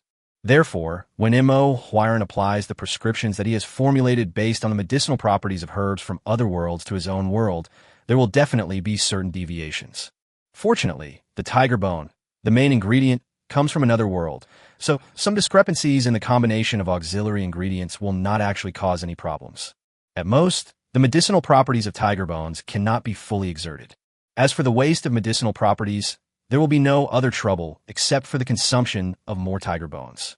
This was the limit of what he could do after following manhwa and receiving manhwa's teachings and instructions for several days. After blowing the ink dry, Shen Xu took away the ruler and reached into his trouser pocket. Using the cover of his trouser pocket, he took out a small piece of tibia from the subspace. Then he handed the tiger bone along with the written prescription to Xiaopide. He smiled and said, "That's about it. Please ask Grandpa Xia to arrange for someone to verify it. If nothing unexpected happens, Grandpa Xia will never be tortured by rheumatic pain again." Xiaopide took the thing and carefully appreciated the font on the prescription. After making sure that there was absolutely no problem with his previous judgment of the font, he couldn't help but look at Shen Xu deeply. But he didn't say much. He just handed the thing to one of the bodyguards who had been following him, and then gave the bodyguard a few simple instructions, asking him to contact the health doctor to confirm the tiger bones and prescription as soon as possible. After finishing all this, Xiaopide took Shen Xu and his granddaughter out of the study and asked casually, "Xiao Shun, did you create the font you used to write the prescription?" "No, my master taught me." I have several masters. There's one who taught me medicine, one who taught me calligraphy and painting, and even one who taught me feng shui. In short, the things I learned were quite diverse. Shen Xu answer hon stili, but Xiaopide didn't quite believe Shen Xu's answer. Because if the handwriting that Shen Xu wrote was really taught by someone else, then the person who taught Shen Xu must be a calligraphy saint. A calligraphy master of this level could never remain unknown. The font that Shen Xu just wrote naturally couldn't have never appeared before. Of course, compared to Shen Xu's self-created font, the explanation taught by others is actually easier to accept, but Xiaopide finds it difficult to understand. Could it be that even in the 21st century, there are still those hermits who live in seclusion in the city? With Xiaopide's identity and status, he certainly knew that there were indeed such talented folk eccentrics in this world. But no matter how eccentric a folk eccentric is, it is impossible for him to hide so quietly, right? What's more, from what Shen Xu said, he actually had more than one master teaching him. Since when have hermit masters become available for wholesale and mass production? This doesn't make sense no matter how you think about it. With such questions in mind, Xiaopide led Shen Xu and his granddaughter to the dining table. He felt that there was a strange smell on Shen Xu. After he finished entertaining Shen Xu, He arranged for his subordinates to conduct a careful investigation to see what secrets were hidden behind Shen Xu. If there is any danger, it must be dealt with in a timely manner. And if there is no danger, even with his status and position, it would be something worth celebrating if he could make more friends with truly capable folk eccentrics. Lunch was already prepared on the table. It's not extravagant, just a simple home-cooked meal for dishes and one soup, 2 meat dishes and 2 vegetable dishes. But the chef who cooked the meal was obviously very skilled. When Shen Xu ate it, he felt that this ordinary home-cooked meal tasted like a delicacy. When the meal was almost over, the door of the villa was suddenly pushed open, followed by a burst of hurried footsteps coming towards the restaurant. The voice is heard before the person arrives. "Master Xia, where is the master who prescribed this medicine for you? Please be sure to introduce him to me. This prescription is absolutely amazing. That piece of tiger bone is also extraordinary. Judging from the test results, your rheumatism may really be cured." Chapter 107, The Terminal Illness Can Be Cured. As soon as he finished speaking, a middle-aged man who looked to be in his 40s appeared hurriedly at the entrance of the restaurant. The man's face was filled with a mixture of anticipation and anxiety. After scanning the dining table, all expressions were replaced by doubt. I couldn't help but ask, "Master Xia, where is the master who prescribed the medicine for you? Is he gone?" Xiao Pai pointed at Shen Xu and said with a smile, "He's not gone. Comrade Shen Xu, this little Shun, is the one who prescribed the medicine for me. It seems that you agree with his prescription very much." The middle-aged man was stunned. After looking Shen Xu over for a while, he said in disbelief, "The prescription prescribed by this young man? No, impossible. That prescription is absolutely exquisite. His understanding of the medicinal properties of various herbs is simply superb. I also stared at the prescription for a long time, repeatedly combining the medicinal properties of all the herbs, and then I finally understood why the prescription was prescribed in that way. How could a young person understand the medicinal properties of various herbs so deeply?" After raising the question, the middle-aged man immediately realized that this question was very impolite. He quickly bowed and apologized to Shen Xu. "I'm sorry, it's not directed at you. It's a bit beyond my understanding. Traditional Chinese medicine is a broad and profound discipline. Even if one is gifted, without decades of immersion, it's unlikely that one will be able to fully understand the medicinal properties of all herbs. This is completely different from Western medicine. Western medicine relies on various medical instruments for pathological diagnosis in most cases, so it can be trained like an assembly line. As long as the medical equipment is advanced, there are basically no major problems. But Chinese medicine cannot do this. Traditional Chinese medicine emphasizes tailoring the treatment to the specific condition and analyzing each case individually. Even for the same illness, different people will experience varying prescriptions due to individual constitutions. Therefore, traditional Chinese medicine cannot be mass-produced on an assembly line. Rich experience and extensive time accumulation are essential for traditional Chinese medicine practitioners. A lack of a thorough understanding of the medicinal properties can lead to inaccurate prescriptions, which can be counterproductive. Consequently, there are so many mediocre practitioners in traditional Chinese medicine, largely due to a lack of mastery. Comrade Shen Xu, you're truly too young. You look around 20 years old, right? I really can't believe you could possess such superb medical skills at your age. Although saying this may seem deeply offensive, I simply cannot comprehend it. I hope you'll forgive me." By the end of the middle-aged man's speech, his words had become somewhat confusing. It was obvious that Shen Xu's youth had a huge impact on him.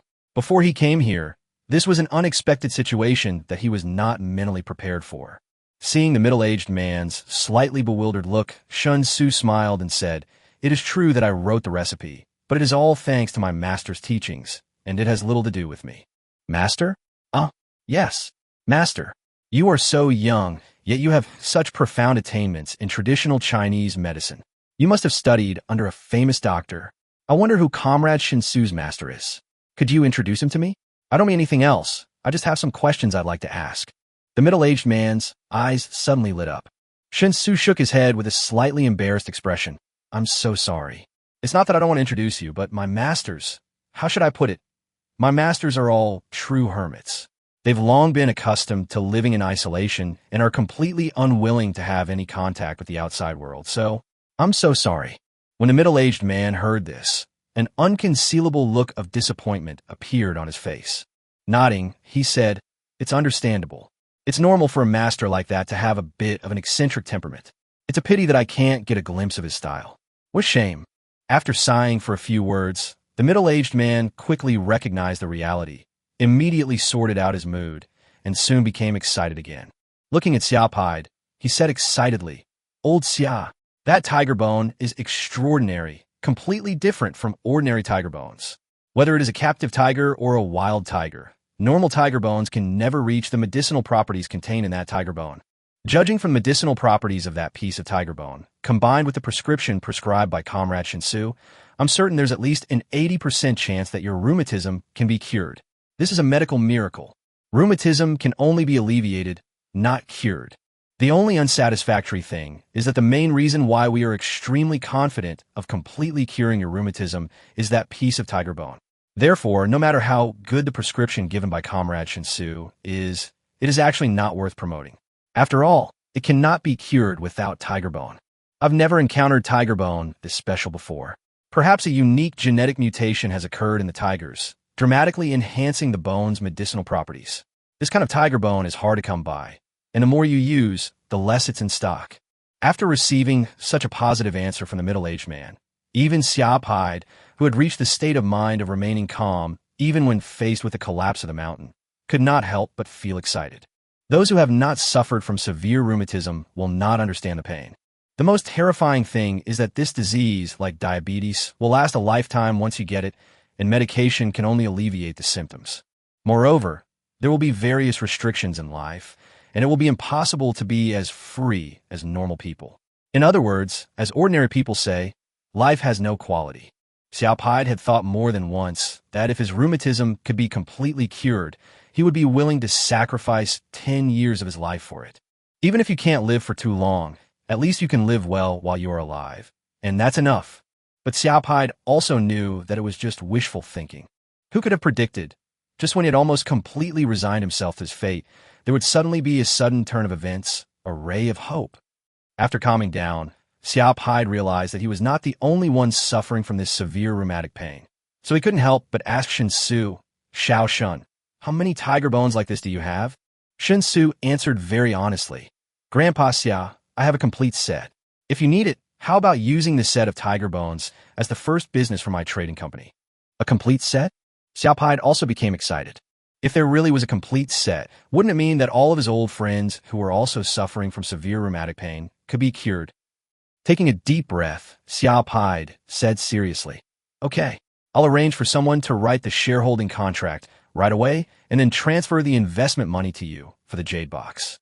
As for the transaction of this set of tiger bones, I'll have Zichio's mother contact you directly." Chapter 108, Changing Attitude. Xiao Pied is extremely efficient in his work. After learning that his severe rheumatism could really be cured, Xiao Pied's entire mental outlook became completely renewed, and his attitude towards Shen Xu became noticeably more enthusiastic. To be a person who is useful to others is an eternal truth, because only when you are useful to others will others be willing to be useful to you. There is never any hatred without reason in this world, and naturally, there is no love without reason. Try hard to be useful to others, then the world will be full of kindness towards you. Otherwise, you are doomed to fail. Less than half an hour later, Shun Xuzhing and Xia Zichio were sitting on the sofa in the living room on the first floor, sipping the tea brewed by Xiao Pied himself, and chatting with the middle-aged man about his views on traditional Chinese medicine. At this time, a man in a suit and tie came to the villa with several contracts. "Let's take a look at the terms, the investment contract. I had someone check your company. Registration hasn't been completed yet, but it's registered. It's being handled by an agency I've never heard of. Because this is international trade, the scope of business involved is very broad, so the approval process is a bit cumbersome. I have informed the Industrial and Commercial Bureau and asked them to complete all your registration procedures today, and the business scope will be fully covered, so you can sign this equity investment contract now. After signing, I will arrange for someone to complete all the equity investment procedures and add it to your company's registration information. 1 billion in cash, representing a 20% stake, will be deposited into the company account, but you can withdraw cash at will without restriction. If you disagree with this percentage, we can discuss it. I don't care about the percentage. As long as I can guarantee a stake, it's fine. This is my birthday gift to Zichio this year. As Xiao Pai spoke, he handed several contracts to Shen Xu. Shen Xu was really surprised by the conditions Xiao Pai mentioned, because it is so generous.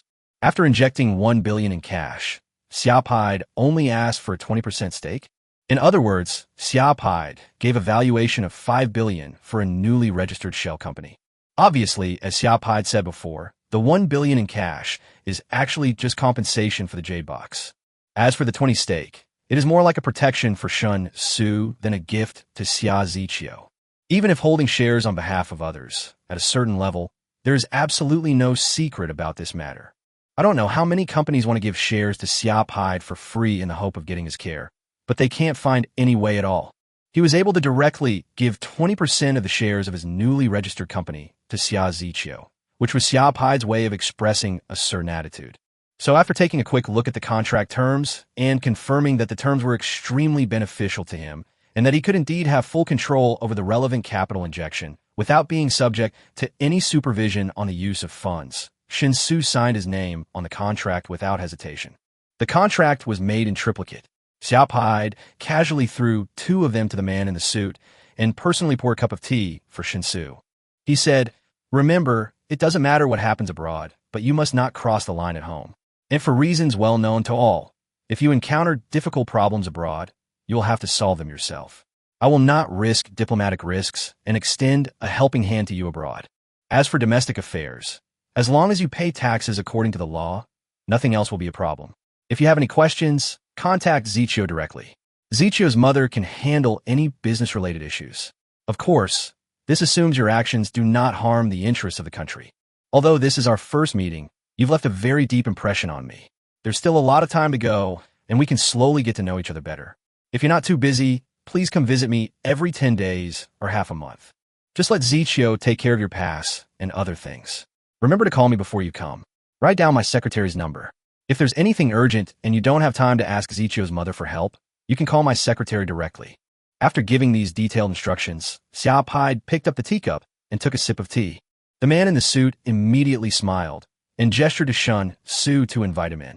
Shen Xu knew that this meant serving tea to see the guests off, so he stood up and said goodbye. He was extremely satisfied with what he had gained today. Xia Zichio also stood up, greeted his grandfather, and walked out of the villa with Shen Xu. She drove the person here, so of course she has to drive the person back. Besides, she still had a lot of questions that she wanted to ask Shen Xu in detail. Xiao Pai didn't put down his teacup until Shen Xu walked out of the villa and heard the sound of the villa door closing again. He leaned back on the sofa and looked at the 2 bodyguards standing beside him with a serious expression. One of the bodyguards bowed and said, "Master Xia, this young man is very dangerous. I can sense a certain aura from him, a subtle aura that only someone who has seen blood can possess." Xiao Pai raised his eyebrows and said, "So when you first saw him, you thought he might threaten my safety?" The bodyguard nodded and said, "That's right. I even think that if we really fought, I might not be his match. Judging from the skills he displayed when he leaped onto his horse, he must have undergone very rigorous training." Xiao Pai nodded slowly and said, "He is agile, possesses strong combat capabilities, is proficient in medicine, and has displayed amazing calligraphy. According to him, he also knows the art of painting and understands the 8 trigrams and feng shui. If he wasn't lying, to be able to train a young man to this level, those so-called hermits behind him must be quite remarkable figures. Furthermore, they have a strong presence abroad." Having said that, Xiao Pai fell in a deep thought. The value displayed by Shen Xu was beyond his expectations, forcing him to temporarily change his original plan and truly take Shen Xu seriously. So after considering it for a long time, Xiao Pai solemnly ordered, "Do a thorough investigation of Xiao Shen. I want to know everything he's experienced from birth to the present day, no matter how big or small, without leaving anything out. Can you give me the results tomorrow?" The bodyguard nodded and said, "Yes. However, it's difficult to check overseas. If we limit it to domestic cases, we will definitely have results before tomorrow morning. Just investigate everything related to Xiao Shen and ignore everything else." "Yes, understood." Chapter 109, The biggest enemy of buying a house is social security. The man in the suit is Xiao Pai's full-time secretary. Before getting into Xia Zichio's car, Shen Xu added each other's phone numbers and added them as friends on the chat software. I found out that the man in the suit was named Lu Tongshan. According to him, if there's anything that cannot be solved in Wanhai City, you can call him directly. Because Xia Pai's status is so high, even the top leaders in Wanhai City have to show respect to Xia Pai. Therefore, as Xia Pai's full-time secretary, he certainly possesses amazing power in Wanhai City. You know, Wanhai City is a municipality directly under the central government, and the top leader can directly join the game.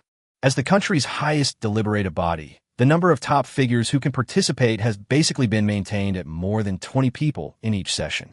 This is the real top of the pyramid. Being able to make such a big shot show respect to him.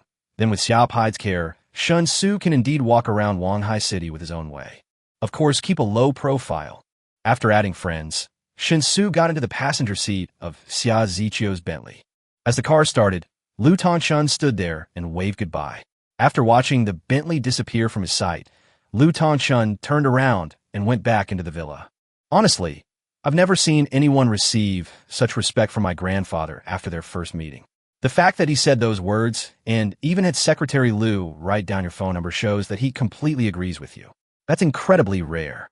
Xia Zichio held the steering wheel and looked straight ahead while speaking. Shen Xu replied rather half-heartedly, I'm a little overwhelmed to be valued so highly by Elder Xia. Xia Zichio glanced at Shen Xu and said unhappily, Why are you so scared? Isn't this the result you most want to achieve?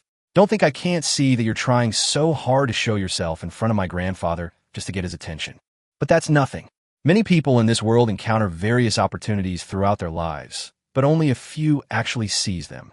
You've saved my grandfather from the torment of rheumatism, and I should be grateful to you. Shen Xu shook his head and said, It's just a small favor, not a big deal. Besides, your grandfather gave me enough in return. He was willing to let you become a shareholder of my shell company, which was equivalent to saying that he would protect me.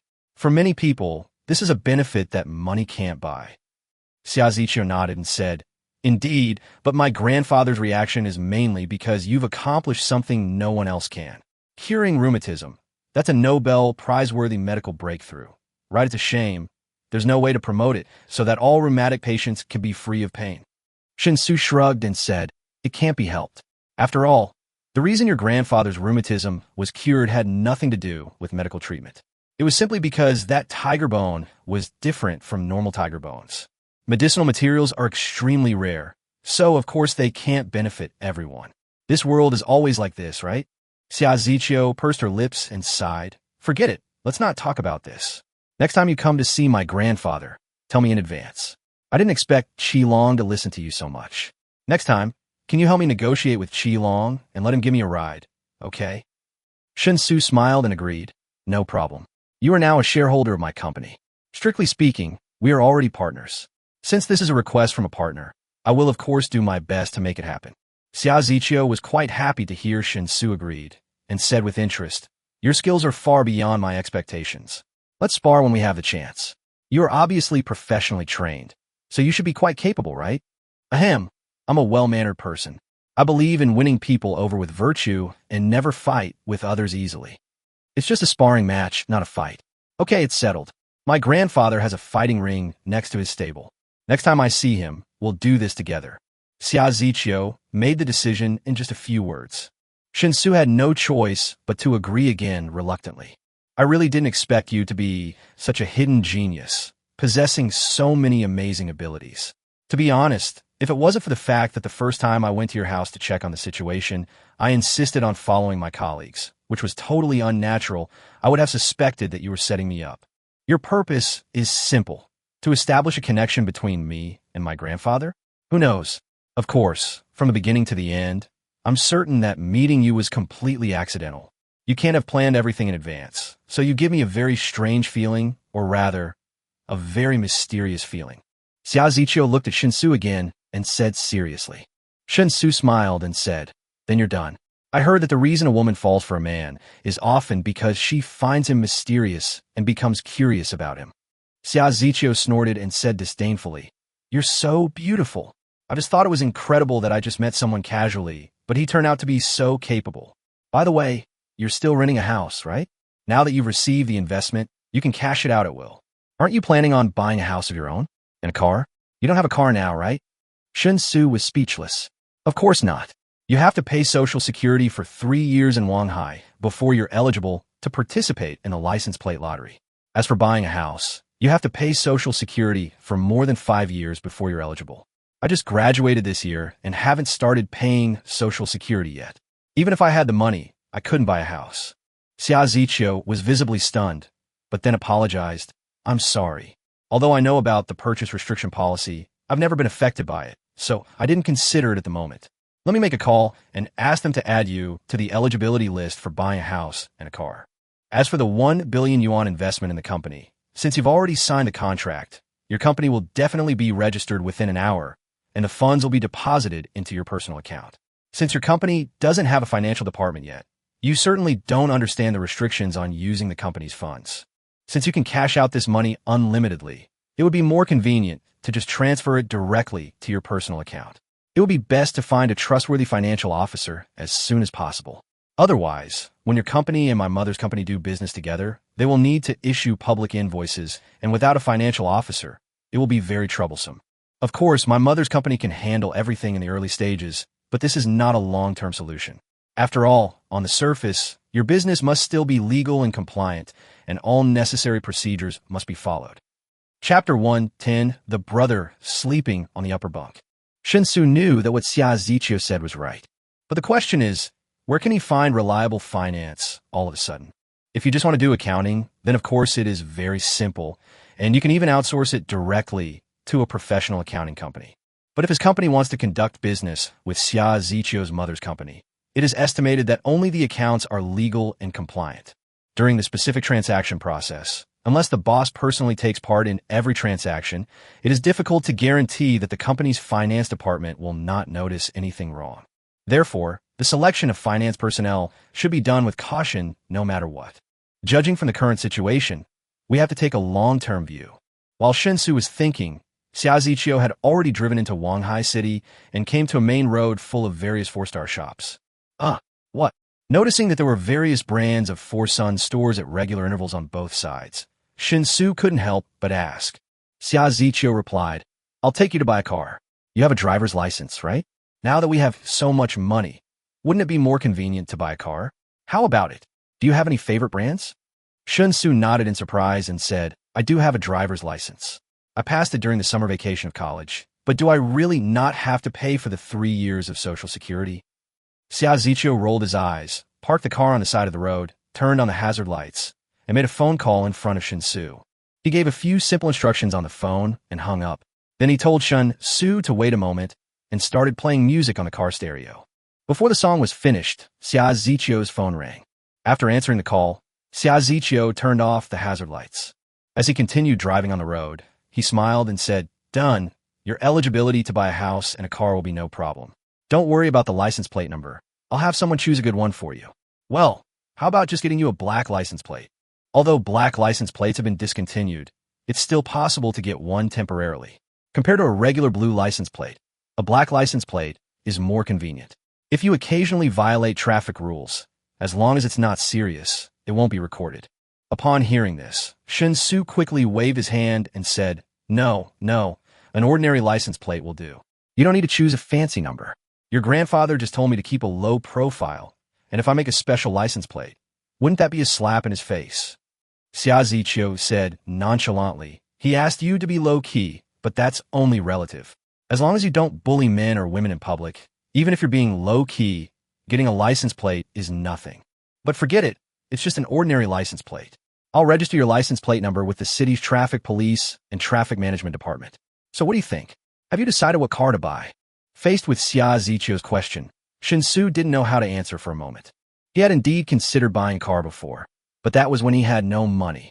Thinking about how my parents have worked hard for half their lives, buying them a car in their hometown will at least give them some face. But at that time, he only dared to study some car models that could be purchased for around 70,000 or 80,000 yuan. Now that you have suddenly become rich, if you still only spend 70,000 or 80,000 to buy a car, isn't it a bit unreasonable? Besides, men's love for machinery is actually innate. A good car is as attractive to men as a naked beauty standing in front of them and posing seductively. So after looking around, Shen Xu gritted his teeth and said, I also want to buy a car the same brand as you, a Bentley. but not a two-door four-seater coupe like yours. I won't buy a four-door one. Xia Ziqiu said in surprise. Really? I thought you would choose a Rolls-Royce. Anyway, with your current wealth, you can easily afford both the Cullinan and the Phantom. Isn't it said that a Rolls-Royce is a man's romance? Shen Xu couldn't help but cough dryly and said speechlessly, Mecca is a man's romance. As for Rolls-Royce, I always feel that they're not good-looking. If it weren't for the Rolls-Royce logo, I would even think those cars are ugly. On the other hand, Bentley really suits my aesthetic taste. It could be said to be my dream car. Seeing Shen Xu's clear attitude, Xia Ziqiu said no more and nodded. I understand. I'll take you to the car dealership where I bought the car. That car dealership specializes in selling all kinds of luxury cars, and the owner is a friend of my mother. As for the four-door Bentley, there is only one flying spur. Back in the day, there was the Mulsanne, a Bentley model designed to compete with Rolls-Royce. But, well, Bentley wasn't even close to competing with Rolls-Royce at that point. And what's more, the Mulsanne was just as ugly as Rolls-Royce, completely devoid of its own distinctive character. I don't know what Bentley was thinking. If they're similarly priced and look similar, why would people buy a Bentley instead of Rolls-Royce? So it's obvious that the Mulsanne wasn't well received and has been discontinued. Xia Ziqiu's tone sounded a little sarcastic. While she was talking, she parked the car outside a car dealership. Shen Xu followed Xia Ziqiu out of the car and found that the exterior walls of the car dealership were all floor-to-ceiling windows, revealing the luxurious atmosphere inside. Various luxury cars were displayed in the dealership showroom. The sales staff were either dressed in well-tailored suits or in seductive black stockings, but there were not many customers looking at the cars. As Xia Ziqiu took Shen Xu into the car dealership, he also made a phone call. Judging from the content of the call, it should be a call to the car dealership owner. Immediately, a salesman in a neat suit came forward and was about to greet the visitor warmly with a smile on his face. However, after seeing Shen Xu's appearance clearly, the salesman was suddenly stunned. Surprised, Brother Xu? Shen Xu turned his head and looked at the male salesperson. A look of surprise immediately appeared on his face. Brother Go, why are you here? Hey, forget it. That company I hired on campus is a piece of crap. They actually went back on their word. I'm completely screwed. I have no choice but to find a sales job to get by. Otherwise, I won't be able to live in Shanghai anymore. What's wrong with you? You haven't called me in the past 2 weeks. When I called you, you were always out of range. What's going on? Did you get caught soliciting prostitution? As the male salesperson spoke, he happily put his arm around Shen Xu's shoulders. Xia Ziqiu on the side showed a curious expression. Seeing this, Shen Xu quickly said, Stop the bullshit. I came here with a friend. Let me introduce you to Xia Ziqiu, my friend. Ziqiu, this is Go Wenpeng, my best roommate for 4 years in college. I call the guy who actually lived in the bunk above me. Brother Go. Brother Dog? Hello, nice to meet you. Xia Ziqiu extended his right hand gracefully. Chapter 111. Inexplicably eating gigolo food. Seeing Xia Ziqiu extending his hand to greet him, Go Wenpeng became flustered. He quickly reached out his hand and shook hands with Xia Ziqiu gently, but he only dared to pull a few of Xia Ziqiu's fingers and did not dare to touch Xia Ziqiu's palm at all. There's no way around it. Xia Ziqiu is too outstanding in both temperament and appearance. She was not wearing a uniform today, but a very decent casual outfit, which made Xia Ziqiu look quite radiant. This kind of outstanding overall image will create great pressure for men, and even make many men feel ashamed and timid. So Go Wenpeng and Xia Ziqiu's hands separated as soon as they touched. After giving Xia Ziqiu an extremely professional smile, he grabbed Shen Xu's neck. After pulling Shen Xu to the side, he excitedly whispered, Sure. Brother Xu, how did you know her? Even the campus belle of our school can't compare to a beauty of this level. I thought you were totally devoted to Li Jianan, but you've already fallen for someone else right after graduation? Tell me the truth. What have you been doing for the past 2 weeks? Don't tell me you bought this beauty from Vietnam. Shen Xu rolled his eyes immediately, pushed Go Wenpeng's arm away, and said speechlessly, If you continue to talk nonsense, I will sue you for defamation. What do you mean by transference of affection? Li Jianan and I have no feelings for each other. It's called unrequited love. Has Li Jianan ever looked me in the eye once? People are working hard to stay in Shanghai and become Shanghai people. I don't have a house, I don't have a car, and most importantly, I don't even have a Shanghai household registration. Li Jianan isn't even interested in putting me in a fish pond to raise fish. What qualifications do I have to talk about absolute love? Do I deserve it? Go Wenpeng leaned back and stared at Shen Xu in great surprise. He exclaimed in amazement, "Brother Xu, why didn't I realize before that you're so self-aware?" Quite right. Being able to recognize your own ordinariness and accept it calmly is a sign of maturity. You're no longer the same person who got hung over for Li Jianan 6 months ago. You've transformed. Shen Xu glanced at Go Wenpeng and asked. Irony. Go Wenpeng immediately pointed to the heavens and swore, "Brother Xu, please don't wrongly accuse me. This is absolutely from the bottom of my heart. I told you at the beginning that if you really wanted to throw yourself into the fire at Li Jianan's level, you would definitely fail. But you always held on to unrealistic fantasies. Now that you can truly let go, I am definitely happy for you." As the two were whispering, a middle-aged man with a powerful aura came trotting into the exhibition hall. All the salespeople who met the middle-aged man along the way greeted him respectfully. Go Wenpeng also stood up straight immediately after seeing the middle-aged man and whispered to Shen Xu, "Our boss is here. Just pretend to be a customer who came to see the car, and we'll talk later." But what Go Wenpeng didn't expect was that his boss actually ran up to him, and then with a slightly flattering smile on his face, he lowered his posture and took the initiative to greet the girl Xia Zikixia. Miss Xia greeted her boss casually, and then brought her boss to Shen Xu. "Uncle Zhao, this is Shen Xu, my friend. I came here today to help him buy a car. He wants to buy a Bentley Flying Spur. You should have one in stock. Right as usual, no discounts on the price. Go according to the market price and make sure there are no problems with the car. Shen Xu, this Uncle Zhao is my mother's friend. You can call him uncle like me." Xia Ziqiu explained the situation briefly. The middle-aged man immediately shook hands with Shen Xu with a smile on his face and said in an extremely friendly manner, "No problem. I'll have someone make the contract right away. It's definitely a new car this year, and I'll add all the necessary extras for you, including insurance and taxes. If you add everything together, it will cost you 400 yuan. Also, I'll cover all future warranty costs for the car. For maintenance and repairs, just come directly to me and I'll charge you the cost price." Free is fine, but Xiaoxia definitely won't agree. Her temper is just like her mother's. Shen Xu thanked him, let go of the middle-aged man's hand, and suddenly put his arm around Go Wenpeng's shoulders. He smiled and said, "Uncle Zhao, Gogo is my classmate and is now working as a salesperson for you. Can the bill for the car I bought today be charged to Gogo?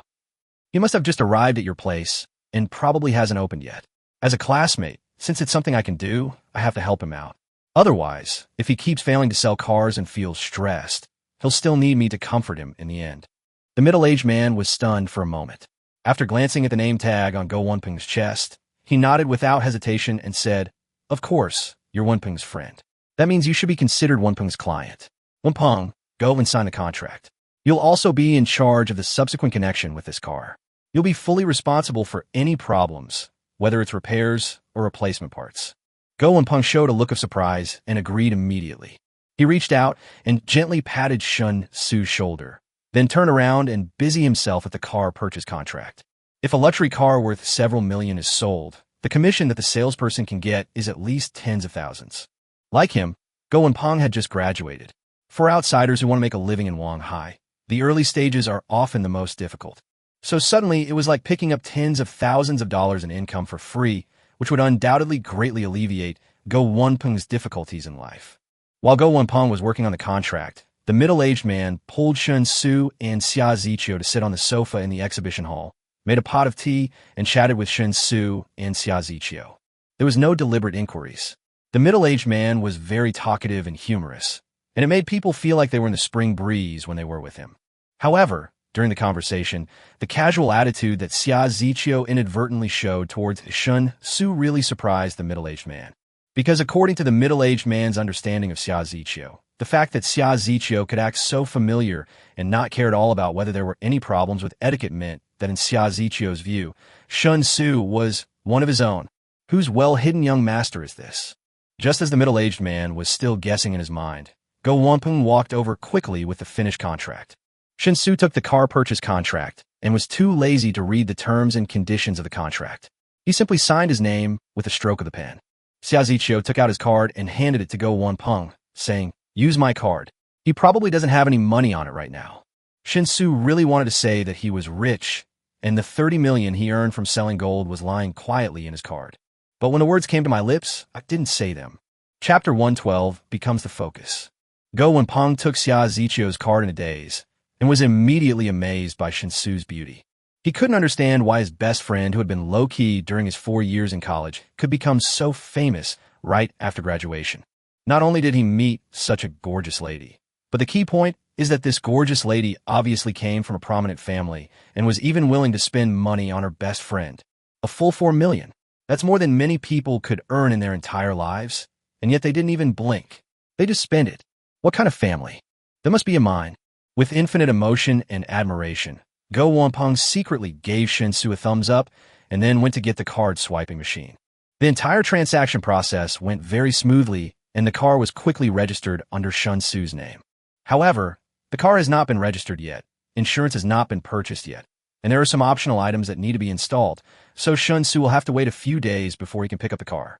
After all the formalities were completed, Go Wenpeng and the middle-aged man sent Shen Xu and Xia Zichio to the parking lot outside the exhibition hall. Before Shen Xu got in the car, Go Wenpeng leaned close to Shen Xu's ear and whispered, "Thank you for today. How about a drink tonight? I'm really curious about what you've been through recently." Shen Xu thought for a moment, then shook his head and said, "I've been really busy lately. My sister finished her college entrance exams and insisted on coming to Shanghai to play with me. I've also got a lot of things to do over there. I'll contact you when I'm done with this." Go Wenpeng didn't insist. The relationship between the two of them was always one of speaking one's mind, so he nodded and said, "Okay, then you have to call me when you have time. Although it seems like you're being kept by a rich woman now, I have to buy you the wine no matter what. I estimate that I will get a commission of tens of thousands for this order today, which is equivalent to a gift from you. Then we can have a good meal together." Shen Xu nodded and said, "Don't worry, I won't compete with you for it. I'm leaving now. Go and help me with the paperwork. I'll come pick up the car in a few days." "No problem. I'll definitely make it right for you. By the way, I'll post a message about you buying a car in the class group later, mainly for Li Jianan to see. I want her to not even look at you and regret it." Go Wenpeng said excitedly, "Isn't that necessary? I really don't have any feelings for her anymore. Why not rich and powerful, but not returning home is like walking in fine clothes at night. Brother Su, let me tell you, at least half of your life is spent living for others. You have to let others know how well you're doing. That way, those who care about you will be happy for you, and those who hate you will be sad and depressed." Seeing Go Wenpeng's serious expression, Shen Xu knew that Go Wenpeng was angry about his previous experience in school. He couldn't help but smile and said, "It's up to you. Just don't make it too exaggerated." After saying that, Shen Xu opened the car door and got in.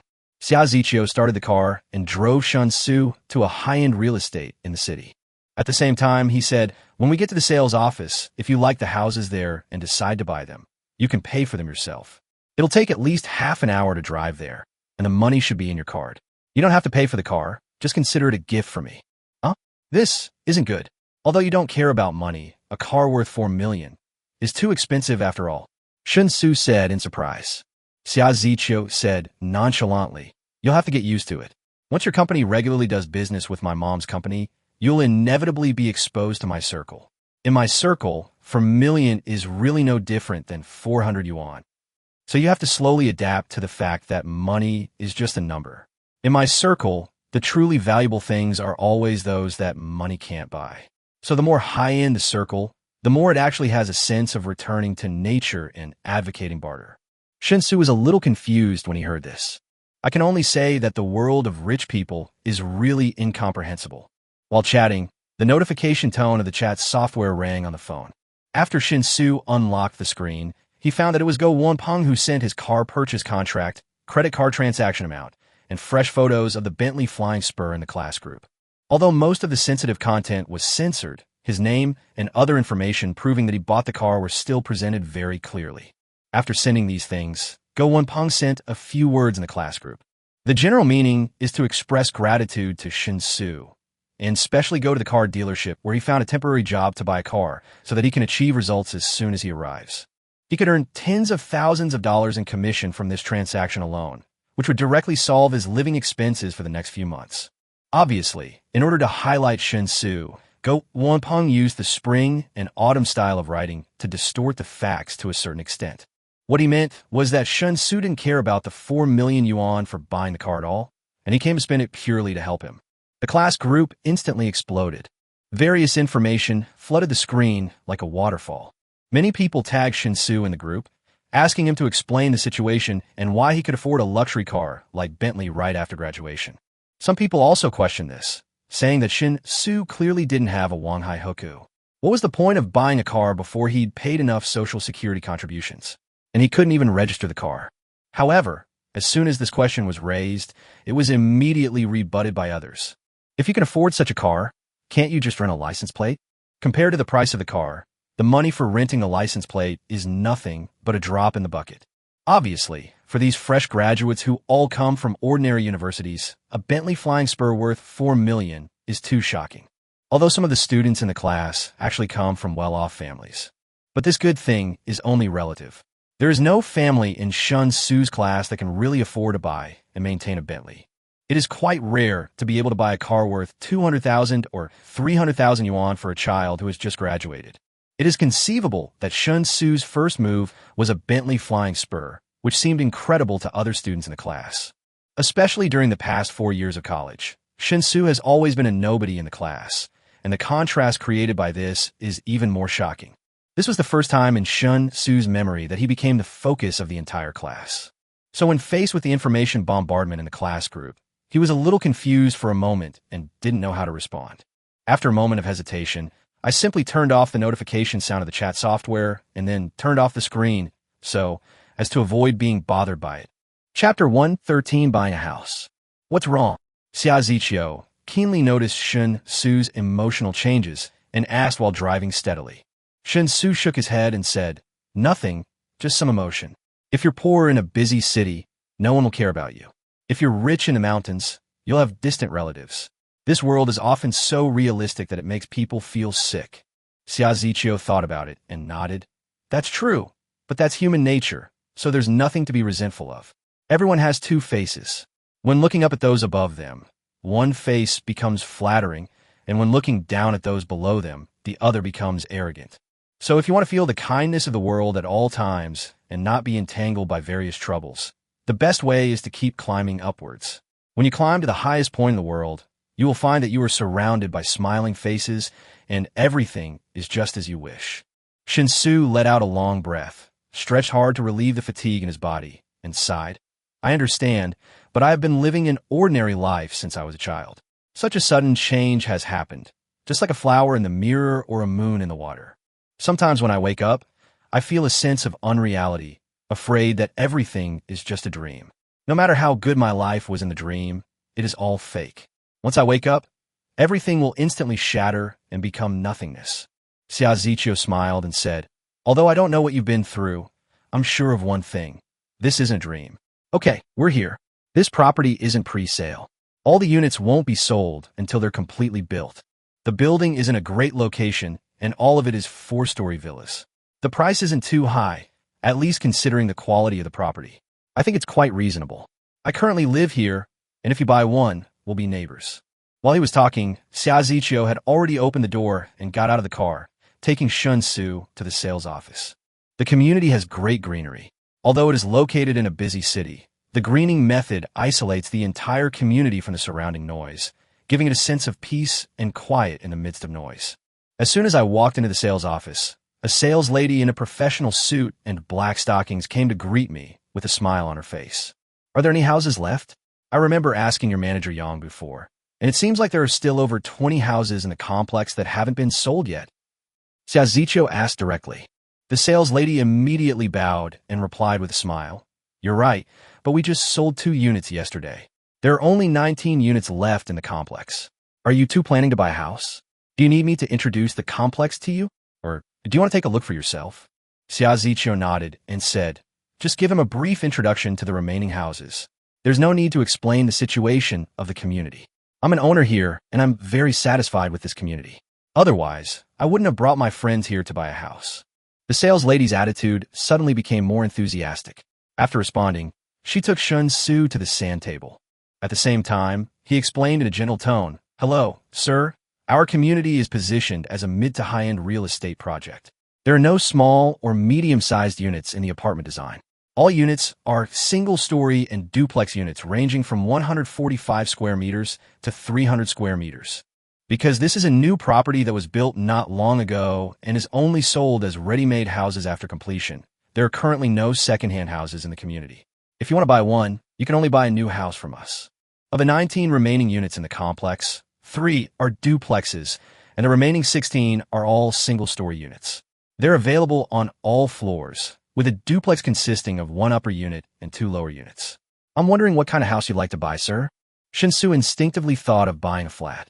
If it is a large flat of more than 140 square meters, it will definitely be enough for him to live in. Not to mention him, even if his sister came to live here and brought his parents over, the large flat of more than 140 square meters would still be more than enough after deducting the common area. However, before he could open his mouth, Xiaoziqiu spoke first. Let me introduce you to the 2 lower berths. The first floor is a bit cramped, but the lower berths are just right. After saying that, Xiaoziqiu looked at Shen Xu and said, "You are still in the early stages of starting your business. A lower floor is enough. When you no longer have to worry about money, you can move up to a single-family house." Shen Xu opened his mouth slightly in a daze, then swallowed subconsciously. He found that although he could be considered a rich man now, he had not yet had time to adapt to the ideas of truly rich people in terms of consumption concepts. The sales lady spoke very professionally. The 2 lower floor units are identical in size and layout, just located in different buildings. The property certificates list both units at 280 square meters, with a 140 square meter basement and an 80 square meter yard. Our basements are at the same height as normal floors and have adequate lighting. With the construction of light wells, the light level in the basements is not much worse than that of normal floors, and the quality of our houses is very guaranteed. If we weren't so confident in our quality, we wouldn't be selling the units as they're ready. Besides the higher renovation costs, the only downside of having 2 lower floor units, in my opinion, is the lack of privacy. After all, there are residents living in the upper floors above. Shen Xu was a little confused when he heard this. He had never tried to understand this kind of high-end residence before. So instinctively, Shen Xu turned his head and looked at Xiaoziqiu, wanting Xiaoziqiu to give him some advice. Unexpectedly, Xiaoziqiu's suggestion was simple and clear. Without any hesitation, she nodded at him and said, "By the lower floor. The one I bought is the upper floor, and it comes with a terrace, which is quite nice." Beautiful lady, take a look at the 2 lower floors that haven't been sold yet. Is there one right below my house? I remember the lower floor below my house has always been vacant. I live in Unit 1 of Building 3. Upon hearing this, the sales lady exclaimed in surprise. There's actually a lower floor unit available. It's in Unit 1 of Building 3. There are 4 units in that building, 2 on the lower floor and 2 on the upper floor. The other 3 units have all been sold, leaving only the lower floor of Unit 1 for sale. Would you like to buy one? Xiaoziqiu's attitude is very clear. Shen Xu was indifferent to this, so he didn't bother wasting any more time and agreed directly. Okay, let's buy this one. How much is it? Our duplexes are all 150,000 yuan per square meter, and the lower floor is sold for 42 million yuan based on the area on the property certificate. The sales lady said softly. However, Shen Xu's eyes widened instantly after hearing the price. Chapter 114, the universe is so big. You want to sell it to me for 150,000? How many? Shen Xu asked back instinctively. He was a little scared by the price. Not only did his expression change, but even his voice seemed a little sharper. Of course, houses in Wanghai City are very expensive, but in Shen Xu's opinion, a house that costs 60,000 to 70,000 yuan per square meter is already very good. After all, there are houses that cost about 30,000 yuan per square meter on the edge of the city. Houses that cost 60,000 or 70,000 yuan per square meter may not be very good, but at least they're not bad. What the hell is this? You know, this is not one of those 70 or 80 square meter apartments that are just for basic needs. The property certificate area of this house is as full as 280 square meters, and the total cost of one house is more than 40 million. So he had painstakingly brought back 70 kilograms of gold from another world, but after selling it all, he still couldn't afford to buy a house. This is outrageous. The sales lady was slightly startled and stumbled over her words. 150,000 per square meter, total price, 42 million. After getting the confirmation, Shen Xu took a deep breath on the spot. He looked at the sales lady with an extremely serious expression and said in a deep voice, "The diameter of the solar system is 19 billion kilometers, about 4 light years. As for the diameter of the Milky Way galaxy above, it reaches 100,000 light-years and contains at least 200 billion stars like the Sun. Continuing upward, the Virgo supercluster, to which the Milky Way belongs, has a diameter exceeding 100 million light-years. It contains as many as 2,000 massive galaxies. As for the Laniakea supercluster, which sits above the Virgo supercluster, its diameter exceeds 500 million light-years. The Virgo supercluster is just a filament of the Laniakea supercluster. But there are tens of millions of these terrifying superclusters in the entire universe. Beautiful. Don't you think this is a terrifying thing? As Shen Xu spoke, the look he gave the sales lady was full of oppression. The sales lady subconsciously took 2 steps back, swallowed nervously, and asked with a slight stammer, "Sir, what do you think is scary?" Shen Xu raised his arms, made a big circle with his hands, and said excitedly, "The universe is so big. You're selling me 150,000 per square meter. Isn't that scary?" The sales lady, who had unexpectedly learned a lot about the universe, was about to cry. She said aggrievedly, but sir, this price was not set by me. I can't do anything about it." Xia Ziqiu, standing by, couldn't help but cover her face with her hands, saying speechlessly, "Hurry up and sign a contract and swipe your card. You don't have to worry about the renovations after you buy it. When the time comes, give me the key to the house and tell me what kind of decoration style you like, and I'll install it for you. Of course, if you don't want to bother with it, you don't have to reinstall it. It comes pre-decorated anyway." Shen Xu's excitement calmed down a little. He kept reminding himself in his mind that he was already a rich man, not to mention a house worth tens of millions. He could actually afford even a mansion worth hundreds of millions. But he definitely won't buy such an expensive house for the time being. I signed the house purchase contract under the guidance of the sales lady with a sense of self-abandonment. After completing other formalities, he took out his card, chose to pay in full, and paid the over 40 million yuan for the house right there at the sales office. It was so neat and tidy that the sales lady was impressed. When Shen Xu complained to him about the high housing prices, the sales lady thought Shen Xu was ignorant. "But I never thought that when it came time to pay for such a house worth over 40 million, the other party would treat it as simply as buying vegetables at the market. This is a truly rich man." Shen Xu himself didn't feel anything about it. Although he still felt that the house was too expensive, the money was directly deposited into his card, and he didn't even check the balance of his bank card before swiping the money to pay for the house. During the entire process, he didn't have the slightest chance to be stimulated by numbers. So, compared to the excitement he felt when he learned the house price, he was actually very calm when it came to buying the house and paying the bill. When I came out of the sales office, it was almost 4 o'clock in the afternoon. When Shen Xu thought about how he had actually bought a car and a house, and even a luxury car and a mansion, which meant that he had successfully settled down in Wanhai City, he couldn't help but feel dazed. Once upon a time, he had fantasized about settling down in Wanhai City as the ultimate goal of his life.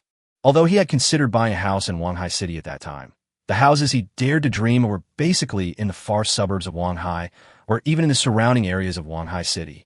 And it has to be an old, dilapidated, and small house so that he can occasionally have that luxury. And it only took so long? Not only did the dream come true, it was even exceeded many times over. Now it seems that the so-called ultimate goal in life that he set was really petty. If the world's richest man doesn't show up, it would be a shame for his magical ability to travel through time. It's almost done. I'll help you with the subsequent processing of the property certificate. Please complete the transaction of the tiger bones with my mother as soon as possible. My grandfather has several old friends who are also suffering from rheumatism. As long as my grandfather is truly cured, he will definitely ask for more tiger bones to treat his old friends. Standing outside the sales office, Xia Ziqiu gave instructions. As soon as he finished speaking, his cell phone suddenly rang. Xia Ziqiu looked at the number of the incoming call, and a look of surprise appeared on his face. After answering the phone and listening to a few words, his expression became extremely serious. After answering twice, Xia Ziqiu hung up the phone and said to Shen Xu in a slightly cold tone, "I have a case coming up and I have to go back to the bureau right away, so I can't take you home. If you want to go home, take a taxi yourself. My mom will probably contact you using her private number. Her number ends in 6133. If you see it, don't reject it as an unfamiliar number. Also, remember to find a reliable financial advisor as soon as possible." After saying that, Xia Ziqiu hurriedly got into the car. With the roar of the accelerator, the burgundy Bentley Continental did a beautiful tailspin and turn around, suddenly rushing out of the parking lot and onto the road. Shen Xu was stunned. It was the first time he knew that Xia Ziqiu had such a violent side when driving. However, his priority now should be how to conduct transactions with Xia Ziqiu's mother's company. Although this is the first business transaction, mainly based on the set of tiger bones, since we will establish a long-term and stable trading relationship in the future, many things can actually be decided in advance. For example, the batch of mountain products that Songjia Village temporarily retains in the village can all be included in the first transaction. For example, the purchase of rice, flour, grain, and oil can also be handed over to Xia Ziqiu's mother's company to handle, so that he doesn't waste too much time on such matters. This means that he needs a larger, completely independent warehouse to facilitate his operations. Chapter 115, Take My Stick. With a clear idea in mind, Shen Xu did not go home, but took a taxi to the small warehouse he had rented before. This small warehouse is currently empty because the purchased food was simply placed in it and then simply passed through hands before it was all transported to another world. This small warehouse can still serve its intended purpose until a larger, completely independent warehouse is purchased. After looking around the warehouse and making sure there was no problem and closing the door again from the inside, Shen Xu went directly to the other world and appeared in his and Song Xiqing's wedding room. Since getting married, Song Xiqing no longer lived with Song Si, but moved back to this room. Anyway, the two are already husband and wife, so it doesn't matter when Shen Xu comes down to earth, and there will be no inconvenience. For example, at this moment, the first thing Shen Xu saw when he appeared in the bridal chamber was Song Xiqing taking a bath in the wing room. If it happened before the wedding, Song Xiqing would definitely be so shy that she would immediately dive into the bathtub and then ask Shen Xu to get out quickly with a blushing face. But now, when she found Shen Xu suddenly appeared in front of her, Song Xiqing deliberately stood up from the bathtub. Although she was naked, she still washed her body calmly and generously in front of Shen Xu. She liked the undisguised greed and possessiveness in Shen Xu's eyes when he looked at her. Didn't my husband say yesterday that something was going on in heaven today, and he probably wouldn't be coming? While cleaning, Song Xiqing asked with a sweet smile. That playful look, coupled with the hot scene presented by this situation, made Shen Xu's blood boil uncontrollably. Song Xiqing, after getting married, has actually changed quite significantly compared to the Song Xiqing Shen Xu met in the first few days after he traveled through time. When Shen Xu first met Song Xiqing, he thought she was a girl with a lot on her mind. He is not very old, only 20 years old. In his world, he is still protected in the ivory tower of the university campus. Having not experienced the harshness of society, they are full of innocent fantasies about the world. But Song Xiqing in another world has already shouldered the responsibility of leading the entire Songjia village onto the right path. The pressure involved is so enormous that it cannot be understood by outsiders. At least Shen Xu was very sure that before he traveled here, Song Xiqing must have been suffocated by the pressure as heavy as a mountain. His appearance greatly relieved Song Xiqing's pressure, and after getting married, Song Xiqing truly found a trustworthy support. So Song Xiqing, who finally relaxed a little, began to show the kind of cuteness and liveliness that a young girl of her age should have. Shen Xu liked to see this very much. The changes that could happen to Song Xiqing gave him an inexplicable sense of accomplishment. I thought I'd be busy for a long time, but I didn't expect it to be over so soon. I missed you so much that I decided to come over to see you and discuss something with you. While Shen Xu was speaking, he had already taken off all his clothes and then walked directly into the bathtub with a smile. Fortunately, the bathtub is big enough and can accommodate two people at the same time. What is it? My husband, please tell me. Well, let's get down to business first. We'll talk after we're done. Are you almost done with your bath? With the current concentration of the medicinal bath, will it be a problem if I come in? How can I let you in if something could go wrong? But this is in the bathtub. How about we go to bed? No, it's more convenient here. Yet it is just as it is deep in the deserted courtyard. The long spring days, the hot water in the bathtub washes the fragrant skin. How similar are the shy flowers reflected in the water, half-spoken and eager for their return. Gently push the embroidered door open. Two flying swallows, their wings suddenly lowered in the smoke and setting sun. It's like that melancholy time, gently caressing the jade peaks as they ascend the ladder to heaven. After a lot of trouble, Although the remaining medicinal effects in the bath water were not as good as the herbs Huiran specially prepared for him, it was actually enough. The matters of family and relationships can make people completely relax their minds, so much so that at the moment of the end, Shen Xu suddenly discovered that he had made a breakthrough. It was through Song Xiqing that he successfully broke through from the first level of martial arts to the second level. In the past few days, he would practice by soaking in medicinal baths every noon. His progress in cultivation was extremely fast in the early stages. So after soaking in the medicinal bath for several days, he had already reached the limit of the first level of martial arts. The internal energy in the body can also directly break through 60 acupoints in one circulation. Even if there is no joy today, as long as I return to Songjia village tomorrow and practice and study step by step, I estimate that I will be able to make a breakthrough tomorrow. Of course, no matter what, being able to break through from the first level of martial arts to the second level of martial arts in such a short period of time is ultimately something worth being happy about. At least after Song Xiqing clearly felt the changes in Shen Xu's body, she happily took the initiative to kiss Shen Xu. Then she got up from the bathtub and helped Shen Xu put on his clothes again. He smiled and said, "When you reach the second level of martial arts, you will start to practice bone and skin training.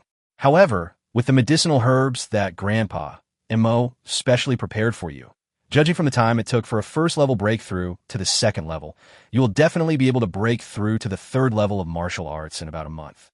Therefore, during this period, you must focus on practicing the thunder style of the peerless dragon fist. After reaching the third level of martial arts, you can begin practicing the second style of the peerless dragon fist, Qijia. If you don't practice thunder style well enough, Qijia will be greatly affected." When Shen Xu heard this, he looked annoyed. To be honest, his interest in cultivation was far less than his interest in exploring the mysteries of life with Song Xiqing. However, Song Xiqing seemed to tie these two things together. In other words, he must complete the set cultivation goals, and then Song Xiqing will accompany him to explore the mysteries of life. There is a strong causal relationship between the two, and it is almost impossible for them to exist alone. Well, my lady, don't worry. I will practice hard. Let's get back to what I wanted to discuss with you. Those mountain products that Yi Wujiu originally planned to take to the town at the foot of the mountain to exchange for food are still stored in the village. Right, have you processed them these days? After Shen Xu coughed dryly, he decisively changed the subject. Song Xiqing shook her head and said, "Nothing has been done. The price of grain in Dongshan Prefecture has been rising. Many grain merchants have seen the rising prices and have become more cautious about their grain reserves, further exacerbating the food shortage in Dongshan Prefecture.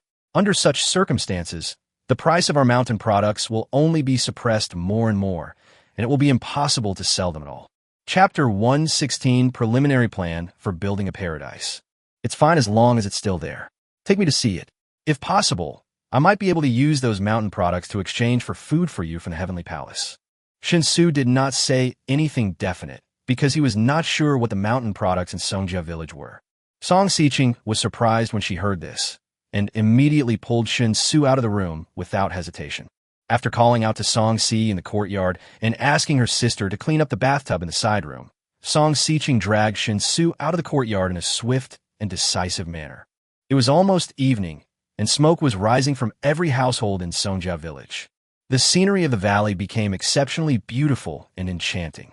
The neat rows of thatched huts and the clean and tidy dirt roads in the village are quietly and peacefully bathed in the afterglow of the setting sun, as if covered with a layer of soft gold. The flowers sway gently in the breeze, emitting a faint fragrance that makes people feel relaxed and happy. The wind in the valley is always so gentle that even the smoke from cooking fires is hardly affected. Although it does not go straight up, it deviates only a little. The village was not bustling because it was dinner time, and the energetic teenagers had already gone back to their homes and their mothers, ready to fill their stomachs first, and then come out to continue venting their seemingly inexhaustible energy. Obviously, whether in the alien world or in the original world, children are a mixture of angels and demons. Sometimes Shen Xu even felt that as long as scientists could thoroughly understand why human cubs possessed such terrifying vitality, they would probably be able to create a perpetual motion machine. Following Song Xiqing, looking at the thatched huts on both sides of the dirt road, although the air was full of the scent of nature, Shen Xu still felt that the living conditions in Songjia village were too simple. So he asked, have you finished reading the heavenly book I gave you before? Song Xiqing was stunned for a moment, then said, I've finished reading it, but there's a lot I don't understand. I was planning to ask my husband for advice when he's free. However, the content is very detailed. Even if I don't understand it, as long as I follow the steps exactly, I should be able to make it. Shen Xu said with considerable satisfaction, don't worry about whether you can understand it or not. As long as you can produce something based on the recorded content, that's all that matters.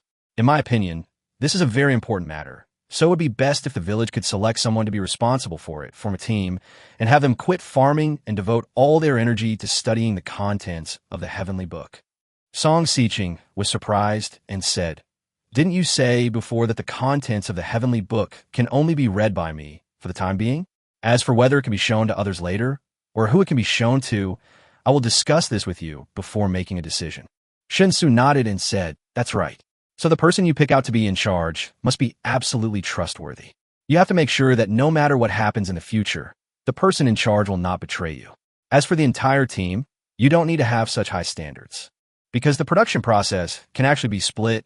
That is, each person learns a part of the production skills separately and finally connects together and cooperates with each other to produce what we need. The advantage of doing this is to maximize confidentiality. Even if someone betrays us in the future due to changing circumstances and people's mindsets, they will only have access to a certain production process and cannot take away the entire process. Thus, the secrets of the heavenly book will not be leaked. Song Xiqing thought for a moment and said seriously, I believe in everyone in the village. They are the blood guards, the pride of our Song family. I am absolutely certain that if necessary, every blood guard will sacrifice their lives to prove their loyalty to the Song family. Shen Xu spread his hands and said, of course, I have no doubt about it. However, in this world, the human heart is always the most complicated thing. Especially the more things you know and the more principles you understand, the more different thoughts you tend to have. Therefore, those who are loyal and righteous are often butchers, while those who are unfaithful are often scholars. Because people with simpler cognition will stubbornly stick to the principles they have always believed in when faced with decisions, instead of considering their own interests. The blood guards are certainly trustworthy, but we must still establish a system to nip any negative developments in the bud. After all, human hearts are the most difficult to test, and not giving them the opportunity to make mistakes is actually the greatest protection for them. Song Xiqing pursed her lips, her expression a little hesitant. It seems that he was not convinced by Shen Xu. However, the heavenly book was given to her by Shen Xu, so Shen Xu had absolute say in how the contents of the heavenly book should be presented to the human world. At least that's what Song Xiqing thought. Therefore, even though she was not convinced by Shen Xu, Song Xiqing still agreed. I understand. Please rest assured, my husband, I will make arrangements. Shen Xu took Song Xiqing's hand and said with a smile, then the priority is to find a way to get the cement and steel recorded in the heavenly book.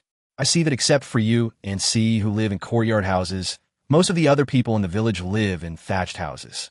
This is not good. The living conditions are really too poor. If cement and steel can be produced, all the dirt roads in the village can be paved with cement. The houses where the blood guards live can also be built with cement and steel. In short, it should greatly improve everyone's daily living conditions. Song Xiqing didn't raise any objections to this, even though she still hadn't figured out what cement and steel were. Shen Xu has to think more. He planned to observe first to see what Songjia village could create with the Time Traveler's book. After confirming the production capacity of Songjia village, some modern machines that Songjia village is definitely unable to produce will be transported directly from his world. For example, solar power generators, some agricultural machinery and engineering machinery, electric lights and electric hangs, etc., and so on. There's only one purpose, which is to completely change the lifestyle in the valley and make Songjia village in the valley gradually modernized in terms of daily life. Of course, those things must not be allowed to flow out of the valley, otherwise who knows what kind of trouble they would cause. The valley is secluded enough, like a paradise on earth. He now has an extremely transcendent status in Songjia village, so he can carry out the transformation of Songjia village in the valley without restraint. The transformation process is actually the process of making Songjia village stronger. Lay a solid enough foundation for Songjia village's future rebellion. Chapter 117, The Incomparably Rich Poor Village. Following Song Xiqing, they soon arrived at a stone house in the village. It's obvious that this stone house is not for human habitation because there is no consideration for lighting at all. However, it was still evening and there was still sufficient light. So after opening the door of the stone house, the situation inside was still vaguely visible. The ventilation of the stone house seems to be quite good, and the house is quite dry and not damp at all. The area is estimated to be around 200 to 300 square meters, and overall it seems very clean and tidy. A large amount of things were stored in the stone house, occupying about 1/3 of the space. This is the village's public warehouse, used to store things belonging to the entire village, such as the unsold mountain products from last time. However, since everything in the village is very scarce, this warehouse has never been full. Even during the annual grain harvest, the warehouse was completely unused. Each household would divide the grain they received according to the number of people, and the grain would barely fill their own rice and flour jars, so there was no need to store it in the warehouse. Song Xiqing led Shen Xu into the stone house and briefly introduced the basic situation of the stone house. Shen Xu took a quick look around the stone house and said with a smile, "It looks like you put a lot of thought into building this warehouse. But since there's no dedicated granary in the village, it's best to organize some manpower and build one as soon as possible. I've said that villagers must ensure they have enough for 3 meals a day and can no longer skimp on food as they did before. Always eating half full and leaving the stomach relatively hungry is not only harmful to the growth of children, but also makes adults weak and frail. Even if a warrior doesn't move at all every day, their energy consumption far exceeds that of an ordinary person. This energy must be adequately replenished. Otherwise, even the training of the village warriors will be greatly affected. We must store enough food." Song Xiqing asked in astonishment, "Energy, what is it?" Shen Xu was stunned for a moment, then began to explain. "That's a saying from the heavenly court. The gods believe that humans must eat to replenish the various nutrients their bodies need every day. The more they consume, the more they eat. Martial artists eat more than ordinary people because, at a high level, every move they make consumes more energy than an average person. If they don't eat enough, they will naturally become very weak." Song Xiqing nodded thoughtfully and said, "I think I understand, but, husband, even if we build a granary, we won't be able to use it at all. Every household can actually store a lot of food, and now we have already eaten 3 meals a day as you requested. In addition, there was no limit on the amount of food served at each meal. Everything was prepared based on how full the person was. Therefore, every household consumed a lot of food. Even just filling every household's rice and flour jars was not an easy task." Shen Xu waved his hand and said, "Don't worry about that. I'll take care of the food. In short, build the granary as big as possible. No matter how big it is, I can fill it up for you. The initial requirement is to store at least enough food for the 2,000 people in our entire Songjia village to consume for a year. This is the bottom line of strategic reserves. We must always ensure that there is enough food in the granary to last for a year. That way, no matter what happens, we will have ample room for maneuver and won't be troubled by food. Do you understand?" Seeing Shen Xu's serious expression, Song Xiqing said no more and nodded in agreement. In fact, from a practical point of view, Songjia village does not really need to store so much food. The main reason is that Shen Xu has the ability to travel between the two worlds at any time. That means that no matter when Songjia village is short of food, he can actually transport food from another world in a very timely manner. But Shen Xu knew very well that many things could not be considered simply from the perspective of gains and losses, but also the changes in people's hearts. He transported food at any time and directly stored enough food for a year in Songjia village. Although both situations could ensure that Songjia village would no longer have to suffer from hunger, the impact on the people of Songjia village was completely different. There is no doubt that the latter will obviously make the people of Songjia village feel more at ease.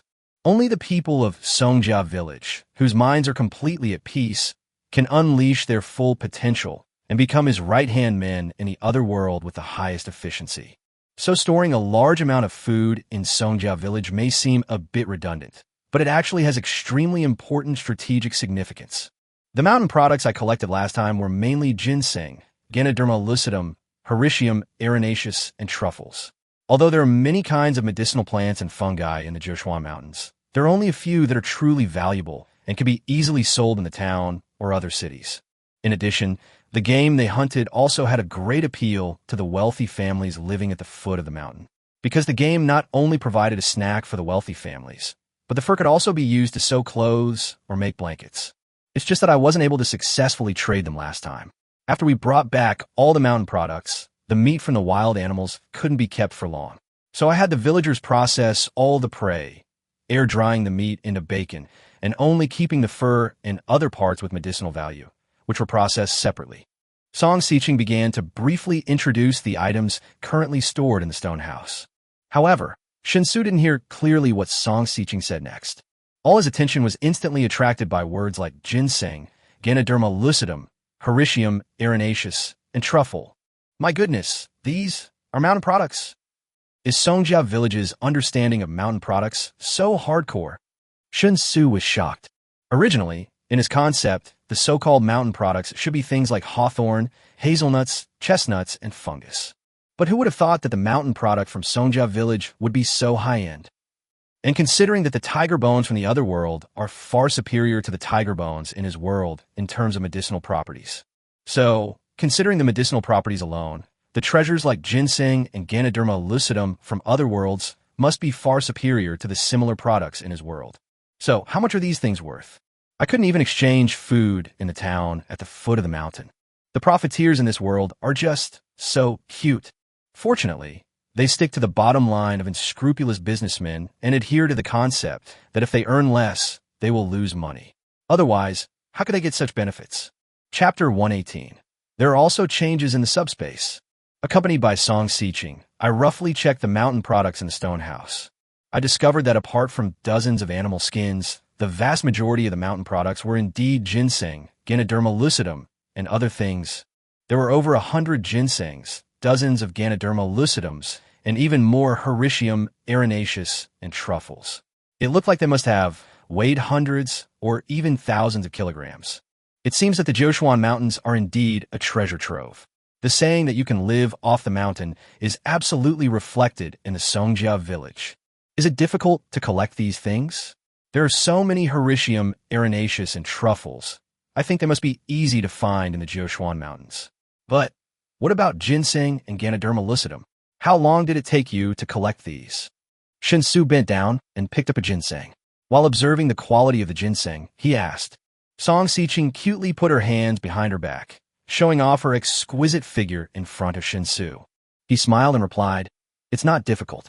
Hericium arenaceus and truffles are everywhere in the Jiushuan Mountains. Even for people living below the mountain, it's not difficult to go into the mountains to collect them. That's why they never fetch much in town. Of course, compared to other types of mushrooms, Hericium arenaceus and truffles are relatively more popular. Therefore, when we gather mushrooms, we generally only collect Hericium arenaceus and truffles. We're too lazy to collect other types of mushrooms unless we really want to eat them. As for ginseng and reishi, they're much rarer. Of course, this rarity is only relative to those mushrooms. To gather ginseng and Ganoderma, one must journey deep into the Jiushuan Mountains. Ferocious beasts roam the area, and ordinary people who enter rashly would find it difficult to escape alive. Gathering ginseng and Ganoderma in the Jiushuan Mountains is possible only by arranging for warriors to enter. While collecting ginseng and Ganoderma lucidum, if a ferocious beast is encountered, it can be hunted and taken as part of the harvest. Of course, many ferocious beasts are beyond the reach of low-rank warriors. Without a martial arts realm above the third rank, it is difficult to ensure basic safety in the depths of the Jiushuan Mountains. This is still the case of good luck. After all, you will occasionally encounter fierce tigers and giant bears in the Jiushuan Mountains. If you want to deal with fierce tigers, you need to have a martial arts realm of the 5th rank or above. To deal with giant bears, you need to have a martial arts realm of the 6th rank or above, and the skills and martial arts you learn must be of the highest level. If a warrior's cultivation techniques and skills are relatively ordinary, then perhaps they must reach the Xiantian realm to explore the depths of the Jiushuan Mountains. If one's strength is insufficient, once they encounter ferocious beasts such as tigers and giant bears in the mountains, the best thing to do is to run away immediately. In short, the main difficulty in collecting ginseng and Ganoderma lies in the dangers of the Jiushuan Mountains. As long as we can ignore those dangers, there's still a lot of ginseng and Ganoderma. It took us about 2 months to collect the ones we have now.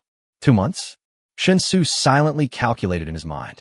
There are not many people in Songjia Village responsible for collecting mountain products.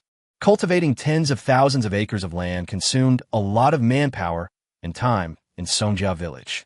In addition, they have to practice hard on weekdays, so even though Songjia Village has 2,000 people, the manpower is still quite tight. Although he can purchase food directly from his own world, the 10,000 acres of land in Songjia Village in the valley cannot be left idle. This is the confidence of everyone in Songjia Village and their foundation. If they were really allowed to abandon their homes, even if the people of Songjia Village were willing to obey orders, they would probably still have doubts in their hearts. So, once it develops to a certain level, we must immediately consider bringing in some agricultural machinery so that Songjia Village can directly realize fully mechanized farming operations. By then, it would only take about 20 to 30 people to take care of these tens of thousands of acres of land, and the manpower of Songjia Village would be greatly liberated. With these ideas in mind, Shen Xu began to collect the mountain products in the stone house into his own subspace. Then Shen Xu discovered that as he broke through to the second level of martial arts, his subspace also changed. The subspace, which was originally only a cubic size, has expanded 10 times and has now become 10 cubic sizes. Could it be that after breaking through to the second level of martial arts, his body became even stronger so he could withstand more spatial force? Well, I had previously taken the Foundation Establishment Pill and broken through to the first level of martial arts and successfully activated the subspace. Now that he had reached the second level of martial arts, he had directly expanded the volume of the subspace tenfold. Seems reasonable? The stronger his body is, the stronger the spatial ability he can activate will obviously be. This is obviously good news for his great business of reselling supplies between the two worlds. The suddenly expanded subspace meant that Shen Xu no longer needed to transport the mountain products in the stone house repeatedly. Instead, with a turn of his mind, all the mountain products were instantly packed into the subspace. Of course, he didn't touch those dozens of animal skins, mainly because they were relatively worthless and there was no need to resell them. Shen Xu did not hide the process of collecting these mountain products from Song Xiqing. Therefore, Song Xiqing's eyes widened instantly when she watched those mountain products suddenly disappear out of thin air. Shen Xu said with a smile, "This is my secret weapon, a technique from the immortal family. Although I'm only immortal when I am in the human world, I can still use some of the immortal techniques, but there will be great restrictions." Song Xiqing's face showed a look of realization, and the love in her eyes when she looked at Shen Xu was obviously even more intense. She reached out and stroked Shen Xu's cheek, saying infatuatedly, "My husband is so easygoing and treats people so well that sometimes I even forget that my husband is actually a god in heaven. All of this seems like a dream." Seeing Song Xiqing's emotional look, Shen Xu's eyes lit up, and he quickly took advantage of the situation and leaned over to Song Xiqing's ear and said a few words. While speaking, he deliberately licked Song Xiqing's earlobe with his tongue. "Here, but today it's already, and this place is too weird." Song Xiqing was obviously panicking. Shen Xu chuckled and said, "Today is different. I didn't go study with the old masters today, so I just took a break. Besides, I just broke through to the second level of martial arts. Isn't it worth celebrating? Don't worry, after tomorrow, you can only do it once a day. Just make an exception for me today, okay?" Song Xiqing lowered her head and said hesitantly, Okay, but can we go back?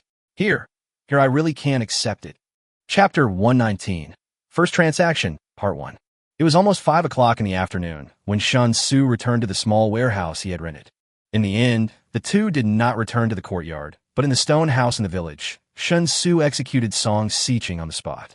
Exhaling a satisfied and refreshed breath, Shen Xu took out all the mountain goods stored in the subspace. In addition, there are remaining tiger bones, rhino horns, and all the items from the giant bear. In fact, there are also some Chinese medicinal materials such as deer antlers, dragon clothes, musk, and pangolins in the stone house, and they've all been processed by the people of Songjia Village and can be used directly. However, Shen Xu did not take away everything at once. He planned to complete the initial transaction with Xia Zichio's mother first to see what Xia Zichio's mother's attitude towards him was, and then decide how to maintain the business dealings between him and Xia Zichio's mother's company. Although Xia Zichio's grandfather has clearly stated that he will protect him, there is no guarantee that other people in the Xia family don't have other intentions. As the saying goes, speak of Chow Chow, and Chow Chow will appear. Shen Xu had just started thinking about the problem of Xia Zichio's mother when his cell phone suddenly rang. I looked at the caller ID and saw it was an unfamiliar number. However, the last number was 6,133, which instantly reminded Shen Xu of Xia Ziqiu's previous instructions. This should be the phone number of Xia Ziqiu's mother. After calming himself down and stabilizing his emotions, Shen Xu answered the phone. Xiao Shun? Hello, I'm Ziqiu's mother. My name is Xing Xiuchuan. You can just call me Aunt Xing. Where are you now? Dad asked me to contact you. I hope to complete the important transaction we agreed on as soon as possible. I just finished a group meeting here and plan to bring the inspection team to find you right away. Is it convenient for you? A slightly graceful voice came from the receiver. Shen Xu immediately responded. Hello, Aunt Xing. I'm at the warehouse. It's very convenient. You can just come over. The address is... He gave the address of his warehouse. Without any greetings on the phone, Xing Xiuchuan hung up after discussing the business. He seems to be a decisive person. Shen Xu did not tell Xing Xiuchuan what else was in the warehouse, because as long as Xing Xiuchuan comes over, he will naturally see other things in the warehouse. What I had agreed with Mr. Xia before was to trade the set of tiger bones first, and we didn't discuss any other transactions. So if he told Xing Xiuchuan everything else on the phone first, it would easily give her a bad impression and make her misunderstand that he was planning to sell things in a bundled package, which would not be good. Let Xing Xiuchuan find out for himself. If Xing Xiuchuan is interested, he will naturally take the initiative to discuss the transaction with him.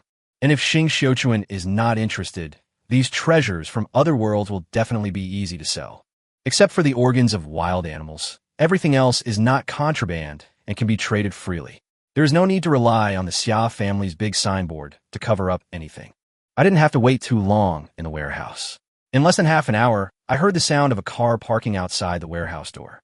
Hearing the sound, Shen Xu opened the door of the warehouse and saw a middle-aged woman with a strong female type walking out of the car accompanied by a female secretary and several men. There were 2 cars in total. The middle-aged woman was riding in a Maybach, and she was accompanied by a Ford Raptor, a typical American muscle car. Among the men, one wore glasses and had a rather feminine temperament.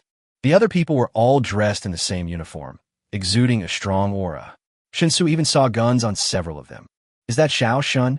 Dad sent me your photo before I came here, but you look much more handsome in person than in the photo, so I was a little hesitant to recognize you for a moment. The middle-aged woman took the initiative to walk towards Shen Xu, who was standing at the gate, greeted him with a smile, and extended her right hand toward Shen Xu. Shen Xu shook hands lightly with the middle-aged woman, then turned sideways and said, Aunt Xing's praise really makes me blush. What you want is right here. How about we get down to business first? Xing Xiuchuan nodded and said, That's what I meant, but I brought an inspection expert with me. He will use the equipment to conduct a comprehensive inspection of your things. This doesn't mean I doubt you, but it's a necessary procedure.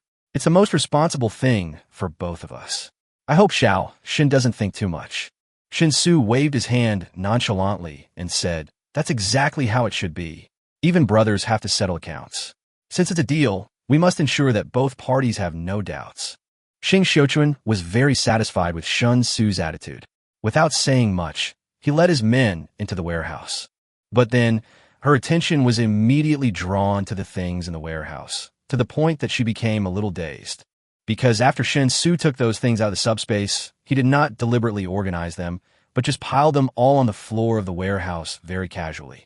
So in Xing Xiuchuan's eyes, apart from the tiger bones that could be seen at a glance, other things such as rhino horns, bear paws, ginseng, and Ganoderma lucidum also caught her eye. The most important thing is that these valuable items were not stored separately, but were piled together like garbage. Isn't a bit too luxurious? Shen Xu seemed not to notice the change in Xing Xiuchuan's expression. He bent down, picked up the set of tiger bones from the ground, and brought it to Xing Xiuchuan. At the same time, he smiled and said, This is what you asked for. Let's get someone to start checking it out. It's getting late. Let's finish it early and leave work early. If we can work for ourselves, there's no need to work 996 hours a day, right? Xing Xiuchuan came back to his senses, looked at Shen Xu deeply, and raised his hand to signal. The man with glasses and a feminine temperament immediately came forward with the testing equipment, squatted down, and began to examine the entire set of tiger bones. Judging from the dimensions of its skeleton, this tiger's size seems a bit too big, doesn't it? Almost twice the size of a normal tiger. The man with glasses said this with an incredible look on his face while testing the tiger bones. Chapter 120. First Transaction, Part 2. Shen Xu obviously doesn't know much about animals. Hearing the glasses man's exclamation, he couldn't help but ask, "What do you mean? Isn't it good to be big?" The man with glasses choked and smiled bitterly. It's not that being big is bad, but normally, a tiger this big can't exist. Of all the tiger subspecies, the largest is the Siberian tiger. But the Siberian tiger is only about 2.5 meters long and weighs no more than 300 kilograms. However, judging by the dimensions of this skeleton, the tiger possessing it would have been at least 4 meters long, and if nothing unexpected happened, it would have weighed nearly a ton. For a tiger, this is an extremely terrifying size, and perhaps only the giant tigers of the Far East that lived tens of thousands of years ago can be compared to it. The bones of a tiger like this are naturally much stronger than those of ordinary tigers. To support such a massive body while still possessing the agility and speed a tiger possesses, the bones themselves must be incredibly strong. This is truly, truly unbelievable. Having said that, the man with glasses reached out and pushed up the nose pad of his glasses. He looked at Shen Xu hesitantly and asked, Mr. Shun, right? Although the question is a bit presumptuous, I really want to know, where did you get this set of tiger bones? Logically speaking, such a huge tiger cannot appear in the current world. Given the current global environment, there's no habitat that could support a tiger this size. A tiger weighing a ton must have extremely demanding environmental requirements. If this discovery were to be made public, it would be a discovery that would shock the entire world. Shen Xu raised his eyebrows, turned his head to look at Shen Xu, and said, Aunt Xing, the transaction between us should not include finding out the source of the goods, right? The source of the goods is a core secret. Aunt Xing must understand this. Aunt Xing must be very clear about how important this thing is to Grandpa Xia. Compared to causing a sensation around the world and then getting into a series of unimaginable troubles, I prefer to make a fortune quietly. By now, Shen Xu had already understood how special this set of tiger bones was. Hearing this, his face darkened and he said solemnly, Don't worry, Xiao Shun. Dad has specifically instructed us that everything we do with you, Xiao Shun, must be done according to your wishes. His inquiry into the source of the tiger bones was not my instruction. It was his own decision. I will punish him accordingly afterward. After saying that, Shen Xu looked back at the man with glasses and said in a rather hostile tone, Do what you should do, and don't make me remind you a second time. Learn to do more and talk less, and you will live a long life. If you can't even do the most basic self-discipline and keep secrets when working for our Xia family, then you will definitely die an ugly death. The man with glasses shuddered and said sorry in a stammer. He didn't dare to look at Shen Xu again and finally concentrated on examining the tiger bones. After a while, the man with glasses finished his inspection, stood up, and respectfully reported to Shen Xu, Boss, the tiger bone is fine. The quality is excellent, the only one I've ever seen. The test results are basically consistent with the test reports sent this afternoon. The slight deviation is probably due to the simple detection device I brought, which can achieve experimental level accuracy, so it's within the normal range of deviation. Also, besides tiger bones, I see there are also rhino horns, bear paws, bear gallbladders, and other items here.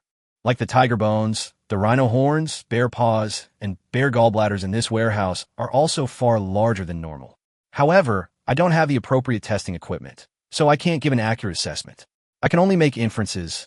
The man with glasses didn't finish his words, but Shen Xu already understood what he meant. He also looked at the ginseng and Ganoderma lucidum, which were obviously of excellent quality, as well as the Hericium arenaceus and truffles, which were so numerous that it made one dizzy. After a little thought, he made a decision. He said, Xiao Shan, are all the things in this warehouse given to you by your friends abroad? Your friend abroad? Shen Xu smiled and nodded. That's right. Aside from the tiger bones, which have been promised to Grandpa Xia, I haven't found a buyer for the other items yet. If Aunt Xing doesn't mind, you could help me introduce some buyers. The price and everything else are negotiable. Shen Xu said in a deep voice, Don't bother. I want everything in this warehouse. I just can't confirm the price yet, because your things seem to be of too good a quality. So I have to take them back for a detailed inspection before I can give you a quote. I wonder, does Xiao Shen agree? Shen Xu deliberately showed an embarrassed look. He pondered, With Grandpa Xia here, of course I trust Aunt Xing, but these things, how should I put it?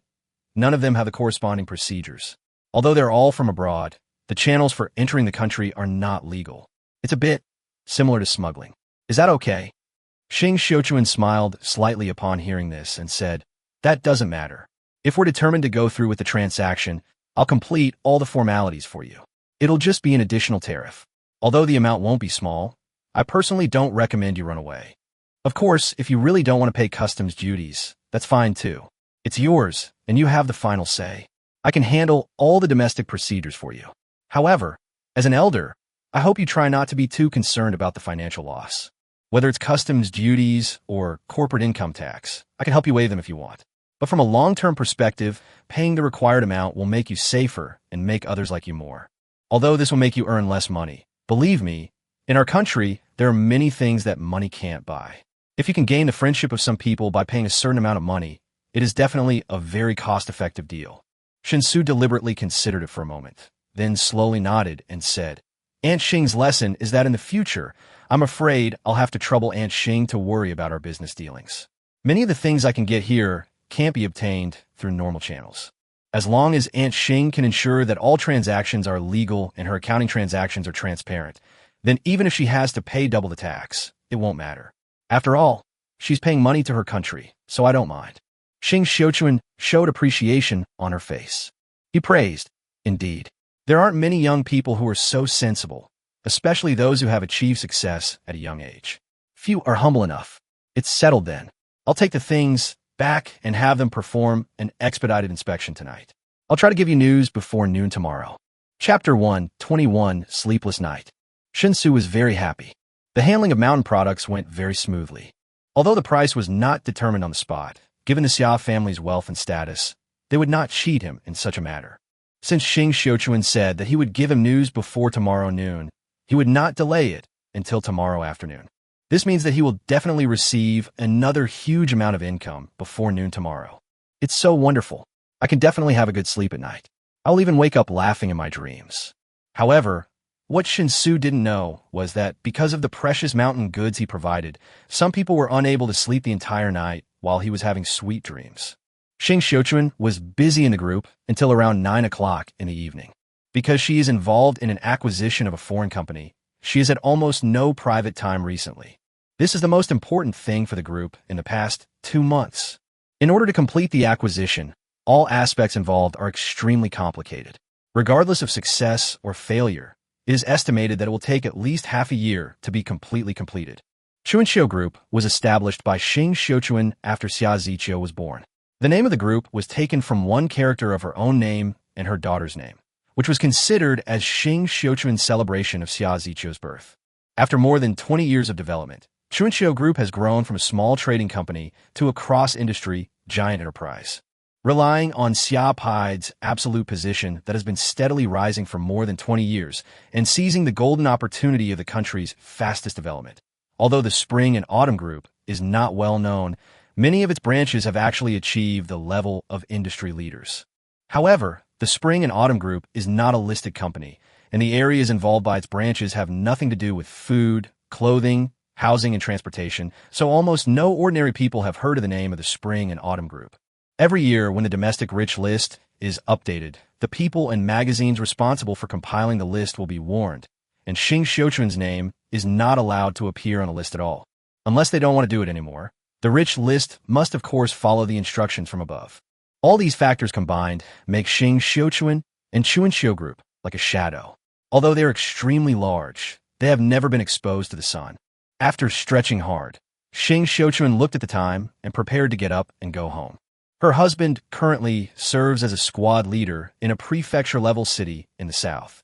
But he is currently studying at the Wanghai Municipal Party School, so the couple has rarely been able to spend a long time together in recent years, which has put Shen Xu in a very good mood. Originally, given her husband's level, he should have gone north to study at the capital party school, but her father-in-law Xia Pai gave the order, and the organization took into account that the couple had been apart for most of the years, so they specially approved him to go to Wanghai Party School. In short, whether it is rules and regulations or laws, to a certain extent, they're just constraints on the general public. In the eyes of the truly privileged class, all the laws governing the world are just weapons that can be wielded at will. Just as Shen Xu put on her coat and was about to leave the office with her bag, the landline on the desk suddenly rang. Shen Xu took a look at the internal number displayed on the landline and found that it was a call from the Scientific Research Center. After a moment of hesitation, Shen Xu picked up the microphone. Before he could ask anything, a voice so excited that it even began to tremble came from the receiver. "Boss, please come to the testing center. It's a miracle. It's absolutely a miracle. This is a discovery that will shock the world. It's incredible. If I hadn't seen it with my own eyes, I wouldn't have believed my eyes." Shen Xu was a little surprised and asked, "What were those things you brought back from Shaoshun's warehouse this afternoon?" "Yes, those are the things. I originally thought that the enormous tiger bone, which was far beyond common sense, was the most important treasure among all those things. But who would have thought that the truly important treasures were actually ginseng and Ganoderma lucidum? It's amazing. I can't describe how I feel right now. It's like a dream." The voice coming out of the receiver was a little incoherent, and it was obvious that the person on the other end of the line was so excited that he was about to lose control of his emotions. Although he still hadn't figured out what exactly happened, Shen Xu decisively ordered, "Wait a moment." Then he hung up the phone, walked out of the office quickly, took several of his bodyguards with him, and rushed to the research center. The research center is located in the building of the group headquarters, but it is located underground. The ground floor of the group's headquarters building is the normal office area. The underground is the most heavily protected place, because almost all of the core cutting-edge secrets of the Spring and Autumn group are stored in the Scientific Research Center. There are 5 floors in total, and the confidentiality level of each floor is different. The elevator goes directly to each floor, and scientific researchers can only move around on their own floor. They're not allowed to go to other floors. As the chairman of the group, Shen Xu certainly has the highest internal authority. After verifying his identity in front of the elevator leading to the underground Scientific Research Center, Shen Xu and his bodyguards went straight to the floor where the inspection center was located. Although it was already evening, there were not too many researchers leaving to get off work in the research center. The extremely generous salary, bonus, and benefits have greatly encouraged the enthusiasm of scientific researchers. All the scientific researchers met along the way took the initiative to greet Shen Xu. Shen Xu absent-mindedly responded to their greetings one by one and soon arrived at the testing center.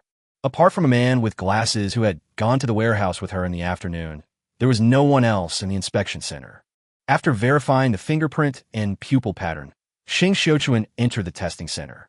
The man with glasses was still extremely excited at this time. Seeing Shen Xu walk in, he immediately stepped forward to greet him and said in a trembling voice, "Boss, after I brought the things back, I have been checking the ingredients inside and comparing them with the normal composition to make a preliminary judgment. Whether it's tiger bone, rhino horn, or bear bile, the medicinal properties they possess far surpass those of their normal counterparts. Their value simply inestimable. I doubt they're truly unique. In my opinion, they shouldn't exist. In short, the value of the tiger bones, rhino horns, and bear gallbladders brought back is immeasurable. If they were used as medicine, unless they were a mediocre doctor, any Chinese medicine practitioner with some skill will be able to create a medicine with an exaggerated efficacy, absolutely beyond common sense. But the truly terrifying things are the ginseng and reishi.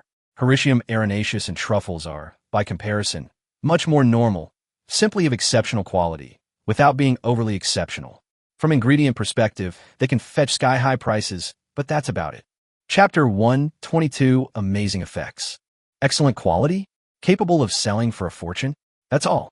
Do you think these 3 words can be used together? Shen Xu asked, feeling it was absurd. The man with glasses smiled bitterly and said, "I can't help it, boss. I'm really shocked. If it were just these Hericium arenaceus and truffles, I would be amazed at their quality and quantity, but at most it would only be a business worth tens of millions. But those ginseng and reishi mushrooms, they truly exceeded my expectations. As we all know, ginseng nourishes vital energy, promotes fluid production and blood circulation, tonifies the spleen and lungs, and calms the mind and improves intelligence. It also boosts immunity and is incredibly effective against a wide range of ailments, especially for neurological diseases, cardiovascular diseases, digestive system diseases, impotence and premature ejaculation, diabetes, etc., and even as an auxiliary treatment for cancer.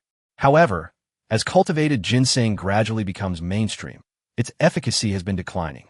Nowadays, wild ginseng is becoming increasingly scarce, and almost all that's available on the market is farm ginseng. This has led to ginseng's efficacy becoming less than a placebo. It's better than nothing, but the benefit is very limited. Discussing efficacy without considering dosage is foolish. No matter how potent wild ginseng is, it needs to be taken to a certain level to truly take effect.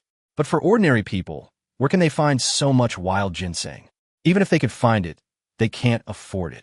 Hearing that the man with glasses seemed to be going off topic, Shen Xu did not interrupt him.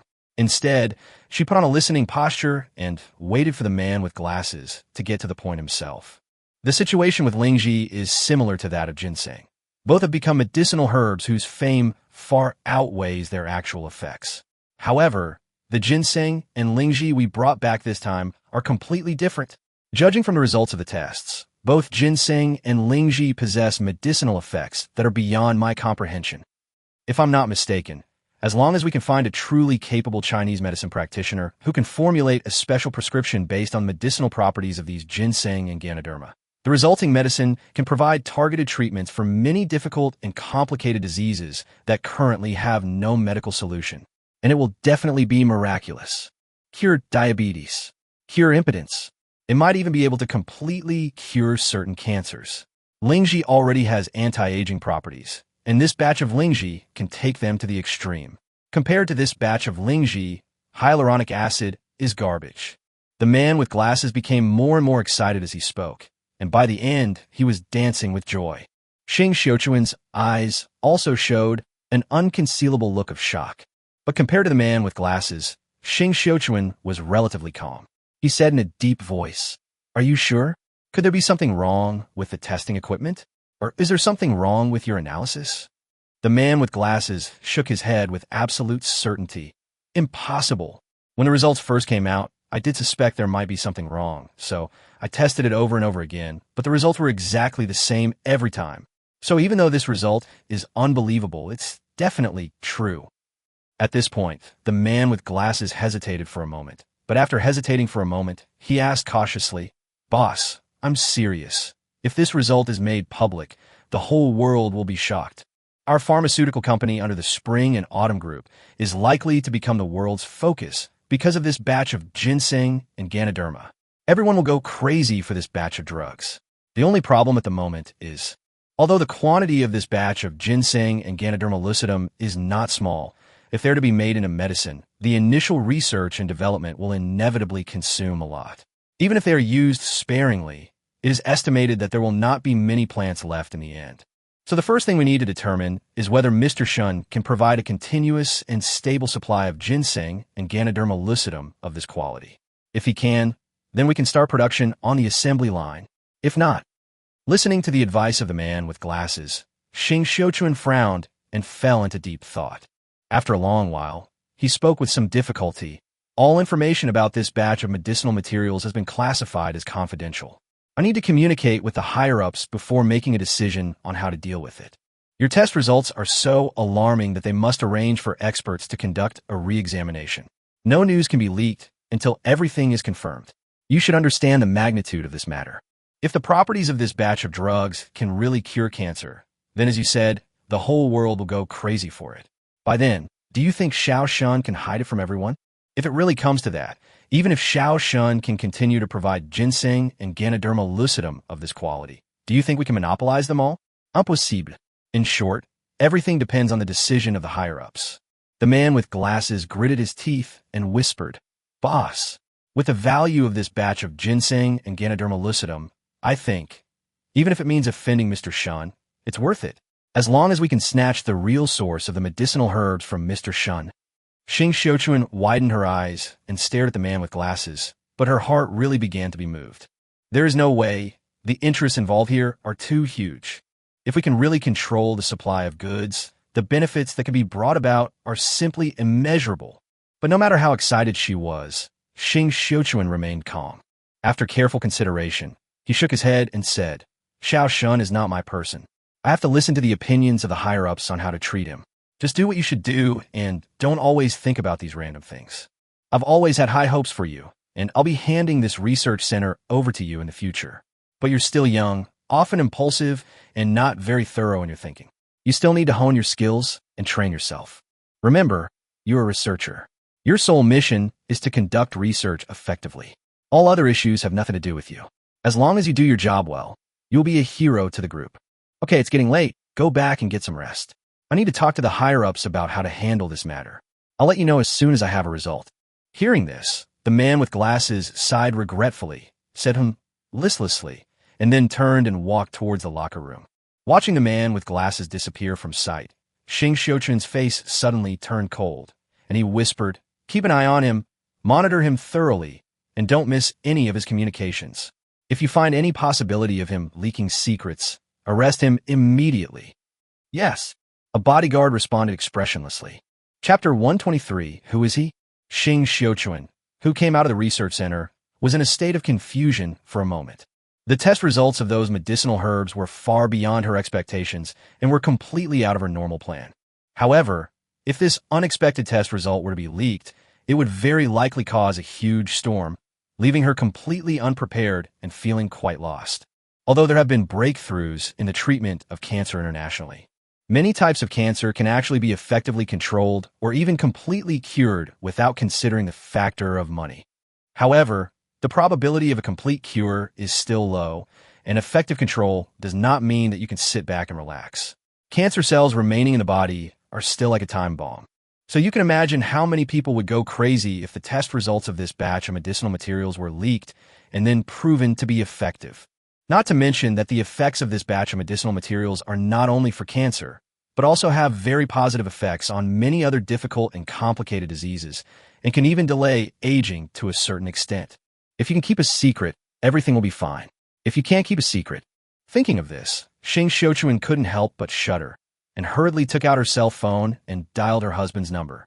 The call was quickly connected, and Shen Xiuchun said in a deep voice, "Go to your father's tonight. I have something very, very important that I must discuss with him immediately. Remember to notify Zichio and have her come over too." "Yes, it's not convenient over the phone." "Okay, see you later."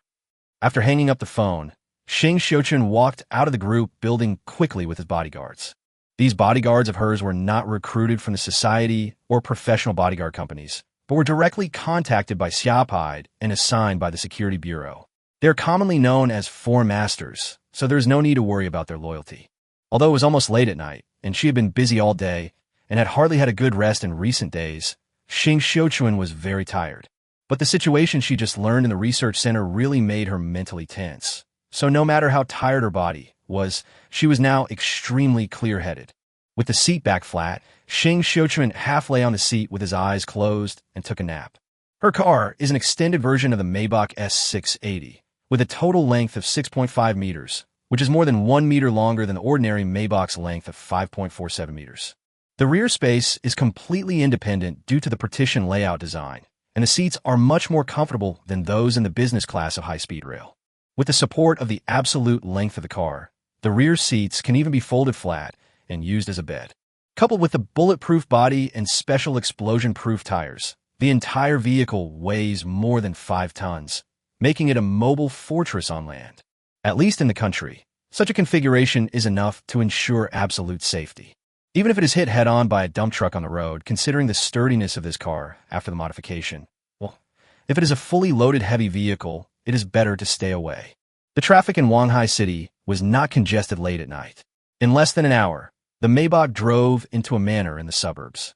Shen Xiuchun, who was dozing off, opened his eyes, got out of the car with the inspection report taken from the research center, and walked towards the villa in the manor.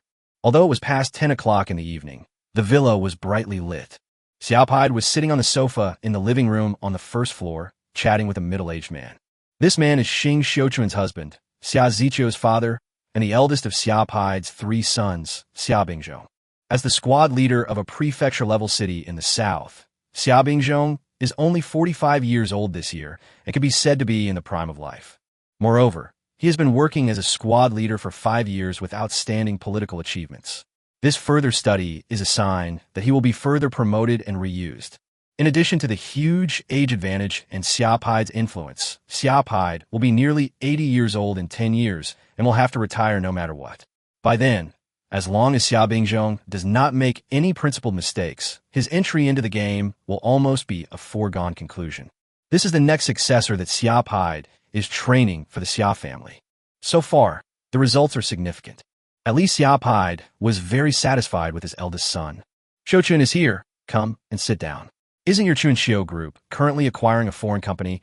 I heard from Bingzhong that you've been very busy in the past 2 months, and you get home late every night.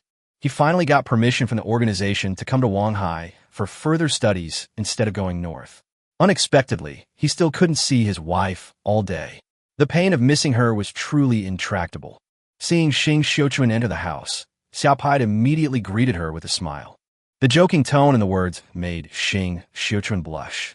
Xiaopide rarely acts like an elder at home, so the family atmosphere in the Xia family has always been relaxed and harmonious. Xing Xiuquan first glared at Xia Bingzhong, who looked innocent, and then said coquettishly, "Dad, listen to Bingzhong's nonsense. If this middle-aged couple kissed, I would have nightmares for 3 nights. He would rather I don't go home every day." Xia Bingzhong immediately complained, "This is unfair.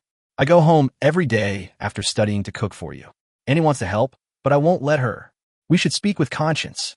Xiaopide ignored the couple's flirting and asked Xing Xiuquan with a smile, "Is there something important that requires you to come and discuss it with me? So late at night, I just asked Bingzhong, but Bingzhong said he didn't know either." The expression on Xing Xiuquan's face suddenly became serious. He sat down next to Xia Bingzhong on the sofa and then handed the test report in his hand to Xiaopide. While Xiaopide began to browse the inspection report curiously, he organized his language and spoke clearly about his previous findings in the inspection center. At first, Xiaopide didn't take it seriously. But as Xing Xiuquan spoke more and more clearly and in depth, Xiaopide's expression gradually became serious. Carefully examining the figures and conclusions presented in the inspection report and listening to Xing Xiuquan quickly recount the latest findings, Xiaopide couldn't hide his shock.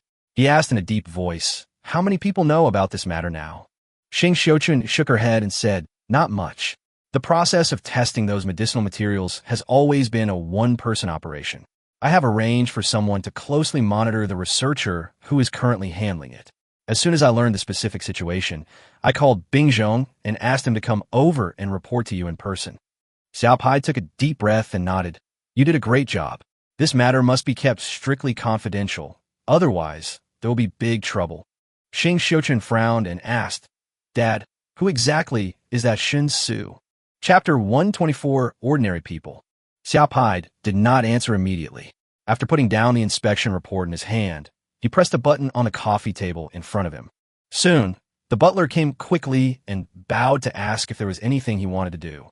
"Go ask if there are any preliminary results from the investigation into Shen Xu. If there are, come and report now. Don't wait until tomorrow morning." Xiaopide gave an order casually. The housekeeper left immediately, but Xing Xiuquan looked surprised. Puzzled, he asked, "Dad, you don't know that Shen Xu either?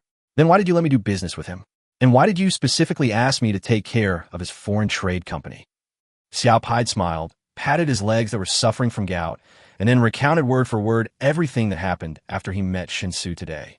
Xia Bingzhong and Xing Xiuquan listened quietly, but as Xiaopide's story went on, their expressions became increasingly strange. If these words hadn't come from Shepard's mouth, the two would have thought they were listening to a story. After talking for about 10 minutes, Xiaopide finally finished explaining the situation. The door of the villa was just opened and Xia Ziqiu walked in, looking exhausted. "What's going on? Why you have to make me come back now? I'm investigating a case." Xia Ziqiu walked into the living room while complaining. Xing Xiuquan waved towards Xia Ziqiu and said solemnly, "Ziqiu, tell your parents and grandfather the whole story of how you met Shen Xu. Don't leave out any details. We want to know if he arranged this so-called accident to get close to you on purpose." Xia Ziqiu was stunned for a moment, but seeing her mother's rare, serious expression, she didn't dare to complain anymore. After sitting on the sofa, he told Shen Xu everything about how he met him. After hearing this, Xing Xiuquan and Xia Bingzhong both had puzzled expressions on their faces. At least they didn't find any obvious problems in their daughter's story. Everything seems to be a coincidence. At this time, the bodyguard who was previously assigned to investigate Shen Xu's life also came to the living room accompanied by the butler. After greeting the people on the sofa, the bodyguard said, "Mr. Xia, the investigation into Shen Xu's life has yielded no unusual findings. We all believe there are definitely issues with this result, so we intend to conduct a more in-depth investigation, but we need your approval." Xiaopide frowned and said, No abnormal findings? What does that mean? The bodyguard carefully chose his words and said, "We easily found out all of Shen Xu's experiences from the day he was born until today. From the hospital where he was born, to kindergarten, to elementary school, junior high school, and college, until he graduated from college and just received his degree this month. All of this is very clear. We made some phone calls to verify this and compared photos of Shen Xu from childhood to adulthood, confirming that there's no possibility of fabrication in Shen Xu's story. We're also certain that the Shen Xu you saw today, Elder Xia, is the same Shen Xu we're investigating. But it's too clean, just like any other ordinary person. He had no record of traveling abroad. He had lived in his hometown from childhood to adulthood and had never even left before entering university. His university experience was extremely ordinary. His interpersonal relationships were extremely simple, and in short, his life was nothing special. Xia Pai looked surprised and said, "Can't you find out? Who did he learn his horsemanship, medical skills, and calligraphy from? And that skill that he hasn't demonstrated yet, but can make you feel extremely dangerous. These can't be mastered overnight, right?" He himself admitted that he had several masters, who he said were all true hermits. But no matter how reclusive they were, in today's society, it was impossible to completely hide. Where were his masters hiding? He claimed the tiger bones he had brought out were obtained from abroad. And in his afternoon trade with Xiuquan, he'd offered more than just tiger bones, but also a large amount of precious medicinal herbs and mushrooms. If everything had been smuggled in from abroad, that means he must have a mysterious team supporting him abroad. Otherwise, he wouldn't have been able to obtain so much. Even if he had never been abroad, for these things to have been handed over to him, there would have been contact and traces, right? How could there be nothing to find? Listening to Xia Pai's series of questions, the bodyguard's face showed guilt, and he said awkwardly, Indeed, we haven't found anything. It's like everything you said doesn't exist." Xia Pai thought for a moment and asked, "What do you plan to do about the in-depth investigation you mentioned just now?" The bodyguard quickly replied, "We plan to arrange for someone to secretly monitor Shen Xu 24 hours a day. At the same time, we will send someone to visit the county where he lives and conduct a detailed investigation to see if his life trajectory in the county is truly free of any signs of fraud." Xia Pai didn't agree immediately. Instead, he pondered for a moment before speaking. "We must ensure that Shen Xu doesn't notice. He hasn't shown any hostility. On the contrary, he's very friendly. In this situation, I don't want him to have unnecessary misunderstandings that would affect our subsequent cooperation." The bodyguard immediately responded, "Please rest assured, we will be extremely cautious and will not do anything dangerous that might be detected." Xia Pai nodded and waved his hand to let the bodyguards retreat. Then he turned to look at Xing Xiuquan and said solemnly, "I can probably guess what you're thinking, but I disagree. At least before we completely figure out what's hiding behind Shen Xu, I won't allow you to act rashly. The fact that Shen Xu gave you those things already speaks volumes. I believe he must have known the value of those things, but he still gave them to you seemingly defenseless. What does this mean?" Xing Xiuquan was stunned for a moment. Then her face changed slightly, and she asked in surprise, "Is he testing me?" Xia Pai nodded solemnly. "This is the only explanation. This young man may seem innocent, but his actions are filled with profound meaning. You absolutely cannot underestimate him. If he's truly as simple as he appears, then why would the mysterious power behind him push him to the forefront as a spokesperson?" Upon hearing this, Xing Xiuquan and Xia Bingzhong couldn't help but look at each other for a moment, feeling a little uneasy in their hearts. Only Xia Ziqiu was quite confused, because in her limited contact with Shen Xu, she really didn't realize how scheming Shen Xu was. So she was deceived. Chapter 125, My Horribility Depends on Your Imagination. "Dad, then what should I do?" Xing Xiuquan asked a little nervously. The scene of her first meeting with Shen Xu in the afternoon suddenly emerged in her mind. She had to admit that Shen Xu's overly young appearance and rather immature behavior during communication did indeed make her subconsciously feel some contempt for him.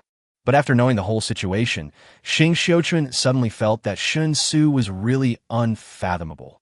Those performances in the afternoon were definitely disguises that Shen Xu deliberately showed to the outside world.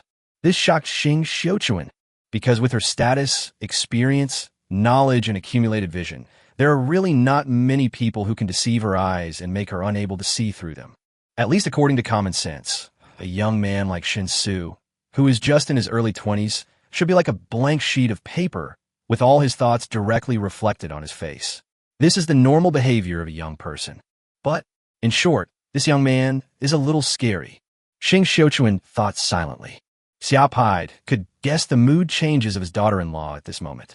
After a moment's thought, he spoke in a deep voice. You just said that when Shen Xu traded those medicinal herbs and wild delicacies with you, he didn't do any special processing on anything. He just piled them together casually. This shows that those things, at least in Shen Xu's eyes, were not that precious. Of course, it's also possible that Shen Xu deliberately displayed this for you, but I think it's unlikely. First, the quantity is indeed large, and second, the transaction between you is not a one-time deal. If these things are no longer available in the next transaction, then the deception will be exposed. So I have reason to believe that those things are indeed not truly valuable and scarce goods to Shen Xu. But Shen Xu is also very clear that the value of those things is enough to drive you crazy. Therefore, it is perfect to use them to test your thoughts. If you can't resist the temptation and develop other thoughts under this temptation, then I highly doubt that in the worst-case scenario, the forces hiding behind Shen Xu will even abandon Shen Xu without hesitation and go into hiding again, looking for the next target that may be suitable for cooperation. Shen Xu listened attentively and agreed very much with her father-in-law's judgment. Now it seems that the medicinal herbs delivered in the afternoon were indeed used to test her. The purpose of the test is very simple, to see if she is trustworthy. After pondering for a moment, Shen Xu hesitated and said, Dad, do you mean that I only need to conduct normal transactions with Shen Xu and not consider other things? Xia Pai nodded and said, That's right. I have agreed to an in-depth investigation of Shen Xu. So, no matter what decision we make, we must wait for the results of the investigation. Shen Xu is like a fog right now. Before this fog is completely dispelled, any rash action will be reckless and irrational. If, after an in-depth investigation, we can truly uncover all of Shen Xu's secrets, then the initiative will actually be back in our hands. How to proceed, whether to continue friendly cooperation or simply seize him by force, can actually be determined based on the results of the investigation. But if a deeper investigation yields no results, then it means the mysterious force behind Shen Xu is far more terrifying than one could imagine. They're able to conceal themselves so well and disguise Shen Xu's experiences as normal, without a single flaw, to the point where even my people can't detect them. God knows how much power such a force possesses. Of course, all of this remains unknown for now. Whether this is truly the case will ultimately depend on the results of the investigation. Regardless, the transaction with Shen Xu must proceed smoothly. At this point, this is extremely important. No matter what Shen Xu wants, we must do our best to meet it. Because through the goods Shen Xu wants to trade, we can actually analyze some things. As an agent, the things Shen Xu wants to buy must be urgently needed by that mysterious force. We can completely reverse the results. Of course, to be on the safe side and to conceal the secret, Shen Xu's purchases would inevitably include a number of items that the mysterious force doesn't need to conceal what they actually need. Anyway, write it all down and then analyze it slowly. After hearing his father's decision, Xia Bingzhong, who had been silent the entire time, said, Dad, I don't think we need to be too nervous. In fact, Shen Xu's willingness to contact us and test the waters with this kind of deal is in itself a gesture of goodwill towards us, even at a risk. If he doesn't trade these goods with us, but takes them to the country across the sea, the benefits he can gain will be much greater than what he can get from trading with us. He cannot fail to understand this, and the forces behind him cannot fail to understand it either. But he still chose us, and acted so friendly, without any hostility or wariness at all. He was just making a harmless test, as it should be. Doesn't this prove the point? At least in my opinion, he has shown enough sincerity. Xia Pai was stunned for a moment. Then, after pondering the situation for a moment, frowned and said, You mean the mysterious force behind Shen Xu is very supportive of our country? It's even possible that someone from our country is behind this overseas. Shen Xu asked in confusion, Our people are doing this abroad? Why go through so much trouble? Can't we just contact them directly back home? Even if the situation abroad is sensitive, we can still provide covert support back home. It's definitely more convenient than using an agent and then conducting roundabout probing like this, right? Xia Bingzhong shook his head and said, It's not as simple as you think. Using an agent is a private act, and the other party can therefore ensure absolute autonomy. But once you connect directly with the authorities, many things will become distorted. You are well aware of some of the conditions in our country. When it comes to official matters, simple matters become complicated, and confidentiality can become a problem. After all, the West has been diligently infiltrating our country for decades, and who knows where Western eyes might be. Not to mention the nasty bureaucracy. Xiaopai thought about it and agreed. That makes sense, but a deeper investigation is still necessary. However, in your future interactions with Shen Xu, try to be honest with him. Ziqiu, you and Shen Xu are of the same age, so you should spend more time together. Xia Ziqiu didn't expect that he would be called out, so he could only respond sullenly. Chapter 126, Getting on the Right Track. When Shen Xu woke up, he felt extremely cheerful, because he found that Xing Xiuquan did not really wait until noon to transfer the money to him, but transferred the money early in the morning when the bank was not open yet. Along with a large sum of money, there was also a detailed valuation statement. The estimated value of the thousands of kilograms of Hericium arenaceus and truffles is only about 10 million, but the estimated value of ginseng and Ganoderma lucidum is extremely exaggerated. There are a total of 112 ginsengs, each of which is valued at 20 million, with a total price of 2.24 billion. The valuation of Ganoderma lucidum is much lower, with each plant valued at 6 million. There are a total of 52 Ganoderma lucidum plants, worth 312 million. Adding it all together, it came to 2.562 billion. Xing Xiuquan, using the company's name, simply rounded up the amount and directly remitted him 2.6 billion in payment for the goods. This money does not include the tiger bones, rhino horns, bear bile, bear paws, etc. For this reason, Xing Xiuquan personally called early in the morning to explain. Tell Shen Xu that the reason for this is that tiger bones and other things are quite special, and it is not possible to estimate their value for the time being. The medicine must be prepared first, and then the specific efficacy of the medicine must be confirmed through feedback from a user's physical condition, and then we can have a more accurate understanding. Therefore, the money for purchasing tiger bones, rhino horns, and bear treasures will have to wait for some time before it is paid. Xing Xiuquan expressed her apology very sincerely on the phone, but Shen Xu was completely indifferent to it. Just by dealing in medicinal herbs once, he easily earned more than 20 small goals, which subtly changed his feeling about money. Although it was a business-to-business goods transaction, the money was still deposited into his personal account and not into the company account.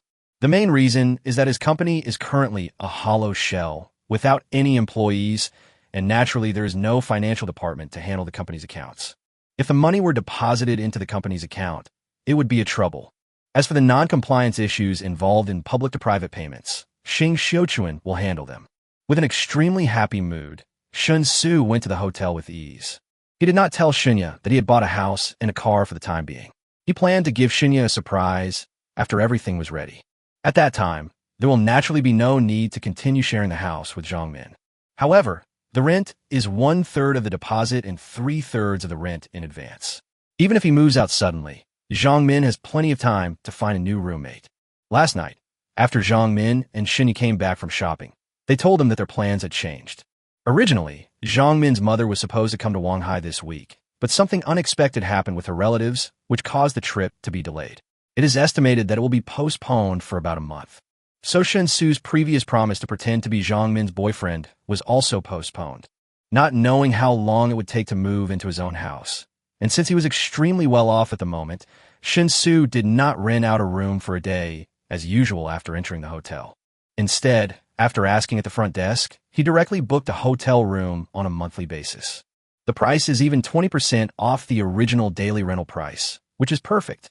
After checking into the room, Shen Xu did the usual check for surveillance equipment. After confirming that everything was normal, he headed to the other world with great relaxation. At the same time that Shen Xu was heading to the other world, two men with extremely ordinary looks, who would not be looked at twice if they were seen on the street, stood in a corner outside the hotel gate, looking at the hotel gate thoughtfully. After a moment of silence, one of them's cell phone vibrated. The man picked up his phone, unlocked the screen, and looked at the message. His eyes narrowed slightly as he spoke. According to the police, the target has been checking into this hotel every day lately. He only missed yesterday, but he's back again today. I suggest a full investigation of this hotel. If the target is truly trying to meet someone, This place looks very suspicious. The other person nodded slowly and immediately took out his cell phone to make arrangements. Shen Xu didn't realize that he was being targeted. Although he had broken through to the second-grade martial arts realm, the improvement of the second grade compared to the first grade was not particularly obvious.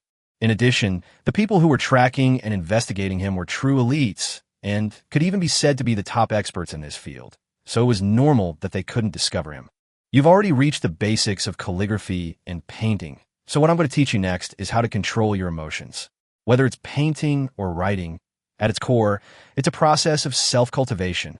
Being able to remain calm in any situation is a fundamental quality that a strong warrior should possess. Master Yin came to the courtyard and looked at Shen Xu, who seemed a little agitated and spoke in a serious tone. This is the first class of the morning. The so-called divine calculation uses the universe as a chessboard and all living beings as pieces. You, holding their hand, can predict the fate of all beings, change the course of the future, avert disasters, and glimpse the unpredictable nature of the great Tao.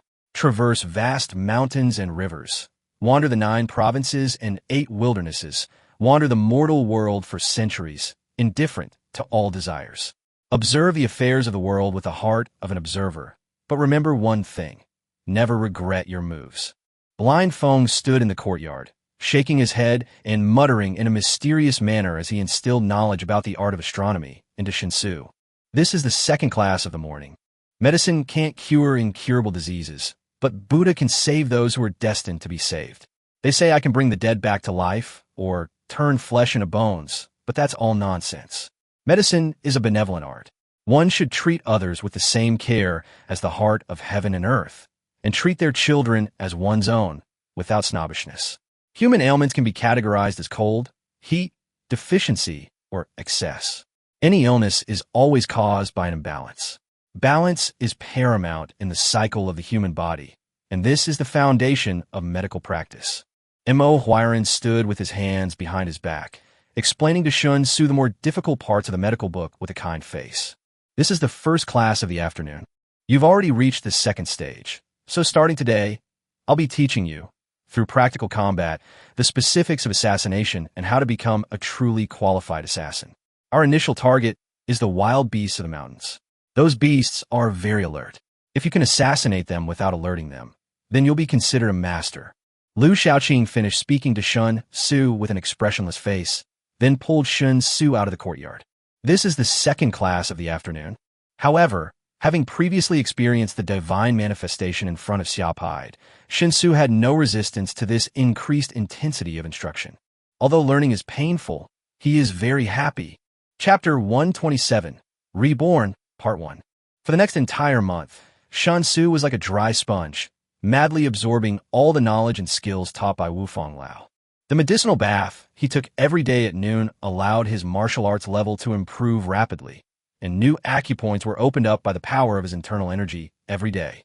These newly opened acupoints continuously nourished his body, allowing his martial arts progress to advance by leaps and bounds. At the same time, this improvement in martial arts level objectively greatly enhanced his learning ability. In the process of imparting skills to Master Wufang, Shen Xu's academic progress can also be said to have made great progress. In just 1 month, Shen Xu's attainments in calligraphy and painting, in Master Yan's words, had already reached the level of mastery. Moreover, his ability to cultivate his body and mind has been greatly enhanced. Compared with a month ago, his overall temperament has changed significantly. As the saying goes, a man of culture is naturally elegant. Although Shen Xu had not read many books, he made great strides in his attainments in calligraphy and painting, and ultimately achieved a similar effect. In addition, the calligraphy style is Master Yan's original font. Although Shen Xu still has a long way to go before reaching the pinnacle of excellence, in the eyes of those who don't know the truth, he already has the style of a master. The level of his painting is similar to that of his calligraphy. The landscapes, flowers, birds, and daily life depicted by his brushstrokes are not vivid, but they can be described as lifelike and vivid. As for the art of astronomy, Shen Xu has become very proficient in using the tortoise shell, the most precious treasure of the school of astronomy. In Feng Buer's opinion, this is a symbol of entry into the art of astronomy. Although Shen Xu often made some inaccuracies when fortune-telling, at least the general direction was basically correct. However, there are many uncertainties in the art of astronomy, and Feng Buer does not want Shen Xu to become dependent on it. This kind of mysterious and changeable study of numerology is best used only as an auxiliary. Otherwise, those who calculate will be abandoned by heaven, and those who try to understand the laws of heaven will be punished by heaven. Shen Xu understood this principle very well. So when it came to learning the art of astronomy, he adopted the attitude that more skills are better than less. I don't plan to learn too deeply, but I don't intend to be able to tell a person's life or death or wealth at a glance, or to seize the fortune of heaven and earth or the mysteries of the sun and the moon. It's totally unnecessary and almost impossible to do. As long as you understand the rules and can see the essence through the phenomenon, that will be fine. As for medical skills, Shen Xu's progress was relatively slow. Although Mo Huairan taught him everything he knew without reservation, the particularity of Chinese medicine still made it quite difficult for Shen Xu to learn. Although he has the blessing of martial arts realm, which allows him to achieve twice the result with half the effort when he remembers the medicinal properties and pharmacology of medicinal herbs. The trouble is that the medicinal herbs in his world are completely incomparable to similar herbs in other worlds in terms of efficacy. So after completing his studies with Mo Huairan every day, Shen Xu had to re-understand and sort out the medicinal materials he had learned that day in his own world. Comparing the same medicinal material, how big is the specific gap between the two different worlds? Only after figuring out all of this can the medical skills he has learned be effective in the world he lives in. It has to be said that this has increased Shen Xu's learning difficulty exponentially, resulting in his slower progress in medical skills, which is an understandable result. Of course, no matter how slow the progress is, it is only relative. Compared with the normal learning progress, Shen Xu's progress is still an incredible leap forward. However, Shen Xu made the greatest progress in the assassination technique he learned from Liu Shaoqing. Liu Shaoqing took him to the Jiushuan Mountains every day. Under Liu Shaoqing's instructions, Shen Xu quickly completed his unique transformation through actual combat. In the first few days, he really gained nothing in the Jiushuan Mountains. No matter how rich your theoretical knowledge is, once you enter the actual combat state, you will still encounter too many situations that will make you feel flustered. There are so many strange animals and plants in the mountains and forests that it is impossible to approach prey quietly. In addition, those animals are naturally sensitive, whether they are carnivores or herbivores. They can be said to be alert in all directions. Shen Xu can't even get close to the target without alerting him, let alone completing the assassination. After repeated failures, Shen Xu began to constantly summarize the reasons for his failure. Through his true understanding and application of the knowledge and skills taught by Liu Shaoqing, he can clearly feel his obvious progress every day. It was not until the 7th day that Shen Xu finally succeeded in catching a wild rabbit with his bare hand for the first time by lurking around. From then on, he was unstoppable. During this period, he experienced an improvement in his realm, which greatly enhanced his speed, strength, agility, and other qualities, making his assassination skills even more powerful. In the last few days of the month, Shen Xu even assassinated a real leopard simply relying on his own strength. It was a huge leopard, nearly 3 meters long. In terms of size, it is even bigger than the tigers in his world. Although in terms of frontal combat effectiveness, the leopard is far inferior to the tiger. But the leopard's vigilance and alertness are much stronger than that of the tiger. They can sense movement from far away, and even when they are resting, they almost always keep their eyes open. Shen Xu completed a clean and neat assassination of leopard without leopard noticing in advance. Having achieved this, he received personal praise from Liu Shaoqing for the first time. In Liu Shaoqing's words, Shen Xu can already be considered an accredited assassin. In between studying with Master Wu Feng, Shen Xu always insisted on taking a medicinal bath at noon every day. During the intense and extremely tiring study process, soaking in medicinal baths and having sex with Song Xiqing became Shen Xu's only opportunities to rest and relax. Although it is far from the right balance between tension and relaxation, the effect of relaxation is extremely significant. Not only did Shen Xu successfully break through to the 3rd level of martial arts realm within this month, but he also ran wildly at the 3rd level. Until a month later, Shen Xu was only 1 step away from the 4th level of martial arts realm. Such a speed of progress even surprised Wu Fanglao. because according to their expectations, Shen Xu should have barely broken through to the third level during this period. In short, in just 1 month, Shen Xu was reborn. Chapter 128, Reborn, Part 2. It wasn't just Shen Xu who had undergone a complete transformation. Songjia village has also undergone tremendous changes in this month. This village, which still maintains a high-level military system and elite system, bursts out with amazing energy under the command of Song Xiqing. The team that specializes in studying the Heavenly Book and try to create the things recorded in the Heavenly Book was officially established at Song Xiqing's request, with Feng Buer as the person in charge.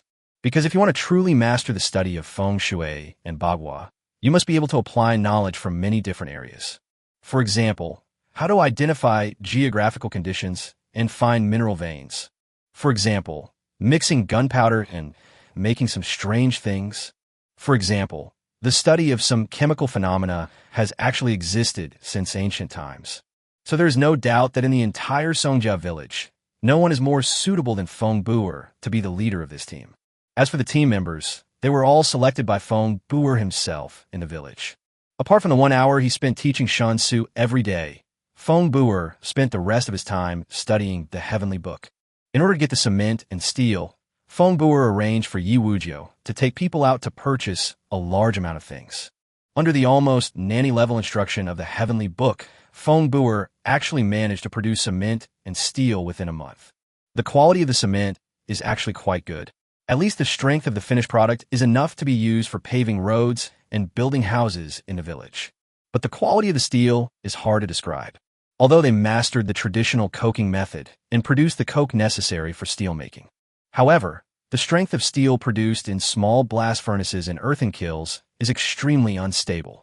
Since everyone is a novice and is completely following the foolproof instructions of the Holy Book and has basically zero experience in related operations, it is normal to see such unstable quality in the early stages. Shen Xu was not in a hurry about this. In the early stage, he just hoped to slowly change the living conditions of Songjia village in the valley. Let everyone in Songjia village live a truly good life.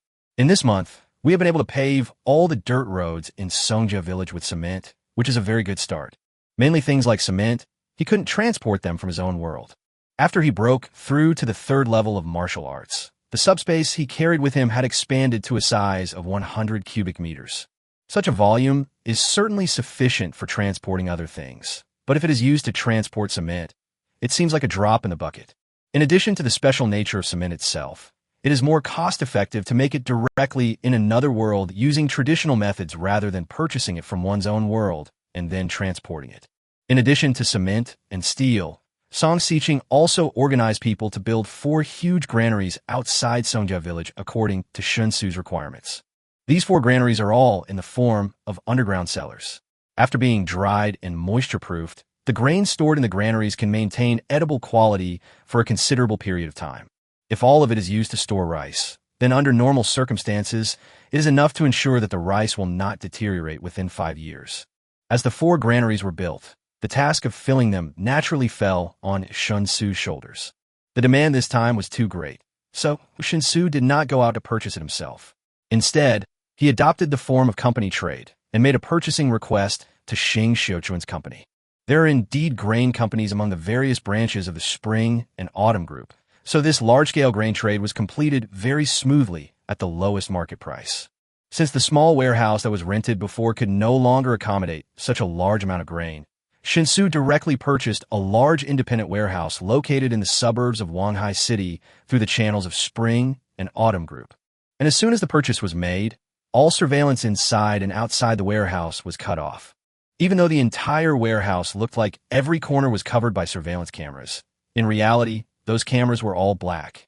The 100 cubic meter portable subspace he possessed after breaking through to the third level of martial arts played a significant role in this food transportation.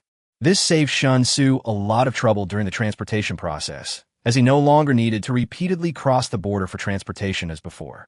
In the end, the 4 large granaries were completely filled by Shen Xu as soon as they were built. The amount of food stored there is enough for the 2,000 people in Songjia village to eat 3 meals a day and eat until they are full at every meal for 2 years. It is conceivable how excited the people of Songjia village were when they saw the 4 large granaries they built being miraculously filled. Some people originally wondered why they should waste time and effort to build 4 useless granaries. However, as all 4 granaries were filled, all doubts immediately disappeared.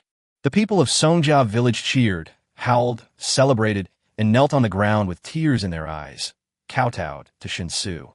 Because they all had martial arts realms, their kowtows left behind a dense mass of small pits on the ground in an instant. Their demeanor and expression were so pious that they didn't seem like they were kneeling to their own brother-in-law, but rather like they were kneeling to their faith. This is the romance that belongs only to the people of Songjia village. After being plagued by hunger for too long, the people of Songjia village seemed to have been reborn when they suddenly realized that they would never have to go hungry again. Before this, regaining dominance over the world was just a belief for the people of Songjia village. If this was the reason and vague dream that the people of Songjia village had been searching for to persevere, then, as the 4 huge granaries were filled, the people of Songjia village truly began to consider the feasibility of conquering the world. This is a very simple truth. Before there is a way to fill your stomach, everyone's biggest goal is to avoid starving to death. Only when people no longer have to worry about the most basic material needs will they develop spiritual pursuits. Although their number of people is still too small compared to the great ideal of dominating the world. But Shen Xu's existence gave every resident of Songjia village a strong sense of confidence. Especially since Shen Xu appeared, the tremendous changes that have taken place in Songjia village in just over a month have long been seen by all the people in Songjia village.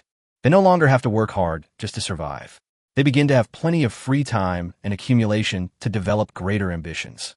From this moment on, the people of Songjia village seem to have been baptized from head to toe by Shen Xu. Although there's no change in their bodies, their mental state has been sublimated, which is also a kind of rebirth. Chapter 129 Hunting Time. The heat of July is scorching and the heat of August is endless. In the middle of summer, a rain suddenly fell in Jiushuan Mountain, dispelling much of the dry heat in the forest. The giant trees and shrubs in the forest became even more lush and green. The heat of midsummer baked the mountains and forests, causing the accumulated rainwater to begin to evaporate. Everything around became hazy, like a fairyland. The leaves are stained with crystal raindrops, sparkling with a clear luster. The breeze blows, the leaves rustle, and a fresh scent fills the air, making people feel relaxed and happy. The mountain streams flow more happily under the nourishment of rain, with splashing water and clear bottom. Little fish swam around the rocks at the bottom of the water, and in the distance came bursts of clear bird calls. It's a good time to go with the wind, across the vast sky, straight down, to see the mountains and rivers. It was almost evening. Shen Xu was lurking quietly beside a bush in the forest, as if he had completely merged with the surrounding bushes and had no trace of life. His eyes stared through the gaps in the bushes at a leopard about 10 meters in front of him that was struggling to bite a cicadere. He is waiting for the opportunity. If you want to become a qualified assassin, good patience is a basic quality you must possess. Although he had successfully assassinated a leopard a few days ago. But that was a surprise attack carried out while the leopard was resting in a tree. Despite receiving praise from Lu Shaoqing also believed that as an assassin, even if he had to be prepared to flee thousands of miles away if he missed, the ability to kill head-on was still indispensable. Therefore, in Lu Shaoqing's opinion, if he could kill the leopard through assassination when it was most alert, then he would be considered a true disciple. With Shen Xu's current martial arts realm of the upper 3rd grade, close to the 4th grade, it is indeed difficult to achieve this, but it is not completely hopeless. The leopard hunting not far away, with a whole size smaller than the leopard that was assassinated a few days ago. Its body length should be only about 2.5 meters, about the same size as an adult Siberian tiger in Shen Xu's own world. Their fighting ability seemed comparable, at least the hunting of that cicadere seemed quite relaxing and enjoyable. Shen Xu held his breath and slowly walked out from behind the bushes. Although his feet stepped on the dense fallen leaves and dead branches on the ground, miraculously, not even the slightest sound was made. His breathing had completely stopped, and even his heartbeat suddenly slowed down. A cicadere not far away had its neck bitten. Although it was still struggling with its 4 hooves, it was obvious that its strength was rapidly weakening. A leopard that is about to complete its hunt is at its most alert. Only after it has completely killed its prey, dragged the carcass up the thick tree trunk, and then hung on a forked branch to have a hearty meal, will its strong vigilance be slightly reduced. But what Shen Xu was preparing to challenge was the moment when the hunt was about to succeed. His feet landed silently, and his body was as light as a swallow. A pitch-black dagger appeared in his hand without anyone noticing. The material of this dagger is extremely special, and no one knows how the paint on the surface was mixed. Not only can it absorb all light sources, ensuring that the blade will not reflect any light, but when stained with blood, it can also ensure that no blood residue will remain. All liquids will slide down the coating on the surface of the blade. This was given to him by Liu Shaoqing a few days ago after he successfully assassinated the leopard.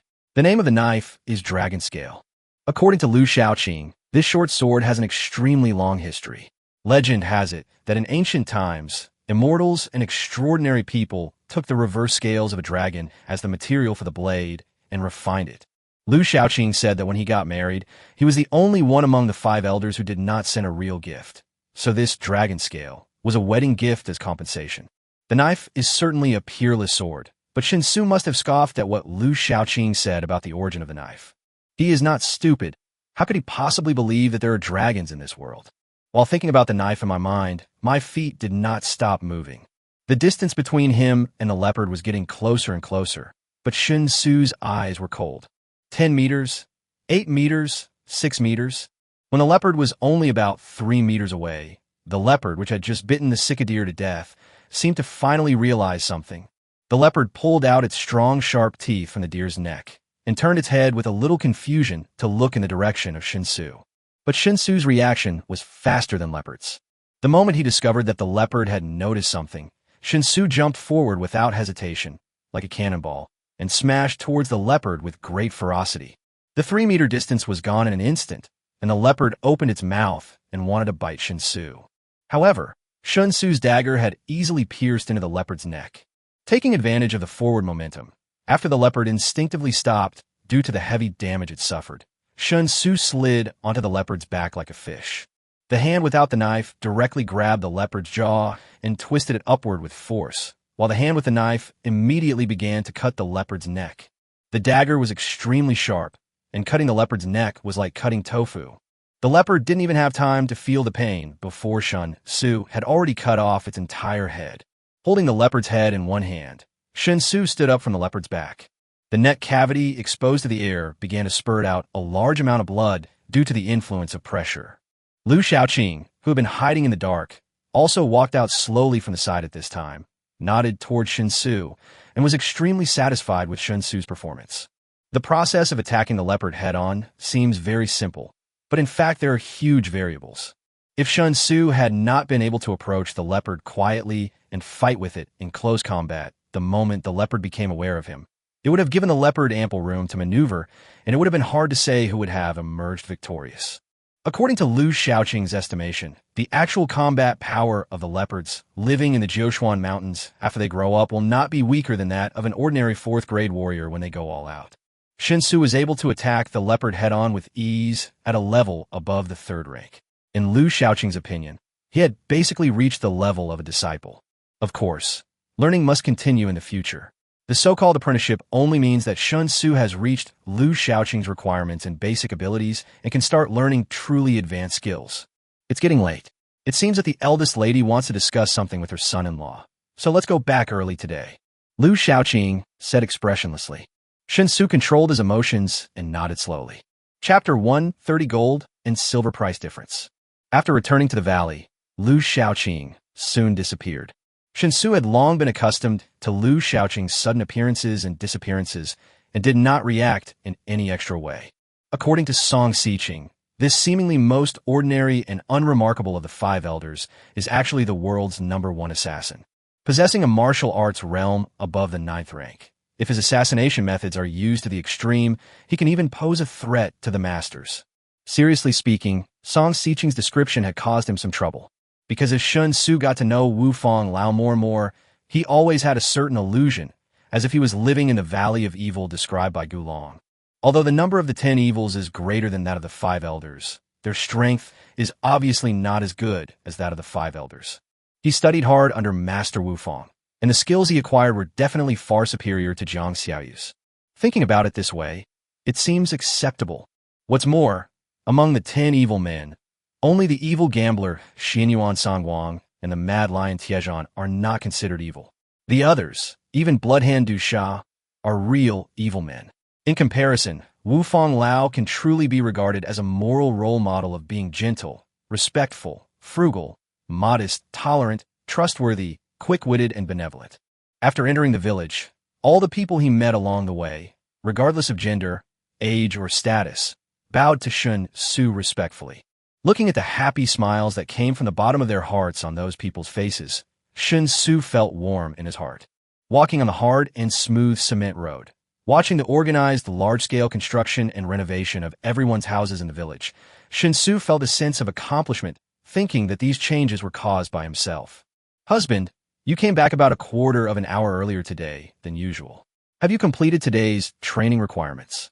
Song Xiqing suddenly walked out of a brick and cement house that was under construction, looked at Shen Xu with love, and asked, "Yes, Mr. Liu said you have something to discuss with me?" Shen Xu naturally hugged Song Xiqing in his arms, reached out and pinched Song Xiqing's delicate face, and asked with a smile. After all, it was in public, so Song Xiqing still felt shy. But Song Xiqing did not resist or avoid Shen Xu's intimate behavior. She let Shen Xu hold her in her arms, lowered her head slightly, avoided Shen Xu's burning gaze, and said softly, "Wu Jiu found me today and said that the things Mr. Feng asked to buy these days have already spent all the money in the village. Including the silver you left for them last time when you went to the county town, they've also spent it all. So if we can't get enough silver soon, then many of the things Mr. Feng is currently focusing on will probably have to be temporarily stopped." I thought about it. There's really nothing in the village that can be sold for silver. Even the mountain products cannot be sold for much silver, but silver is indispensable. So, can we organize people to capture the wanted criminals with a reward offered by the government? My dear husband, the 4 large granaries you've filled are more than enough to ensure the village has enough food. In this situation, it wouldn't affect the village much if we were to withdraw the blood guards who need to farm to earn the government bounty. Do you think this is feasible? Short of money? Shen Xu was stunned. He really hadn't thought about this before. However, since the goal is to achieve localized production through the Time Traveler's Handbook by transporting as many things as possible that are inconvenient to purchase, it is normal that this involves a large amount of local procurement needs. As for the problem of lack of money, it is too easy to solve. If there is a shortage of gold, the cost of purchasing it will definitely be too exaggerated. But he was simply short of silver. Given the current silver price in his world, there was no purchasing pressure at all. Especially industrial silver. The purity is up to standard, it is stronger and more durable than pure silver, and the price is ridiculously cheap. If I remember correctly, it should be 3 or 4 yuan per gram now. In other words, even if you buy a whole ton of industrial silver, it will only cost 3 or 4 million. In other words, 3 or 4 million can buy a full 20,000 taels of silver. I believe that this amount of silver is enough for Feng Buer to use for quite a long time. Thinking of this, Shen Xu suddenly realized a problem. He had not considered reselling silver before because he thought silver was too cheap and reselling would be tiring and troublesome, and he might not make much money. However, that was before he connected with Shepherd. Now that he has the support of Xing Xiuquan's Spring and Autumn group, if he wants to resell silver again, the process will become very simple. Those tedious transactions can all be handled by Spring and Autumn group. He only needs to be responsible for traveling back and forth between the 2 worlds and transporting silver and gold. The industrial silver purchased for a maximum of 4 million can be exchanged for a terrifying 100 kilograms of gold in another world. If these golds were sold in his world, they could be sold for at least 40 million. In total, that's 10 times the profit. Although it is much worse than a business with no capital, what else can you ask for when you can make 10 times the profit? Thinking of this, Shen Xu's eyes lit up, and he felt more and more that this alien world was indeed a veritable treasure trove for him. Of course, whether or not to do this, or how to do it, requires careful consideration before making a decision. First, it involves the continuous buying and selling of a large amount of gold, so it is definitely most convenient to conduct transactions through the Spring and Autumn group, which saves time and effort and can also get the highest price. He had to find out clearly whether the Spring and Autumn group needed and could absorb such a large amount of gold. Secondly, Is the idea of continuously exchanging silver for gold in the other world reliable? Is there a market for it? When it comes to this question, Shen Xu's mind immediately comes up with Qiu Anqing's chubby appearance. That guy runs a money shop. If you have any questions about gold and silver, go ask him and you will definitely get a good answer. So, I need to go to Changle County City in person and have a good talk with Qiu Anqing. As expected, the emergence of any new idea means that a myriad of troubles will continue to emerge. Shen Xu sighed inwardly, but didn't show it on his face. He just smiled dotingly and said, "Don't let the blood guards go work for the government. I'll take care of the problem of the lack of money, so Mr. Feng doesn't have to worry. Also, tell Wujiu that I'm going to Changle County City again when I have some free time in the next few days. Ask him to bring his men with me." Song Xiqing responded obediently, then continued, "There's one more thing. Wujiu and the others have been looking for all sorts of stones in the mountains lately, and have been stringing them together into bracelets. I wonder if you want those things?" That's what happened, but I almost forgot about it." "Then let's go home first. When Wujiu came to talk to me about the money problem today, he left all the bracelets he had accumulated over the past month at home for you." Chapter 131, Locking the Target. As soon as Shen Xu returned to the courtyard, he was stunned by the large bags of bracelets in the corner of the yard. I don't know the exact number, but it looks like there are at least tens of thousands of them. It seems that most of them are beeswax bracelets, and a small part is made of various other things such as agate and turquoise. There are so many, Wujiu didn't even count them. There are probably over 30,000 skewers in total. A whole month's supply is all here. Song Xiqing pointed to the large bags in the corner of the yard and continued, "But what I mean by no help is that the stones in the dense forest surrounding our valley have basically been picked up by the blood guards. If my husband needs more bracelets, then they will have to look further into the dense forest. The harvest from collecting these stones won't be as abundant as it was in the previous month. The farther the distance, the more time will be wasted on the road. Furthermore, the farther away the place, the less familiar it is. While collecting stones, I also have to guard against attacks from wild animals. I don't know if I can meet my husband's requirements." When Shen Xu heard this, he was immediately shocked. "My goodness, I don't know what to do with these more than 30,000 strings. If I continue to collect more, won't they all be stuck in my hands?" The reason why that bald fat guy was willing to buy beeswax beads for hundreds of thousands of yuan each was mainly because he didn't know there would be so many. If more than 30,000 skewers were thrown at the bald fat man at once, he would have a myocardial infarction on the spot. But the thing has already been made. I can't just throw it away for no reason. I'll put in the subspace first, and then sell it slowly. I think even the spring and autumn group would not have the channels to digest tens of thousands of top-quality beeswax bracelets at once. Anyway, this thing does not seem to take up much volume, so throwing it into the subspace would not be a big pressure. These are enough.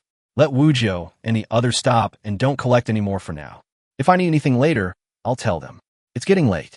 My lady, could you comfort me one more time so that I can return to heaven with a satisfied heart?" As Shen Xu spoke, he waved towards the large bags in the corner of the yard and put all the bracelets into the subspace. Then he put his arms around Song Xiqing's slender waist, and a rather obscene smile appeared on his face.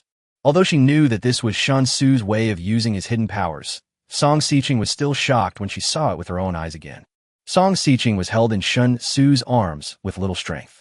She said hesitantly, "But my husband, he already came once at noon. We agreed, once a day. We can't indulge." Shen Xu shook his head and said seriously, "I'm not being indulgent, nor am I pestering you for it every day. This is a reward for my amazing improvement over the past month. My wife, aren't you happy for your husband?" Song Xiqing didn't know how to refute for a moment, and could only silently let Shen Xu pull her into the room. The improvement of the body through martial arts realm is reflected in every detail in all aspects, especially the incomparable amount of energy which really made Shen Xu, who had just started eating meat, enjoy the matter of family love. It was just dusk when he dragged Song Xiqing into the room, and the sun was about to set. But when Shen Xu returned to the bathroom of the hotel he rented, it was already around 7 in the evening. After renting a room in the hotel for a whole month, Shen Xu had no plans to renew the lease because Xia Ziqiu had called him a few nights ago and told him that all the procedures for the house had been completed. Moreover, the house is delivered fully furnished and does not require much additional decoration. So if you want to live there, you can actually move in at any time. Shen Xu himself was a person who was very afraid of trouble, so he simply told Xia Ziqiu that his house did not need any additional renovations. He planned to live there for a while and make a decision based on the living experience. Moreover, based on his current rate of wealth accumulation, he might have to change houses again after a while, so there's no need to go through all the trouble with the first house. After completing all the checkout procedures at the front desk, Shen Xu walked out of the hotel. I'm preparing to go back to the rented house and discuss moving with Shenya. Although Shen, you will start school in about half a month, the matter of moving houses will have to be told to her family sooner or later, so there's no need to hide it.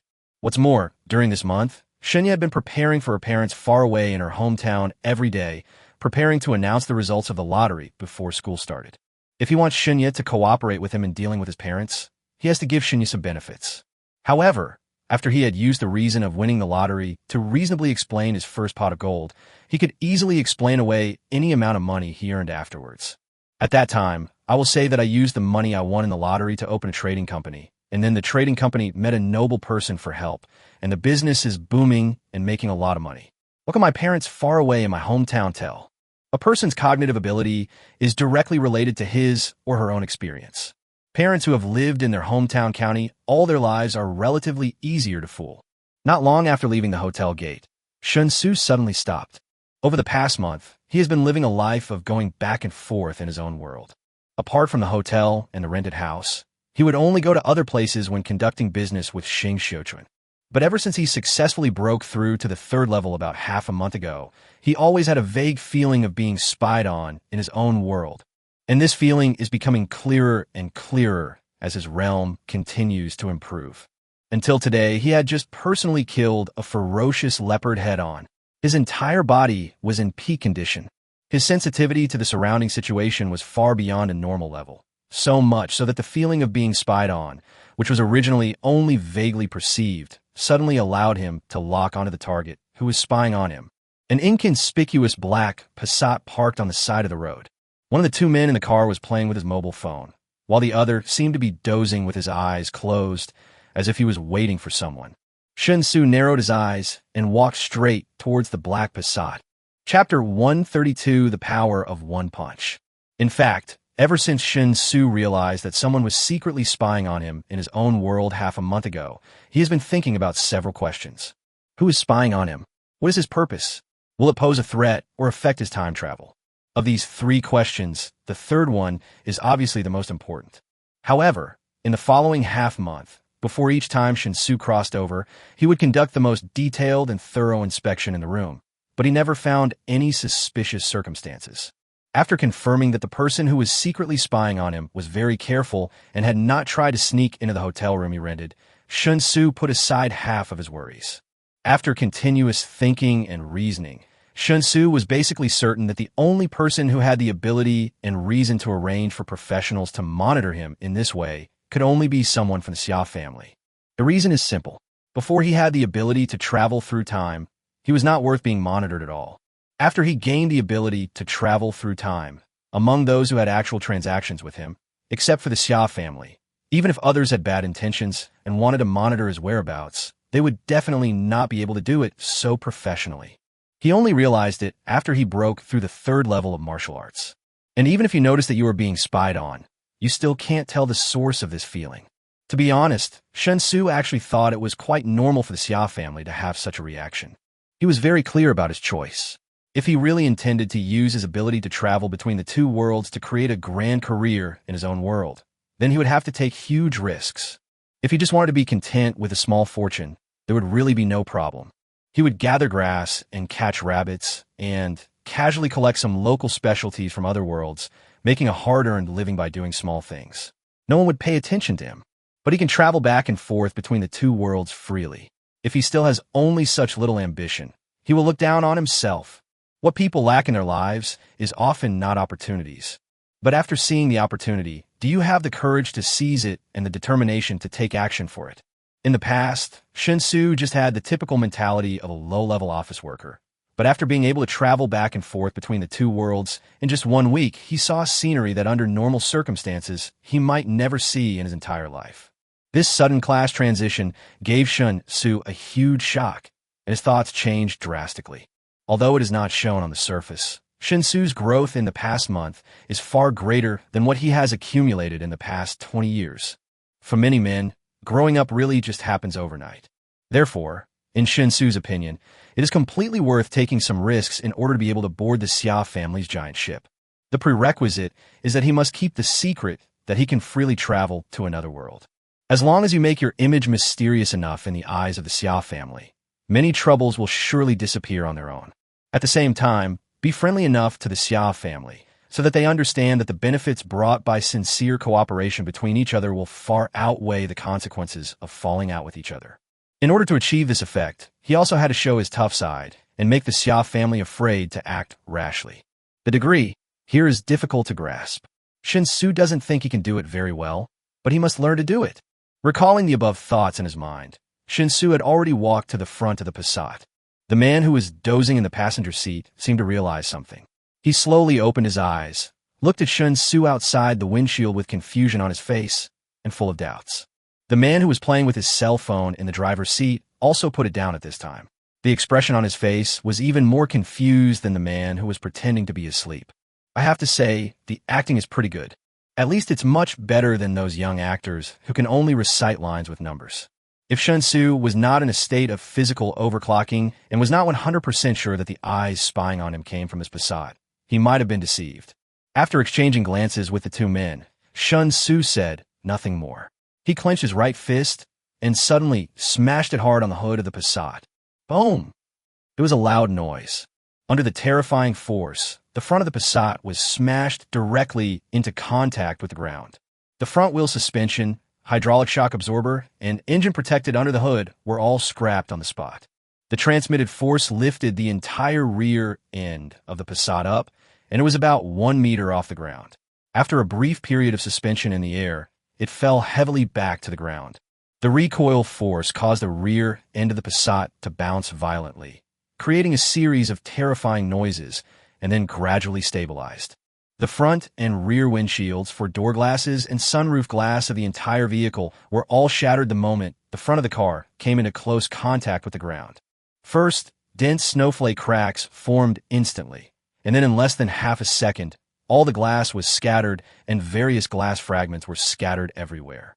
The power of a punch is so great. The two men in the car were horrified. They couldn't understand how one person's fist could unleash such terrifying power. Even the world heavyweight champion couldn't do this, right?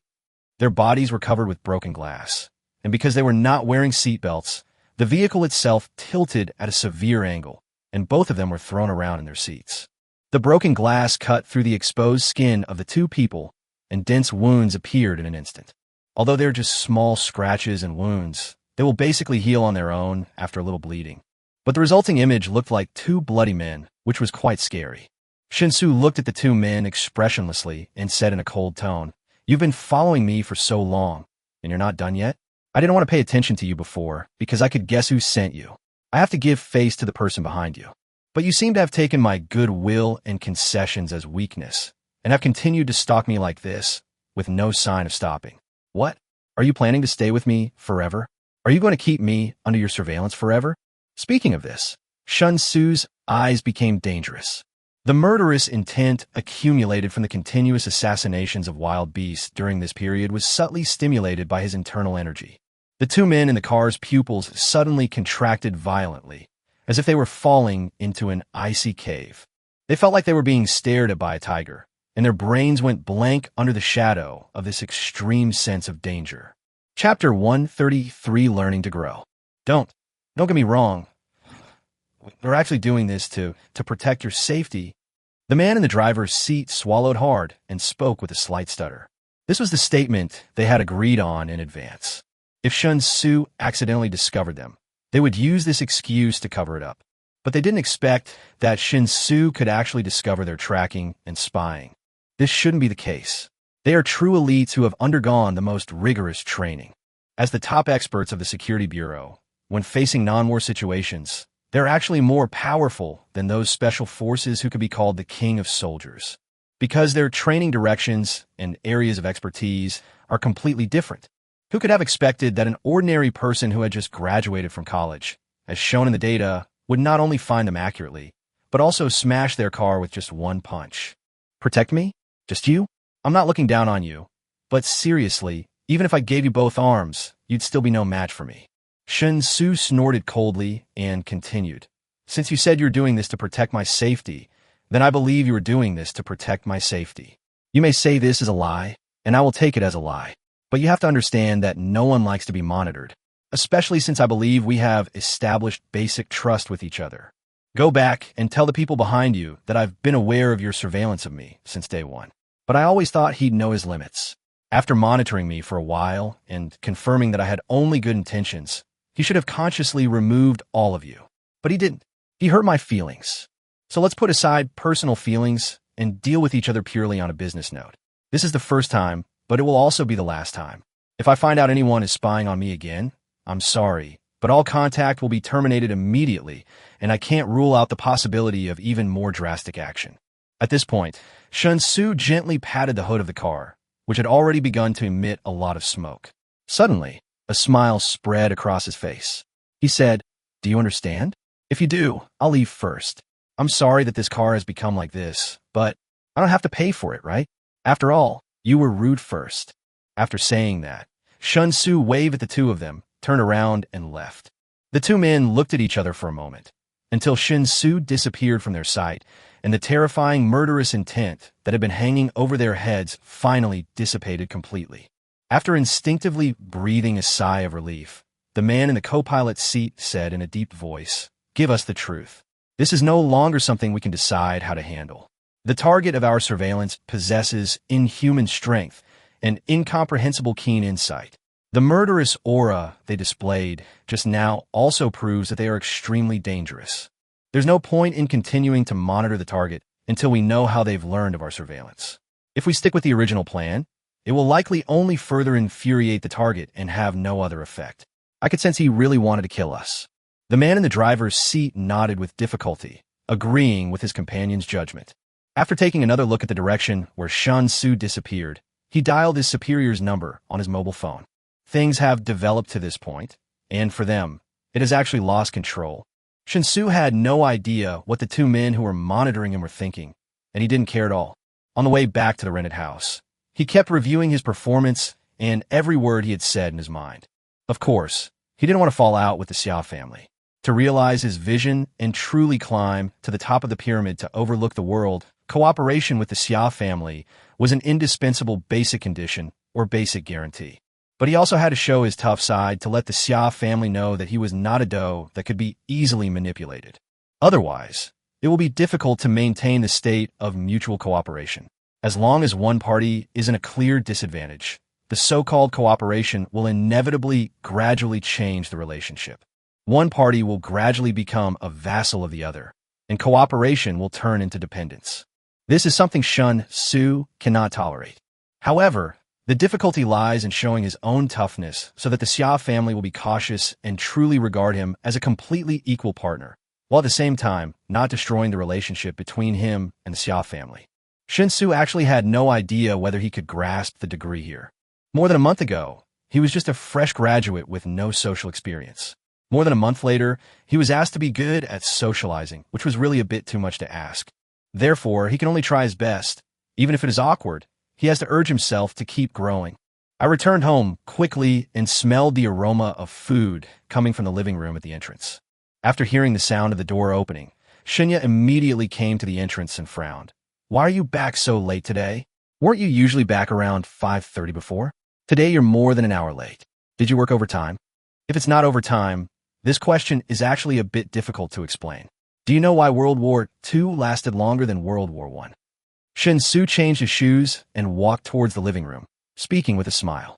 Shinya was stunned for a moment, not understanding whether it was an overtime issue or what it had to do with World War II and World War I. Subconsciously, I asked why. Shen Xu coughed dryly and said meaningfully, "Because Japan and Germany are more powerful." Shinya became even more confused. He looked at Shen Xu with confusion and wanted to reach out to feel whether Shen Xu's forehead had a fever. Ahem, let's not talk about that. Let's get down to business. Due to work needs, I set up a foreign trade company. Because of my work, the company has no shortage of business, so it makes a lot of money. I use the money I earned to buy a duplex in Shanghai and plan to move in the next 2 days.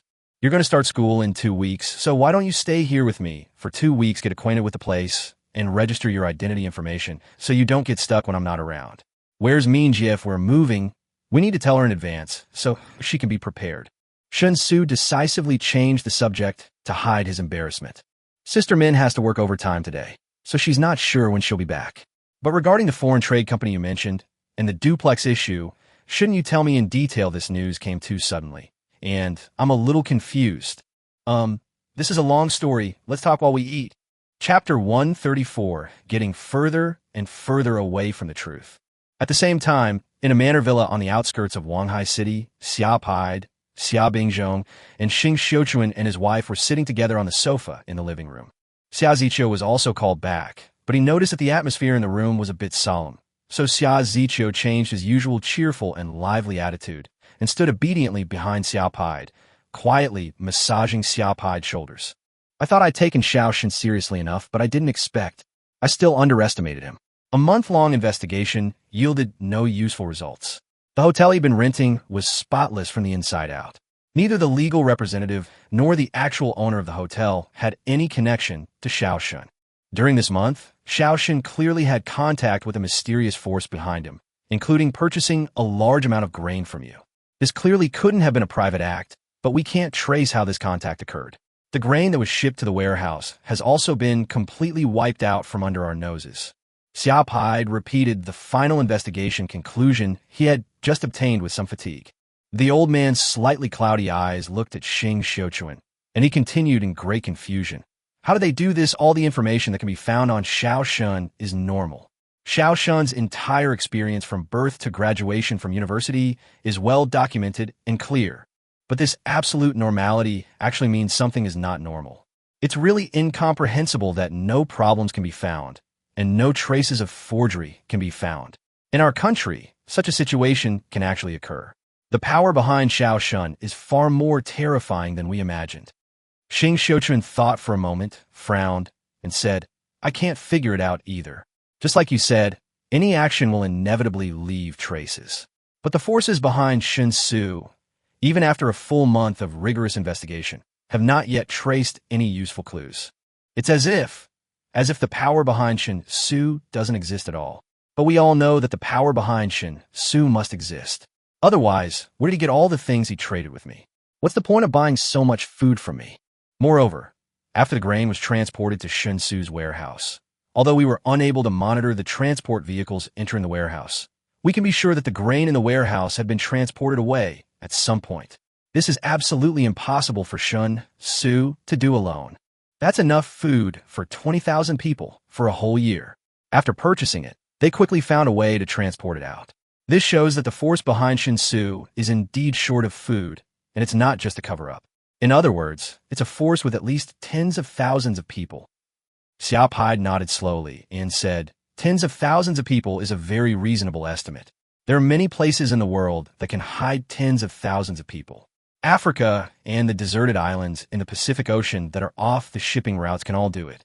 However, judging from the trade items Xiaoshen has provided, the possibility of Africa is very small. This is because Africa has been explored very thoroughly, and those trade items are definitely not something that can be produced on African soil. From his point of view, the most likely hiding place of the mysterious force behind Xiaoshen is a deserted island in the ocean that is beyond the shipping route, and this force must have extremely amazing power in our country. The good news is, one thing is certain, at least so far, Xiaoshen has been quite friendly to us. So, what do you think of the warning message Xiaoshen just sent back? What are your thoughts? Xia Paid's question made Xia Bingzhong and Xing Xiuquan look hesitant at the same time. The living room suddenly fell into silence. After thinking for a long time, Xing Xiuquan finally spoke. Since Shen Xu can easily find and lock the person responsible for following him, it is meaningless to continue to monitor Shen Xu. It will not have any other effect except to further anger Shen Xu. Although there was no information about the mysterious force behind Shen Xu, it was certain that it was extremely powerful. Based on this, the fact that Shen Xu was chosen by this force to become its official agent was sufficient proof of his extraordinary abilities. With just one punch, a modified Passat was completely destroyed. Such horrific strength is simply beyond human power. Add to that the fact that the medicinal herbs Shen Xu provided are all far more potent than normal. Can I assume there's a connection? Xia Paid and Xia Bingzhong both showed thoughtful expressions. Shen Xu continued. In short, judging from the current situation, we really need to correct our attitude and truly treat Shen Xu as an equal. Otherwise, I believe that Shen Xu's statement of terminating cooperation is definitely not just empty threats. The reason is simple. Judging from the trade items Shen Xu has provided us so far, the effects of those items are enough to drive anyone crazy. Therefore, Shen Xu and the mysterious forces behind him do not have to seek cooperation with us. We are just one of their many options. This is also the real reason why Shen Xu had tested me before, and after discovering that he was being monitored, he did not immediately explode, but instead silently endured for a month. Shen Xu was showing his sincerity, indicating that he had no hostility towards us. But from Shen Xu's perspective, while he could understand our probing and surveillance of him, he couldn't accept such probing and surveillance without a bottom line. Clearly, in Shen Xu's view, 1 month was the limit of his tolerance, so he issued a clear warning. In my opinion, since we have been searching for a whole month and still can't find anything, then just like you said before, we'd better not have any other ideas. Maintaining a close cooperative relationship with Shen Xu is the best option for us. To put it another way, during this month, Shen Xu not only quietly allowed us to monitor and investigate him, but also conducted a large-scale grain transaction with me during this process. After the transaction was completed, he transported all the grain away under our noses without anyone noticing. Isn't this just Shen Xu flexing his muscles on behalf of the forces behind him? He's clearly expressing his stance. Our probing and surveillance are completely useless. He and the forces behind him possess methods we can hardly imagine. In this situation, if we want to cooperate, we must be honest. After listening to Shen Xu finish speaking, Xia Pied sat up straight. He took a deep breath and said in a deep voice, Ziqiu, contact Xiao Shun and tell him. I want to have a frank talk with him. Chapter 135, I was just about to call you. Little fat face, do you have time tomorrow? My grandpa wants to have a good chat with you. Shen Xu had just fooled Shenya and finally made Shenya reluctantly believe that his behavior of setting up a foreign trade company and relying on the channels of the foreign trade company to make a lot of wealth in a short period of time was really a work requirement, and there was no violation of any laws or regulations. As a result, Xia Ziqiu suddenly sent a message through the chat software. After a little thought, Shen Xu's fingers immediately flew up and down, and he started typing on the mobile phone screen. My heart is as vast as the sea. Grandpa Xia, if you invite me, I would turn it down even if I have something to do. What do you want to talk to me about? Little fat face, you're asking even though you already know the answer. Your reaction today was too intense. It scared my parents and my grandpa. So, my grandpa wants to explain this misunderstanding to you in person. Since you have time, I'll pick you up tomorrow morning. My heart is like the ocean. If it's too early, your grandpa should probably prepare some breakfast. Otherwise, he might get irritated if we talk on an empty stomach. Also, why do you like using emojis so much? Fat face, I'm happy to. You're my boss. See you tomorrow. Bye. Hey all. Looking at the content displayed on the screen, Shen Xu raised his eyebrows. He didn't know if it was an illusion, but he always felt that Xia Ziqiu seemed to have some resentment towards him. Of course, whether Xia Ziqiu has any resentment or not is not important. The important thing is that Xia Ziqiu suddenly invited him late at night, saying that Xia Pied wanted to talk to him in person tomorrow. This is actually a very good result. Such a reaction meant that the Xia family had almost completely accepted the clear warning he issued that evening. Although Shen Xu couldn't understand why the Xia family was so good-tempered. He had just shown a tough attitude, but the Xia family had no intention of trying to get along with him. Instead, they seemed to choose to back down decisively. This was really beyond Shen Xu's expectations. But this is undoubtedly good news. The Xia family did not overreact to his toughness, nor did they feel humiliated and confront him head-on. How they will cooperate with each other in the future will probably depend entirely on the results of tomorrow's negotiations. The situation was completely different from the first time he met Xia Pied. During his interview with Xia Pied tomorrow, he had to remind himself to maintain an absolutely equal mindset, otherwise it would be difficult to get the benefits he deserved. While he was thinking, Zhangmin opened the door and returned home. It was not yet 9 o'clock in the evening, and it seemed that the overtime hours today were not long, but there was a hint of anxiety that could not be concealed between Zhang Min's brows. Sister Min, you're back? I left some food for you, but I didn't expect you to be back so early. Let me heat up for you. You should rest for a while and be ready soon. Shenya, who was washing dishes in the kitchen, heard the noise, looked back at the entrance, and spoke with a smile. Thank you, Xiaoya. I'll take you clothes shopping tomorrow. Zhang Min took off her shoes and walked into the living room while talking. She sat down next to Shen Xu, with her feet in over-the-knee black stockings on the coffee table. She leaned forward and reached out to rub her toes under the stockings with a slightly painful look. It seems that the pair of shoes she wore today didn't fit her feet very well, so Zhang Min was obviously tortured all day long. Tomorrow? Tomorrow is a working day. Don't you have to go to work, Minjia? Shenya's voice came from the kitchen. Zhang Min rubbed her feet and sighed. The overall environment is bad this year. My small company can't survive and is planning to restructure. All the programmers were laid off today. The reason I came back late today wasn't because I was working overtime, but because I was completing my resignation procedures. The main issue is that laid-off employees receive N+1 compensation, and I have to wait for the company to transfer the money before signing the agreement to avoid being scammed. However, I've only been working at the company for 2 years, and the N+1 compensation is only 3 months' salary, so it's not much money. Huh? Sister Min, you were laid off? Shenya rushed out of the kitchen, looked at Zhang Min in surprise, and said in astonishment, Then, what are you going to do next? Is it easy to find a new job? Zhang Min shrugged and said, Let's talk about it next month. My mom is coming to Wanghai the day after tomorrow. I guess she'll have to stay there for about a week. Anyway, I got 3 months' salary for nothing. I plan to have a good week with my mom. After sending her away, I'll look for a job. Oh, by the way, Xu, you didn't forget what you promised me, did you?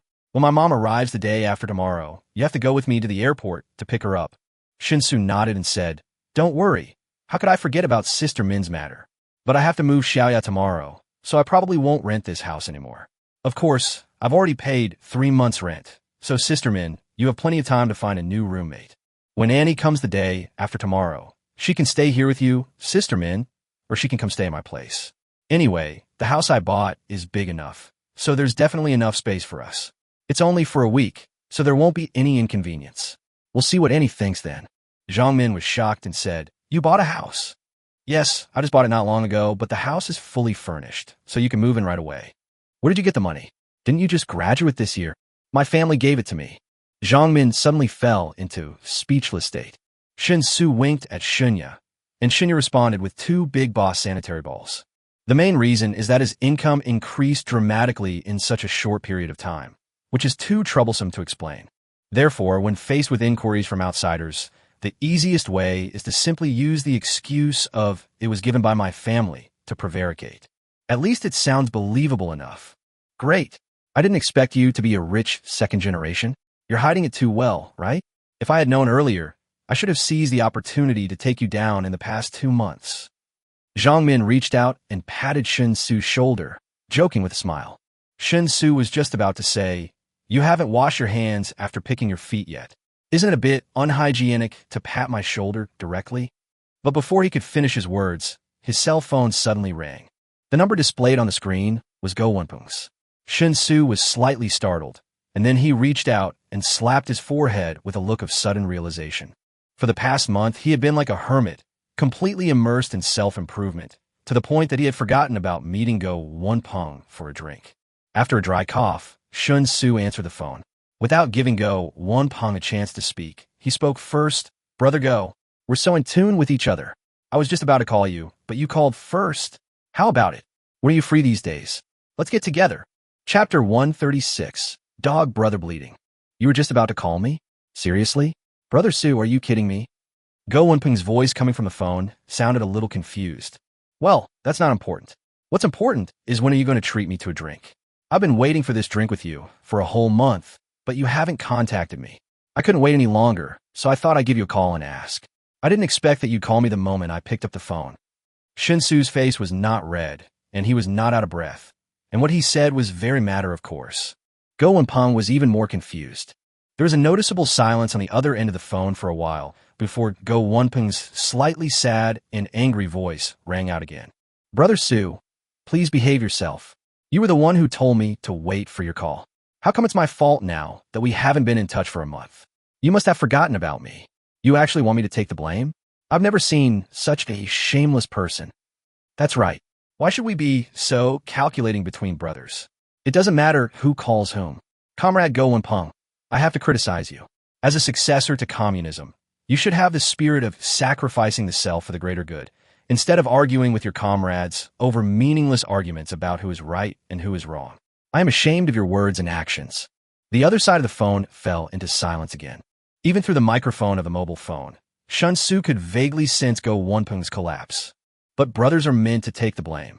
It is common practice to stab a brother in the back for his brother or stab a brother in the back for a girl. After at least half a minute of silence, Go Wonpeng's voice finally rang out again. I don't know if it was an illusion, but the voice seemed to sound like gnashing of teeth. Xiao Jing worked overtime today and just came out of the company. I was thinking of taking Xiao Jing out for a late-night snack. Do you want to join me for a drink? By the way, I have something to discuss with you in person. It's related to Li Jiannan. Shen Xu agreed without hesitation. Go. Since Go personally invited me, I have to go even if it means going through fire and water. This has nothing to do with Li Jiannan. I'm not interested in Li Jiannan's affairs right now, but I can't lose face for Go. Send me the location. I'll call a taxi right away. After hanging up the phone, Shen Xu looked at Zhang Min and Shunya and asked, my college roommate asked me to go out for a midnight snack. Do you want to join us? Shunya pouted and shook her head with some regret. I'm having my period. I'm not feeling well and don't want to go anywhere. Zhang Min refused immediately upon hearing this, saying, Xiaoya left some food for me. I'll take care of Xiaoya at home. Besides, I don't even know your college roommates, so it would be pointless to go. Shen Xu nodded, looked at the location sent by Go Wonpeng on his mobile phone, and took a taxi directly according to the location address, then put on his shoes and went out. All the procedures for the Bentley Flying Spur had been completed long ago, and the license plate was also given a rather low-key ordinary number as he requested. It's just that there was not much free time in this month, and the course schedule in the other world was too full. So Shen Xu didn't go to pick up the car, but let Go Wonpeng drive first. As for Xiaojing mentioned by Go Wonpeng, her real name is Wang Xuejing. She is a classmate of him and Go Wonpeng, and is currently in a romantic relationship with Go Wonpeng. Although she and Go Wonpeng are not from the same place, they both want to stay in Wanghai to develop after graduation, so their relationship is currently very stable. The two people's goal is to work together to settle down in Wanghai. In fact, although their classmates in college came from all over the country, most of them actually came to Wanghai from small places. So after graduating from their senior year, quite a lot of people chose to stay in Wanghai to develop their careers, accounting for at least half of the class. There was no traffic jam at night, and the place Go Wonpeng chose was not far from the house Shen Xu rented. In just over 10 minutes, Shen Xu was standing in front of the store called Dragon Kingdom. This is a restaurant that specializes in crayfish. It is famous for its large, plump, and fresh crayfish. Of course, as long as crayfish is associated with the three characteristics mentioned above, the price will naturally become expensive. There is no doubt that Go Wonpeng is planning to bleed heavily tonight. There are 3 people in total. Go Wonpeng did not ask for a private room. After Shen Xu entered the main entrance, he easily found Go Wonpeng and Wang Xuejing in the hall. It is already past mealtime, and those who come to Dragon Kingdom to eat crayfish basically do so for a midnight snack. Or maybe after drinking in the first round, people don't want to go to a noisy place for the second round and just want to eat something to fill their stomachs. Therefore, the tables in the hall were not full. At least about half were empty.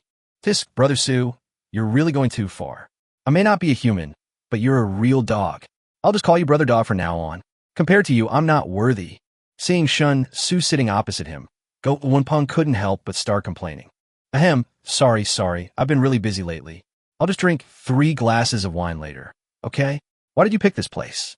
If you want a good meal of crayfish here, it's going to cost you at least a few thousand, right? Shen Xu first smiled and nodded at Wang Xuejing, and then started chatting with Go Wonpeng.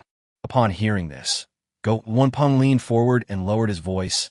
I only knew this restaurant was expensive, but I didn't know it was this expensive. When you weren't here just now, I ordered some food. Wow, a large portion of crayfish, 29-foot crayfish. Guess how much it cost? 598. Oh my god, that works out to 30 yuan each for a crayfish. I almost peed myself. But who are we, my friend? Your car bonus has already arrived. The boss, for your sake, even raised the bonus amount to a grand total of 80,000 yuan. It's like you're giving it to me directly. How much more can I expect from a meal of crawfish? So I ordered a pot of every flavor of shrimp in the store, 6 pots in total. Today, my buddy will take you and Xiaojing to a crayfish feast. Eat your fill. It's not over until you're full. This is a windfall, so we must find a way to share some of it. Otherwise, we'll definitely be in trouble. What's the saying? If virtue doesn't match the position, there will be disaster. If a person doesn't deserve wealth, he will lose something. Shen Xu gave Go Wonpeng a thumbs up and praised him. I didn't expect Comrade Go to be so conscious. Go Wonpeng rolled his eyes and said, Don't think I can't tell you're taking the opportunity to scold me. By the way, I called you out mainly to tell you that there's a class reunion tomorrow night. All of our classmates who stayed in Wanghai will be attending. Li Jiannan even called me specifically to inquire about your situation, wondering if you would go. Chapter 137, Coming with a Mission. But I don't really know much about your current situation, so I didn't say much to Li Jiannan. As for the class reunion, it's been discussed in the class group for a week, but you never showed up. No matter how many times others tagged you, you just refused to show up. Some people have already started to make sarcastic comments about you not wanting to talk to your old classmates anymore now that you're rich, but don't worry, I've got you covered. So, are you going or not? Anyway, I think it's a good idea to go. We're all going to be at Wanghai anyway, so it doesn't hurt to get closer to our classmates. During these 4 years at university, there weren't any conflicts. Aside from Li Jiannan breaking your heart, the other classmates got along pretty well. Only after entering society did you realize that, after all, the relationships between classmates were the purest, unlike the intrigues you'd have to face in the workplace. While Go Wonpeng was speaking, all 6 pots of crayfish he ordered had been served. Also served were some side dishes and a whole case of beer. All the crayfish are peeled in advance in the kitchen. The shrimp head, shrimp body, and shrimp tail are all there, but the shrimp body has been completely peeled open, and the shrimp meat lies inside the shrimp body. If you want to eat it, you can just pick it out with chopsticks. There is no need to go through the trouble of peeling the shrimp yourself. Brother Go, something doesn't sound right to me. Did you come here with a mission today? Shen Xu clinked glasses with Go Wonpeng, drank it all in one gulp, and asked in confusion. Before Go Wonpeng could reply, Wang Xuejing rolled her eyes and said, Our class monitor organized this class reunion. It's been almost 2 months since graduation, and most of the students who stayed in Wanghai have already found jobs. The squad leader wanted to call everyone together to get to know each other and see if there was anything they could do to help each other in their future work and life. He called Wenpeng and asked him to make sure to call you out as well. The main reason is that Wenpeng owed the class monitor a favor, so when the class monitor asked Wenpeng for help on this matter, Wenpeng really couldn't refuse. If you want to talk about this, blame Wenpeng. Why do you have to put the matter of your car purchase in the class group? Go Wenpeng coughed dryly and said awkwardly, I was mainly doing this to help Brother Su look good. This kind of thing is definitely not suitable for Brother Su to post on his own, but it's okay for me to post it on his behalf. Who made Li Jiannan look down on others? I made Brother Su so uncomfortable at the time. I must make her regret it. Wang Xuejing reached out and knocked Go Wenpeng on the head, saying unhappily, Let's be fair, Jinan did nothing wrong, right? He had a clear goal and just wanted to find someone with good conditions. What's wrong with that? Brother Su was broke at the time. What does that have to do with Jinan? Jinan didn't say. She was keeping Su Ge hanging and asking him to be her lapdog. Instead, she clearly rejected Su Ge. From the beginning to the end, this matter was all about Su Ji's unrequited love. Jianan was an innocent victim. Why do you have to judge Jianan like that? Go Wenpeng immediately smiled and said, Hey wife, I'm not helping my relatives. Shen Xu nodded and said, Xiao Jing is right. I was just being unreasonable at the time. It had nothing to do with Li Jiannan. Later, when I thought about it carefully, I realized that I was too naive at the time. If I were Li Jiannan, there's no way she would fall for me. As for the class reunion, I have something important to attend to in person tomorrow, so I can't say how long it will take. Just send me the address and time when you're ready. If I can make it, I'll definitely go. Go Wenpeng immediately breathed a sigh of relief, with an expression as if he had let go of his worries, and began to toast with Shen Xu. The more alcohol you drink, the more you talk. After a box of beer, Go Wenpeng's face was flushed, and he was reminiscing about his college days. Talking about the psychological gap after graduation and entering the society, the huge gap between reality and ideals has caused Go Wenpeng to feel heavy pressure even though he has only been working for less than 2 months. However, Wang Xuejing on the side did not dislike Go Wenpeng just because he was drunk. Instead, she hugged Go Wenpeng in her arms as if coaxing a child. To comfort Go Wenpeng, there is no need to think too much. The two of them work hard together. Even if life is a little hard, as long as they have each other in their hearts, they'll be very happy. Shen Xu sat opposite them, and seeing the two of them cuddling each other, he felt quite warm in his heart. Go Wenpeng and Wang Xuejing started dating when they were sophomores in college and have been together for more than 3 years. Because of Go Wenpeng, The relationship between Shen Xu and Wang Xuejing is also very good. He naturally hopes to see the two of them finally get married. Brother Xu, when did you become so good at drinking? I remember on graduation day, you drank 4 bottles and then you couldn't drink anymore. How come today we both drank 6 bottles, but you looked like you didn't drink anything? With Wang Xuejing's comfort, Go Wanpeng regained his composure. He then noticed that Shen Xu seemed to have some problems with his alcohol tolerance and couldn't help but ask. I'm happy today, so I'm in a good mood. What? Do you have any objections? No. By the way, how about your car? I'm going to drive it to the class reunion for you tomorrow. You should drive it away quickly. You haven't come to pick it up yet, and it's making me nervous. Why are you in such a hurry? Didn't I tell you to drive first? Stop it. How can I afford to drive that car? It has a 12-cylinder engine. 1 foot on the accelerator costs $10. If you accidentally scratch it, I can't even afford to pay for it, even if I sell myself. I've been checking your car every day lately, worried that something might go wrong. Please drive it away now, and consider it a plea from you, or my heart will not be able to bear it. Go Wanpeng was complaining to Shen Xu when a little boy of about 6 or 7 years old suddenly ran over to the table. The little boy looked around, then suddenly reached out and picked up the uneaten crayfish from Shen Xu's lobster pot and stuffed it directly into his mouth. Those were spicy crayfish, and the little boy obviously couldn't eat spicy food, so his face changed immediately as the lobster meat entered his mouth. He opened his mouth and spat out the lobster meat he had just eaten directly into the lobster pot. The remaining crayfish in the pot are now completely inedible. Wang Xuejing immediately stood up and shouted angrily. Whose child is this? What's wrong with the parents? Don't they care about it at all? Running onto other people's tables to eat and vomit? Do they have any manners? Before he could finish his words, the little boy stood at the table and burst into tears. Spicy.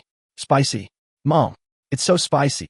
The noise was so loud that it attracted the attention of all the other diners who were eating in the hall. At a table of diners next to where Shen Xu and the other two were sitting, a middle-aged woman stood up, looking quite anxious. He picked up the kettle and put it directly in front of the little boy's mouth, asking him to drink some water quickly. At the same time, he looked at Wang Xuejing and accused her harshly. What's wrong with you? Why are you feeding spicy food to my son? My son can't eat spicy food. Do you want to kill him? Chapter 138. Behind every naughty child, there is always a naughty parent. Wang Xuejing was stunned. The middle-aged woman's arrogant and self-righteous accusations even made her feel a little guilty for a moment. But she quickly came to her senses and became even angrier. How dare you say that? You actually said we gave your son spicy food? He suddenly ran to our table without even saying hello and went straight to grab the shrimp. What kind of behavior is this? This is robbery. Did you ask us? Did you get our permission? Is that how you teach your child? Can you take things that don't belong to you? When you eat something spicy, you spit it all back into the pot. How can we eat it? Wang Xuejing started arguing with the middle-aged woman. Who cares how you eat is your business. It has nothing to do with me. He's just a child. What does he know? He wants to try it because he thinks it tastes good. What's the problem with that? It's you. He's a child and he doesn't know. Don't you know either? You're arguing with a child. Do you have any manners? Can spicy food be given to children? My son should spit it out in your pot. You're harming my son. Even if my son doesn't vomit, I will. What the hell? As the middle-aged woman spoke, she actually spat directly into the lobster pot on Shen Xu's table. Wang Xuejing was so angry that her whole body was shaking. She had never met such an unreasonable person. You are totally unreasonable. The child doesn't understand reason and takes things that don't belong to him. Can't you just say sorry and apologize? Why are you being so arrogant? Why is the child so naughty, isn't it? Because of parents like you, he is your child, not mine. He doesn't know that you should teach him. He doesn't understand that you should understand. Do you have any sense of responsibility as a parent?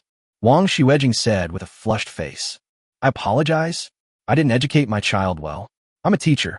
It's none of your business how I educate my child. Let me apologize. I apologize to your mother.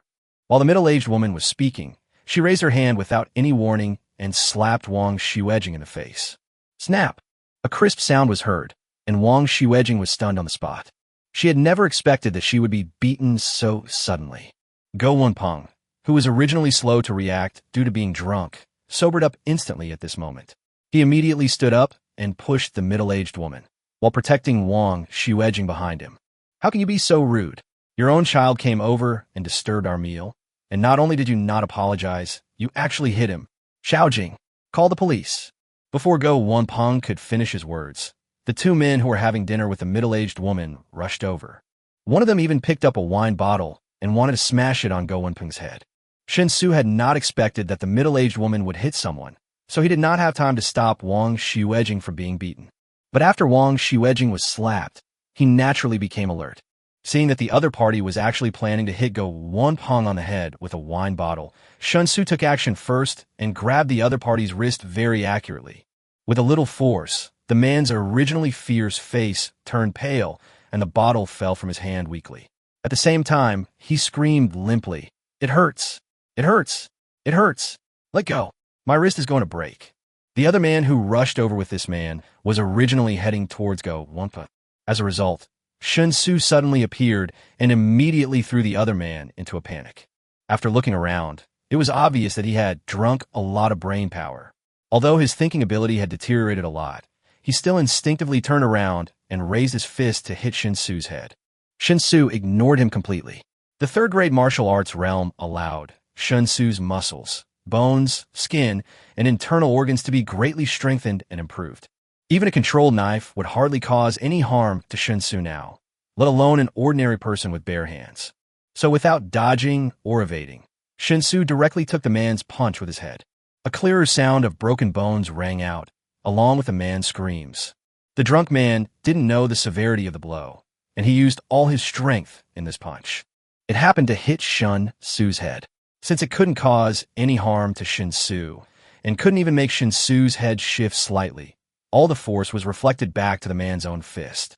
The man's fist hit a thick wall, and several fingers were broken instantly. Xiao Jing, call the police. Since there's been a conflict and physical violence, the only way for them to handle it is for them. Shen Xu said calmly. The middle-aged woman no longer had the arrogance she had at the beginning. She reached out and hugged her son tightly, looking at Shen Xu with a nervous expression. The incident happened suddenly. From the time the middle-aged woman started beating people to now, less than half a minute had passed before the waiter and the manager on duty of Dragon Kingdom finally rushed over. Shen Xu didn't say much. He just looked at the manager on duty, who was dressed in a suit and tie, and said, "Go prepare the surveillance cameras in your restaurant. They will be needed when the police arrive." The manager on duty was surprised and said, "Then here." Shen Xu shrugged and said, "The situation here has been brought under control. There won't be any further conflict." The manager on duty looked around, and after confirming that what Shen Xu said was correct, he gave a few instructions to the waiters who followed him, and then turned around to check the surveillance footage. Shen Xu also let go of the wrist of the man who was holding the wine bottle and trying to hit Go Wonpeng. The man staggered 2 steps, rubbed his wrist hard, and looked at Shen Xu with fear on his face. He just felt as if he was being held by an iron clamp. Even if he used all his strength, he couldn't pull his wrist back at all. Even the drunkenness was sobered up by the fright, and he was naturally full of concerns about Shen Xu. However, the man still looked confident. The reason he was frightened was that he was worried that Shen Xu would continue to attack. Regarding this whole thing, it can be seen that the man is full of confidence and does not think they will really suffer any loss.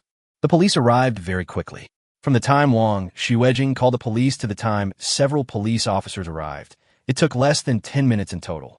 With such a fast response time, the patrol officers should have been directly dispatched, and no one was transferred from the nearby police station. Seeing several policemen arriving at the scene, the man and the middle-aged woman both breathed a sigh of relief. The middle-aged woman was the first to complain. "Comrade police, quickly arrest these thugs. They beat us. They even threatened my son. One of our men was seriously injured. He's lying on the ground and hasn't gotten up yet." Chapter 139, Relationship Society. "Nonsense. You were the one who hit me first. And it was all because your son came over to grab the food. How can you be so shameless?" Wang Xiuejing retorted angrily. "You stinky bitch. Watch your words. What do you mean my son stole your food? My son needs your pig food? Don't you see who you are? My dog won't eat what you eat." Because of the arrival of the police, the middle-aged woman seemed to feel safe instantly. No longer afraid of the force displayed by Shen Xu, he regained his previous arrogant and domineering attitude. Shen Xu narrowed his eyes slightly and waved his hand to stop Wang Xiuejing from impulsively wanting to curse back. Since the police have arrived, it would be better to follow them back to the police station to resolve the current conflict. There is absolutely no point in showing off your eloquence here. In fact, it's not a big deal. It's just that the naughty kid likes to cause trouble everywhere. If parents can adjust their attitude and apologize sincerely, no one will really bother to argue with the child. The reason why many naughty children become naughty children is because their parents themselves are not good people. If the upper beam is crooked, the lower beams will be crooked too. Under the words and deeds of bad parents, good children will gradually become bad children. The family we met before us is a typical example. If he had encountered a similar situation before he was able to travel through time, Shen Xu probably would have just wanted to keep the peace and not be willing to cause trouble. This is the helplessness of being a low-level office worker. My risk tolerance is too poor, so I don't want to get entangled in anything. But now, Shen Xu is completely different from his previous self. When he judges a matter, he will no longer overly consider the so-called gains and losses, but will focus more on whether his mind is clear. In simple terms, money can't buy my happiness. Comrade police officer, the store's surveillance footage has detailed records of what happened. You can access the footage to learn more. Also, regarding this conflict, we request that it be handled in accordance with relevant laws and regulations and will not accept any form of mediation. My friend was slapped in public, which not only affects her physical health, but is also a great insult to her personality. I now request a health check for my friend to see if she has a concussion or other negative conditions. Shen Xu ignored the shrew-like middle-aged woman and turned around to speak to the policeman next to him in a reasonable and well-founded manner. Bullshit. Our friend was severely injured by you. He's still lying on the ground and can't get up. You still don't accept mediation? I'm telling you, I don't accept mediation either. We're not done with this matter. The middle-aged woman shouted again. All right, shut up. We'll get to the bottom of this. Xiao Wang, check the surveillance footage. Everyone else, get all the people involved in the incident into the car. Let's go back to the police station and handle it. The leading police officer yelled and barely calmed the middle-aged woman down. Shen Xu said to Go Wanpeng and Wang Xuejing, don't worry, it's okay. Those who make mistakes must pay the price for their actions. Go Wanpeng and Wang Xuejing regained their composure a little, gritted their teeth, and nodded. As for the person with a broken finger, since his injury was serious, he had to be taken to the hospital for emergency treatment. They soon arrived at the mediation room of the police station, and the police officers had already watched the surveillance footage on the way. When they discovered that the man with the broken finger had broken it himself after punching someone, the police were speechless. Sitting on the chair in the mediation room, Shen Xu looked at the family of three opposite him with a calm face. The man was talking on the phone on the way to the police station. Since they came back in the same police van, Shen Xu could hear clearly what the man said on the phone. The other party seemed to be a small leader of the Human Resources and Social Security Bureau. The purpose of the call was to find acquaintances and build relationships in order to suppress this conflict directly. After the two policemen in charge of mediation led them into the mediation room, they were temporarily called out again, so there were only Shen Xu and his two companions and the family of three in the mediation room. Oomph. You bastards, you think calling the police will do anything? I'm telling you, at most, it'll just be a case of mutual brawl. And our people are more seriously injured, so you'll probably receive a harsher punishment than us. You won't accept any form of mediation. Everyone can say big words, but the reality is cruel. If you really don't accept mediation, you will definitely be administratively detained. Do you understand? I will take your surname, no matter if it takes 10 days or half a month. The middle-aged woman glared at Shen Xu and continued with a sneer, but even if you want to accept mediation, it depends on whether we are willing. You scared my son and caused him great psychological trauma. If you don't offer tens of thousands of yuan in compensation, this mediation isn't a matter of whether you accept it or not. It's a matter of whether we accept it or not. Do you understand? I'm going to teach you a lesson. There are some people in this world you can't afford to offend. Go Wenpeng and Wang Xuejing looked worried upon hearing this. Although they couldn't hear the voice of the man on the other side of the road talking on the phone as clearly as Shen Xu, they still heard some of it. Knowing that the other person is a successful person with some energy, he would instinctively feel anxious when he saw the middle-aged woman's confident look. However, Shen Xu remained extremely calm throughout, which gave Go Wenpeng and Wang Xuejing some confidence. The two policemen in charge of mediation also walked back into the mediation room at this time. After sitting between the two parties, one of them spoke up. We've already learned the details of what happened through surveillance. Frankly, this incident isn't a big deal. There's no need to detain both parties over such a minor conflict. At this point, The police officer turned to look at Shen Xu and continued. According to the surveillance footage, both of you are actually at fault. Although the other party was the first to attack, you also fought back. In particular, the other party's injuries were more serious. Our colleague called and said that 4 of his 5 fingers were broken. According to the regulations, not only will this be classified as a physical assault, but the injuries you inflicted are significantly greater, so you will also be responsible for their medical expenses. A broken finger is considered a minor injury. If you can't reach a settlement, you will be held criminally liable. Do you understand? This is very disadvantageous to you. Shen Xu frowned and said, Since you've seen the surveillance footage, why are you still lying with your eyes open? My friend was slapped by them, and they wanted to continue to illegally infringe on my friend. I stopped their subsequent beatings to stop the assault. As for the broken finger you mentioned, you know exactly how it happened. I didn't fight back at all, so what does it have to do with me? Chapter 140. Using cannons to kill mosquitoes. Just because you didn't fight back doesn't mean you're not involved.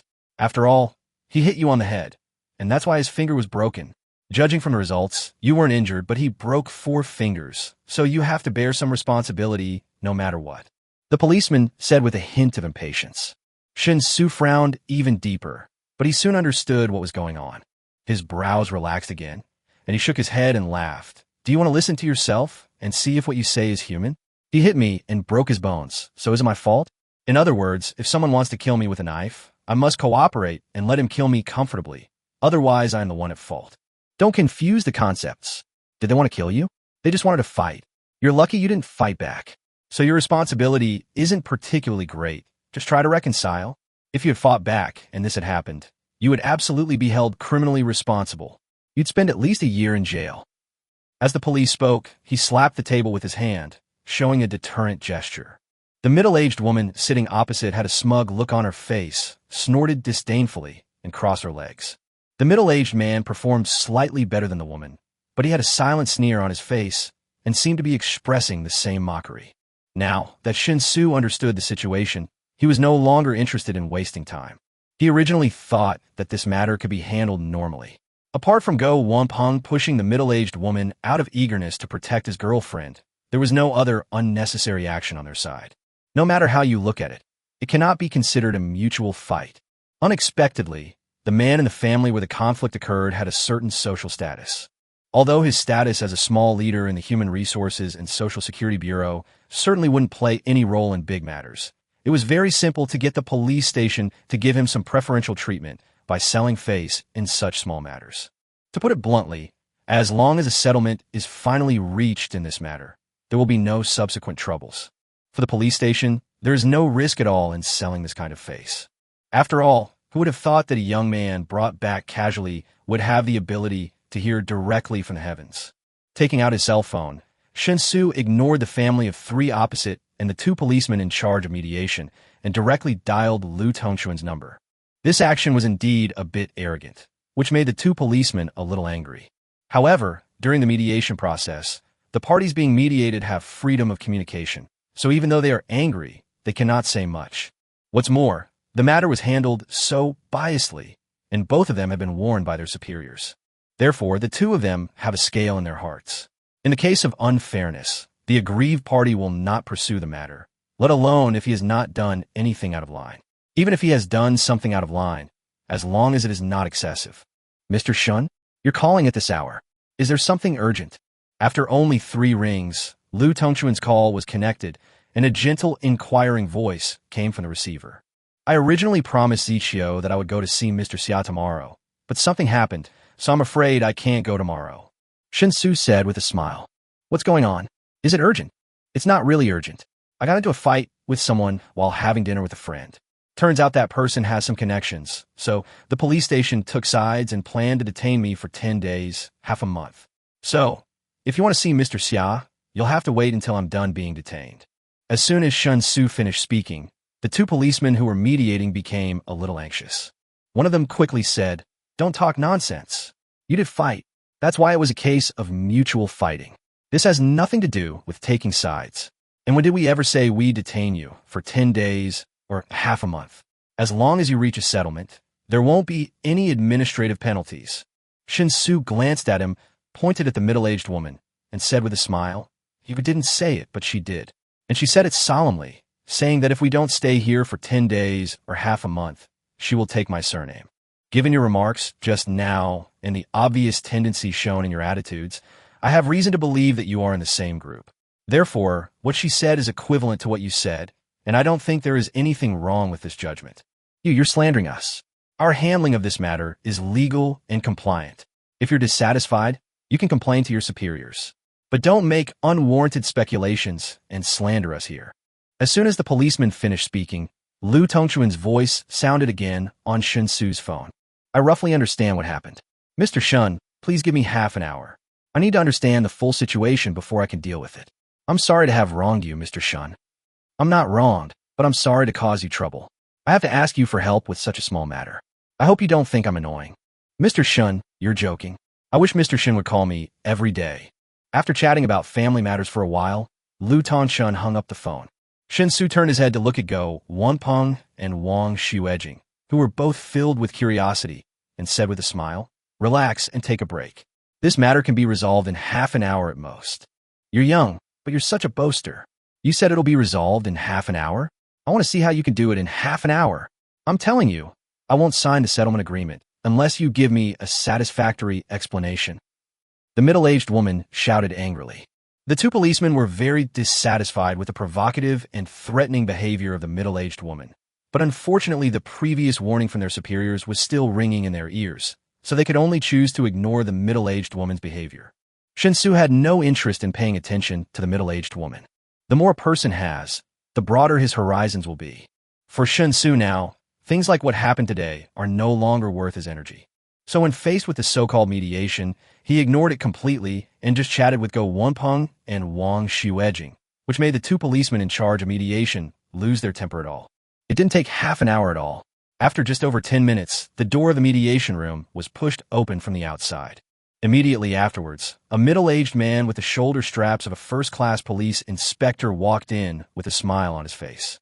The two policemen in charge of mediation immediately stood up and saluted the middle-aged man. Judging from the address, this middle-aged man should be the director of the local police station. "Excuse me, who is Mr. Shen Xu?" The director waved his hand perfunctorily in response to the greetings from his two subordinates, turned his head to look at Shen Xu and the other two, and asked in an extremely kind manner. Chapter 141, Serious Consequences. "That's me, what's up?" Shen Xu did not stand up. He remained sitting steadily in the chair and spoke calmly. The director was not angry at all because of Shen Xu's neglectful behavior. Instead, he came to Shen Xu with a smile and a nod. "Mr. Shun, I'm truly sorry for causing you and your friends any injustice. I don't want to make any excuses. I've already understood in detail what happened to you and your friends. In handling this conflict, our personnel were influenced by external factors and failed to act fairly and impartially.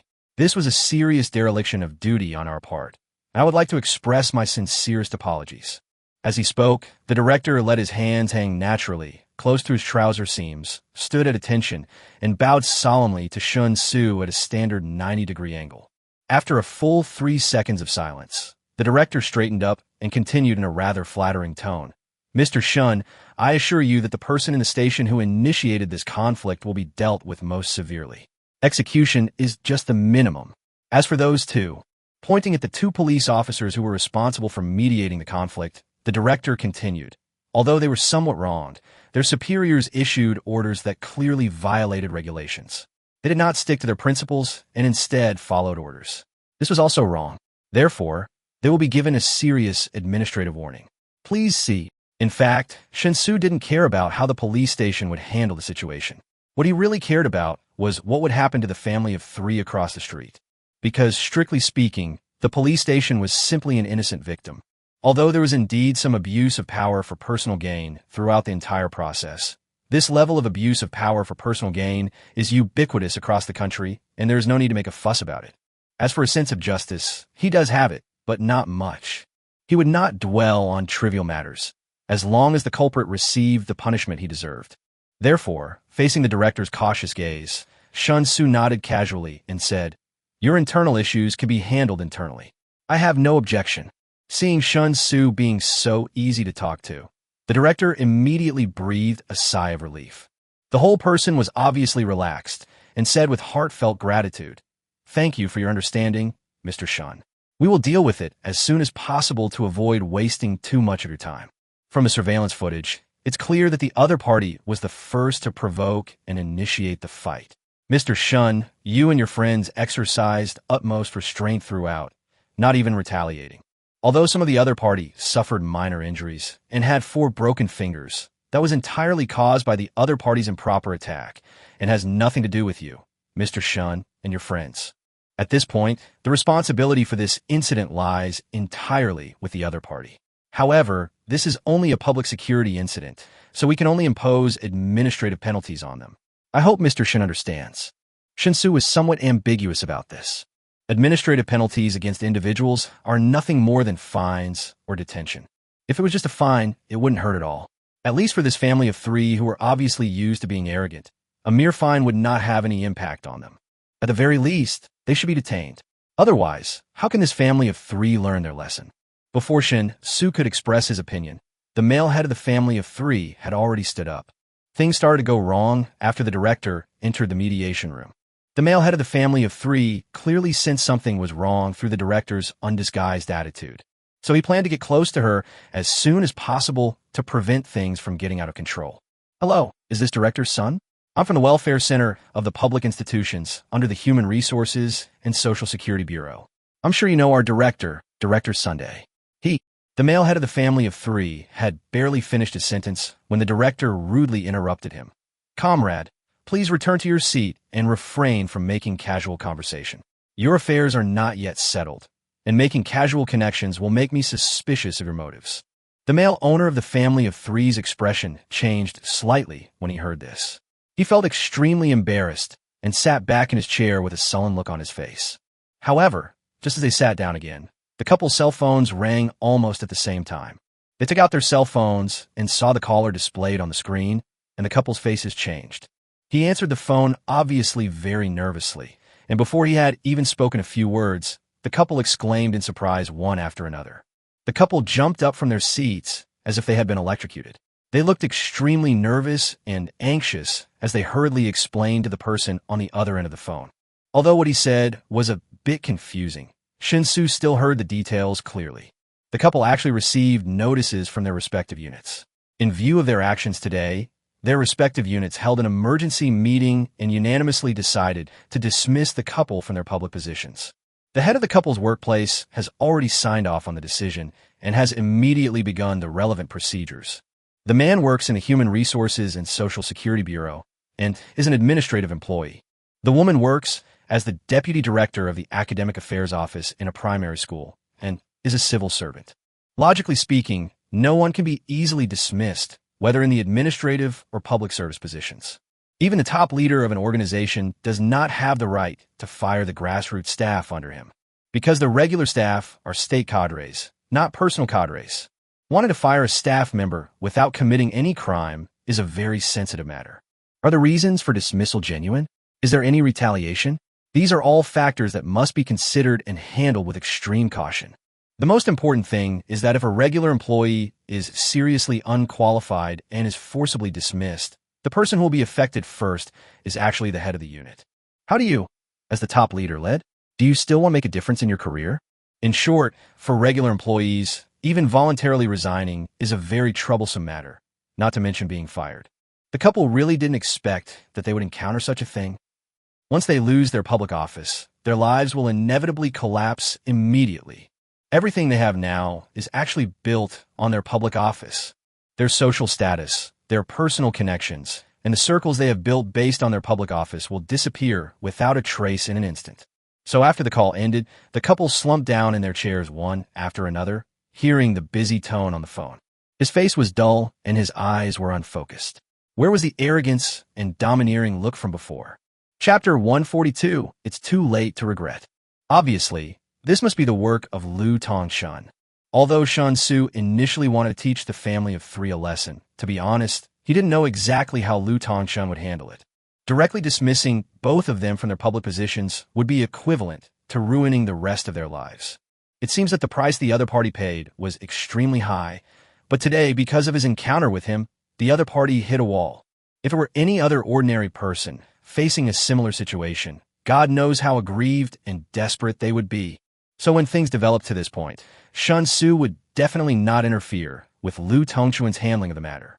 In Shen Xu's opinion, even though the consequences endured by the couple seemed much more serious than the mistakes they made, it was ultimately their own fault. As adults, you must always be responsible for your own actions. Okay, it looks like the matter has been resolved satisfactorily. Let's go. It's getting late, so we should go back and get some rest. We have to attend a class reunion tomorrow. With Go Ji's showy personality, I'm sure he'll have to run to the barbershop early in the morning to get his hair styled like an adult and put on a handsome suit so he can show off his handsome demeanor at the reunion. Shen Xu stood up, clapped his hands, and said with a smile, "Still the school hunk's demeanor? Not bloodstained, that's good enough. Xiao Jing is having her period these days, but I drank a little too much today, and I'm very excited. So I have to fight to the death tonight." Go Wunpeng clenched his fists with a determined expression. Wang Xuejing raised her hand and slapped Go Wunpeng on the back of the head, scolding him angrily. "What nonsense are you talking about? Aren't you afraid of being laughed at by Brother Su?" Go Wunpeng shrank his neck and said aggrievedly, "What can Brother Su laugh at? Is there anything about us that Brother Su doesn't know?" "Shut up. I'll deal with you when we get back." Wang Xuejing pinched Go Wunpeng's soft waist hard, causing him to scream in pain, and then she walked out of the mediation room first. Although she was slapped, the couple was talking on the phone quite loudly. Wang Xuejing also knew what had happened. She was naturally relieved about the final result and was too lazy to bother about the so-called compensation issue. She just thought it was enough to leave it at that. Seeing that Shen Xu and the other two were about to walk out of the mediation room accompanied by the director, the couple who were originally slumped in their chairs suddenly reacted. Their dilated pupils refocused, and they quickly jumped up from their chairs again, then rushed straight to the side of Shen Xu and the other two. With a thump, the man knelt down on the ground. "Everyone, please stay. We know we were wrong. We shouldn't have been so unreasonable before. All the responsibility for this incident lies solely with my husband and me. No matter how much the fine is, I only ask that you please show some mercy and not kill us. I beg you." The man spoke in a crying voice and kowtowed to the ground. The woman followed suit and burst into tears on the spot, saying almost the same words as the man. As for the naughty child, it was probably the first time he saw his parents like this. He was so scared that he sat quietly on the chair, not daring to move. The accompanying director turned and looked at Shen Xu. A look of reluctance flashed across Wang Xuejing's face, and she and Go Wunpeng also looked at Shen Xu. Unfortunately, Shen Xu did not waver at all. He looked at the couple kneeling in front of him with a cold look and said calmly, "You don't know you are wrong. You're just scared by the consequences. You are suddenly kneeling here, kowtowing and begging for forgiveness, not because you're truly repenting of your actions, but because you can't bear the consequences of this matter and the blow and impact it has caused you. If I were truly just an ordinary person, this incident would have played out completely differently. You would continue to be complacent about your connections, which could easily help you resolve minor issues. I have reason to believe that incidents like today's have happened countless times before. The difference is that every time this has happened, you've successfully exploited your privilege to distort right and wrong, without facing any due punishment. That's why you remain so arrogant and domineering, believing you don't need to reason. Because in your mind, you are the reason. You only care about yourselves, not others. If that's the case, you've brought this upon yourself. We're all adults now, and we should all take responsibility for our actions. Apologies are the most useless thing in this world, bar none. Every apology is simply a prelude to repeating the mistake again. I hope that what happened today will truly teach you a profound lesson. It will allow you to completely change your ways for the rest of your lives and become a kind person from now on. As for your request, I have only one answer. I'm sorry, I refuse. It's like this with many things. When you start to regret, it's already too late to undo. After saying that, Shen Xu turned around and left the mediation room without looking back. Wang Xuejing, Go Wunpeng, and the accompanying director hurriedly followed. Only the couple knelt there blankly, looking at Shen Xu's departing figure with despair on their faces. The next second, the couple seemed to have lost all their strength and collapsed to the ground, as if they had aged 20 years in just a moment. But after a while, the middle-aged woman regained her strength. He quickly got up from the ground, with red eyes, and rushed towards his son who was sitting obediently on the chair like a madman. In front of her son's horrified gaze, she raised her hand and slapped her son in the face. "Pa, it's all your fault. If it weren't for you, how could your father and I be fired from our public office? You're really going to kill us. All right, why are you hitting the child? If you hadn't spoiled him all the time, would he have ended up like this? I told you before, but you didn't listen. What's the point of regretting it now? Okay, you're still mad at me? Am I the only one who spoiled the child? Don't you spoil the child too much? What about those relationships you usually boast about? Why don't they work? While the couple was breaking down and blaming each other, Shen Xu and the other two had already arrived at the gate of the police station accompanied by the director. What Shen Xu didn't expect was that Lu Tongshan was standing upright next to a black Audi A8 at the gate of the police station, obviously waiting for him. The chief of the police station obviously did not know Lu Tongshan, but just by looking at the license plate of the A8, he guessed something, so he immediately and carefully stepped aside. Chapter 143, An Appointment. Brother Lu, why did you come here in person? I'd be embarrassed to trouble you so much. Shen Xu immediately took a few quick steps forward, walked up to Lu Tongshan and shook hands with him while speaking. Lu Tongshan said with a smile on his face, "It's already so late, and I thought it would be inconvenient for you to take a taxi. I don't have anything else to do, so I just came over. These two are Mr. Shen's classmates, right? Hello, my name is Lu Tongshan, and I'm Mr. Shen's friend." As he spoke, Lu Tongshan shook hands with Go Wampeng and Wang Xuejing respectively, and then asked the three of them to get in the car. From beginning to end, Lu Tongshan ignored the director standing beside him. However, facing Lu Tongshuan's complete disregard, the director did not feel dissatisfied at all. Instead, he breathed a sigh of relief after the Audi A8 started and drove away. The director waited until the Audi A8 disappeared from sight before turning around and returning to the police station. He knew that at least this matter was over at the police station. Fortunately, the young master who was inexplicably provoked this time had an unexpectedly good temper. Otherwise, I really don't know how it would end. No, we need to emphasize this again internally within the institute. This is Wanghai. Although it is not as exaggerated as the capital, there are still many big figures of all kinds. Something like this must never happen again. Otherwise, he was really afraid that he would be scared to death and have a heart attack. With these thoughts in his mind, the director straightened his back again. The moment he entered the police station, he once again became the absolute master of this small world. There was no trace of his previous fawning manner. Lu Tongshan did not ask the driver to come along, but drove the car himself. Shen Xu sat in the passenger seat, while Go Wampeng and Wang Xuejing sat in the back seat. This Audi A8 has obviously been modified, and the interior style is slightly heavy, but of course, it is very comfortable to sit in. Judging from the license plate number, this car should be one of Shepard's cars, used for daily travel and attending some less important occasions. If it is an important occasion, a big red flag must be used. Go Wampeng and Wang Xuejing didn't know who Lu Tongshan was, but sitting in the back seat, they still looked quite reserved. They soon arrived at the residential complex where the two rented a house. They immediately thanked Shen Xu and got out of the car. After making a phone call gesture to Shen Xu, they almost ran into the gate of the community. Seeing this, Lu Tongshan couldn't help but smile. Fresh college graduates are full of energy. I remember when I first graduated, I walked with a breeze. I was full of ideals and ambitions, always thinking I could change the world. But after starting work, I realized that the only person I could really change was myself. Shen Xu turned his head to look at Lu Tongshan and asked curiously, "How old is Brother Lu?" As Lu Tongshan turned the car around, he replied, "I'm already 45 years old this year." A few years after I graduated and started working, I was spotted by Mr. Xia, who was still working in a ministry at the time. I became his secretary and have been with him for almost 20 years. I see. It seems that Brother Lu, your work ability must be very outstanding. Shen Xu Gomlim. Lu Tongshan shook his head and said, "My work ability is very average, but Mr. Xia is kind and generous. Even if I make a mistake, Mr. Xia will not scold me. Instead, he will patiently teach me what I should do. So, you don't need to worry about getting along with Mr. Xia. I've been with him for so many years, and I've never seen him slam the table. Mr. Xia attaches great importance to meeting you tomorrow, and I hope you can reach a good outcome." Hearing that Lu Tongshan seemed to have something else to say, Shen Xu pretended not to understand and changed the subject.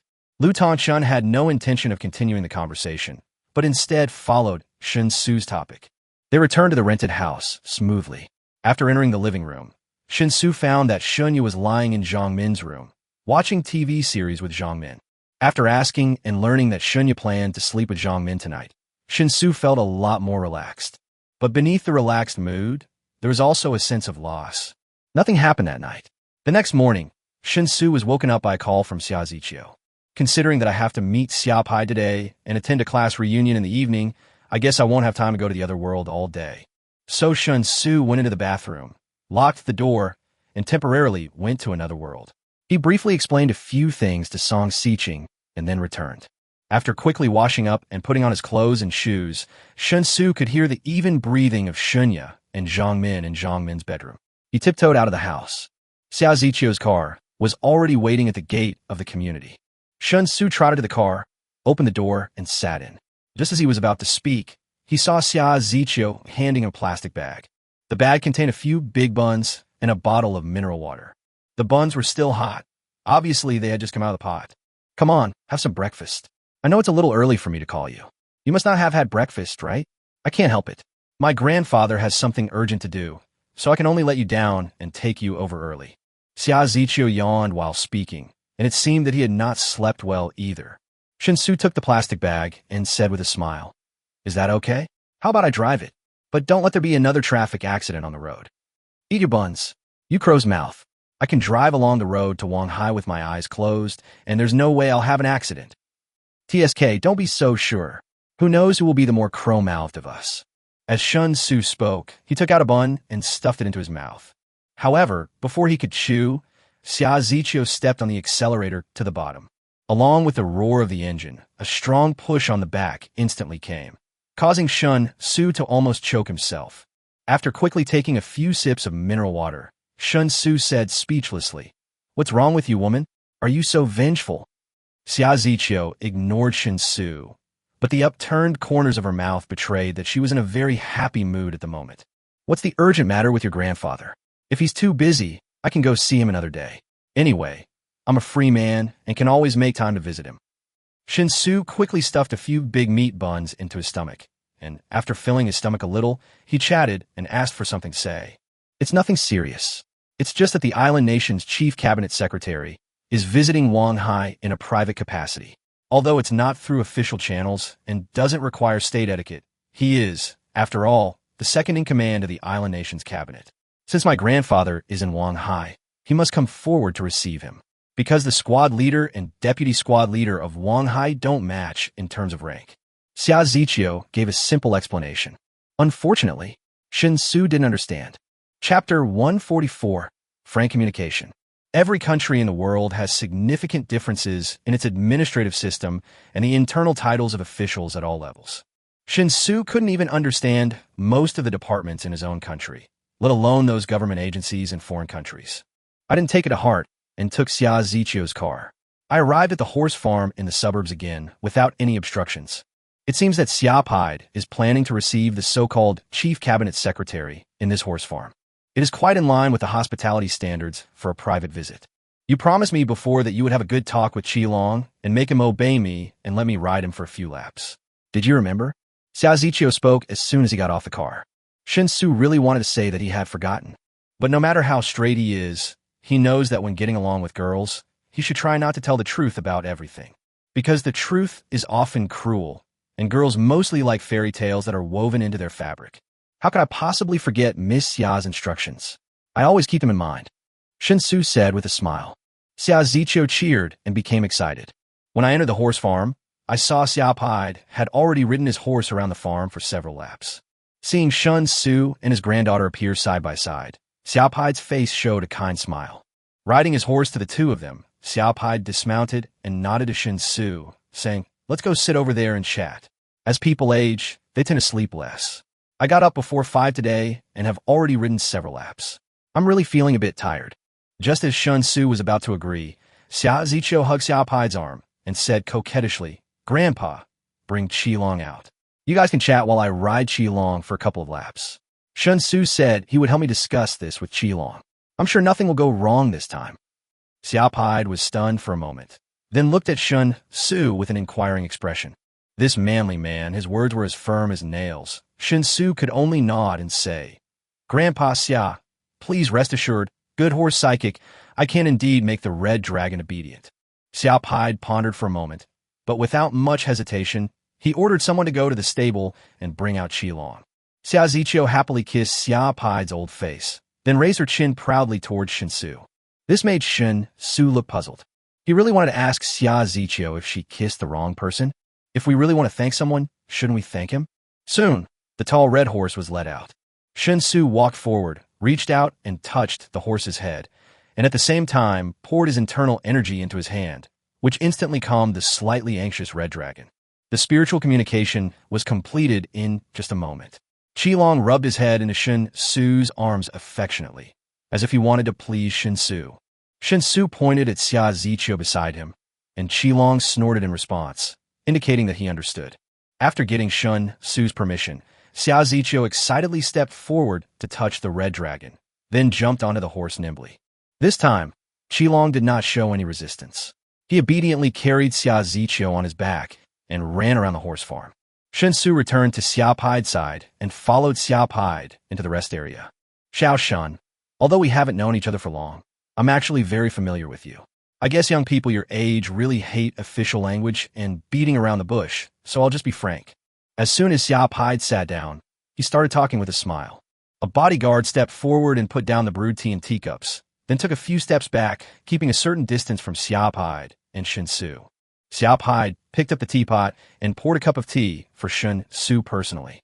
Shen Xu hurriedly held the teacup with both hands. I received your warning yesterday. Although you were hot-tempered, you were measured in your actions. You didn't hurt anyone, you only damaged a car. You did a good job. I sincerely apologize for monitoring and investigating you for the past month. As Xia Pai spoke, he actually stood up on his own initiative and bowed to Shen Xu. Shen Xu was completely unprepared for this, and for a moment he felt a little helpless.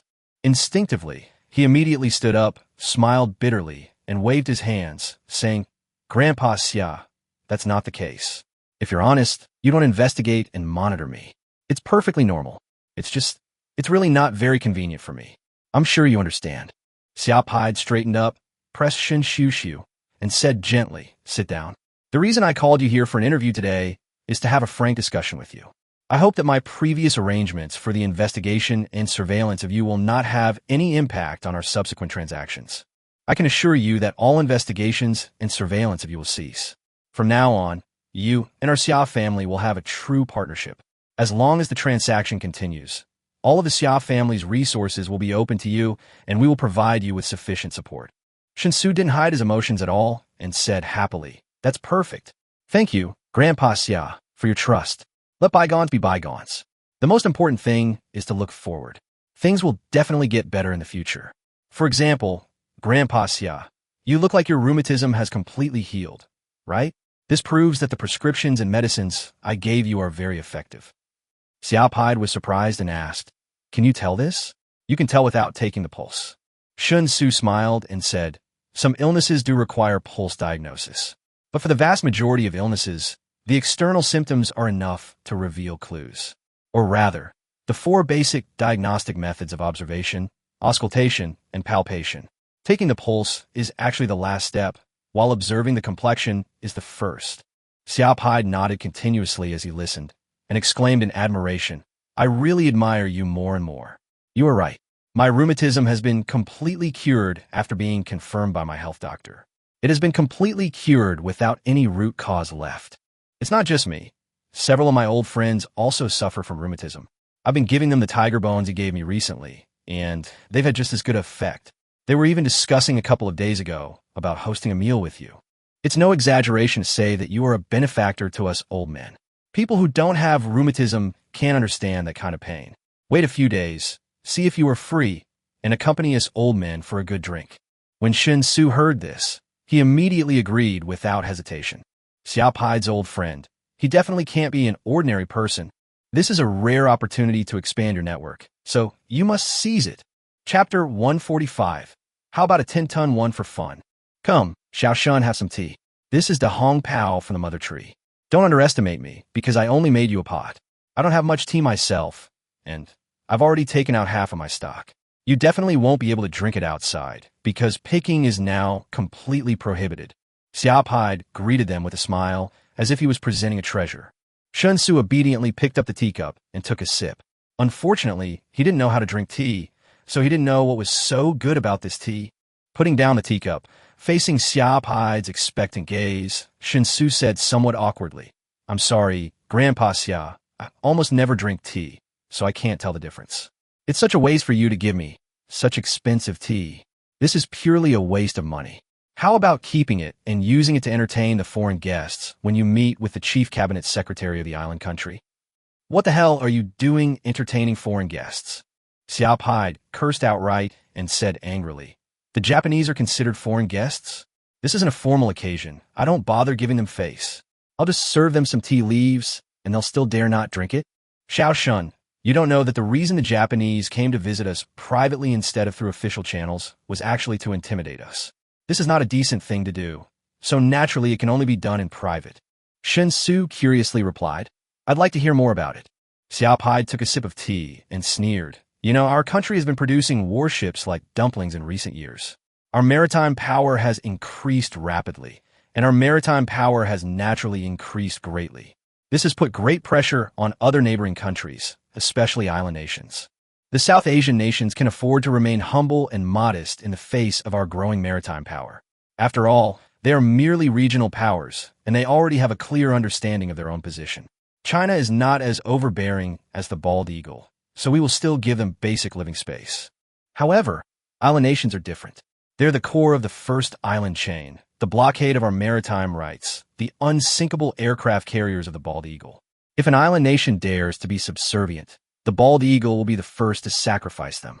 Therefore, the stronger we become, the greater the pressure on the island nations. Due to its unique national conditions, the island nation cannot be considered a truly sovereign state. Although the islanders are constantly seeking ways to seek independence and great power status, everyone knows that as long as the bald eagle is circling in the sky, the island nation can only kneel on the ground. Under these circumstances, the island nation was sensitive and self-conscious. Officially, faced with a growing power gap, it could only verbally assert itself and substantively yield. Yet, privately, it was unwilling to accept this. It just so happened that it was rumored that the island nation had produced a martial arts prodigy, a once-in-a-millennium talent. I don't know much about that island nation's martial arts prodigy, except that he's 28 years old, proficient in combat karate, judo, and kendo, and has some experience in ninjutsu. While he's never publicly competed, he's captivated the island nation's elite through private demonstrations. It's said that his judo proficiency rivals that of the legendary judo god, Mifune Kyuzo, and his karate combat prowess rivals that of the strongest in combat, Motobu Asaki. Combined, he's a formidable opponent on the island nation. The reason for this private visit is to bring that martial arts prodigy here for a sparring match. Shepard's tone sounded somewhat disdainful, but his expression was quite solemn. Upon hearing this, Shen Xu continued to ask curiously, "Grandpa Xia, are you worried that our people won't be able to defeat the martial arts genius from the island country during the sparring?" Xiao Pai sighed and said, "It's highly likely they can't win. The bodyguards around me from the Security Bureau are best at protection. While their fighting skills are impressive, they're not true martial artists after all. And the martial artists in our country, well, let's be honest, there aren't any real martial artists left these days. The advent of firearms has long since destroyed the true martial arts tradition." Xiao Pai sighed and shook his head, waving his hand. "Forget it. Let's not talk about this anymore. Let's get back to the point. Now that we've talked it out and we've decided to forget everything that happened before and move forward, then shouldn't this be a regular practice for subsequent transactions?" Shen Xu looked at Xiao Pai with a puzzled look on his face. Xiao Pai continued, "Over the past month, I've conducted extensive investigations and surveillance on you, and you've also conducted due probing of us. In short, we're all just beginning to build trust with each other, so these frictions are normal." "Huh? A test? What test?" Shen Xu's face was calm, and he showed nothing, but he was very confused in his heart. Xiao Pai continued, "From today on, we are true, close partners. The transaction between you and Zichio's mother must be more clear. For example, can you still provide the medicinal herbs you provided before? If you can continue to provide them, how often can you provide them? What's the typical volume you can provide each time? Is this a long-term deal or a one-time one? For example, besides medicinal herbs and giant wild animals, what other goods can you provide that we can't obtain elsewhere? This is what's known as an exclusive deal. Also, the warehouse you're currently using, while located in the suburbs, isn't remote after all. It has significant security and privacy issues. So, Do you need me to find you a more suitable location? For example, a deserted island near the coast of Wanghai City? In short, there are many similar matters that need to be discussed and clarified. I also want to clarify the specific materials you need to purchase. If you need different materials every time and purchase them on an ad hoc basis, it will be very troublesome to operate. Shen Xu's face showed a look of realization. He actually hasn't thought about it so carefully and deeply. In the past month, he has devoted all his energy to improving himself. The behavior of going back and forth to purchase supplies is more based on the mentality of buying whatever is needed, emphasizing the principle of doing whatever one wants. But after being reminded by Xiaopide, he finally realized that once the behavior of selling and purchasing becomes normalized, the transactions of many things must indeed become routine. After a brief thought, Shen Xu said, "Grandpa Xia, I can't give you an immediate answer to what you said. Can I go back and think about it carefully? But speaking of which, I have a more urgent purchasing need right now, and I haven't had time to tell Aunt Xing yet." What do you want to buy? Industrial silver. How much do you plan to buy? Let's just try a 10-ton one for fun. Chapter 146, Rebuilding Trust. Xiaopide was obviously quite surprised that Shen Xu needed so much money all of a sudden, but he didn't ask any more questions, just nodded and said, "Then you can call Zichio's mother now. If you need it urgently, I estimate that Zichio's mother will be able to transport the silver you need to your warehouse before nightfall." Shen Xu thanked him, and then contacted Shen Xiuquan in front of Xiaopide. The call was connected quickly, and after hearing Shen Xu's request clearly, Shen Xiuquan agreed very readily. And there was no need for Shen Xu to pay for any goods, including the large batch of grain and the 10 tons of industrial silver. He could just use the tiger bones, rhino horns, bear bile, and other things that had not yet been settled to pay for the goods. Of course, Shen Xu had no objection to this. Anyway, Shen Xiuquan will provide him with a detailed bill for his review afterwards. Seeing Shen Xu finish the call, Xiaopide drank a sip of tea and said with a smile, "Xiao Shen, other things can be dealt with slowly. When you have sorted it out, you can communicate with Zichio's mother. But regarding the ginseng and Ganoderma lucidum we traded last time, I hope you can give me an accurate answer as soon as possible. I believe you, Xiao Shen, are aware of the incredible efficacy of ginseng and Ganoderma. We urgently need to understand the availability of these two herbs so we can determine how to maximize their effectiveness.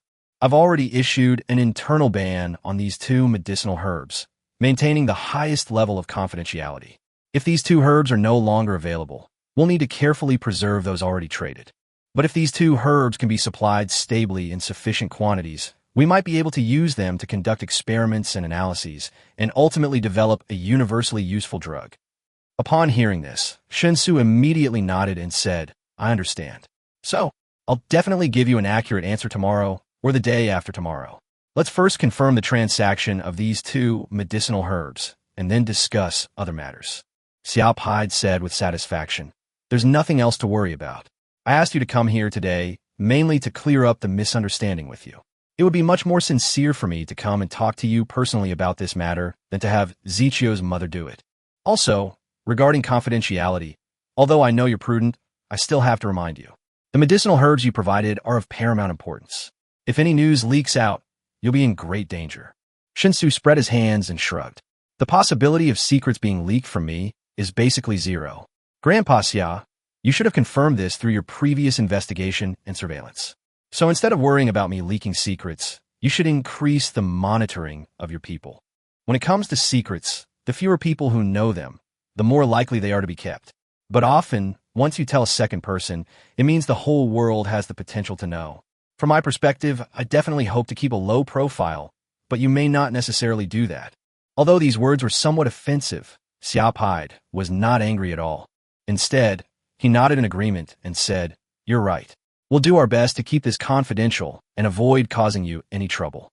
Well, we finished our business. There wasn't much to discuss, actually.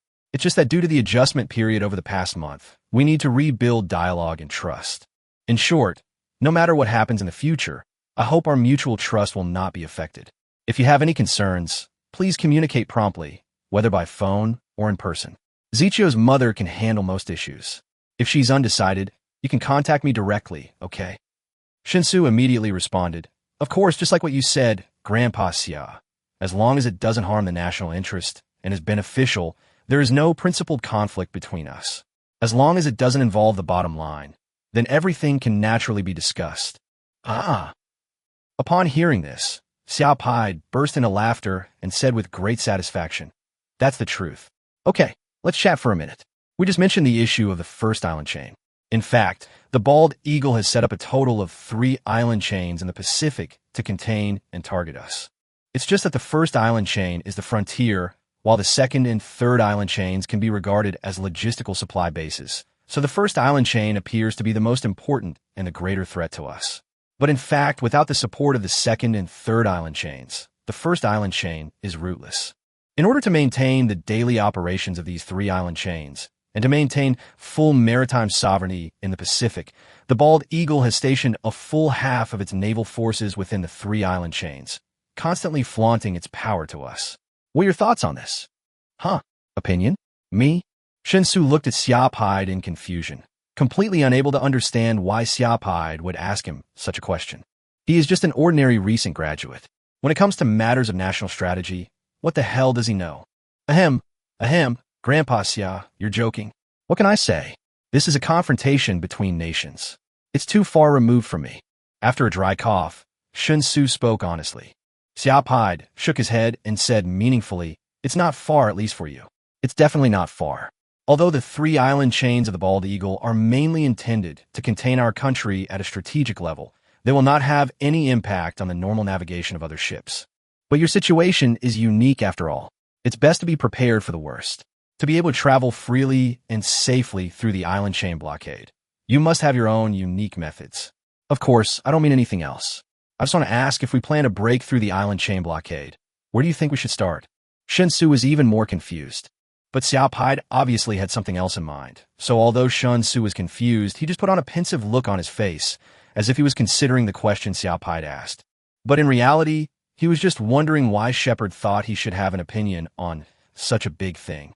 After a while, Shen Xu suddenly realized a possibility. What he had always told the Xiao family was that he had a fairly large team operating abroad. All of these goods used for transactions with the Xiao family came from that team.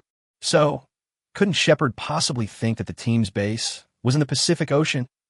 It seems very likely. Chapter 147, let's talk about the deserted island. No wonder he just mentioned, intentionally or unintentionally, whether to find an uninhabited island in the sea area around Wanghai City. This was actually a test. After all, if his fictional overseas team's base is really on an island in the Pacific, then it must have quite good ocean-going capabilities. Renovating a deserted island and then transporting goods from it would be much more convenient than transporting goods to the suburbs of a city. Although this approach will increase costs, both security and confidentiality can be greatly enhanced. He seemed to have no reason to refuse. Moreover, if he really bought a deserted island and converted it into a base and warehouse, it would be of great help to his frequent needs of traveling between the 2 worlds.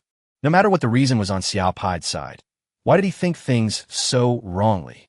For him, there seemed to be no harm in following Xiao Pai's idea and letting Xiao Pai go further and further on the wrong track. Thinking of this, Shen Xu directly ignored Xiao Pai's question about where to start to break through the island chain blockade, and said with a smile, "Grandpa Xia, let's talk about finding a suitable deserted island in the waters around Wanghai City to build a base." Upon hearing this, Xiao Pai couldn't help but raise his eyebrows. After looking at Shen Xu deeply, he suddenly burst into laughter. He pointed at Shen Xu and shook his head helplessly. "You're so cunning. Never mind. If you don't want to talk, I won't make it difficult for you. As for the deserted island, you know the situation in our country. I can't sell it to you directly, but we can rent it for a long time. The lease period and price are negotiable. According to current regulations, the longest lease period for an uninhabited desert island is 50 years. If you're really interested, go back to the Ocean Administration to get some information about deserted islands. Pick one you like and pay the normal rent. The country should not suffer any losses. However, you can let Zichio's mother take charge of the island's infrastructure. The Spring and Autumn Group also has an infrastructure company that has undertaken many national projects. If you state your needs, they will help you with all the infrastructure for a deserted island without any problems. Of course, if you're concerned, you can always find another infrastructure company to do it. But since we've already spoken out, I can guarantee that Spring and Autumn Group won't do anything tricky while they're transforming your deserted island. With current technology, it's not difficult to find hidden surveillance cameras and listening devices. You could do a comprehensive inspection during the inspection. Shen Xu stared at Xiaopide in a daze. After opening his mouth, he finally closed it again without saying a word. You've already said everything. What else can I say? Anyway, this deserted island is just a casual chess piece.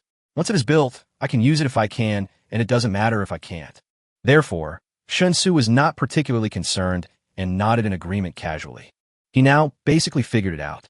After knowing that Xiaopide had conducted a detailed investigation and surveillance on him, but still had no substantial findings, Xiaopide naturally came up with many outrageous speculations. Although he didn't know what Xiaopide had imagined, no matter how big Xiaopide's imagination was, as long as Xiaopide didn't think he would endanger national security, the richer the content of his imagination, the more beneficial it would be to him. What do you call this wave? This wave is called my terrible. It all depends on your imagination. It seems like he'll have to try to lean towards the direction of a charlatan from now on. The less others can see through him, the more secure he'll be, right? Could it be that the astronomy skills I learned from Mr. Feng will be put to good use? All kinds of messy thoughts were running through his mind, but Shen Xu remained calm and chatted with Xiaopide about other topics. People have a strong ability to adapt. This more than 1 month of time travel life has made Shen Xu much more mature compared to when he just graduated, especially the unique ability of time travel that he possessed, which brought about a drastic change in his entire mentality. For example, when he sits with Xiaopide at this moment, he will not really feel that he is inferior to others. Of course, basic respect is necessary, but at least one should not be like others who humble themselves when facing real big shots. Xiaopide is an experienced man. He has experienced the ups and downs of the political world for so many years. What kind of people has he not seen? What kind of situations has he not experienced? He could naturally see the change in Shen Xu's mental state. One can make a clear judgment by looking at the fact that Shen Xu is becoming more and more comfortable when facing him. But in Xiaopide's view, this is normal. A person's confidence always comes from the power he possesses. The more calm Shen Xu appears when facing him, the more powerful the mysterious force behind Shen Xu is likely to be. After chatting for a while, Xia Ziqiu rode his horse to the rest area. After getting off the horse, he asked the people at the stable to take Qilong away, and he skipped to the side of Shen Xu and Xiaopide. It's so exciting. The red dragon is really amazing. I think if I ride it in a horse race, no other horse will be able to outrun it. I'm sure I'll win the championship. Xia Ziqiu said with a flushed face and an excited expression. Shen Xu responded with a smile. Perhaps no other horse can outrun Red Dragon, but there are many riders who are better than you. Red Dragon will definitely win if he races alone against other horses, but with a rider, it's not certain. Xia Ziqiu's eyebrows immediately raised, and she put her hands on her waist and said, "What do you mean?" "Literally, of course. Are you asking for a beating? You dare to commit murder in front of your grandfather?" "Oh, murder? If I really want to do it, my grandfather will hand me the weapon." Xiaopide sat opposite, watching Xia Ziqiu and Shen Xu playing with a smile. While feeling that it was great to be young, he was also very happy to see that his granddaughter was getting closer and closer to Shen Xu. After laughing and joking for a while, Lu Tongchun suddenly walked quickly towards the rest area. Lu Tongchun couldn't help but show shock on his face when he found that Xia Ziqiu was pinching Shen Xu's neck with his teeth and claws, and almost half of his body was pressed against Shen Xu. But Lu Tongchun quickly concealed this look of shock. As if he hadn't seen anything, Lu Tongchun walked over to Xiaopide with a normal expression and bowed to report. "Mr. Xia, Chief Cabinet Secretary Sakamura Yuichi has arrived. Do you want to meet him here or go inside?" Xiaopide raised his hand and said casually, "Let's meet here. It's not a state visit, so there's no need for so many formalities. Xiao Shun, please accompany me to meet him. After all, you could be considered my junior." Chapter 148, The First Samurai of the Island Nation. Hearing that the guests had arrived, Xia Ziqiu finally climbed up from Shen Xu's body, but he still clenched his little fist towards Shen Xu in a demonstrative manner. Shen Xu rolled his eyes and was too lazy to argue with Xia Ziqiu. He tidied up his clothes that were messed up by Xia Ziqiu, stood up, and stood behind Xiaopide. Although it was just a private visit, he was still the second in command of the island nation's political arena. If you are really careless and don't care about etiquette, you are actually embarrassing your own people. However, Shen Xu was somewhat surprised that Xiaopide kept him. He also thought that his meeting with Shepherd would end with the arrival of the islanders. But he didn't expect that Xiaopide would actually take him to meet the Japanese. Even though this is a private meeting, it seems still a little too casual, right? Shen Xu was thinking silently when several men appeared in his sight. There are 6 people in total, except for the one walking in front who looks majestic and solemn. The others also have their own characteristics. The tallest one among them looked to be about 1.8 meters tall. Unlike the other 5 men, who were all dressed in smart suits, this man was wearing a kimono and wooden clogs. Even his hairstyle was the kind of top knot only worn by ancient Japanese warriors. That is, all the hair from the forehead to the top of the head is shaved off, exposing the scalp in a crescent shape, which is roughly equivalent to a Mediterranean hairstyle with a small braid. It's ugly anyway. It was not until this group of people walked into the rest area and came closer that Shepard, who had been sitting in his chair, stood up. He extended his right hand and said with a smile, "Welcome, Mr. Sakamura. The last time we met was 3 or 4 years ago, right?" Sakamura Yuichi, the most dignified and solemn of the 6, also had a smile on his face. As he shook hands with Xiaopide, he nodded humbly and said, "During my state visit 4 years ago, I had the honor of enjoying your state banquet. The aftertaste was unforgettable and the memory remains vivid. Mr. Xia's elegance and grace impressed me greatly. I never thought that seeing him again today would make him even more charming than before." Xiaopide laughed a few times and pulled Sakamura Yuichi over to start a business exaggeration. The two of them seemed like close friends who hadn't seen each other for many years. The scene of them arm in arm and talking happily left Shen Xu stunned. However, what really surprised Shen Xu was that Sakamura Yuichi spoke Mandarin very well. Very standard, with almost no accent. Since Mr. Sakamura is visiting privately, I wanted to keep it simple so everyone can be more relaxed and not overwhelmed by too much attention. This stable is mine, and if anyone you bring is interested, they can pick a few horses and give them a good run. Xiao Pedro pulled Yuichi Sakamura to sit down, and they started chatting about all sorts of things with a smile. Shen Xu's attention was only attracted by Sakamura Yuichi at the beginning. As Yuichi Sakamura and Xiaopide sat down, his attention immediately focused on the woman with hairpins. The enhanced perception brought by the martial arts realm made Shen Xu very sharp. He could vaguely sense that the man with the moon-shaped head had killed people before, and quite a few of them. The girl with the hairstyle soon noticed Shen Xu's attention to him. He looked at Shen Xu with cold eyes, but did not find anything unusual on Shen Xu, so he quickly lost interest in Shen Xu. It can be seen that this is an extremely arrogant person. But, generally speaking, the more arrogant a person is, the more annoying they tend to be. Xiaopide and Sakamura Yuichi chatted for more than 10 minutes. The hearty laughter of the 2 old men could be heard from time to time in the rest area, which made Shen Xu get goosebumps. There's no way around it. Such hypocritical behavior is really disgusting. "Mr. Xia, I'm visiting you in a private capacity this time, but the main purpose is to bring my children out to see the world." After chatting with Xiaopide for a while, Yuichi Sakamura suddenly changed the topic and at the same time stretched out his hand to wave the girl with the top knot behind him to his side. He introduced with a smile, "Fukada CEO, the #1 martial artist of our younger generation. Xia Jun should have some understanding of him, right?" Xiaopide nodded and said, "If I say I've never heard of it, Mr. Sakamura will definitely not believe me. But seriously, although I have heard of it, I really don't know much. The intelligence department can't focus on any one person. Most of the time, we only know some superficial things in passing." Sakamura Yuichi was not at all impressed by Xiaopide's mention of the intelligence department, and said in agreement, "But being able to record it in passing is enough to prove the importance of Mr. Fukada. Mr. Xia should be aware that our Yamato people have a samurai complex. Although I personally don't advocate the so-called Bushido spirit, a true martial artist is highly valued here. Fukada-kun is proficient in judo, karate, and kendo, and is a practical fighter, not just a show-off. Despite being only 28 years old, Fukada-kun has already established himself as an unrivaled martial artist in our country. Over the past few years, virtually every reputable martial artist in our country has sparred with Fukada-kun, and none have proven a match for him. We don't want Mr. Fukada to remain complacent, and we can't find anyone in our country who can study martial arts with him. Under these circumstances, we naturally thought of your country. China is a land of countless extraordinary people, so there should be someone stronger than Mr. Fukada." As soon as Sakamura Yuichi finished speaking, before Xiaopide could speak, Fukada CEO said, "I don't think so. Our Yamato nation is the most courageous nation in the world. Now that I have stood at the top of the Yamato nation, it is equivalent to standing at the top of the world. Sakamura-san, the reason I agreed to come out with you isn't because I feel I really need to continue visiting masters to learn from them, but because I want you to see that the strongest of the Yamato people are also the strongest in the entire world. CEO Fukada speaks Mandarin very stiffly. Although his meaning is clear, the tone sounds very uncomfortable.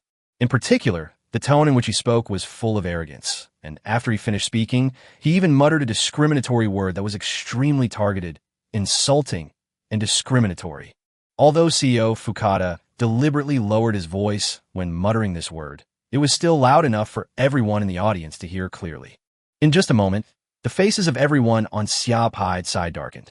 The originally harmonious atmosphere in the field suddenly became like the edge of an abyss. Chapter 149. A duel? The kind where the loser commits disembowelment. Mr. Sakamura, Mr. Fukada's inappropriate words just now will greatly hurt our national feelings. I think he should apologize for his remarks. Xia Pai looked at Sakamura Yuichi expressionlessly and spoke in a cold tone. Before Sakamura Yuichi could speak, Fukada's CEO crossed his arms, turned his face away, and said disdainfully, "If this were a public occasion, I would naturally apologize for the sake of the Yamato nation. But why should I apologize for this private conversation? Haven't you used humiliating words against our Yamato nation in private? Why haven't I heard you apologize on your own initiative?" Xia Pai's eyes were filled with murderous intent. He ignored Fukada Shingfu and looked at Sakamura Yuichi and asked, "Does Mr. Sakamura have the same attitude?" Yuichi Sakamura stood up and gave Xia Pai a standard 90-degree bow. At the same time, he said, "I'm sorry, Xia-jun. I deeply regrette Fukada Yunis remarks. I also deeply apologize for hurting your national feelings, but I have no right to order Fukada-jun to do anything. Whether he is willing to apologize is up to him." Shen Xu was standing behind Xia Pai, and his blood pressure began to soar when he heard this. The insulting words that Masao Fukada just said are a serious humiliation that no normal Chinese person can accept. Whenever that word is mentioned, all the Chinese people can think of is that extremely dark and bloody history.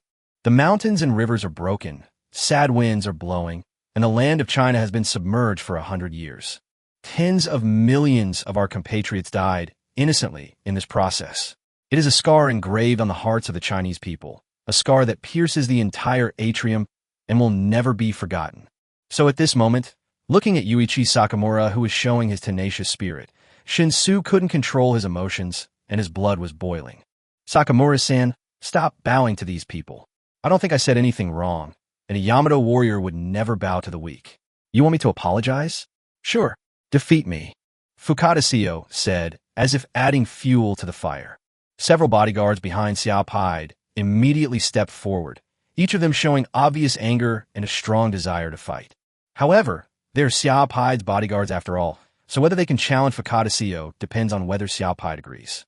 But Xia Pai was a little hesitant about this, because from the currently known information, if they fight one-on-one, whether it is a fight to the death or a fight to the death, the bodyguards from the security bureau responsible for protecting his safety will not be able to be the opponent of the #1 warrior of the island country. I originally thought that this private visit from Yuichi Sakamura could be dealt with casually. He said he wanted to come over for a sparring match, but everyone knew that a bodyguard whose job was to protect someone and a true martial artist had completely different areas of expertise due to their different areas of specialization. In this case, if you lose, you lose. No one will really take it seriously, and no one will really take it to heart. However, with Fukada CEO's open and undisguised humiliation, the nature of this private visit changed instantly. Now it is no longer a matter of a private visit. It is now a matter of national dignity. Since this involves the national system, we cannot lose at any cost. So Xia Pai seemed a little hesitant.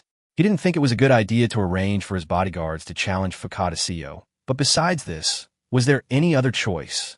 Just when Xia Pai was struggling to make a decision, a figure suddenly walked from behind him to the front of him.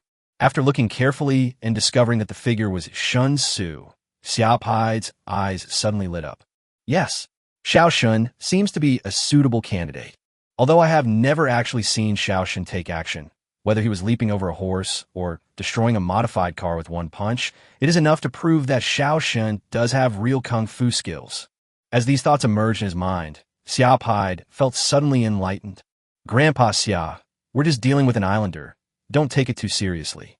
Wouldn't it be too much of a bully to have these experts around you take action? Let me do it. Although I'm nothing here, I'm more than enough to deal with a mere islander. Shen Xu looked at CEO Fukada and said with a smile. Although his smile was warm, Shen Xu's eyes were cold.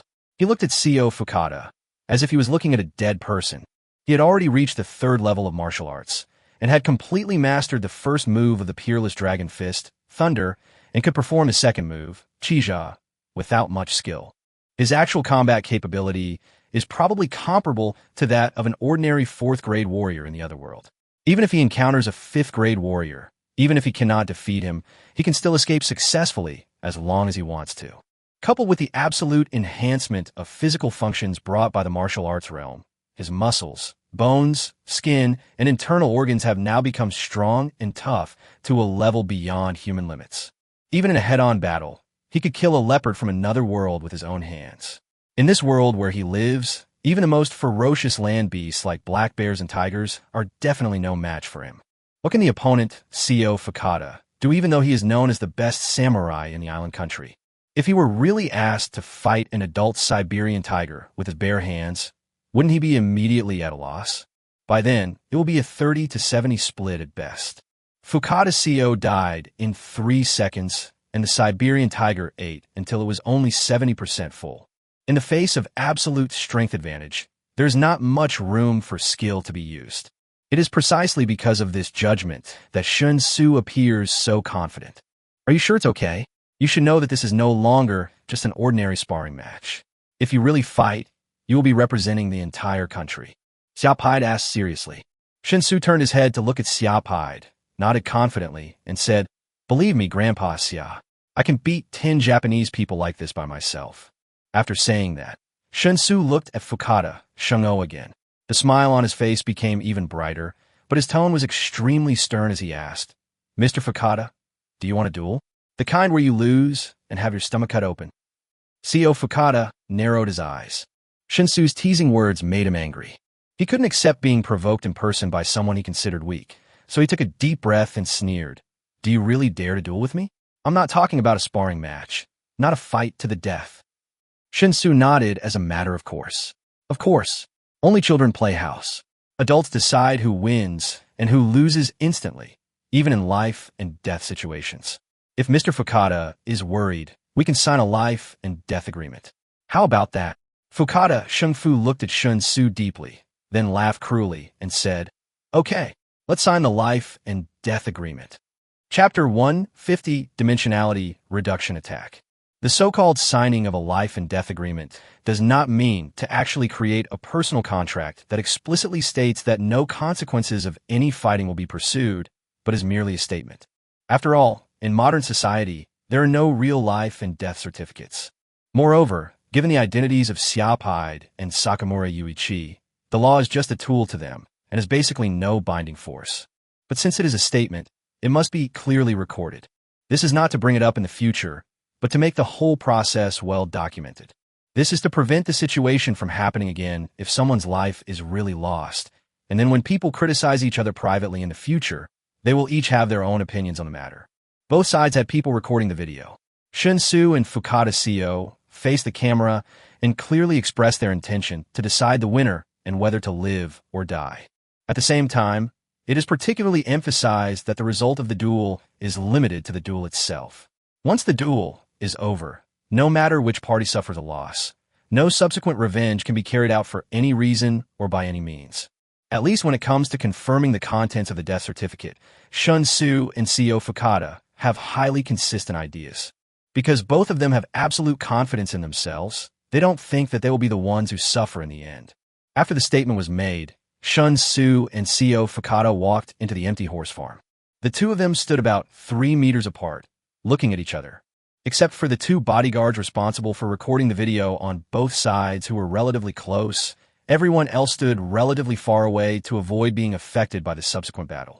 Although no one thinks that a fight between 2 people without weapons can cause much noise, it is always better to be cautious. Who made the identities of Xia Paid and Sakamura Yuichi too sensitive?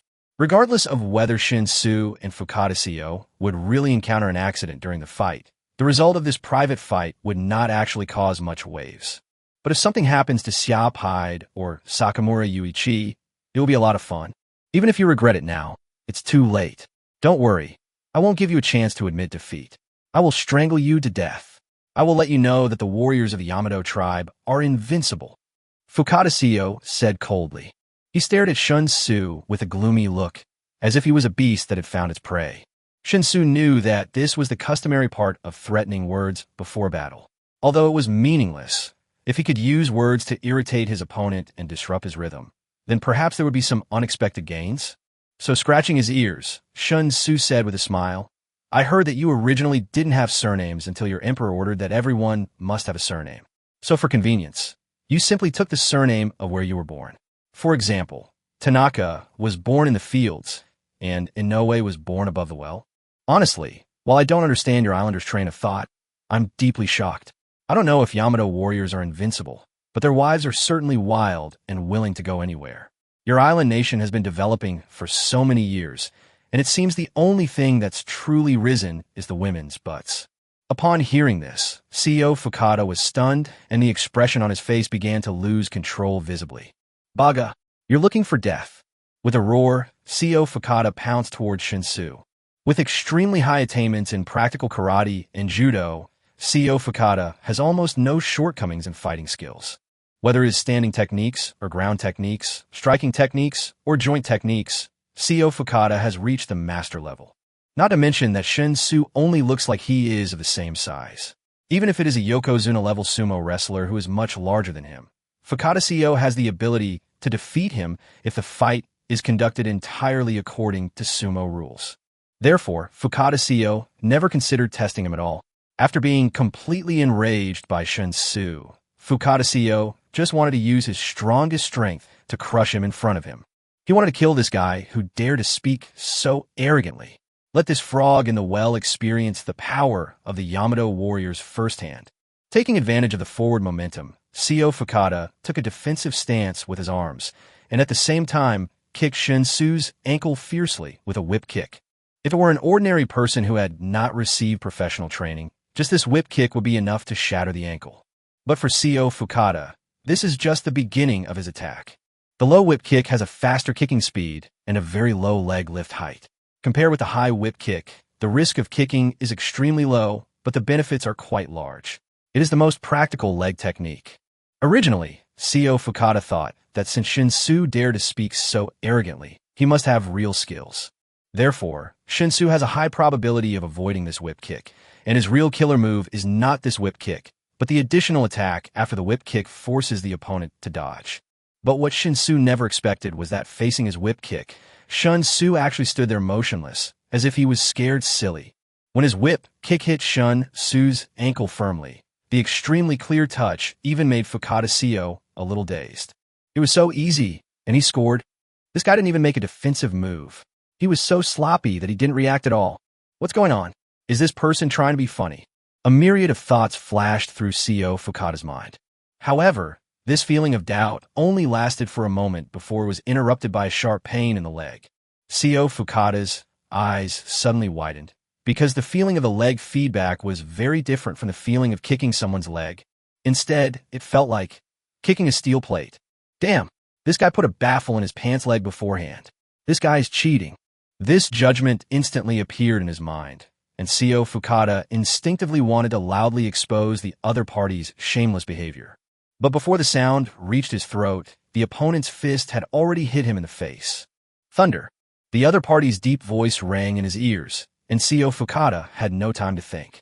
He raised his arms as quickly as possible and blocked in front of himself. The punch came too fast, and he had no time to dodge, so he could only block it with his arms. For a moment, CEO Fukada felt as if he smelled the breath of death. This made CEO Fukada even angrier. Judging from the speed of his punches, the opponent is indeed a real master. But such an expert actually hit a shield in his trouser legs beforehand, during an unarmed fight. How can people be so shameless? Snap! The crisp sound of bones breaking was heard, and CEO Fukada's anger was suddenly interrupted by the severe pain. The two arms that were blocking his face were smashed on the spot by a punch, and the huge impact force sent him flying backwards. Ah! CEO Fukada's shrill scream instantly pierced the sky above the racecourse. Chapter 151, that's it? In sharp contrast to Fukada's CEO's shrill screams, all the onlookers not far away fell into dead silence. Not only the visitors from the island country, but also the people on Xiaopai's side were dumbfounded, with their eyes wide open, mouths slightly open, and expressions on their faces were all dull. No one expected the situation to be like this. Both Xiaopai and Sakamura Yuichi found it unbelievable what they saw. With just one punch, Shen Xu defeated Fukada Shen Xu? How is this possible? What a joke. Although he didn't know Shen Xu at all, Sakamura Yuichi did have absolute confidence in Fukada's CEO. This talented martial artist, currently the strongest in the island nation, has truly been invincible in the past few years. Although all the fights were conducted in private and no footage was leaked, making CEO Fukada unknown among the people, the powerful figures in the island country highly respected CEO Fukada. If it were an actual combat, even without using weapons, CEO Fukada would be able to defeat the enemy while being surrounded by more than a dozen adult men. And if he could use weapons, then CEO Fukada would be able to fight against 100 enemies alone. In Yuichi Sakamura's opinion, CEO Fukada has definitely reached the pinnacle that a martial artist can reach. No matter what skills the unknown young man temporarily assigned by Xiaopai has, he can never be a match for CEO Fukada. The only difference is how long that young man can last under the hands of CEO Fukada. Given the ferocity of Fukada's CEO's attack, even if the young man was killed instantly, Sakamura Yuichi would not be surprised. But he never expected that he could guess the process of the battle, but not the outcome. It was indeed an instant kill, but it wasn't Fukada's CEO who killed the young man, but rather the young man who killed Fukada's CEO. Was he dreaming? Compared to Yuichi Sakamura's shattered worldview, the people on Xiaopai's side were actually not much better off. Of course, Yuichi Sakamura knew nothing about Shen Xu, while the people on Xiaopai's side had been investigating and monitoring Shen Xu for a month, so at least in terms of their understanding of Shen Xu, they knew much more deeply than Yuichi Sakamura. But no matter how deep they went, they never thought that the battle would be decided so quickly. At least we can fight fiercely for a while, right? In just a split second, Shen Xu defeated Fukada, Shang Yi. This is something I can do too. Anyway, I just stood there and got punched away by Shen Xu. What kind of technical skills were required? They just thought this would be a wonderful fight between dragons and tigers. I took off my pants and you show me this. Where's the island nation's #1 samurai? What happened to the promise of being invincible throughout the island nation? Where's the rare genius that only appears once in 1,000 years in this island nation? That's it. For a moment, the bodyguards standing behind Xiaopai all looked strange. One of the bodyguards, who had the worst self-control, even laughed out loud on the spot. They have all received professional training and generally do not laugh unless they can't help it. The laughter seemed extremely abrupt in the dead silence around. As soon as the sound was made, Sakamura Yuichi and others were awakened from their dazed state and looked at the bodyguard fiercely. At this time, CEO Fukada had stopped screaming, and beads of sweat appeared on his forehead. It was obvious that he was trying hard to endure the pain his body was suffering. However, one of the two arms he had used for defense had already shown a very strange twist. It seemed that Shen Xu had directly broken it with a punch. The other arm seemed to be fine. I guess the main force was only on the broken arm. At the same time, CEO Fukada's chest was actually hit indirectly. The obvious pain made CEO Fukada certain that his ribs must be broken. But I don't know how many of them are broken yet. This shocked CEO Fukada extremely. He couldn't understand why Shen Xu's body shape looked standard, so the power of his fists was so incredible. As a true martial artist, in addition to honing his martial arts skills, he also rigorously trains his ability to withstand blows. In fact, for any fighting skill, the ability to withstand blows is the top priority of training. Only when you learn to withstand blows, first can you learn to beat others. And CEO Fukada's ability to withstand blows is certainly top-notch. If he were to fight with an ordinary person, he wouldn't even feel any pain from the ordinary person's random punching style. Even when fighting with professional fighters, CEO Fukada did not think he would be injured if he was hit without any preparation. Who would have thought that the young man opposite him could injure him seriously with just one punch? His broken arm must have been shattered. The force, having been cushioned, continued to hit his chest, still causing a large area of his ribs to break. This is simply an inhuman power. Judging from the strength and speed displayed by the opponent, the gap between him and the opponent is so huge that there is absolutely no comparison. What was even more unacceptable to CEO Fukada was that after the initial severe pain in his broken arm, he quickly lost all sensation. This means his arm is definitely broken. Even if you have surgery, at most you can recover to a level that does not affect your daily life. It is absolutely impossible to recover completely. So, he was crippled by a single punch? CEO Fukada's eyes turned red in an instant. Noticing that the other party, after knocking him flying with a punch, was slowly walking towards him, Fukada, Shen Xu immediately roared with a ferocious expression. You cheated. There's a baffle tied to your leg. You despicable bastard. You are as disgusting as your people. Disgusting. Dirty. Shen Xu, who had just walked close to CEO Fukada, was stunned by the scolding. Baffle? What bezel? Blinking his eyes, Shen Xu quickly realized why Fukada CEO had misunderstood, and a speechless expression appeared on his face. Too lazy to explain, Shen Xu simply rolled up his trouser legs in front of CEO Fukada, revealing his muscular and tight calves. CEO Fukada stared blankly at Shen Xu's actions, and the last support in his heart completely collapsed.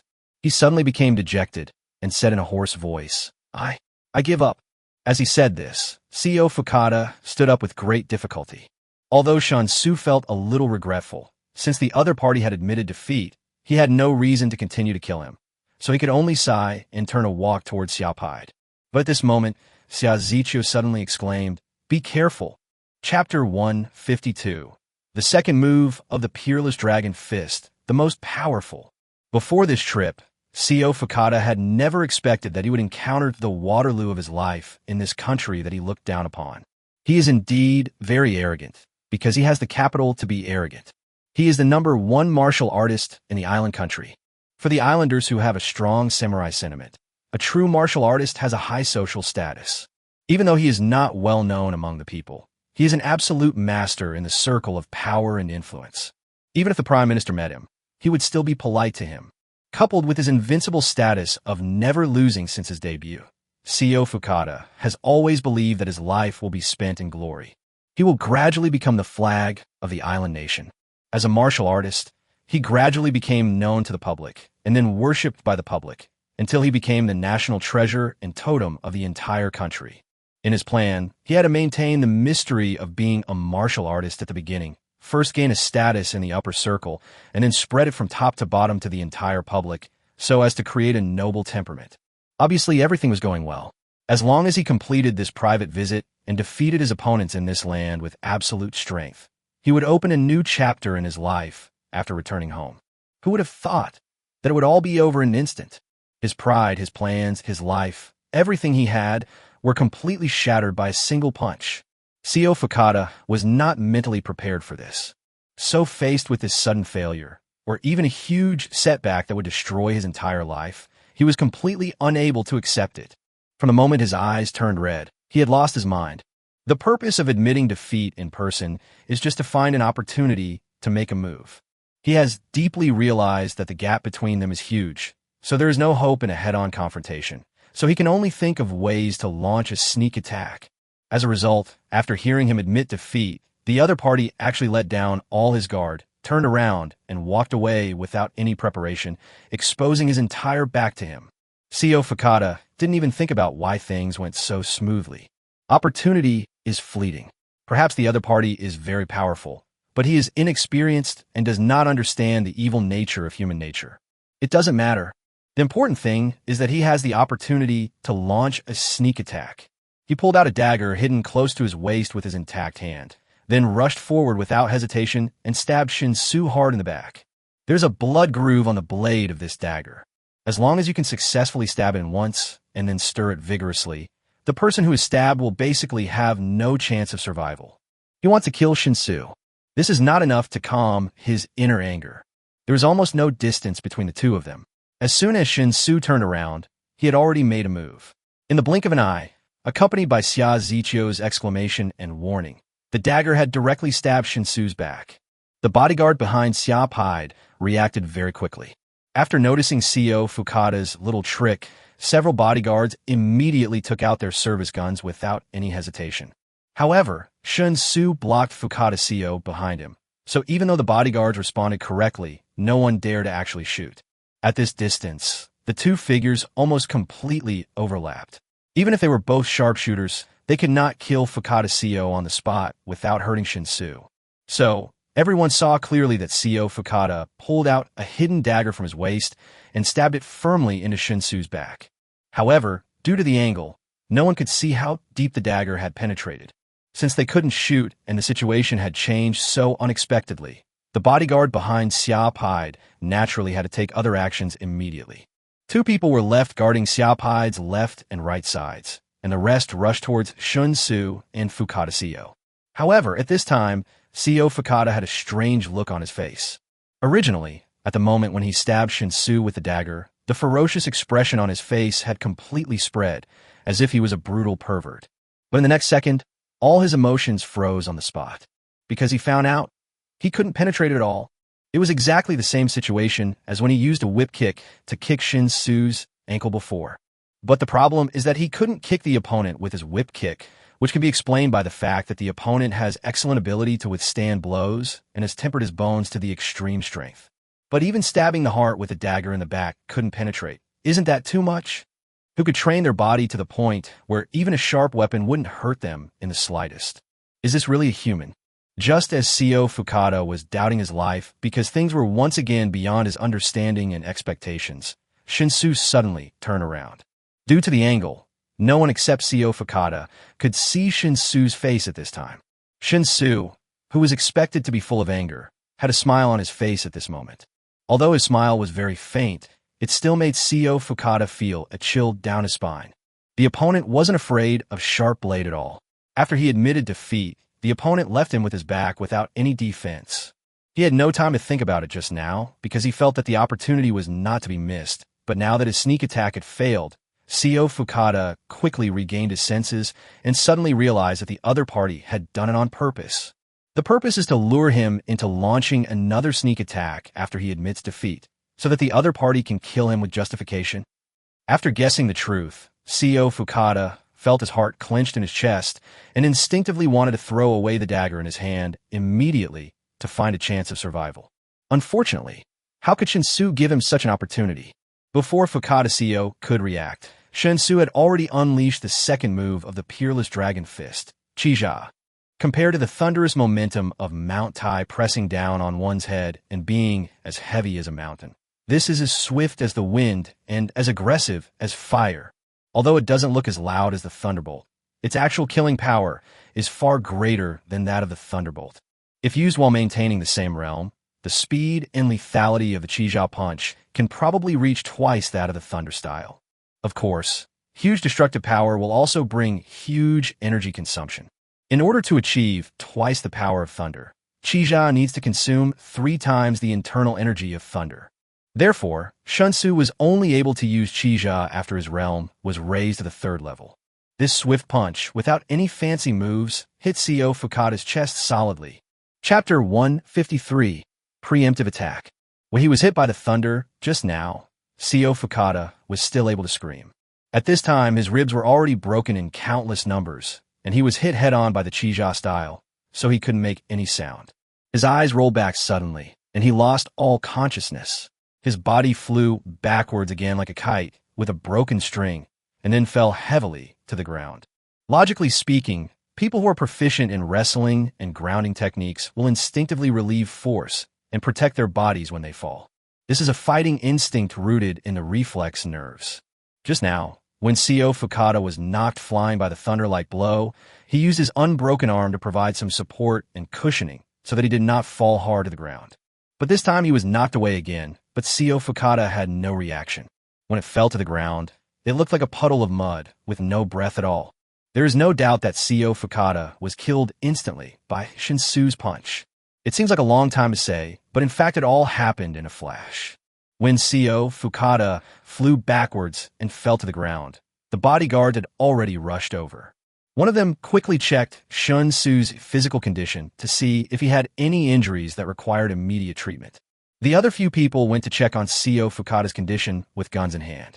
Not far away, Shepard had amazing insight. When Seo Fukata was knocked away again, he was sure that CO Fukada would not survive. Although Shen Xu's second punch toward Fukada CO didn't seem as powerful as the first one, Xiaopai could vaguely sense the surging power contained within it.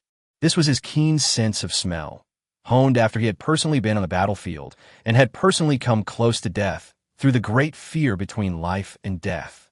Therefore, after seeing that Shen Xu should be fine, but Fukada CO was definitely dead, Xiaopai immediately shouted at Sakamura Yuichi with an angry face. "Mr. Sakamura, you must give me an explanation for this matter. Your so-called number one samurai of the island nation actually carried out a despicable sneak attack. Is this the Yamato samurai spirit that you talked about with certainty?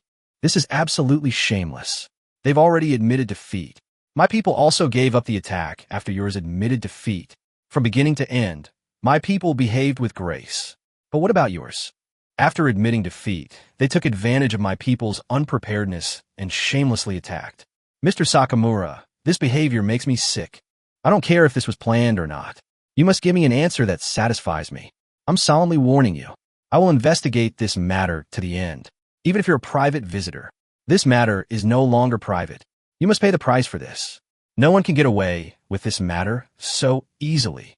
In fact, Yuichi Sakamura was also not mentally prepared for the current changes in the situation.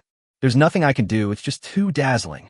He first watched Fukada CO get defeated with a single punch, then watched Fukada CO voluntarily admit defeat. Before he could even get over the thought of admitting defeat, he saw Fukada CO launch a sneak attack, and finally, Fukada CO was once again knocked away. Although he didn't go forward to check on Fukada CO's current condition, Sakamura Yuichi was no fool. He knew very well that under such circumstances, Fukada CO was unlikely to continue to live. Besides, if you succeed in a sneak attack, that's fine. No matter what the cost, I will get you back. But even the sneak attack failed, so you'd better die on the spot, otherwise the Yamato clan will lose all face. With these thoughts in his mind and Xiaopai's tiger-like roar in his ears, Sakamura Yuichi felt his vision go dark. In his opinion, things were completely out of control. If possible, he really wanted to faint. However, he is the chief cabinet secretary, the face of the island nation, and the second most important person in the island nation's political arena after the prime minister. His every word, action, and gesture represents not only himself, but the entire country, so he cannot faint. Taking a deep breath and trying to clear his mind, Yuichi Sakamura bowed deeply to Xiaopai. At the same time, he said apologetically, "Please calm down, Mr. Xia. Today's situation has developed to this point, which has deviated from our original intention of wanting to learn martial arts. I hope Mr. Xia can give me some time and allow me to return to the country to discuss and investigate. I promise Mr. Xia that I will deal with this matter seriously. But please understand, Xia Jun, I can't make the final decision on Fukada-kuin's affairs alone. Over the past few years, Fukada-kun has been widely regarded as the standard-bearer of our Yamato samurai in modern society. Therefore, I must return to hold a meeting to discuss his affairs." Seeing that Yuichi Sakamura admitted his mistake without hesitation and had no intention of arguing, Xiaopai achieved his goal. Without further expressing his dissatisfaction, Xiaopai snorted coldly and said, "Then take your first warrior and leave immediately. I will give you 3 days. After 3 days, I need to know your attitude and opinions on how to deal with this matter. If you don't come up with a satisfactory solution in 3 days, I will take matters into my own hands and retaliate against you in whatever way I deem reasonable. Make no mistake, I'm openly threatening you. Don't say I didn't warn you." The anger on Sakamura Yuichi's face flashed away. After bowing 90 degrees to Xiaopai again, he waved to the people behind him. Immediately, 3 people ran over to check on CO Fukada. Although they confirmed that CO Fukada had died on the spot, the 3 men carried CO Fukada's body back together without saying a word. Yuichi Sakamura didn't even go to see CO Fukada's body. He just said goodbye to Xiaopai, then turned around and left quickly. Their car was naturally parked in the parking lot outside the racecourse. After something like this happened, it was impossible for Xiaopai to send them there personally, so they had to walk by themselves. In addition to what happened today, it is actually very difficult for Yuichi Sakamura to explain after he returns, so he must contact a special plane immediately, and then take advantage of the time on the way back to the country to quickly come up with a solution that will prevent him from bearing too much responsibility. Seeing Sakamura Yuichi and the others get on the car, Xiaopai's face showed a rather cheerful smile. He waved to Shen Xu, who was not far away, and said with a smile, "Let's go back and talk. It's almost noon now. I was thinking of entertaining those people, but now there's no need. We can eat and talk at the same time." Chapter 154: Beware of Revenge. It was the same dining table where we had dinner together last time. However, the dishes on the table this time were much more sumptuous than last time. Who said that last time it was a family dinner? But this time it's a banquet for guests. It was just that something unexpected happened and caused the guests to leave early. Although the guests have left, the dishes were prepared in advance. Of course, we must adhere to the principle of not wasting and finish them by ourselves. They said that although they only had time to conduct a simple examination, they were certain that Fukata CEO's body was completely destroyed by your fist. Not only was his sternum shattered, but all the organs protected by it were also likely destroyed. Xiaopai looked in a very good mood at the table. While speaking, he personally poured a glass of wine for Shen Xu. At the same time, he raised his glass and clinked it with Shen Xu's. He continued with a smile. They believe that the kind of punching power you display is something that even the world's most powerful heavyweight boxer wouldn't be able to match. So, I'm curious, how did you do it? Shen Xu held the wine glass and, imitating Xiaopai, took a sip with his lips on the rim of the glass, then squinted his eyes and tasted it. Unfortunately, he really didn't like the taste of this strong liquor and couldn't appreciate it, so he simply put down his glass. While carefully choosing his words, he replied, "Grandpa Xia, do you know the real ancient martial arts? Not those martial arts routines that have evolved into sports, nor those deceptive fancy moves. These are the ancient martial arts that truly possess powerful combat capabilities, are far more complex than the simple fighting techniques we have today, and can truly mobilize the whole body's energy." Xiaopai was stunned for a moment, frowning and saying, "I know ancient martial arts, but the ancient martial arts I know are not quite the same as what you described. The ancient martial arts I know are actually a kind of fighting technique or a killing technique. Compared with some of the popular fighting techniques nowadays, they actually have the same purpose. It just doesn't have the performance-oriented techniques of modern fighting techniques, like modern Taekwondo, where fighting is done purely for show, with little regard for actual combat effectiveness. This doesn't exist in ancient martial arts, because the ultimate goal of all ancient martial arts techniques is to kill." Shen Xu coughed dryly and continued to make up stories, racking his brains. "Grandpa Xia, your understanding of ancient martial arts isn't comprehensive. You should remember that there was a period of Qigong fever in our country, right? Real Qigong, which is the internal energy condensed and accumulated through the acupoints in the body, actually does exist. However, false monks were misleading, and almost all the so-called Qigong masters were frauds. This led to many absurd incidents in those years. It wasn't until Qigong was completely banned by the state that things slowly returned to normal. But Grandpa Xia, this doesn't mean that true internal energy doesn't exist. Although cultivating inner energy is extremely difficult, it requires the guidance of a truly versed master in ancient martial arts, the support of absolute talent, and life-threatening training. All three are essential, but it can be cultivated. In short, you can probably think of me as the kind of martial arts master you'd see in a wuxia novel." Shen Xu was talking nonsense, but he felt ashamed in his heart. He definitely doesn't have absolute talent, but he has medicine. The life-threatening training is nonsense, but he takes a hot bath with 9 shallow and 1 deep strokes every day. In short, although there is no stroke in the 8 characters, there is at least a stroke, so it's not a big problem. Xiaopai pondered. "You said before that you learned calligraphy and medical skills from your master. Now, even this inhuman skill you're displaying, did you learn it from your master?" Shen Xu nodded and said shyly, "I have many masters." Xiaopai couldn't help but sigh. "I never thought there really were such extraordinary people like your masters in this world. I really hope to see them. Of course, I know you won't agree to this request now. They possess such amazing abilities, but they are reluctant to show their faces and are content to live in seclusion.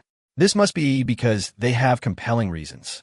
Don't use excuses like, 'I prefer quiet to active' to put me off. Since we want to build trust, we should first be honest with each other. And a major requirement of honesty is that you can be silent, but try not to lie. Okay, let's not talk about this anymore. Fukata CEO is dead, and while it was his own fault, you still have to be careful." Shen Xu raised his eyebrows and said, "Be careful? Do you mean that the Japanese might retaliate against me?" Xiaopai nodded and said, "It's not a possibility, but a certainty. We've done extensive research on Sakamura Yuichi. He's a man of forbearance, yet he's unwilling to suffer any loss. Publicly, you can humiliate him at will, as long as you're stronger than him. But privately, he'll always choose to retaliate with the most brutal means possible. Over the years, as Sakamura Yuichi's status in the island nation has grown, few dare to provoke him. This makes him appear to be a good guy, rarely seen losing his temper. But in reality, to climb step by step to his current position as the second-in-command of the island nation's cabinet, Sakamura Yuichi's hands are undoubtedly stained with countless lives. As I just said, Fukada Seo's death was his own fault. We have video evidence to prove it, and the island nation won't react publicly. Not only will they have to bear the consequences themselves, but they'll also have to compensate and apologize to us privately. Given Sakamura Yuichi's personality, I don't think he'll willingly accept such an outcome. He'll definitely find a way to kill you. Shen Xu asked in confusion, "How do you kill me?" "Just send gunmen to sneak into Wanghai and shoot me." Xiao Pai shook his head and laughed. "What are you thinking? Don't look at the island nation's recent uproar. They have actually been very honest in the past few years. Even if they want to retaliate against you, Sakamura Yuichi will only choose to achieve his goal by creating an unexpected method. If they really dare to bring out a gunman and cause a serious shooting, Sakamura Yuichi would be finished. And the shooting would definitely leave clues. And if it was linked to the island country would pay a huge, unbearable price. When you were weak, they would dare to go to war against you using the excuse of 2 missing soldiers. But when you are strong, even if a general actually died, they would immediately declare that you had nothing to do with it. So, they don't dare to go too far. Create an accident? Shen Xu frowned and fell into deep thought. Chapter 155, I want to learn too. I'm reminding you of this because I want to be frank with you. Considering Sakamura Yuichi's personality, I hope to protect your personal safety. However, due to the unpleasantness that happened between us, I'm worried that you might misunderstand and think that I still want to monitor you. So, what are your thoughts on this? Xiao Pai asked seriously. Shen Xu thought for a moment, then slowly shook his head and said, "Let's not worry about that. Since we can be sure that even if the other party intends to retaliate, at most they will resort to creating an accident, and it is unlikely that they will use firearms, then I think my safety should be guaranteed." Xiao Pai sighed and said, "I understand how you feel, but I really don't recommend it. Don't underestimate the island nation's infiltration of us. There are many ways to create an accident. Let's just talk about the simplest one. Find a dump truck, fill it up with cargo, and then hit you directly with a heavy vehicle. You won't survive. Of course, I'm just giving an example. This approach is too crude, and it's easy to find problems by following the clues. Sakamura Yuichi wouldn't use it. But apart from this, there are too many ways and opportunities to create accidents. I really just want to protect your safety." Shen Xu fell into silence. He believed that Shepard had no other ideas, but his situation was too special, and he certainly could not accept someone following him closely for personal protection. After careful consideration, Shen Xu shook his head and said, "I will try my best to be careful. If I were to be murdered accidentally by an islander in my own country, in what is arguably the safest place in the world, and possess extraordinary skills, wouldn't that be a disgrace?" Seeing Shen Xu's firm attitude, Xiao Pai stopped persuading him. He simply changed the topic to some things he encountered when he was young, and while reminiscing about the glorious past, he kept raising his glass to Shen Xu. The atmosphere at the table relaxed, and for a moment, both the host and the guests were having a great time. Although his kindness was rejected, Shepard's mood was not obviously affected. Being able to see the Japanese people suffer a setback, not only did he not pay any price, but on the contrary, he could use the issue to demand compensation afterwards. Such things obviously made Xiao Pai feel comfortable both physically and mentally. It was around 1 o'clock in the afternoon when Shepard finally got drunk. After his rheumatism was completely cured, he could once again show his prowess at the dinner table, which was the second happiest thing for him in recent days. Seeing that it was almost time, Shen Xu stood up and said goodbye.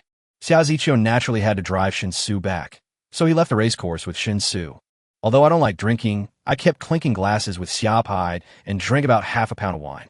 After the alcohol entered his body, Shen Xu discovered that he could completely refine all of the alcohol through the power of his internal energy and turn it into part of the energy needed by his body. So even though he drank half a pound of high-proof liquor, after getting into Xiao Ziqiu's car, Shen Xu looked as if he hadn't drunk anything. High-proof liquor can be considered as condensed grain. Shen Xu refined all of the half-pound of liquor, which naturally became a great supplement to his daily energy needs. Even his food intake at noon was not too surprising. This made Shen Xu suddenly realize that he could store more high-proof liquor in his portable subspace in case of emergency. How'd you do it? I saw it clearly. The dagger in Fukada CEO's hand definitely stabbed you. There's also a noticeable hole in the back of your clothes, but you're not hurt at all. Could it be the legendary hard qigong? Xia Ziqiu asked curiously while driving.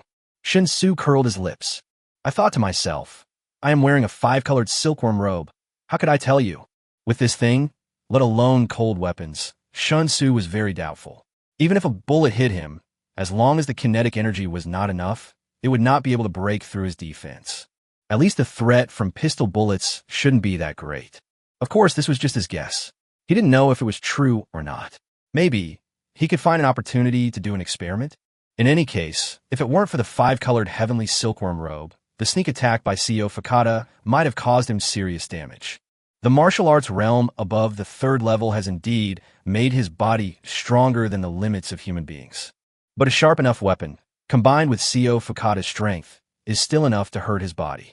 But then again, if he really didn't have the 5-colored heavenly silkworm robe, then he wouldn't have deliberately exposed his flaws and lured Fukada Shengfu into a sneak attack. It is indeed the use of internal energy, but it cannot be considered hard qigong. True ancient martial arts cannot be compared with so-called qigong. Shen Xu zet ponde gasu. Xia Ziqiu's eyes flickered as he listened, and he was extremely envious of the skills that Shen Xu had shown before. After hesitating for a moment, Xia Ziqiu couldn't help but ask, then, can you teach me? I don't ask to be as powerful as you, just to be stronger than a normal man. You know, the physiological differences between men and women are so great that the disparity in physical fitness between them is completely unreasonable. I want to become a criminal police officer in the future, but if my skills aren't up to par, I'm afraid I won't be able to do it at all. Xia Ziqiu's request made Shen Xu stunned, because it was obvious that in the world he lived in, it was impossible to cultivate inner energy. In this case, even if he wanted to teach, there was nothing he could do. However, you cannot say the refusal immediately, as that would seem too unkind. So after thinking about it, Shen Xu said, I have to go back and ask my master first to see if he agrees. If my master agrees, of course there's no problem, but if my master doesn't agree, then there is nothing I can do to help. Xia Ziqiu had originally asked this question with the idea of giving a try. Hearing that Shen Xu hadn't made a final decision, she immediately perked up and nodded vigorously, saying, I understand. No matter what the outcome, thank you first. Shen Xu was just about to say you're welcome when the phone rang. Seeing that the name displayed on the screen was Xing Xiuquan, Shen Xu simply pressed the hands-free button. Anyway, Xia Ziqiu would be curious about the content of the phone call. Instead of repeating it after the call, it would be better to let Xia Ziqiu listen. I've already delivered 10 tons of industrial silver to the warehouse. When will you pick it up? Xing Xiuquan's voice rang out. So fast. Shen Xu was a little surprised. It's not a scarce thing. Do you think it will be difficult to allocate it? Xing Xiuquan's voice sounded very casual. I'll be right there. Right now. Chapter 156 Silver Arrival. Xing Xiuquan's efficiency was so high that Shen Xu was somewhat caught off guard. Seeing that there was definitely enough time, Shen Xu simply asked Xia Ziqiu to change direction and take him to the warehouse in the suburbs as quickly as possible. At this time, in front of the warehouse gate, the delivery vehicle and a dozen escort and loading and unloading personnel had not left. A large number of silver bricks were neatly placed outside the warehouse door. Since the door was not open, the escorts carefully surrounded the silver bricks in the middle, paying attention to any movement around them. No matter how worthless silver is now, it can still be classified as a precious metal. This 10-ton load of silver was worth over 30 million, so they had no choice but to be cautious. As the burgundy Bentley Continental did a beautiful drift, Shen Xu opened the door and got out of the car, then walked to the large number of silver bricks. These escorts and loading and unloading personnel had delivered goods before, so they naturally recognized Shen Xu. Therefore, when they saw the real owner finally arrived, they couldn't help but breathe a sigh of relief. Mr. Shen, here's all the industrial silver you requested. There are 667 15-kilogram silver bars, totaling 10,050 kilograms. Please inspect the goods. If all is well, please sign this delivery note so I can return and report. The escort leading the team took the initiative to come to Shen Xu's side and began to introduce the relevant situation. Shen Xu nodded, with no intention of really checking. He simply took the handover form and signed his name. He reached out and patted the leader's shoulder to express his gratitude, then took out the key and opened the door of the warehouse. The escort leading the team hurriedly called on others to move all the silver bricks weighing 10 tons into the warehouse. Although the weight is a bit exaggerated, due to the high density of silver, 10 tons of silver piled together are actually only 1 cubic meter in size. Even after being forged into silver bricks, there will be some gaps when stacking, and the additional space required is very small. More than a dozen people worked for nearly half an hour and piled all the silver bricks into the warehouse. After saying goodbye to Shen Xu, the men got in the car and left. Xiaoziqiu looked at the silver curiously and asked, "Are you coming back to the city with me, or are you staying here to deal with this silver?" Shen Xu slapped his forehead and said apologetically, "I forgot to tell you, you go back first. I'll deal with this money later, and you can take a taxi back to the city." "Okay, don't forget to ask your master if he can teach me. Write back to me as soon as possible." Xiaoziqiu clenched his fist towards Shen Xu, gave him a reminder, then turned around, got into the car, stepped on the accelerator, and left the warehouse. Shen Xu watched Xiaoziqiu disappear from his sight before closing the warehouse door from the inside. He then carefully checked the warehouse to make sure no one had sneaked in to install any spying devices, and only then did he feel at ease to put all the silver bricks into the subspace. Through introspection, Shen Xu saw that the silver bricks weighing 10 tons only occupied a corner of the subspace, which naturally made him begin to have some additional ideas. The current size of the subspace is no longer as tense as it was a month ago. So, should he prepare some things that might be used in emergencies, store them in the subspace all year round, and place them separately so that he can deal with any emergencies? With this thought in his mind, Shen Xu's mind turned and he headed for another world. There was no one in the room, but it was very tidy and clean. The air was filled with a fragrance that smelled like some kind of flower petals. Pushing the door open, I saw Song Xiqing sitting in the yard, basking in the sun while busying herself with something. "What is my lady doing?" Shen Xu walked up to her with a smile, and while asking, he bent down and hugged Song Xiqing from behind, rubbing her ears and whispering to her in a tender and affectionate manner. I'm sewing salts on my husband's shoes, and then I'll sew him a set of clothes. He's never been used to his old clothes, so I asked Wuju to go to the county town and buy some silk and fine fabrics. There are ready-made clothing stores in the county town, but I want to sew his clothes myself," Song Xiqing said weakly. Shen Xu was immediately moved and just wanted to love Song Xiqing well. Feeling Shen Xu's hand starting to become dishonest, Song Xiqing could only blush and turn around to kiss Shen Xu. She scolded him, "Stop messing around. I'm almost done. Try it out later to see if it fits. Didn't you say yesterday you wouldn't come today? Is there something urgent?" Shen Xu chuckled, withdrew his hands, stood up straight, and then pointed at the open space in front of Song Xiqing. The next second, the silver brick weighing 10 tons appeared out of thin air in front of Song Xiqing. Song Xiqing fell into a daze for a moment. She had seen the hidden world in her sleeves twice before, so she was mentally prepared. But the main problem is, isn't this too much silver?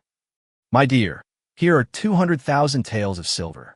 I would like to use this silver to buy you to accompany me once. Right here, right now. Is that okay?" Shen Xu reached out and lifted Song Xiqing's chin in a rather unconventional way and spoke in a rather frivolous tone. Song Xiqing recovered from the huge mental shock. She raised her chin slightly in accordance with Shen Xu's gesture and said with a charming look at her eyes, "Sir, do you only want it once? 200,000 taels is enough to buy me. Just once? Wouldn't that be too much of a loss for you, sir?" "Huh? You dare to challenge me. You deserve a beating." Shen Xu leaned over and prepared to execute Song Xiqing on the spot. Just when he was getting close to Song Xiqing, the gate of the courtyard was suddenly pushed open. Immediately afterwards, Song Xi walked in with an expressionless face. Shen Xu and Song Xiqing were like being electrocuted and immediately broke up completely from their passionate state. Song Xi didn't look at the two of them. Her gaze just stayed on the 10 tons of silver bricks for a moment, and a barely perceptible look of shock appeared in her eyes. "I was injured while hunting, so I came back to get some medicine. After I get the medicine, I will go around the village. You guys continue and don't worry about me." After Song Xi finished speaking, she had already entered the side room. Song Xiqing now looked very dignified, and there was no trace of the charm and enchantment she had just now. After reaching out and gently patting Shen Xu's shoulder, Song Xiqing blushed and blamed him. "It's all your fault. I told you to go back to your room, but you refused. I really don't know what your hobby is. You prefer to stay outside." Shen Xu laughed heartily, put his arm around Song Xiqing's shoulders, and shouted towards the side room, "See, go get Yu Wuzhou later. He wants this silver. The silver bricks are too big to be used directly.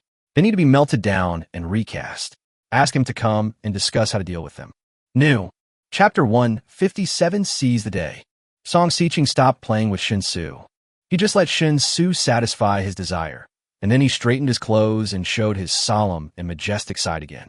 It is very difficult for a young and beautiful woman to control a powerful force as a leader.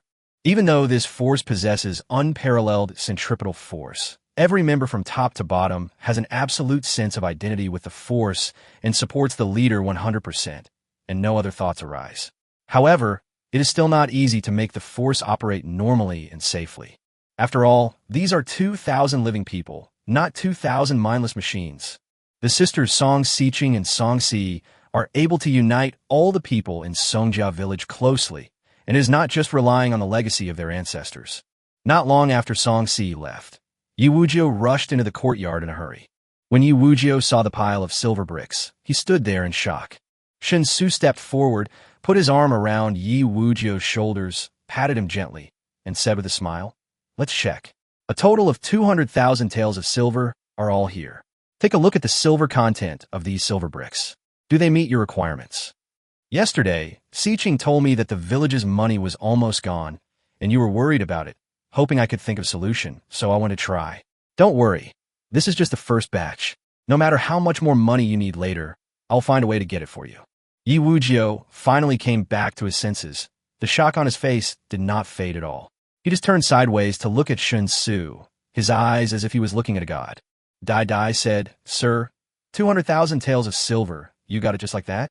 Then why did you need gold before? These 200,000 taels of silver are equivalent to 20,000 taels of gold."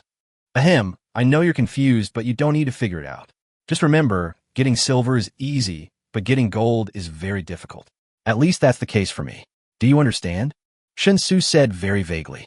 Yu Wuzhou actually didn't understand. But Shen Xu's attitude was very clear, so even if he didn't understand, he could only nod to show that he understood. Taking a deep breath, Yu Wuzhou walked to the pile of silver bricks with a serious look on his face, and then began to check. In fact, Shen Xu was not worried at all about the silver content of the 10 tons of silver provided by Xing Xiuquan. According to the requirements of his world for industrial silver, the silver content standard must reach 99.9%. With such a silver content, it can basically be said to be pure silver. Compared with industrial silver in modern society, the silver content in circulation in ancient society could never be as high as that of industrial silver due to the limitations of smelting technology. The silver content of silver in circulation in many dynasties was only between 90% and 95%. In some special periods, there was even silver with a silver content of only about 70%. However, considering that the alien world in front of us is quite special, it is estimated that the silver content will be much higher than that in the ancient times of the previous life. After all, when all the gold obtained from other worlds was taken to his world for sale, the people who received the gold never thought there was any problem with the gold content. Either the smelting technology in the other world is extremely advanced, or the metal ores in the other world are far purer than those in his world. Regardless of the reason, the purity of industrial silver should meet the requirements of the other world. Sure enough, after Yu Wuzhou conducted a detailed examination, the shock on his face was replaced by an ecstatic expression.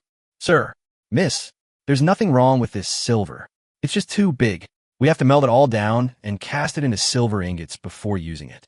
Otherwise, if we just use such large silver bricks, it will be impossible to trade them most of the time." Ye Wuzhi spoke excitedly. Upon hearing this, Song Xiqing couldn't help but reveal a relieved smile. Because this means that, judging from the current situation, as long as there is enough silver as support, the development of Songjia village will continue to develop rapidly, just like in the past month. At the same time, the grand goal of the rebellion of the two sisters and all the blood guards will become clearer and clearer step by step. It will become more and more within reach. Thinking of this, Song Xiqing turned her head and glanced at Shen Xu. The unconcealable emotion in his eyes made Shen Xu's mouth suddenly dry. There's no hope. How long will it take to recast the silver ingot? Shen Xu forced his attention away from Song Xiqing and asked. Yi Wujiu thought for a moment and replied uncertainly, Sir, I can't tell you the details right now, but we have to make the mold, create the sand mold, and cast the iron ingot mold before we can start recasting the silver ingot. Generally speaking, it takes at least a month, right? Shen Xu thought for a moment and shook his head, saying, A month is too long. The village is now out of silver, and Mr. Feng is in urgent need of silver to continue purchasing necessary materials. Otherwise, the research on many projects will have to be suspended, which is unacceptable to us. 10,000 years is too long. We must seize the day. We must act quickly. So, since this batch of silver is fine, we won't have to recast it ourselves. We could just take it directly to the bank in the county town and exchange the silver for banknotes. This round trip won't take more than a few days. I also need to go to the county town to ask someone about exchanging silver for gold. So get ready. It won't work tomorrow, but the day after tomorrow. The day after tomorrow should be fine. We'll leave the day after tomorrow and go directly to Changle County Town with the silver. Upon hearing this, Yi Wujiu immediately felt that this was indeed a good idea and quickly nodded, saying, I understand. Please rest assured, sir. I will arrange for the staff today and prepare the carriage to carry the silver in advance. 200,000 taels of silver. I guess I'll need dozens of horses to pull the carriage. Shen Xu waved his hand and said, Don't bother. I have my own way to transport the silver directly. You just need to arrange the accompanying personnel and ensure the safety of the trip. Wujiu, you are the left commander of the Blood Guards and the most trusted confidant among Si Qing's confidants, so I won't hide it from you. As for me, I have some very magical methods, which cannot be known to too many people, because if others know it, it will be very troublesome and will also bring me unpredictable dangers. But the person Si Qing trusts the most, I definitely trust him too. So, as he spoke, Shen Xu gestured to Yi Wujiu to look at the silver bricks, and then right under Yi Wujiu's nose, he put all the silver bricks into the subspace. Yi Wujiu's eyes widened instantly.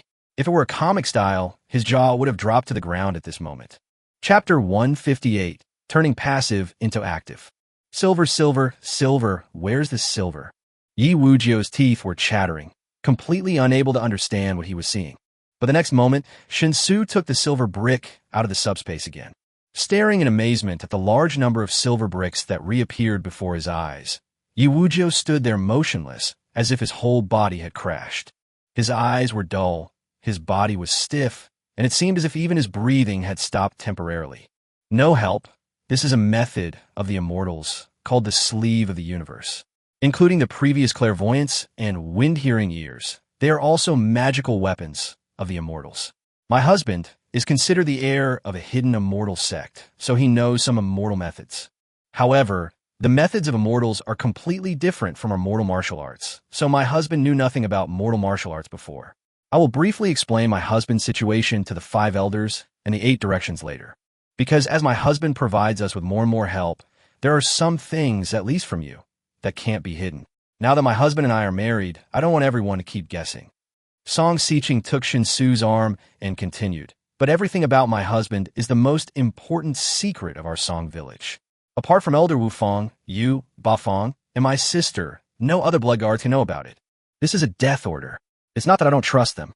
All the blood guards are my most trusted companions. It's just that my husband's situation is too special, and the fewer people who know about it, the better. I believe that you and the 5 elders will understand this.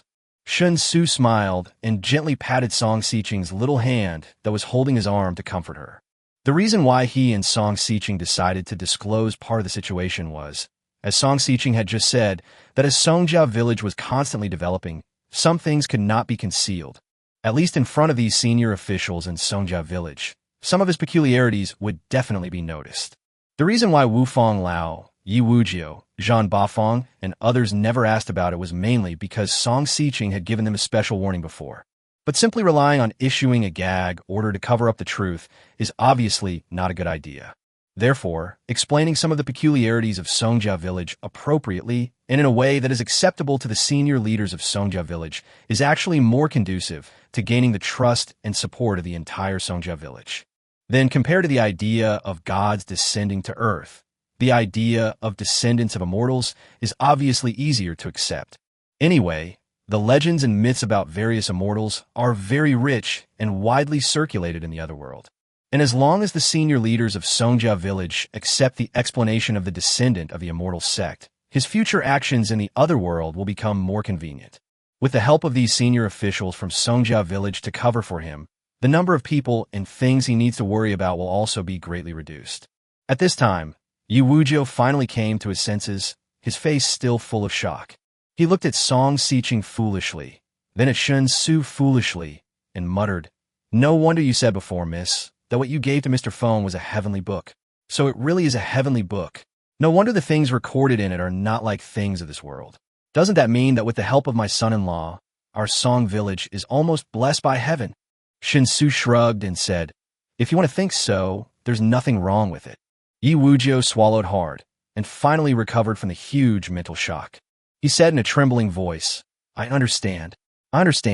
Then, I will arrange some manpower right away and wait and go to the county town with you the day after tomorrow. Go ahead. At dinner time tonight, call Elder Wufang and Elder Bafang to come over. I'll explain everything about my husband's situation to them. If you still have any questions, you can ask me. I'll answer any that I can on the spot. If there are any that I can't answer, I'll let my husband answer them when he's free. Song Xiqing nodded. Yi Wujiu responded, then turned around and quickly left the courtyard. Song Xiqing waved her hand and used her internal force to close the gate of the courtyard, then dragged Shen Xu into the side room. Kindness? Shen Xu was really not mentally prepared for this. Because Song Xiqing is relatively conservative in this kind of matter and has always been in a state of passive acceptance. This was the first time Shen Xu had seen someone take such an active approach. What's wrong? Be normal. I'm scared. It's nothing. I just suddenly realized that having you is truly a blessing from God, so I want to cherish every moment with you. A person who was originally quite conservative suddenly said a touching love word. The lethality of this is obviously not comparable to that of a person who is used to talking nonsense and casually says, I love you. At least when faced with Song Xiqing's true feelings, Shen Xu was really a little overwhelmed. As a result, it was a little late when it ended. I took another medicinal bath to clean my body and continued my cultivation, which I had originally planned to take a day off for today. It was already evening when I finished everything. Seeing that the time was almost up, Shen Xu decided to return to his own world to attend the class reunion. But before leaving, he suddenly remembered Xia Zichio's request. So he asked, Madam, are there any martial arts that don't require a training method to support them? In other words, without cultivating internal energy, just learning martial arts can still achieve a certain effect. Is there? Song Xiqing looked puzzled, but nodded and said, yes, the cloud body wind body technique is such a martial art. However, without the support of the technique, no matter how much you practice, you won't be able to break through the third-grade martial arts realm, so it's actually useless. Chapter 159, Cloud Body and Wind Body. Really? Cloud Body and Wind Body technique. Is it easy to practice? Or is it extremely difficult? If I didn't start practicing since childhood, but in my 20s, would I be able to achieve results? Shen Xu continued to ask. Song Xiqing shook her head and said, I don't know much about the cloud body wind body technique. Grandpa Lu mentioned it to me before, so I have an impression of it. So if you're interested in the cloud body wind body technique, you can go and ask Grandpa Lu specifically. However, according to my understanding, since the cloud body and wind body technique doesn't require internal energy to support it, then it doesn't really matter what age you start practicing. As long as you study diligently and master it, you will definitely see corresponding results.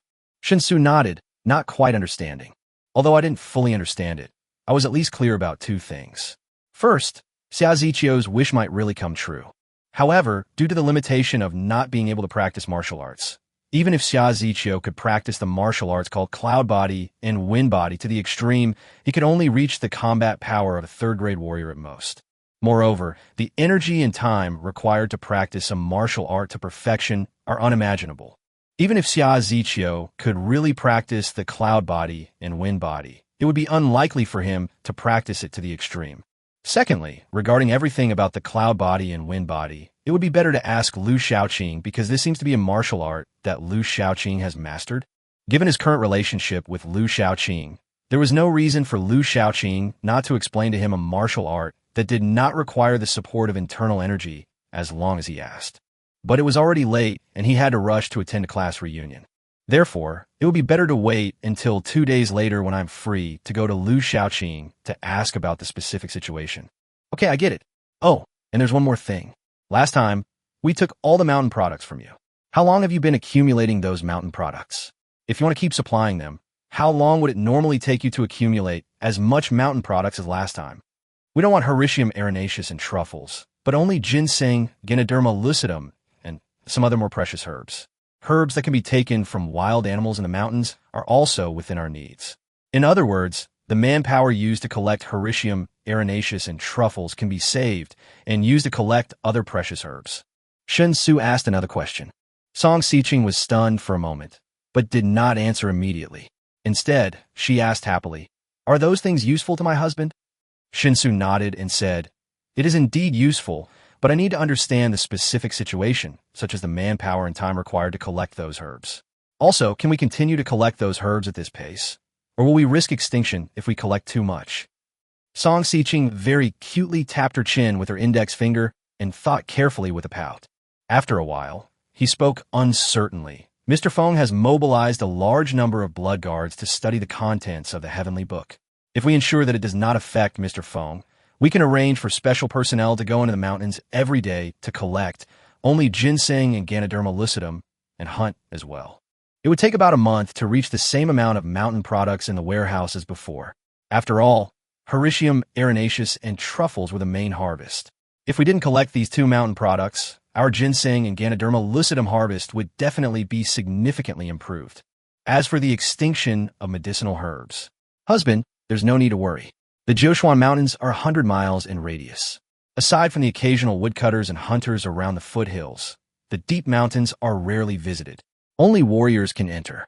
They're essentially the private property of our Song family village. The speed at which we gather medicinal herbs can't even keep up with the speed at which the herbs in the mountains grow on their own. At worst, we can expand our collection area, not just around the village, and there won't be any problems. Listening quietly to Song Xiqing's explanation, Shen Xu said, "Okay, let's arrange it this way. Mr. Feng's situation must not be affected. Other daily production activities in the village should also not be affected. We just need to ensure the inventory accumulated last time.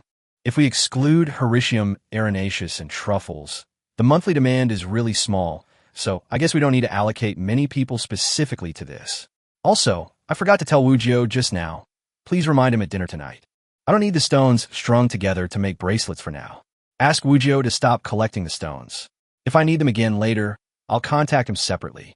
Just have Wu Jiu use the freed-up manpower to collect medicinal herbs." Song Xiqing naturally agreed. After kissing Shen Xu and watching him disappear out of thin air in front of her, Song Xiqing turned and walked towards the kitchen. When Shen Xu returned to the warehouse, he found that it was already 5 o'clock in the afternoon. The meeting time and location that Go Wanpeng sent to his mobile phone was at 6 o'clock in the evening at a food stall in the city center. If he rushed there from the suburbs where he was now, it would probably take about an hour, even if there was no traffic jam. Knowing that such things should be dealt with sooner rather than later, and that it would be embarrassing to be late for the class reunion, Shen Xu hurriedly used his mobile phone to call a private car. Soon, an Audi A4 stopped in front of Shen Xu. Without waiting for the special car driver to get out and open the door, Shen Xu sat directly in the passenger seat. He is not used to sitting in the back seat, and usually sits in the passenger seat unless the driver specifically requests it. While putting on the seatbelt, he said, "Master, please hurry up. I'm in a hurry and have an appointment with someone, so it's best if I can arrive before 6 o'clock. Before 6 o'clock? There's a lot of traffic during this time. Can I avoid the traffic by taking some smaller roads instead of the navigation? It might take a long detour." The driver asked as he looked at the route instructions displayed on the navigation map on his mobile phone. "Of course, you can drive any way you want. As long as you can arrive before 6 o'clock, I have no objection. Okay, there's mineral water on your left and tissues under the door on your right. If you need anything else, please let me know." After saying that, the driver stepped on the accelerator, causing the vehicle to start with a slight push on the back. The A4's kinetic energy seems good, but the ride comfort is slightly worse. Of course, it may also be that Shen Xu was used to sitting in Xia Zichio's Bentley, which made him feel that his but seemed to have become a lot more pretentious. Leaning back in his chair, Shen Xu took out his cell phone and dialed Xing Xiuquan's number. Chapter 160 Bentley, my car.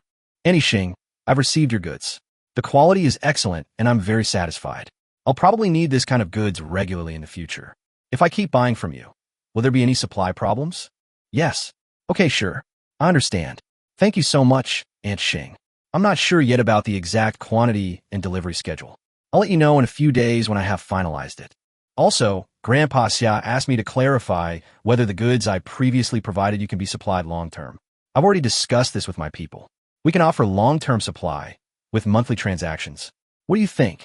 Yes, the volume remains the same as the first transaction, and we can continue to supply every month. I can't say for how long this will last, but it's definitely in the range of years, so you can rest assured. Shen Xu was constantly communicating with Shen Xu on the other side of the phone. He could clearly hear the unconcealable excitement in Shen Xu's voice after he said that those medicinal materials could be supplied continuously and long-term. There is no doubt that this matter is of great significance to Shen Xu. Okay, before the next delivery, I will sign a supply contract with you. But what kind of goods should be presented and constrained in the contract? Okay, I get it. It sounds like the contract doesn't have any restrictive clauses for me then. Without a clear transaction, can I just use anything else to make do? Thank you so much, Aunt Xing.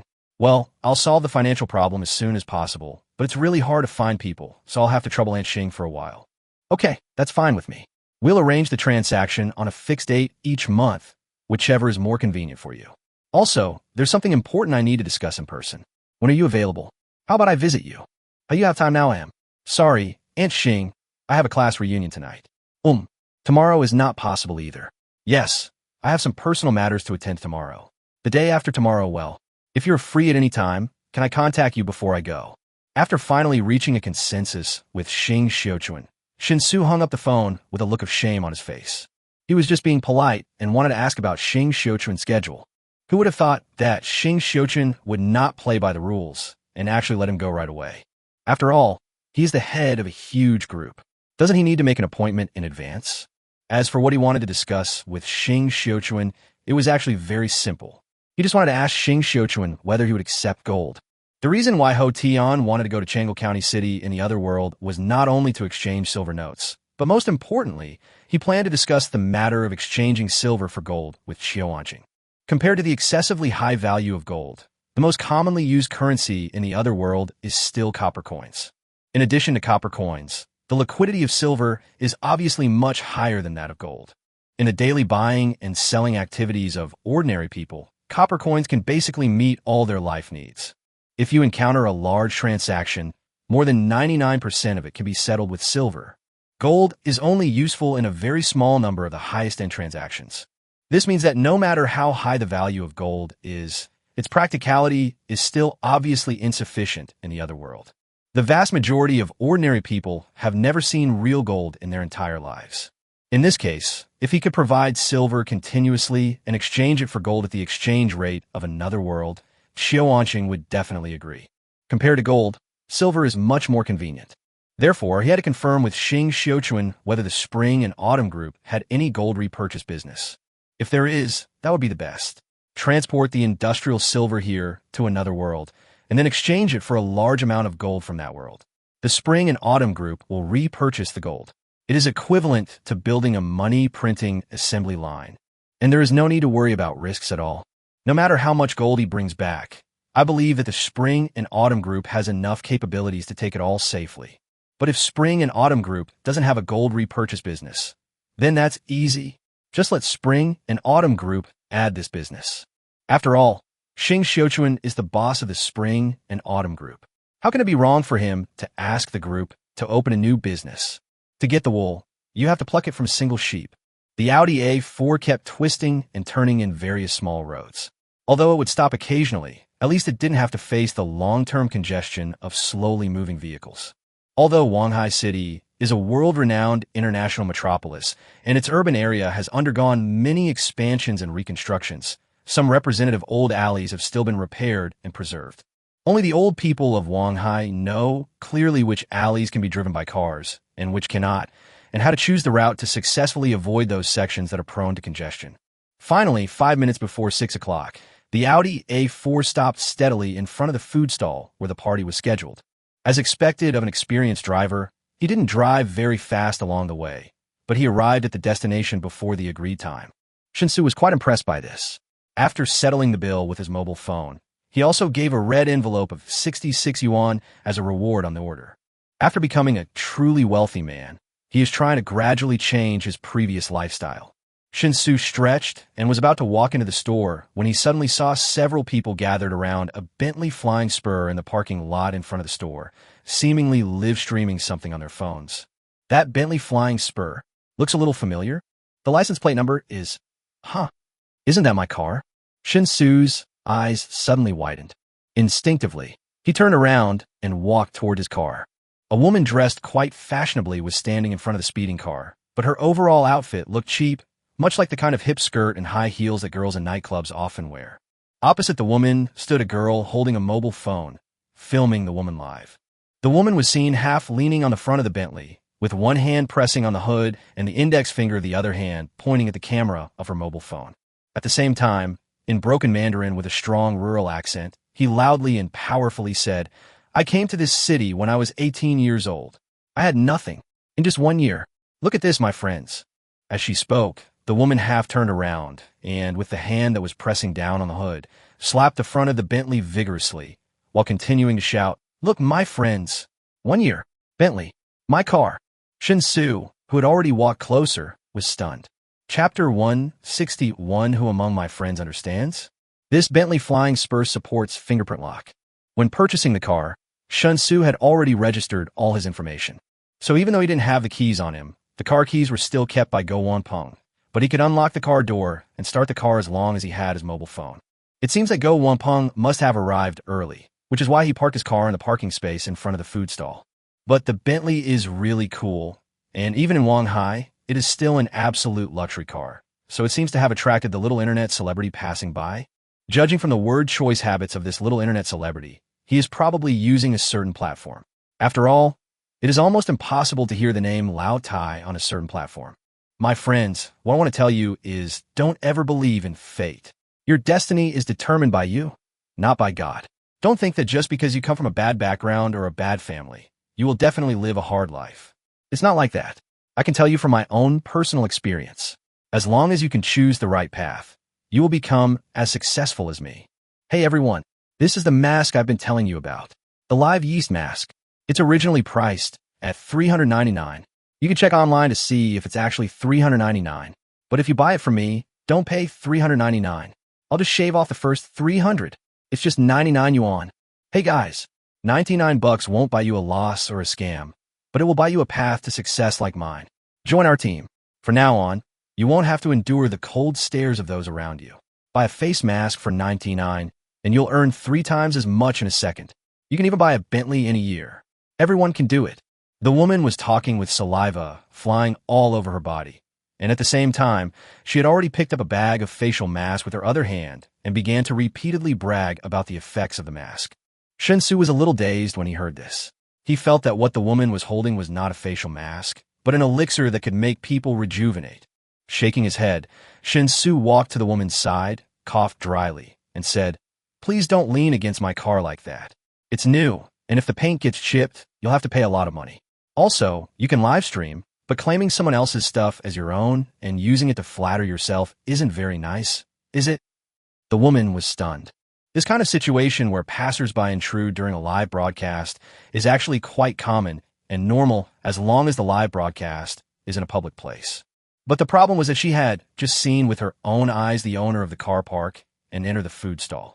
For this purpose, she also specially arranged someone to guard the door of the store to observe whether the car owner would come out. If the car owner suddenly came out of the food stall again, her people would immediately come over to inform her, and she would also take people to change the live broadcast location as soon as possible to avoid her bragging being exposed on the spot. However, her people did not come to warn her, and she was very sure that the man who suddenly broke into the live broadcast room was definitely not the car owner she had just seen.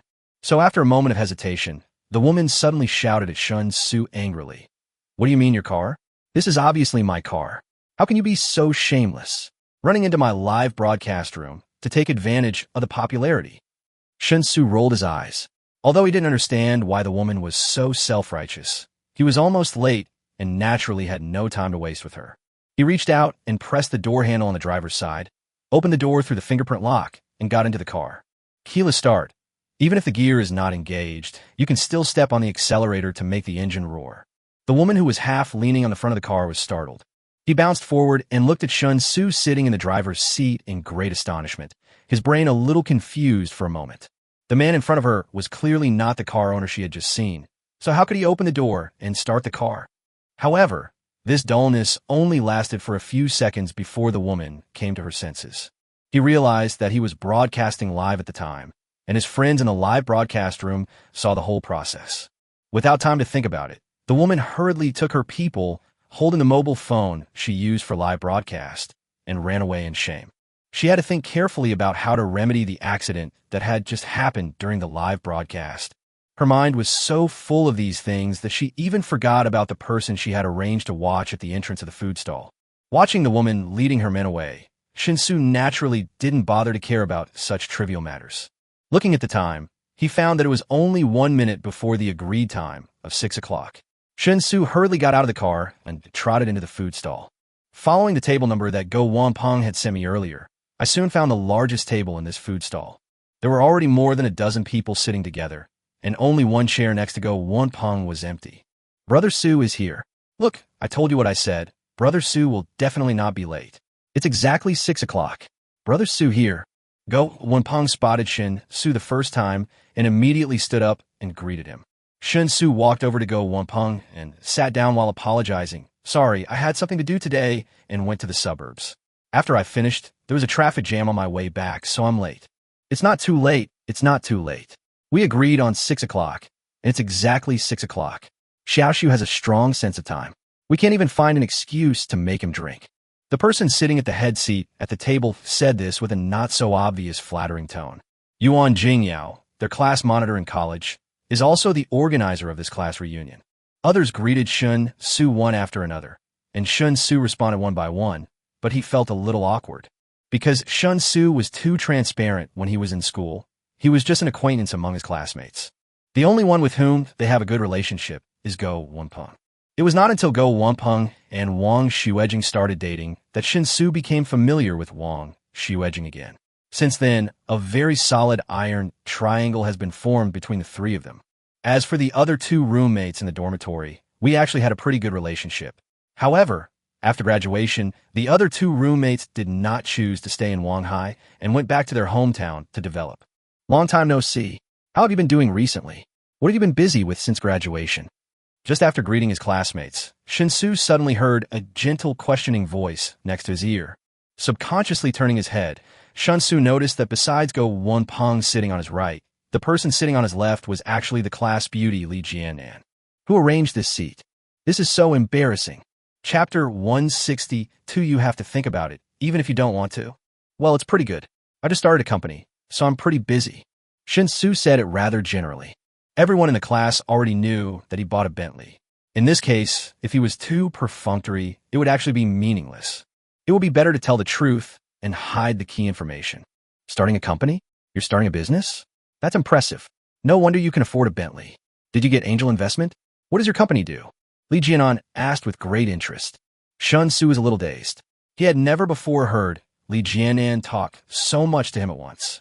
Even on the day he mustered up the courage to confess his feelings, Li Jianan simply shook her head and rejected him, saying, "We're not suitable." As for normal times, even in class, the two of them hardly had any interactions. Well, it's a startup, a trading company. We did get angel round investment. Shen Xu answered Li Jianan's question. The Xia family paid such a large sum of money, but only held a small portion of shares.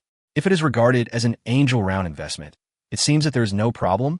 The only difference is that his company will no longer accept any investment from other individuals or companies and will never go public for IPO financing.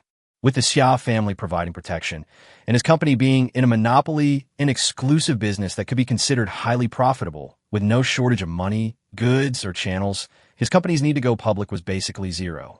Trading company? Aren't most startups that seek investment internet companies? Li Jianan looked confused, not quite understanding how a trading company would handle financing matters. At this time, squad leader Yuan Jingyao had already raised the wine glass in front of him and said with a smile, "It has been almost a month and a half since graduation. Everyone chose to stay in Wanghai, and basically found their first job. They can be said to have barely established themselves in this city.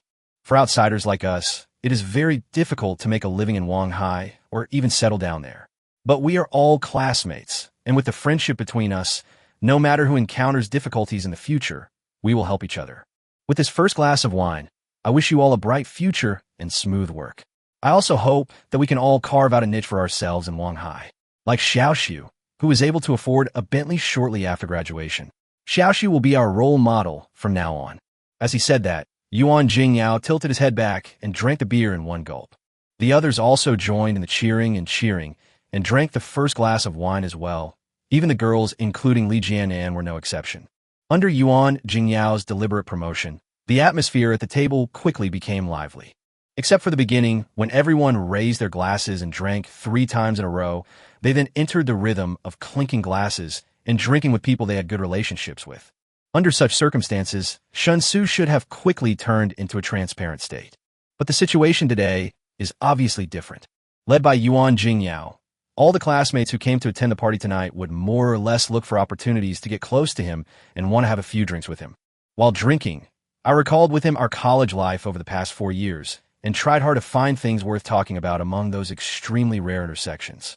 She then went on about how good their relationship was, pretending to casually ask what kind of business he was currently involved in and how he had been able to buy a Bentley so soon after graduating. The person who made Shen Xu laugh and cry the most was named Su-like. He has a handsome appearance, has learned street dance, and is also a good singer in his spare time. Therefore, during his 4 years in college, he was a popular figure in the class and was very popular among some girls in the school. Since he is so popular among girls, he will definitely develop some arrogance. Shen Xu remembered that during his 4 years in college, he had never spoken more than 3 sentences to Su-like. As a result, Su-like came over and put his arm around his shoulders, and the meaning of his words made it seem as if the two of them were close friends.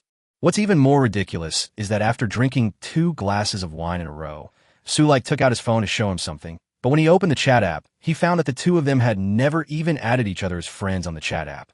The situation was very awkward for a while, but Su-like immediately sent a friend request and then fooled around with a smile. From being an invisible person to suddenly becoming the focus of everyone's attention, Shen Xu was a little uncomfortable with such an obvious change. It really is true that when you're successful, you're surrounded by good people, and every face is filled with smiles. This may be the reason why the poor are ignored in the bustling city, but the rich have distant relatives in the mountains. Thinking of this, Shen Xu suddenly felt bored. When a class reunion that should have been sincere begins to be filled with hypocrisy, everything seems so boring. But since I'm here, I still have to put on a show. At worst, I can just stop attending such occasions in the future. With this thought in mind, Shen Xu drank the whole glass of wine in a very generous manner.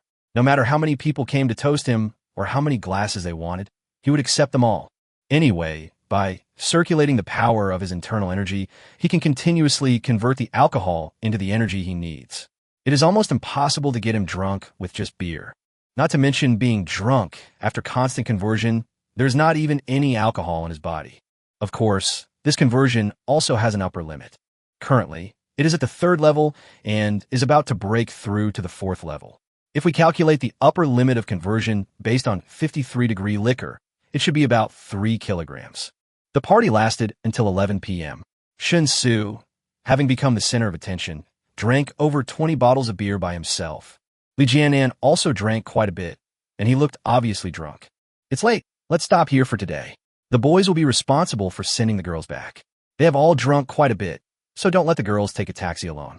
Xu, Jianan is in your hands. Make sure you send her back safely. Yuan Jingyao spoke with a thick tongue, and while doing so, he half-pulled and half-dragged everyone else out the door. Even Go Wenpeng just gave the car keys to Shen Xu, then hugged Wang, Xu edging, and followed the tail of a large group. Shen Xu couldn't help but be dumbfounded. He had never thought about sending Li Jianan home before, because he really has no interest in Li Jianan now. What are you doing here? Don't you want to take me home? Li Jianan put one hand on Shen Xu's shoulder and asked in a vague tone. Shen Xu nodded very honestly and said, I really don't want to. Li Jianan suddenly choked, then gritted his teeth and shouted angrily, You have to think about it even if you don't want to. I'm so drunk. If I get hit by a car on the way home, as someone who drank with me, you have to take responsibility.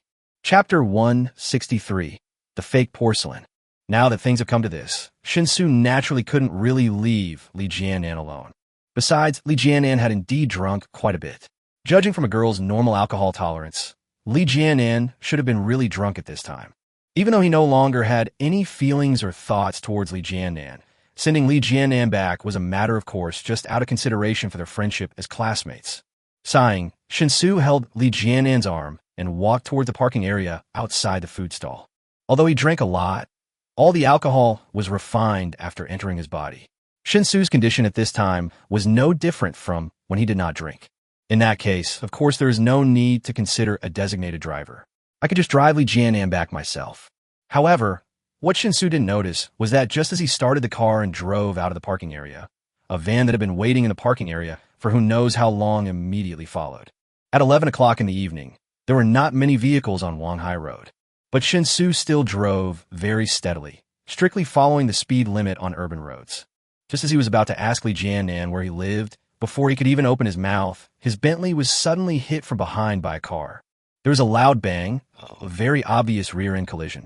Shen Xu had no choice but to stop the car and signal Li Jianan to wait in the car while he pushed the door and got out to check the situation. For a moment, Shen Xu even wondered if this was a revenge prepared by Sakamura Yuichi. They first used another car to pretend to rear-end him, and when he got out to check the situation, several masked men immediately got out of the car behind him and shot him at close range with guns. However, considering what happened this morning, even if Yuichi Sakamura has returned to the island country, he must still be struggling to cope with the pressure from all sides. Even if I want to take revenge on him, I definitely can't do it at the moment. So he walked to the rear of the Bentley and looked at the intimate contact between the front of the van and the rear of the Bentley. Shen Xu was speechless for a moment.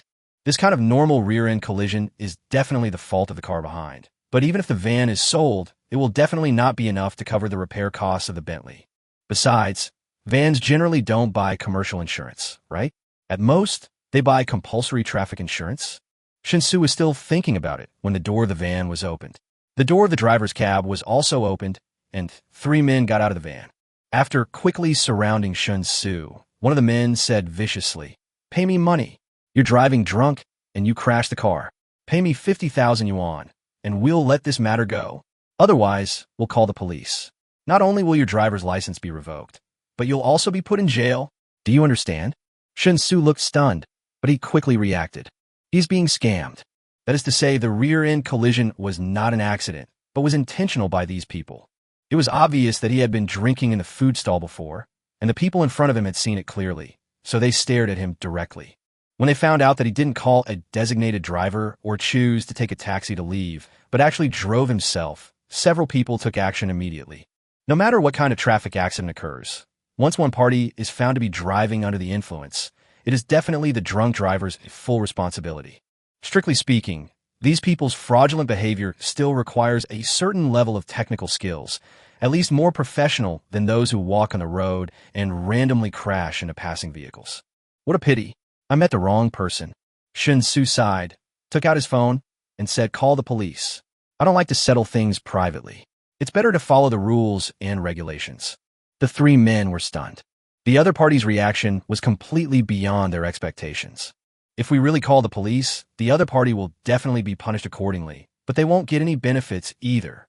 At most, I can get some money to repair the car, but in order to avoid losses, they still use a van to do business, and there's no way they can get any money for repairs. Wouldn't all the hard work they put in to find a suitable target and wait an entire night be wasted? This person has no moral principles. Why doesn't he play by the rules? Hey, buddy, don't get upset. Let's talk it over and settle it. Isn't it better to just muddle through?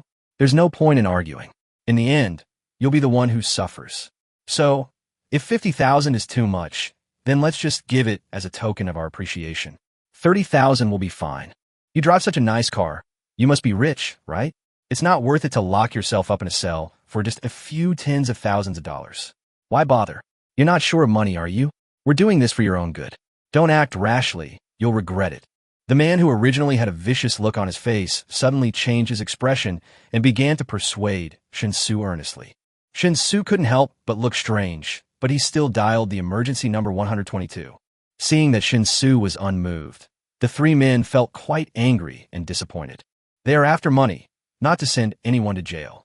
What's the point of doing something that harms others and benefits yourself? However, since they had already called the police, it was useless to say more. The three men could only glare at Shen Xu hatefully and then call the police, saying that someone was driving under the influence, which led to the accident. The traffic police arrived at the scene quickly. It was almost midnight, traffic pressure was very light, and the situation at the scene was clear at a glance, so there was no need for traffic police to go out and educate the public about the law and enforce responsibilities. The police call only mentioned drunk driving, so the traffic police followed the procedures and used an alcohol tester to conduct alcohol tests on Shen Xu and the driver among the three men. Naturally, after Shen Xu blew into the breathalyzer, the alcohol tester showed no reaction. The three men were stunned for a moment. That's impossible, officer. He definitely drank. We saw it with our own eyes. He drank a lot. How could the alcohol content not be detected? This thing must be broken. The man who was the leader of the three suddenly became anxious. He couldn't help but be anxious.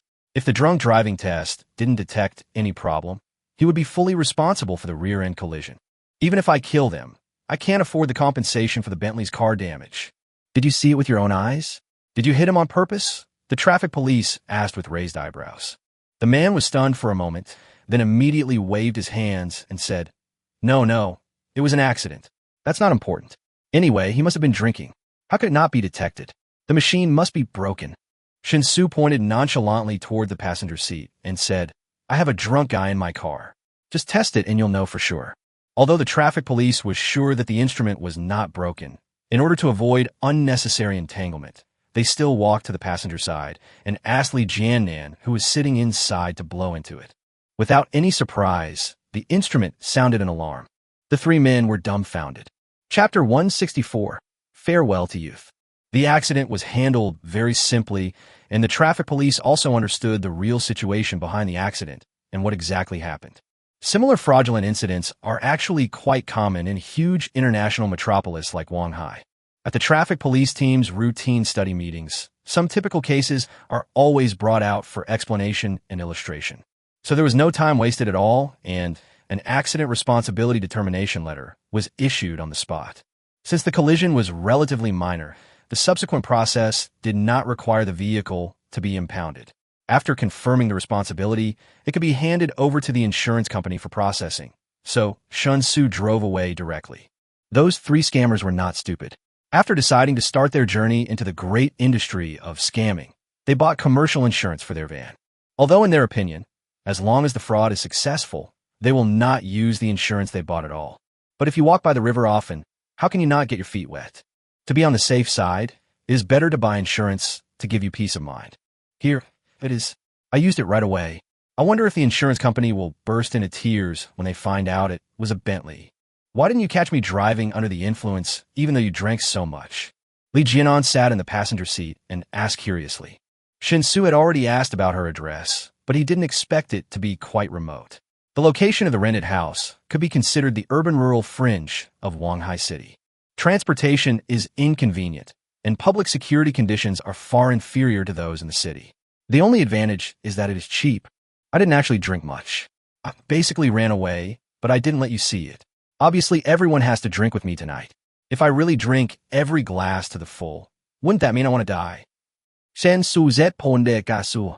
Li Jiannan was a little confused.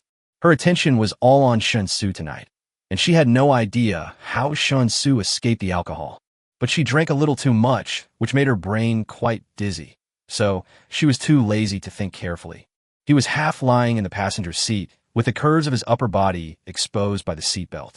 Li Jiannan could clearly sense Shen Xu's cold attitude toward her. Under the influence of alcohol, she felt extremely aggrieved for a moment. The atmosphere in the car was a little tense. Shen Xu had no intention of taking the initiative to speak, which made Li Jiannan feel a little unbalanced. Gritting his teeth, he said, I know. You must be laughing at me in your heart. When you confessed your feelings to me in school, I rejected you without hesitation. And now, right after graduation, just because you bought a luxury car worth millions, I'm so shameless to stick to you again. Of course you should look down on me. Not to mention you. I even look down on myself. Shen Xu was stunned for a moment, then spoke frankly. You misunderstood. I didn't laugh at you, nor did I look down on you. I was too naive when I was in school. You don't have to take what happened before to heart. Lies. What's there to be afraid of? I used to ignore you, but now I can't reach you? Isn't that just a similar thought? It's normal. If it were me, I would think the same way. But what can I do? Do you think I'm willing to become a gold digger? My parents favor boys over girls, and have only loved my younger brother since I was little. They've always been indifferent to me. Even if it weren't for my parents thinking the title of college student sounds good, and that they can use it to get more dowry when I get married in the future, I wouldn't even think about going to this university. Li Jiannan's emotions seemed to be out of control. His voice was a little sharp, and tears were slowly flowing from the corners of his eyes. My parents never considered me their child. They only wanted to sell me to anyone when I grew up, to earn a huge amount of money as a betrothal gift, so that they could buy a house for my brother and help him get married. But I don't want that. I don't want my parents to just randomly betroth me to a blind or stupid person. And the reason is simply because the other party gave me a bigger dowry. But what can I do? They said they gave birth to me and raised me, so I should repay them. I'm only 22. Other girls are enjoying the sweetness of love, but I have to work hard to find a way to escape from my miserable life. Don't I want love? Of course I do, but I'm not qualified. I have to find a way to make a ton of money. I'll give it back to my parents. I'll tell them I've paid them back tenfold for all the money they've spent raising me. From now on, I'm going to cut all ties with them. So you understand, I have to make money. How can I make so much money in such a short time by myself? I can only find someone who can help me. What's wrong with me?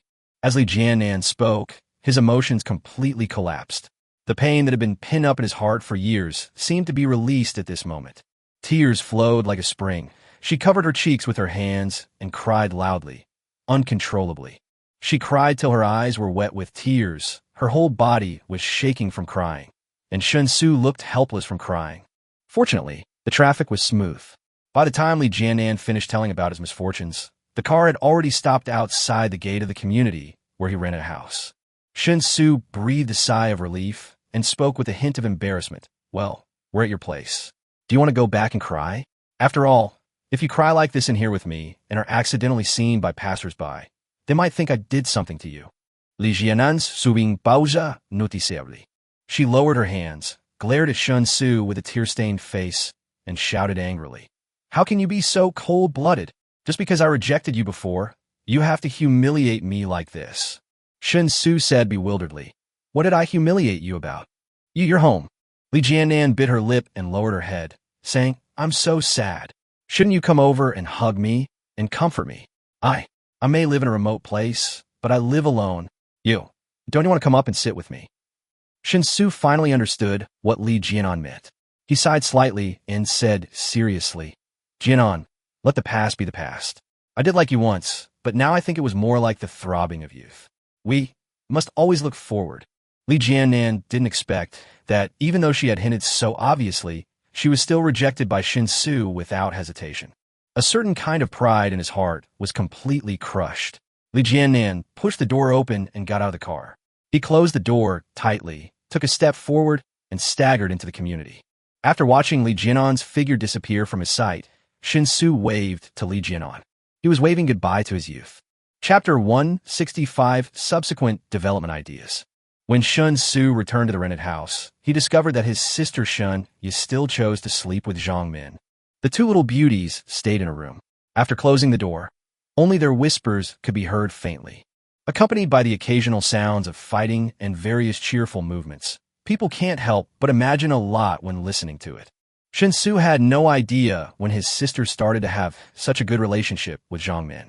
The development of feelings between women is sometimes just like a woman's personality, very unpredictable and full of uncertainty like a quantum superposition state. But it must be said that as Shen Yu spent every day with Zhang Min, her obsession with him objectively decreased. This contradictory feeling of relief and a certain degree of loss made Shen Xu despise himself. But that's how people are. Everyone is a complex collection of contradictions.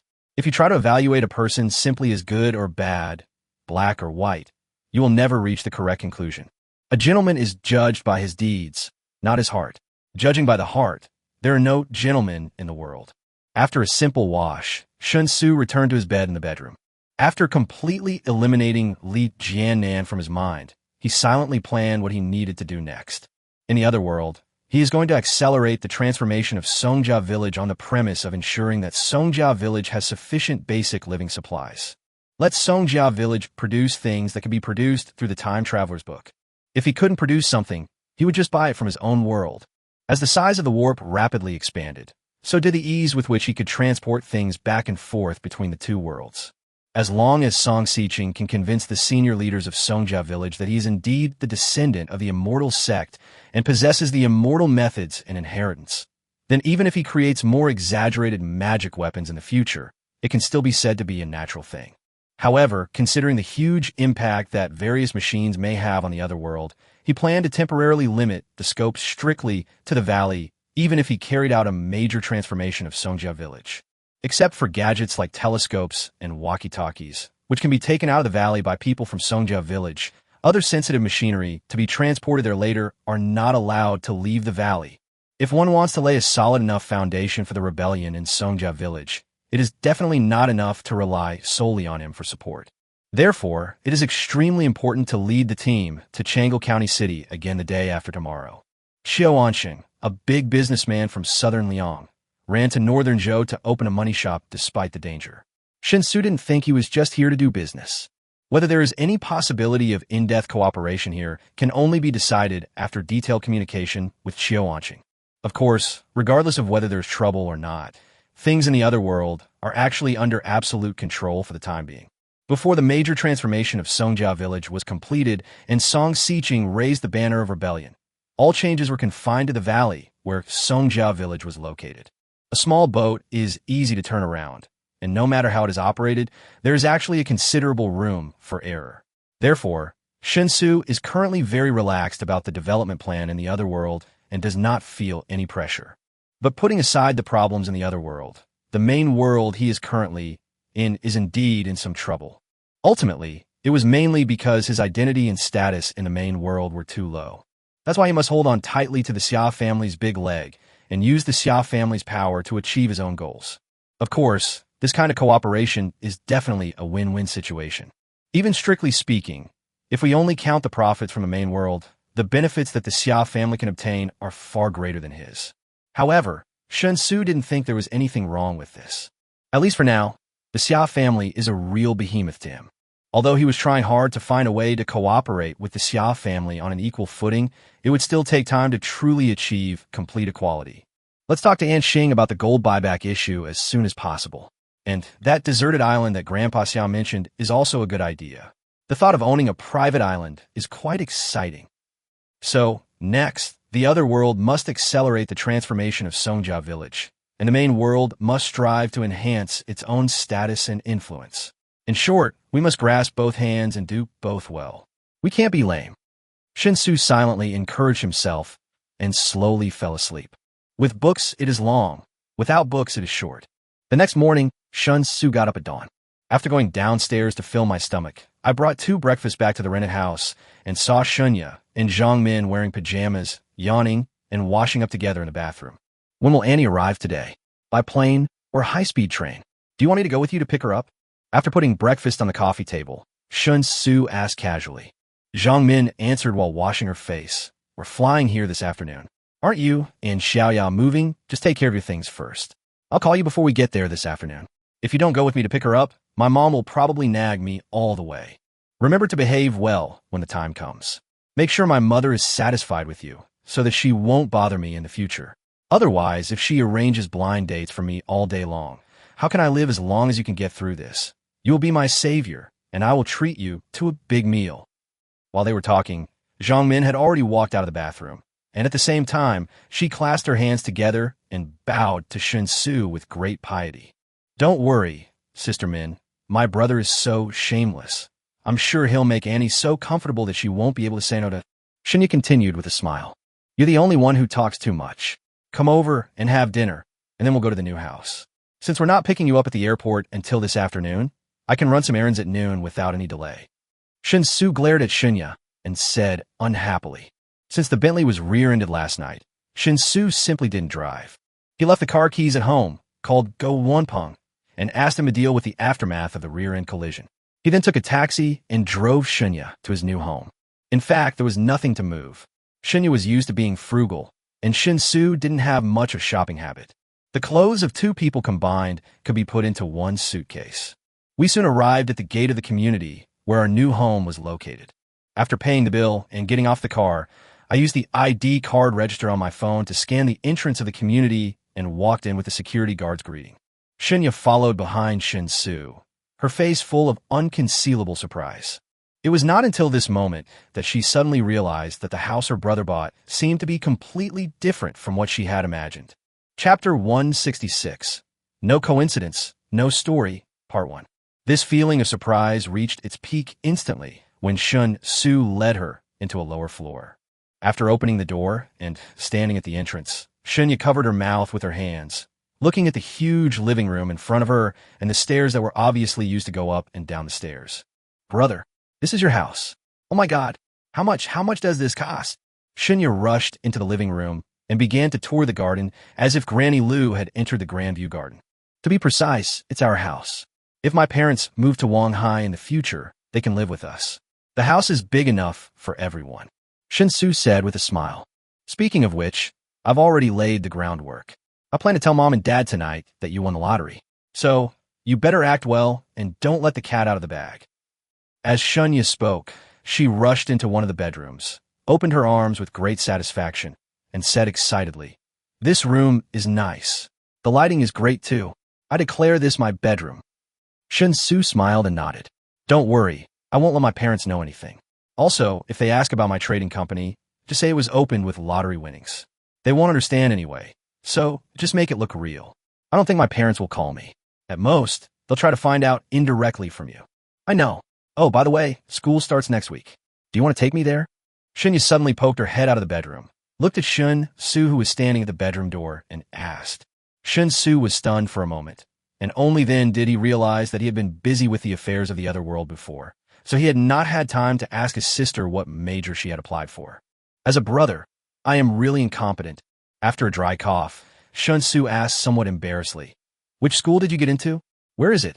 If it's too far, I might not be able to take you there. Lately, I've been very busy lately." Shenya stepped forward and hugged Shen Xu's arm, her eyes flickering with playfulness. She said mysteriously, "Guess, which school do you think I got into?" Shen Xu smiled and said, "How can I guess? You definitely won't be able to get into the 2 universities in Beijing, but you should be able to get into the remaining double first-class universities, right? It's just that the best double first-class universities may not allow you to choose a major. So whether you want to choose a major you like or a better university, it depends on your own thinking." Shenya couldn't help but roll her eyes and pout. "Boring. You just keep giving me these repetitive words. Forget it. I'm too lazy to keep you in suspense. I got into the accounting department of Wanghai Finance. This is Wanghai Finance's flagship department, ranked second among all accounting departments in the country. What do you think? Isn't your sister amazing?" Looking at Shenya's smug look, Shen Xu suddenly felt unwell. Shocked, he said, "Wanghai Finance? You applied to a university in Wanghai. Doesn't that mean you'll be studying in Wanghai for the next 4 years?" Shenya nodded with a smile and said, "That's right. How about it? Are you surprised? Are you surprised? After knowing that you want to stay in Wanghai to develop your career, I made up my mind to do this, but I just didn't tell you in advance.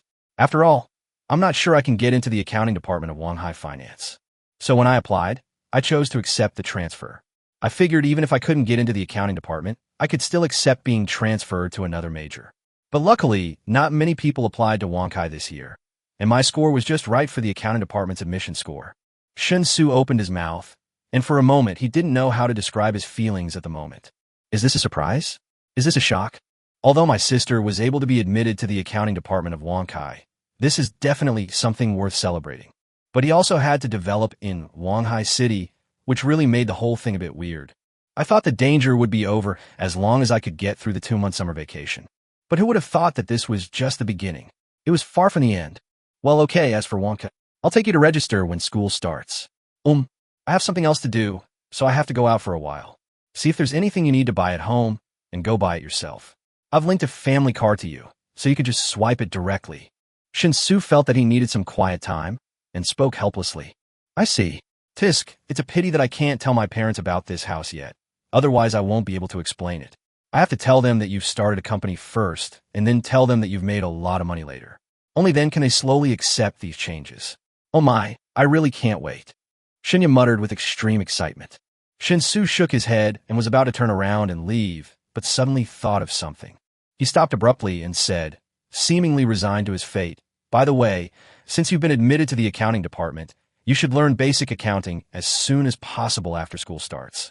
My company doesn't lack business, but it needs a trustworthy financial officer. When the time comes, you could just work for me and help with the company's accounts." Shinya's eyes lit up when she heard this, and she said happily, "No problem. Just leave it to me. I guarantee that your company's accounts will be in order." Shen Xu sighed, waved to Shinya, and then left the house feeling extremely tired. "It seems like the world, where I am the only one hurting, has come to an end. I called Shen Xu and asked if it was convenient for me to go there now." After learning that there was no problem, he directly asked Shen Xu for the address, then took a private car and rushed to the headquarters of Spring and Autumn Group in Wanghai. The location is a bit remote, not in the city center, but not in the suburbs either. The special car drove for only about half an hour before Shen Xu stood outside the gate of the Spring and Autumn Group headquarters. The gate is very grand, with security guards standing guard on both sides. Unlike the security guards hired by ordinary companies, the security personnel outside the gate of Spring and Autumn Group look much more professional. They were grouped in pairs, standing on both sides of the electric gate, watching the situation outside the gate with indifferent expressions. Shen Xu walked up to one of the security guards and registered the visitor's information. After the security guard called the group to inquire about the situation, he opened the door and let Shen Xu in. At the same time, in order to prevent Shen Xu from getting lost in the group park, he also specifically showed Shen Xu the way and told Shen Xu which building to enter. Shen Xu thanked the security personnel and was about to walk towards the building when he saw people being escorted out of the building. It was Shen Xu. "Is this person coming out specifically to greet me?" But among those people behind Aunt Xing, there's one person who looks very familiar. Li Jianan. Huh? The company she applied for after graduation turned out to be the Spring and Autumn Group? Shen Xu looked surprised. Chapter 167. No Coincidence, No Story, Part 2. Li Jianan followed at the end of the team with a listless look on his face, looking quite lethargic. It was not only because of the hangover, but also because what happened yesterday was a big blow to her. Shen Xu rejected her invitation without hesitation, making her doubt her own charm for the first time since she was old enough to understand. Since childhood, Li Jianan knew that he had an outstanding appearance. Growing up in such a native family made Li Jianan much more mature than his peers. However, this precocity did not make Li Jianan fall into depravity. Instead, it allowed Li Jianan to have a very clear plan for his life very early on. She has to rely on her own efforts to break free from the constraints of her original family. So she must be pragmatic enough in every step and must not be emotional in the slightest. After making this decision, she has always done so, including dating since high school. The boyfriends she chose were all very purposeful. Moreover, Li Jianan firmly believes that for men, once they get something, they will no longer cherish it. So even though she has had several boyfriends over the years, she has always remained pure and innocent. The more she is so distant yet close, the more people will be obsessed with her and unable to stop wanting her. Including being immediately recruited into the board office of Spring and Autumn Group as a secretary after graduation, it was also thanks to the help of one of her ex-boyfriends. So what if we broke up? We can still be friends after breaking up. How could a pretty and clean girl have any bad intentions? Originally, Li Jianan thought that with her familiar skills in controlling men, she would be able to succeed even after leaving school and entering society. But who would have thought that just when he had his eye on Shen Xu and decided to use some tricks to take him down, he would end up hitting a hard wall. This made Li Jianan feel very frustrated. A boy who had confessed his love to her, a classmate who knew her well, who started a company and bought a luxury car right after graduation. All these conditions combined made him the perfect partner candidate in Li Jianan's opinion. However, her usual method of gaining sympathy and making emotional suggestions by telling about the misfortunes of her original family did not work. Li Jianan tossed and turned all night, not understanding why he failed. "Jianan, cheer up. Your eyelids have been fighting. If Director Xing sees you, you will definitely be criticized. Although we are just secretaries helping Director Xing handle daily affairs in the board office, we also represent the face of the group. Director Xing rarely brings secretaries like us from the director's office to greet guests. But every time Director Xing solemnly receives someone, it must be someone very important. You must perform well. Don't bring shame to our group. Another secretary who was walking side by side with Li Jianan noticed Li Jianan's listless state and couldn't help but remind him with a little concern. Li Jianan quickly pulled herself together and apologized softly. I'm sorry, Sister Lu. I drank a little too much at the university reunion yesterday. I didn't expect Chairman Xing to have such a distinguished guest today. If I had known, I wouldn't have drunk. The secretary, known as Sister Lu, wore a professional smile, her eyes fixed straight ahead as she spoke. Don't be afraid. It's unlikely anyone will notice you. I'm just giving you a heads up. Our salaries aren't low, at least compared to the work. The benefits are already very good. So, if you're just a little bit of show-off, don't mess it up. Li Jianan nodded immediately and said, I understand. Thank you, Sister Lu. It seems that the guest coming this time didn't have any reservations. Director Xing actually came out to greet him personally. Does Sister Lu know who he is? The secretary, known as Sister Lu, shook her head slightly and said, I don't know, and don't ask around. When working in the board office, you must curb your curiosity, otherwise you'll bring yourself into trouble. Li Jianan subconsciously shrank his neck and found that the other people in front of him suddenly quickened their pace, so he hurried to catch up. 8 secretaries from a board's office and 4 bodyguards, a total of 12 people, followed Shing Xiuquan and walked quickly towards the group's gate. It was not until this time that Li Jianan suddenly realized that the person walking from the group's gate looked very familiar. It seems to be Shen Xu. Li Jianan stopped subconsciously.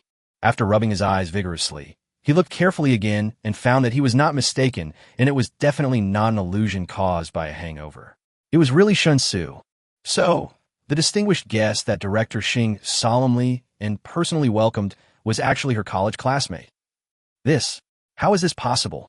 Li Jianan couldn't describe his feelings at the moment, but her reaction of standing still was noticed by Sister Lu at the first moment. Awakened by Sister Lu's cough, Li Jianan caught up with the team in a panic.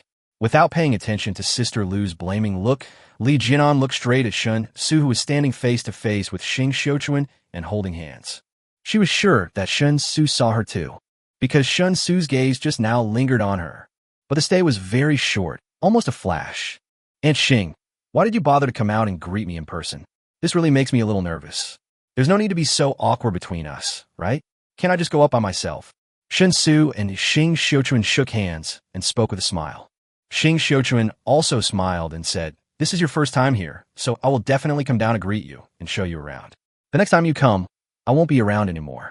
I'll have someone register your identity and grant you group permissions. You won't need to register as a visitor next time you come. That's great. Aunt Xing's company is so big, the food must be good. I'll come here every day for free meals.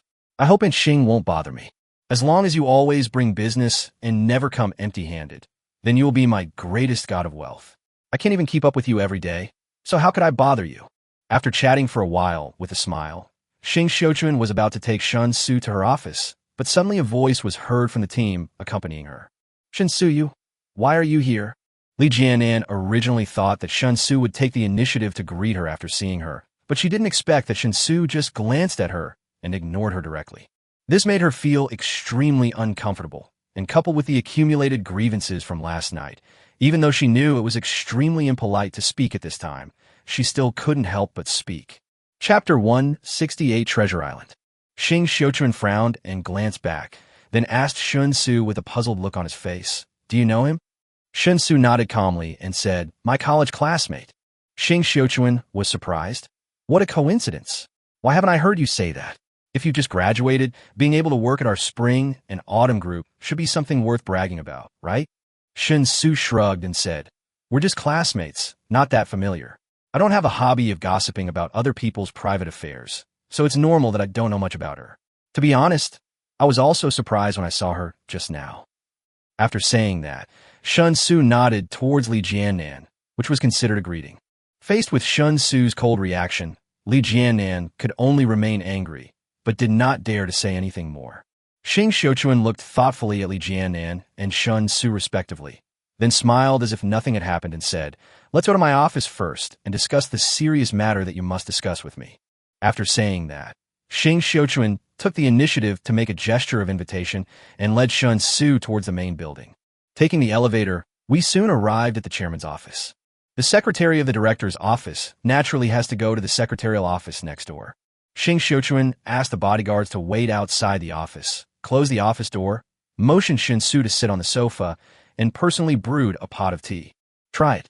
Although it's not as good as the tea from my father-in-law, it's also top quality and can refresh your mind. Shen Xu sat opposite Shen Xu and said with a smile. Shen Xu picked up the teacup and took a sip. Sure enough, he still couldn't tell whether the taste was good or bad. Shaking his head helplessly, he put down his teacup and said, Aunt Xing, I came here today mainly to discuss two things with you. First, Grandpa Xia suggested that I buy a deserted island near Wanghai City on a long-term lease. Then, we can renovate the deserted island so that all our transactions can be conducted on it. Both security and privacy will be greatly improved. Shen Xu nodded and said, I know about this matter. I have also obtained detailed information about the surrounding deserted islands from the Maritime Administration. If you've made up your mind, you can directly choose one of the deserted islands you like. The lease term can only be signed for 50 years at most, and the rent will be in accordance with national regulations. As for all other leasing procedures, I can help you with them. After all, it's a bit troublesome for you to go to an agency like the Maritime Administration on your own. Even with my father-in-law's help, it's hard to guarantee everything will go smoothly. On the contrary, if I go through it myself, it might be more convenient. Shen Xu said with great interest, Aunt Xing, can you show me some information? I'm completely clueless about the situation on the islands surrounding Wanghai. I don't know anything. Of course, wait a moment. Shen Xu said this, stood up and walked to the bookcase in her office, took out a document from it, and handed it to Shen Xu. Shen Xu opened the file and found that it was a thick stack. Are there so many islands around Wanghai? Shen Xu asked in surprise as he browsed the documents. Shen Xu nodded and said, Indeed, there are quite a few. I've already crossed out the inhabited islands, leaving only the information for uninhabited islands. There are a total of 23 islands, of varying sizes, half of which are impact sand islands and half are bedrock islands. However, there aren't many islands truly suitable for renting as bases, as many are called islands but are actually just reefs. If you follow my lead, I suggest you choose Treasure Island. Shen Xu said this, reaching out and pointing at the document that Shen Xu was looking at. He continued, Treasure Island has a total area of 0.23 square kilometers and is approximately 10 kilometers from the mainland. In the early days, there were troops stationed there, but they're no longer there. Since private landings are prohibited, Treasure Island has retained its original appearance. There's only a simple pier that can accommodate small ships. Strictly speaking, the island's infrastructure is practically non-existent. If you truly wanted to rent the island, then even with the utmost haste, the renovation and subsequent infrastructure construction would take at least a year to complete, and the cost would be in the billions. Shen Xu nodded and began to read the information pointed out by Shen Xu attentively. I have to say this Treasure Island is really great. Mainly compared with other islands, its advantages are obvious. There are 23 deserted islands, some of which are too close to the land, and some are too far away from the land. Moreover, most of the islands are too small to be suitable as a secret base because there is no room for reconstruction. After taking a rough look at the basic information of all the islands, Shen Xu had to admit that Shen Xu's opinion was correct and Treasure Island was indeed the most suitable. Then let's listen to Aunt Xing's advice and rent this Treasure Island. What I need to do? Shen Xu raised his head and asked. Shen Xu said calmly, You don't have to do anything. The formalities are easy to handle. Let's wait until tomorrow or the day after tomorrow. After everything is done, I'll have someone accompany you to the Maritime Administration to sign the lease contract. You just need to sign it. As for the rest, I'll take care of it for you. Tomorrow or the day after tomorrow. Maybe not tomorrow or the day after tomorrow. I have something to do and have to leave Wanghai, but I estimate I will be back in 2 or 3 days. I'll call you when I get back. Shen Xu thought that he was going to Changle County City tomorrow and couldn't help but make a suggestion. Shen Xu didn't know what he had misunderstood, so he didn't ask any more questions. Instead, he nodded and said, No problem. Just tell me when you come back. Since you've decided to rent this island, I'll contact the infrastructure people today. Have them survey the island and create a detailed blueprint. Once we have a preliminary project budget, you can confirm it. Regarding the payment, you can use the goods you trade to me every month to settle the bill. Don't transfer cash from your company. You've been short of money, so asking you to transfer money from the company would probably be a hassle for you. I'll pay the construction costs in installments based on the construction schedule. After deducting the fees required for each installment of the goods you trade to me, I'll transfer the remaining amount to you. Shen Xu certainly had no objection to this, and quickly reached a consensus with Shen Xu on the leasing and reconstruction of the deserted island. Okay, the first thing is over. What about the second thing? What else do you want to talk to me about? Shen Xu put away the documents about the deserted island and asked Shen Xu with some curiosity. Shen Xu's expression turned serious, and he said, I also want to talk to Aunt Xing about gold. Chapter 169, the difference between large and small quantities. Gold? What's there to talk about with gold? A look of doubt appeared on Shen Xu's face. Shen Xu organized his thoughts in his mind and said, Aunt Xing, if I can obtain a stable source of gold, can you continue to purchase it? The price can be lowered to a certain extent according to the real-time international gold price, as long as it is not too much lower. Shen Xu looked surprised. After frowning and thinking for a moment, he said, that depends on how stable this so-called stable source is and how much gold it can provide. If the quantity is small, it's actually meaningless. For example, if you promise to bring me dozens of kilograms of gold every month, that seems like a large amount. If it were traded, it could fetch tens of millions. From a purely trading perspective, it's definitely a significant deal. But from a gold perspective, at least for me, it's worthless. The gold market itself is simply too vast. For example, in China, over the past decade, the average annual gold trading volume has been around 1,000 tons. This is a massive market worth hundreds of billions of dollars, and ordinary gold trading has little impact on the entire market. Of course, there are a large number of repeated transactions and paper gold transactions in this 1,000-ton gold transaction, but it is undeniable that the huge size of the gold market means that this is a game that requires national participation. Ordinary companies or individuals cannot participate in market decision-making. For me, and for our Spring Airlines group, participating in any business requires us to be the rule makers. Only by setting the rules at the top can we maximize our profits. If we have to follow rules set by others, I personally am not interested in that. Shen Xu pondered and said, You mean if the quantity is too small, you won't be interested. But if the quantity is large enough, you'll still be willing to do this deal? Shen Xu nodded as a matter of course and said, That's right.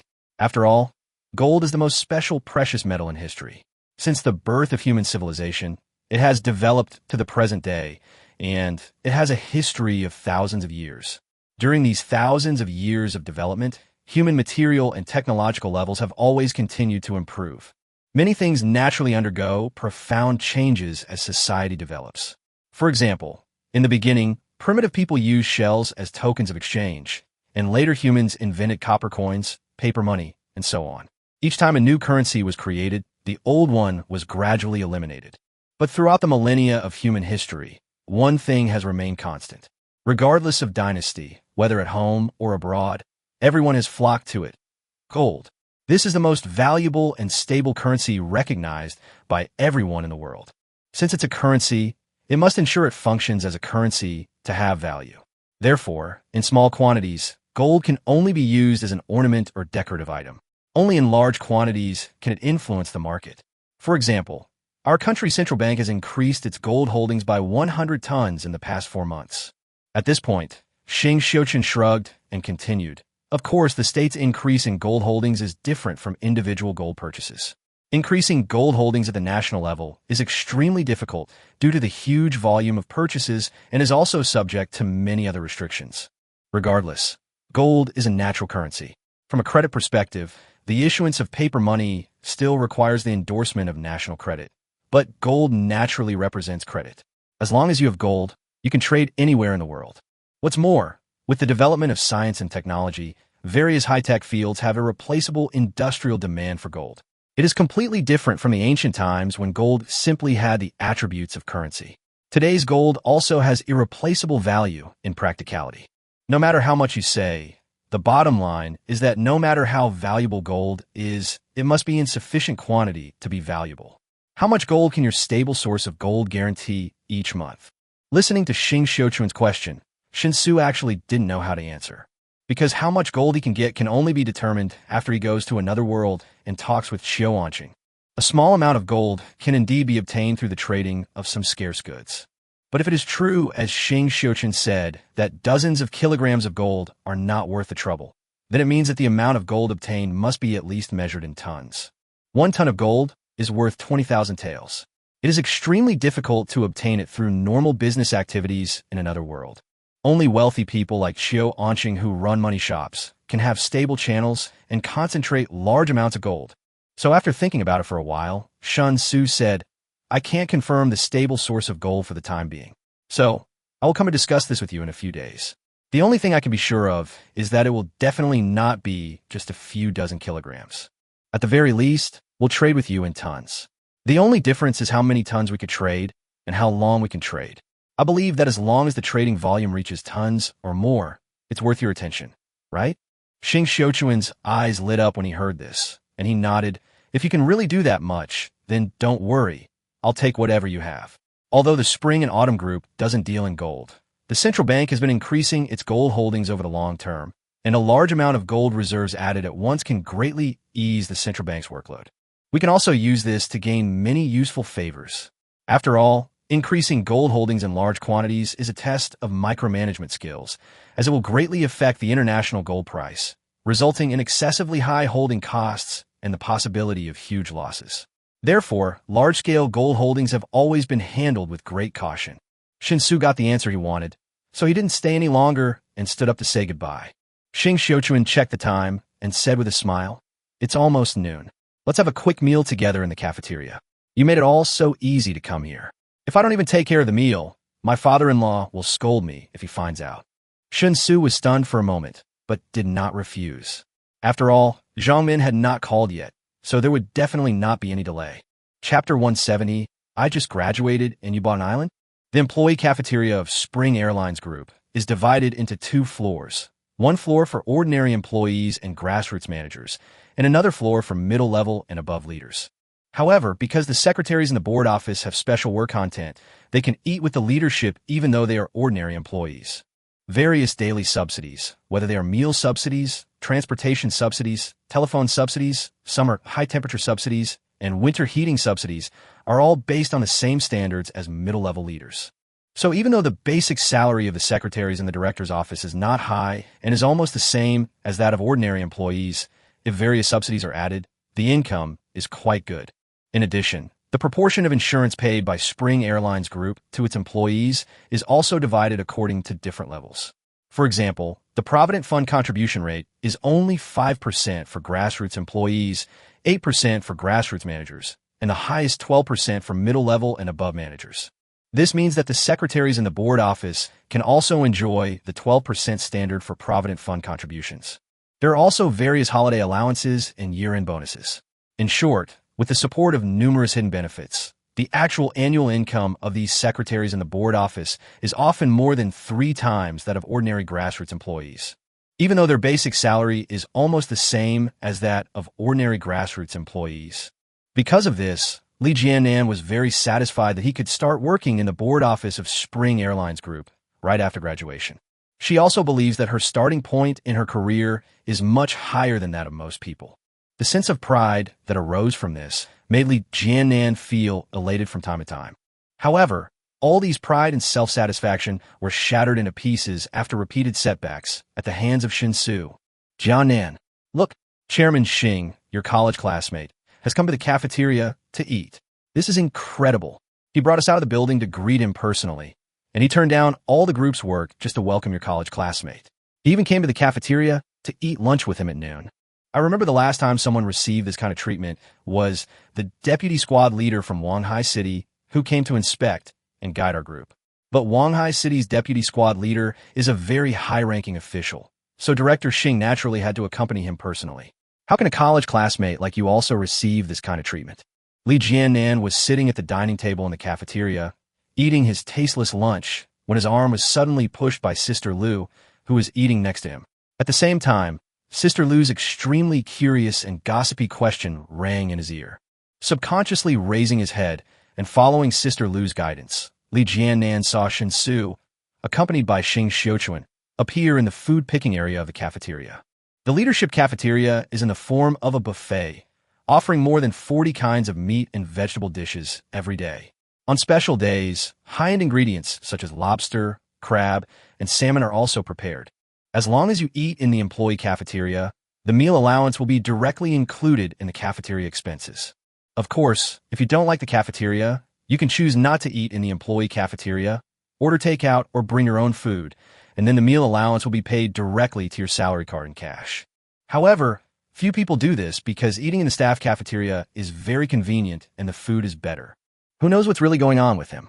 I only know that he opened a trading company after graduation and made a lot of money in a very short time.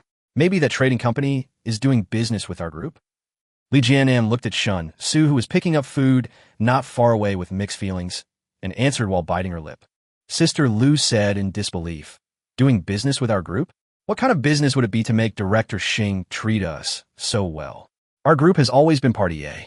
There are countless companies out there begging and shouting to do business with our group. Even if we're a Fortune 500 company, we haven't seen Director Xing personally receive them when they want to do business with our company. Arranging for a subsidiary manager to receive them is a big deal. TSK, I think your college classmate must be something special. He definitely has a very strong family background. Otherwise, how could someone this young, who just graduated from college like you, start a company without family connections? How could Director Xing value him so much? I heard that many truly powerful families now keep a low profile." Li Jianan felt a little upset after hearing this, because she felt that what Sister Lu next to her said made sense. Shen Xu was definitely born into a particularly powerful family.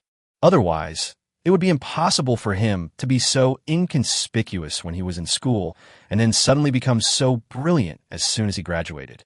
If this is true, it means that Shen Xu's mediocre school life was probably due to his family's insistence on keeping a low profile. Thinking of this, Li Jianan suddenly felt sad and wanted to cry. If she had seen Shen Xu's extraordinariness earlier and agreed on the spot when Shen Xu confessed to her, then she would definitely not have to worry about anything now, right?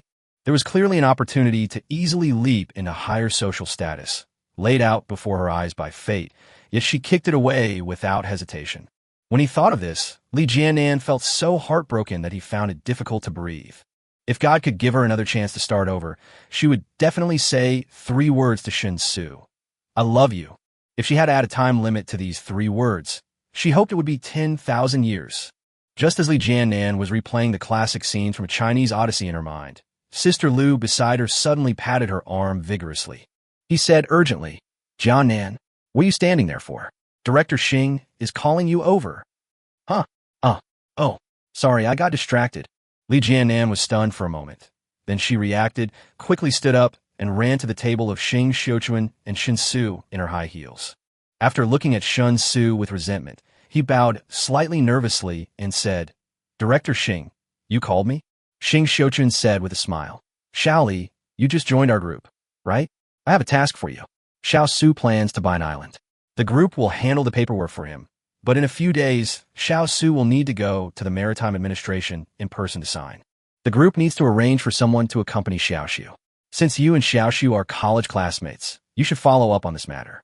When the group's people go to handle the formalities tomorrow or the day after tomorrow, you can go with them and recognize the people to avoid trouble later. Buy an island."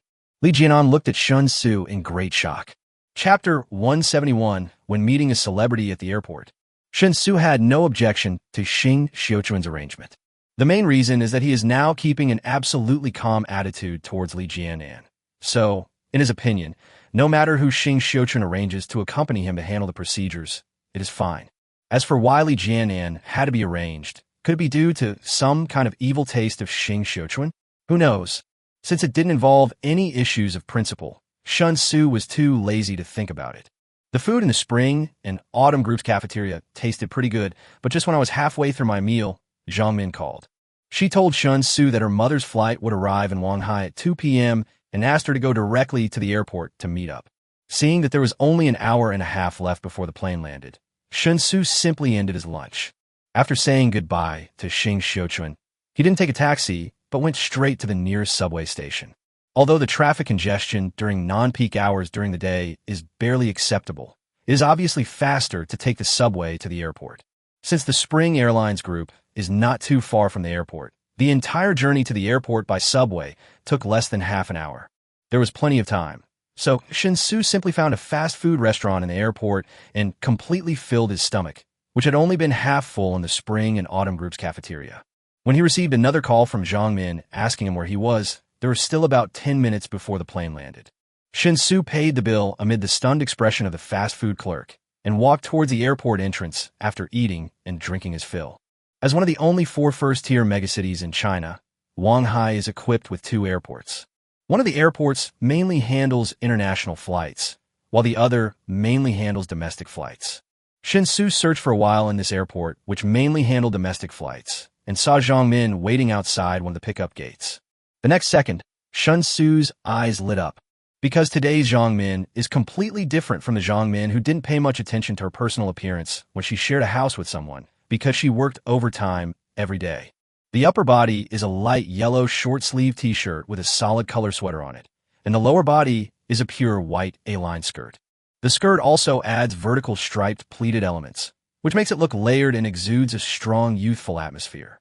Wearing a pair of 3/4 high heels on her feet, she was comfortable and did not feel tired, while also showing off the smooth and tender curves of her instep. Her hairstyle is naturally loose and draped over her shoulders, which looks stunning when paired with Zhang Min's already very delicate facial features. What's wrong? Why are you staring at me? We lived together every day before, but I never saw you look at me like that. Zhang Min noticed Shen Xu coming over and noticed that Shen Xu was staring at her without blinking. She felt a little proud, but pretended to be ignorant when she spoke. Shen Xu coughed dryly and spoke frankly. Although you weren't slovenly when we lived together, you never dressed up either. I just knew you were pretty, but I never expected you to be this pretty with just a little effort. Seriously, I think it's a waste of you to be a programmer. You could definitely be a star. Zhang Min couldn't help but roll her eyes and said disdainfully, I heard the entertainment industry is a mess. If you want to succeed, you have to be willing to take risks. There were female celebrities who, when they were not famous, slept with the entire crew just to get ahead. I couldn't accept that even if you killed me. It's better to be a programmer. You can make a living based on your own skills. As long as you're a technical expert, you don't have to worry about not having a job. The two were chatting when suddenly a large group of people rushed up from behind. These people are mainly young girls, but there are also some young boys. It seems that there are at least hundreds of them. Some people held up cheering signs, but most people held up their phones to take pictures. Because this group of people were all trying hard to grab the front position at the airport pickup area, they ignored the other people who were already standing nearby. So several people were squeezed to the ground, and there was a sudden burst of cursing in the audience. Zhang Min was almost hit by someone, but Shen Xu reacted quickly. Before Zhang Min was about to be hit, he pulled Zhang Min to his side and protected Zhang Min with his body. Shen Xu's martial arts realm above the 3rd level allowed him to stand still as a mountain. Although there were people pushing behind him, they were unable to shake him at all.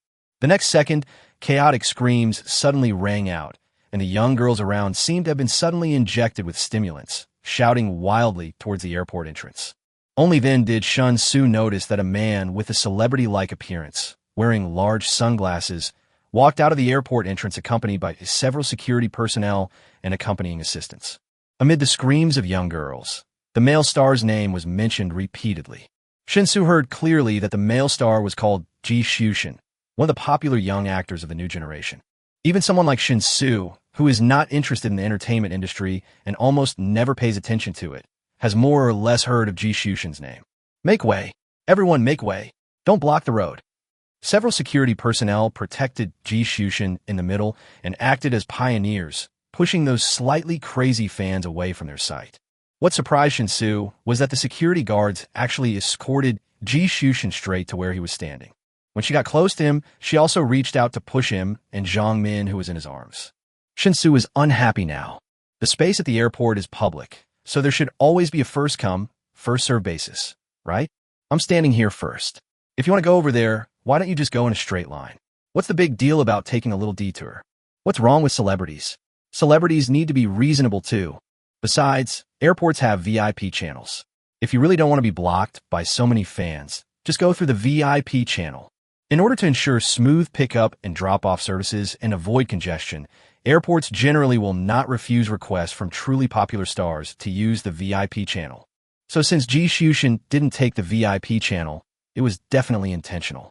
By creating some news through the enthusiastic performance of fans welcoming them at the airport, they maintain their popularity.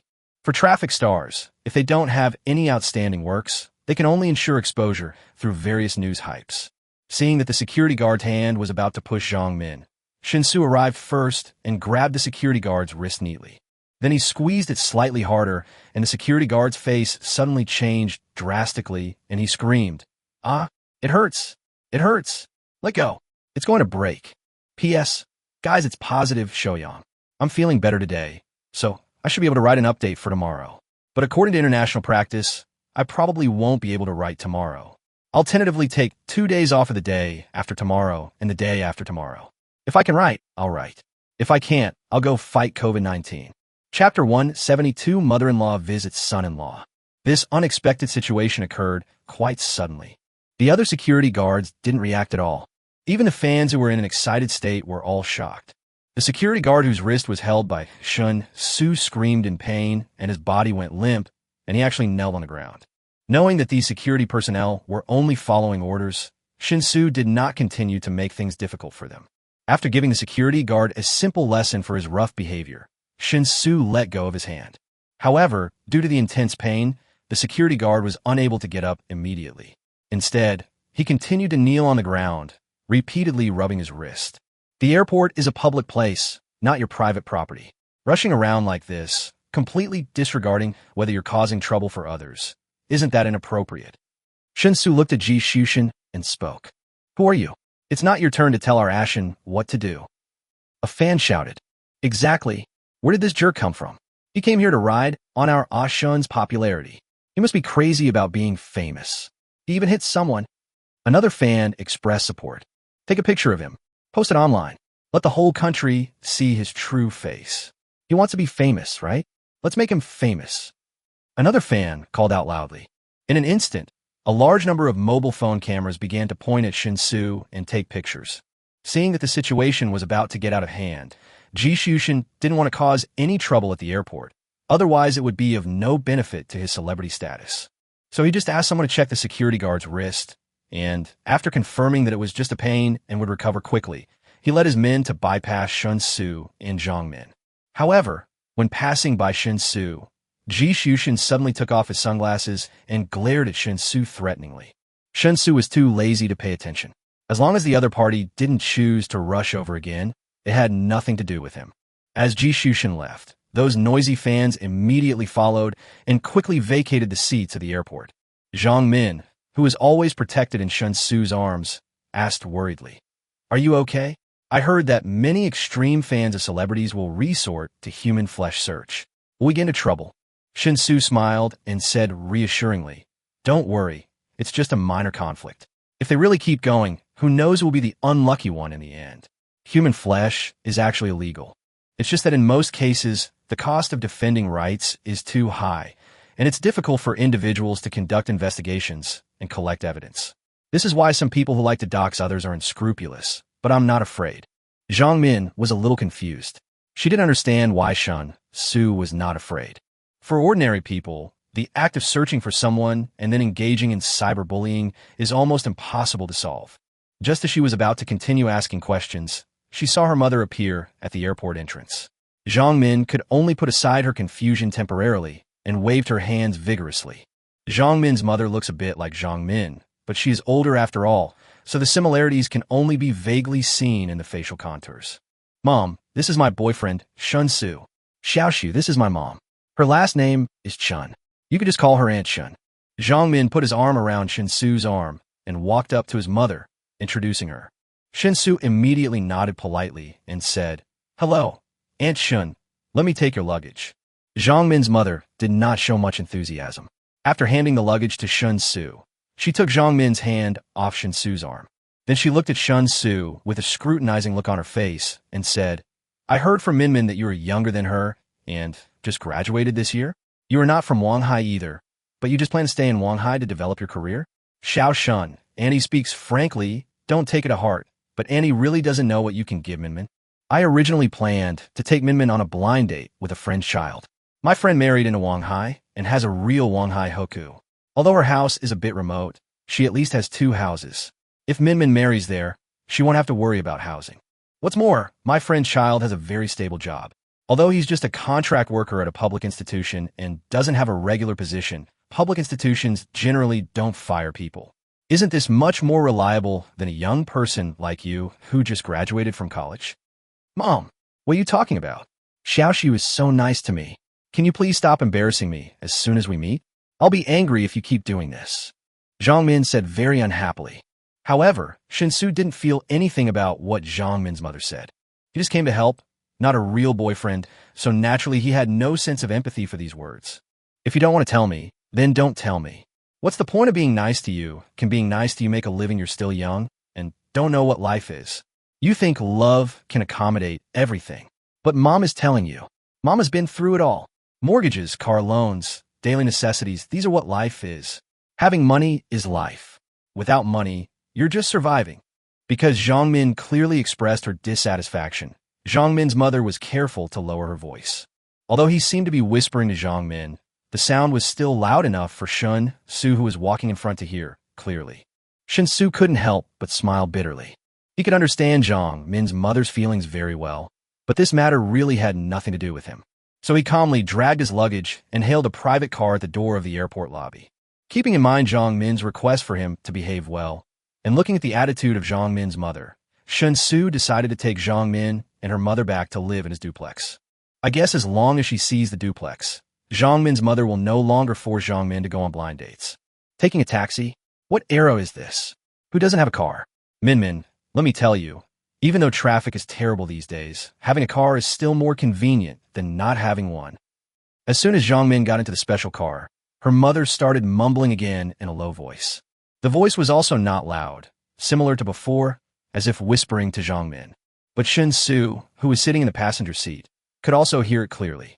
It would take decades to develop such a skill. The special car arrived smoothly at the gate of the community where Shen Xu lived. As a result, as soon as he got off the car, Shen Xu saw his Bentley parked on the roadside at the gate of the community. As he got out of the special car, the door of the Bentley was immediately opened. Go Wenpeng got out of the car and trotted to Shen Xu's side. After handing the car keys to Shen Xu, he smiled and said, I was just about to call you. I thought if you weren't at home, I would leave the keys for you at the security booth, but you came back. It's just a minor scrape. I'll get it fixed right away after I get it back to the dealership. I'll handle the follow-up, so don't worry about it. You're incredible. You even bought a house. This is the address our car dealership boss found out, so I drove directly to you. I have something else to do, so I'll leave now. Since you've moved, you have to burn it down anyway, so remember to call me when you do. After saying that, Go Wenpeng looked quite anxious. He stopped a taxi on the street and got in. Chapter 173, When Will You Get Married? Shen Xu was a little confused by Go Wenpeng's impetuous look. By the time I reacted, Go Wenpeng had already gotten into a taxi and drove away. Although it is not clear what Go Wenpeng is busy with, it is estimated that it is definitely not a bad thing. If Go Wenpeng really encounters trouble, he will definitely call him. So Shen Xu was not worried. He threw the luggage he had just taken from the special car into the trunk of his Bentley. Then he asked Zhang Min and Zhang Min's mother to get in the car. Xiao Shen, this is your car? Zhang Min's mother walked up, looked at the car logo carefully, and asked in disbelief. Although women are not sensitive to machinery, when they reach Zhang Min's mother's age, they have always paid more attention to high-quality life, so they're still very clear about some famous luxury car brands. After confirming that it was indeed a Bentley logo, Zhang Min's mother was quite dazed for a moment. Yes, Annie, you and Min get in first. I have to park the car underground, Shen Xu said with a smile. Zhang Min's mother carefully entered the back seat of the car, sitting upright like a primary school student, afraid that she would accidentally bump into something and dirty the car again. Ahem, Xiao Shen, can you show me the driving license? Mainly because I've never seen such a luxury car before, and I'm a little curious if there's any difference between the driving license of a luxury car and an ordinary car. Seeing Shen Xu sitting in the driver's seat and starting the car, Zhang Min's mother couldn't help but speak. Shen Xu was somewhat surprised by this request, but he didn't think much about it. Anyway, the driving license and vehicle registration were kept in the car, so he gave it directly to Zhang Min's mother. Zhang Min's mother took the driving license and opened it. She saw the two big words Shen Xu clearly written in the owner's column, and the usage nature was also non-operational. After confirming that this car was not rented by Shen Xu temporarily to save face, a smile of great surprise suddenly appeared on Zhang Min's mother's face. Xiao Shen, since you have a car, why didn't you drive to the airport just now? Is it hard to park? Although taking a taxi doesn't affect your travel, it's still not as convenient as driving yourself, don't you think? Zhang Min's mother handed the driving license back with a smile and asked gently. The gentle tone formed a very sharp contrast with the coldness and stiffness shown along the way. I can't help it. I got rear-ended yesterday. It wasn't serious, just a scratch, but I still had a friend take it to get the paint done. I thought it would take 2 or 3 days, but he delivered it to me in just half a day. Shen Xu. As they were talking, the car had already driven into the parking space in the underground parking lot. Shen Xu got out of the car, carrying Zhang Min's mother's luggage, and led the two of them into the elevator that led directly to the house. When the elevator door opened and the spacious and bright hall appeared in front of Zhang Min's mother, she subconsciously opened her mouth wide. Even Zhang Min herself did not expect that the house Shen Xu moved to would be so exaggerated. When Zhang Min learned that Shen Xu had bought a house and was preparing to move, she subconsciously thought that Shen Xu had bought an old and dilapidated house. There is no way. The housing prices in Wanghai City are really too high. For recent graduates from ordinary families, it is very difficult to prepare a down payment for an old and dilapidated house, even if they empty their parents' wallets and family savings. But this house in front of me, let alone ordinary people, even the middle class in Wanghai City can't afford it, right?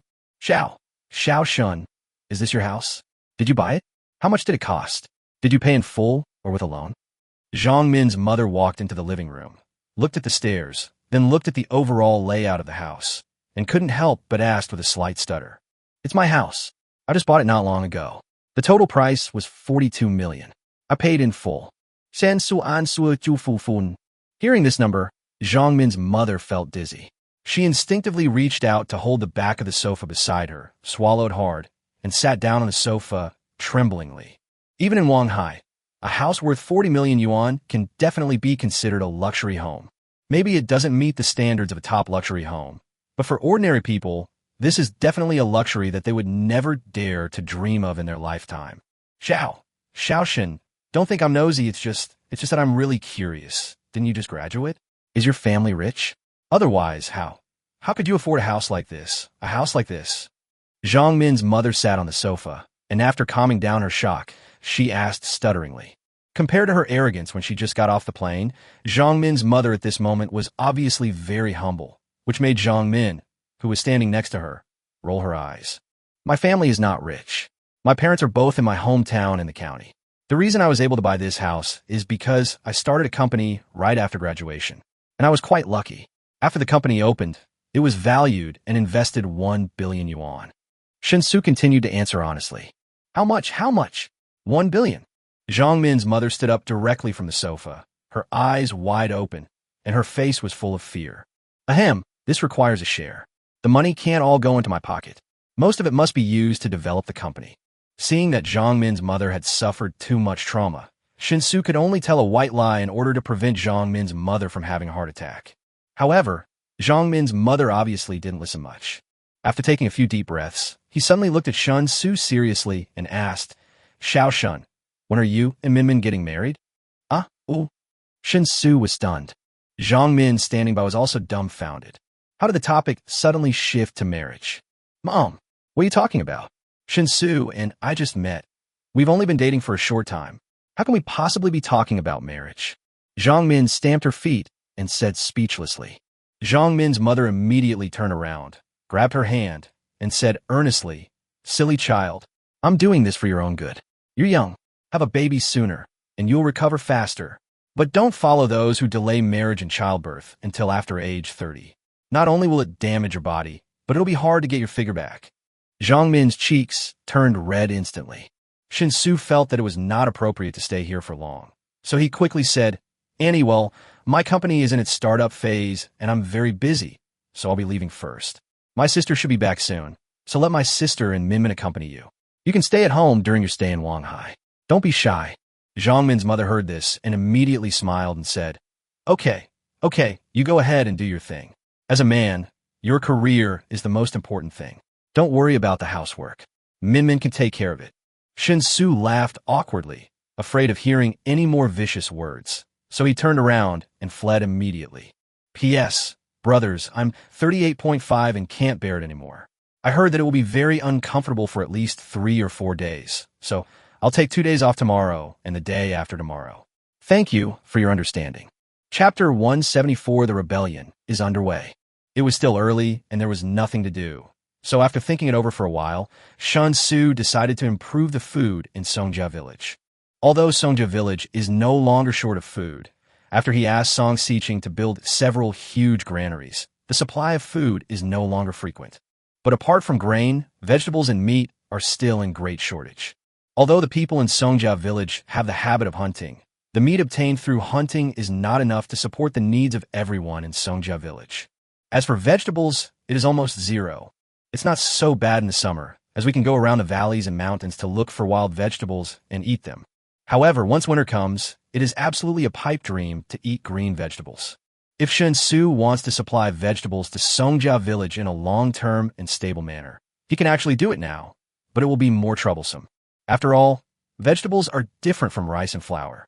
If you want to purchase them in large quantities over a long period of time, you have to sign a contract directly with the supply base. If you find a wholesaler, you will easily be taken advantage of. Therefore, Shen Xu's initial idea was to clear out the tens of thousands of acres of land in the Songjia Village Valley and stop growing crops there. Instead, he wanted to convert them into vegetable greenhouses that could be used to grow vegetables all year round. All the food will be provided by him. Ensure that the 2,000 people in Songjia Village always have the most adequate nutritional supplements.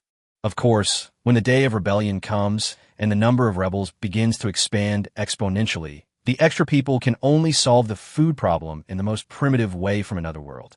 For the time being, Shen Xu only plans to modernize the 2,000 people in Songjia Village to ensure that the situation remains under control. Of course, whether the idea can be realized depends on the opinions of Song Xiqing and her sister and Elder Wufang. He drove straight to the nearest vegetable wholesale market. After a crazy shopping spree, he hired a truck to transport the nearly 20 tons of vegetables and meat he had bought to his warehouse. There are 2,000 people in Songjia Village, and each person can get 20 kilograms on average. In fact, they can't be eaten for too long, but vegetables and meat are easy to spoil unless they are pickled.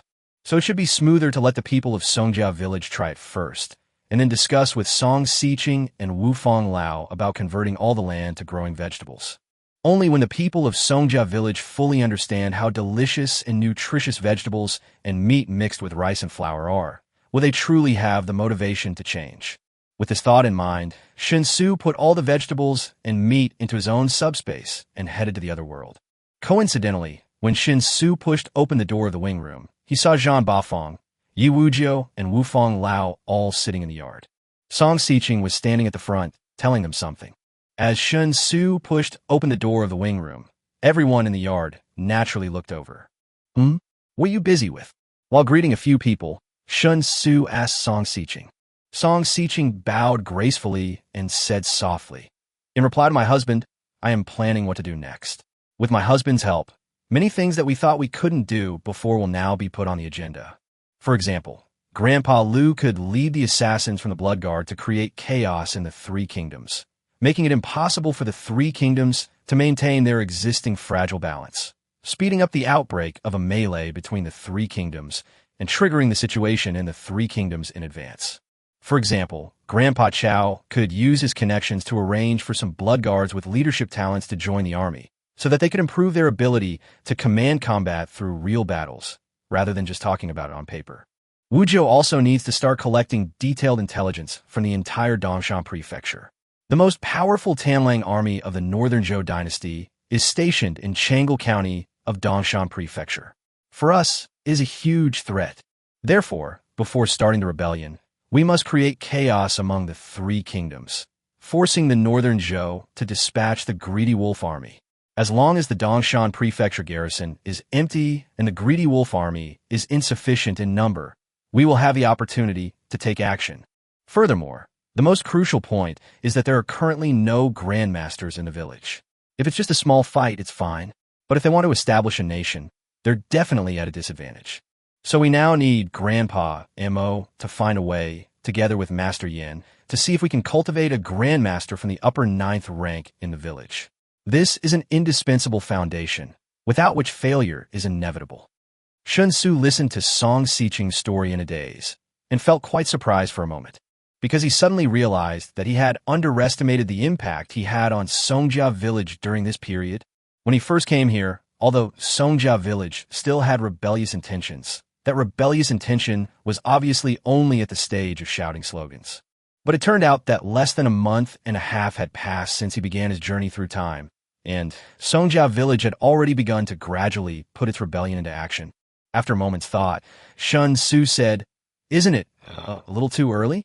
My personal suggestion is that we should formulate a development plan, such as the first 5-year plan, the second 5-year plan, the third 5-year plan, and so on. At each stage, we set a very clear goal, and then proceed step by step towards that goal. For example, I think we're still in the process of transforming the entire village. At least this stage should be the stage for us to accumulate strength. As you said, there is no real master in the village yet. If we want to cultivate a master, can we do it overnight?" Song Xiqing thought for a moment and nodded. "My husband, you are right. The people in the village have been very agitated recently, and everyone is very motivated. Although we think it is too hasty, the villagers are all impatient. We have no choice but to give the blood guards an explanation. But if, as my husband suggested, we develop a detailed multi-year plan so that everyone in the village knows when we should do what, and if the goals are very clear, then this impetuous mood can probably be controlled." Shen Xu breathed a sigh of relief and nodded. "That's right. You have to plan and be organized when doing things and never act impulsively. Well, I came here today to bring you something. Everyone has worked hard over the past month, so I brought something to improve your lives." As he spoke, Shen Xu signaled Wufang Lao, Yi Wujiu, and Zhang Bafang to clear the area in the middle of the yard. Zhang Bafang rushed straight to the corner of the courtyard and said excitedly, "Sir, are you going to show off your hidden abilities? I just heard about your identity yesterday from the eldest lady, but I've never seen it with my own eyes. It's really hard to believe. I always thought that the so-called immortal skills were all made up by stories and storytellers." Chapter 175, Vegetable Freedom. In addition to Zhang Bafang, the 5 elders also showed expressions of great anticipation. Even Yi Wujiu, who had witnessed it once before, still became excited when he saw Shen Xu about to demonstrate his hidden power again. Only Song Xiqing looked calm and knowledgeable. Shen Xu smiled, although he only needed to use his mind to release everything in the subspace. "But since I said I have the secrets up my sleeve, I have to pretend." So he waved his sleeves, roughly marked the area in the middle of the yard, and then released the 20 tons of meat and various vegetables. Zhang Bafang, Yi Wujiu, and Wufang Lao all stared with their eyes wide open, not blinking at all. But large amounts of meat and vegetables still appeared out of thin air right under their noses. Even though the 5 elders were all 9th-grade warriors, they still couldn't detect any visible traces. "The universe is hidden in my sleeve. It really is. It's so magical. Such immortal power actually exists. I'm so excited. If you touch me, my hair is standing on end." Zhang Bafang said this excitedly, and at the same time wanted to pull Yi Wujiu's hand and touch his arm. Yi Wujiu hid aside in disgust, preventing Zhang Bafang from succeeding. However, the excitement he felt because of this was no less than Zhang Bafang's. Although this was the second time he saw Shen Xu perform the art of the universe in his sleeves, the shock he felt from the scene before him was no less than the first time. As for Elder Wufang, he was much calmer than Zhang Bafang and Yi Wujiu. However, there was also an unconcealable look of horror in Wufang Lao's eyes. Even though Song Xiqing had explained it very clearly to them yesterday, seeing is believing. No matter how fantastic the words sound, it is definitely not as shocking as seeing it with one's own eyes. All right, let's start distributing the food. Meat and vegetables combined, totaling 40,000 kilograms. On average, each person can get 20 kilograms. It's pretty much the same. Could you please gather some people over and sort out first, so that everyone gets 20 kilograms of similar items? Shen Xu clapped his hands and said with a smile. Zhang Bafang, with a look of curiosity on his face, approached the mountain of vegetables. After taking a closer look, he suddenly pulled out a cucumber from the pile of vegetables, then shouted in disbelief, "Miss, look what I found. This is a cucumber." "Yes, it must be a cucumber. When I went to Changle County City with Wujiu before, I saw the steward of the prince's mansion buy cucumbers with my own eyes." "Right, Wujiu. Do you remember? That steward even proudly boasted to passers-by that a cucumber cost 1 tael of gold." Upon hearing this, Yi Wujiu immediately came forward, stared at the cucumber in Zhang Bafang's hand, and took a closer look. He said excitedly, "Yes, it's a cucumber. It looks almost the same as the cucumbers purchased by the prince's mansion. But it seems that the prince's mansion only purchased 10 that time. You can't buy more. But here, how many are there in here?" When he finished speaking, Yi Wujiu turned his head to look at the large pile of cucumbers piled up in the mountain of vegetables in front of him, and the expression on his face changed from excitement to confusion. He couldn't understand why a cucumber worth 1 or 2 ounces of gold would be treated so roughly. Master Yin also came forward at this time. After walking around the mountain of vegetables, he exclaimed in amazement, "It's not just cucumbers. I also saw eggplants, leeks, spinach, and cabbage. Although there are also more common greens like radishes and celery. Most of them are rare greens. There are even some that I have never seen or heard of before."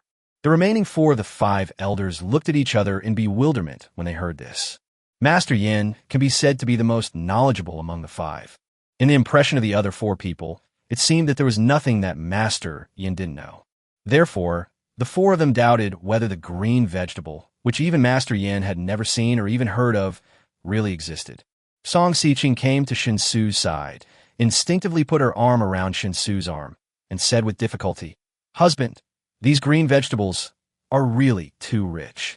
Even the royal family of the 3 kingdoms could not eat so many green vegetables." Putting aside those green vegetables that even Master Yin had never seen before, cucumbers alone were tribute vegetables to the royal family of southern Liang, so they were extremely rare in the northern Zhou dynasty. 1 cucumber could be sold at a high price of 1 or 2 taels of gold. Similarly, eggplant was also a tribute vegetable for the southern Liang imperial family. Cabbage, spinach, and leeks, though common in both the north and south, also fall under the category of tribute vegetables. We were actually quite content just being able to eat radishes and celery. He looked down at Song Xiqing's cautious expression beside him, then looked up at the expressions of Wu Fanglao, Yi Wujiu, and Zhang Bafang. Shen Xu suddenly realized that although he had anticipated that Songjia village needed vegetables, he still underestimated how great the impact these vegetables would have on the entire Songjia village. Logically speaking, the 5 elders are all 9th-rank warriors. Once they leave the small valley where Songjia village is located, no matter where they go in the 3 kingdoms world, they will definitely be top figures. But facing the mountain of vegetables before him, Wu Fanglao seemed a little hesitant, as if he was afraid that if he wasn't careful, he would damage one of the vegetables. As for Song Xiqing's cautiousness, Shen Xu couldn't help but feel distressed. Obviously, for the people in Songjia village, many vegetables are not just scarce, but there is no way to obtain them. In the past, people in Songjia village couldn't even fill their stomachs, let alone have green vegetables to complement their meals. Holding Song Xiqing's hand, Shen Xu soothed her softly. "My dear, you don't have to take these green vegetables too seriously. This is the daily food standard for our Songjia village from now on. Since you've married me, if you can't even enjoy your vegetables freely, wouldn't that be a serious dereliction of duty on my part?" "Vegetable freedom? What does that mean?" Song Xiqing asked curiously with her big eyes blinking. "Well, no matter what vegetables you want, you can eat whatever you want and as much as you want. Don't think these vegetables are precious. They're just food to fill your stomach," Shen Xu explained simply. Song Xiqing stared at Shen Xu blankly. The next second, she suddenly hugged Shen Xu's neck tightly and choked with sobs. "It's really so good to be able to marry my husband." Chapter 176, Greenhouse Planning. Marx once mentioned in Critique of Hegel's philosophy of law that the economic base determines the superstructure. This sentence is not only a summary of sociology, but also very applicable to love. It is said that modern girls are materialistic and want a car, a house, and a dowry when getting married. Whether the man is rich or not is often the most important factor that women consider when choosing a spouse. Wealth and power are the best medical beauty for men. An old man with money is an old baby, and without money is an old man. This sounds like a distorted aesthetic formed in the materialistic modern society, but in fact it is not the case. The term equally matched has existed since ancient times. As for the daughters of poor and destitute families, many of them would rather marry a landlord as a concubine or be sold to a rich family as a maid than marry other poor people. Unless you are too ugly and rich people don't like you. The monogamy system in modern society at least well protects the rights of the poor to marry and have children. In ancient times, there were already more men than women, and those who were powerful, talented, influential, and wealthy would occupy more social resources, resulting in the poor being deprived of even the right to marry and have children. Even the phenomenon of sharing or renting wives is widespread. This fully demonstrates that love must be built on milk and bread to be stable enough. Otherwise, after a momentary impulse, all that will be left is a mess. The marriage between Shen Xu and Song Xiqing should actually be classified as equally matched. At the beginning, Wu Fang always wanted to tie him to the big ship of Songjia Village because he could help Songjia Village solve many problems that Songjia Village could not solve on its own. At the same time, he also needs to rely on the power of Songjia Village to achieve his goal of gaining a foothold in the other world, developing steadily and expanding outward. On the surface, Songjia Village is just a rundown village, so poor that people can't even fill their stomachs. But in fact, Songjia Village possesses a powerful military force that is enough to become a powerful lord in the world. It's the same with him. On the surface, he seems to be a low-level office worker in another world. The greatest meaning of his life is to embellish the background of those successful people. But the ability to travel through time and space that he suddenly possessed allowed him to leap over the Dragon Gate, and suddenly had the foundation to stand at the top of the world in the future. After all, channels are king. He controls the only channel connecting the two worlds, so he should become the king of both worlds. From this perspective, he and Song Xiqing can be said to be a well-matched combination of interests. However, as time goes by, the word interest in the combination of interests is gradually fading. Shen Xu discovered that his feelings for Song Xiqing were no longer limited to superficial reasons, such as lusting after Song Xiqing's body. He is Song Xiqing's man, so he has the obligation and responsibility to let Song Xiqing live the best life within his ability. Reaching out and ruffling Song Xiqing's hair, Shen Xu lowered his head and kissed her on the cheek, then said with a smile, "It's my luck to marry you. Okay, if you have any sweet talk, we could talk tonight. Go and distribute the vegetables and meat quickly. These things won't last long." After distributing the vegetables to each household, let them eat as much fresh as possible. If there's any leftovers, pickle them. Tell everyone, don't be too reluctant. I'll find a way to ensure everyone in Songjia Village can eat as much vegetables as they want. Now that I have become the son-in-law of Songjia Village, I will lead everyone to live a truly good life. Whatever the royal family of the three kingdoms can eat, we in Songjia Village must also be able to eat. Whatever the royal family of the three kingdoms cannot eat, we in Songjia Village must also be able to eat. Song Xiqing blushed when Shen Xu kissed her in public, but she still responded obediently. After breaking away from Shen Xu's arms, she quickly restored her dignity as the eldest lady of Songjia Village and ordered Yi Wujiu and Zhan Bafang to arrange the corresponding distribution immediately. Soon, the news spread to every corner of Songjia Village. During this period of time, Songjia Village, which had already spoiled Shen Xu's appetite, was once again plunged into collective excitement. The specific sorting and distribution matters will naturally be overseen by Yi Wujiu and Zhan Bafang.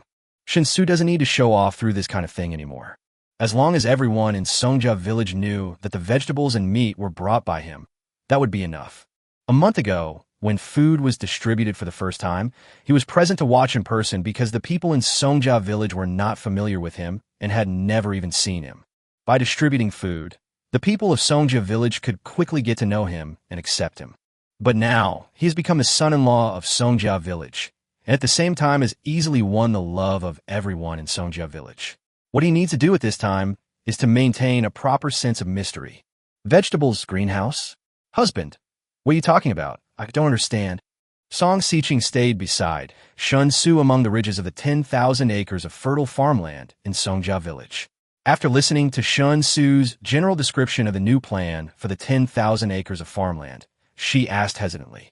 Elder Wu Fang was also following beside him, but he could obviously understand more of what Shen Xu said. Although it was still very difficult to understand, at least it wasn't like Song Xiqing, who was obviously clueless. It doesn't matter if you don't understand. You just need to know that if my idea is fully realized, then these 10,000 acres of land will be able to grow vegetables all year round. Even in winter, when vegetables cannot grow under normal circumstances, our Songjia Village will have an ample supply of fresh vegetables. Shen Xu said with a face full of ambition. Song Xiqing stared at Shen Xu blankly, thinking that Shen Xu was telling a myth. Master Yin nodded thoughtfully and said, I roughly understand the reason behind this, but I can't figure out how to accomplish it. Of course, my son-in-law is a descendant of the immortal sect. If he has some magical means and can really accomplish this, then we will definitely support him with all our strength. After hearing Master Yan's statement, the other 4 of the 5 elders immediately nodded. And Mo Huiren stroked his beard and smiled. That's right, just do whatever you want, son-in-law. Even if we don't understand, we will definitely support you with all our strength. And being able to eat fresh green vegetables in winter, just thinking about it makes me feel like I'm in heaven. Even among the royal families of the 3 kingdoms, only the royal family of Southern Liang could eat green vegetables in winter, and the varieties were very limited. It's really fascinating. Song Xiqing finally reacted and nodded quickly. Okay, I'll arrange it right away. Chapter 177, The Feasibility of High-End UAVs. We walked almost a full circle around the tens of thousands of acres of fertile farmland in Songjia village. Shen Xu took some fresh soil from each area and put it into the subspace. This is to prepare for the next plan. A greenhouse project involving tens of thousands of acres of land is definitely not something that Shen Xu can just build on his own. He had to go back to his own world first, find experts to verify and design the plan, and let the experts write all the links from beginning to end into the plan. Then, according to the plan written by the expert, purchase everything necessary to build the greenhouse. After all the things were transported to Songjia village, the blood guards were asked to build the greenhouse according to the detailed steps in the plan. Especially today's greenhouses require a lot of electricity support. If he wants to build one, he must bring a suitable generator set to the other world. However, compared with thermal power generating units and hydropower generating units, Shen Xu currently prefers solar power generating units. Because the valley where Songjia village is located has plenty of sunlight. As long as there are enough batteries, the power generation capacity of the solar generator set should be sufficient. Of course, in order to avoid accidents or extreme situations, in addition to the commonly used solar power generators, there must be a backup generator set. After the greenhouse is built, what vegetables are most suitable to be grown on the land, in what order, and how many farming periods can be ensured in a year all need to be confirmed by analyzing the soil composition.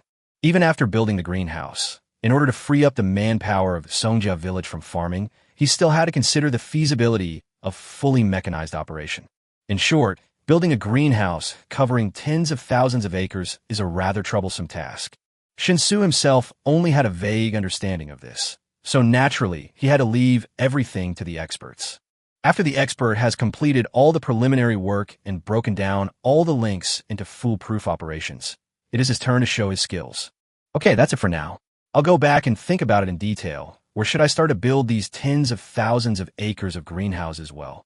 I might bring some things you've never seen before, so you should be mentally prepared in advance. After Shen Xu placed a handful of soil from the last area into the subspace, he clapped his hands and said with a smile.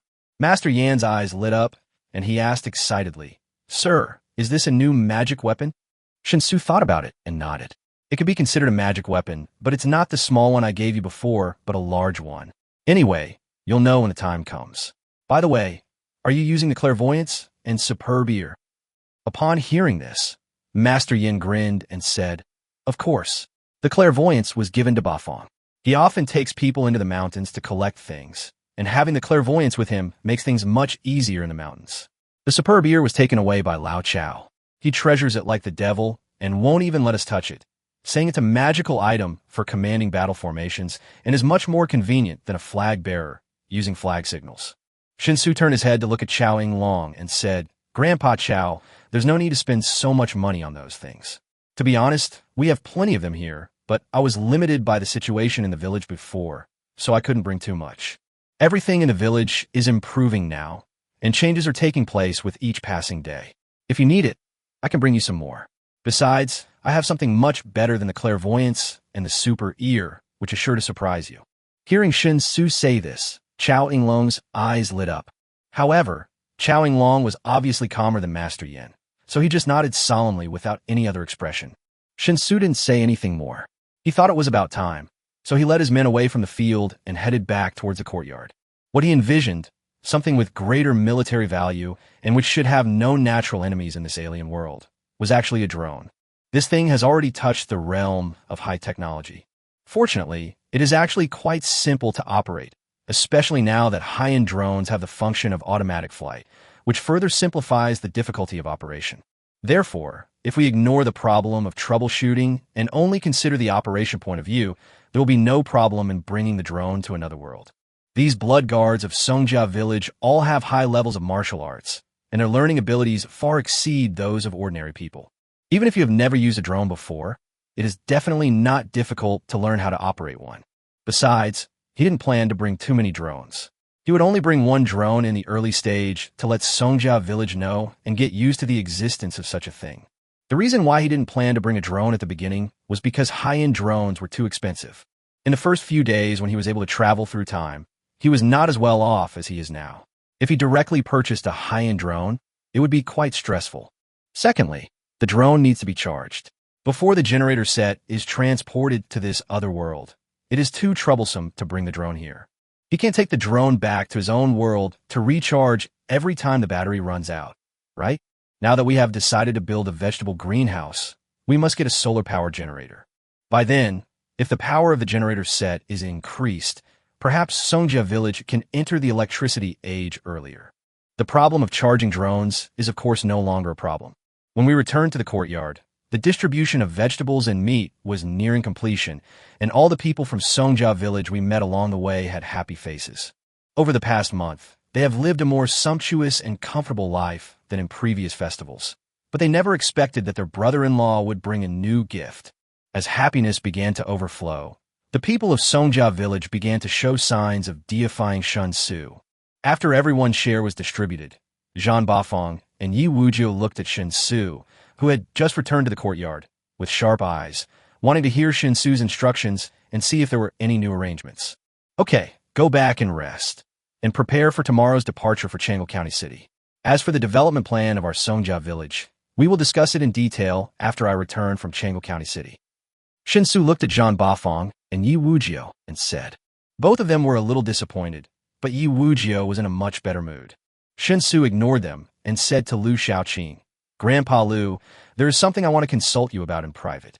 Chapter 178, it's delicious, I want more. The cloud body and wind body technique? Yes, it is indeed one of my unique skills. However, the cloud body and wind body technique does not require any training to support it. Even I can only use it when facing acquired martial artists. Once I face an innate martial artist, the cloud body and wind body technique will lose all its effect. If, as you say, someone without any martial arts experience were to learn the cloud body and wind body technique, then even if they mastered it to the highest level, they would only be able to compete with a third-grade warrior at best. It would be meaningless. In the side room, Lu Xiaoqing looked at Shen Xu and said expressionlessly. Shen Xu shrugged and said, whether it makes sense or not, just teach it to me directly. It will be useful to me. Lu Xiaoqing didn't ask any more questions and nodded. Okay then. The cloud body and wind body technique is a martial art I created when I was still young. I was dull and unintelligent when I was young, and after embarking on the path of martial arts cultivation, my cultivation level progressed very slowly. To make up for the widening gap between me and others, I created this set of martial arts. Even without the support of cultivation level, it can still play a very good role. The corner of Shen Xu's mouth twitched when he heard this. He felt that Lu Xiaoqing was being Versailles. He was dull when he was young, but he was able to create his own martial arts. If he was smart when he was young, wouldn't he be successful? He couldn't help but complain in his heart.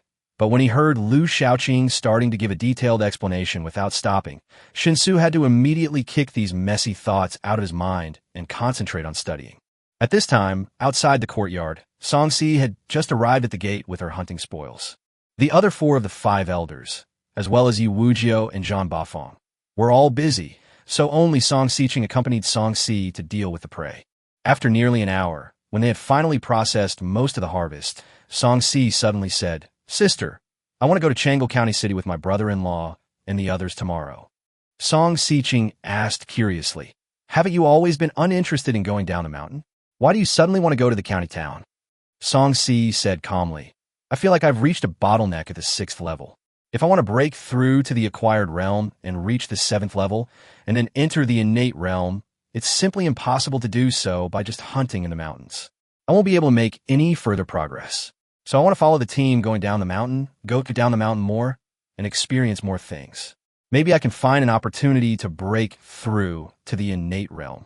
Song Xiqing's face immediately lit up with joy. She stepped forward and hugged Song Si, saying, "You've reached the Xiantian realm so quickly? I didn't reach the Xiantian realm until I was 19, but you can probably reach the Xiantian realm now at 17. If you can succeed, you will definitely become a grandmaster in the future." Having said that, Song Xiqing stood face to face with Song Si. He placed his hands on Song Si's shoulders and continued seriously, "Si, you have been more talented than me since you were a child. You are also much more focused on martial arts than I am. I believe you could become a master. Your parents in heaven will definitely be proud of you." Song Si blinked, reached out, and pinched Song Xiqing's cheek and said, "Don't worry, sister. I will protect you and the entire village." As soon as he finished speaking, the door of the side room was suddenly pushed open, and Shen Xu and Lu Xiaoqing walked out. Cloud body and wind body are not difficult to learn. At least that's the case for Shen Xu now. In just less than an hour, he had already mastered all the essentials of the cloud body and wind body. Although he was still very unfamiliar with how to use them, the only thing he lacked was proficiency. However, as Lu Xiaoqing said, this set of martial arts seems very useless because it does not require any support from the martial arts realm. It is difficult for people who do not have a certain level of martial arts to learn. For those who have reached a certain level of martial arts, although it is easy to learn, it is not necessary at all. Apart from teaching it to Xia Ziqiu, Shen Xu really didn't know what other uses this cloud body and wind body could have. After Lu Xiaoqing greeted the two sisters, he flew away like a bird. Shen Xu looked at the sky and felt that it was time for him to go back. However, just as he finished talking to Song Xiqing and was about to turn around and go back to the room to travel through time, Song Si suddenly blocked his way and opened her mouth at him. "Shen Xu." Seeing that Shen Xu didn't react, Song Si closed her mouth with some disgust and said, "The chocolate thing you gave me last time was delicious. I want more." After saying that, Song Si opened her mouth towards Shen Xu again. Shen Xu's forehead suddenly turned black. Fortunately, he had kept those chocolates in his personal space. Otherwise, he would not know how to respond if he was caught off guard by his sister-in-law at this moment. He took out 2 chocolate beans and easily threw them into his sister-in-law's mouth. Then Shen Xu returned to the room and traveled through time. Song Si closed her eyes contentedly, her thin lips moving slightly as she chewed delicately and gently, her face full of enjoyment.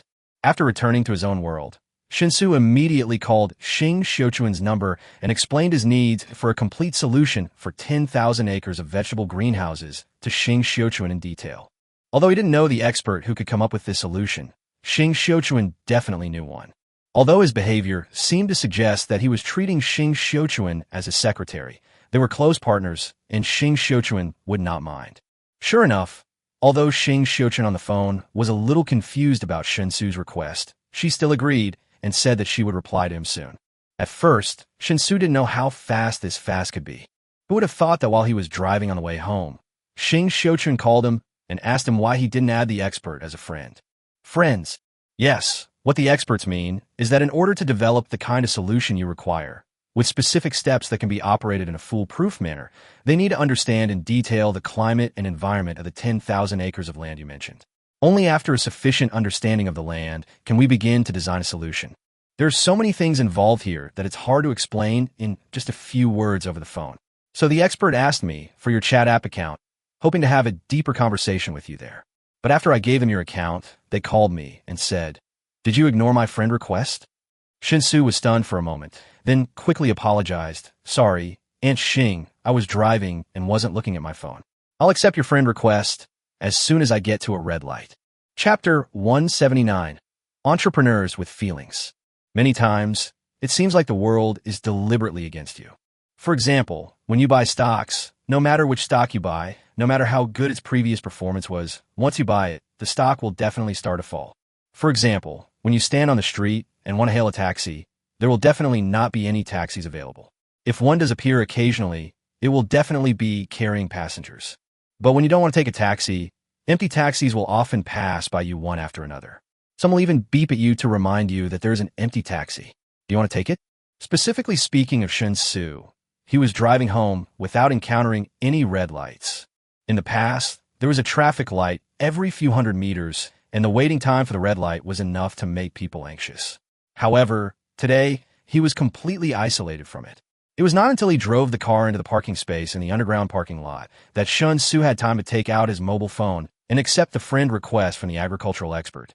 As a result, as soon as the application was approved, a long text message was sent directly from the other side. It was obvious that this was made in advance while I was waiting for him to approve my friend request. Although there are quite a few words, the content is not complicated. It just asks Shen Xu in detail about the specific needs of the greenhouse. So Shen Xu turned off the car and told the experts about his core demands. His core demands are not many. One is fully mechanized operation. From sowing to harvesting, everything is done by machines. We should try our best to ensure that only 20 to 30 people are needed to take care of a 10,000-acre greenhouse from beginning to end. Second, all these mechanized operations use electricity as the only energy source. And under the pretext of environmental protection, it is required to use only solar energy for power generation. So the greenhouse must be equipped with a solar power generation group of sufficient power. As Shen Xu sent his core demands to the experts directly replied with a series of ellipses. Shen Xu was a little confused about this, but soon an unfamiliar number called. After answering the call, a slightly aged voice rang out from the receiver. Mr. Shen, your 2 core demands will cause the cost of these 10,000 acres of greenhouses to skyrocket. Fully mechanized operation is fine, but according to your requirements, all agricultural machinery operating in the greenhouse must be electric. Add to this a series of other chain reactions, and the final cost will likely more than double. Shen Xu smiled and said, "It doesn't matter. You don't have to worry about the cost. As long as the product can be made and fully meets my requirements, then money is not a problem." There was silence for a moment on the other end of the phone, followed by a rather emotional sigh. It's rare to meet an entrepreneur as passionate as Mr. Shen. In the past, the bosses who came to me and hoped that I would provide solutions always focused on cost first. This is the first time I've met someone like Mr. Shen who doesn't care about cost at all. Mr. Shen, please rest assured that I will make your proposal into a model project. My 2 doctoral students and 3 master's students will join in the research. By studying Mr. Shen's proposal, they will all be able to gain invaluable experience. After a few more polite words, a busy tone finally came from the other end of the phone. Shen Xu looked at the screen and became more and more satisfied with Shen Xiuquan's ability to do things. Although he did not reveal his identity, Shen Xu could tell that the expert Shen Xiuquan had found was most likely an agronomy expert who specialized in greenhouse research. You must at least reach the level of a doctoral supervisor to be qualified to supervise doctoral and master's students. If you want to seek help from an expert of this level, money alone is far from enough. In short, the solution to the 10,000-acre greenhouse needed by the other world can basically be confirmed to have been obtained, and the rest is just a matter of time. It is worth celebrating that things are going so smoothly. Shen Xu happily took the elevator back home, but as soon as she walked into the living room, she found Zhang Min sitting on the sofa in the living room with a look of despair on her face. Zhang Min's mother sat next to Zhang Min with a smile on her face. Seeing Shen Xu coming back, Zhang Min's mother immediately stood up and said in an extremely friendly manner, "Xiao Shan is back. Come and eat. Min Min specially prepared a table of dishes for you, waiting for you to come back to eat." After saying that, Zhang Min's mother turned around and walked quickly towards the restaurant. Shen Xu turned his head and looked at Zhang Min in surprise. During the time they shared the apartment, he had never seen Zhang Min cook. Zhang Min stood up and walked to Shen Xu's side, whispering, "Don't worry, it was actually my mom who did it, and I was helping out. My mom meant that if you want to capture a man's heart, you have to capture his stomach. She told me to act like a good wife and mother and keep you firmly in my hands." Shen Xu finally understood what was going on and said with a wry smile, "It seems I was too good at my job. The medicine I gave was too strong, so it had the opposite effect." Zhang Min sighed and said, "It's too late to regret now. Let's just take it one step at a time. My mom won't be here for many days anyway. When does Annie plan to leave?" "I guess about a week." "Why?" Shen Yu was called down from upstairs, and the 4 of them gathered around the dining table and had a simple dinner. Zhang Min's mother's cooking skills were mediocre, and during the meal, Zhang Min's mother was always trying to find ways to praise Zhang Min's merits, which made the atmosphere at the table quite awkward. Especially Zhang Min. She felt like a social dead person. Apart from eating, she didn't know what to do. After finally finishing the meal, Shen Xu breathed a sigh of relief and said with a smile, I've been very tired these past few days. I'm going upstairs to rest first. I have a business trip tomorrow and may have to stay away for 3 or 4 days. Xiaoya, you can come with Minmin and have fun with Annie and Wang Hai. Don't take the part-time job. School is about to start. If you don't have a good time for a few days, won't this summer vacation be wasted? Xinye glanced at Shen Xu and agreed weakly. Zhang Min's mother said with a smile, Xiao Shun, go and do what you need to do. Don't worry about me. I didn't come to Wang Hai to cause you any trouble. Go and rest. I'll let Minmin come up and give you a massage. Xiao Shun, let me tell you, Minmin's skills are inherited from her family. Her father used his massage skills to trick me into giving him a massage. After saying that, Zhang Min's mother gently touched Zhang Min with her arm, reminding Zhang Min to quickly clear the table. Zhang Min's face was filled with grief and indignation, while Shen Xu could only smile awkwardly and agree, then hurried upstairs. Chapter 6. The master bedroom had obviously been cleaned up, with new sheets, quilts, and pillows. Shen Xu closed the door, threw his whole body on the bed, stretched comfortably, and started watching short videos on his mobile phone. This form of entertainment, which is unique to the lower-class office workers, does not require any other costs except wasting time. And time is, of course, very precious to those who are powerful. But for ordinary people struggling to survive, it is their least valuable asset. Shen Xu felt that he hadn't been so relaxed for a long time. The brain doesn't think about anything, just keeps scrolling through short videos to kill time. If you only do it occasionally, I have to say it's really a nice enjoyment. Of course, if you do this every day, it will definitely not work. People can indulge in pleasure occasionally, but they cannot be useless forever. Just when Shen Xu was happily watching short videos, he suddenly came across a hot short video. Popular star Ji Shushan was maliciously exploited at the airport. Ji Shushan handled the situation calmly and politely. If it were you, what would you do? Shen Xu subconsciously read out the title of the video. But the more I read it, the more I felt something was wrong. After watching the video briefly, he found that the content of the video was exactly the process of the minor conflict between him and Zhang Min and Ji Shushan at the airport pickup area during the day. However, the video has obviously been edited and framed, and all the content that is unfavorable to Ji Shushan has been removed. After all these operations, the video presented to the onlookers the feeling that Shen Xu and Zhang Min were really trying to get attention. Sure enough, after Shen Xu clicked on the comment section of the video, he found that the comments were completely one-sided. Either they were scolding him and Zhang Min, or they were praising Ji Shushan. In short, hyping up this matter will obviously only benefit Ji Shushan and not harm him. Shen Xu actually doesn't care much about this kind of thing. With his current identity and the ability to travel between the two worlds at any time, the level he is at is completely different from before. Many things that could have hurt him in the past now just make him laugh. But this incident will affect more than just him. Zhang Min also appeared in the video.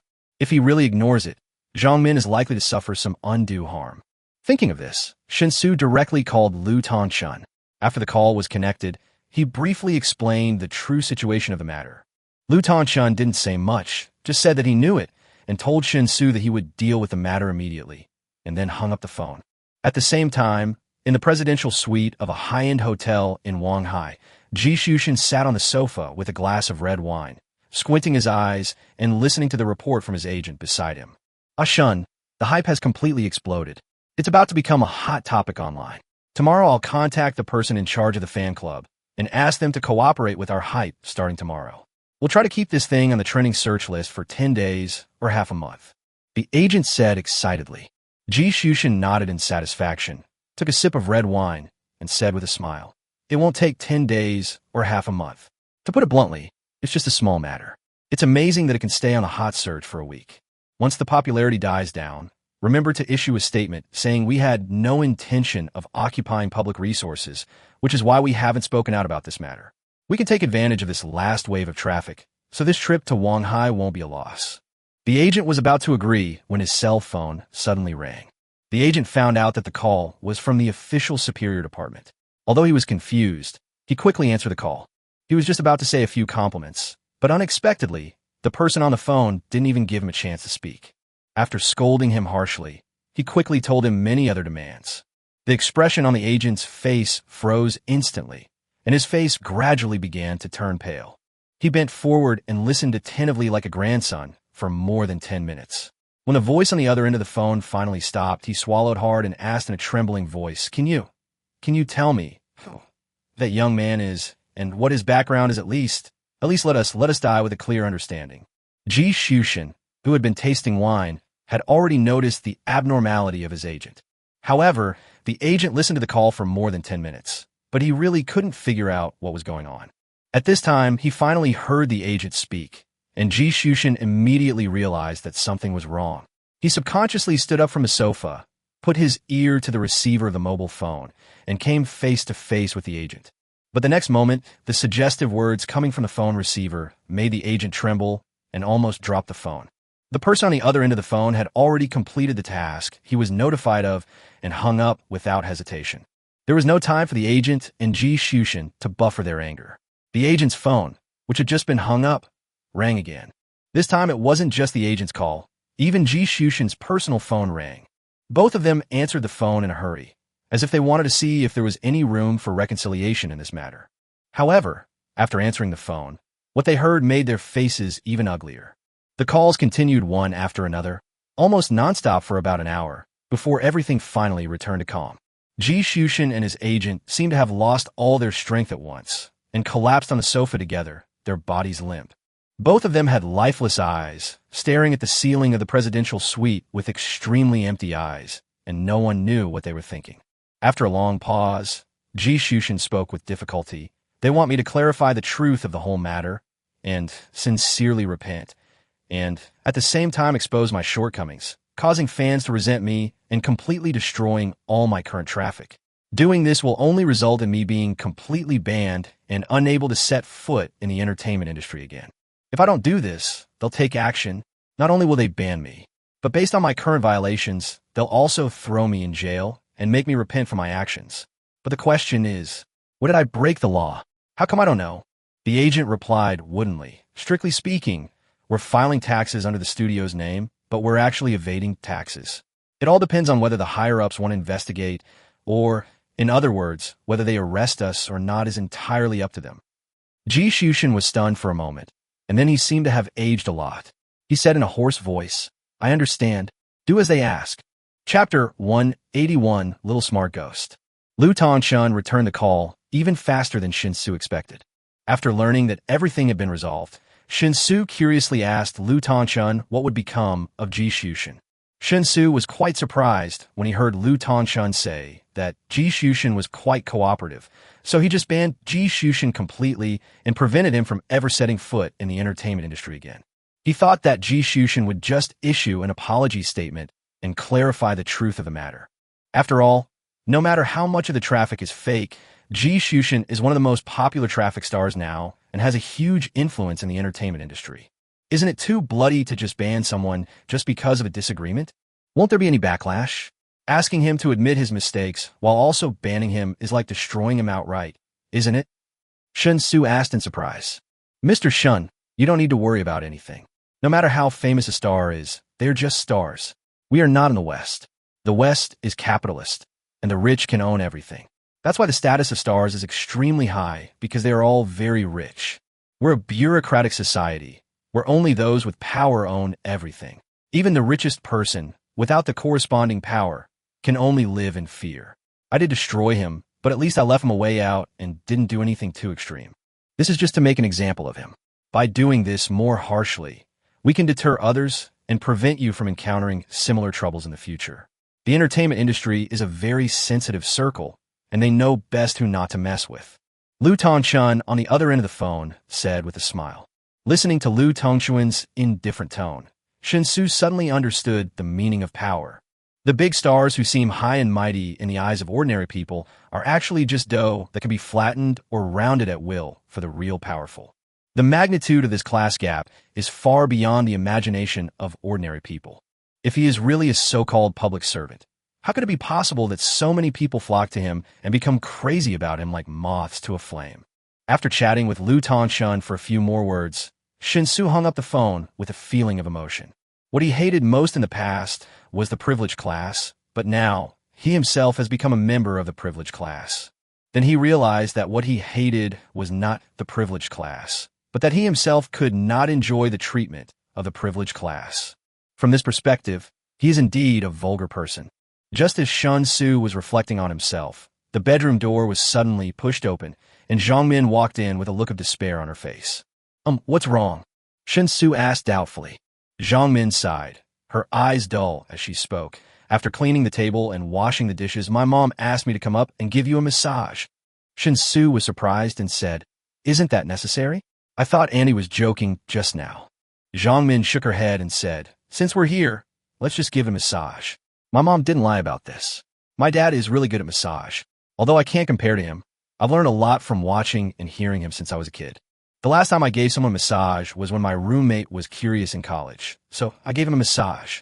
I haven't done it since I graduated and started working. It might be a little rusty, so please bear with me."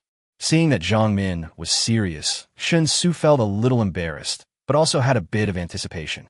An expert can tell whether something is good or not with just one look. Shen Xu could tell that Zhang Min's technique was indeed very sophisticated. Various massage techniques applied to the body are very stress-relieving and comfortable, and make people relax involuntarily. Let's stop here. It's already very comfortable." Zhang Min turned around and went to the bathroom in the master bedroom to wash up briefly. After coming out of the bathroom again, he returned to Shen Xu's bed and motioned Shen Xu to lie down. "What?" Shen Xu asked with a puzzled look. "Sleeping with you is a task my mother assigned to me." Chapter 182, Before Departure. No words were spoken that night. The next morning, just as the sky was getting light, Shen Xu got out of bed. Although the master bedroom had a standard double bed, Zhang Min was quite restless when sleeping, which made Shen Xu unable to sleep well the whole night. Although there is nothing wrong with Zhang Min's idea of sage time, it can be seen that Zhang Min is only rich in theoretical knowledge, but has basically zero practical experience. Otherwise, she wouldn't be so naive as to think that facing a young man, the cool-down time of this skill could last for an entire night. "Thank goodness I have a sense of self-worth. Otherwise, I would have let you experience the dangers of society." After washing up, Shen Xu came out of the bathroom and looked at Zhang Min, who was still sleeping like a dead pig on the bed. He couldn't help but mutter to himself, then turned around and pushed the door open to leave. Because they got up too early, Shunya and Zhang Min's mother was obviously still asleep. So Shen Xu left a note and tiptoed out of the house. He drove straight to his warehouse, parked the car inside, closed the door, and locked it. After making sure everything was fine, Shen Xu traveled through time. It was also early in the morning, but the scene in the other world was already full of vitality. Sisters Song Siqing and Song Si were eating breakfast in the yard. Shen Xu left in a hurry and his stomach was empty, so he sat down and ate with the sisters. I have to say that Song Siqing's craftsmanship is quite good. In the past, a good cook could not cook without rice. Now, the house is fully equipped with various things, allowing Song Siqing to truly show off her cooking skills. As a result, Song Siqing can make a lot of delicious food just by making breakfast. Perhaps this is the perfect wife who could be both a housewife, and can be taken to bed anytime and anywhere. After filling his stomach, Yi Wuzhou led his people and horses to the gate of the courtyard. Shen Xu took the handkerchief handed to him by Song Siqing, wiped his mouth, and then walked out of the yard with a proud look on his face. But what Shen Xu didn't expect was that Song Si actually followed him closely. "What do you mean?" Taking the reins of his horse from Yi Wuzhou's hand, Shen Xu looked at Song Si beside him and asked. Song Si said expressionlessly, "I want to go with you to Changle County this time." Shen Xu was surprised and asked, "You're going to? What are you going for?"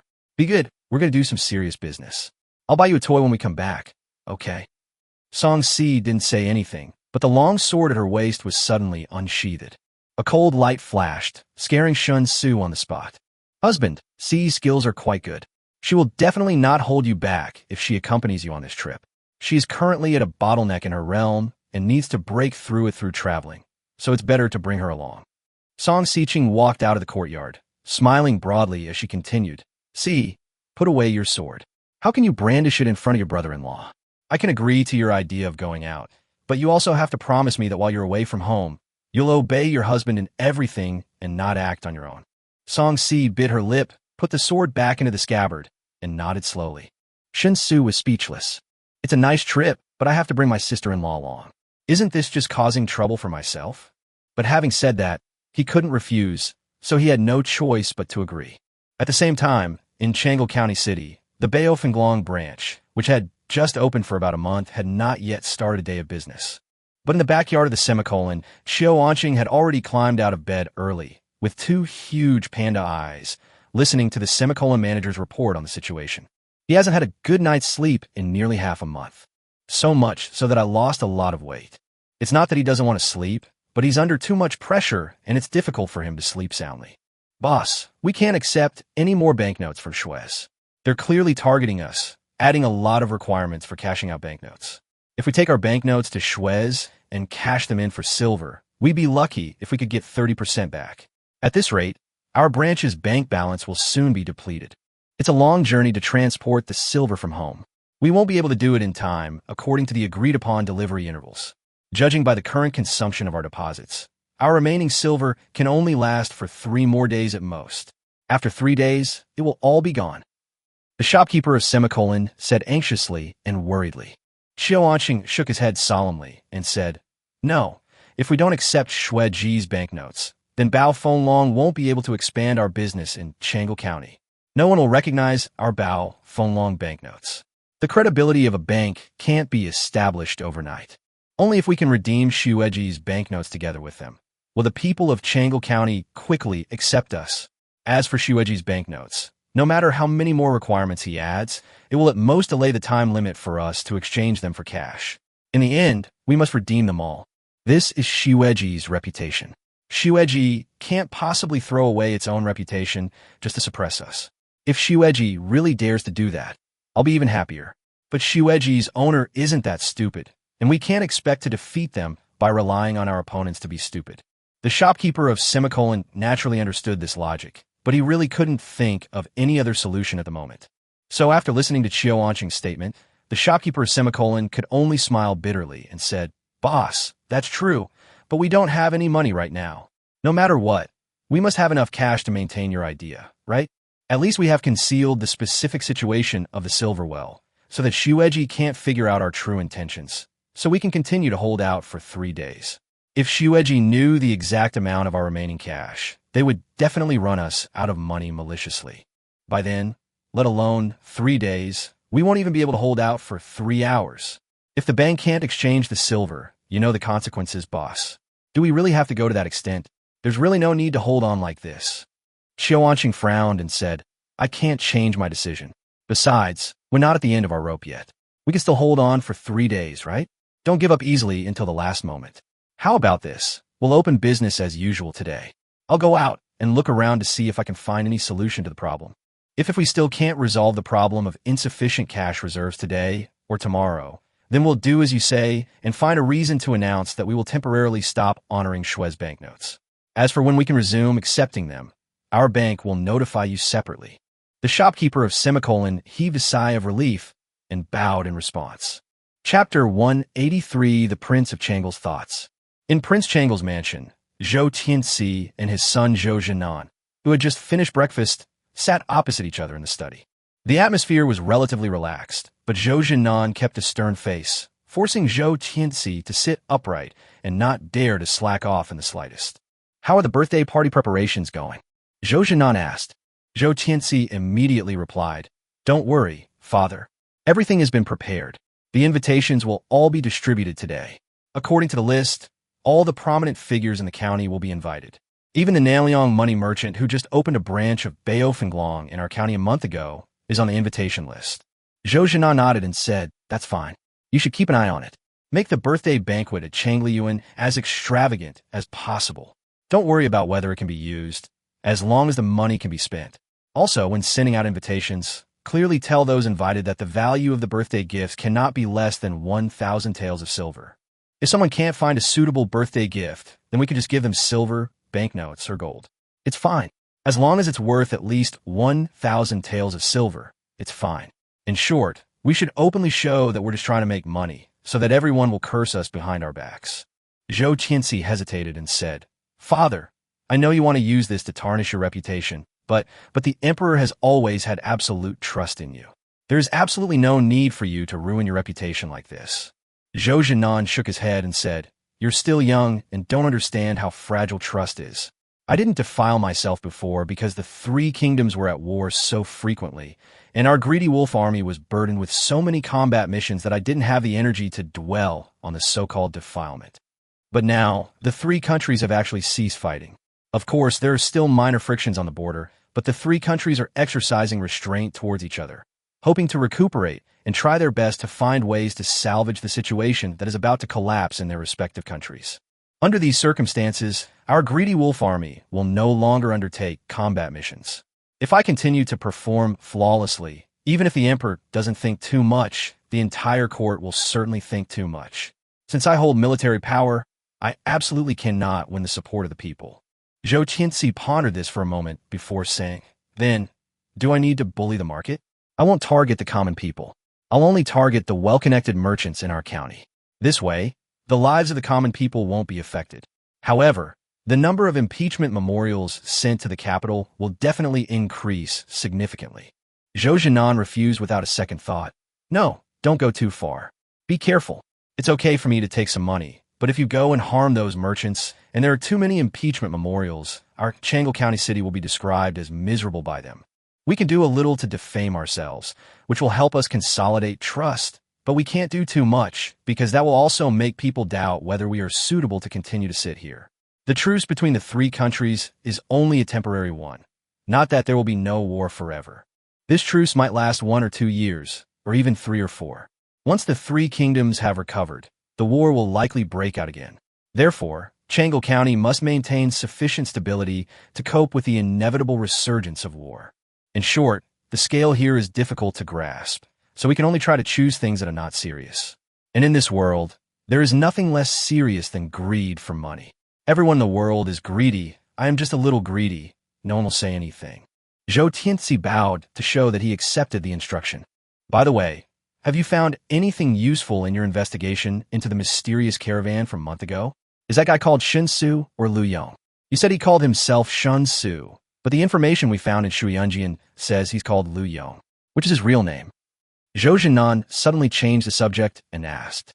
Zhou Qianxi smiled bitterly and said, "Father, after leaving our county town a month ago, they happened to be intercepted by horse bandits.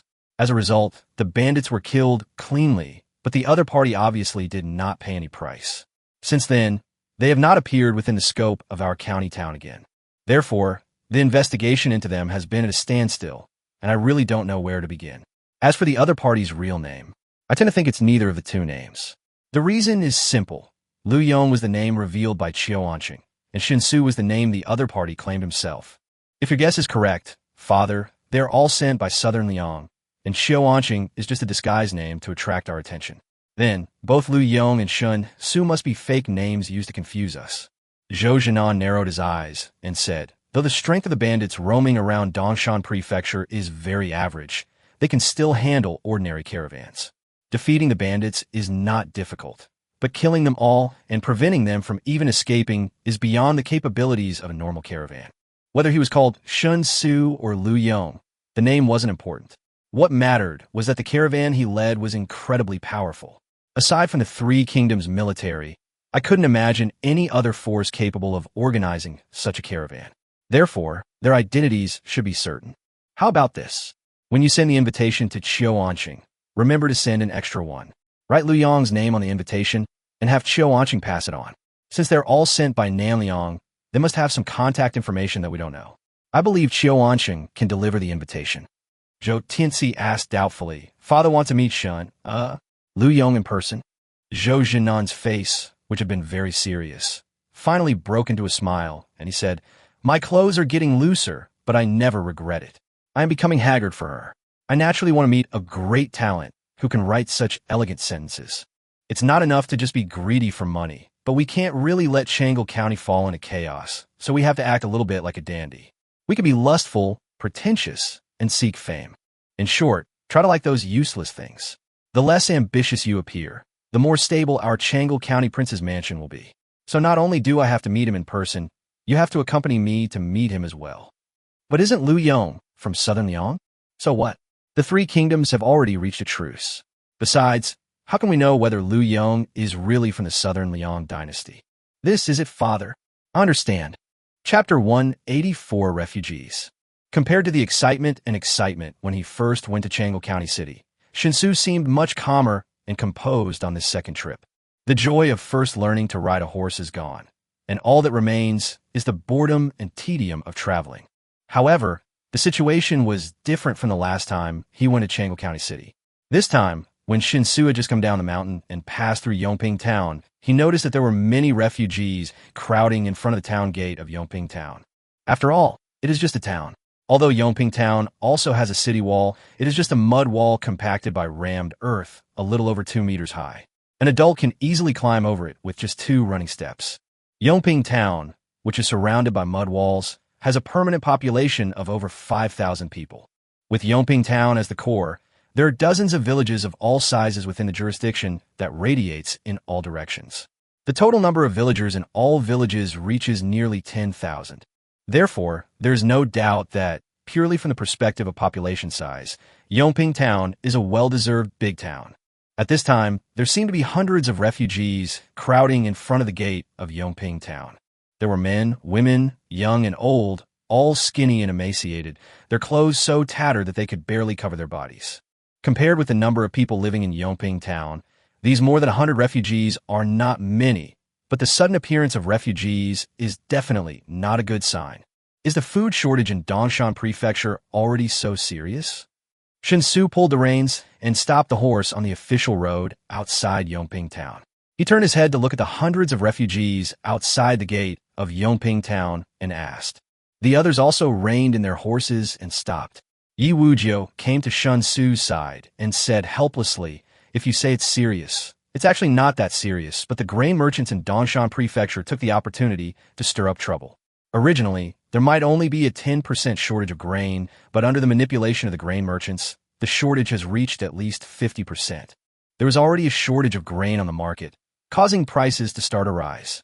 Grain traders, naturally sensitive to such events, immediately began restricting sales upon noticing the price increase, further exacerbating the shortage and causing grain prices to at least triple compared to last year. The people's lives were already difficult. The Three Kingdoms period was plagued by years of war, and taxes were levied innumerable times. In good times, they could manage to get by, but in bad times, they would have to pawn their children and borrow money at high interest rates to make ends meet. But how could they afford the high interest rates? Ultimately, their families would be destroyed. Shen Xu nodded slowly, feeling somewhat strange. He knew that in a feudal society with insufficient productivity, the lives of the lower classes were extremely miserable. But even though he knew it, when this misery appeared very realistically and concretely before his eyes, he was still inexplicably shocked. Just then, Shen Xu saw some refugees pulling some weeds from the roadside and then sticking them into their messy hair. Other refugees began to follow suit one after another, kneeling in front of the gate of Yongping Town, but they did not even have the strength to climb over the 2-meter-high mud wall. Soon, a wealthy man dressed in silk, accompanied by his servants, walked out of Yongping Town with his hands behind his back. He looked at the refugees with wild grass sticking out of their bodies one by one, and nodded at the ones he liked with his chin. Immediately, a servant came forward with a small bag of food to negotiate with the refugees. "What are they doing?" Shen Xu asked with a frown. Yi Wujiu explained. To sell one's head by sticking wild grass on one's head means to sell one's life. As long as there is someone willing to buy it, the buyer can do whatever he wants with it. Even if they buy it and kill it directly, the government will not care. Generally speaking, pretty girls are easier to sell, as brothels and other places always want to buy girls with clean backgrounds. Strong young men are also easier to sell, as they can work after being bought. But if they're elderly, or those who are sick and look weak and may not live long, no one will buy them even if they want to sell themselves. In short, if they sell themselves, they are no longer human beings, but livestock. Shen Xu didn't say anything else. I just watched quietly as the rich man quickly bought 2 refugees. Later, other rich people came out from Yongping Town to buy people. There were about a dozen waves in total, and a total of more than 30 refugees were bought. As for the remaining 60 or 70 refugees, no one paid any attention to them. What will they do? If no one buys them, will they just stay here and starve? Will anyone in Yongping Town come out to give out porridge? Shen Xu asked again. Yi Wujiu was stunned for a moment and asked in confusion, "Giving out porridge? What does that mean?" Now it was Shen Xu's turn to be stunned.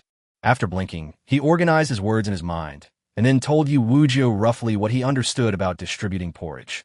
Yu Wuzhou shook his head and said, I haven't heard of it. At least since the establishment of the Three Kingdoms and the continuous fighting up to now, in these decades, there's been no such porridge-giving behavior as you mentioned. Even when buying and selling grain, those grain merchants are always using different measures to measure grain. Expecting them to give away grain for free by making porridge for the people is absolutely impossible. Shen Xu said in a deep voice, What about the government?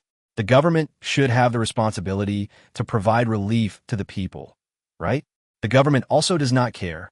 Yu Wuzhou shrugged and said, The government's grain reserves are basically all military rations, meant for the army. Now that the Three Kingdoms have reached a truce, the situation may be better. In the past, there were wars every year. It was already difficult to feed the army. How could there be any surplus grain to provide relief to the people? Shen Xu was speechless. Then what about the people? Just like these refugees, are we just going to watch them starve to death? Yu Wuzhou sighed and said, If it were in the past, these civilians would be directly recruited into the army to become cooks, food transporters, and so on. If the fighting was intense, they would be immediately pulled to the front lines. Although many would die at the beginning, as long as they fought a few battles, those who survived would naturally become qualified soldiers. The army must have enough food. I can't say that they can eat their fill, but at least they won't starve to death. But now, since the Three Kingdoms have reached a truce, there shouldn't be any more conscription. So the fate of these refugees, besides being bought, the only way out is starvation. Shen Xu took a deep breath, looked at the refugees deeply, pulled the reins in his hand, and rushed back to Chang'an County City. But compared to before he saw those refugees, Shen Xu now suddenly felt that the alien land under his feet became much more three-dimensional and vivid. Chapter 185 No one can capture Paris before France surrenders. The dates in the other world are equivalent to the lunar calendar, so even though the timeline in the world where Shen Xu lives has reached the end of August in the Gregorian calendar, it is still July in the other world. As the saying goes, the plum blossoms outside the window are ripe and falling from their stems, and the bamboo shoots are growing in the forest under the wall. It is not until the rain that one realizes the passing of spring, and only when the weather clears up that one realizes the depth of summer. It was noon when Shen Xu rode his horse to the gate of Chang'an County. The sun is shining brightly, the sky is clear and cloudless, and the blue sky is a refreshing sight. But the air was not refreshing. The scorching heat turned the earth into a steamer. The surroundings were hot and stuffy. Even if there was a slight breeze, people could not feel even a little bit of coolness. The official road along the way was scorching hot, and the heat waves caused by the galloping horses were so burning that it was even suffocating. Shen Xu felt that the surface temperature was probably over 40 degrees, but with the support of his martial arts realm, his body had extremely strong heat resistance. Even under such high temperature, he did not sweat profusely. After being regulated by the power of internal energy, the surrounding temperature was limited to the surface of the body and could not penetrate into his body at all. This discovery surprised Shen Xu. He hadn't expected that the power of internal energy could actually be used as a constant temperature air conditioner. However, he is currently only at the 3rd level of martial arts, and his internal energy is not strong, so his temperature regulation is obviously limited. This can be seen from the state of other people around him. Not to mention Yu Wuzhou. Even his sister-in-law Song Si, who had been riding all the way here, had always looked as cold as ice, and her expression had not changed at all. Although the clothes wrapped her body tightly, even half of her snow-white neck was covered, there was no sign of rising body temperature on Song Si's face. What are you looking at? After noticing that Shen Xu had stopped riding and turned his head to look at her thoughtfully, Song Si spoke expressionlessly. Shen Xu dismounted and said casually, I didn't see anything. I was just a little curious. Aren't you hot? The sun is very strong today. Song Si also dismounted and said in a cold tone, Martial artists at the Xiantian realm can be immune to cold and heat. Although I haven't reached the Xiantian realm yet, I'm only one step away from it. Normal temperature changes won't affect me. As the two were talking, they had already passed the city gate of Chang'an County. Considering that one of the most important purposes of this trip is to discuss with Xiao Anqing the exchange of silver for gold, the 10 tons of silver must be taken out before going to find Xiao Anqing. Otherwise, if you were to conjure up 10 tons of silver out of thin air in front of Xiao Anqing, who knows what kind of trouble would arise that day. Therefore, Shen Xu decided to find a suitable inn to stay first, then buy a few boxes, take out the silver directly from the inn, pack it into the boxes, and then take it directly to the money shop opened by Qiuanqing. I didn't specifically look for the inn I stayed in last time, but chose one nearby. After all the horses were taken to the stables, a row of rooms on the first floor of the inn were connected. Shen Xu took Yi Wujiu and Song Si into one of the rooms and took out the 10-ton silver brick from the subspace. Soon, the blood guards came back with a large wooden box that they had just bought from the county market and began to pack the silver bricks. Although they had no idea where the silver came from, the habit of obeying orders that they had developed since childhood made these blood guards have no intention of asking any questions. They just worked honestly without saying much. You can calculate how much silver will cost to buy things from Mr. Feng. Let's set aside this amount of silver first. We can take the rest and exchange it for gold from Qiuanqing. As the blood guards quickly packed all the silver bricks, Shen Xu turned to look at Yi Wujiu beside him and continued, "Originally, all this silver should have been left for the village, but now we have to use it temporarily to discuss exchanging it for gold with Qiuanqing. But don't worry, after I finish talking to Qiuanqing and confirm whether the silver to gold exchange can be carried out, and if it can be carried out, the specific method of implementation, I will prepare an additional amount of silver sufficient for the village to ensure that Mr. Feng is not delayed." Yi Wujiu hurriedly bowed and said, "Sir, what you said is true. The silver was obtained by you, so you're free to use it as you wish. Besides, the things Mr. Feng wants to buy are not expensive. I estimate that a few thousand taels of silver will be enough to last for more than half a year." Shen Xu shook his head and said, "Don't bother with it. The things Mr. Feng is responsible for are very important to us. No matter how much money we spend, it's worth it. Yes, son-in-law, I'll take people to load the truck first, and then arrange for someone to inquire about that newly opened bank. It's called Baofenglong, right? Find out where exactly Baofenglong is located."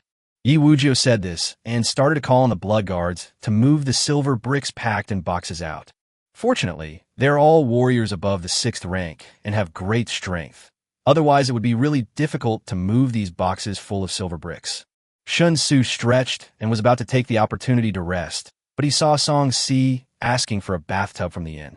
Then he quickly filled the bathtub with hot water, tested the water temperature, and made sure there was no problem.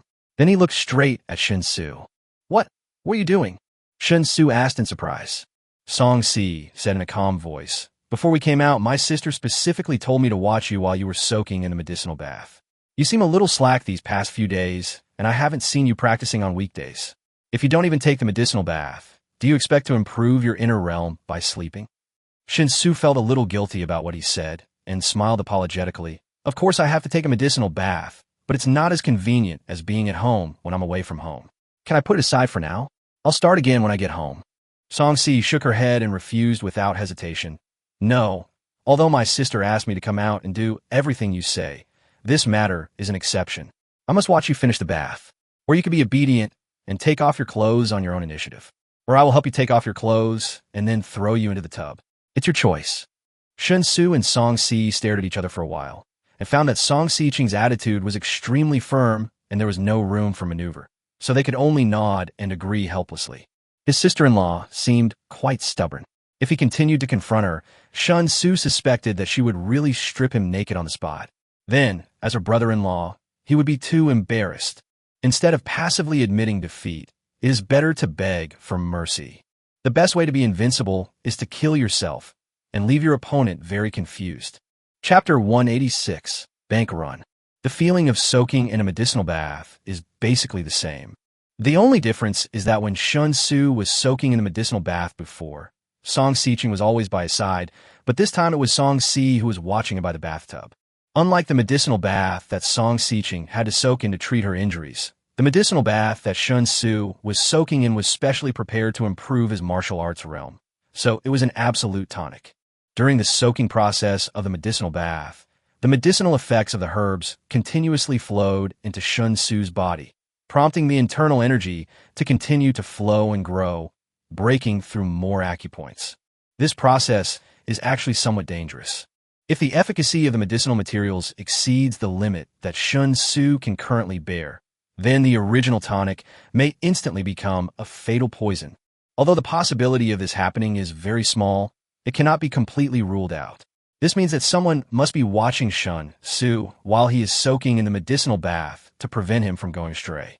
When all the silver boxes were loaded onto the truck, and the blood guard sent out by Yi Wuzhou also found out the specific address of Baofenglong branch in Chang'an County City, Shen Xu finally completed today's medicinal bath. The improvement is quite obvious. Shen Xu, who had already reached the 3rd rank, was now on the threshold of the 4th rank after this medicinal bath. If nothing unexpected happens, he will be able to break through to the 4th level as long as he soaks in the medicinal bath again. Sir, let's get going. I've rented some mule carts to get from our inn to the Baofenglong branch. It should take about half an hour. Shen Xu had just wiped himself clean and put on his clothes when Yi Wuzhou knocked on the door and walked in, starting to report.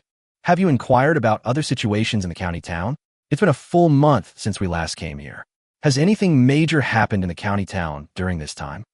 Shen Xu asked as he walked out of the inn. Yi Wuzhou lagged behind Shen Xu by half a step, answering cautiously, I didn't go out of my way to ask. After I found out the address of the Baofenglong branch, the blood guards I sent out came back. Son-in-law, is there something wrong? Shen Xu frowned and said, It's all right, but the blood guard's habit of gathering information doesn't seem very good. Although we're not about to rebel right away, we'll have to take that step sooner or later. Before we start, the more detailed information we have about Chang'an County, the easier it will be for us to formulate a suitable plan. The current blood guards don't draw inferences from one instance when investigating something, and this is unacceptable. As the head of the blood guards intelligence department, you must pay more attention to this aspect. I don't care what happened in the past, but from now on, the blood guards must do enough to satisfy me. These words were not harsh. However, when Yi Wuzhou heard this, he still felt ashamed. My son-in-law is right. In fact, over the years, due to their half-soldiers, half-farmers role, the blood guards have been seriously undertrained in many areas. But now that the food problem has been completely solved by my son-in-law, the blood guards no longer need to expend any energy on farming. I promise you, within 3 months at most, the blood guards will have made up for their lost skills. Yi Wuzhou said very seriously. Shen Xu nodded and had no doubt about Yi Wuzhou's promise. The blood guard's execution ability is still very good. The only shortcoming is the lack of creativity. The streets of the county town were not crowded in the afternoon. Since this was Shen Xu's 2nd visit to the county town, the lack of novelty made him have little interest in the scenery of the county town. Half an hour passed in a flash, and as the 3 big words Bao Fenglong finally appeared in his sight, Shen Xu also happened to see Qiu Anqing's very eye-catching figure. He was quite fat and blocking the door of Bao Fenglong. It seemed that he was communicating with someone. Boss Qiu, if Bao Fenglong can't exchange Shueji's banknotes, then just say so. Don't keep me wasting time here. If Shueji didn't have restrictions on exchanging large denomination banknotes, why would I come to Bao Fenglong to exchange them? But then again, why did Shueji suddenly restrict the exchange of large denomination banknotes? Isn't it because of Bao Fenglong? If it weren't for Bao Fenglong suddenly opening a branch in the county town, would Shueji have resorted to such shameful means to mess with you? So, if Bao Fenglong really has no cash, then go back to your Nan Liang as soon as possible and don't embarrass yourself in our great Zhou. And you've caused a decent businessman like me to suffer as well. Who have I offended? As soon as Shen Xu walked to the gate of Baofenglong, he heard a rather anxious complaint coming from inside. However, Qiu Anqing, who was standing at the gate, was not angry at all and still had a smile on his face. He said amiably, Mr. Liu, how could we at Baofenglong not be able to exchange a mere 3,000 taels of silver? It's just that Shuez suddenly put us in a difficult position, and we're a little short of cash. How about this, if you're not in a hurry? We'll definitely exchange the silver for you tomorrow. How about that? If you really need it urgently today, why not exchange it for silver and directly for gold? 3,000 taels of silver is equivalent to 300 taels of gold. Although our cash is somewhat short, we have a sufficient amount of gold in stock, which will definitely meet your needs, Mr. Liu. Bah, I must get the silver today, so that I can distribute it to the weaving houses in each village. Otherwise, why would they give me the cloth? And tomorrow, do you know how much silver I will lose tomorrow? Will Baofenglong compensate me for the silver I lost, not to mention the gold? If I give the gold to the weaving houses in other villages, will they accept it? Silver is barely enough, but which village can accept gold? Anyway, I don't care. If Baofenglong can't exchange the silver, then quickly put up a notice. As long as you put up the notice, Xu will naturally lift the restrictions on exchange. I can still get the silver today. The anxious voice became louder. Xiao Anqing, who was standing at the gate, couldn't help but smile bitterly. He originally thought that the remaining cash could at least last for 3 days of redemption. But who would have thought that suddenly in the morning such a big cloth merchant came and asked for a silver note of 3,000 taels to be redeemed. And the total amount of cash in his branch was only a little over 2,600 taels. So it was obvious that, let alone 3 days, he only lasted half a day. With a sigh, Xiao Anqing had no choice but to decide to give in and admit defeat. But at this moment, someone suddenly patted him on the shoulder. Xiao Anqing subconsciously turned his head to look in the direction where his shoulder was tapped, and the next second, an expression of joy appeared on his fat face.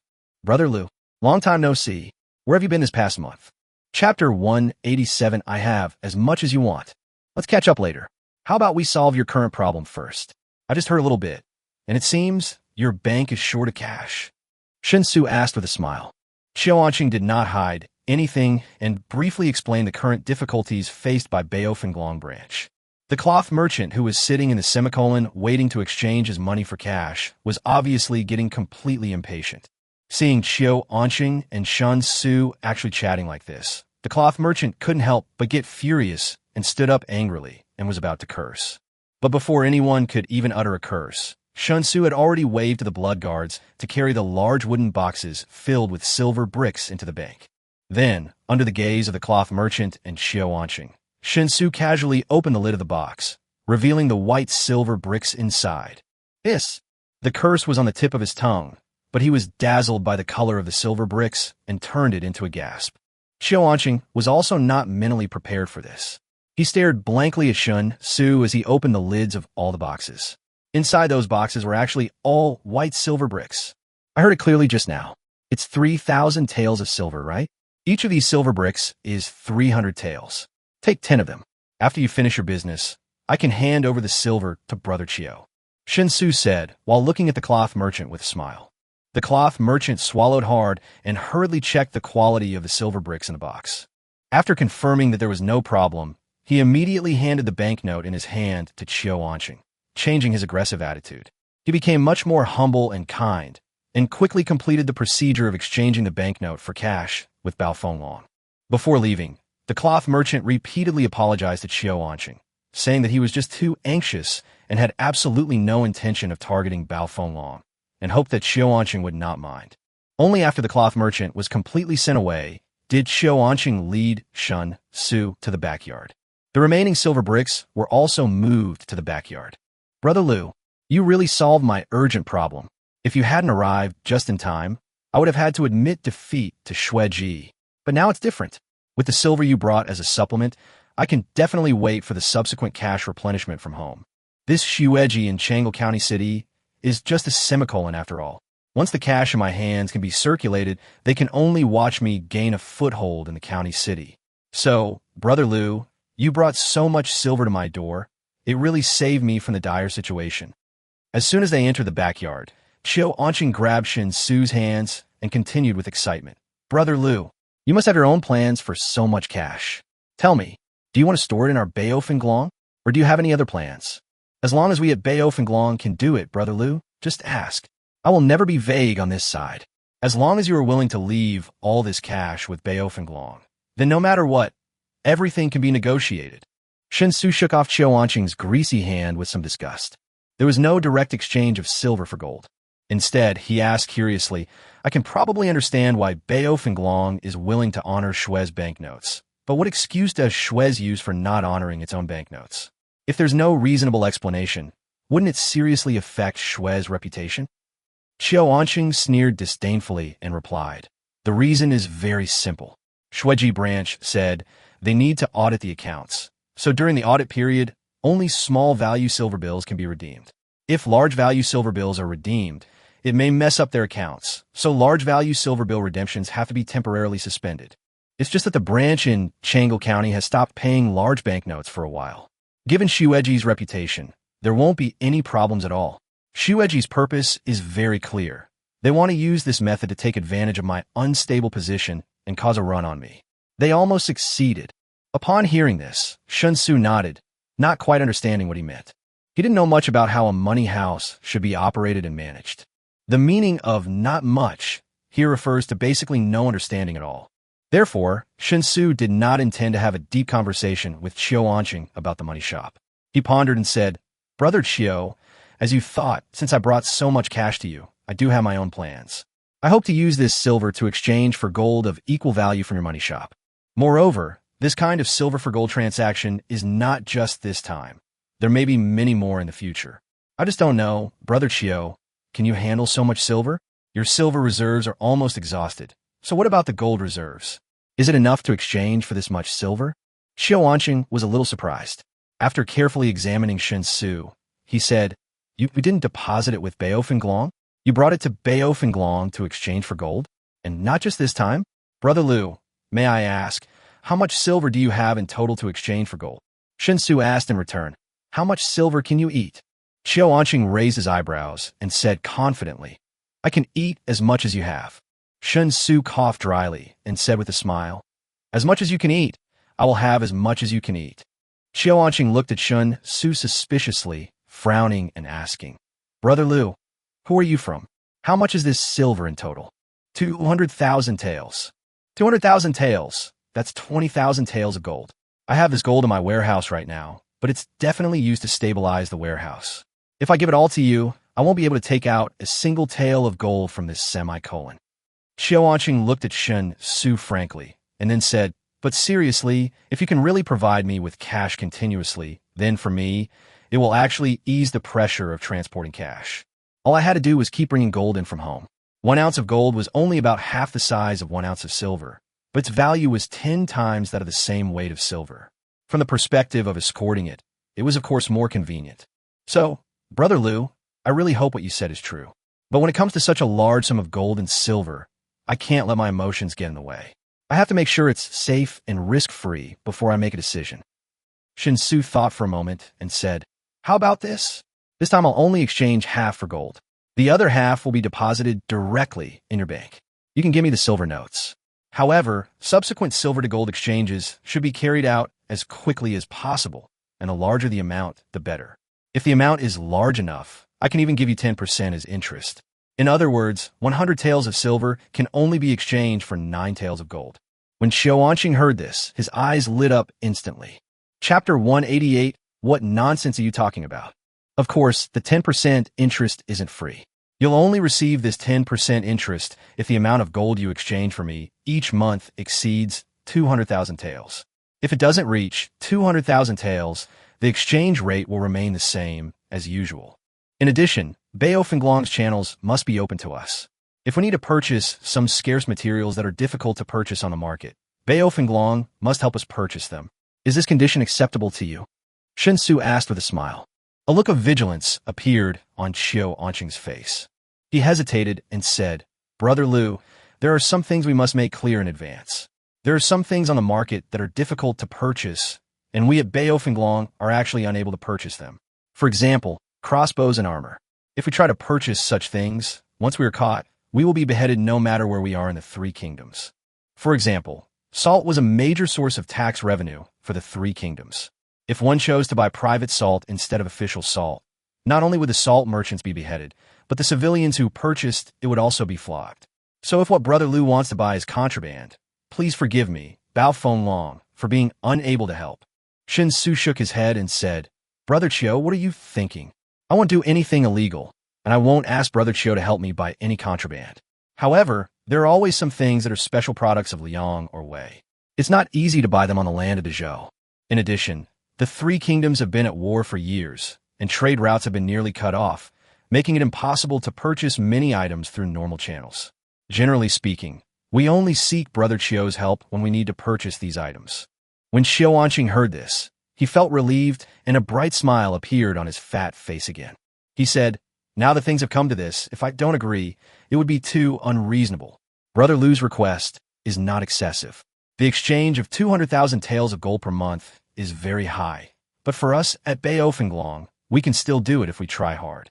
As long as Brother Liu can provide sufficient silver, our trade will definitely be able to sustain and continue.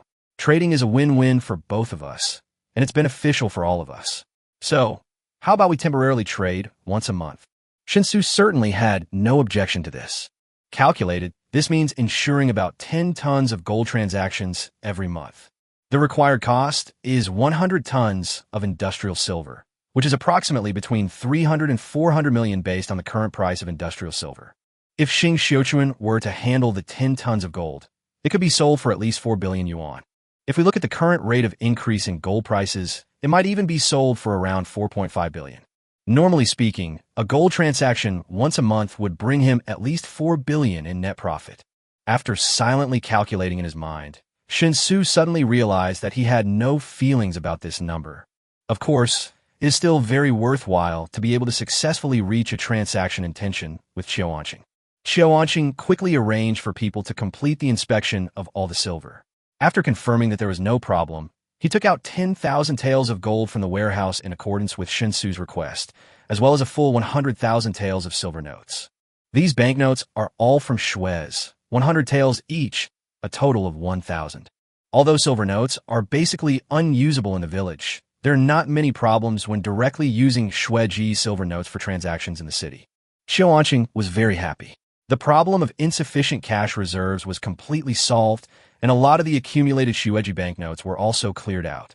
His troubles were swept away in an instant, which was naturally worth celebrating. So he put his arm around Shen Xu's shoulders and said excitedly, "Brother Liu, I'll treat you tonight at Shuyunjian." Shen Xu tensed up, and with a guilty conscience, he stole a glance at Song Si, who had been quietly following him.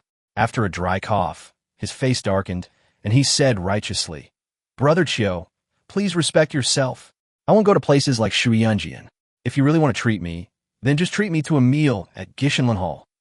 Qiuanqing was stunned for a moment and asked doubtfully, "Brother Liu, are you okay? Didn't we have a great time at Shuyunjian last time? Could it be that because Miss Liu only invited me, you are angry, Brother Liu? I was wondering why Brother Liu disappeared after leaving Miss Liu's room. If that's the case, Brother Liu, don't worry. Let's order 10 tonight. I don't want any, so I'll send them all to your room. Brother Liu, what nonsense are you talking about?" Shen Xu was furious, his eyes wide open, and he glared at Qiuanqing. "Who went to Shuyunjian with you?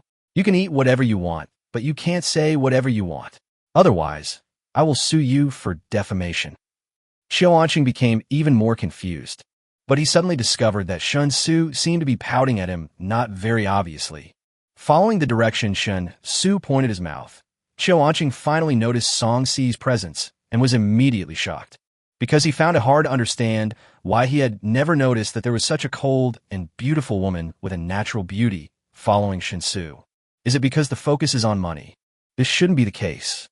After all, she's a living person and a beautiful girl at that. There's no way she could be ignored by him like this. Qiuanqing felt that this matter was really weird. At this moment, the shopkeeper of Semicolon suddenly came to the courtyard in a hurry and handed 2 invitations to Qiuanqing. "Master, the prince's mansion just sent an invitation, inviting you to attend the birthday banquet of Prince Changle tomorrow night," the Semicolon shopkeeper said respectfully. Qiuanqing turned the 2 invitations in his hand over and over again. Then he threw one of the invitations to Shen Xu, kept his own, and said with a little dissatisfaction, "Attending the birthday banquet of Prince Changle tomorrow night? The invitation was sent today? Don't things like this usually require 10 days or half a month's notice in advance? Isn't such a sudden notice too insincere? This is purely for me to deliver the birthday gift." Shen Xu ignored Qiuanqing's complaints and just looked down at the invitation that Qiuanqing threw to him. The invitation clearly stated that Liu Yong was invited to attend the Prince of Changle's birthday banquet. Strange. How did the prince's mansion know I was here? And why did they invite me to the birthday party? Doesn't Prince Changle know anyone else? Shen Xu asked with a puzzled look on his face. Qiuanqing rolled his eyes and said, "You asked me. Who should I ask? Anyway, the invitation to the prince has been sent out. If you don't go, you are not giving face to the Prince of Changle." Chapter 189 Impossible, absolutely impossible. Forget it. We still have some things to buy, so let's go back to the inn and rest. The birthday party is tomorrow night anyway, so let's talk about it tomorrow night. While Shen Xu was speaking, he signaled Yu Wuzhou to take the blood guards and pack up the gold and silver notes they had exchanged, and he and Qiuanqing bowed and said goodbye. Qiuanqing did not stop them. The sudden invitation from the prince's mansion disrupted the rhythm of his casual conversation with Shen Xu, So as he watched Shen Xu and his men leave, Qiao just took the initiative to send them to the door of the money house. At the same time, he said with a smile, "Brother Liu, please be busy now. I will host a banquet at Guishan Forest Hall tonight at 4 p.m. tonight to entertain Brother Liu. By the way, I would like to thank Brother Liu for his timely help today. Brother Liu, please do me the honor." "You sure? I will arrive on time." Shen Xu agreed casually. The blood guards led by Yi Wujio were divided into two groups.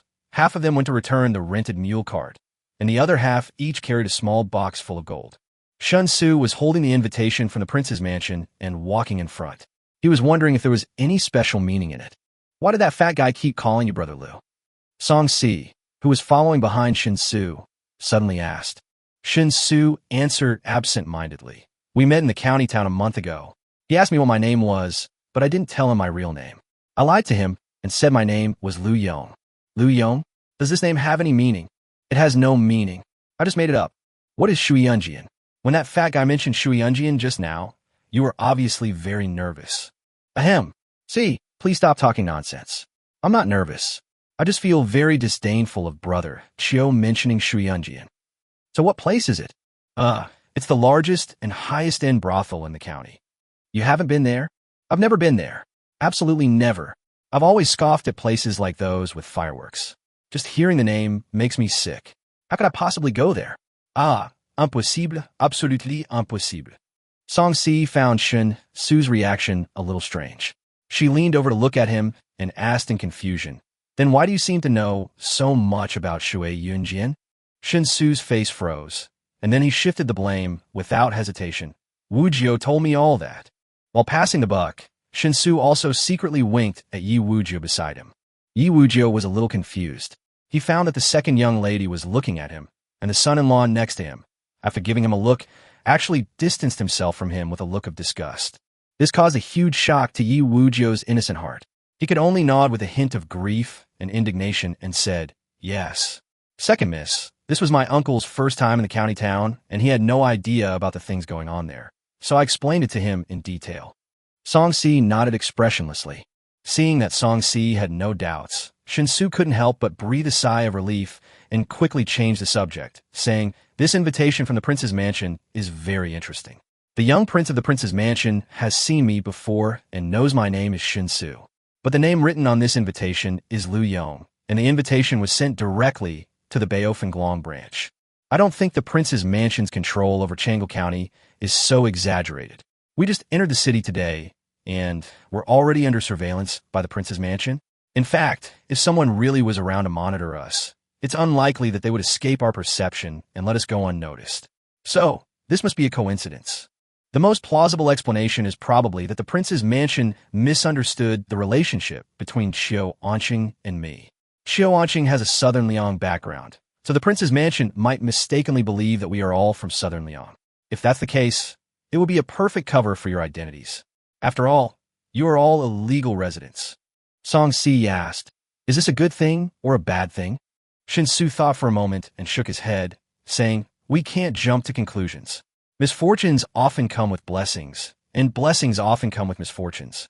We can't simply judge whether an event is good or bad. We can only take it one step at a time." Song Si thought for a moment and said, "I'll go with you to the birthday party tomorrow night." Shen Xu asked doubtfully, "What are you going to do?" "Record the internal layout of the prince's mansion and observe its details. Prince Changle, Zhou Jinan, is the wolf lord of the northern Zhou greedy wolf army. If we start a rebellion, Zhou Jinan will be our primary enemy. Now that we have the opportunity to directly enter the prince's mansion and observe it, we naturally cannot waste it." Song Si said as a matter of course. Shen Xu was shocked and quickly advised, "Don't be impulsive. We are not ready to start a rebellion yet. If you rashly assassinate the Prince of Changle, it will be a big trouble."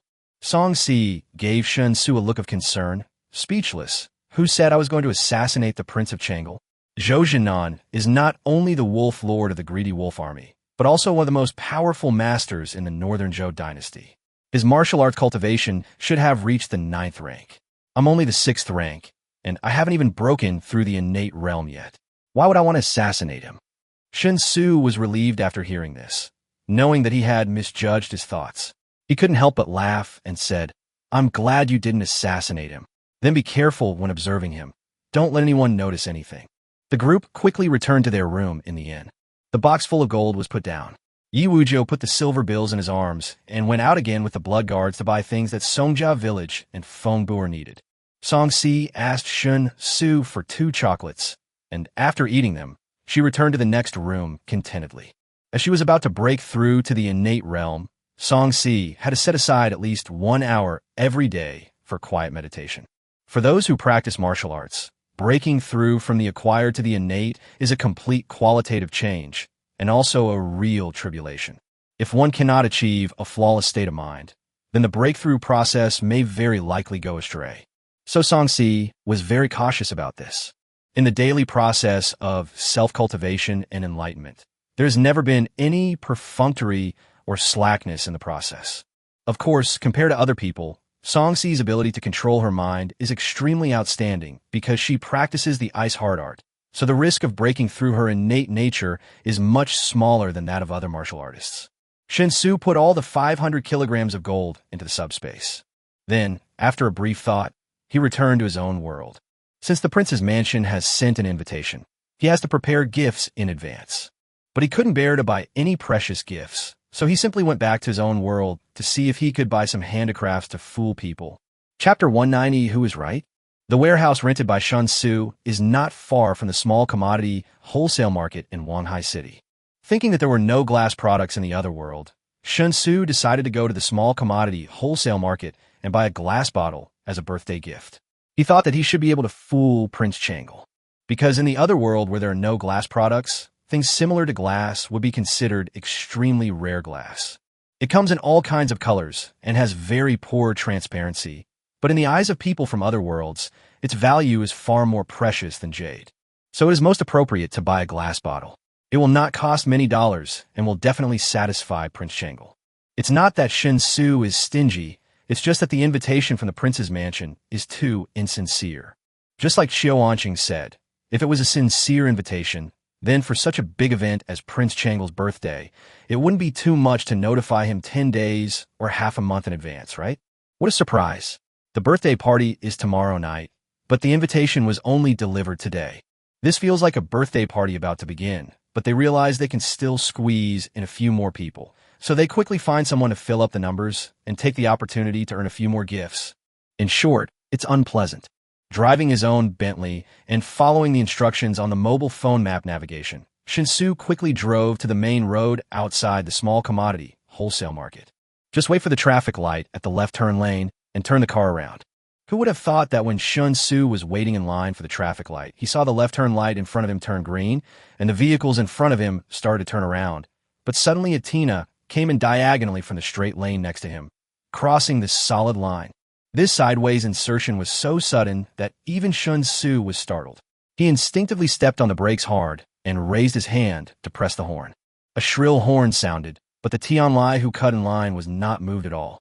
Instead, he lowered the driver's window, stretched out his left hand, and raised his middle finger towards Shen Xu. Shen Xu's eyes suddenly widened. Good man, cutting in line and being so arrogant. What's more, you're crossing the solid line and forcibly changing lanes to cut in line. When Shen Xu noticed that the driver of the Tina raised his middle finger and even stuck his head out to spit in a provocative manner, his face turned cold. He immediately released his foot on the brake and crashed into the Tina. Bang! The sound of the collision was not loud, but because the body of the Tina was originally inserted at an angle, after the front of Shen Xu's car hit the left rear door, the car moved horizontally on the spot and almost directly across in front of the front of Shen Xu's car. The Tina driver was stunned. Obviously, he didn't expect that Shen Xu would actually dare to bump into him. However, after being stunned for a few seconds, the Tina driver immediately pushed the door and got out of the car angrily. He stepped forward and kicked Shen Xu's driver's door hard, yelling, "Do you know how to drive? I've already taken my spot, and you're still ramming me. This is my new car. How much will it cost if you bump into me?" Shen Xu had just called the police and called Go Wanpeng before leisurely pushing the door and getting out of the car. I took a look at the car door and found that due to the strong kick from the Tina driver, there was a very obvious dent on the door. "I'm talking to you. Are you deaf or dumb? Can't you hear me?" The Tina driver became even angrier when he found that Shen Xu ignored him after getting off the car. While shouting, he started to push Shen Xu. But before his hand touched Shen Xu's shoulder, Shen Xu had already arrived and grabbed his wrist. With a single hand exerting force, the anger on the Tina driver's face immediately disappeared, replaced by a face that turned pale instantly due to pain. It hurts. Let go. Let go of me. My wrist is going to break. According to our country's laws, if someone intentionally destroys someone's property with a value of over 5,000 yuan, the police have the right to file a case and conduct an investigation. This is a criminal offense, and the punishment is generally a prison sentence of up to 3 years. My car is a new Bentley Flying Spur, and the driver's door is worth around 100,000 yuan. You just deliberately used violence to damage my door. I will report it to the police.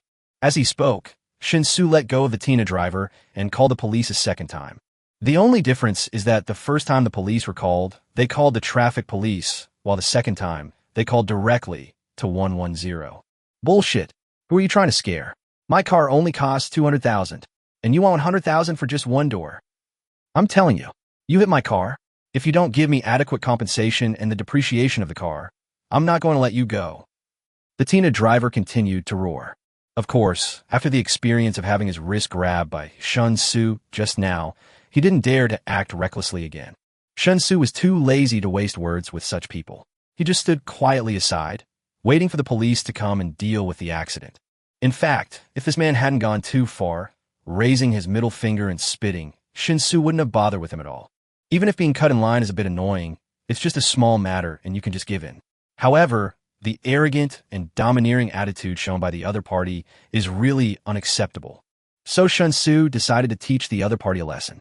In this world, those who do not follow the rules should not always benefit, but those who follow the rules should always suffer losses. This is not right.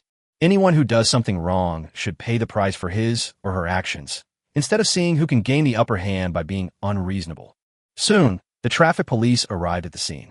After looking at the situation at the scene and the traces on the road, it was easy to determine that the driver of the Tina was fully responsible. The Tina driver couldn't take it anymore and shouted angrily, "Why am I fully responsible? I already have my spot. He saw me, and then he stopped the car, and then stepped on the gas again to hit me.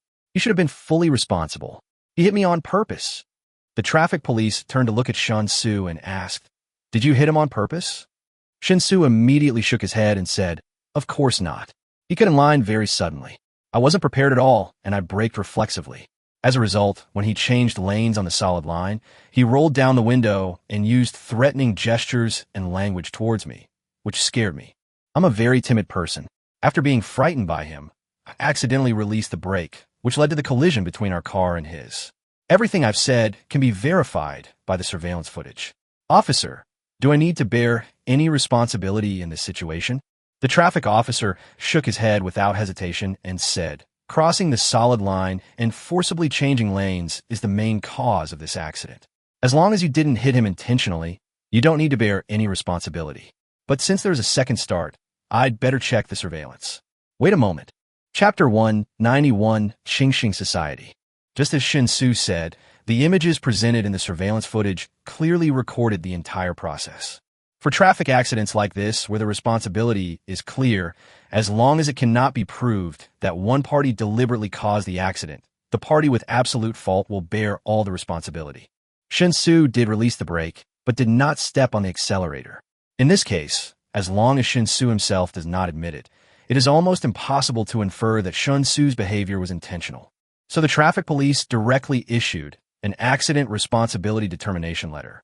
Of course, the Tina driver disagreed with this determination of responsibility and refused to sign the letter of responsibility. However, this refusal to sign will at most make accident mediation impossible and will not affect the traffic police's determination of responsibility for the accident. As the traffic police finished handling the traffic accident, the police car of 110 also stopped over. Also arriving at the scene were staff from the insurance company that the Tina driver had purchased insurance for, as well as Go Wumping. "Brother Su, isn't the frequency of your accidents a bit high?" Go Wumping came close to Shen Xu and whispered. Shen Xu shrugged and said, "It's the other party's fault anyway, and your car dealership can still make some money from the repair fees, so why not do it?" Go Wumping bared his teeth and said, "Of course we're happy about this, but if your car keeps getting into accidents, it'll have a huge impact on its value. I remember you used to be a good person, believing in taking a step back and finding peace. Why are you so irritable now? Shen Xu said indifferently. How much does this car cost? Even if it is affected, so what? Money can't buy my happiness. I just lived too aggressively in the past. So, I have to change my style of doing things and can't continue to be so cowardly. If you can be patient for a while, the sea will be peaceful. Why can't others be patient? If you take a step back, the sky will be wide open. Why do I always have to take a step back? From now on, I will no longer consider too many so-called gains and losses when doing things. I will only consider one thing, that is whether I feel pain in my heart. While the two were talking, the Tina driver had already finished talking with the insurance company staff. The police officers who responded to the call also completed the investigation and evidence collection work. The driver of the Tina was completely overwhelmed when he learned that the insurance company was unable to pay the full compensation for the traffic accident he had caused and would only pay a limit, and he would have to bear the excess himself. In particular, the police nearby also determined that he had deliberately destroyed other people's property and needed to be taken back for further investigation. This made the Tina driver lose all his arrogance. He rushed to Shen Xu in a panic and pleaded with regret on his face. Brother, I know I was wrong. Can you let me go this time? I promise to drive well in the future and never dare to violate any rules again. Shen Xu glanced at the driver of the Tina, then turned to the dispatch police officer and said, Comrade, I have something else to do here, so I'm entrusting this matter to my friend to handle on my behalf. The case itself is very simple, and there is nothing complicated about it. My demands are very simple. I do not accept any form of mediation or compensation. I do not want a penny.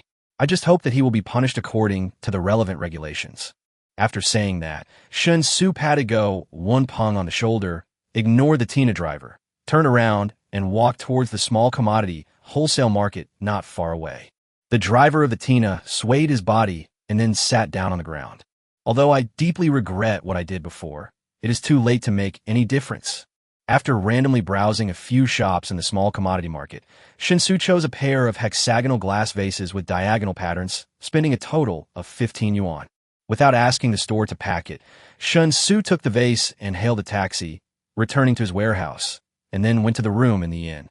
Yi Wujiu and others were still shopping outside. Shen Xu casually put the vase on the table and found that he had nothing to do for a while. There are at least 2 hours left until the agreed time of usure with Qiuanqing. Instead of sitting in the room, it would be better to go out for a stroll and kill some time. As a result, just as Shen Xu walked out of the room and locked the door, Songxi walked out from the next room almost at the same time. Where are you going? Songxi asked in a cold tone. Well, I'm bored staying in the house, so I plan to take a walk around. Shansu Ansu Hon Stili. Songxi did not object, but immediately followed Shen Xu's side and said, I'll go with you. I'm just strolling around. No need to bother with this, right? What's the trouble? Are you planning to go to Shuyanjian? Do you think me following you around is a nuisance? Pfft, stop talking nonsense. I'm an upright person. How could I possibly go to a place like that? If you want to follow me, go ahead, but don't forget what your sister told you. When you're out, you must obey me.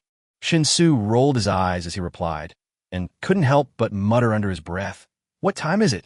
How could Shuyanjian open its doors? What did you say? Nothing. I said the weather is nice today. It's perfect for shopping.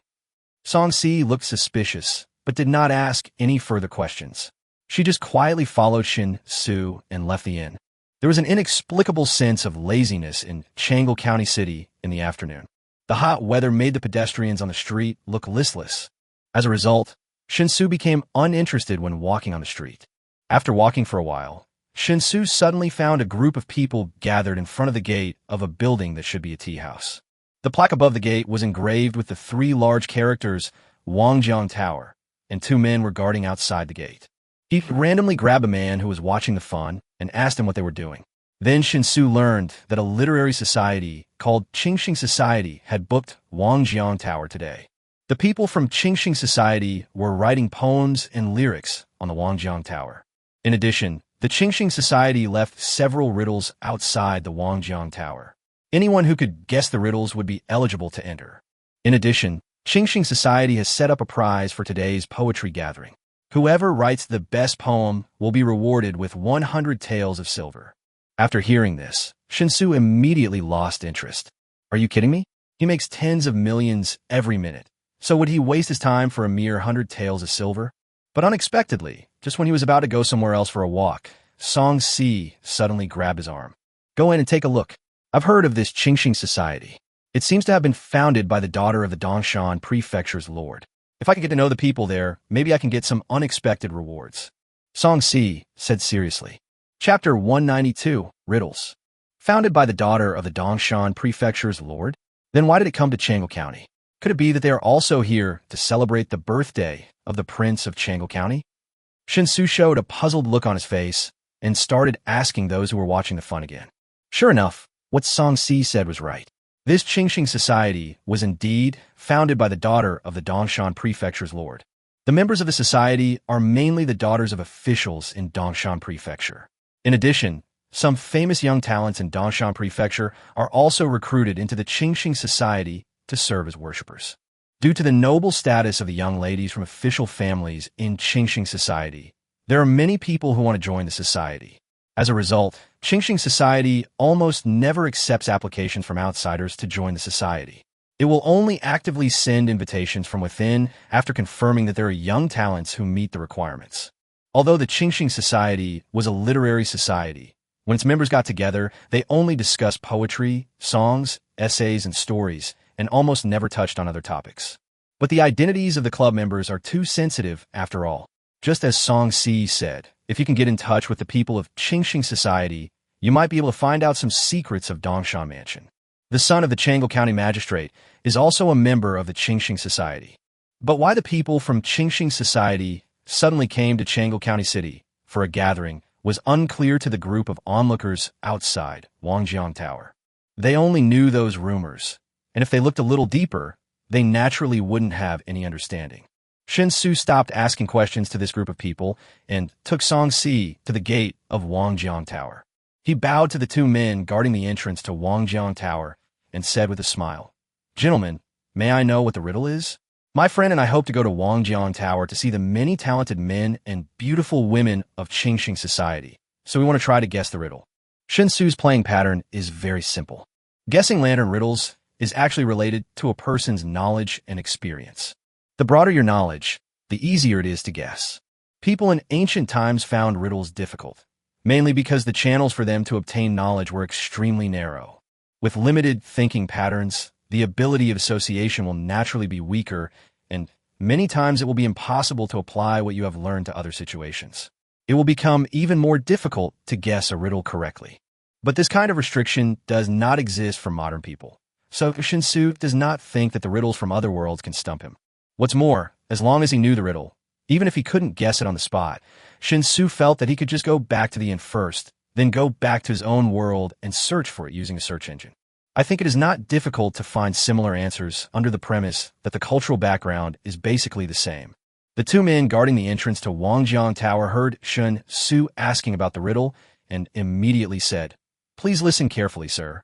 Our riddle is it has a face but no mouth, it has feet but no hands, and it can eat and drink."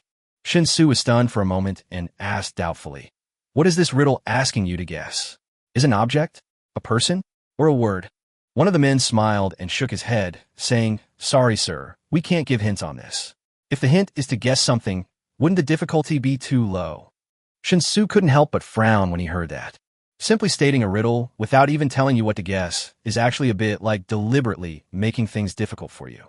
However, considering the personnel composition of the Qingxing society, it is normal that if you want to enter Wangjiang Tower and come into contact with people from the Qingxing society without being invited by the Qingxing society, you'll be screened so strictly. After thinking it over carefully, Shen Xu suddenly had an idea and said, "You too, should I tell you the answer to this riddle quietly or in public?" Another man bowed and said, "Sir, just say it out loud. We've only prepared 6 riddles, and it's a first-come, first-served basis. Whoever guesses the answer first can enter Wangjiang Tower. Once all the answers are answered, even if the remaining person still wants to enter, we can only apologize."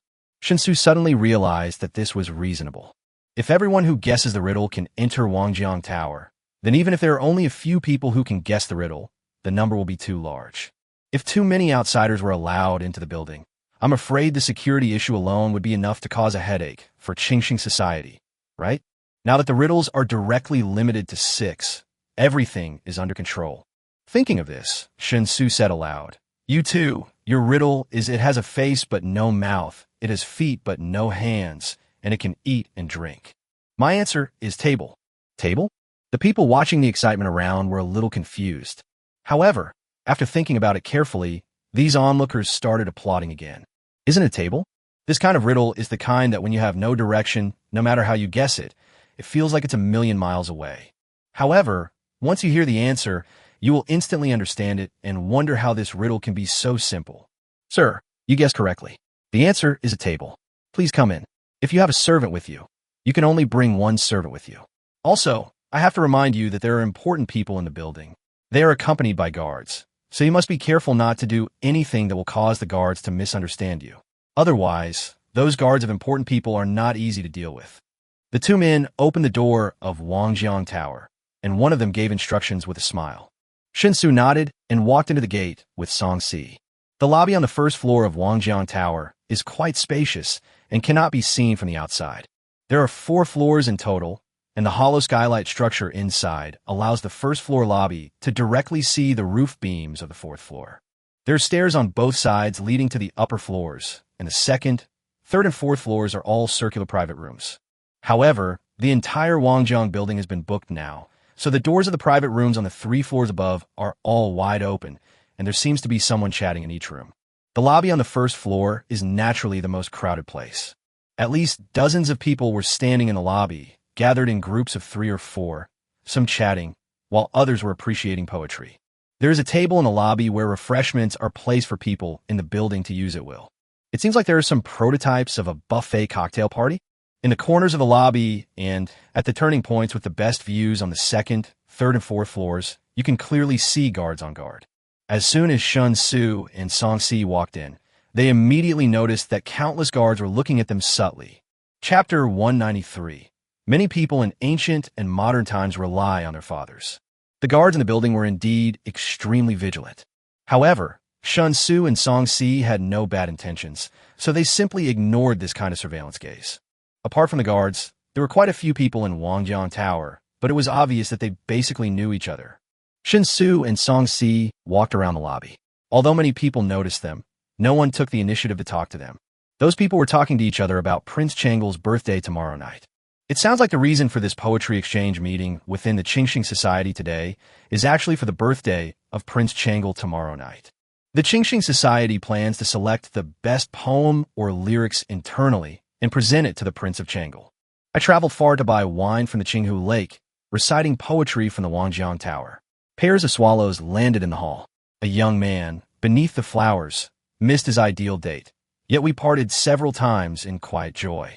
This night, spring water flows by the river, where the cloud flags on the blue bridge. I want to speak with affection, but I refuse. The east wind is weak and lazy, and it hesitates to descend. A young scholar, standing in the center of the lobby, suddenly spoke in a loud voice. The young scholar was dressed in silk and satin, and the folding fan in his hand was obviously worth a fortune. The lifelike flowers and birds painted on the unfolded fan were definitely the work of a master. As the young scholar recited this poem, cheers and compliments immediately rang out from all around. Amazing! Brother Ji Chang's poem is profound in conception and exquisite in word choice. It must be the best poem of the day. That's right, Brother Ji Chang is indeed the most talented man in Dongshan Prefecture. His moves are extraordinary. It seems that Brother Ji Chang will definitely shine at the birthday banquet tomorrow night. If he is noticed by the Prince of Changle, his future will be limitless given his status. Hearing these compliments, the young scholar smiled rather proudly and was obviously very satisfied with his own lyrics. However, a beautiful woman standing with the young scholar frowned and shook her head, saying, "No, Changle County once produced a poet named Lu Yong. Have you all forgotten his poems? My clothes are getting looser, but I never regret it. I am becoming haggard for her." Just with this one line, he has already surpassed all the poems written by us by a huge margin. That was written by Lu Yong for a courtesan. If you can't write a better poem than that one, why would you give it to Prince Changle for his birthday? Are you trying to make Prince Changle think he's worse than a courtesan? In short, if you can't write a better poem than Lu Yong's, you absolutely can't use it for birthday celebrations. Maybe everyone should consider writing a poem that's at least passable. With your abilities, you definitely can't come up with a better poem than Lu Yong's. Continuing to compete over lyric writing is completely pointless. Besides, haven't you found Lu Yong yet? I want to invite him to join the Qingxing Society. Is that so difficult? This beautiful woman looks like the leader of Qingxing Society. As she opened her mouth, those who had been complimenting the young scholar immediately shut up. The young scholar's face stiffened slightly, as if he felt a little embarrassed. He said awkwardly, "Shinran, the birthday banquet is tomorrow night, so that's enough. We just need to do our best." Prince Changle seems to be very generous and won't say anything more. The beautiful woman called Shinran immediately glared and said, "Sure, Jichong, I didn't form the Qingxing Society to try my best. I didn't let those so-called talented people join in to find a place for them to flatter each other. I want to recommend talents for our great Zhou. Tomorrow's Changle County Prince's birthday banquet is a rare opportunity for the Qingxing Society to show its face. No matter what, you must come up with a decent poem. Forget about lyrics. You're definitely not as good as that Lu Yong. You must find a way to find that Lu Yong and get him to join the Qingxing Society." Sure, Jichong couldn't help but feel angry when he was scolded by the woman in public again. But he couldn't afford to offend the woman, so he could only find other ways to vent his depressed and pent-up emotions. After looking around the lobby, Sure Jichong's gaze naturally fell on Shen Xu and Song Si. The reason was simple. He didn't know Shen Xu and Song Si, which meant they were not members of Qingxing Society. Anyone who is not a member of the Qingxing Society and can appear in the Wangjiang Tower today can only gain the qualification to enter the tower by guessing the lantern riddles correctly. This means that the other party has no identity or background and is most suitable for finding trouble and venting anger. What's more, the woman among the two had outstanding looks and a cool temperament, which just hit Sure Jichong's itch. Without any hesitation, Sure Jichong walked directly in front of Shen Xu and Song Si. Looking at Song Si, who was standing half a body behind them, a frivolous smile appeared on his face. He said, "My dear brother, my name is Sure Jichong, and the governor of Changle County is my father." Shen Xu raised his eyebrows and bowed. "Greetings, Master Sure. What can I do for you?" Sure Jichong didn't return the greeting. He just looked at Song Si with shining eyes and said, "It's not a big deal. This girl is your maid, right? I wonder if you would be willing to give her up. I can buy her with money or exchange her with one of my other maids. It all depends on your preference. If you're willing to help me, I can also recommend you to officially join our Qingxing Society." Shen Xu didn't react at first, but he could sense that Song Si behind him was suddenly emitting murderous aura. After a moment of hesitation, Shen Xu finally understood what the young man in front of him meant. Is this actually blatant human trafficking? Sure Jichong didn't think there was anything wrong with his behavior. Maids and servants belong to the master's property, and a master naturally has the right to dispose of them at will. Not to mention maids and servants, even concubines, as long as they are not the wife, can be bought, sold, and given away at will. Sure Jichong originally just wanted to find something to vent his frustration, but after taking a closer look at Song Si, Sure Jichong was really moved. This kind of icy beauty with a cold temperament really made him unable to move his legs. First of all, she's not my maid. Secondly, if you like buying people, you can go back and buy your mother. Finally, is the Qingxing Society so great? You recommended me to join the Qingxing Society? Do you think I'm precious? If joining the Qingxing Society means associating with people like you, it would be a great humiliation for me. Shen Xu didn't give Sure Jichong any face and directly retorted. So what if he was the son of the Changle County magistrate? Even if Sure Jichong's father was Li Gang, and he had directly provoked Song Si, Shen Xu, as her brother-in-law, would have to support her and vent her anger, right? You are vulgar. I just want to buy your maid. And you use such foul language. You are a disgrace to my generation of scholars.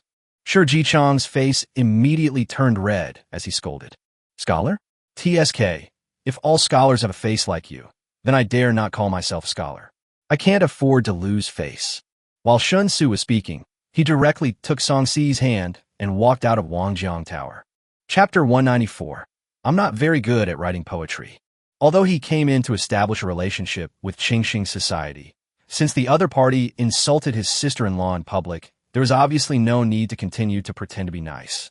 But when Shen Xu was holding Song Si's hand and about to walk to the gate of Wangjiang Tower, he was suddenly stopped by two men who looked like guards. At the same time, the beautiful woman who was previously called Shinran walked over with a slightly ugly expression. My name is Ning Xinran, and I founded the Qingxing Society. If Shi Jichang's words and actions just now offended you, then I apologize to you on his behalf. But the matter between you and Shi Jichang should not involve the Qingxing Society. Recommending you to join the Qingxing Society is humiliating you. That's too much.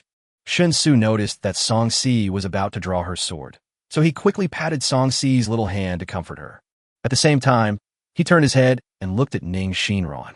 Since this beautiful woman claimed to be the founder of Qingxing Society, she was obviously the daughter of the Lord of Dongshan Prefecture. The person involved in the Qingxing Society was not me, but Mr. Shi Jichang. He thought that recommending me to join the Qingxing Society could be an attractive offer, but obviously, I have a different opinion from him. Besides, Miss Ning, you are also a woman. Do you agree with Mr. Shi Jichang's attitude of buying and selling women at will? Or do you think that women should be treated with such contempt? Shen Xu said neither humbly nor arrogantly. Ning Xinran suddenly choked up and said in a deep voice, "Of course women shouldn't be treated lightly, but the world is like this. There's nothing wrong with Shi Jichang's behavior. It's you, the young master, who seems too aggressive." Ning Xinran's words seemed a bit reluctant. As a woman, she really couldn't stand the fact that many people treated women like commodities and bought and sold them. However, this is the way the world is. Unless a woman comes from a prominent family like her, it is almost impossible for her to have any status. So Ning Xinran actually admired Shen Xu's behavior of protecting Song Si. But she was the founder of Qingxing Society after all, and she couldn't turn a blind eye to Shen Xu's disdainful attitude towards Qingxing Society. In response to Ning Xinran's nagging, Shen Xu sneered and said, "You have your opinion, and I have mine. You think Mr. Shi's behavior is normal, but I think he has offended my companions. So what should we do? Draw the line. How do you want to handle it? Whether it's civil or military, I will handle it." Ning Xinran gritted her teeth and said, "We, the Qingxing Society, are here today to gather friends through poetry. Naturally, we wouldn't do anything to bully others. Since you look down on our Qingxing Society, why don't you compose a poem and let us see what you can do? Although there are only a few lyrics written today, there are many poems. If your poem can be better than anyone else's in our Qingxing Society, I will admit that you are right. Letting you join the Qingxing Society is a humiliation." Shen Xu thought for a moment and said, "I'm not very good at writing poetry, but I once found an ancient book that contained many poems. I'll pick one out at random and give it to you. If any of you can come up with a better poem than this, I will publicly apologize to you. But if no one has this ability, hey, then your Qingxing Society will really only get a superficial evaluation. Listen carefully. This is the poem. There are no ancients before me, and no future generations after me. Thinking of the vastness of heaven and earth, I am alone and sad, and I shed tears." As soon as the words fell, the whole place fell silent. Everyone who heard this poem was frozen in place, as if under a spell, with expressions of shock on their faces. Shen Xu smiled, ignored everyone, took Song Si's hand, and walked back to the gate of Wangjiang Tower. The two guards did not continue to intercept this time, but instead moved sideways and opened the door of Wangjiang Tower. Seeing Shen Xu about to take Song Si out the door, Ning Xinran finally came to her senses and immediately shouted anxiously, "Who wrote this poem?" "Chen Xiang." With the tail end of the reply, Shen Xu and Song Si walked out of the gate of Wangjiang Tower. Ning Xinran recited the entire poem several times, then suddenly turned to the woman beside her and asked, "Wani, have you heard this poem before?" "Never." "You haven't heard of it, which means this poem has definitely appeared for the first time. Do you think the ancient book that person mentioned really exists, or is it just a random excuse?" "I think it's an excuse. Once a poem like this appeared, it would have spread to every corner of the 3 kingdoms in a very short time. The ancient texts are unreliable. Moreover, I have never heard of the name Qinziang before. If it really is an ancient text, Qinziang must have been an extremely famous poet. How could he have no poems passed down to the world?" "That's what I thought."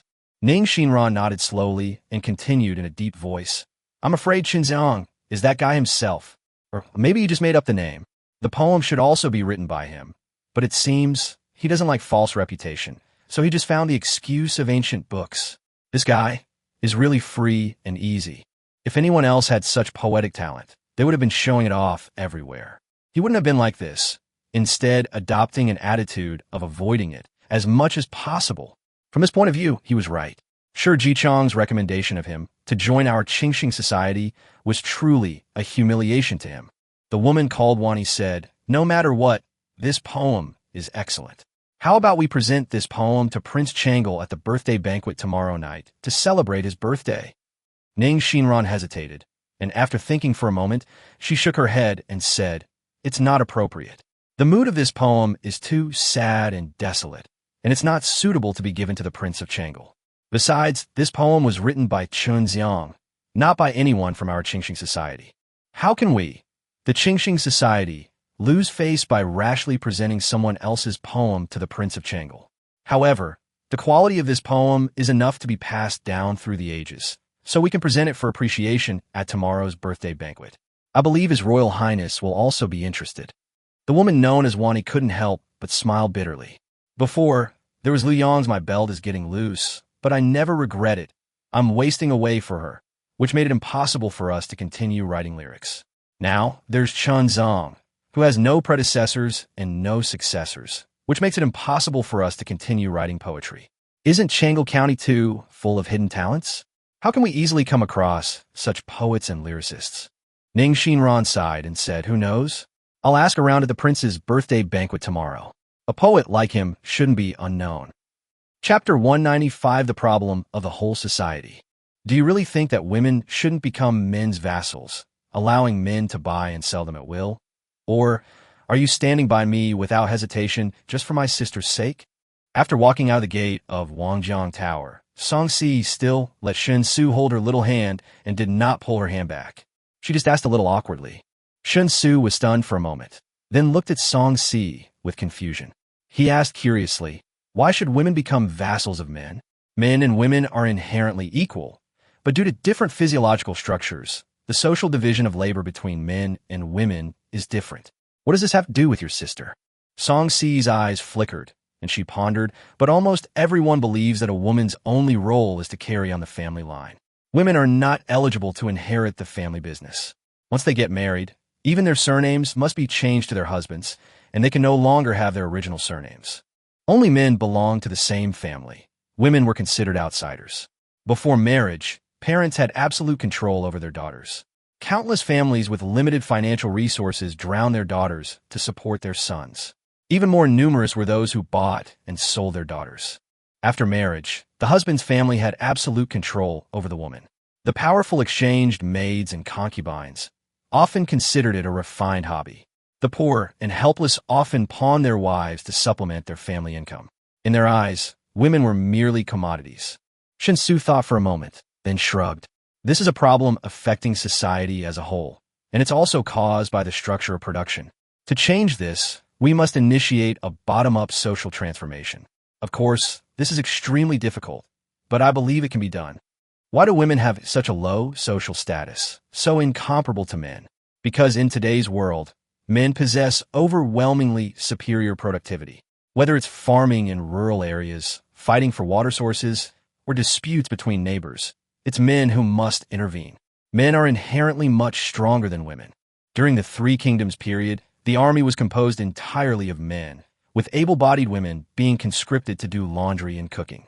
The physiological differences between men and women dictated a fundamental disparity in productivity between them from a general perspective. Unless social productivity is reshaped, the mode of production continues to improve, and the means of production are no longer primarily controlled by men, and even women can achieve productivity similar to that of men under the new mode of production. The problem can be fundamentally resolved. Song Si tilted her head and hesitated. "I don't understand what you said, but I roughly understand what you mean. My sister and I are actually very lucky. From childhood to adulthood, everyone in the village has taken great care of me and my sister. And compared to the outside world, although the men are still the ones in charge in the village, at least the women have a say. Because everyone is a warrior, the tasks they undertake in the village are actually similar. Like you said, productivity? Is that the word? When productivity is similar, there's no significant difference in status between men and women. But I can see that the villagers respect my sister and me, primarily for our bloodline. You're different from them. My sister and I have a blood relationship that means nothing to you, but you still respect my sister. Anyway, thank you." It was the first time Shen Xu saw Song Si show such an emotional side. He couldn't help but reach out and ruffle Song Si's hair, saying with a smile, "We're all family. Why are you saying thank you? Besides, I didn't do anything." Song Si shook her head and said, "No, you've done so much for us. Apart from anything else, the fact that you agreed to have children with my sister and to share my sister's last name is something no one else could do." Shen Xu shrugged and said, "Maybe it's just because everyone has different ideas about what's important." Song Si asked curiously, "What do you think is the most important thing?" Shen Xu felt that this topic was not suitable for further discussion, so he decisively led Song Si back to the inn. At this time, Yi Wuzhou had also completed the purchase of all things with the blood guards. The big and small bags almost filled up half of Shen Xu's room. If it were in the past, it would take at least several horse-drawn carriages to transport so many things back to Songjia village. But now, Yi Wuzhou already knew that Shen Xu had the ability to do many things. When it came to transporting goods, this was simply a magical skill, so naturally he bought some more. There's no need to consider transportation issues, just consider whether the village needs it. When you have both transportation capacity and money, of course you have to buy as much as possible. Seeing that it was almost time, Shen Xu asked the blood guards to go back to their rooms to rest, while he threw all the things bought by Yi Wuzhou and others into the subspace. The subspace of 100 cubic meters was almost half occupied by these things. As for the 500-kilogram gold, it only occupied a very small corner. Gold is about twice as dense as silver. 10 tons of silver compacted and condensed together is about the size of 1 cubic meter. If converted into gold, 1 cubic meter would weigh a full 19.32 tons. Therefore, gold weighing half a ton can actually only occupy 1/40th of a cubic meter of space. When stored in the current subspace, it can be said to be inconspicuous. "Let's go. Qiu Anqing is treating us to dinner. Let's not be late." Since Baofenglong is the largest bank in Nanyang, they must have very deep connections. It wouldn't be a bad thing for us to have a good relationship with Baofenglong. Although we are definitely going to rebel, when we first raise the flag, our top priority will definitely be the Northern Zhou, which is our main contradiction at the moment. Therefore, there will be no problem in having contact with the Southern Liang. After packing up their things, Shen Xu said as he took Song Si and Yi Wuzhou out of the inn. He didn't need to bring the other blood guards with him. If he was not available in the future, Yi Wuzhou would definitely be the one to complete the transaction with Qiu Anqing on his behalf. Therefore, it is enough to let Yi Wuzhou and Qiu Anqing get familiar with each other. Chapter 196 Actions speak louder than words. Yusha refers to the period from 5 to 7 o'clock in the evening. Qiu Anqing made an appointment at the hour of Yu, which obviously meant that the dinner would start at Guishan Linang at 5 o'clock sharp. Generally speaking, unless they are from a wealthy family, most ordinary people in the other world can only guarantee 2 meals a day. Every day, around 3 in the morning, with the arrival of the 5th watch, people living at the bottom of society have to get up and start a busy day. Between 7 and 8 in the morning, the lower-class people, who had been busy for several hours, would simply have a bite. This meal will last the entire day until around 3 or 4 in the afternoon, when the second meal will be eaten. Compared to breakfast, the second meal in the afternoon is often slightly richer, but the richness is limited. Many people just want to fill their stomachs, and no one cares what they eat. Of course, the main reason is that I am not qualified to care. After finishing the afternoon meal, the sky gradually darkened, and the people living at the lower class began to wash up and go to bed, and fell asleep at around 7 o'clock in the evening. The life of ordinary people is so plain and boring. They are busy running around every day just to fill their stomachs. There is no joy in life or spiritual pursuit at all. Work at sunrise and rest at sunset. For them, life is a numb process that repeats itself over and over again. Their birth is meaningless and their death is unimportant. They rush through their short decades of life in mediocrity, and when all the people who knew them are dead, no one will even know they were ever there. All traces will return to nothingness. The things you cared about and valued during your lifetime will seem like a joke. Everything will become fake, and only death is the only truth. Very scary. What's even more terrifying is that we are powerless to change our fate and can only face it in embarrassment. Walking on the streets of Changle County City, looking at the pedestrians hurrying around him, Shen Xu was full of thoughts for a moment. The life of the lower-class people in the other world is undoubtedly very miserable, especially before coming to the county city this time. I witnessed with my own eyes the group of refugees gathered outside Yongping town, who were buying and selling themselves like goods just to seek a way to survive. Such a scene had a profound impact on Shen Xu. But if you think about it carefully, do the people at the bottom of his world live that well? Although the material conditions are much better than those of the lower-class people in the other world, that is because there's been a change in productivity. The three industrial revolutions have completely changed human lifestyles and living standards. The essentially improved social productivity has fundamentally solved the basic material needs of mankind and brought unprecedented prosperity at the material level. In this situation, the continuous leap-forward increase in the total wealth of human society has enabled ordinary people at the bottom of society to barely live a life without worries about food and clothing. However, if we put aside these appearances and only observe the core part, we will find that for the people living at the bottom of society, the difficulties and pressures they face have not changed fundamentally. I have to say, it is really a great irony. Noticing Shen Xu's low mood, Song-si couldn't help but ask, "What's wrong? What are you thinking about?" "Nothing. I just feel like life can be pretty boring sometimes." I once read a story about a rickshaw puller named Xiangzi. He believed until his death that his life wasn't going well because he wasn't pulling hard enough. But is that really the case? Shen Xu laughed self-deprecatingly and continued, "Of course, life is like this. We always have to find some meaning in our lives to avoid living without direction. So that saying is actually true. In life, being happy is the most important thing." Song-si nodded, seemingly understanding, and said thoughtfully, "Don't dwell too much on things you can't do anything about. No matter what, my sister and I want you to be happy. Besides, we have higher goals to achieve. If you feel that the people are not living well, then work hard to give them a new life. All thoughts are not as good as a little action. Instead of thinking about it here, it is better to do something useful." Shen Xu turned his head and glanced at Song-si in surprise, praising her. "You've been quiet all this time. I thought you weren't good at speaking, but I didn't expect. I underestimated you." Song-si pursed her lips and said, "I don't like talking, not because I can't, but because I believe doing things is more useful than talking. And I only talk to people close to me." Shen Xu raised his eyebrows, feeling that he seemed to have a new understanding of Song-si. In his concept, Song-si before was just his sister-in-law in another world, barely a symbolic concept. But now Song-si has begun to become flesh and blood, and has truly become Song-si. Taking a deep breath, Shen Xu swept away his previous dejection and nodded vigorously, saying, "You're right. If I feel that the people are not living well, then I will work hard to give them a brand new life. All kinds of ideas are not as good as a little action.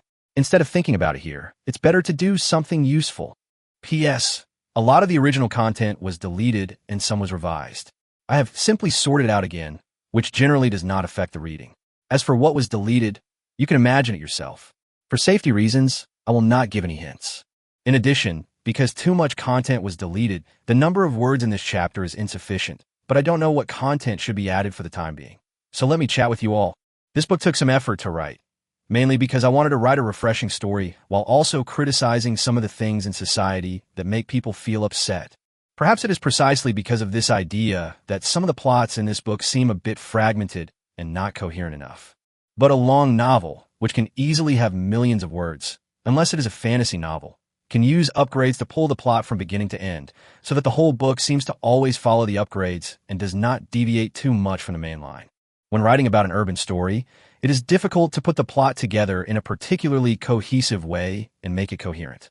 Whether I am writing about those small plots or writing about life content, it will actually be disconnected from the plot of the other world. I can only try my best. If I don't do well, I bow and apologize to everyone. Of course, this also has a lot to do with my lack of strength. If I really had that much ability, I would have become famous a long time ago. So I have to admit if I write poorly and stand at attention when I get beaten. But other than that, I took this book very seriously. For example, I believe many of you have noticed that there are not many typos in this book because I will check the chapters repeatedly before publishing. Baby is sad, but she won't tell me I cry like crazy yo. Oh. Chapter 1, 97 New Trouble. When we arrived at the gate of Gishinlin Hall, Qiu Anqing was already standing there waiting. When Shen Xu saw Qiu Anqing's plump figure, he immediately took 2 quick steps forward, walked up to him, patted his shoulders, and exchanged a few words with Qiu Anqing, smiling. They had just concluded a big deal during the day, and the relationship between the two had become increasingly close, so there was naturally no need for any empty talk of love. So after a brief chat, he went straight to the private room upstairs. Compared to the somewhat deserted scene when he first came here, Shen Xu found that Guishan Lintang's business was quite good at night. Although the food is extremely expensive, for ordinary people, even if they save up a whole year's income, they cannot afford a simple meal in Gishanlin Hall. But there are indeed too many rich people in Changle County. The rich have vast fields, while the poor have no place to stand. The rich have millions, while the poor have only chaff to eat. The 80-20 rule in economics obviously does not apply here, although many economists believe that when 20% of the population controls 80% of the wealth, the gap between the rich and the poor in society has reached a certain limit.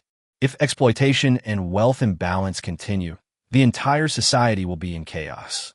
However, in the alien world before him, although Shen Xu had not conducted any statistics or research, he could judge based on the images he saw that, let alone 28, the wealth distribution in the alien world was estimated to be far from even a 19 ratio. It is very likely that the top 1% of the pyramid owns 99% of the wealth. This has led to an overall gap between the rich and the poor that has reached an astonishing level. Ever since arriving in Changle County, I've been busy opening a branch of Baofenglong, so I haven't actually visited many of the city's famous places. Take, for example, Gishanlintang. Although I've always heard others say it's the best restaurant in Changle County, I've never been there before. Today, I'm really enjoying Brother Lu's presence. After entering the box, Qiu Anqing asked Shen Xu to sit in the main seat and spoke with a smile. Shen Xu said casually, "I've only been here once before, but after having a meal, I found it was too expensive, so I never came again. If it weren't for Brother Qiu treating me today, I would never have chosen this place." Hearing this, Qiu Anqing said in a slightly speechless tone, "Brother Lu, you are someone who can easily come up with hundreds of thousands of taels of silver. Even if Gishanlin Hall is very expensive, it shouldn't hurt you, right?" Shen Xu shook his head and said, "My money has serious uses. A place like Gishanlintang, where a casual meal costs hundreds of taels of silver, is really unnecessary for me." Qiu Anqing shrugged and said, "Okay, then if you want to come to Gishanlintang for dinner in the future, just call me. You will be responsible for the food and drinks, and I will pay the bill. That's a good feeling. I won't be polite to you then. You helped me solve a huge problem. If you were still polite to me, it would be too polite." While the two were talking, the food and drinks started to arrive one after another. Qiu Anqing doesn't seem to have any martial arts skills, but he can drink a lot. He also took care of everyone at the table. Even Song Si, who was obviously unwilling to speak, was not ignored by Qiu Anqing. Taking the opportunity to briefly talk about the scenery of southern Liang, I successfully aroused Song Si's interest in the topic. Although Song Si never responded, her bright eyes were enough to prove that she was willing to participate in similar topics. Qiu Anqing is knowledgeable and humorous. No matter which topic involves the three kingdoms of Zhou, Liang, and Wei, he can talk about it and put forward some of his own views and opinions. Not to mention Song Si and Yi Wujiu, even Shen Xu, who considered himself to be bombarded with information from another world, listened with great interest to what Qiu Anqing said. It was mainly a bombardment of information from another world, with not a single bit of content related to the other world. If you want to have a more detailed and specific understanding of the other world, the only way is to listen to the stories of the natives of the other world. After 3 rounds of wine and 5 dishes, under Qiu Anqing's coordination, the banquet for only 4 people was not boring at all. Shen Xu gained a lot in this process and had a clearer understanding of the analogy between the 3 countries. Simply put, the northern Zhou had the strongest military among the 3 kingdoms.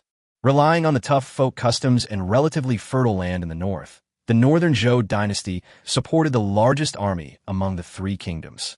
But it was precisely because the army was too large that people's lives suffered and the economic situation of the northern Zhou dynasty was relatively bad. The economic strength of southern Liang was the best among the 3 kingdoms. Compared with northern Zhou, the living conditions of the people in southern Liang were obviously better. The army was neither strong nor weak and lacked cavalry capable of competing with the northern Zhou.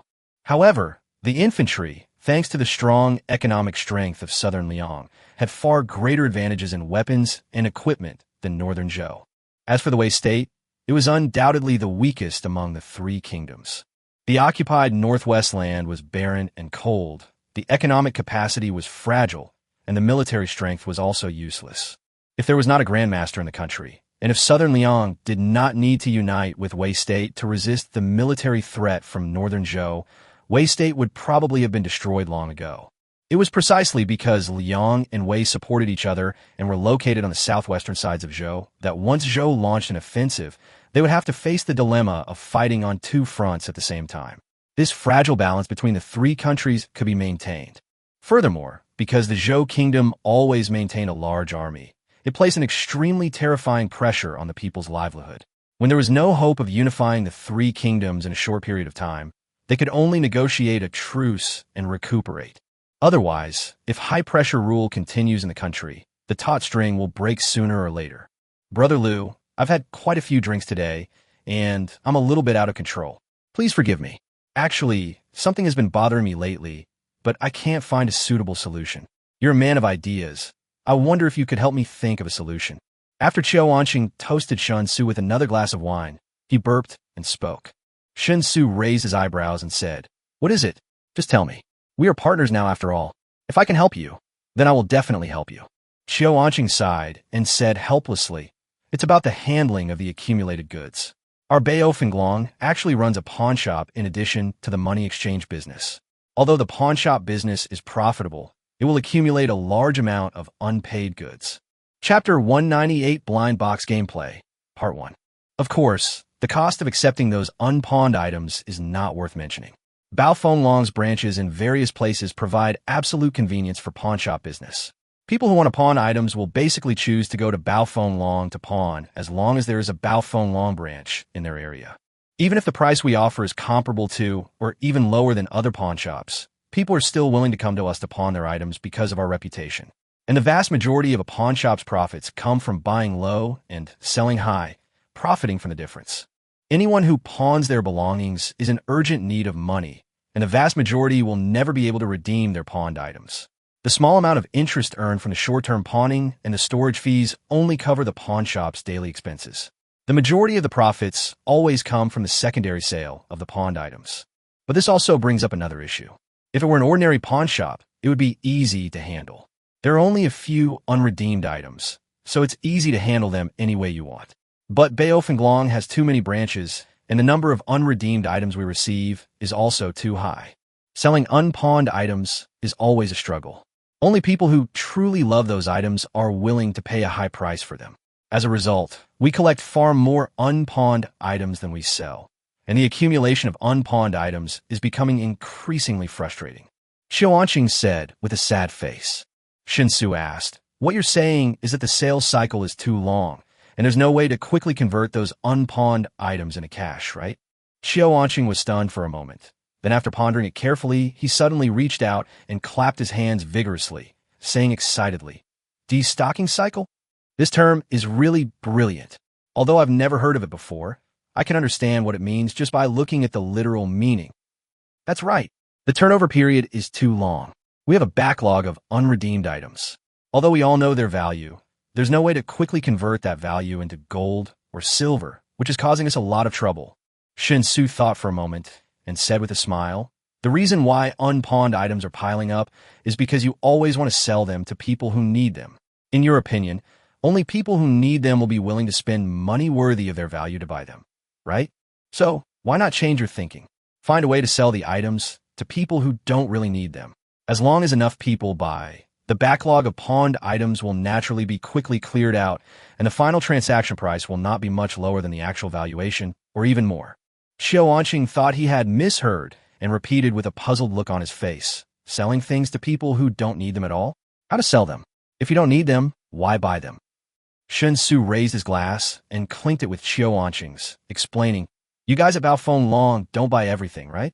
Anything that you guys at Bao Fenglong like and are willing to pawn must have a certain value, which actually represents a threshold for purchase. The very existence of the threshold keeps ordinary people out, meaning that the rare possessions you possess can never be considered the necessities of life.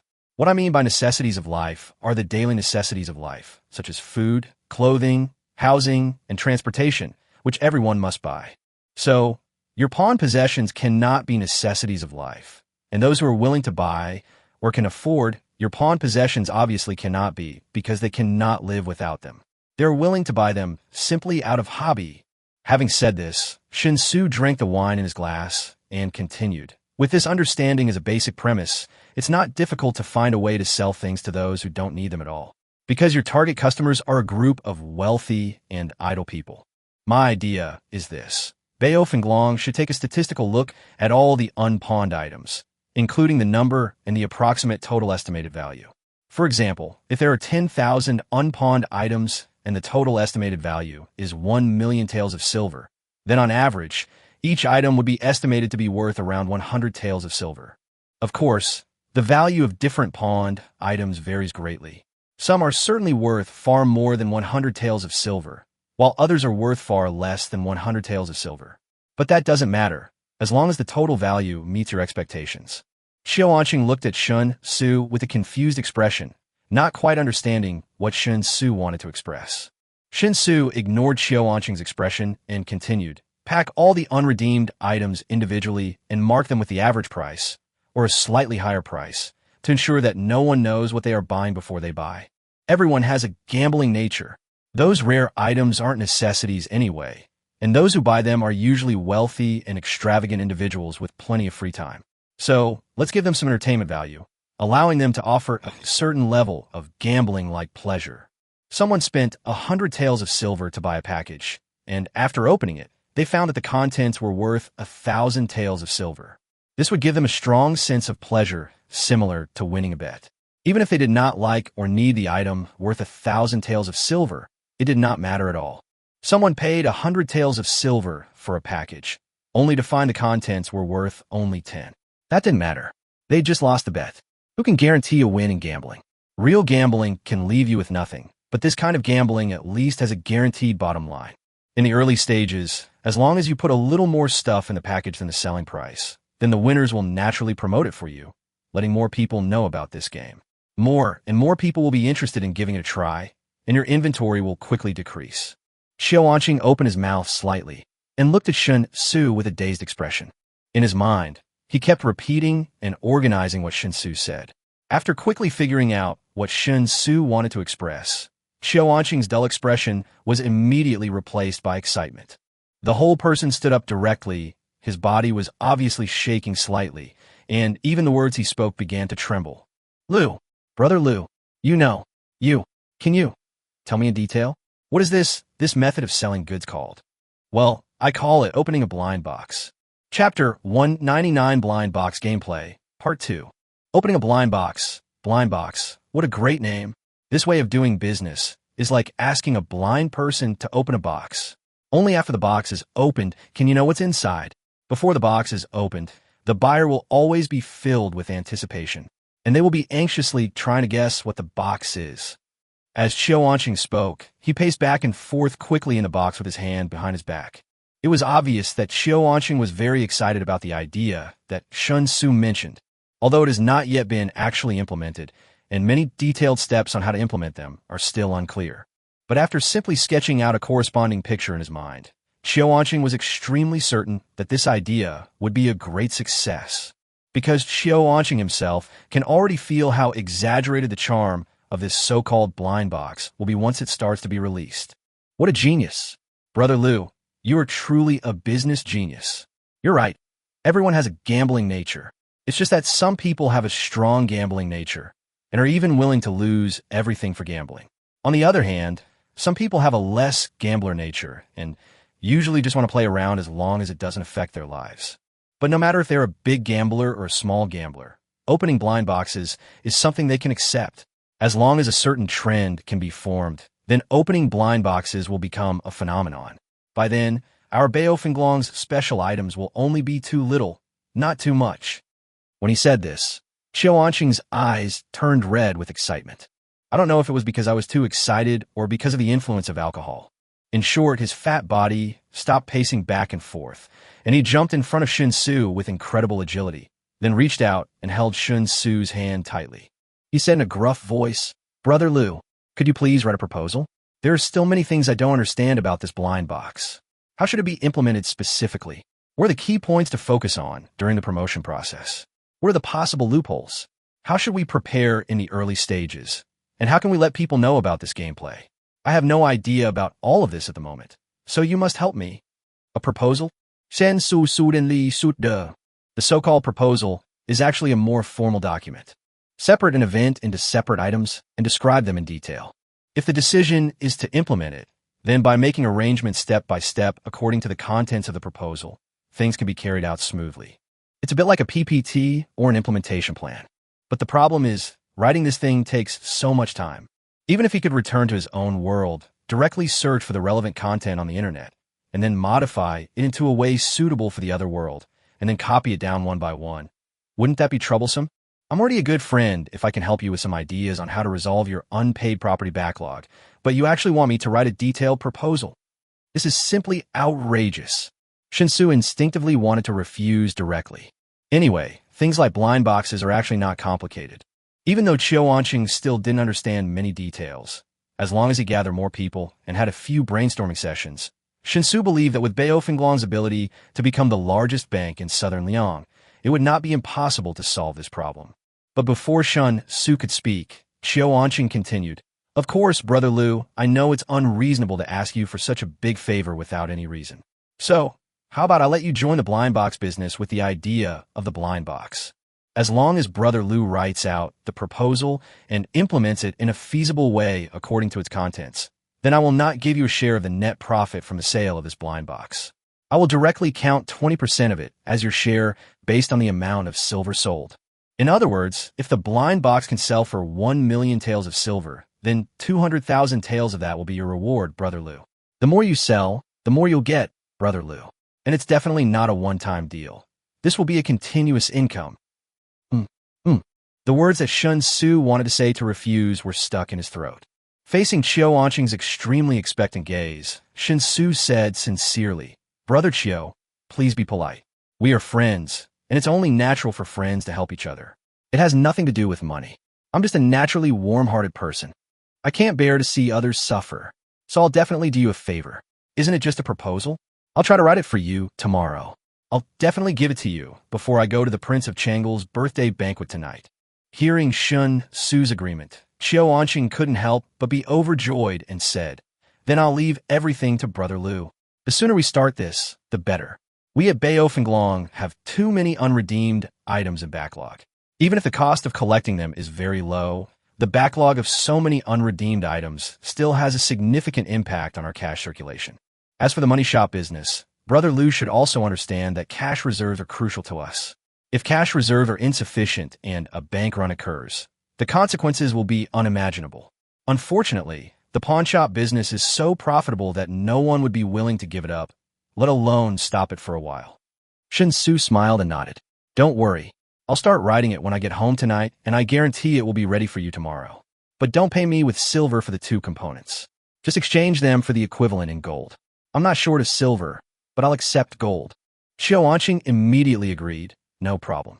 In fact, although gold is more valuable, in my opinion, it is far less useful than silver, mainly because it is almost impossible to use gold in daily transactions. Apart from being made into precious jewelry, the only use of gold is to hold warehouses. That's because you haven't developed cutting-edge technology yet. Otherwise, the irreplaceable application properties of gold in cutting-edge fields will greatly stabilize the value of gold." Shen Xu pondered silently in his mind, but changed the subject and asked, "By the way, I'm a little curious. When you collect those unpawned items, what percentage of their actual value is the cost?" This issue is obviously somewhat sensitive. However, Qiu Wanqing hesitated for a moment before answering frankly, "The price tag for different items are different. Those that are easier to sell generally fetch around 50% of the price tag. Those that are relatively difficult to sell fetch at most 20% to 30% of the price tag. So, Brother Liu, rest assured, the 20% profit promised to you will not be discounted. Even after adding the cost of the acquired items and deducting the profit paid to you, Brother Liu, we at Beio Fenglong can still guarantee a profit of around 50%. As long as we can significantly shorten the sales cycle, this is definitely a very cost-effective deal." Chapter 200. I really will thank you.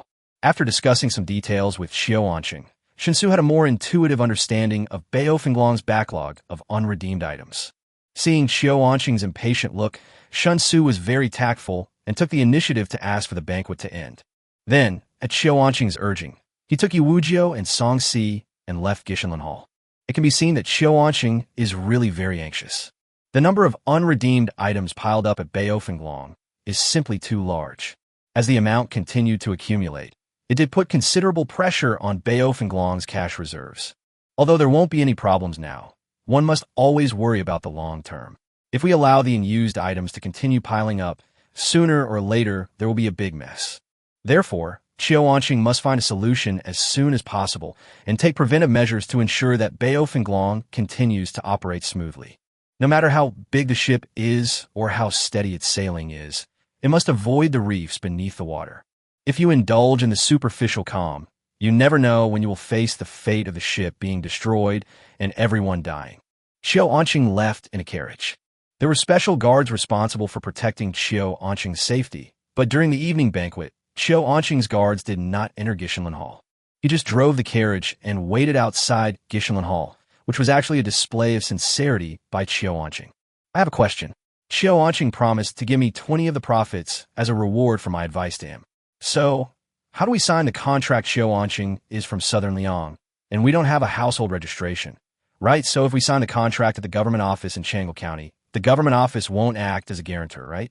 On the way back to the inn, Shen Xu asked. Yi Wujiu asked in confusion, why do we need to sign a contract? If we sign a contract and file it with the government, we'll have to pay a tax. Besides, the Northern Zhou government can't control the people of Southern Liang. Shen Xu was surprised.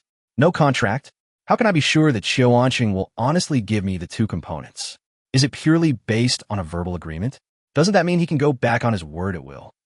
Yi Wujiu's face showed an expression that was even more surprised than Shen Xu's. He said in astonishment, Sir, Baofenglong is the largest bank in Nanliang. Qiuanqing is the young master of Baofenglong. A businessman of this level always keeps his word. Not to mention Baofenglong. Any businessman who has been in business for more than 10 years can be trusted for what they have promised. Especially those time-honored brands. They value their reputation more than their lives. So you can rest assured there will be no problem. The promises of big businessmen are much more trustworthy than so-called contracts. Contracts signed with government offices, while guaranteed by the government, can be easily bribed with a little money to arbitrarily alter the contract, making them less reliable than the promises of merchants. Shen Xu didn't expect Yi Wujiu to give such an explanation. But after careful consideration, I roughly understood why this situation occurred. It is mainly limited by the influence of the development level of the times. If you want to be convenient enough in the business process, you must establish a strong reputation. Small traders don't care. In their daily business, the amount of money involved is very small, and there is no need to use reputation as endorsement. But for those big businessmen, many transactions cannot be completed through signing contracts. At this time, whether or not they have a sufficiently trustworthy reputation becomes a very important factor. So since Qiuanqing said that he would give 20% of the sales of the share, Yi Wujiu and Song Si believed that Qiuanqing would not play any tricks on this matter. The reason is simple. Baofenglong's reputation is far more valuable than the so-called 20% sales. They soon returned to the inn, and Yi Wujiu and Song Si went back to their rooms. In order to ensure Shen Xu's safety, Yi Wujiu and Song Si lived in the rooms on Shen Xu's left and right sides respectively, so that they could protect Shen Xu in the first time if there was any abnormal movement. As for the blood guards, they did not have the treatment of single rooms and had to sleep in shared beds with each other. Of course, for the blood guards, even if they sleep in a shared bunk bed, the accommodation conditions can still be considered excellent. Since he had already confessed to a certain extent with the top management of Songjia village, Shen Xu no longer worried that his sudden disappearance from the room would alarm Yi Wujiu and Song Si, who lived next door. After a simple wash, Shen Xu went straight back to his warehouse. Then he took out his mobile phone and started searching for information related to blind boxes. He needs to redescribe the logic of blind boxes and how they should be implemented in words that Qiuanqing can understand. For example, blind boxes are full of uncertain, random gameplay and are highly addictive. Another example is the consumption mentality of blind box consumers. Most of them actually buy the blind items and only a small part buy the box. Setting up some rare items among many blind boxes will bring enough emotional value to blind box consumers. Therefore, blind boxes have a terrifying repurchase rate. While being a gamble, they also have to have the attribute of collection. Only in this way can they constantly stimulate consumers and make consumers pay for their own emotional value. Of course, All of this must be built on a foundation. That is, material life must be very rich so that you can begin to pursue spiritual, emotional values. This means that in the process of promoting the blind box economy in other worlds, the target consumer group can only be dignitaries and wealthy businessmen. As long as a habit of buying blind boxes can be formed among these people, or even a kind of comparison mentality through blind boxes, the sales of blind boxes will surely be a great success. Looking at the information he searched for, Shen Xu recorded all the more organized and comprehensive content. Then I went to the nearest place that could print and printed out everything. Taking the printed papers back to the warehouse and completing the journey again, Shen Xu lit a candle in a room, found pen, ink, paper, and inkstone, and then started copying. However, after only copying for about a quarter of an hour, Shen Xu became a little impatient. Although the content is not particularly long, it would probably take him at least 3 or 4 hours to copy it all by himself. Although the profits promised by Qiu Wanqing were used as bait, the profits were not directly in front of him, so the temptation to him was relatively limited. After thinking for a while, Shen Xu stood up and walked to the wall and knocked on the wall that separated his room and Song Si's room. Soon, Song Si's voice sounded from the other side of the wall. "What's wrong? Hey, can you come to my room? I have something to discuss with you."